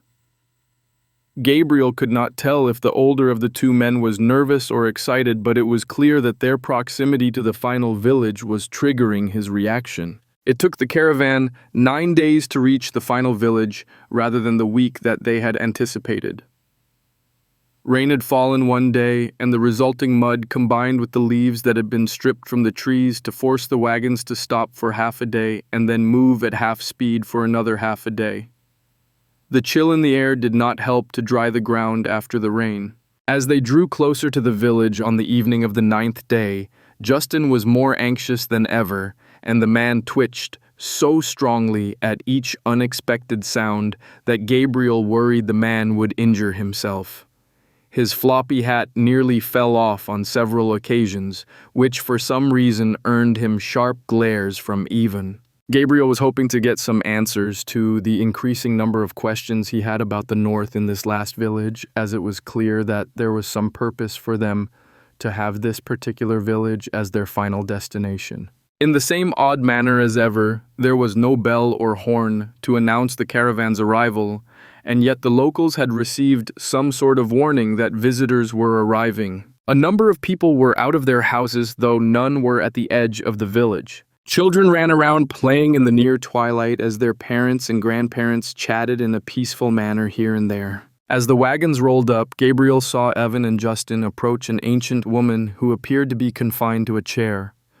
Her thin hair was as white as snow, and her face was so wrinkled that her eyes were nearly hidden in the various folds. She seemed to have shrunk in on herself in the way that the elderly sometimes do, and yet both Justin and Even clearly deferred to the ancient woman as they knelt down and embraced her with a kiss on the cheek. "We're back, Grandma." Shockingly, the woman responded to both men. Gabriel had assumed that someone so old and weak would be rather oblivious to the world, but after being hugged by Ivan, the old woman's eyes opened and Gabriel realized that he had been mistaken. Her eyes had not been hidden by her sagging face and wrinkles, but merely closed. The eyes that he saw were clear and bright and sparkled in the sunset. There was a sharpness to them that betrayed awareness and a keen wit. "Justin, what are you doing here? I thought you were supposed to be in Faroon this late in the year. Why have you brought people now?" Of all times, Evan was ignored, and the sharp eyes focused on Justin, making the nervous man fidget. "They insisted on coming north, and they wanted a local guide, so I agreed to bring them. When we got to Ashton, Even insisted on joining the journey and bringing them north." The dark eyes flickered over to Even, who just nodded. There was a slight widening of the old woman's eyes, but then she nodded. "He's taken another group of youths but should be back soon. We expect him tonight or tomorrow, so you'll have to wait a bit." Even dipped his head and was summarily ignored again. The old woman turned her gaze to Gabriel and Marta, and a withered hand gestured for them to step forward. "I'm Alicia, and I understand my grandsons have been escorting you through the villages. It's too late in the day for any trading to happen, so you'll be given some dinner and a place to stay for the night. Tomorrow, you can show off your wares for us to see. Even talk to your cousins and get these people settled in so that they each have a house to sleep in. It's too cold for them to camp outside now, though some of them might have to rough it on the floor in front of a fireplace." The old woman then raised her left arm, and a youth arrived in an instant to help Alicia stand and then escorted her towards one of the houses. The hunched woman moved slowly, supported by the young man and a cane as she moved to the closest house. Gabriel had not been able to speak a single word before being dismissed, and he and Marta exchanged glances as someone collected the old woman's chair and quickly ran it inside so that it would be waiting for her when she arrived. As Gabriel looked around, he saw that there did not seem to be almost any other elderly among the population, though there were even more children than normal. Additionally, while the houses were the same thick-walled, small-windowed style that they had seen before, the chimneys were wider and the houses were larger. It was clear that many of the houses had been extended and expanded over the years, which suggested that they were multi-family affairs, unlike the earlier villages they had visited. Already, Yvonne and Justin were talking to people, and men and boys stepped forward to show the wagoners where to take their animals to be stabled, where to leave their wagons, and which houses they would be staying in. One thing that Gabriel took note of while he and Marta waited for Evan and Justin to get to them was that it was not only the children in this village who wore thick gloves and floppy hats, and while most people were wearing thick jackets, others wore nothing more than a thin shirt. There was simply no consistency. Some of the people dressed for the weather, while others dressed like it was still summer. Additionally, there were some people who kept their distance, but their manner of walking was somehow off. They moved smoothly enough, but something was just off. Gabriel continued to stare from where he stood next to Marta, so engrossed that he did not even notice the sun dropping quickly. It was dark by the time that Justin and Even had worked their way through all of the wagons and men and finally turned to Gabriel and Marta. "Come on, we've got a guest cabin you can stay in. Grandma's already told some people to make you some dinner so you won't have to worry about that." Gabriel had many questions, but this did not seem to be the time, especially since Yvonne was already walking towards a large house without even waiting for a response. Justin walked towards the entrance to the village, backtracking slightly. Marta grabbed her husband's arm and they followed after the quiet man. There was already a fire lit in the small cabin. It was a simple single-room construction, but the walls were thick and the fireplace large enough to keep the room cozy and warm. There was a convenient pile of firewood next to the fireplace so that Gabriel and Marta could feed the fire again before bed. As for the bed itself, it was a rather small affair, though with thick furs and blankets piled on it. The only other feature in the cabin was a single chair and a small table, which meant that one of them would have to sit on the bed to eat dinner. It was a quaint rustic abode, but it was certainly serviceable, so Gabriel had no complaints. Before he or Marta could even move to the chair or the bed, there was a knock at the door, and when Gabriel opened it, there was a youth of about 12 summers, standing there with a bucket of fresh water. Like many of the children they had seen on their journey north, this boy wore a large knit hat and bulky, rather formless mittens on his hands. "Was sent with some water for ya." The bucket was practically dropped on the stoop, though, with just enough care that it did not slosh or spill, and then the lad was off sprinting away from the cabin and disappearing into the darkening twilight. Gabriel stared for a moment before he gathered his wits and grabbed the bucket of water. Odd folk in this town. I know none of the northerners have been overly welcoming, but these people seem particularly skittish. They seem nervous about something, Gabriel commented. "It's that Uncle Bert Evan mentioned," Marta stated affirmatively. Her husband looked at her in bewilderment. "How could you possibly know that these people have barely spoken to us?" "While you were watching Even and Justin speak to their grandmother, I was paying more attention to the other people nearby. I happened to hear one of them comment to another that she wondered why Even and Justin brought us while Bert is gone." Well, that explained a few things, though. Gabriel was not really sure how the presence or absence of this one man could change things. It seemed likely that he was some sort of chief or elder for the northern villages, though that did not explain the villagers' nervousness at the caravan's arrival. Just a few moments later, there was another knock at the door, and when Gabriel opened it, this time, a young woman stood there with a basket that was covered with a bit of cloth.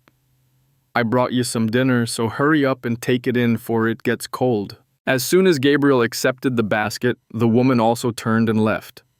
While she did not run like the boy, she walked at a noticeably fast pace to get away from the guest cabin. Shrugging, Gabriel closed the door and set the basket on the table. With the cloth removed, they found plates, fresh bread, roasted tubers, and a single bird for them to share. The small fowl was still on the skewer that had held it over the fire, but Marta quickly removed it and prepared the 2 plates for their dinner. They could hear the faint hum of the wind picking up outside as they ate, though the cabin's thick walls and its distance from the other houses in the village prevented the couple from hearing any people outside or in even the closest houses. It was oddly silent for night in a village. The next day dawned, and as normal, Gabriel was up before dawn and out of the house to see to his men and to prepare for the day's work. The day proceeded much like any other day in the northern villages had gone. Gabriel and his men displayed their wares, and before long the children and the curious or idle locals wandered over to see what was for sale so late in the year. Interestingly, the puzzles sold out first, yet there was almost no interest in any of the instruments. The toys gathered a decent amount of interest, though a bit less than in the other villages. By midday, Gabriel's friendly nature and enthusiasm saw him and Marta invited to a villager's home for lunch, though their host remained surprisingly tight-lipped whenever asked anything about the village. That evening, Gabriel was in a rather dour mood. He had been hoping to find something in the north related to the changes they had observed in the other regions of the province, but they had not seen anything, and it was almost time to return south. Marta agreed to 2 more days in the village that seemed to have no name, but the next morning, Gabriel woke up to find that the door was stuck shut. A moment of panic saw him pushing harder, and then he slammed a shoulder into the door, startling Marta awake with the impact. However, the blow succeeded in opening the door, and Gabriel went sprawling face first into the fresh white powder that covered the ground up to his knees. The shocking cold on his hands and face woke him up better than he would have liked, and the sight of his rump in the air after his spill greatly improved Marta's mood after being woken earlier than she was accustomed to. Stomping away from his wife's cackles, Gabriel hurried over to the wagons. Just a few of the drivers were there so early, but it quickly became apparent to all of them that it was impossible to move the wagons through the thick snow. Unless the rising sun could melt the snow, the caravan would remain trapped in the village until spring. Chapter 51, Downwards. Before the sun had even managed to rise, Gabriel and his workers saw several of the villagers approach them, including Ivan. Two men walked directly to the wagons and started checking the wheels and the undercarriages while chatting with the drivers, but Ivan walked straight over to Gabriel. "Thought this might happen, but don't worry, we got a plan that'll get you back.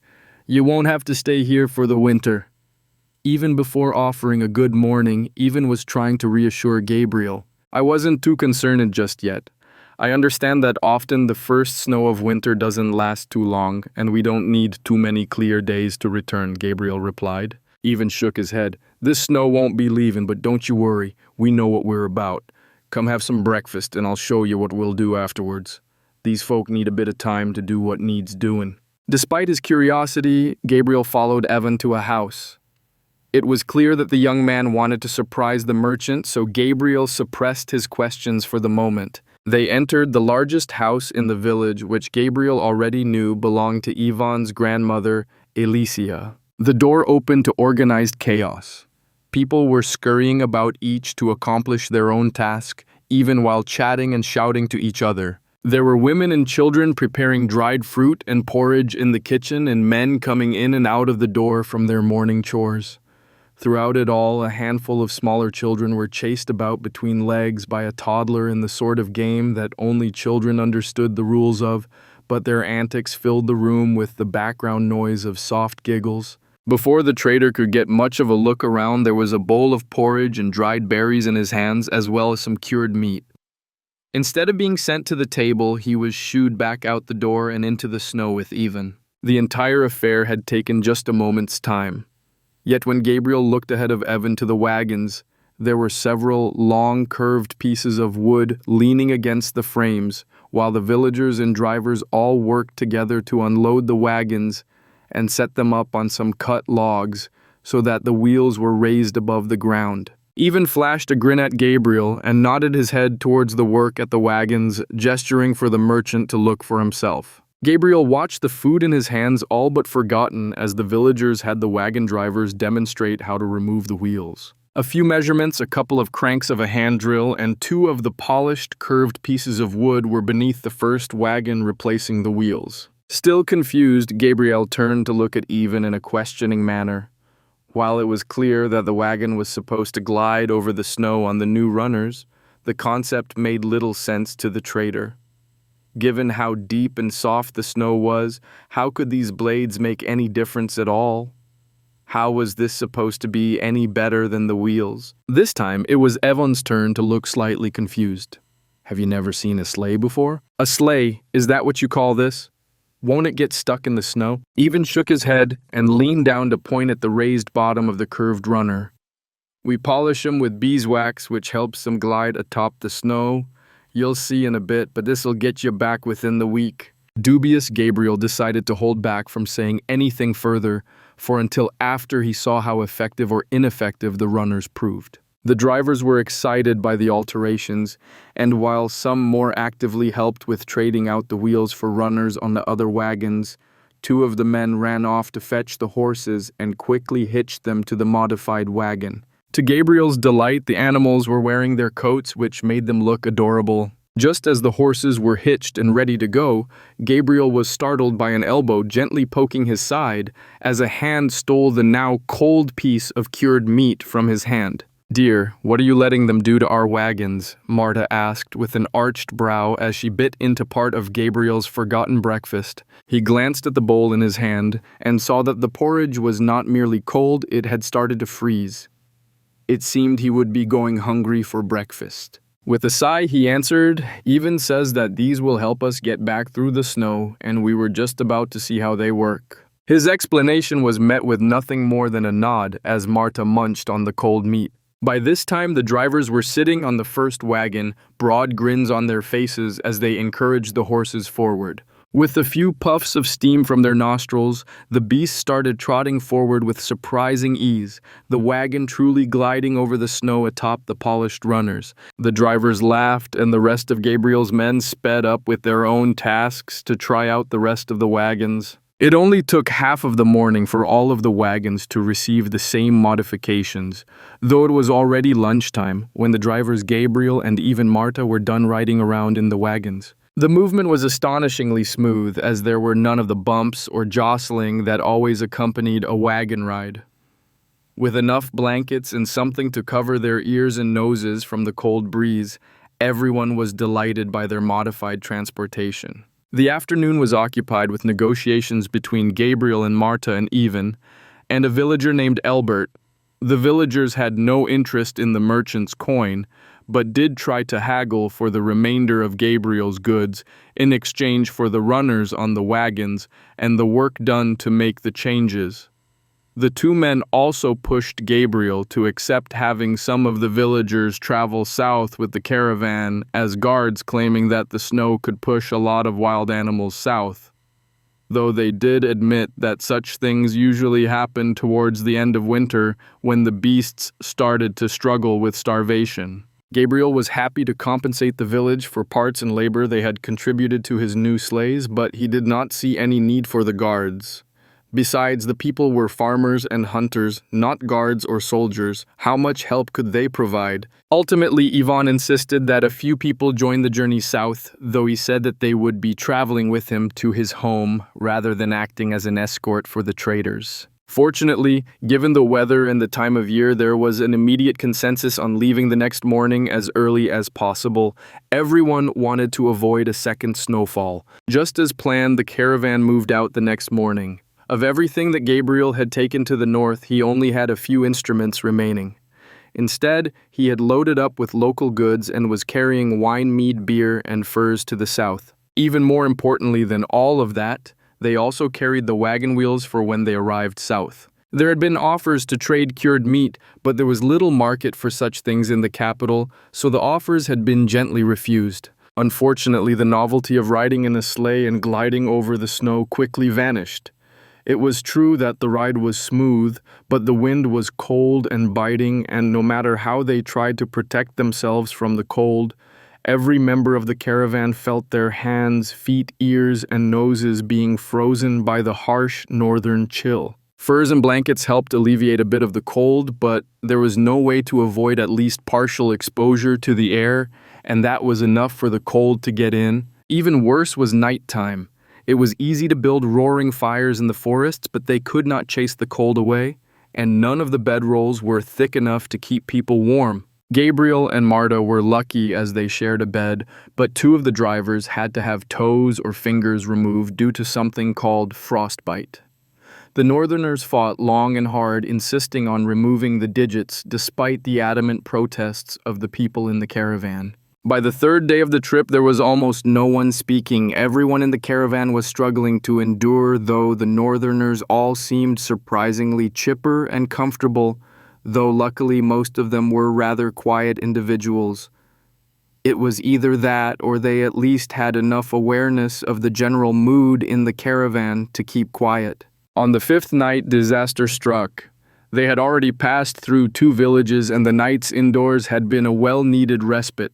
But on the morning of the 6th day, 3 of the caravan drivers did not wake up. The sight of their frozen forms disturbed everyone in the caravan, and even the Northerners seemed subdued by the sight. By this time, Gabriel had already pulled out all of the furs that he had acquired in the northern villages, but they were clearly insufficient. 2 of the wagons had only a single driver instead of the pairs that Gabriel always employed for safety.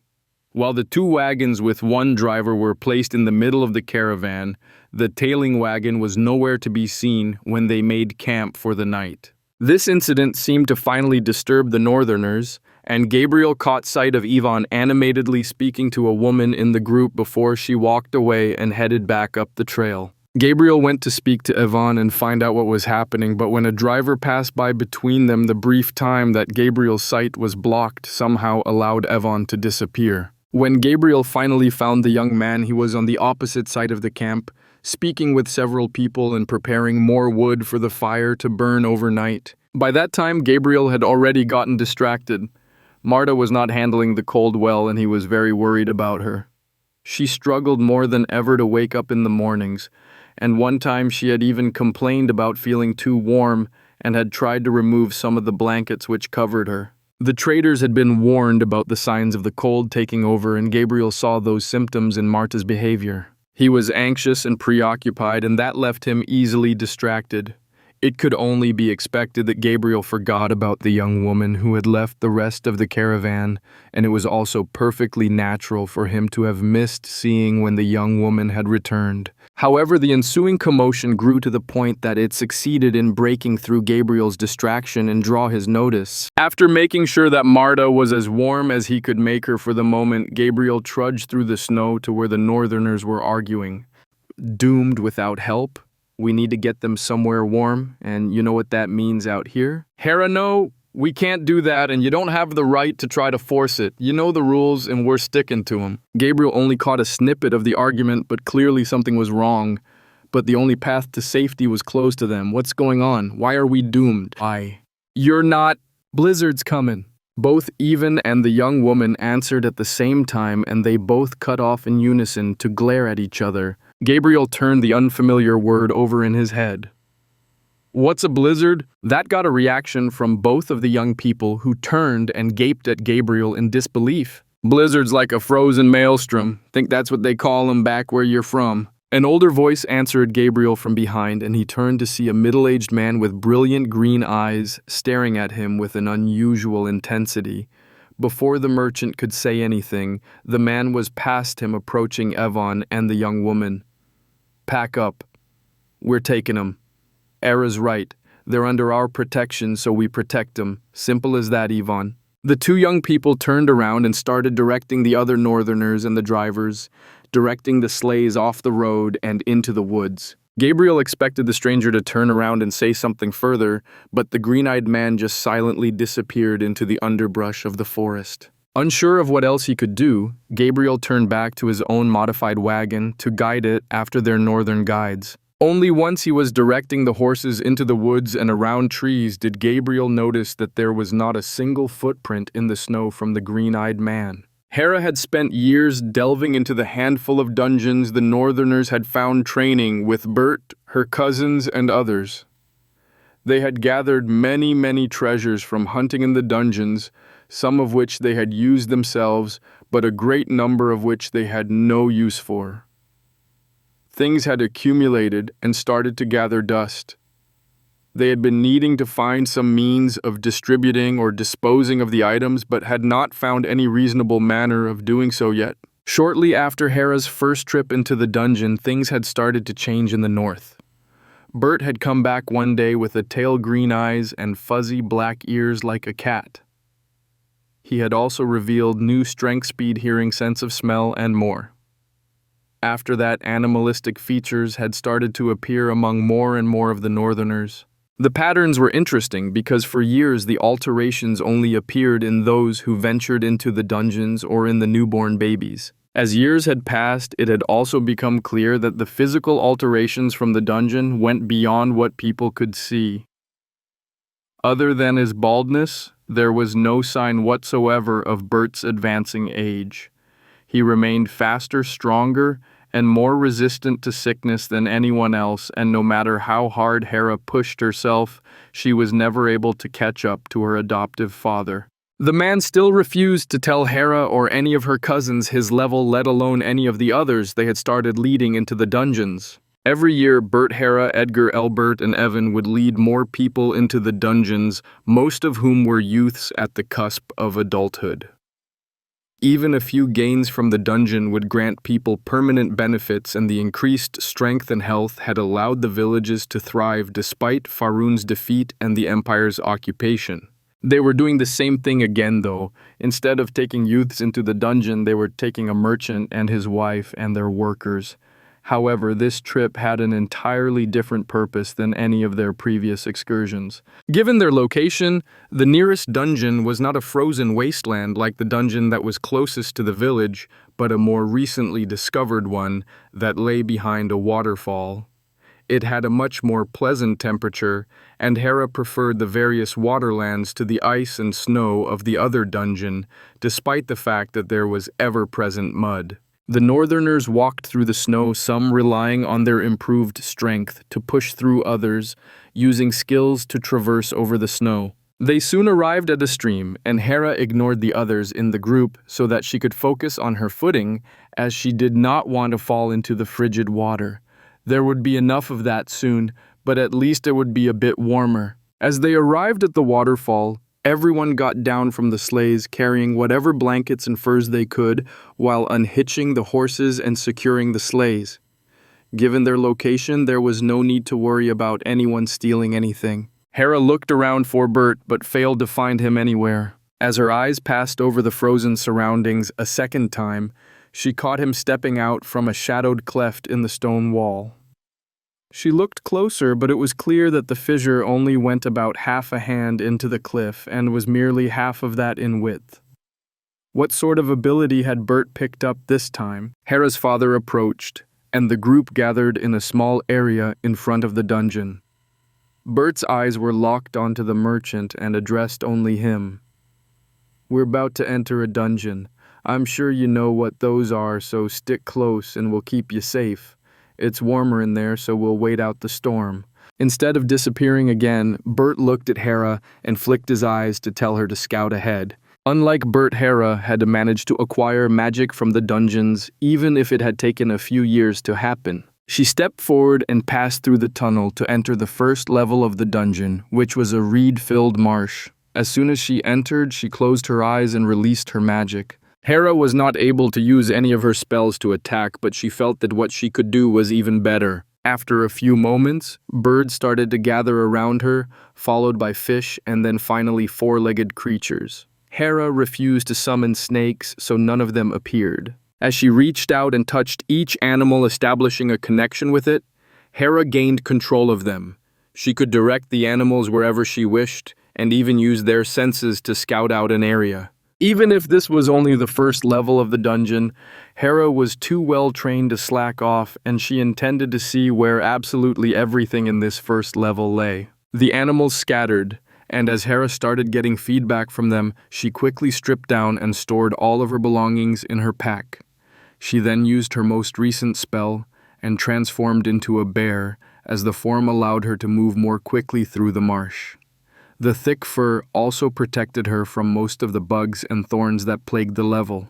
She knew that Bert or Even would grab her pack for her, so there was no fear in leaving it behind. She still remembered how upset she had been the first time she had used the transformation spell and had destroyed her favorite armor, tearing each and every seam in the sturdy leather. Bert had literally fallen over due to how hard he had laughed at the sight, which had only soured the situation further in Hera's perspective. Birds, fish, and small mammals subtly showed the path forward to Bert, Evan, and the others in the group, and they walked to the level's exit without hindrance. By the time everyone arrived, the guardian of the level was already defeated.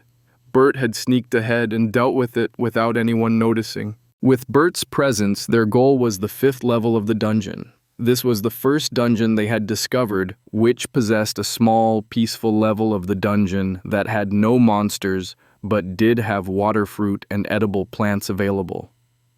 It seemed to be a rest area for delvers who spent longer periods in the dungeon, and it would give the entire group a safe place to stay until it was safe to continue traveling. Even with ordinary people such as Gabriel and Marta, there would be no difficulty in getting everyone to the 5th level of the dungeon.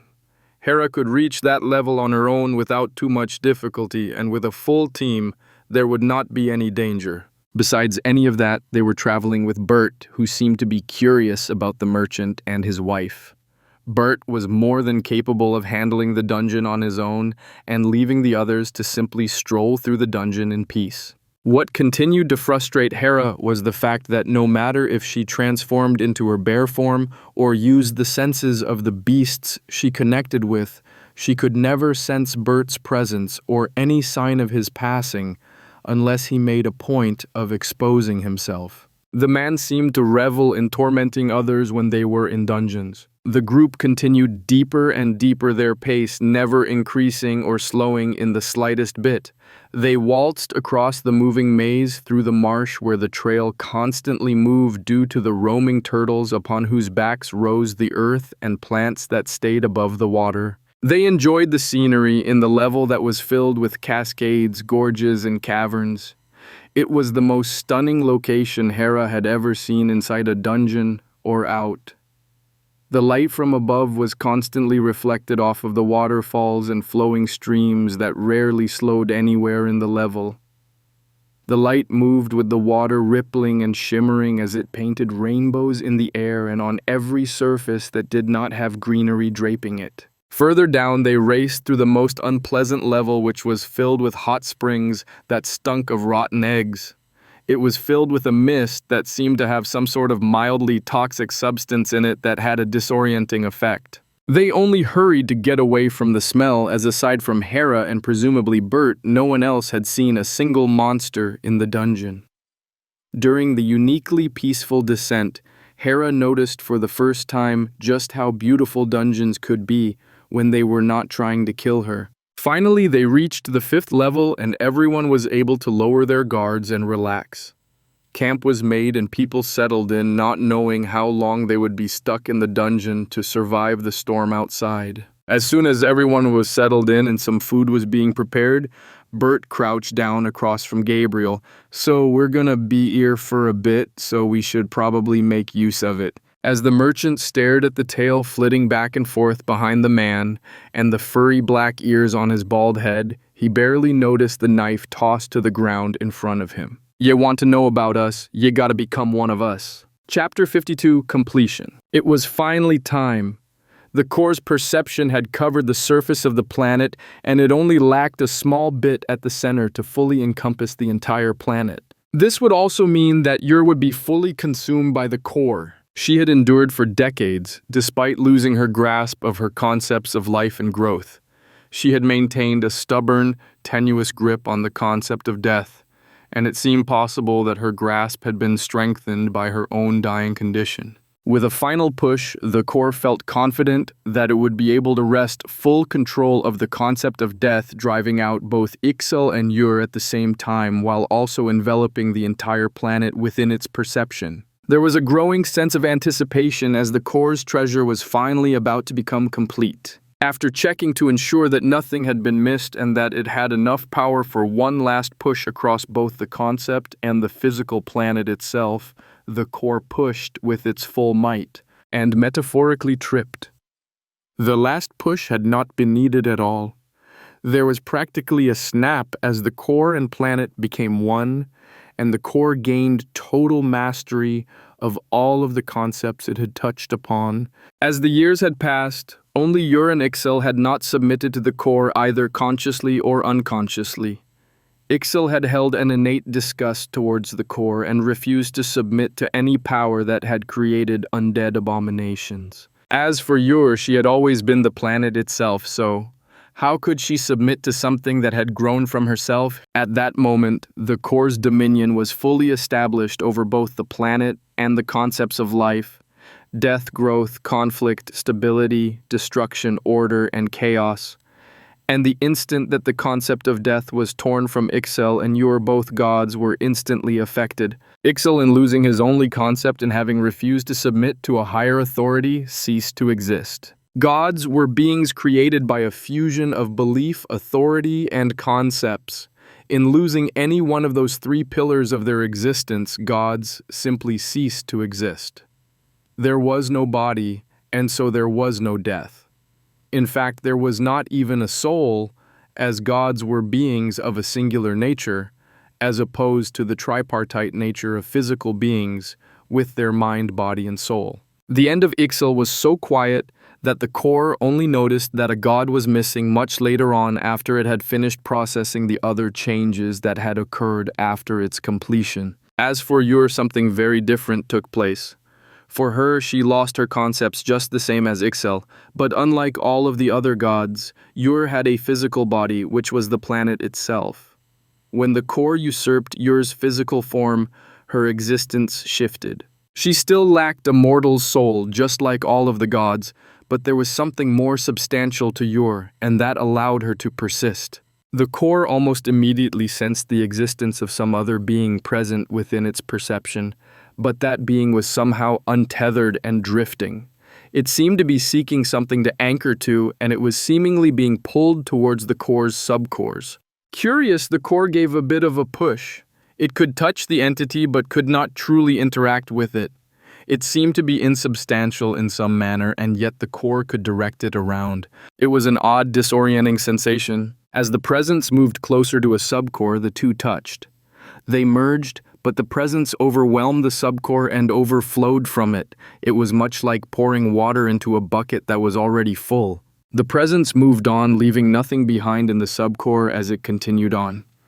Already seeing that a larger subcore was necessary, the core pushed the presence to one that was more than double the size of the first, which looked to be about the right size. This time, the entity did not overflow from the subcore, but merged with it perfectly. As it did, something curious happened. The core no longer needed to oversee the dungeon associated with that subcore. The system that the core had been testing out persisted, and the entire dungeon and subcore remained under the core's control, but it needed to deliberately interfere with the being which had taken over the subcore and the dungeon. There was a noticeable increase in the core's processing abilities, as simply giving up just one of thousands of dungeons had freed the core from handling countless decisions at any given moment, even if the majority of such decisions were handled by the system. This was an incredible development, as it meant that the core could create whatever system it wanted to govern a given dungeon and then hand it over to another. Actually, what was it that had taken over the subcore? Intrigued, the core merged into the subcore, much like when it had previously merged with the senses of its creatures. She was Ur. She knew that just as she knew that she was she was Ur. She knew that, though that seemed to be all that she knew. Her shape was familiar. Something about being a sphere just felt right to her, though she could not say why. What did not feel right or familiar was that her perception was not limited to just her own form. She could stretch out her mind and her senses and could see all of her domain. When she tried to examine why this felt wrong, she found a hole in her being, as though a massive part of her had been ripped away. Something about her was missing, though she had no idea what it might be. Since having anything around her to perceive just felt wrong, Yor quickly started looking at where she was. She was in a cave of some kind, but it was filled with plants and animals. Yor could feel that she could control both, though it was difficult to understand how she was supposed to do that. After all, there had been no direct control over any creatures when she had been a... What had she been? She was suddenly distracted by an invasion. She could instinctively feel that something had invaded her domain. They felt other and wrong.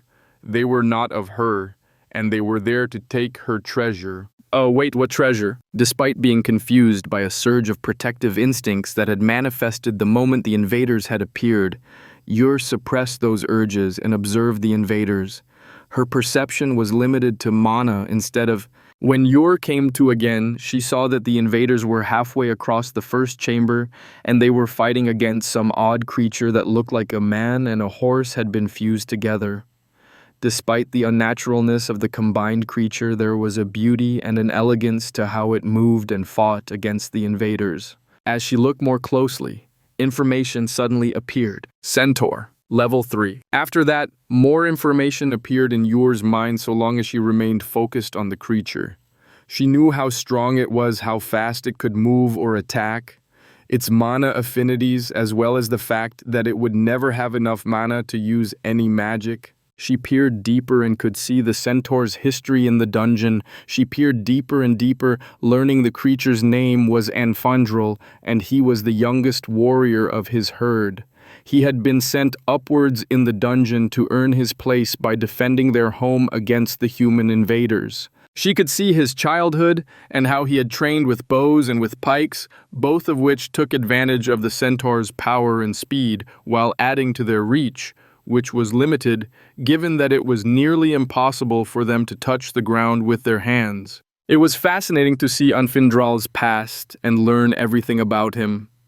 But just as Yor was peering into the budding warrior's burgeoning romance with Galindral, the images were cut off. Startled, Yor looked to see what had happened, only to discover that the invading humans had cut Anfindral down. Heartbroken and startled by the unexpected loss, Yor did not even notice that while she received the centaur's mana and vitality, his soul and memories went elsewhere along with the tithe of mana and vitality. As Yor mentally wept the loss of Enfindral, the creatures of the dungeon acted on her emotions, and before she realized anything had happened, the invaders had been cut down. She steeled her resolve as she understood what needed to be done. Her people needed to be protected from these invaders. The core was fascinated by what it had just observed, though it also realized how close things had come to going wrong. If the core had not merged with Yor's consciousness when it had, and then taken her memories for its own, the fallen goddess would have remembered her past, and there was no telling what might have come of that. As it was, the former goddess would handle the dungeon well. She wanted to protect the dungeon's inhabitants, which perfectly aligned with the core's goals. Satisfied that things were well in hand, the core turned its attention to the goddess's stolen memories and other changes that had occurred. The increase in thought capacity was already showing itself, and the core was eager to assign more consciousnesses to oversee its dungeons. How much could it improve itself in this manner? What would it be capable of after it found minds to take over all of the dungeons? Its excitement abruptly stalled. How would it be able to find other minds like yours? From the memories the core had already observed, it knew just how unique the goddess had been. How could it get more beings of the same sort? A portion of the core's mind sorted through Yor's memories, learning more and more about the history of the world, the arrival of the dragons, the wars between pantheons of gods and dragons, and the petty disputes of the various races that had once populated the planet. It learned more details of the dead races and the dead gods of the old pantheons. It learned of authorities and how they related to concepts. This was the core's first time accessing the memories of any of the gods. While several gods had submitted to the core's authority, gods were non-physical beings, and the core had not yet found any way of accessing their minds or senses, though Yor's memories might hold the key to that possibility. As that was happening, the core was also exploring what had changed after it had fully mastered all of the concepts. With all of them complete, it could sense how they complemented each other and became far, far more than the sum of their parts. The only way that the transformation made sense was how a pile of stone was only that, but once they were assembled with thatch and wood, a house could be assembled. With everything in place, there was simply more to what the core had mastered. It continued to probe and explore its new abilities when the core abruptly froze in shock. Details from two different lines of attention suddenly converged, and for the first time in its existence, the core was stunned. This was the moment that the core discovered Yor's memories of conversations with Eldar dragons who had mentioned Kaiser dragons. At the moment that had happened, the core had been toying with the tower that had been constructed from all of its combined concepts to see what had become possible for it. There was a moment of enlightenment as the core understood that it had reached the same level of power as Kaiser dragons, but it was at this same moment that the core finally had a conscious realization of the fact that there were other planets and worlds to discover. It may have mastered its original planet, but in doing so the core had learned of the existence of the rest of the universe. The only other time the core had been so amazed in its entire existence had been when it had first been taken from Gurthok's lair and had realized that there was more to the world than a single cave. The only question was how to reach those worlds. The core continued with both explorations, but the memories held no further insights. Instead, it was the Tower of Concepts that held the next moment of wonder for the core. It already understood that when a concept was fully mastered, more things became possible. As the gods had fallen under the core's sway, and it had seized their concepts, the core had slowly been able to wield its authority outside of the dungeons, at least within the bounds of the subservient gods' authorities. The core had found it could very, very slowly and gradually make alterations to the gods' believers, no matter where they were, and this ability grew exponentially stronger if those same people entered a dungeon. This was how the core had started to push entire regions of humans to change. It understood the importance of a large group of test subjects, as well as the importance of diversity after several breeding experiments had gone horribly wrong. This was why the core was pushing to see what new things might be possible with its concepts, and while there certainly seemed to be greater possibilities related to life, death, and souls that would need to be explored, there was a hint of something else, something tantalizing. It was a familiar sensation, though also new, and it took the core a moment to understand what it was feeling. There were two more concepts that had become accessible with its mastery of the planet's concepts. At that moment, the core made the connection and understood that this was the power of the Kaiser dragons. This was how those creatures were able to send their underlings between planets. This was the path forward. All that was needed was that initial push to access the concepts, but what did the core need to do to get there? In the past, it had needed to accomplish something exceptional related to the concept, and that had worked as a breakthrough and given the core access. The problem was, what were these two concepts? As its thoughts raced and whirled, the core was also examining the completed planet. It could feel the slightly greater gravity at the center, as well as high above to the limits of the atmosphere. In fact, it could almost reach the planet's moon with its perception, though it needed a bit more distance. If it could just stretch, and as simple as that, the core had its breakthrough and touched upon the concept of space. Chapter 53, New Discoveries. Touching upon the concept of space was a bit disorienting as the core gained a perception of extra depth to all of existence. It could suddenly sense further layers to reality as well as a feeling that everything was somehow interconnected. The core had experienced new senses before when obtaining memories from those who died within its domain, or when it had perceived the world through the senses of its creatures. The perception of space was something else entirely, as it was the realization that there was more to reality than could normally be perceived. It did not take much testing or probing of this new concept for the core to realize that this was the power that allowed the Kaiser dragons to send their spawn and lessers to other planets. However, there was an oddness to the concept of space, as unlike the lesser concepts which the core had already mastered, there was no sense of others to be found. Space was a universal concept, and thus each being could fully master it without restricting or limiting the power of another. The realization that there were layers to space was interesting, and the core could see applications to its dungeons, making them extend into directions that should be impossible overlapping layers, or making them much larger than the space they occupied. The core also found that it could create four-dimensional mazes to confuse dungeon delvers more than had ever been possible in the past. Thinking to start small, the core took a single dungeon and started working on layering the space within it. It was a dungeon with an undead theme, but its size had been limited due to being both within a city and close to a coast.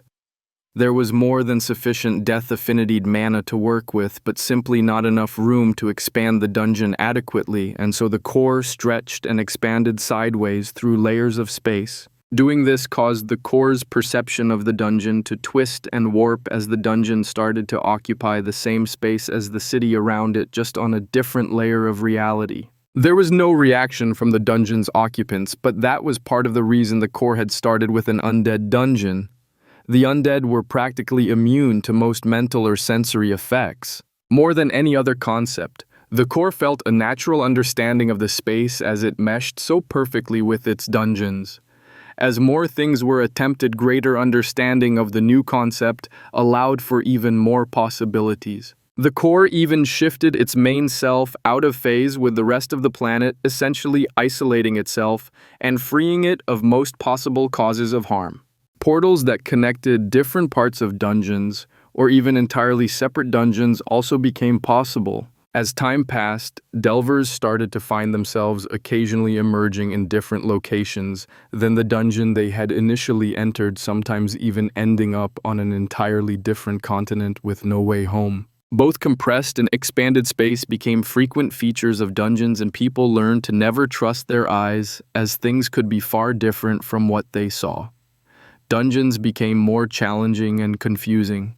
They no longer just challenged Delver's combat skills, but also their memory navigational skills and ability to adjust to the incomprehensible. What was even more interesting was that while the core could not assign the concept of space to any of its underlings or creatures, it had discovered that it was possible to create spells that could make use of what the concept allowed, and much like how Aztec had once teleported to the entrance of a dungeon, the core could grant spells of teleportation and spatial manipulation, though they were much weaker than what the core was capable of due to having the concept of space. With so many dungeons and creatures to test things on, the core's mastery of the new concept rose precipitously, and before much time had passed, it started to feel what seemed to be strands connecting its planet to other places. When those strands were examined, the core realized that they did not connect to the planet itself, but to the various Eldar dragons who remained on the planet. It was a curious thing to see, but the core already had a few ideas about what it had found, given the knowledge it had gained from Ur. It was an odd thing to stretch the core's perception along those strands, as the core was not stretching across physical space, as when its perception had spread across the planet, but was somehow pressing through layers of space to touch upon those connections that had been sensed before. There was a slight reaction, and the core knew that something had sensed what it was doing from the other end of the strand. Was it a Kaiser dragon or something else? There was no resistance, so the core continued to press further and further. It pushed through multiple layers of space, going further than it had ever tried before, but then felt the strand returning to the surface level of reality. There was resistance at the final layer, and the core had to push slightly with its concept of space, but it did not take much effort. Suddenly, the core could sense a cave. As it took a metaphorical step back to examine the overall situation, it could see that it had essentially pierced a tunnel through space to allow its perception to extend to another place. This was more or less a far more elaborate version of the portals that the core had placed in various dungeons. It pushed to spread its perception through the cave and instantly felt the air vibrate. Years of absorbing countless years' worth of memories from humans and other creatures had allowed the core to use its mana perception to interpret the movement of air and read the sound that was being produced. So even without a sense of hearing, the core had developed an ability to listen. "Trespasser, thou art rude to enter mine domain without leave. Wilt thou not reveal thyself? Thy pure mana is unique, and it hast been long since we have communed with another such as ourselves. Should thou be here in peace wilt thou leave. Speak and reveal thyself to us." Unfortunately, while the core had developed many abilities, controlling anything in a place that was not within its domain remained impossible. While its perception had entered the cave, the core had not claimed any of the area for itself and had no way to extend its authority, which meant that it had no way to communicate with the being. The core spread its perception, searching the cavern. It was massive and seemed to be a single massive geode, as the walls, ceiling, and floor were all covered with crystals. The crystal floor had been covered with valuables, the likes of which the core had never seen before. It was mostly gold, but there was a tremendous number of other precious metals, as well as gemstones, weapons, armors, and jewelry. And, sure enough, the core quickly found a compatible opal and tried to push a bit of itself in to make a subcore. That should allow it to establish enough of a domain to communicate. The opal was abruptly crushed. The core could sense that spatial forces had been used to not simply crush the gemstone, but to completely remove it from existence. "Not only dost thou not reveal thyself to us, thou hadst the audacity to try to claim mine territory? Begone." With that, a fusion of mana and multiple concepts worked in tandem to push the core's perception and mana out of the cave and back along the spatial tunnel it had extended itself. Upon returning to its planet, the core instantly saw that the strand it had followed was still there, but was somehow shielded against it. There seemed to be no way to return to that planet. As the core started to examine other strands that it had noticed a recurring detail, every last strand that led away from the planet through layers of space into what the core could only describe as a divot in space. Interestingly enough, there were many other divots in space around the planet. Given the consistency, the core reached out and started probing a random divot, pressing through the layers of space. Progress was slow as there was no strand to follow. However, at each successive layer that the core pressed through after searching around a bit, the core would discover another divot, sometimes several, and then would continue further to the next layer. Deeper and deeper the core pushed, reaching much further than it had when following the strand that had led it to the Kaiser Dragon. Eventually, the spatial layers started to grow stronger, and the core had to press harder and harder to reach the next layer. In addition to that, the divots shrank and became more subtle. Each layer took more effort and more time to see where to go next until finally the core was unable to continue. There was no divot to be found at all, and the layer was too tough to push any further. The core did not want to retreat unless absolutely necessary, but there seemed to be truly no way forward. The core stubbornly persisted, searching about for anything that could allow it to proceed, but there was nothing. Just as the core was about to retract its attention through the layers of space, it noticed something. It was not a divot in space, but the smallest of bumps. It examined the bump, somehow poking it with its perception. It was indeed a weakness in the layer of space, but this did not lead deeper but back to the surface layer of the universe. Piercing through the bump sent the core's perception into a shallower layer of space that was noticeably weaker than the previous layer. After examining the layer, the core found another bump as well as a divot, and quickly put the pieces together to understand its situation. Divots sent it deeper through layers of space, bumps returned it back towards the regular layer of reality. The core quickly sped up, piercing through multiple layers of space in just a few moments. Each layer was successively easier, and the core's experience helped it to move faster and faster. Before long, the core's perception had returned to the top layer of space, and it found itself looking at a new planet. It was quite similar to the core's home planet, but the fact that the core's perception did not encompass the entire planet made it quite clear that it was not the planet it was familiar with. An unfamiliar surge of excitement ran through the core as it realized that there were more planets for it to conquer and claim, more gods to suppress, more creatures to harvest, more dungeons to create and farm. There was simply so much more. The core was not at the end of its conquest, but only at the beginning. However, it first needed to find an appropriate sub-core on this unknown planet in order to truly begin. Amani was sneaking through the jungle that belonged to the Sunni. For months, mana levels in the Sunni's territory had been rising, and Amani's tribe could not continue to sit back and just watch. After arguing with his father, Amani had made some preparations and sneaked out of the village with just Vastal and their 2 hunting dogs. While Amani did not get along very well with Vastal, the man was the best warrior in their tribe, and he also agreed with Amani that something needed to be done about the Sunni. They continued to stalk through the jungle as quietly as possible. Fortunately, the rainy season had just finished, so while the humidity was almost unbearable, the ground was soft, and the fallen twigs and leaves were damp enough to make almost no sound as they passed. They pressed forward for days, scouting the Sunni's territory, though always keeping some distance from their villages. They saw a few hunting parties, but oddly enough, the hunters did not show any hint of unusual behavior. After more than a fortnight of scouting the region, Amani was preparing their evening meal when Vastal burst into their small camp with wide eyes. "You need to see this now." Despite being united in purpose, the 2 men still did not get along at all, and they rarely spoke to each other, silently carrying out their self-assigned tasks.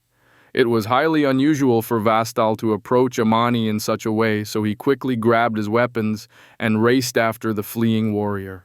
After just a few minutes of jogging through the jungle, Amani could feel it. This was what they had been searching for. The mana levels in this area were shockingly high, and the change was extremely distinct to their senses. Vastal did not so much as glance backwards at Amani and continued his reckless charge forward. Finally, they arrived at a small clearing. The jungle's canopy hung overhead, blocking out the sky, but for about 10 paces in every direction, there were no trees or undergrowth to be seen. There was no missing what Amani was supposed to see, as right in the exact center of the clearing was a stone doorframe. There was no door and they could see straight through the doorway, but something about the door seemed twisted. Amani moved to the side to get another view of the doorway and he instantly saw a problem. It was impossible.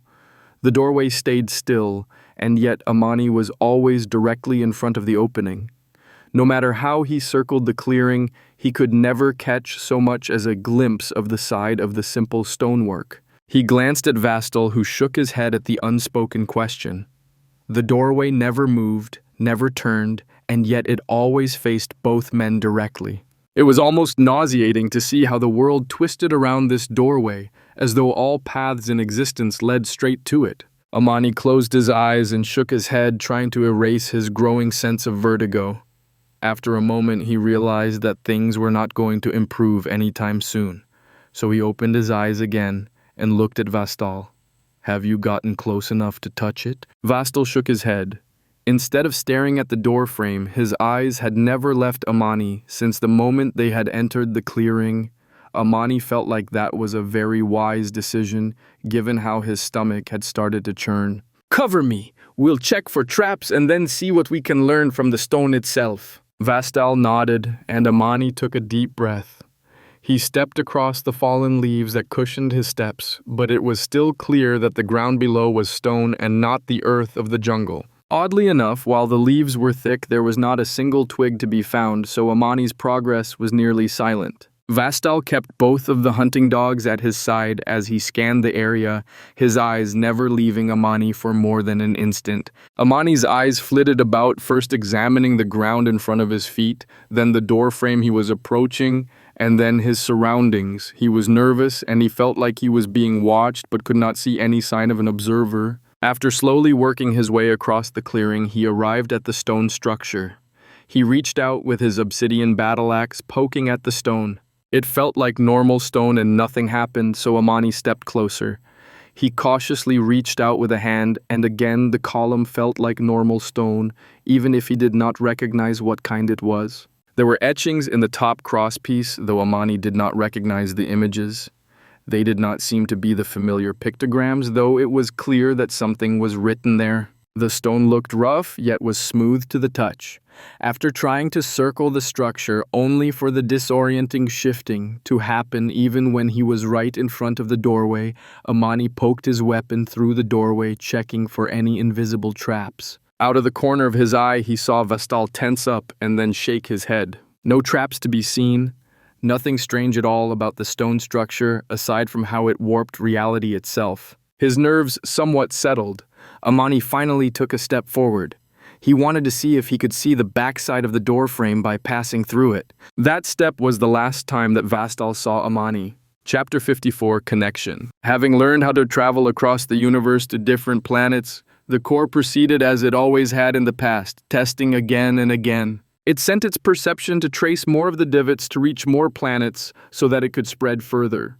Unfortunately, it was in doing so that the core learned that the universe was not nearly as simple as it had understood. The vast majority of the paths it pursued did not lead to planets at all, but to other sources of gravity stars. The first time that the core's perception returned to the normal layer of space, and it was confronted with powerful gravity and raging plasma storms, it had no idea what it had found.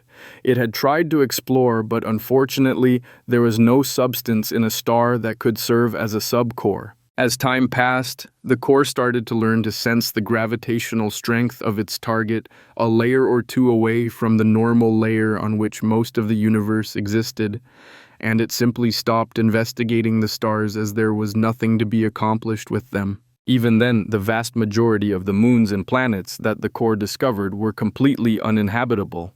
Some had no air at all, others were completely toxic to any living creature the core had ever encountered, and still others had no solid mass to them and were actually nothing but an atmosphere. None of the planets were ignored. If they could hold a subcore, they received one. The day would come when every planet would serve the core's interests. It just needed to find the right way to proceed with each individual place. After exploring 2 to 8 and 92 planets, the 275 stars did not count. The core had succeeded in finding 81 planets with some form of life on them. 19 of those planets even held sapient life. Those 19 planets became the core's first priority, and dungeons started appearing on every one of them. Interestingly enough, once the core's perception spread to 2 different planets, it found that it was possible to use the concept of space to transport objects from one place to the other. While that did not seem particularly useful as the core had full access to all of its mana everywhere in its perception, the core did find a planet that had no opals at all with which to create subcores. While the core had learned how to manufacture almost all forms of crystal from the raw materials, transporting a prepared subcore was a faster and easier solution. Opals started bouncing between planets as the core worked to extend its perception across each planet it found, regardless of whether or not they held any life. All along, the core never stopped exploring the universe and searching for more planets. It was slowly spreading across the galaxy, and by avoiding the Kaiser Dragon's strands of control, the core did not have to compete with anyone. It was also happy to discover that one of the inhabited planets it had found was ruled by a Kaiser Dragon, and yet the beast noticed nothing at all when the core found the planet on its own and without tracing a strand. That meant that so long as the core did not directly touch the Kaiser's workings, it would be safe from detection, which was wonderful news. One day, the core felt a gravitational pull unlike anything it had ever sensed before. One of its paths of exploration that was further ahead had sensed a powerful gravity pulling at it from across more layers of space than the core had ever found before. This far exceeded what it had felt from any star, no matter how massive they had been. Anything new needed to be investigated, but caution was also important. Through trial and error, the core had learned how to pierce the layers of space even without using existing paths, and that allowed the core to appear near a specific target while not directly at the target itself. This was how the core had managed to learn what stars were, as they needed to be observed from a considerable distance. Given the mass of the object that had been found, the core pulled back further than ever before as it pushed through to the surface layer of the universe. Once there, the core tried to observe the area, extending its perception in every direction. Unfortunately, there was nothing to be found. Further and further, the core spread its perception, and still nothing could be found. Wait, there was something. Something was pulling at the core's mana, ripping it away. The core pulled back, but whatever it was fighting was implacable and absurdly powerful. There is nothing the core could do against it. While it was true that doing so would waste tremendous amounts of mana, the core needed to know what this mysterious threat was, and so it followed the pull on its mana. Slowly, cautiously, the core stretched its perception further and further through space towards the pull.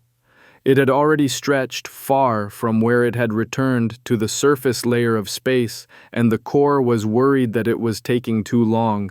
After all, it had already been pushing for. That was odd.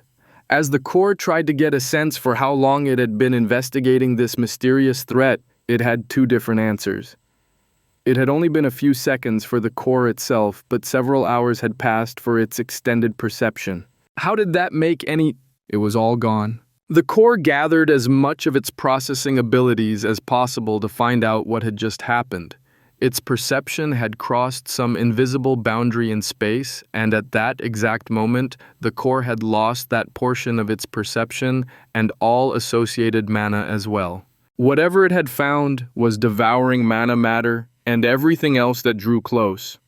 This black devourer seemed to be so powerful that it not only affected gravity, it affected time as well. The core tried to pull its perception back from the invisible boundary, terrified of losing more of itself, even if it had not lost anything irreplaceable. With nearly its full focus, the core tried to make sense of what it had found.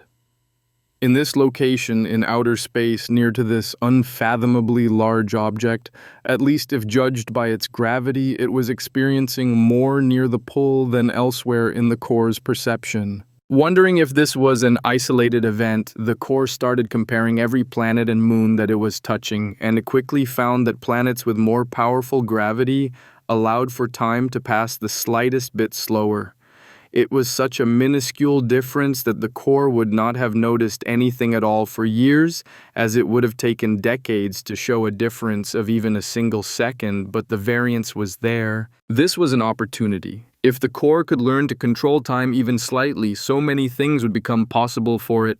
As it tested and examined the temporal differences, the core managed to gain some level of understanding of what it had encountered, and with that comprehension, combined with the fact that the core was experiencing time pass at differing rates, simultaneously a barrier fell away, and the core touched upon the concept of time. The core was not the first to touch upon the concept of time, but it had managed to do so faster than any other creature before. Most of the time, the few Kaiser dragons or other creatures at that level of existence which managed to touch upon the concept of time did so accidentally due to the endless years that they had lived. When a dragon could sleep for a millennium, but feel that it had only been a few seconds, to their perception they were experiencing time at two different rates. While this was merely perception and not reality most of the time, concepts were mastered with insight rather than scientific knowledge. Of course, as soon as the core obtained access to what seemed to be the final concept, it started exploring new possibilities. Interestingly enough, with the combination of the concepts of space and time, the core was able to slightly resist the implacable pull that it was struggling against in the place where the distorted time was the most excessive. With that ability to resist slightly, the core lost less mana and was able to move its perception a bit closer to the invisible barrier, and it immediately noticed that time distorted even worse. Temporal anomalies started being introduced to various places, starting with the core's breeding grounds. It was rather mana expensive to accelerate creatures' growth, whereas accelerating time itself in a specific area relied on the core's new concept, which was much cheaper. As time started speeding up or slowing down in various locations throughout the core's domain, it had a sudden thought that sounded fascinating. What if it split time into different flows entirely, rather than allowing it to move faster or slower? Immediately, the core focused on one of its most popular dungeons, the life-themed dungeon near Serkin. The dungeon was still home to the core's first dragon, though the humans had still not made their way past the level of the dungeon with all of the wyverns and griffins. The military was sending multiple groups into the dungeon every day, and while the core could recover after each visit, what if it did not need to? As the next group entered in pairs, the core stretched its abilities to the limits, and each pair entered the dungeon in a separate yet parallel moment in time. With that, there were 10 different groups exploring the same dungeon at the same time, and yet none of them were able to see each other at all. The men panicked, but then quickly got themselves under control in most of the timelines. Explorations proceeded, and the core started to feel strained the further the 10 groups diverged from the original moment in time. It was a struggle to keep things together, but the core was determined to endure. One timeline snapped into another, but as the two converged in an uncontrolled manner, they were both entirely destroyed. With just 8 remaining, the strain lessened for a while, and the core was better prepared as the difficulty mounted yet again. Hours later, 3 pairs of soldiers stumbled out of the dungeon at the same time. This was the Sevaran Empire's costliest delve into the dungeon in decades, but for several hours, that one dungeon had become 10 different dungeons. The core felt strained, as though it had overstepped its limits, and yet it also knew instinctively that it could do the same thing again without as much of a struggle. The moment the soldiers had left the dungeon, the timelines had merged, and at that moment the core had to pay for what had transpired in those 3 timelines while reaping what it had harvested in the other 7 destroyed timelines. It was intriguing to see this belated payment take place, but it actually lowered the cost of running the dungeon, as the core was able to use the same creature to fight multiple teams across various timelines. Could this function be combined with accelerated time? What if each team entered a dungeon at the same time, fought in their own timeline, and yet the days spent in the dungeon only corresponded to a few minutes in the outside world? This could make the core's busiest dungeons more profitable than ever. More temporal options were incorporated into various dungeons, and the core even warped time for itself, as doing so further increased its processing ability. All along, as its mastery of the concepts of space and time improved, the core moved its perception closer and closer to the invisible barrier and the unseen threat. Whatever that black hole in space was, that devoured everything the core felt that it needed to understand it. It was too great a threat to remain unknown. It was Bert's last delve into a dungeon. He was old, far older than he had any right to have lived. Alicia had passed on long ago along with all of her children and grandchildren. Hera was still alive, but even she had started to age. She had reached the limits of her potential, and while she was among the most powerful druids, as people had taken to calling those with abilities similar to her, that was not nearly enough for her to keep up with Bert. He had never stopped progressing and leveling, and he looked to have stopped aging from the moment he had first stepped foot in a dungeon all those years ago. The only change to have occurred had been when he had accepted his race change and become a beastkin, and that had been... How long had it been? Bert genuinely had no idea. He felt his age and had for some years. His mind was as sharp as his body, but he constantly felt drained and fatigued. It was not mental or physical, but somehow spiritual, as though his soul itself was not capable of enduring for the number of years that Bert had lived. That was why this was his last delve. He said goodbye to Hera and the few surviving members of her family. Like Bert, she had also outlived almost everyone she had ever known, Bert aside. However, unlike Bert, Hera was starting to show gray hair and wrinkles. Her body had started to slow down, and she was even starting to have trouble remembering things. His goodbyes said, Bert made his way to his chosen dungeon. He would never leave it, he had decided. Bert was not going to use any of the dungeons close to his hometown. This was his end, and he wanted that to take place in the same location as his metaphorical beginning.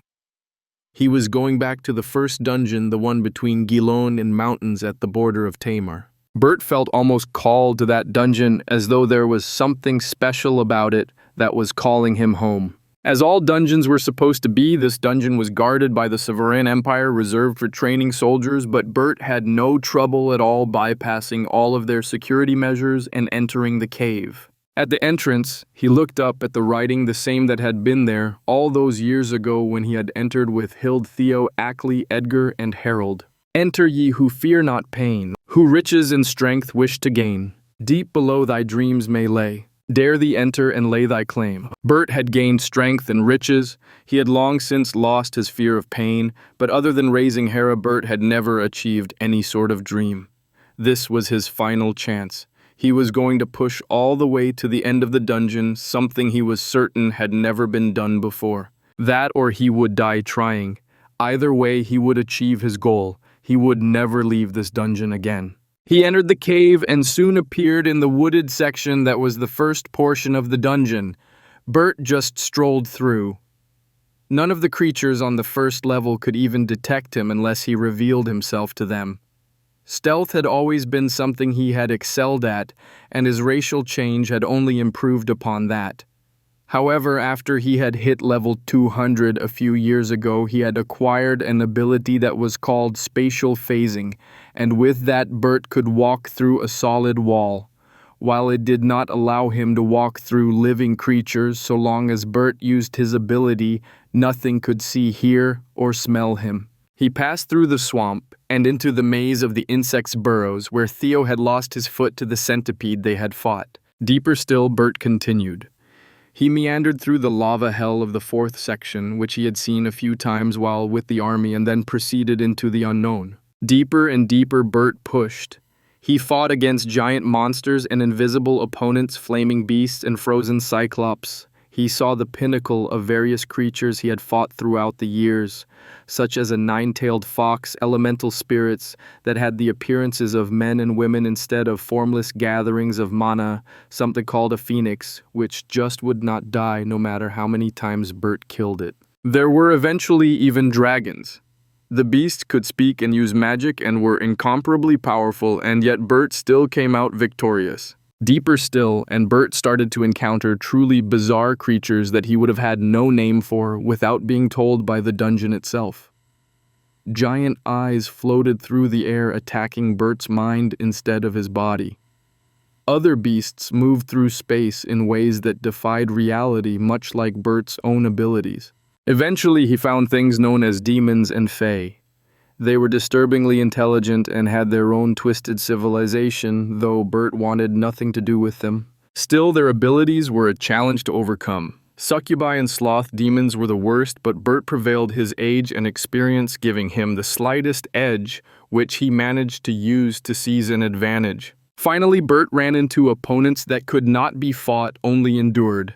They were called Old Ones, and their very presence warped reality around them. Just looking at them was a challenge, and Bert was sure that anyone else would have lost their minds upon simply seeing the beings. He could not even call them creatures, as they were somehow beyond such descriptions. That was it. Bert was at the end of the dungeon. He had overcome every challenge, defeated every foe, and he had reached the bottom of the dungeon. Somehow he could feel that he was at the bottom of the world, and that if he tried to go any further, he would be climbing upwards again. Unfortunately, there was nothing there. Bert stood in an empty chamber. There was no dungeon core like what he had heard had been destroyed in the first undead dungeon in Hera's hometown. There was no guardian beast to protect some treasure. There was nothing at all. For the first time in more years that he could count, Bert felt defeated. He had entered this dungeon to either destroy it or die trying. This was supposed to be his end, and he could not even accomplish that. He crumpled to the floor, overcome with despair. He was so tired. He just wanted to accomplish this one last thing before the end. Even worse, at this moment, Bert had to acknowledge his greatest fear. Was there even an end for him anymore?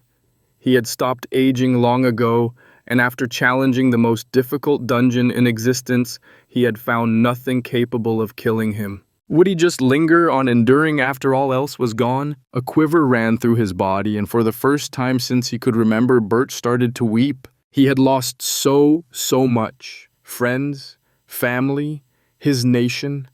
All that he had known or loved was gone or soon leaving, and yet Bert remained unchanged. It was terrifying, and the possibility of such a future crushed him. As he cried alone in the cavern at the center of the earth, he slumped from his knees to down on all fours and then rolled over onto his back. As he rolled over, sprawled across the stone floor, Bert's hand swept through the air above his head, and he felt something. It was a distraction and an excuse, but Bert needed anything at this moment. He pulled himself together and rose to his knees again, touching the air where he had felt something. There was clearly something there, and yet there was nothing but air. Curious to see what he could find, Bert followed the familiarity of what he sensed and used, spatial phasing. The moment he did, Bert suddenly saw the core. This was not a dungeon core, but the core. It was perfectly round and taller than Bert. It floated in the air above the ground, slowly spinning just out of phase with the rest of reality aside from Bert. It was beautiful.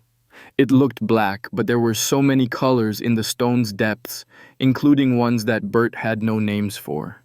The colors shifted and swirled in the depths of the stone sphere, revealing all that the core had mastered throughout its existence.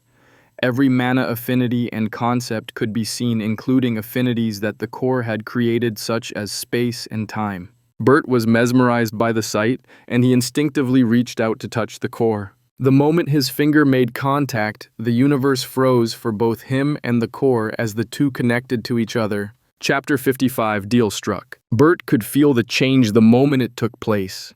His mind was still racing, yet his body was as frozen and inert as his surroundings. It was odd to feel his heart frozen between beats, the subtle tension filling his chest in a way he had never noticed before.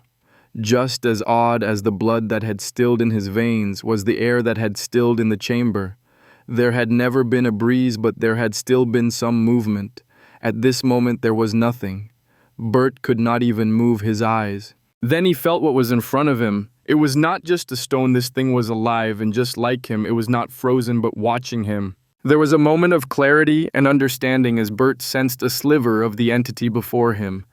This was the creator and master of the dungeons. This was the being that had changed the world. This was the one responsible for all of the changes in Bert's life. Bert's grief and exhaustion merged into a single question, and he instinctively asked, despite not having the first clue of what he was doing, "Why, what do you want?" Over the years, the Corps had sent commands and orders to many of its creatures and had even communicated through them to some extent. However, this was the first time that anyone and anything had been able to speak to the Corps so directly.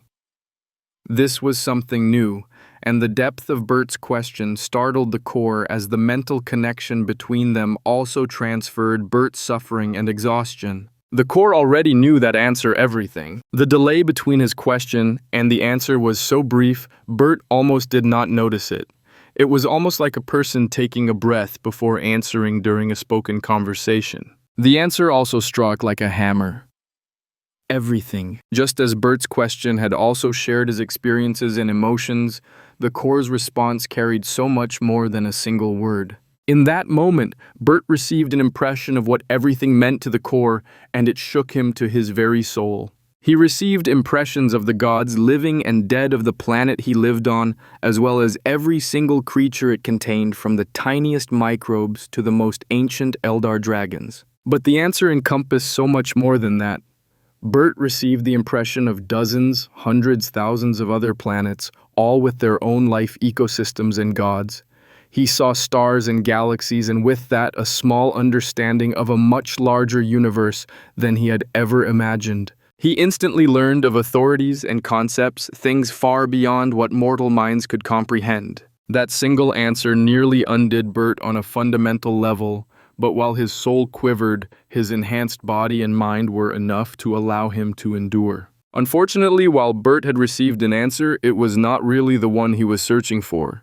He had really been asking about him personally, while the Corps had answered with the reason for its very existence. "No, why do this to me?" The hesitation lasted longer this time, but Bert was willing to wait as long as needed to get this answer. The Corps was stumped, as it had never really considered any creatures as anything more than food in a sense.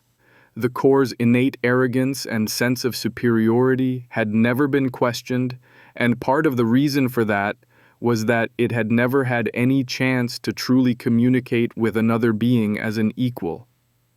Sending orders to its creatures was not the same as a conversation. The closest it had ever come had been listening to the Kaiser dragon speak to it in that beast's lair, but even then the Corps had only been able to listen, not respond. Having its decisions and actions questioned directly for the first time caused the Corps to take a moment and genuinely consider the question.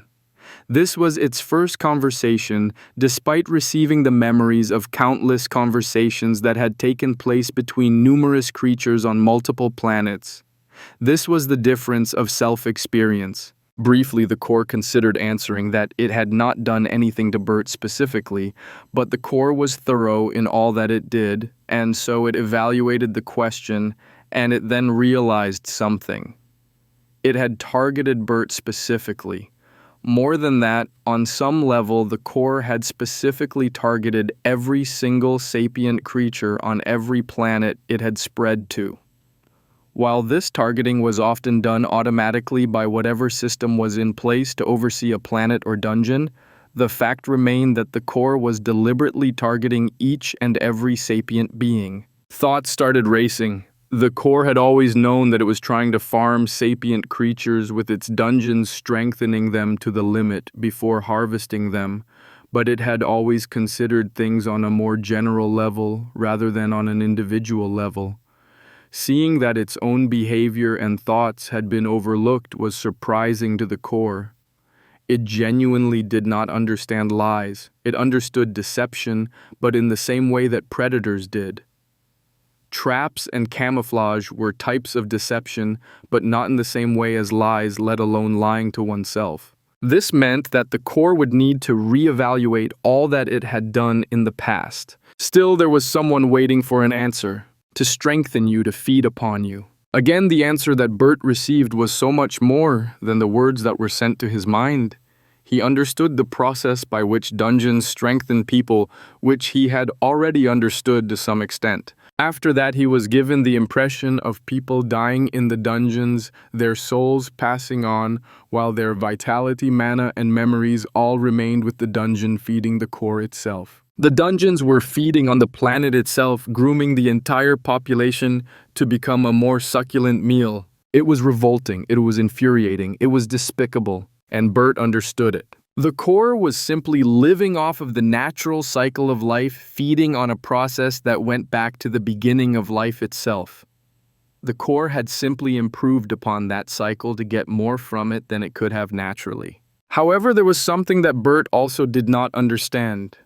If the core somehow encompassed multiple planets, then why did it need to feed upon those in its dungeons? What prevented it from feeding upon the entire population of the planet and those who died of sickness, old age, war injuries, and natural causes? Why the dungeons? Since this was the first time that either Bert or the core had ever experienced direct mental communication, neither understood how to filter their thoughts or keep things from the other.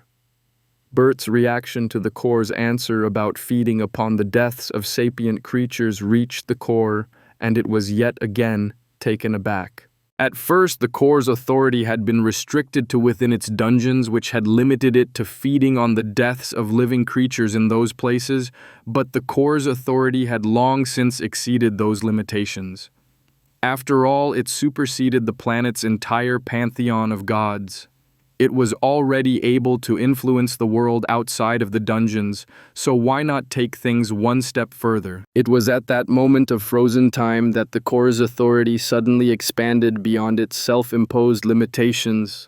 It instantly covered the entire world and beyond. In fact, its authority spread to every single place that its perception reached, as there was nothing above or beyond its authority. For the people living on the planet, this meant that all of them were pulled into one of the core's systems. It was still testing out different systems in different dungeons, and people were incorporated into the nearest system. The core suddenly realized that there was no reason to limit itself to harvesting from the dungeons alone. It could harvest every creature from every planet it controlled. Did this make its dungeons redundant or useless? In part. However, those dungeons could still be used to strengthen and improve the sapient creatures, improving the core's harvests as a whole. For just this one revelation, the core felt grateful to Bert, which was an odd experience as well. What should be done with this feeling? A quick examination of memories gave the answer: reciprocation. Thank you, we understand now. What gift do you desire? The additional information, emotions, and implications that accompanied the answer rocked Bert worse than any of the previous answers he had received, as he understood just what he had instigated. The core was going to spread its influence everywhere. No longer would the various changes that had taken place be limited to just the dungeons. At the same time, Bert understood that this entity was not malicious, but rather simply indifferent. About the only emotions he had felt from this being were curiosity, greed, and then gratitude. There was no anger, desire for revenge, hatred, or anything else. There was an all-consuming hunger for everything, but also the patience to wait for those things to naturally become the cores. It was a jarring contradiction that made no sense to Bert's limited frame of mind. Finally, there was the offer of a gift. What could Bert want from a being that surpassed the gods themselves? He had initially wanted the peace of death to escape his suffering and loneliness, but his conversation with the core had opened Bert's mind and granted him greater knowledge and understanding of reality than he could ever have hoped to obtain. Could it be possible for the core? Peace. Bert's answer was a single word, and yet the core felt his suffering, his aching soul that could not keep up with his mind or body. The core's first experience with souls had been the death of the first human it had killed, Avery. The high priest's death had been the trigger for all that the core had pursued after that, as it had understood that by harvesting the vitality mana and memories of those who died, it could grow stronger. However, the core had not been able to touch the souls themselves, and that inability had continued throughout the years, and so the core had simply stopped trying. What it felt from Bert was a terrible imbalance in his being. His mind and body were strong, improved by his levels that had been granted to him by the core for his efforts in the dungeons. On the other hand, Bert's soul was the same as when he had first entered a dungeon all those years ago. Wait, that was wrong. It was weaker. Confused, the core started examining Bert's soul more carefully, as well as the souls of countless others across various planets. This particular aspect of sapient creatures had remained out of reach for the core for many years, and so it had simply ignored it entirely. Years had passed and things had changed. The core had gained an authority and multiple concepts as well as control over the gods themselves, and yet it had never returned to examining souls aside from the single incident with Aaron. It was only at this moment that the core realized that it rarely, if ever, returned to attempt things that had previously been determined to be impossible even after it had obtained new abilities. As the core quickly focused on souls and the condition of Bert's, it realized that not all souls were equal. Those belonging to individuals capable of learning magic were marginally stronger, but more importantly, they possessed a certain flexibility that other souls lacked. This flexibility allowed the souls to grow stronger with age or mana, even if only to a certain extent. Conversely, other souls only weakened over time. No, that was not entirely accurate. They were not weaker, but more fragile. They possessed the same strength, but were more vulnerable. This also explained Bert's situation. His soul had become so fragile that it should have killed him decades ago, if not for his strengthened mind and body forcing things to remain intact. Yet again, the core could sense the difference between the seed of a soul which remained virtually the same among everyone and the surrounding shell of the soul which held a person's memories and existence. It was this shell that could be strengthened in a mage while it grew stiffer in non-mages. This was something the core was more than capable of rectifying. In fact, with a few tweaks and adjustments to the systems in place in various places, the core introduced a new hidden feature to its dungeons. When a person gained a level, their soul would receive comparable improvement. At the same time, everyone would receive the flexibility of mages, which should prevent their souls from growing fragile with age. As for Bert himself, he needed a great deal more attention from the core given his advanced condition. His soul needed to be soothed and healed as well as strengthened to be comparable to the other two aspects of his being. Bert could feel his agony being soothed and healed. At the same time, certain mental traumas were being slowly worn away so that they were not so profound and cutting. Even his memories of losing Alicia faded somewhat. It was not that the memories themselves weakened, but rather that Bert's emotional connection to them was weakened. He could revisit his memories without feeling the same pain as before. Bit by bit, he was being healed. If he could have moved, he would have let out a sigh of relief as a sense of ease settled over him, unlike anything he could remember feeling. Acceptable. It was such an odd question, and suddenly Bert realized that in some ways he was dealing with a child. This being had likely never experienced any direct interactions with another sapient mind, and it was clear that the being did not truly understand human emotions.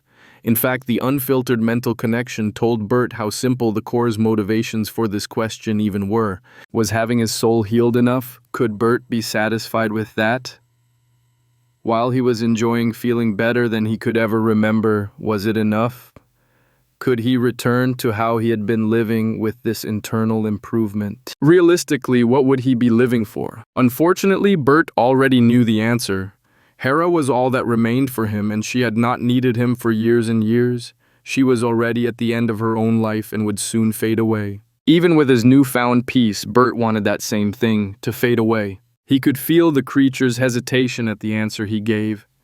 There was a question waiting for him, but the core seemed to doubt whether Bert would want to hear the question. He had nothing to lose, so why not hear it? The question was prefaced by something that left Bert stunned. He received an impression of the core's understanding of souls and what happened to them. How they passed on, though stripped bare of all that had made them unique in life. Only the core seed of the soul passed on to some unknown, while the rest remained or became the core's food. After that came the question, which was a choice of 3 options. Bert could pass on to the unknown, likely no longer himself at all, but something somehow both more and less than what he currently was. The second option was to follow in Aaron's footsteps and become one of the core's minions, strengthened by the core and granted what was essentially immortality. There would be no suffering, but it would also be quite lonely. The third option was one that Bert was startled to learn was what had become of Ur the Earth Goddess. From what the core could sense, Bert's connection to the core was strong enough that his soul could stay with the core and he would become a dungeon of his own, with or without his memories of his life as a human. The second option was not even considered, as Bert considered it to be no different from continuing his current life. The first option had a certain draw to it, but was also absolutely terrifying. To be stripped of who he was and to venture into the unknown was something that Bert did not know if he could do. As for the third option, well, Bert had questions of his own. Can I make the dungeon as I wish? Can my purpose be different? Can I choose to pass on when I wish? The core did not know what to think of Bert's questions at first. A dungeon with a different purpose. What would that even look like? Allow the soul to pass on when it wished that might be possible. After running a few simulations and postulating several possibilities, the core decided to agree. It had already gained more from Bert, even if only from a research perspective, to more than justify the costs of whatever the man asked for. Just realizing that by strengthening the souls of sapient creatures meant that the core would be able to raise them up to greater heights than it had ever considered possible in the past. That future potential was absolutely invaluable. Bert's wish was granted. Chapter 56, Climber. Bert found himself in the cave deep underground. In fact, he even recognized the cave as it was one he had visited himself repeatedly. He was tired of caves. Looking back, Bert realized that he had spent more of his life underground in dungeons than on the surface with his loved ones. That was not to say that he regretted his choice. He did not feel like he had neglected Hera or Elysia and had given them plenty of himself. It was just that Bert had had so much time and only two people who truly mattered to him that he had needed something to fill out his existence. Sure, he had trained youths and had helped protect the northern villages, but even that had been a drop in the bucket of all the time that Bert had had available to him. He knew that he no longer had his former body, which was a bit odd for him, but the perception that permeated his surroundings was simply a magnified version of what he had already developed later on in life. As Bert examined his situation, he found that his system had changed slightly, as he could examine the creatures within his dungeon and access their information just as he had previously been able to see his own. On top of that, there was a cluster of memories that had been sealed off. He could easily open that seal and access them, but it seemed like they had been tucked away for a reason. There was even a message informing him that the memories would automatically become released if certain prerequisites were met. Bert could remember his visit with the core, though nothing at all after that. He remembered that he had received an agreement from the core that he would be able to do as he wished with his dungeon, and even more importantly, Bert remembered the revelations that he had been exposed to while communicating with the core. He had learned of concepts and authorities, as well as the fact that the core had access to what were believed to be all of the concepts. A flicker of excitement that was very odd. Bert could feel his emotions, but they were somehow vague and distant without his body. It was more that he was remembering his emotions than actually feeling them directly. That would certainly explain the core's limited emotional range that Bert had been able to sense. Regardless, Bert had a plan, and while it would be a lot of work, he was eager to get started. In a way, he felt much like he had when he had first started truly challenging himself in the dungeons. He knew he had a long way to go, but he could also see the path forward. He had been wandering around lost for far too long. The core was eager to see what Bert had planned for his dungeon, but knew that it would be quite some time before there would be anything to really observe. Its direct interactions with Bert had been quite enlightening. There was something different about directly feeling a creature's emotions rather than observing them solely through the creature's memories. Many of the human's inexplicable behaviors could likely be explained with those emotions. It was intriguing, even if the core did not really want to suffer such powerful emotions itself. such things seemed rather messy. However, there was something to be said for portions of what Bert had offered the core during their telepathic conversation. Several of its blind spots had been exposed, and for that alone the core could see the potential benefit of further such interactions in the future, even if that had been an uncomfortably vulnerable moment. Only when it had seen Bert's memories had the core realized how much it had revealed to the human during their conversation. The core felt exposed in a manner that had nothing to do with how physically close to it Bert had gotten.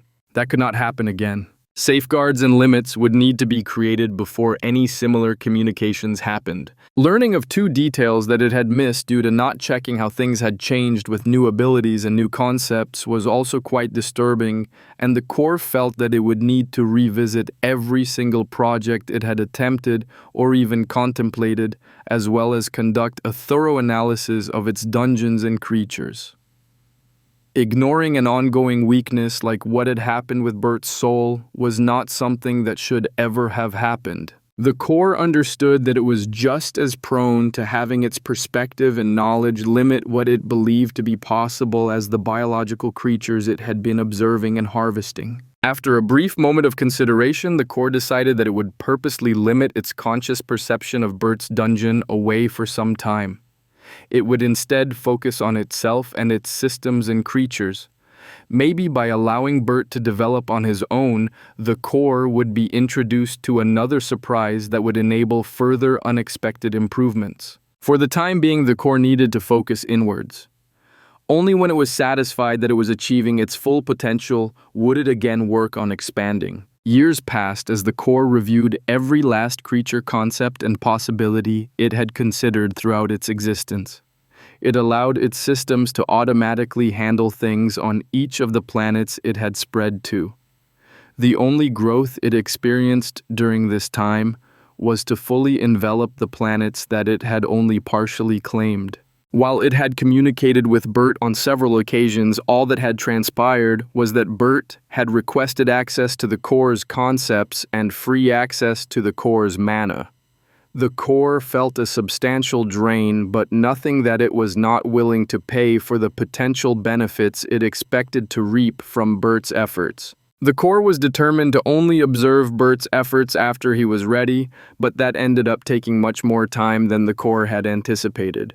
The core's review of all that it had done or considered had proceeded as far as its concepts of time and space when Bert reached out and said that he was ready to open his gates. The core shifted its attention and allowed itself to consciously observe what Bert had been working on, and as anticipated, the man had succeeded in once again catching the core completely off guard.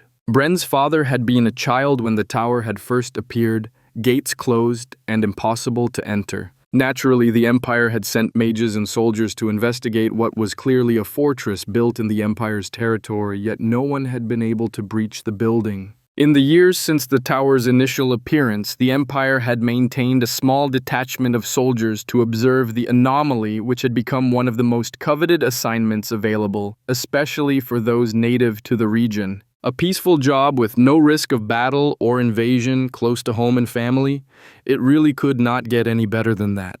Bren had been lucky to get a job working for those soldiers, washing clothes and preparing their food. While she had higher ambitions, she had to provide for mother and younger siblings. Ever since that drunk officer had gotten offended by Bren's father's height and had cut his legs out from under him, Bren had been forced to become the family's breadwinner. Her mother helped with the soldiers' laundry, Bren's 3 younger siblings, and her invalid father, which kept the woman from being able to hold a job of her own. Fortunately, Jackie was starting to be able to help with some tasks, and while Bren did not want her little sister anywhere near the soldiers, having another pair of hands that could help around the house or with the laundry Bren took home was making things a bit easier for the first time in 2 years. Bren found it odd that the soldiers were tasked with observing the tower, and yet they had built their little independent settlement so that the village sat between them and the tower. She found the enormous structure somehow reassuring. It was just a constant, invariable presence in her life no matter how much everything else changed. And because of that, every day she made a point to walk the long way, either to or from her work, so that she could go past the tower's gates. They were massive, at least 50 paces wide and twice that in height, and were made of some unknown material. Bren had touched them many times throughout her life, but she had never been able to determine if the gates were made of wood, metal, or even stone. As she made her way home with a massive bundle of laundry to be washed before the next day, she leaned a hand against the gates. Their steadiness was just reassuring, and it helped her get through her days.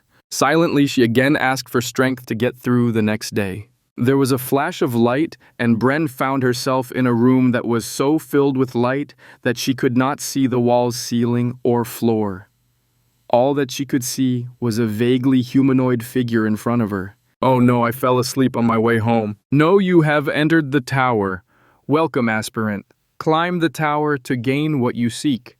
This is a place to gain knowledge and strength. Here a price must be paid, but a corresponding reward will be gained. The higher the price you are willing to pay, the higher you will be allowed to climb, and the greater your rewards. Speak, child, what will you pay to the tower?" Bren was caught completely off guard. The tower. She had entered the tower. How? Not only that, what was she supposed to pay to the tower? She had nothing. All possess something, child. The tower does not measure worth by others' standards, but by your own. What do you possess that you are willing to sacrifice to the tower to gain knowledge and power? Bren scrambled to get control of her thoughts, still having not realized that this figure of light was somehow reading her mind. What did Bren own? Only her clothes and her own life. Everything else belonged to either her family or to the soldier she worked for. From what she understood, she needed to pay the tower with what belonged to her. "Could I?" "Child, that is the greatest price that one can pay, and you ask for nothing for yourself. Your offer is accepted, and your sister will be brought into the tower to reap the rewards you have paid for. As for you, your life is accepted by the tower. You will live out your days here, never to leave." "Wait, you're not gonna kill me." "We have no need for your death, but for your life. You will live, though your life will be in service to the tower and to those who enter it. You will join the others who are dedicated to the same cause." In a small decaying hut in the outskirts of the village that stood closest to the tower, a golden badge the size of a palm appeared on the table. A girl about 10 years old was sitting there shelling beans that would be used to prepare the soldiers' breakfast the next day. She saw the piece of gold, and while she did not know what the metal was, she did realize that it was clearly valuable, as well as the fact that it had magically appeared. Hesitantly, she reached out to touch the most beautiful object she had ever seen. The moment her finger touched the badge, something appeared in front of the girl. Despite not having been taught to read, she somehow understood the message before her. "Congratulations! You have been granted access to the tower. Another has paid the price for you, allowing you access to all of the tower's floors, though you will have to climb them yourself. Enter and gain knowledge and strength. Climb to the top to gain all you desire. Enter the tower now. Yes? No?" The girl stared at the message floating in front of her, frozen and uncertain of how to react. Her mother entered with more beans from the garden that needed to be cleaned. She found her daughter frozen in place, her hand touching something that was clearly worth more than the rest of the entire village combined. "Jackie, what is that?" The girl jumped so badly she knocked her stool over and sent the golden badge tumbling off of the table. Beans scattered everywhere, though fortunately the basket of cleaned and sorted beans did not overturn. "Maya scared me. Look what just popped up. What is it?" The woman stared at the girl in growing concern as she pointed at the air in front of her face. It was clear that there was nothing there. "Wait, could it be?" "What do you see, Jackie?" "It's a box. Says something and I can even read it. Why is it saying I can go in the tower?" The woman went stiff with terror. Just as she had feared, the system had somehow appeared for her daughter. It happened sometimes, but usually for those who visited dungeons or were capable of becoming mages. Even so, the system only ever appeared for those who were grown. Why had it appeared for a child? The tower? Why would she be allowed in the tower? "Let's talk to your father and Bren. They might know a bit more, seeing they've both been round soldiers a bit more in us." Jackie nodded, though it was clear that she was still staring at the message that only she could see. As for the piece of gold that needed to be hidden immediately, Sarah swept the piece up and tucked it away. She was surprised by its weight and realized that she would not be able to keep it hidden in her sash as she had intended. However, there was a basket of beans right on the table. Sarah pushed Jackie to help finish cleaning the beans, but they were both terribly distracted. The two younger ones were with the other small children playing somewhere they could be watched by some of the adults or older children. The sun started to set, and Sarah set their work aside as she and Jackie started preparing a simple dinner of a thin gruel. As they worked, the two younger children returned, though Bren strangely remained absent. Finally, just as dinner was done, several men's voices could be heard outside the hut. The door pushed open and two men carried Sarah's husband Eli into the hut. While the man no longer had legs to walk, he did his best with his mediocre carving skills trying to help others in the village with woodworking tasks that could be done while sitting. There was rarely much to be done, but it kept Eli from feeling completely useless. And the small bit of help that he offered the other households brought his family small bits of food or assistance from the other villagers. "Here you go, Sarah. Brought him back before he could run off again. We'll be back for him in the morning." "Thanks, Orin Dan. See you in the morning. Say hi to Emma and Hannah." "Course, evening." It was a typical exchange and was thankfully brief enough that neither man noticed Jackie's unusual behavior. The girl was still just staring into space, seemingly unaware of anything around her. "Eli, we've got a problem. I wanted to talk to Yi and Bren about it, but she still ain't back yet." "Still, do we need to ask Orin Dan and some of the others to go find her and walk her home?" "Maybe in a bit. She's still got a bit of sun and you know how she likes to go by the tower." Sarah's voice died off as her words caused her to consider a possible connection that she did not want to consider. "What's the problem?" "Bren get in trouble with some of the soldiers. One of the kids get hurt." Sarah shook the disturbing thought from her head and pushed past the still frozen Jackie to shove her hand into the basket of beans and pull out the golden badge. She set it on the table in front of Eli. "Jackie found this. More'n that, she's got a message from the system telling her she can go inside the tower." The man stared at the badge in shock, but twitched quite badly as he heard his wife's report. His eyes darted to his second daughter, wondering if she was in some sort of danger. "Jackie, come here." Her father's voice and the gentle push of her mother's hand pulled the girl from her daze and back to reality. Eli wrapped his arms around his daughter, holding her close and protectively. "Darlin', tell me what the message you got says." "Tell us exactly what it says, all right." The girl nodded and then shared exactly what the message said.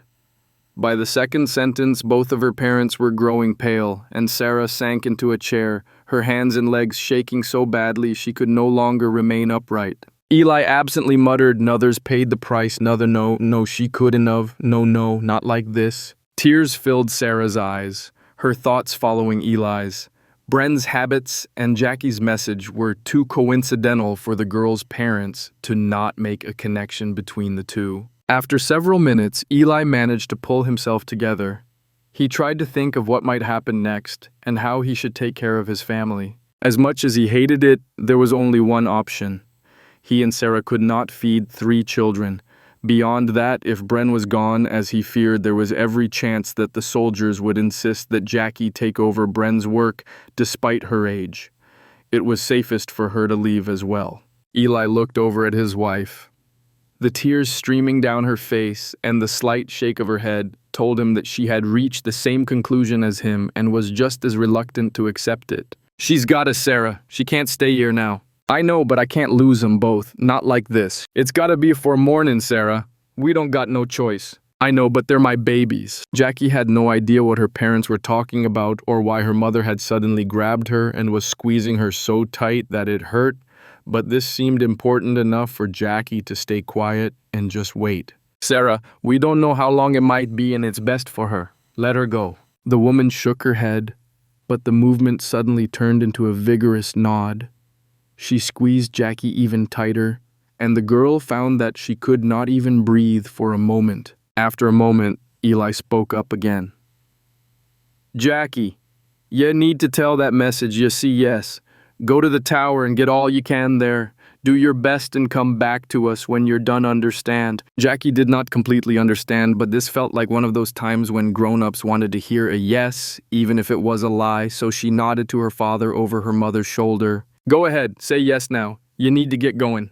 Jackie was not entirely sure how she was supposed to tell the message yes, but her father pressed the pretty piece of metal into her hand, and as she reached up to try touching the message, Jackie mentally agreed to go to the tower. With that, the first climber entered. Chapter 57 titles. Bert was nervous, though he was still not fully adapted to his muted emotions that were part of his new existence. Given how much he had used of the core's concepts and mana to develop his tower, Bert was worried that there might be dire consequences if his dungeon did not meet expectations. Bert understood how concepts allowed for things to happen that could not be done with magic and mana, and while he was as giddy as a boy with a new puppy to finally be able to use magic, he did not understand much of what he was doing.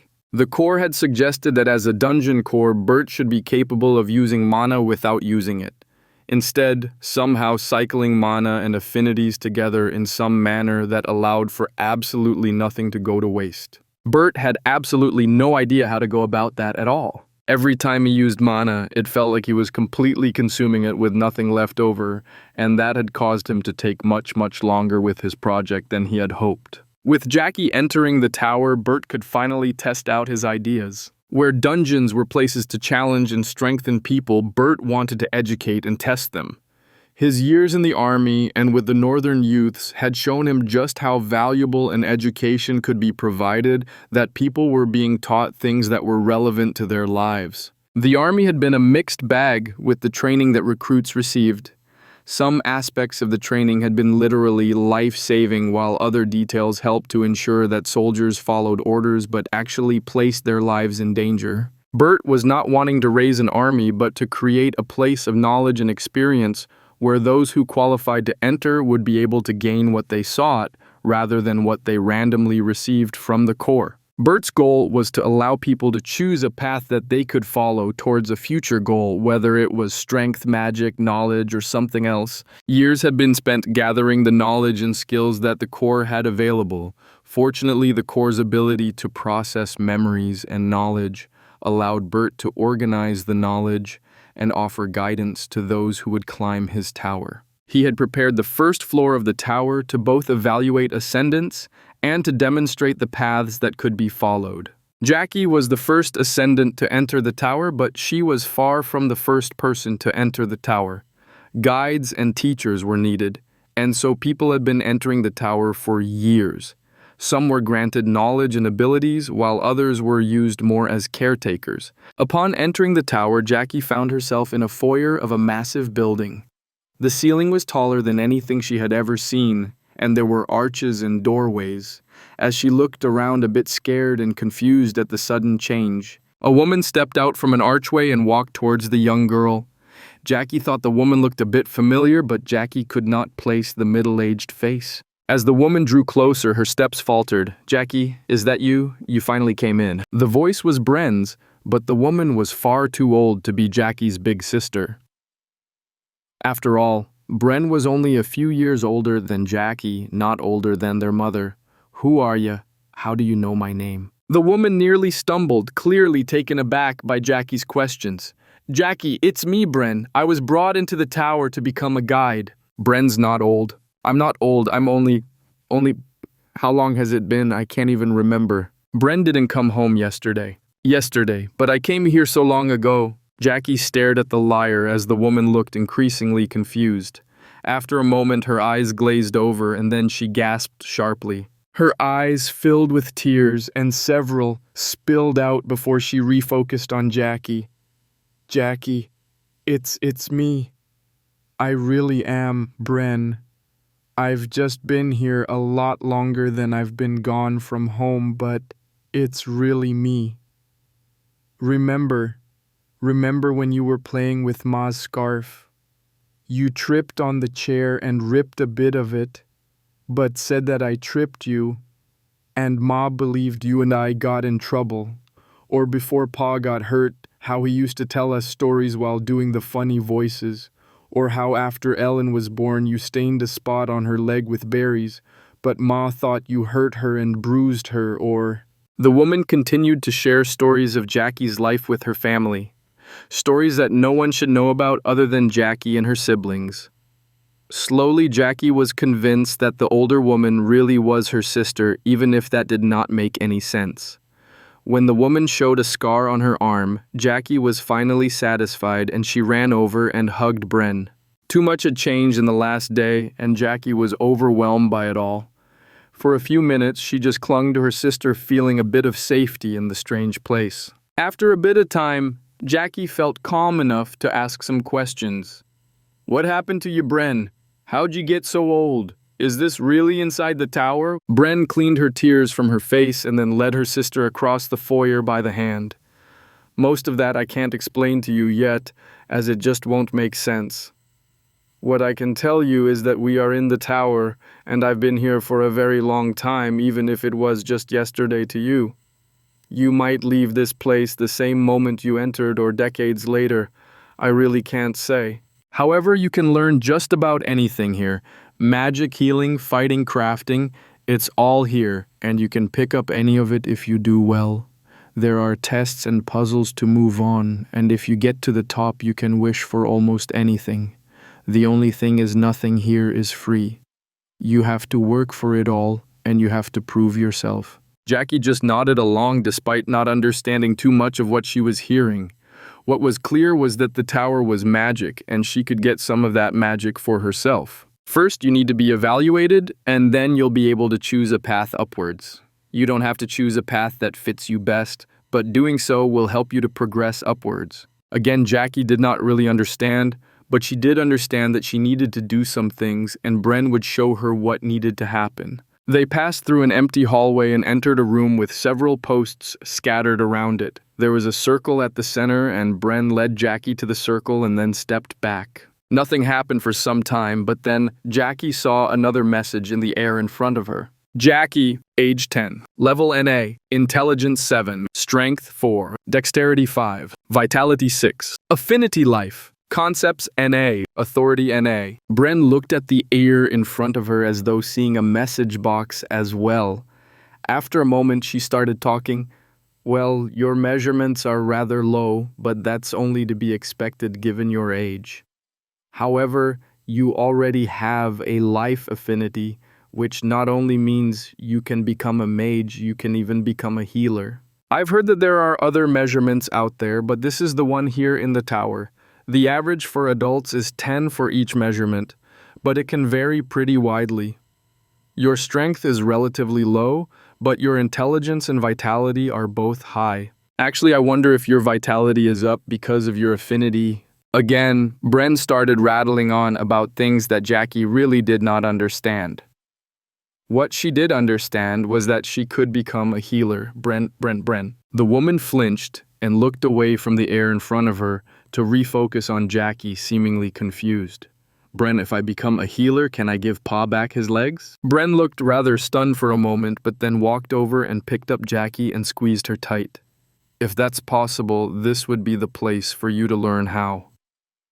I just can't answer that as I'm a guide, not a teacher. I can show you through the tower, but not tell you what you'll find." Jackie was ready, as this was an easy decision. "All right then, I want to become a healer. How do I do that?" For the second time since seeing her little sister, Bren needed to clean the tears from her face. "Come with me. I'll show you where to get started." By the time they arrived at their destination, Jackie was completely lost. They had gone up and down multiple flights of stairs as well as through more tangled hallways than she could remember. Finally, they entered a large room. It had tables and chairs strewn about, and the walls were lined with shelves that were filled with books and tools. The tables themselves were bare, and while there was no one in the room when Jackie and Bren entered it, they had not taken 2 steps in before someone came rushing in one of the entrances on the opposite side of the room. "Bren, is this her?" "Our first ascendant. She looks a little young. Have you tested her yet? Has she chosen a path? What should we start her on?" "Maggie, take a breath. Take a moment. Slow down so I can start to answer some of your questions." The older woman sucked in such a deep breath that Jackie thought she should have swelled up. As she started to let her breath back out slowly, Bren continued talking. This is Jackie, and she is our first ascendant as well as the one who's here because of me. She has been tested, and her results will be shared with her teachers when appropriate. She's also chosen a path healer. Maggie's gray hair bobbed as she nodded. She reminded Jackie of an old tree, gnarled and rough, but still straight and strong. The woman turned around and walked to the books on the shelves, muttering to herself the whole way. Healer, well, in that case, she'll need to learn about the body and its energies, as well as mana manipulation. If that's the case, then the Galene's 4 humors and the 9 hysterias would be the best place to start. As she studies that, she should also learn and practice some mana manipulation techniques, but that is more of a practical study. Jackie had no idea what the woman was talking about as she proceeded to pull out several books and scrolls from the shelves, all of which she ended up dumping sloppily on one of the tables. Maggie paused and looked around, seemingly confused and searching for something. "Well, girl, why are you still over there? We're getting started." Bren gave her sister a gentle push on the back, and Jackie walked up to the table. It was covered with at least 5 books, which was more than Jackie had ever seen before, and the 3 scrolls had already been opened to show the most detailed pictures she had ever laid eyes on. They were gruesome yet somehow beautiful, showing the inside of a person's body. "All right, girl.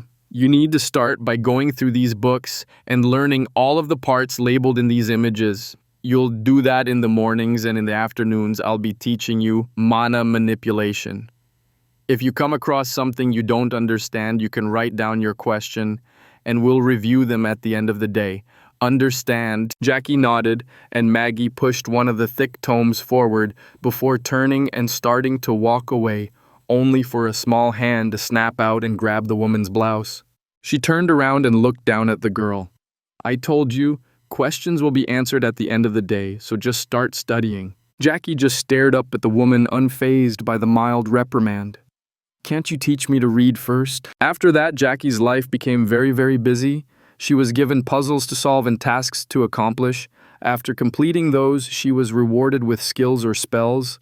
Following that, she was placed in illusions or given teachers which helped her to learn how to better use what she had acquired. All along, Bren either accompanied Jackie or led her to her next destination. Time passed and Jackie started to gain levels as she started to master her skills. Apparently this was only one way of gaining levels, but was not particularly common. When certain thresholds were reached, Jackie was rewarded.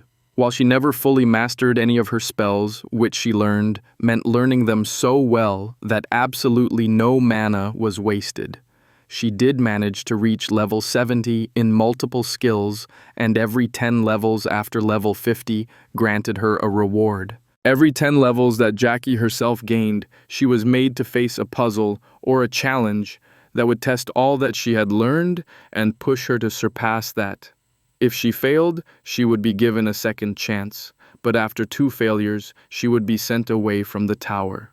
Higher and higher she climbed. She met teachers and other guides, though Bren remained her primary guide. There were no other ascendants, though Jackie learned from Bren that was simply because Jackie had been the first and others entered the tower later. At first, she only needed a year to pass a floor of the tower, but as she gained levels, skills, and spells, her progress slowed and she needed more and more time to gain the levels necessary to qualify to take the test for the next floor. After passing the 15th floor, Jackie was informed that she would need to complete the floor within 8 years or she would be kicked out of the tower. It was at that floor that several other ascendants caught up to her, and they started training together. They went out and would challenge monsters in the tower as well as challenge the tests and puzzles that Jackie had previously faced on her own. Sometimes they had to simply defeat a monster or a group of monsters, other times they would need to escort a guide and keep them safe. The challenges grew more and more complicated. This was also the time that Bren parted ways with Jackie, returning to the bottom of the tower to guide new ascendants.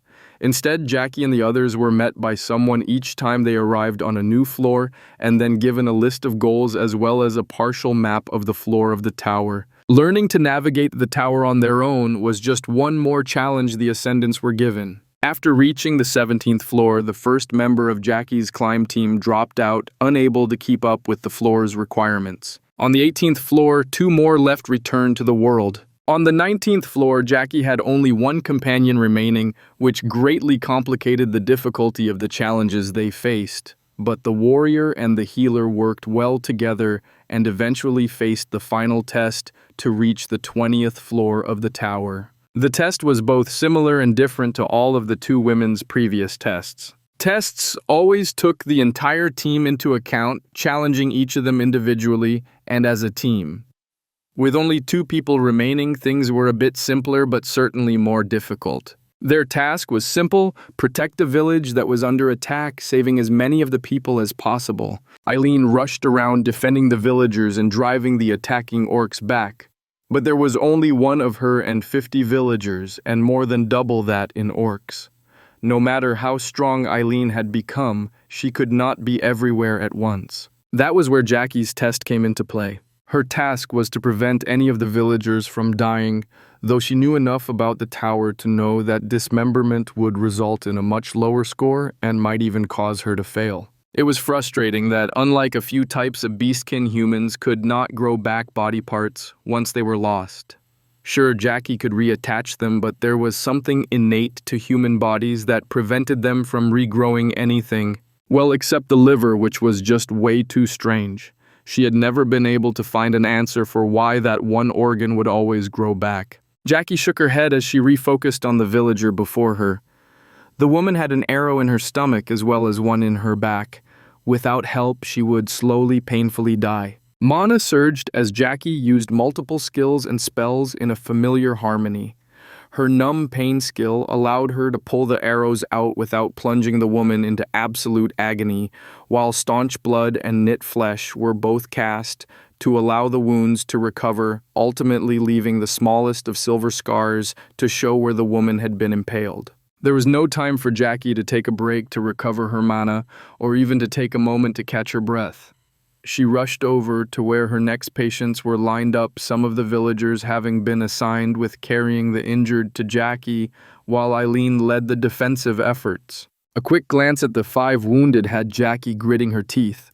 One fool was there because the idiot had no idea how to use an axe and had simply decided it would make a useful weapon. He was the one in the worst shape, as his axe was embedded in his left shin. His blood loss was so severe that Jackie could see he was fading in and out of consciousness. The 4 others sported rather minor cuts and bruises. Sure, such wounds would fester and eventually kill the people without treatment, but such things would take days, if not weeks. With the same combination as when removing the arrows, Jackie removed the axe and then used a rather interesting spell that worked over the course of days. Supplement Blood was an interesting spell in that it promoted the body's ability to replace blood loss.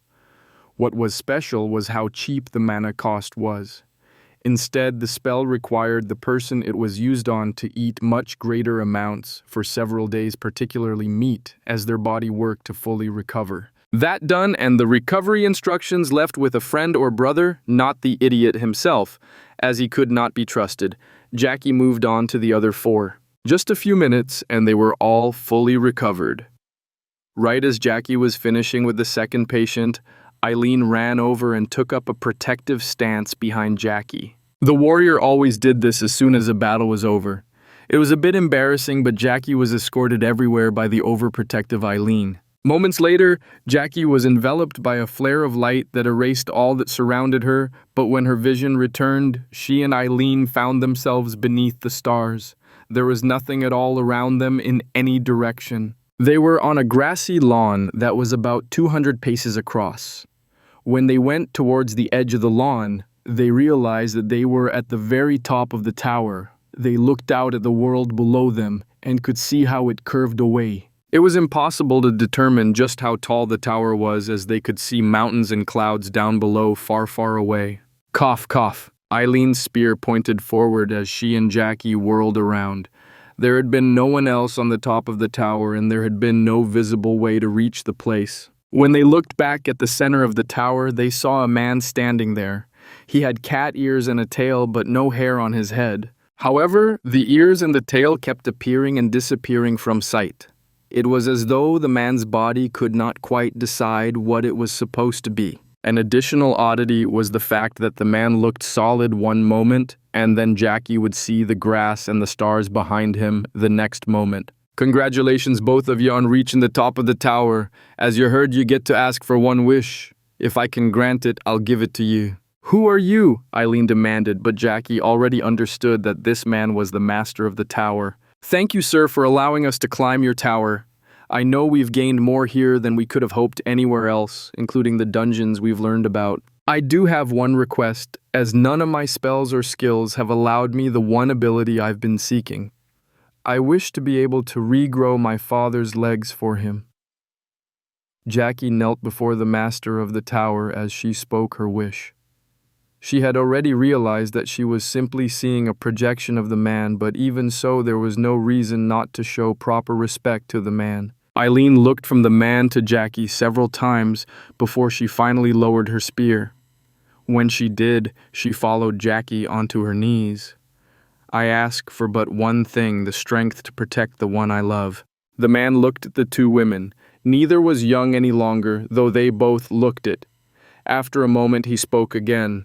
The first wish is easily granted, though you'll need to explore what it can do in your own. However, the second requires being able to see the future and know what threats could show up. I can't do that, but I can give you a new skill called Guardian. It'll move you to stand between your target and any threat, no matter where you are. Eileen quivered briefly as Jackie tried to make sense of the man's odd accent.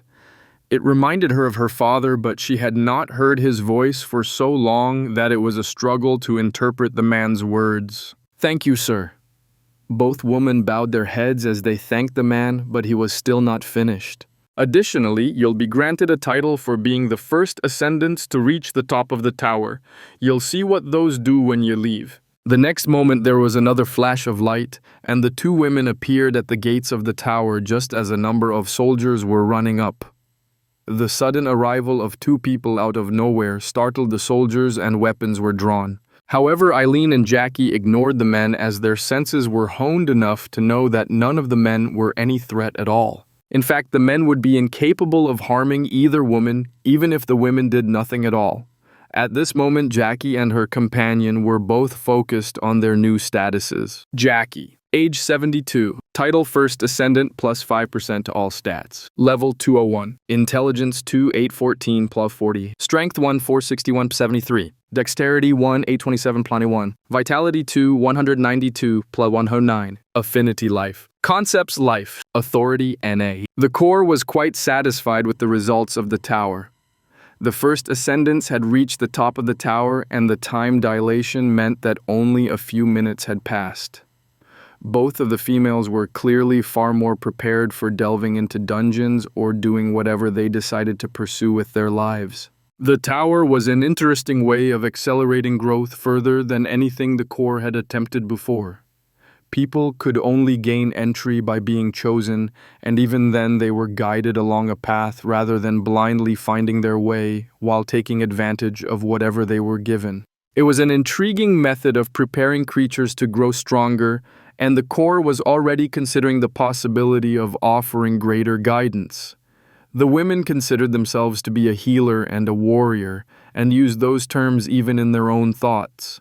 Their roles defined them on a fundamental level, and that somehow seemed to further strengthen them when acting within the bounds of their defined role. Could that same mentality be triggered in others? Should the core grant roles to people before they gained levels? Should they be given choices? Also, what was that title that Bert had given the two ascendants? That had some very interesting implications of how to reward mortals for achievements.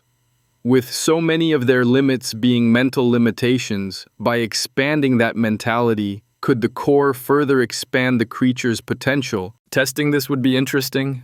Chapter 58, The Future of Concepts. Bert watched as the two women were sent out from the tower and to its gates.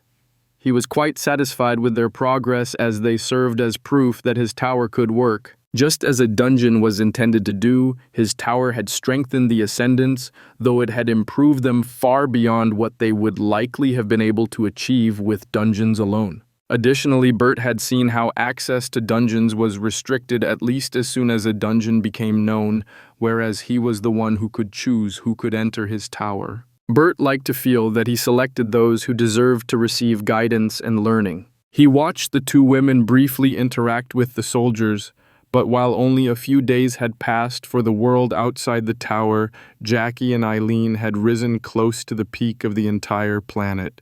There was simply nothing the soldiers could do, as Eileen left them frozen in fear from a burst of bloodlust, and the two women simply walked away. Jackie had been granted a concept which meant that she was no longer restricted by biological limitations when it came to healing. Her future progress would depend entirely on her own creativity and determination. As for Eileen, that woman had only reached the top of the tower in order to protect Jackie, unless the woman made things much clearer. She was destined to lead a lonely life of longing. However, the women were out of Bert's tower, which meant that they could no longer be his concern. He needed to continue with his own domain, and he had so much more that he wanted to do and expand. For instance, could he guide someone even further along their path?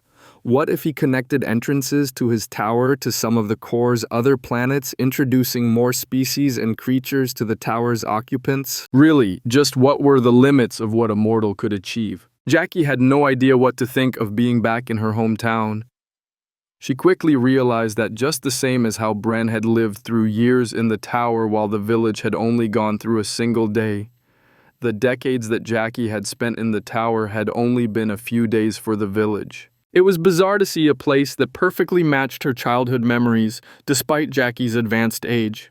She was struggling to remember the names of many of the villagers, though she quickly realized that it did not matter as none of them recognized her at all. Her nervousness mounted as she moved closer to her parents' home.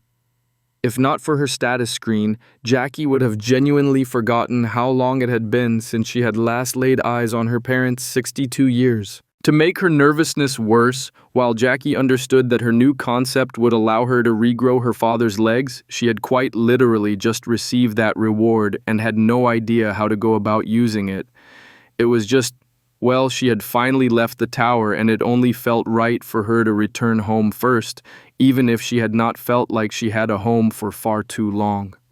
How could she have had a home when all of her efforts had been spent on moving onwards? Her pace slowed the closer they drew to Jackie's parents' home.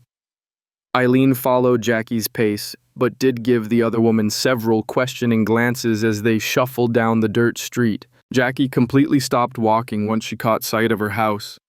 Seeing the little shack she had spent so much of her childhood in was startling after spending decades in the tower.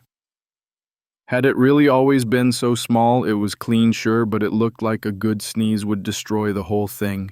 Compared to the peerless magical architecture of the tower and the structures within it, the village looked small and primitive. The materials were poor, and the construction had clearly been done by the locals rather than professionals. Eileen opened her mouth multiple times to say something but held back each time. She had already been an orphan before entering the tower and had lived in a different region of the province. With her time in the tower, she could not even remember her parents or family and struggled to understand Jackie's emotional turmoil. All Eileen knew was that her companion was quite obviously feeling conflicted about returning to the home that she had talked about for years. As they stood there, a woman stepped out of a house and looked up the street. She was clearly waiting for someone to arrive and was checking to see if they were arriving. The woman stared at Jackie and Eileen for a moment, her eyes narrowing in focus. She took a hesitant step forward. "Jackie, is that you?" Jackie stiffened up. "Ma." The woman started running up the street, calling to her daughter as she ran. For the first time in decades, Jackie was caught up in a tight embrace, though this time Jackie was taller than the one holding her. "Bren told us you'd be back and that you'd be changed as much as her, but I didn't believe her. It's just been a week and you're all grown up, my baby's a woman." Sarah wept as she held her confused daughter as Eileen awkwardly shifted her feet a bit to the side. Sometime later, Jackie was sitting in her childhood home at the same table where she had been cleaning beans when she had received the notice that she had been granted access to the tower. For her, it felt as though she had traveled back in time, whereas for Sarah, she was staring at her grown daughter, who had been a mere child less than a fortnight before. Eileen was still feeling extremely awkward and out of place as she remained at Jackie's side. The warrior simply had no idea how to act or behave, let alone what to say to Jackie's mother. As morning turned into afternoon and the sun started to move back down, Jackie learned that she had spent only 12 days in the tower, despite 62 years passing for her. After 10 days had passed, Bren had made a brief visit to the village, allowed to leave the tower, to explain to Sarah how Jackie would be changed when she returned, preparing their mother for the transformation that had been brought about by years within the tower. According to what Sarah had been told by Bren had been told to make the visit by a system message and had been transported directly into the village just a few streets away from Sarah and Eli's home. Sarah told Jackie that all of them had been informed of Jackie's return in order to ensure things would be as pleasant as possible. The stated purpose of the tower was training and education, not to traumatize ascendants or their families. Throughout the day, as they waited for Eli and the younger daughters to return home for the evening, Sarah almost never let go of Jackie's hand, practically clinging to her daughter whenever possible. Jackie never mentioned her goal of restoring her father's legs, as she still did not really know how to proceed with that task. The Tower Master had told Jackie that she would be able to do so, but all that she had received had been what her status referred to as a concept. No new skills or spells had been granted, which told her that she needed to somehow combine her concept with the spells and skills that she already had and develop something on her own. The sun was just a bit above the horizon when the three women heard men's voices approaching. Jackie braced herself to see her father again, and Eileen sucked in a deep breath as she mentally steeled herself for yet another awkward meeting. In an unusual alignment of interests, both Bert and the Core kept an eye on Jackie after she left the tower. As the first human to be granted a concept, both the Tower Master and the Core were curious to see what would happen with the first mortal to receive a concept. While Core did not care at all about Jackie's reunion with her family, Bert was happy to see that his little warning to the family apparently helped to smooth out Jackie's return. Fortunately, while Bert was typically restricted to his tower and its immediate vicinity, the Core had started allowing Bert to observe more and more around the planet in order to select more aspirants and train more ascendants. That was what allowed Bert to watch not only as Jackie reunited with her mother, father, and two younger siblings, both he and the Core started to observe every time that Jackie started testing out her new concept and how it interacted with her skills and spells. The very first time that Jackie tried to use her most basic heal spell with her concept, she found that the spell worked more effectively than ever, but what took her many more tests to figure out was that her concept followed her intentions. Every time that she hoped or wished for her spells or skills to do something more or different than what they were intended to do, her concept provided a bit of a boost to Jackie's abilities. Little by little, Jackie pushed her abilities beyond anything she had been capable of in the past, and she moved closer and closer to the stage where she would be able to restore her father's legs. As Jackie was focused on her concept and Bert was focused on Jackie, and expanding his own selection pool for his tower, the Core was paying attention to both of those things, while also testing giving other concepts to mortals in various dungeons. Different races, genders, and planets received a variety of different concepts as the Core tested out each and every combination time-space, life-death, growth, conflict, stability, chaos, order, and destruction were all given to a variety of mortals, though never more than one in each region or planet.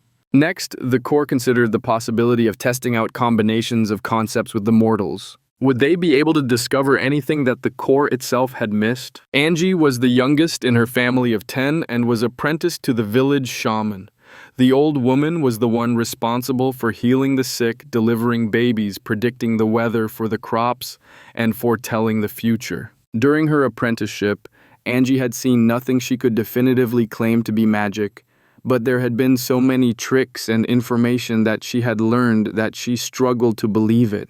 Predicting the weather from clouds, wind patterns, history, and animal behavior seemed more like magic than an actual spell. Healing the sick by learning the medicinal properties of almost every plant in the nearby forest was equally impressive. However, the leading questions and educated guesses that led to fortune-telling had been incredibly disappointing to the young halfling.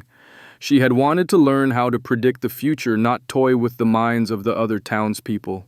It was only a few days after her first lesson on fortune-telling that Angie was sent to the nearby dungeon to collect some of the medicinal plants that old Carla needed to restock. It was a rather easy task as there was nothing too dangerous in the first level of the dungeon, and Angie had gathered the herbs multiple times before, so she was surprised to find that the guardian of the floor had moved away from the passage to the second level of the dungeon. The walking toadstool was the size of an orc, and all of the halflings in the village had avoided the terrifying fungus ever since it had first appeared all those months ago after the lightning rabbit had been killed by a team of delvers. Halflings might enjoy mushrooms, but that did not include mushrooms that were trying to kill halflings. Angie fled from the massive toadstool, terrified of its growing cloud of spores that spread out from the monster. She really was not sure what to do, and her panic was mounting further and further. The cloud was creeping closer, as was the freakish fungus.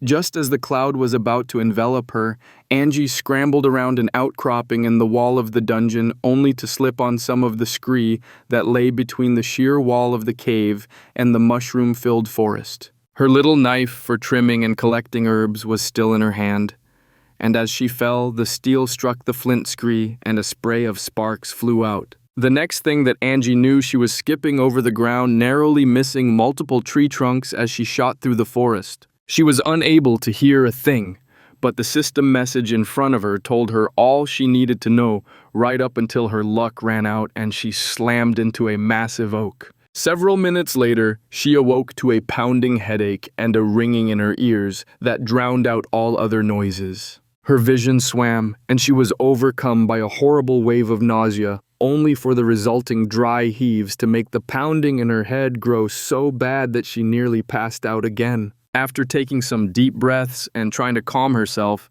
Angie finally looked at the message box that she had seen right before, almost shattering her head on the oak. You are now level 2. For overcoming the odds and surviving against a beast that far exceeded your level, you have been granted the following reward. Concepts, Order Major, Time Minor. The message slowly worked its way through Angie's mind, though in a slightly scrambled manner. After several minutes of trying to make sense of the message, Angie finally gasped for breath.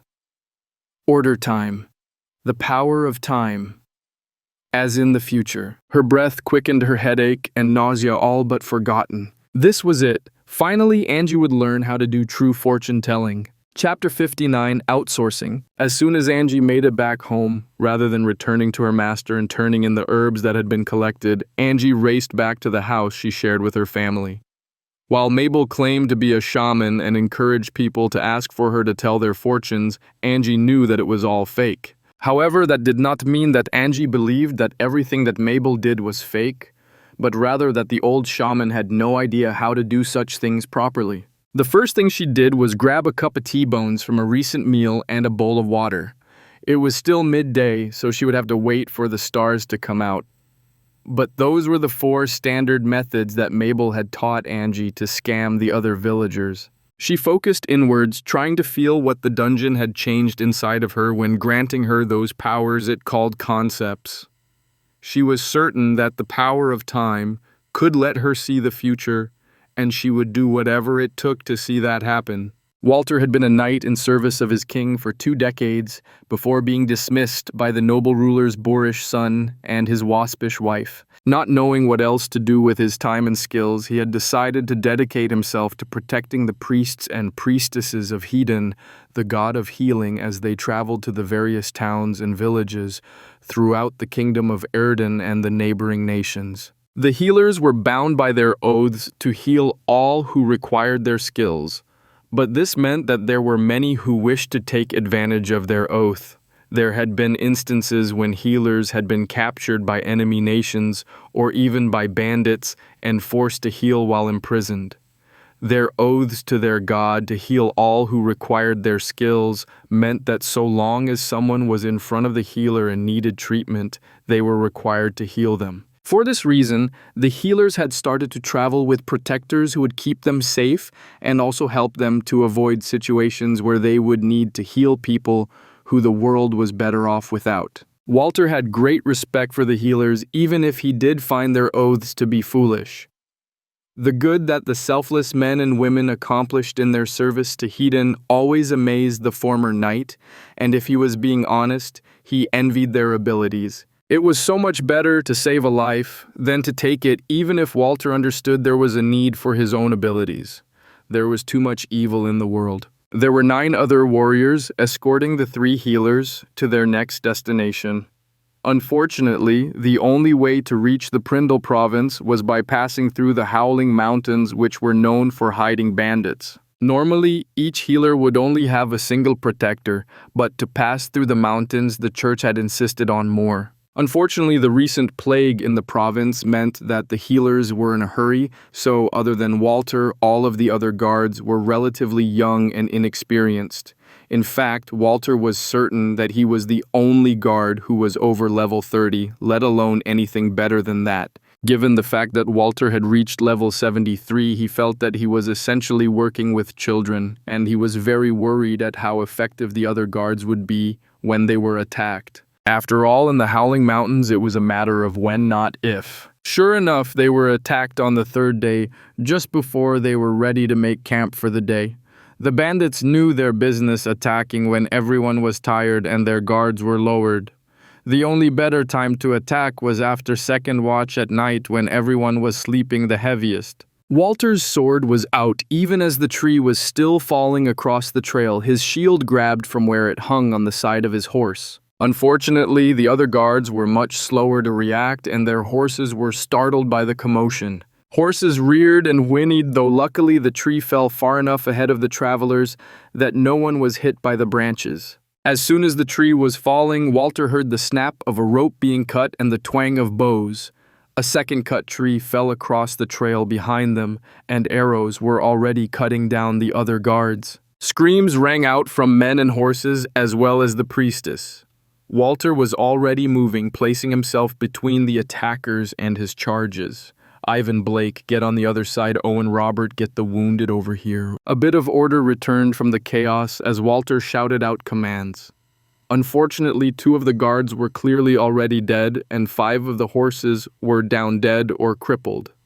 It would be impossible to escape from the ambush with the beasts, and trying to send the healers on ahead would only condemn them to death or capture deeper in the mountains. Walter's frustration mounted. He knew he would survive this battle just as he did all of them. That was what his skills gave him survivability. Still, what good would that do him if everyone else was dead?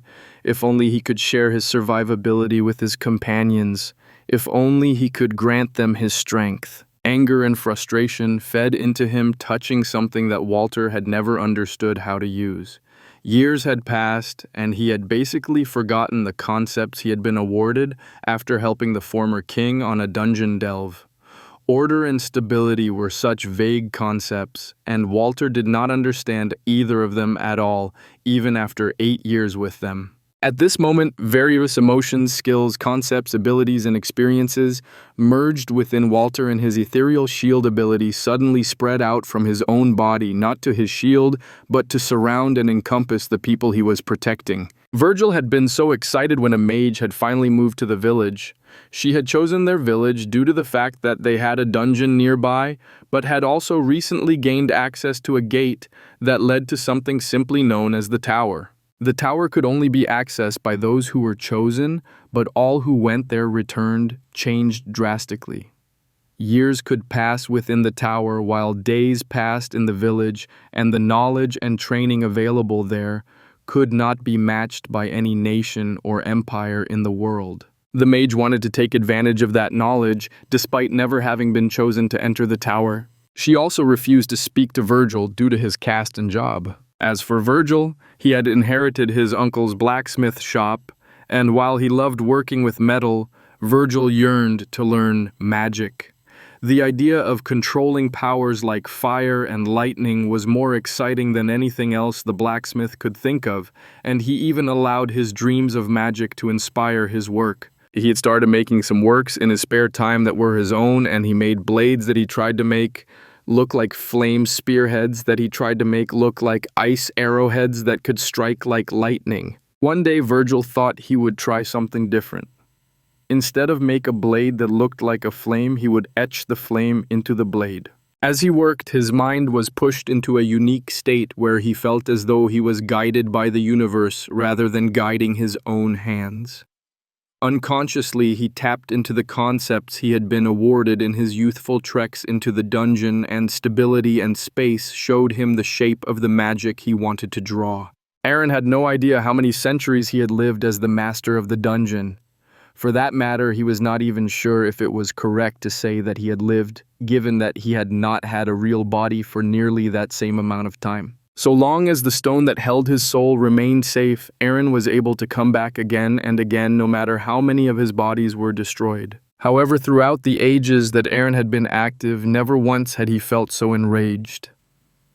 These ascendants of the tower had decided that Aaron's dungeon was evil and needed to be destroyed. They were not only shattering his skeletons, slaughtering his zombies, and dismembering his ghouls, they had found a way to use some mysterious combination of magic that prevented Aaron from reclaiming and reusing any of his fallen minions. Some of those minions had been with Aaron for centuries, and Edgar V had been so close to developing a mind of his own before he had been put down. Fortunately, Edgar VI was showing similar promise. Aaron simply needed to give Edgar the time he still needed. Level by level, the people who called themselves Ascendants descended through Aaron's mountain, leaving nothing but utter destruction in their wake. They were simply too powerful for Aaron's minions. He needed some way to weaken them. Finally, it was time that he could take personal action. As Aaron had gained power, he had also been given corresponding limitations, and he was forbidden to take action in the first layers of the dungeon when there were visitors. Aaron had once loved to have visitors, but given how rude and uncouth they always were, he no longer enjoyed having guests. It was much better to try to perfect the latest generation Edgar. His soulstone hidden, Aaron moved out. Edgar VI was placed to protect the stone while the rest of the Edgars moved with Aaron. Maybe some of them should have different names. The archer Edgars were already in position, but the sword and shield Edgars moved with Aaron, and the mage Edgars would follow behind. Each floor that Aaron moved up, another restriction fell upon him. His spells became limited, the amount of magic he was allowed to access decreasing. Eventually, he was only able to actively direct his minions, as he was unable to use any of his active spells or skills. There it is. That's the lich that rules this dungeon. Careful, don't rush. There are at least 100 skeletons with him, and more are coming in behind. Some of them look like they can use magic which we haven't seen before. We can't rush. Shove off, Brolin. None of the undead we've seen in this dungeon have been any threat at all. These ones aren't going to be any different. Sam, if you rush forward, I swear I'll tell Jackie to stop healing you.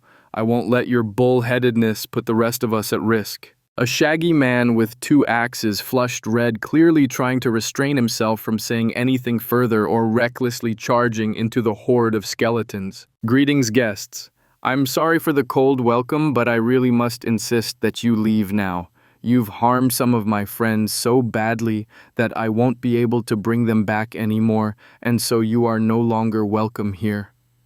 Aaron had learned his lesson years ago, and so several shield Edgars stood in front of him whenever he addressed visitors. The lich can talk, I don't remember hearing about that. Doesn't matter what's changed, Sam. We cleanse this place regardless. But Brolin, it talks. It'd be rude to not at least listen. Brolin, another man, and 2 women all stared at Sam. None of them could understand the man's logic, though they also found it incredibly difficult to argue with him. Well, at least one of you has some manners, though you've all been quite rude thus far. I really must insist you leave. You've made such a mess of my home that I have quite a bit of cleaning to do now, and I really can't entertain you any longer. Aaron was quite happy to learn that at least one of the visitors understood a bit of propriety. I don't suppose you might be willing to die with your skeletons instead, would you? Well, die and not come back. We were sent here to make sure that the dead stay dead. Quite a few people find it rude that you use the bones of their dead loved ones. Ah, I see. I can't really understand that, as I find the opposite to be quite rude. After all, you and your friends are preventing me from bringing back my beloved Edgar's. As Sam spoke with the skeletal lich, his companions grew increasingly perturbed by the exchange. The two were completely in sync and seemed to understand each other perfectly. Even if that was a benefit for communicating with the lich, it left everyone quite disturbed over the implications at play regarding their own companion. As the conversation continued, Brolin finally regained his wits and started positioning the others and having them prepared to renew the assault. After all, there was no reason not to take advantage of the lich's distraction. Well, I believe that we find ourselves at a bit of an impasse. Tell me, young man, how do you suggest that we proceed? Aaron was quite curious to see what the burly man might propose. To be honest, I don't see any way forward other than for us to fight it out. You want to bring the dead back while we've been sent here to make sure they stay dead. I can't see any way for us to both get what we want, so I think we're going to have to fight it out. What do you think? Sam appeared to be genuinely interested in the lich's response, much to Aaron's delight.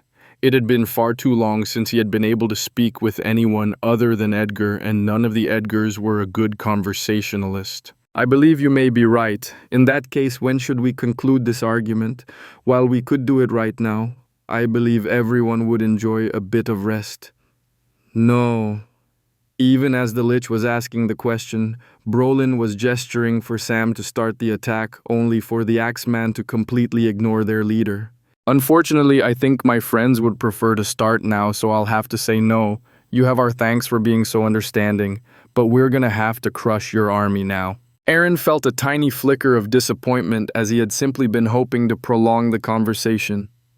At the same moment that the man finished speaking, he and 3 others started attacking Aaron's minions, wiping out dozens of the most powerful sword and shield Edgars in an instant.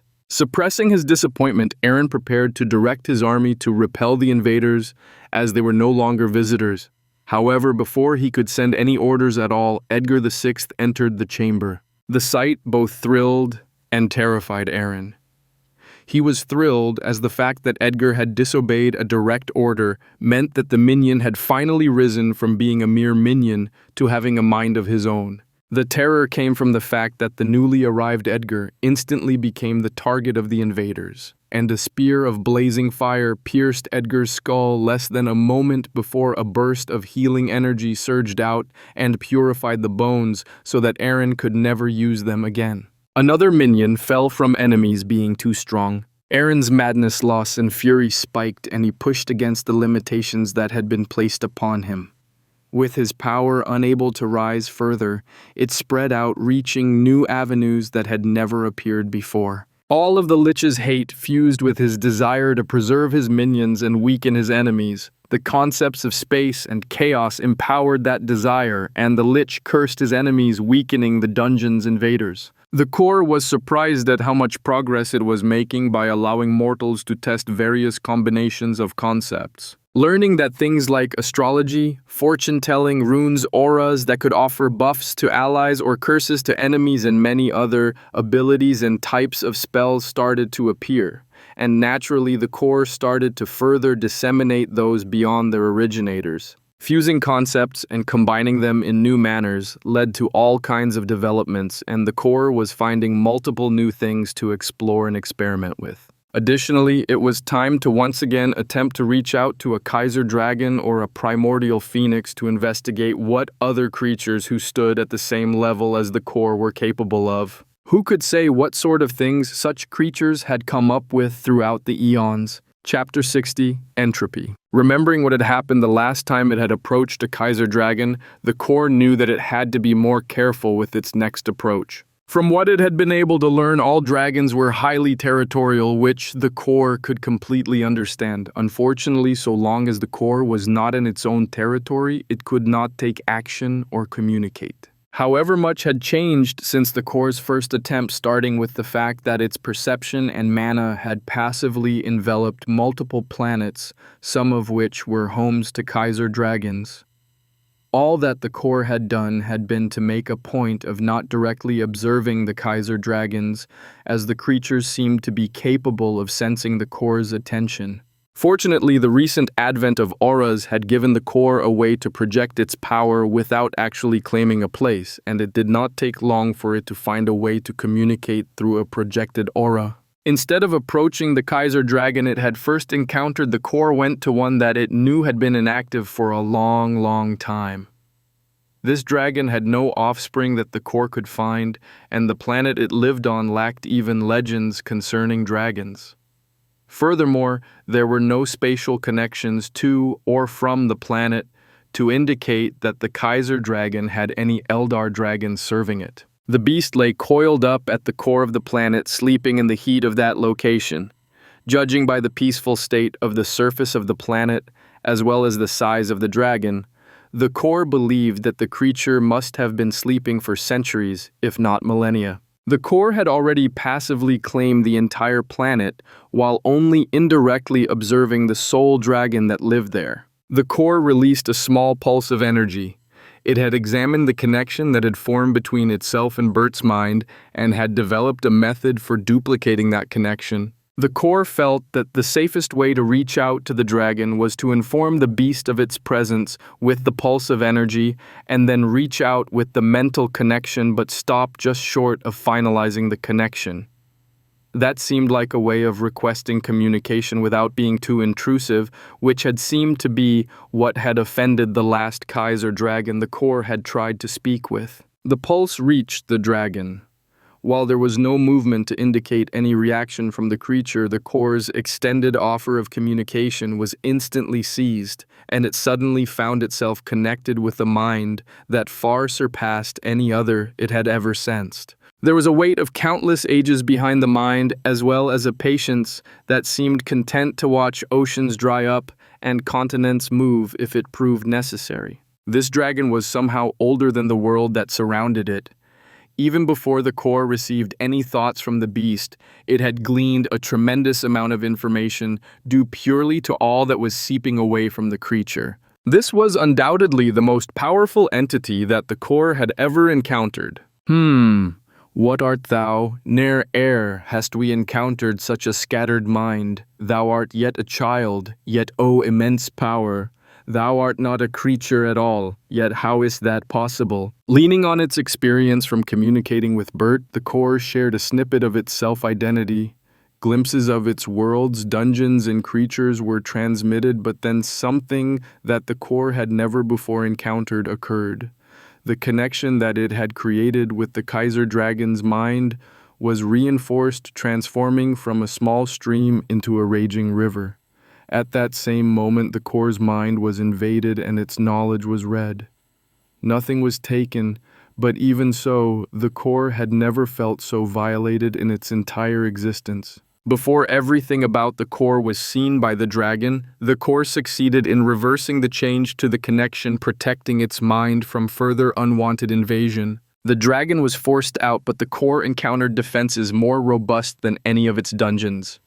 The beast's mind was enveloped in multiple layers of some sort of mental shield which prevented the core from grasping any thought that the dragon did not willingly share. The core's outrage was shared with the dragon even as it started replicating and improving upon the mental defenses that it was actively probing in the dragon's mind. Thou art young and lacking experience, being offended by such a simple test that thou hast failed. Still thou art a fascinating entity, artificial yet naturally formed. Unliving yet giving birth to endless life, greedy yet sharing so much that thou hath improved life across dozens of astral spheres. We hath sensed thy greed for all of existence, yet hast not the summon to contest thy claims. We witnessed the birth of stars and the deaths of galaxies. We hast sated our greed, yet not our curiosity. Thy lacking years grant the ambitions which we failed to maintain. We hast attained power and knowledge that few canst equal. All we yet desire is to be freed of the bonds of boredom. The weight of the ages pressed down on the core stronger than ever before. With that weight, the dragon shared the agony of never-ending monotony and boredom. The creature was immortal for all intents and purposes, yet was tortured by that same condition. The dragon sought no further progress. Their ambitions had burned out, leaving not even ashes behind. The beast had slept through millennia just to escape their fate. Each awakening saw the dragon simply checking to see if anything new had appeared, and after being disappointed, they returned to their slumber. The core also understood that the dragon was sharing their experiences as a warning to the core so that it would be aware of what the future held for it. How often could a truly new event occur in the universe? How many surprises could there be for beings that were older than stars? The core considered its prospects for some time, contemplating what its future might hold. Seconds later, the core was ready to continue. The core did not seek knowledge for knowledge's sake. It lacked many of the emotions that biological creatures possessed for good or ill. The core was essentially incapable of boredom, as it did not perceive pleasure. There was simply its desire to increase its hoard of treasure and then protect that from any and all thieves. In some ways, the core was the most complex mind in existence, capable of unconsciously monitoring all activities on hundreds of planets, and that number was only growing. In other ways, the core was as simple as an insect bound to its base, instincts that it either could not break free of or simply lacked the desire to do so. It had its goals, and if those goals were met perfectly and it took possession of the entire universe, well, it would simply look for another. An existential crisis that had crippled one of the oldest and most powerful Kaiser dragons to ever live barely warranted more than a few seconds' thought from the core. In fact, the core spent most of that time considering how it should potentially prepare other creatures for immortality. Gods like the core were not biological beings and thus were not entirely subject to the burden of boredom. Given the difference between various beings that belonged to the core, it realized that not all creatures would be a good match for immortality, and just the same as it had learned how to dull trauma and weaken psychological damage that sapients suffered in its dungeons, it would likely need to find a way to mentally prepare mortals and selectively choose which ones would be allowed to pursue endless lives. The dragon felt disappointed by the core's reaction, as the ancient beast felt that the core was being hasty and impatient, not understanding the fundamental differences between their mentality. Unfortunately, the dragon's countless years of monotony and boredom prevented them from recognizing that something truly new and unique was before them. The beast was jaded, and the core's seemingly flippant response made the dragon feel as though their agony was being disregarded and their age and experience were being made light of. Frustrated and offended, the dragon simply cut the telepathic connection. A single snort from their nostrils released a surge of heat and the pressure of the dragon's presence as it attempted to push the core away. Not seeing the point in trying to press the issue, the core retracted its direct attention from the dragon. After all, while the beast had been feeling frustrated, the core had been surreptitiously forming a second mental connection to the dragon, bypassing their various mental shields and defenses, and quietly rifling through the beast's eons of memories, and even leaving a small trace behind, should the core ever want to re-access the dragon's mind. While the dragon's mastery of concepts were inferior to the core's own, the core had never observed the death of a star or the birth of a planet. It had not been in existence for nearly long enough to have had such experiences. However, the Kaiser dragon had been passively surrounded and even permeated by the core's presence and mana, so while the creature had been distracted, the core had been able to take advantage of its energy that was already in the dragon to form a secret connection.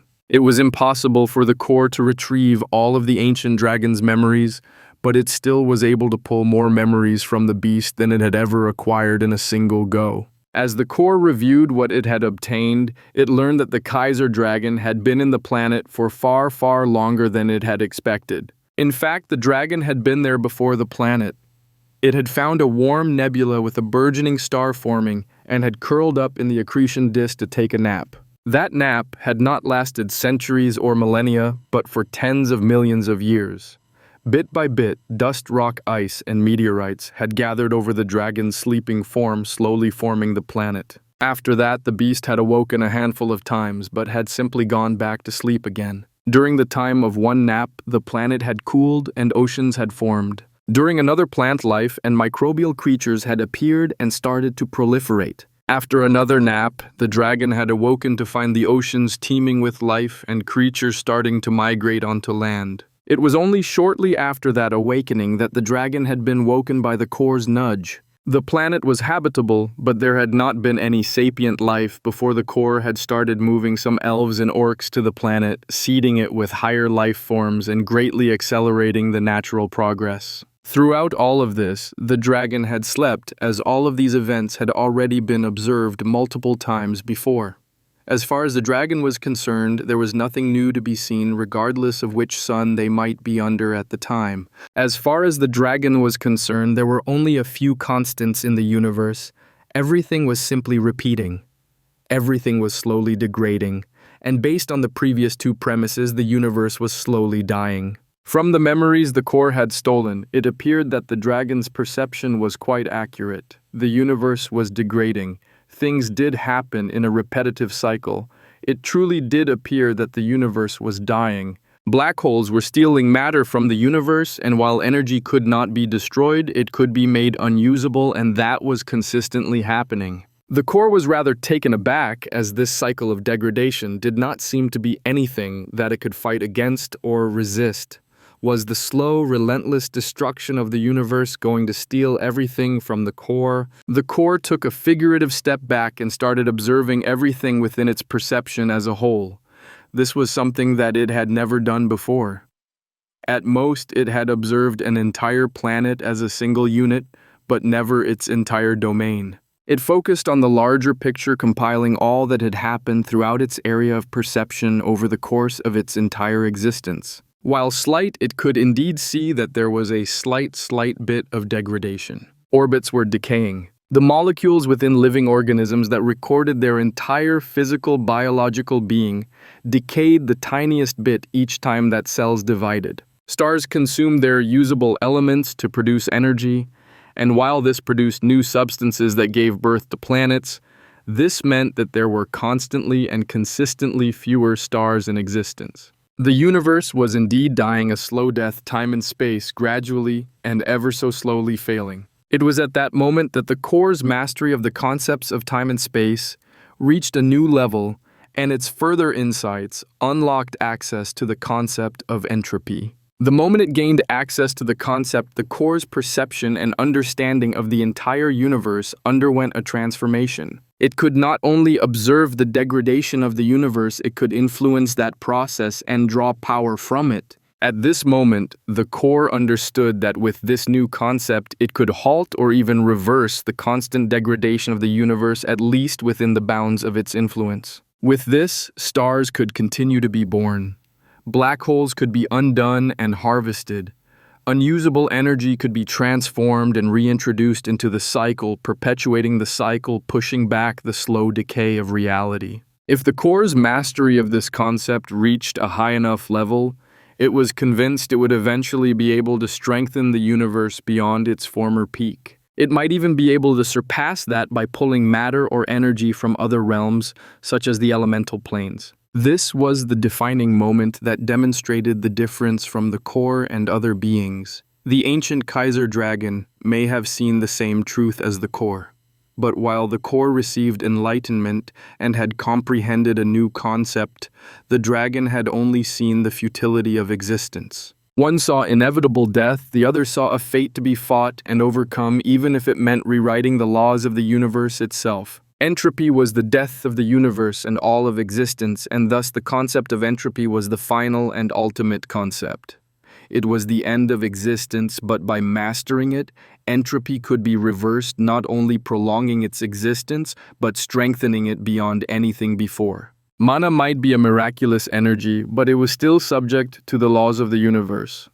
The only way to overcome those laws was to master them and subdue them. Even if it had only touched the final threshold, the core knew that it would do just that. All it needed was time. Chapter 61, Untouchable Mysteries. As always, the core immediately started testing its new concept. Unfortunately, it immediately realized that this concept was far more subtle in usage than anything it had acquired before. Entropy was the slow death of the universe. There was nothing fast or sudden about its workings, and if the core wanted to fully master the concept, then it would need to work at a similar speed. This was not observing the cycle of life, where creatures were born, matured, and died within a few decades, but observation on the scale of watching stars and planets be born, mature, and die. As patient as the core was, this was too slow for it to be able to accept. However, how was it supposed to master a concept that functioned on such a timescale?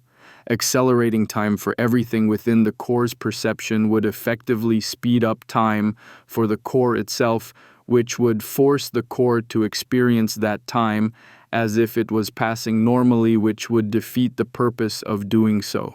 Entropy was also something that acted on the scale of galaxies and the universe as a whole, which made observing it on the small scale of a single dungeon or planet of extremely limited benefit. Fortunately, the core had already received a hint of how to proceed. There were multiple Kaiser dragons on or in the planets that were within the core's area of control, and if the core had already been able to infiltrate the mind of an ancient Kaiser dragon, while technically the dragon's peer, then this new concept should elevate the core to a level that it could act a bit more freely without alerting the ancient beasts. Sure enough, so long as the core was cautious, the ancient dragons, phoenixes, and other creatures that had reached what was considered the peak of the universe could all be pulled under the core's influence, and with that it could access their minds and memories instead of waiting for the immortal creatures to die. While the core could only imagine the amount of power and memories it would receive from the death of a creature at the level of a Kaiser dragon, bringing about such a beast's death would be extremely troublesome.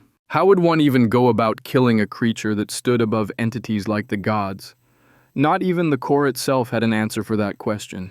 Fortunately, the core could still make progress by tapping into the creature's minds and memories. Focusing on a single target at a time, the core started to harvest the exhaustive experiences of multiple ancient creatures. Again and again, the core saw planets form and planets die. It saw nebulas give birth to stars, and only once, it caught a glimpse of a very, very distant star exploding instead of slowly dying. That star had been investigated by the Phoenix, which had caught the explosion, and it found that a point of nothing had been actively devouring everything. The beast had only barely escaped, and the core understood that the bird had witnessed the birth of the phenomena that it had already encountered once in the past. These black holes were essentially devouring the universe itself, stripping away matter and energy on a scale that seemed to accelerate entropy itself. Another discovery the core made was that everything in the universe seemed to be moving apart. In particular, one dragon had traveled between galaxies soon after it had mastered the concept of space, and after a rather lengthy stretch of time had returned back. The return trip had been noticeably longer, which indicated that the galaxies were moving apart. This led the core to believe that entropy would either see the universe eventually spread so far out that stars would not even be able to form due matter being spread so far apart that gravity would lack the strength to bring things back together, or the universe would form multiple black holes that might even collapse onto each other, effectively collapsing the universe. The more memories the core absorbed with observations of the universe, the greater its understanding of the concept of entropy, though it still struggled to find a manner of applying that understanding. How did knowing how the universe was failing grant the core any new abilities? The only answer the core could seem to find was that it would need to test out how well it could work against the concept it had comprehended, which was the opposite of how all of the other concepts had worked. Without any better ideas, the core returned to the black hole that it had first found. This time, while mana and other bits and pieces of the core's essence were ripped away, the core found that it was able to move closer and closer to the origin of the phenomena. Bit by bit, the core stretched closer. If it had not been strengthened and gained access to so much mana and influence, the core would likely have been sucked dry by its efforts. Eventually, it reached the threshold. There was a point in space past which the core could not sense anything. As soon as anything moved past this point that seemed like the end of the universe itself, it seemed to vanish. Wary, hesitant, and feeling something that was closer to fear than anything the core had ever experienced before it stretched out and pushed through that event horizon. That moment was both the most anticlimactic and the most important of the core's existence. Due to the core possessing mastery of every concept there was, including the previously unknown concept of entropy, not even the black hole could overwhelm the core.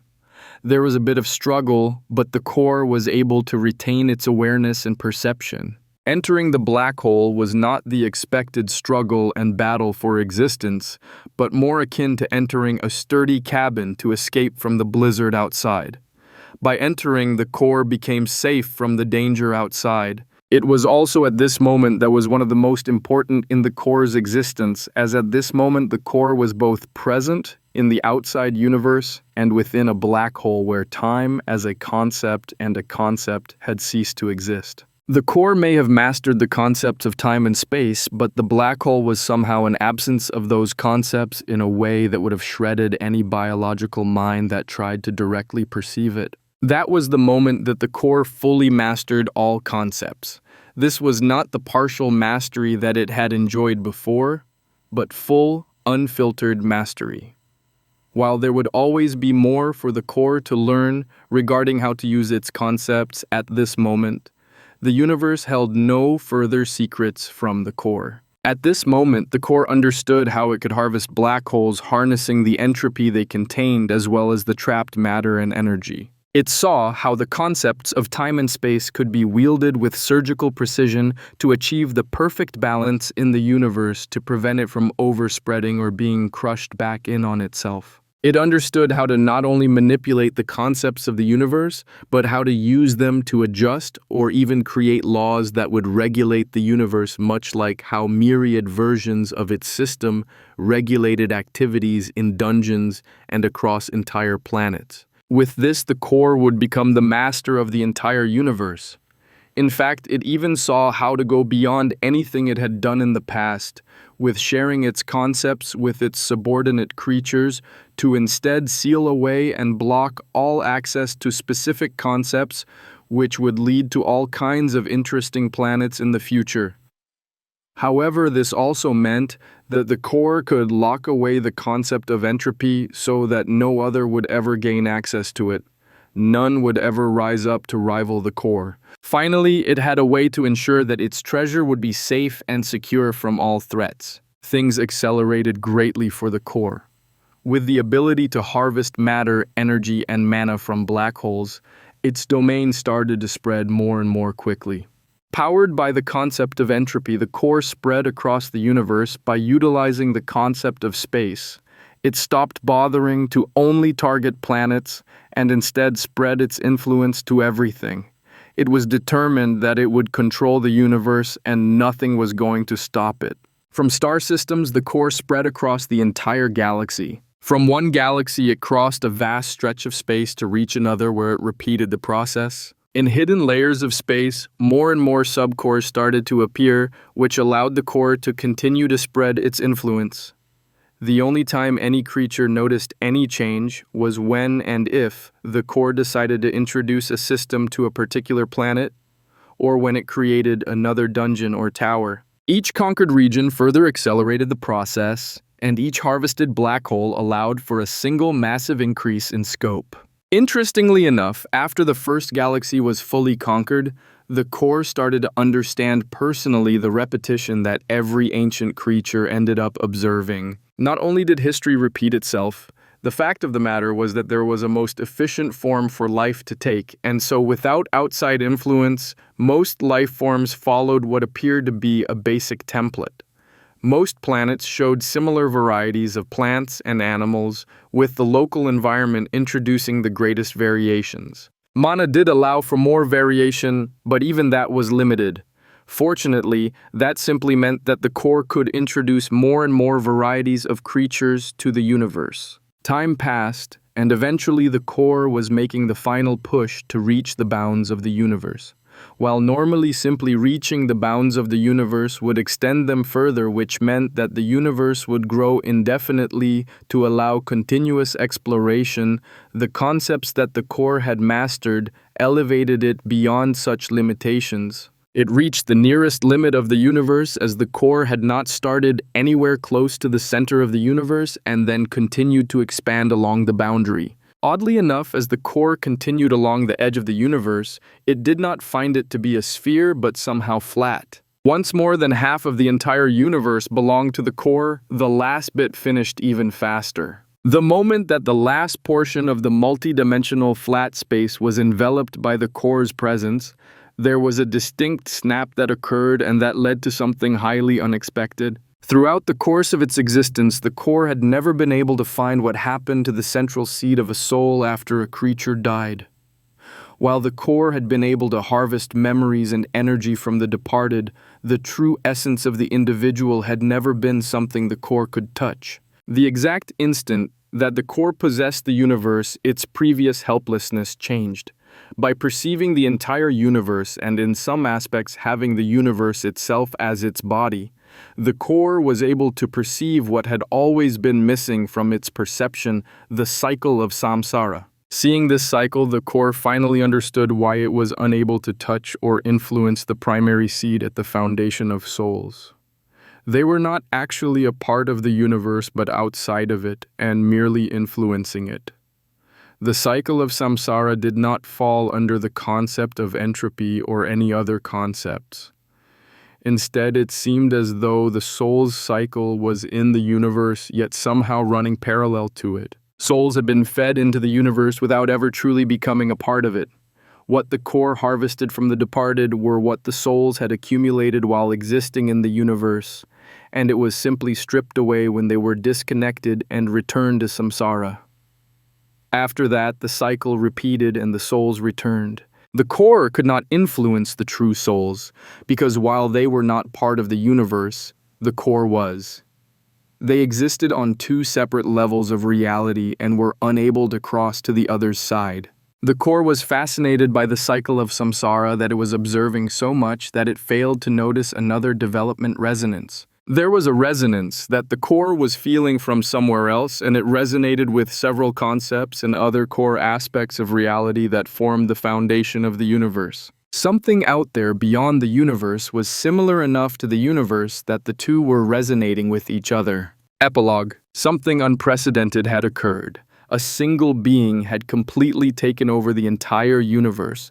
No god dragon phoenix or other entity had ever managed to do more than take control of a few planets, and even that had been regarded as an exceptional accomplishment. Time passed, but the universe no longer shrank or expanded. Instead, it stabilized as the overall level of entropy dropped. Mana levels climbed for most planets as the core worked to further strengthen the creatures living within its domain. While it may have succeeded in seizing the entire universe as its treasure, the core was always looking for ways to improve, no matter if that was by further streamlining its systems, that it was constantly testing out and improving, or by strengthening the planets and creatures that belonged to it. The core had indeed fully comprehended all concepts, but that did not mean that it understood how to best utilize those concepts and the various abilities that they provided. Just as the core was constantly testing and improving its systems, it was also trying to always improve upon its understanding and usage of concepts. There was one gradual change that did start to aggravate the core.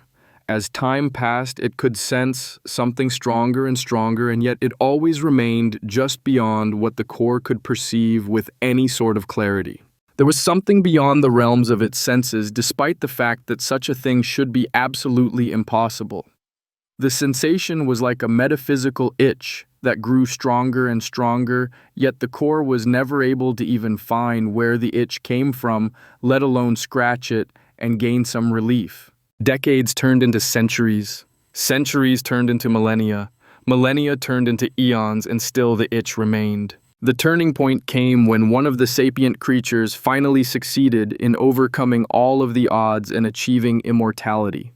This was accomplished rather oddly to the core's perspective, as the elf managed to master his concepts to an extremely high level and then managed to also obtain authority. Immortality came about when the two were merged into a fusion that mimicked how gods tended to come into being, though without the inclusion of faith or belief from mortals triggering the creation of a god. The arrival of a being who possessed a physical body due to rising up from being a mortal while incorporating the aspects of a divinity triggered a resonance that the core felt very clearly, and at that moment, the core understood its own itch that had been torturing it for so long. It was also a resonance just not with anything that existed in the core's universe. There was some sort of barrier blocking the core from perceiving the source of the resonance clearly, but if it could just break through that. A small black snake lay coiled around the stem of a mushroom, safe and hidden from larger creatures. Despite his potent venom, he knew that larger creatures posed a grave threat. Besides, he could always just eat the mushrooms that protect him. There was really no reason to venture out and take such risks. Initiation of the first universe confirmed. Introduction sequence commencing. The little snake felt a bit confused by the strange sight, not fully understanding what it was seeing. However, even as he stared, a bit of knowledge appeared in his mind, allowing him to understand just a bit more. An old woman sat on a rotting tree, a raven perched in its branches. They were the gods of their world. They knew that their world was not even close to being alone, but they also had no desire to move beyond the reaches of their realm. They knew a bit of what else lay beyond, and they had no desire to enter that contest. They remained in their realm, ancient and bored, yet unwilling to move beyond what they knew. It was because they were rather inactive that they felt the moment that something unseen entered their realm. They could not sense exactly what it was, but as they examined the intruder, they were able to make a bit more sense of it. This was not a god or being from elsewhere invading their domain, but more of some sort of unseen oversight that could measure the mortal's body's abilities, understanding, and achievements. With this, the humans could grow stronger, possibly even to the point that they could challenge Crone Raven and Rot. 7 gods had gathered to discuss the recent changes they had all been informed of.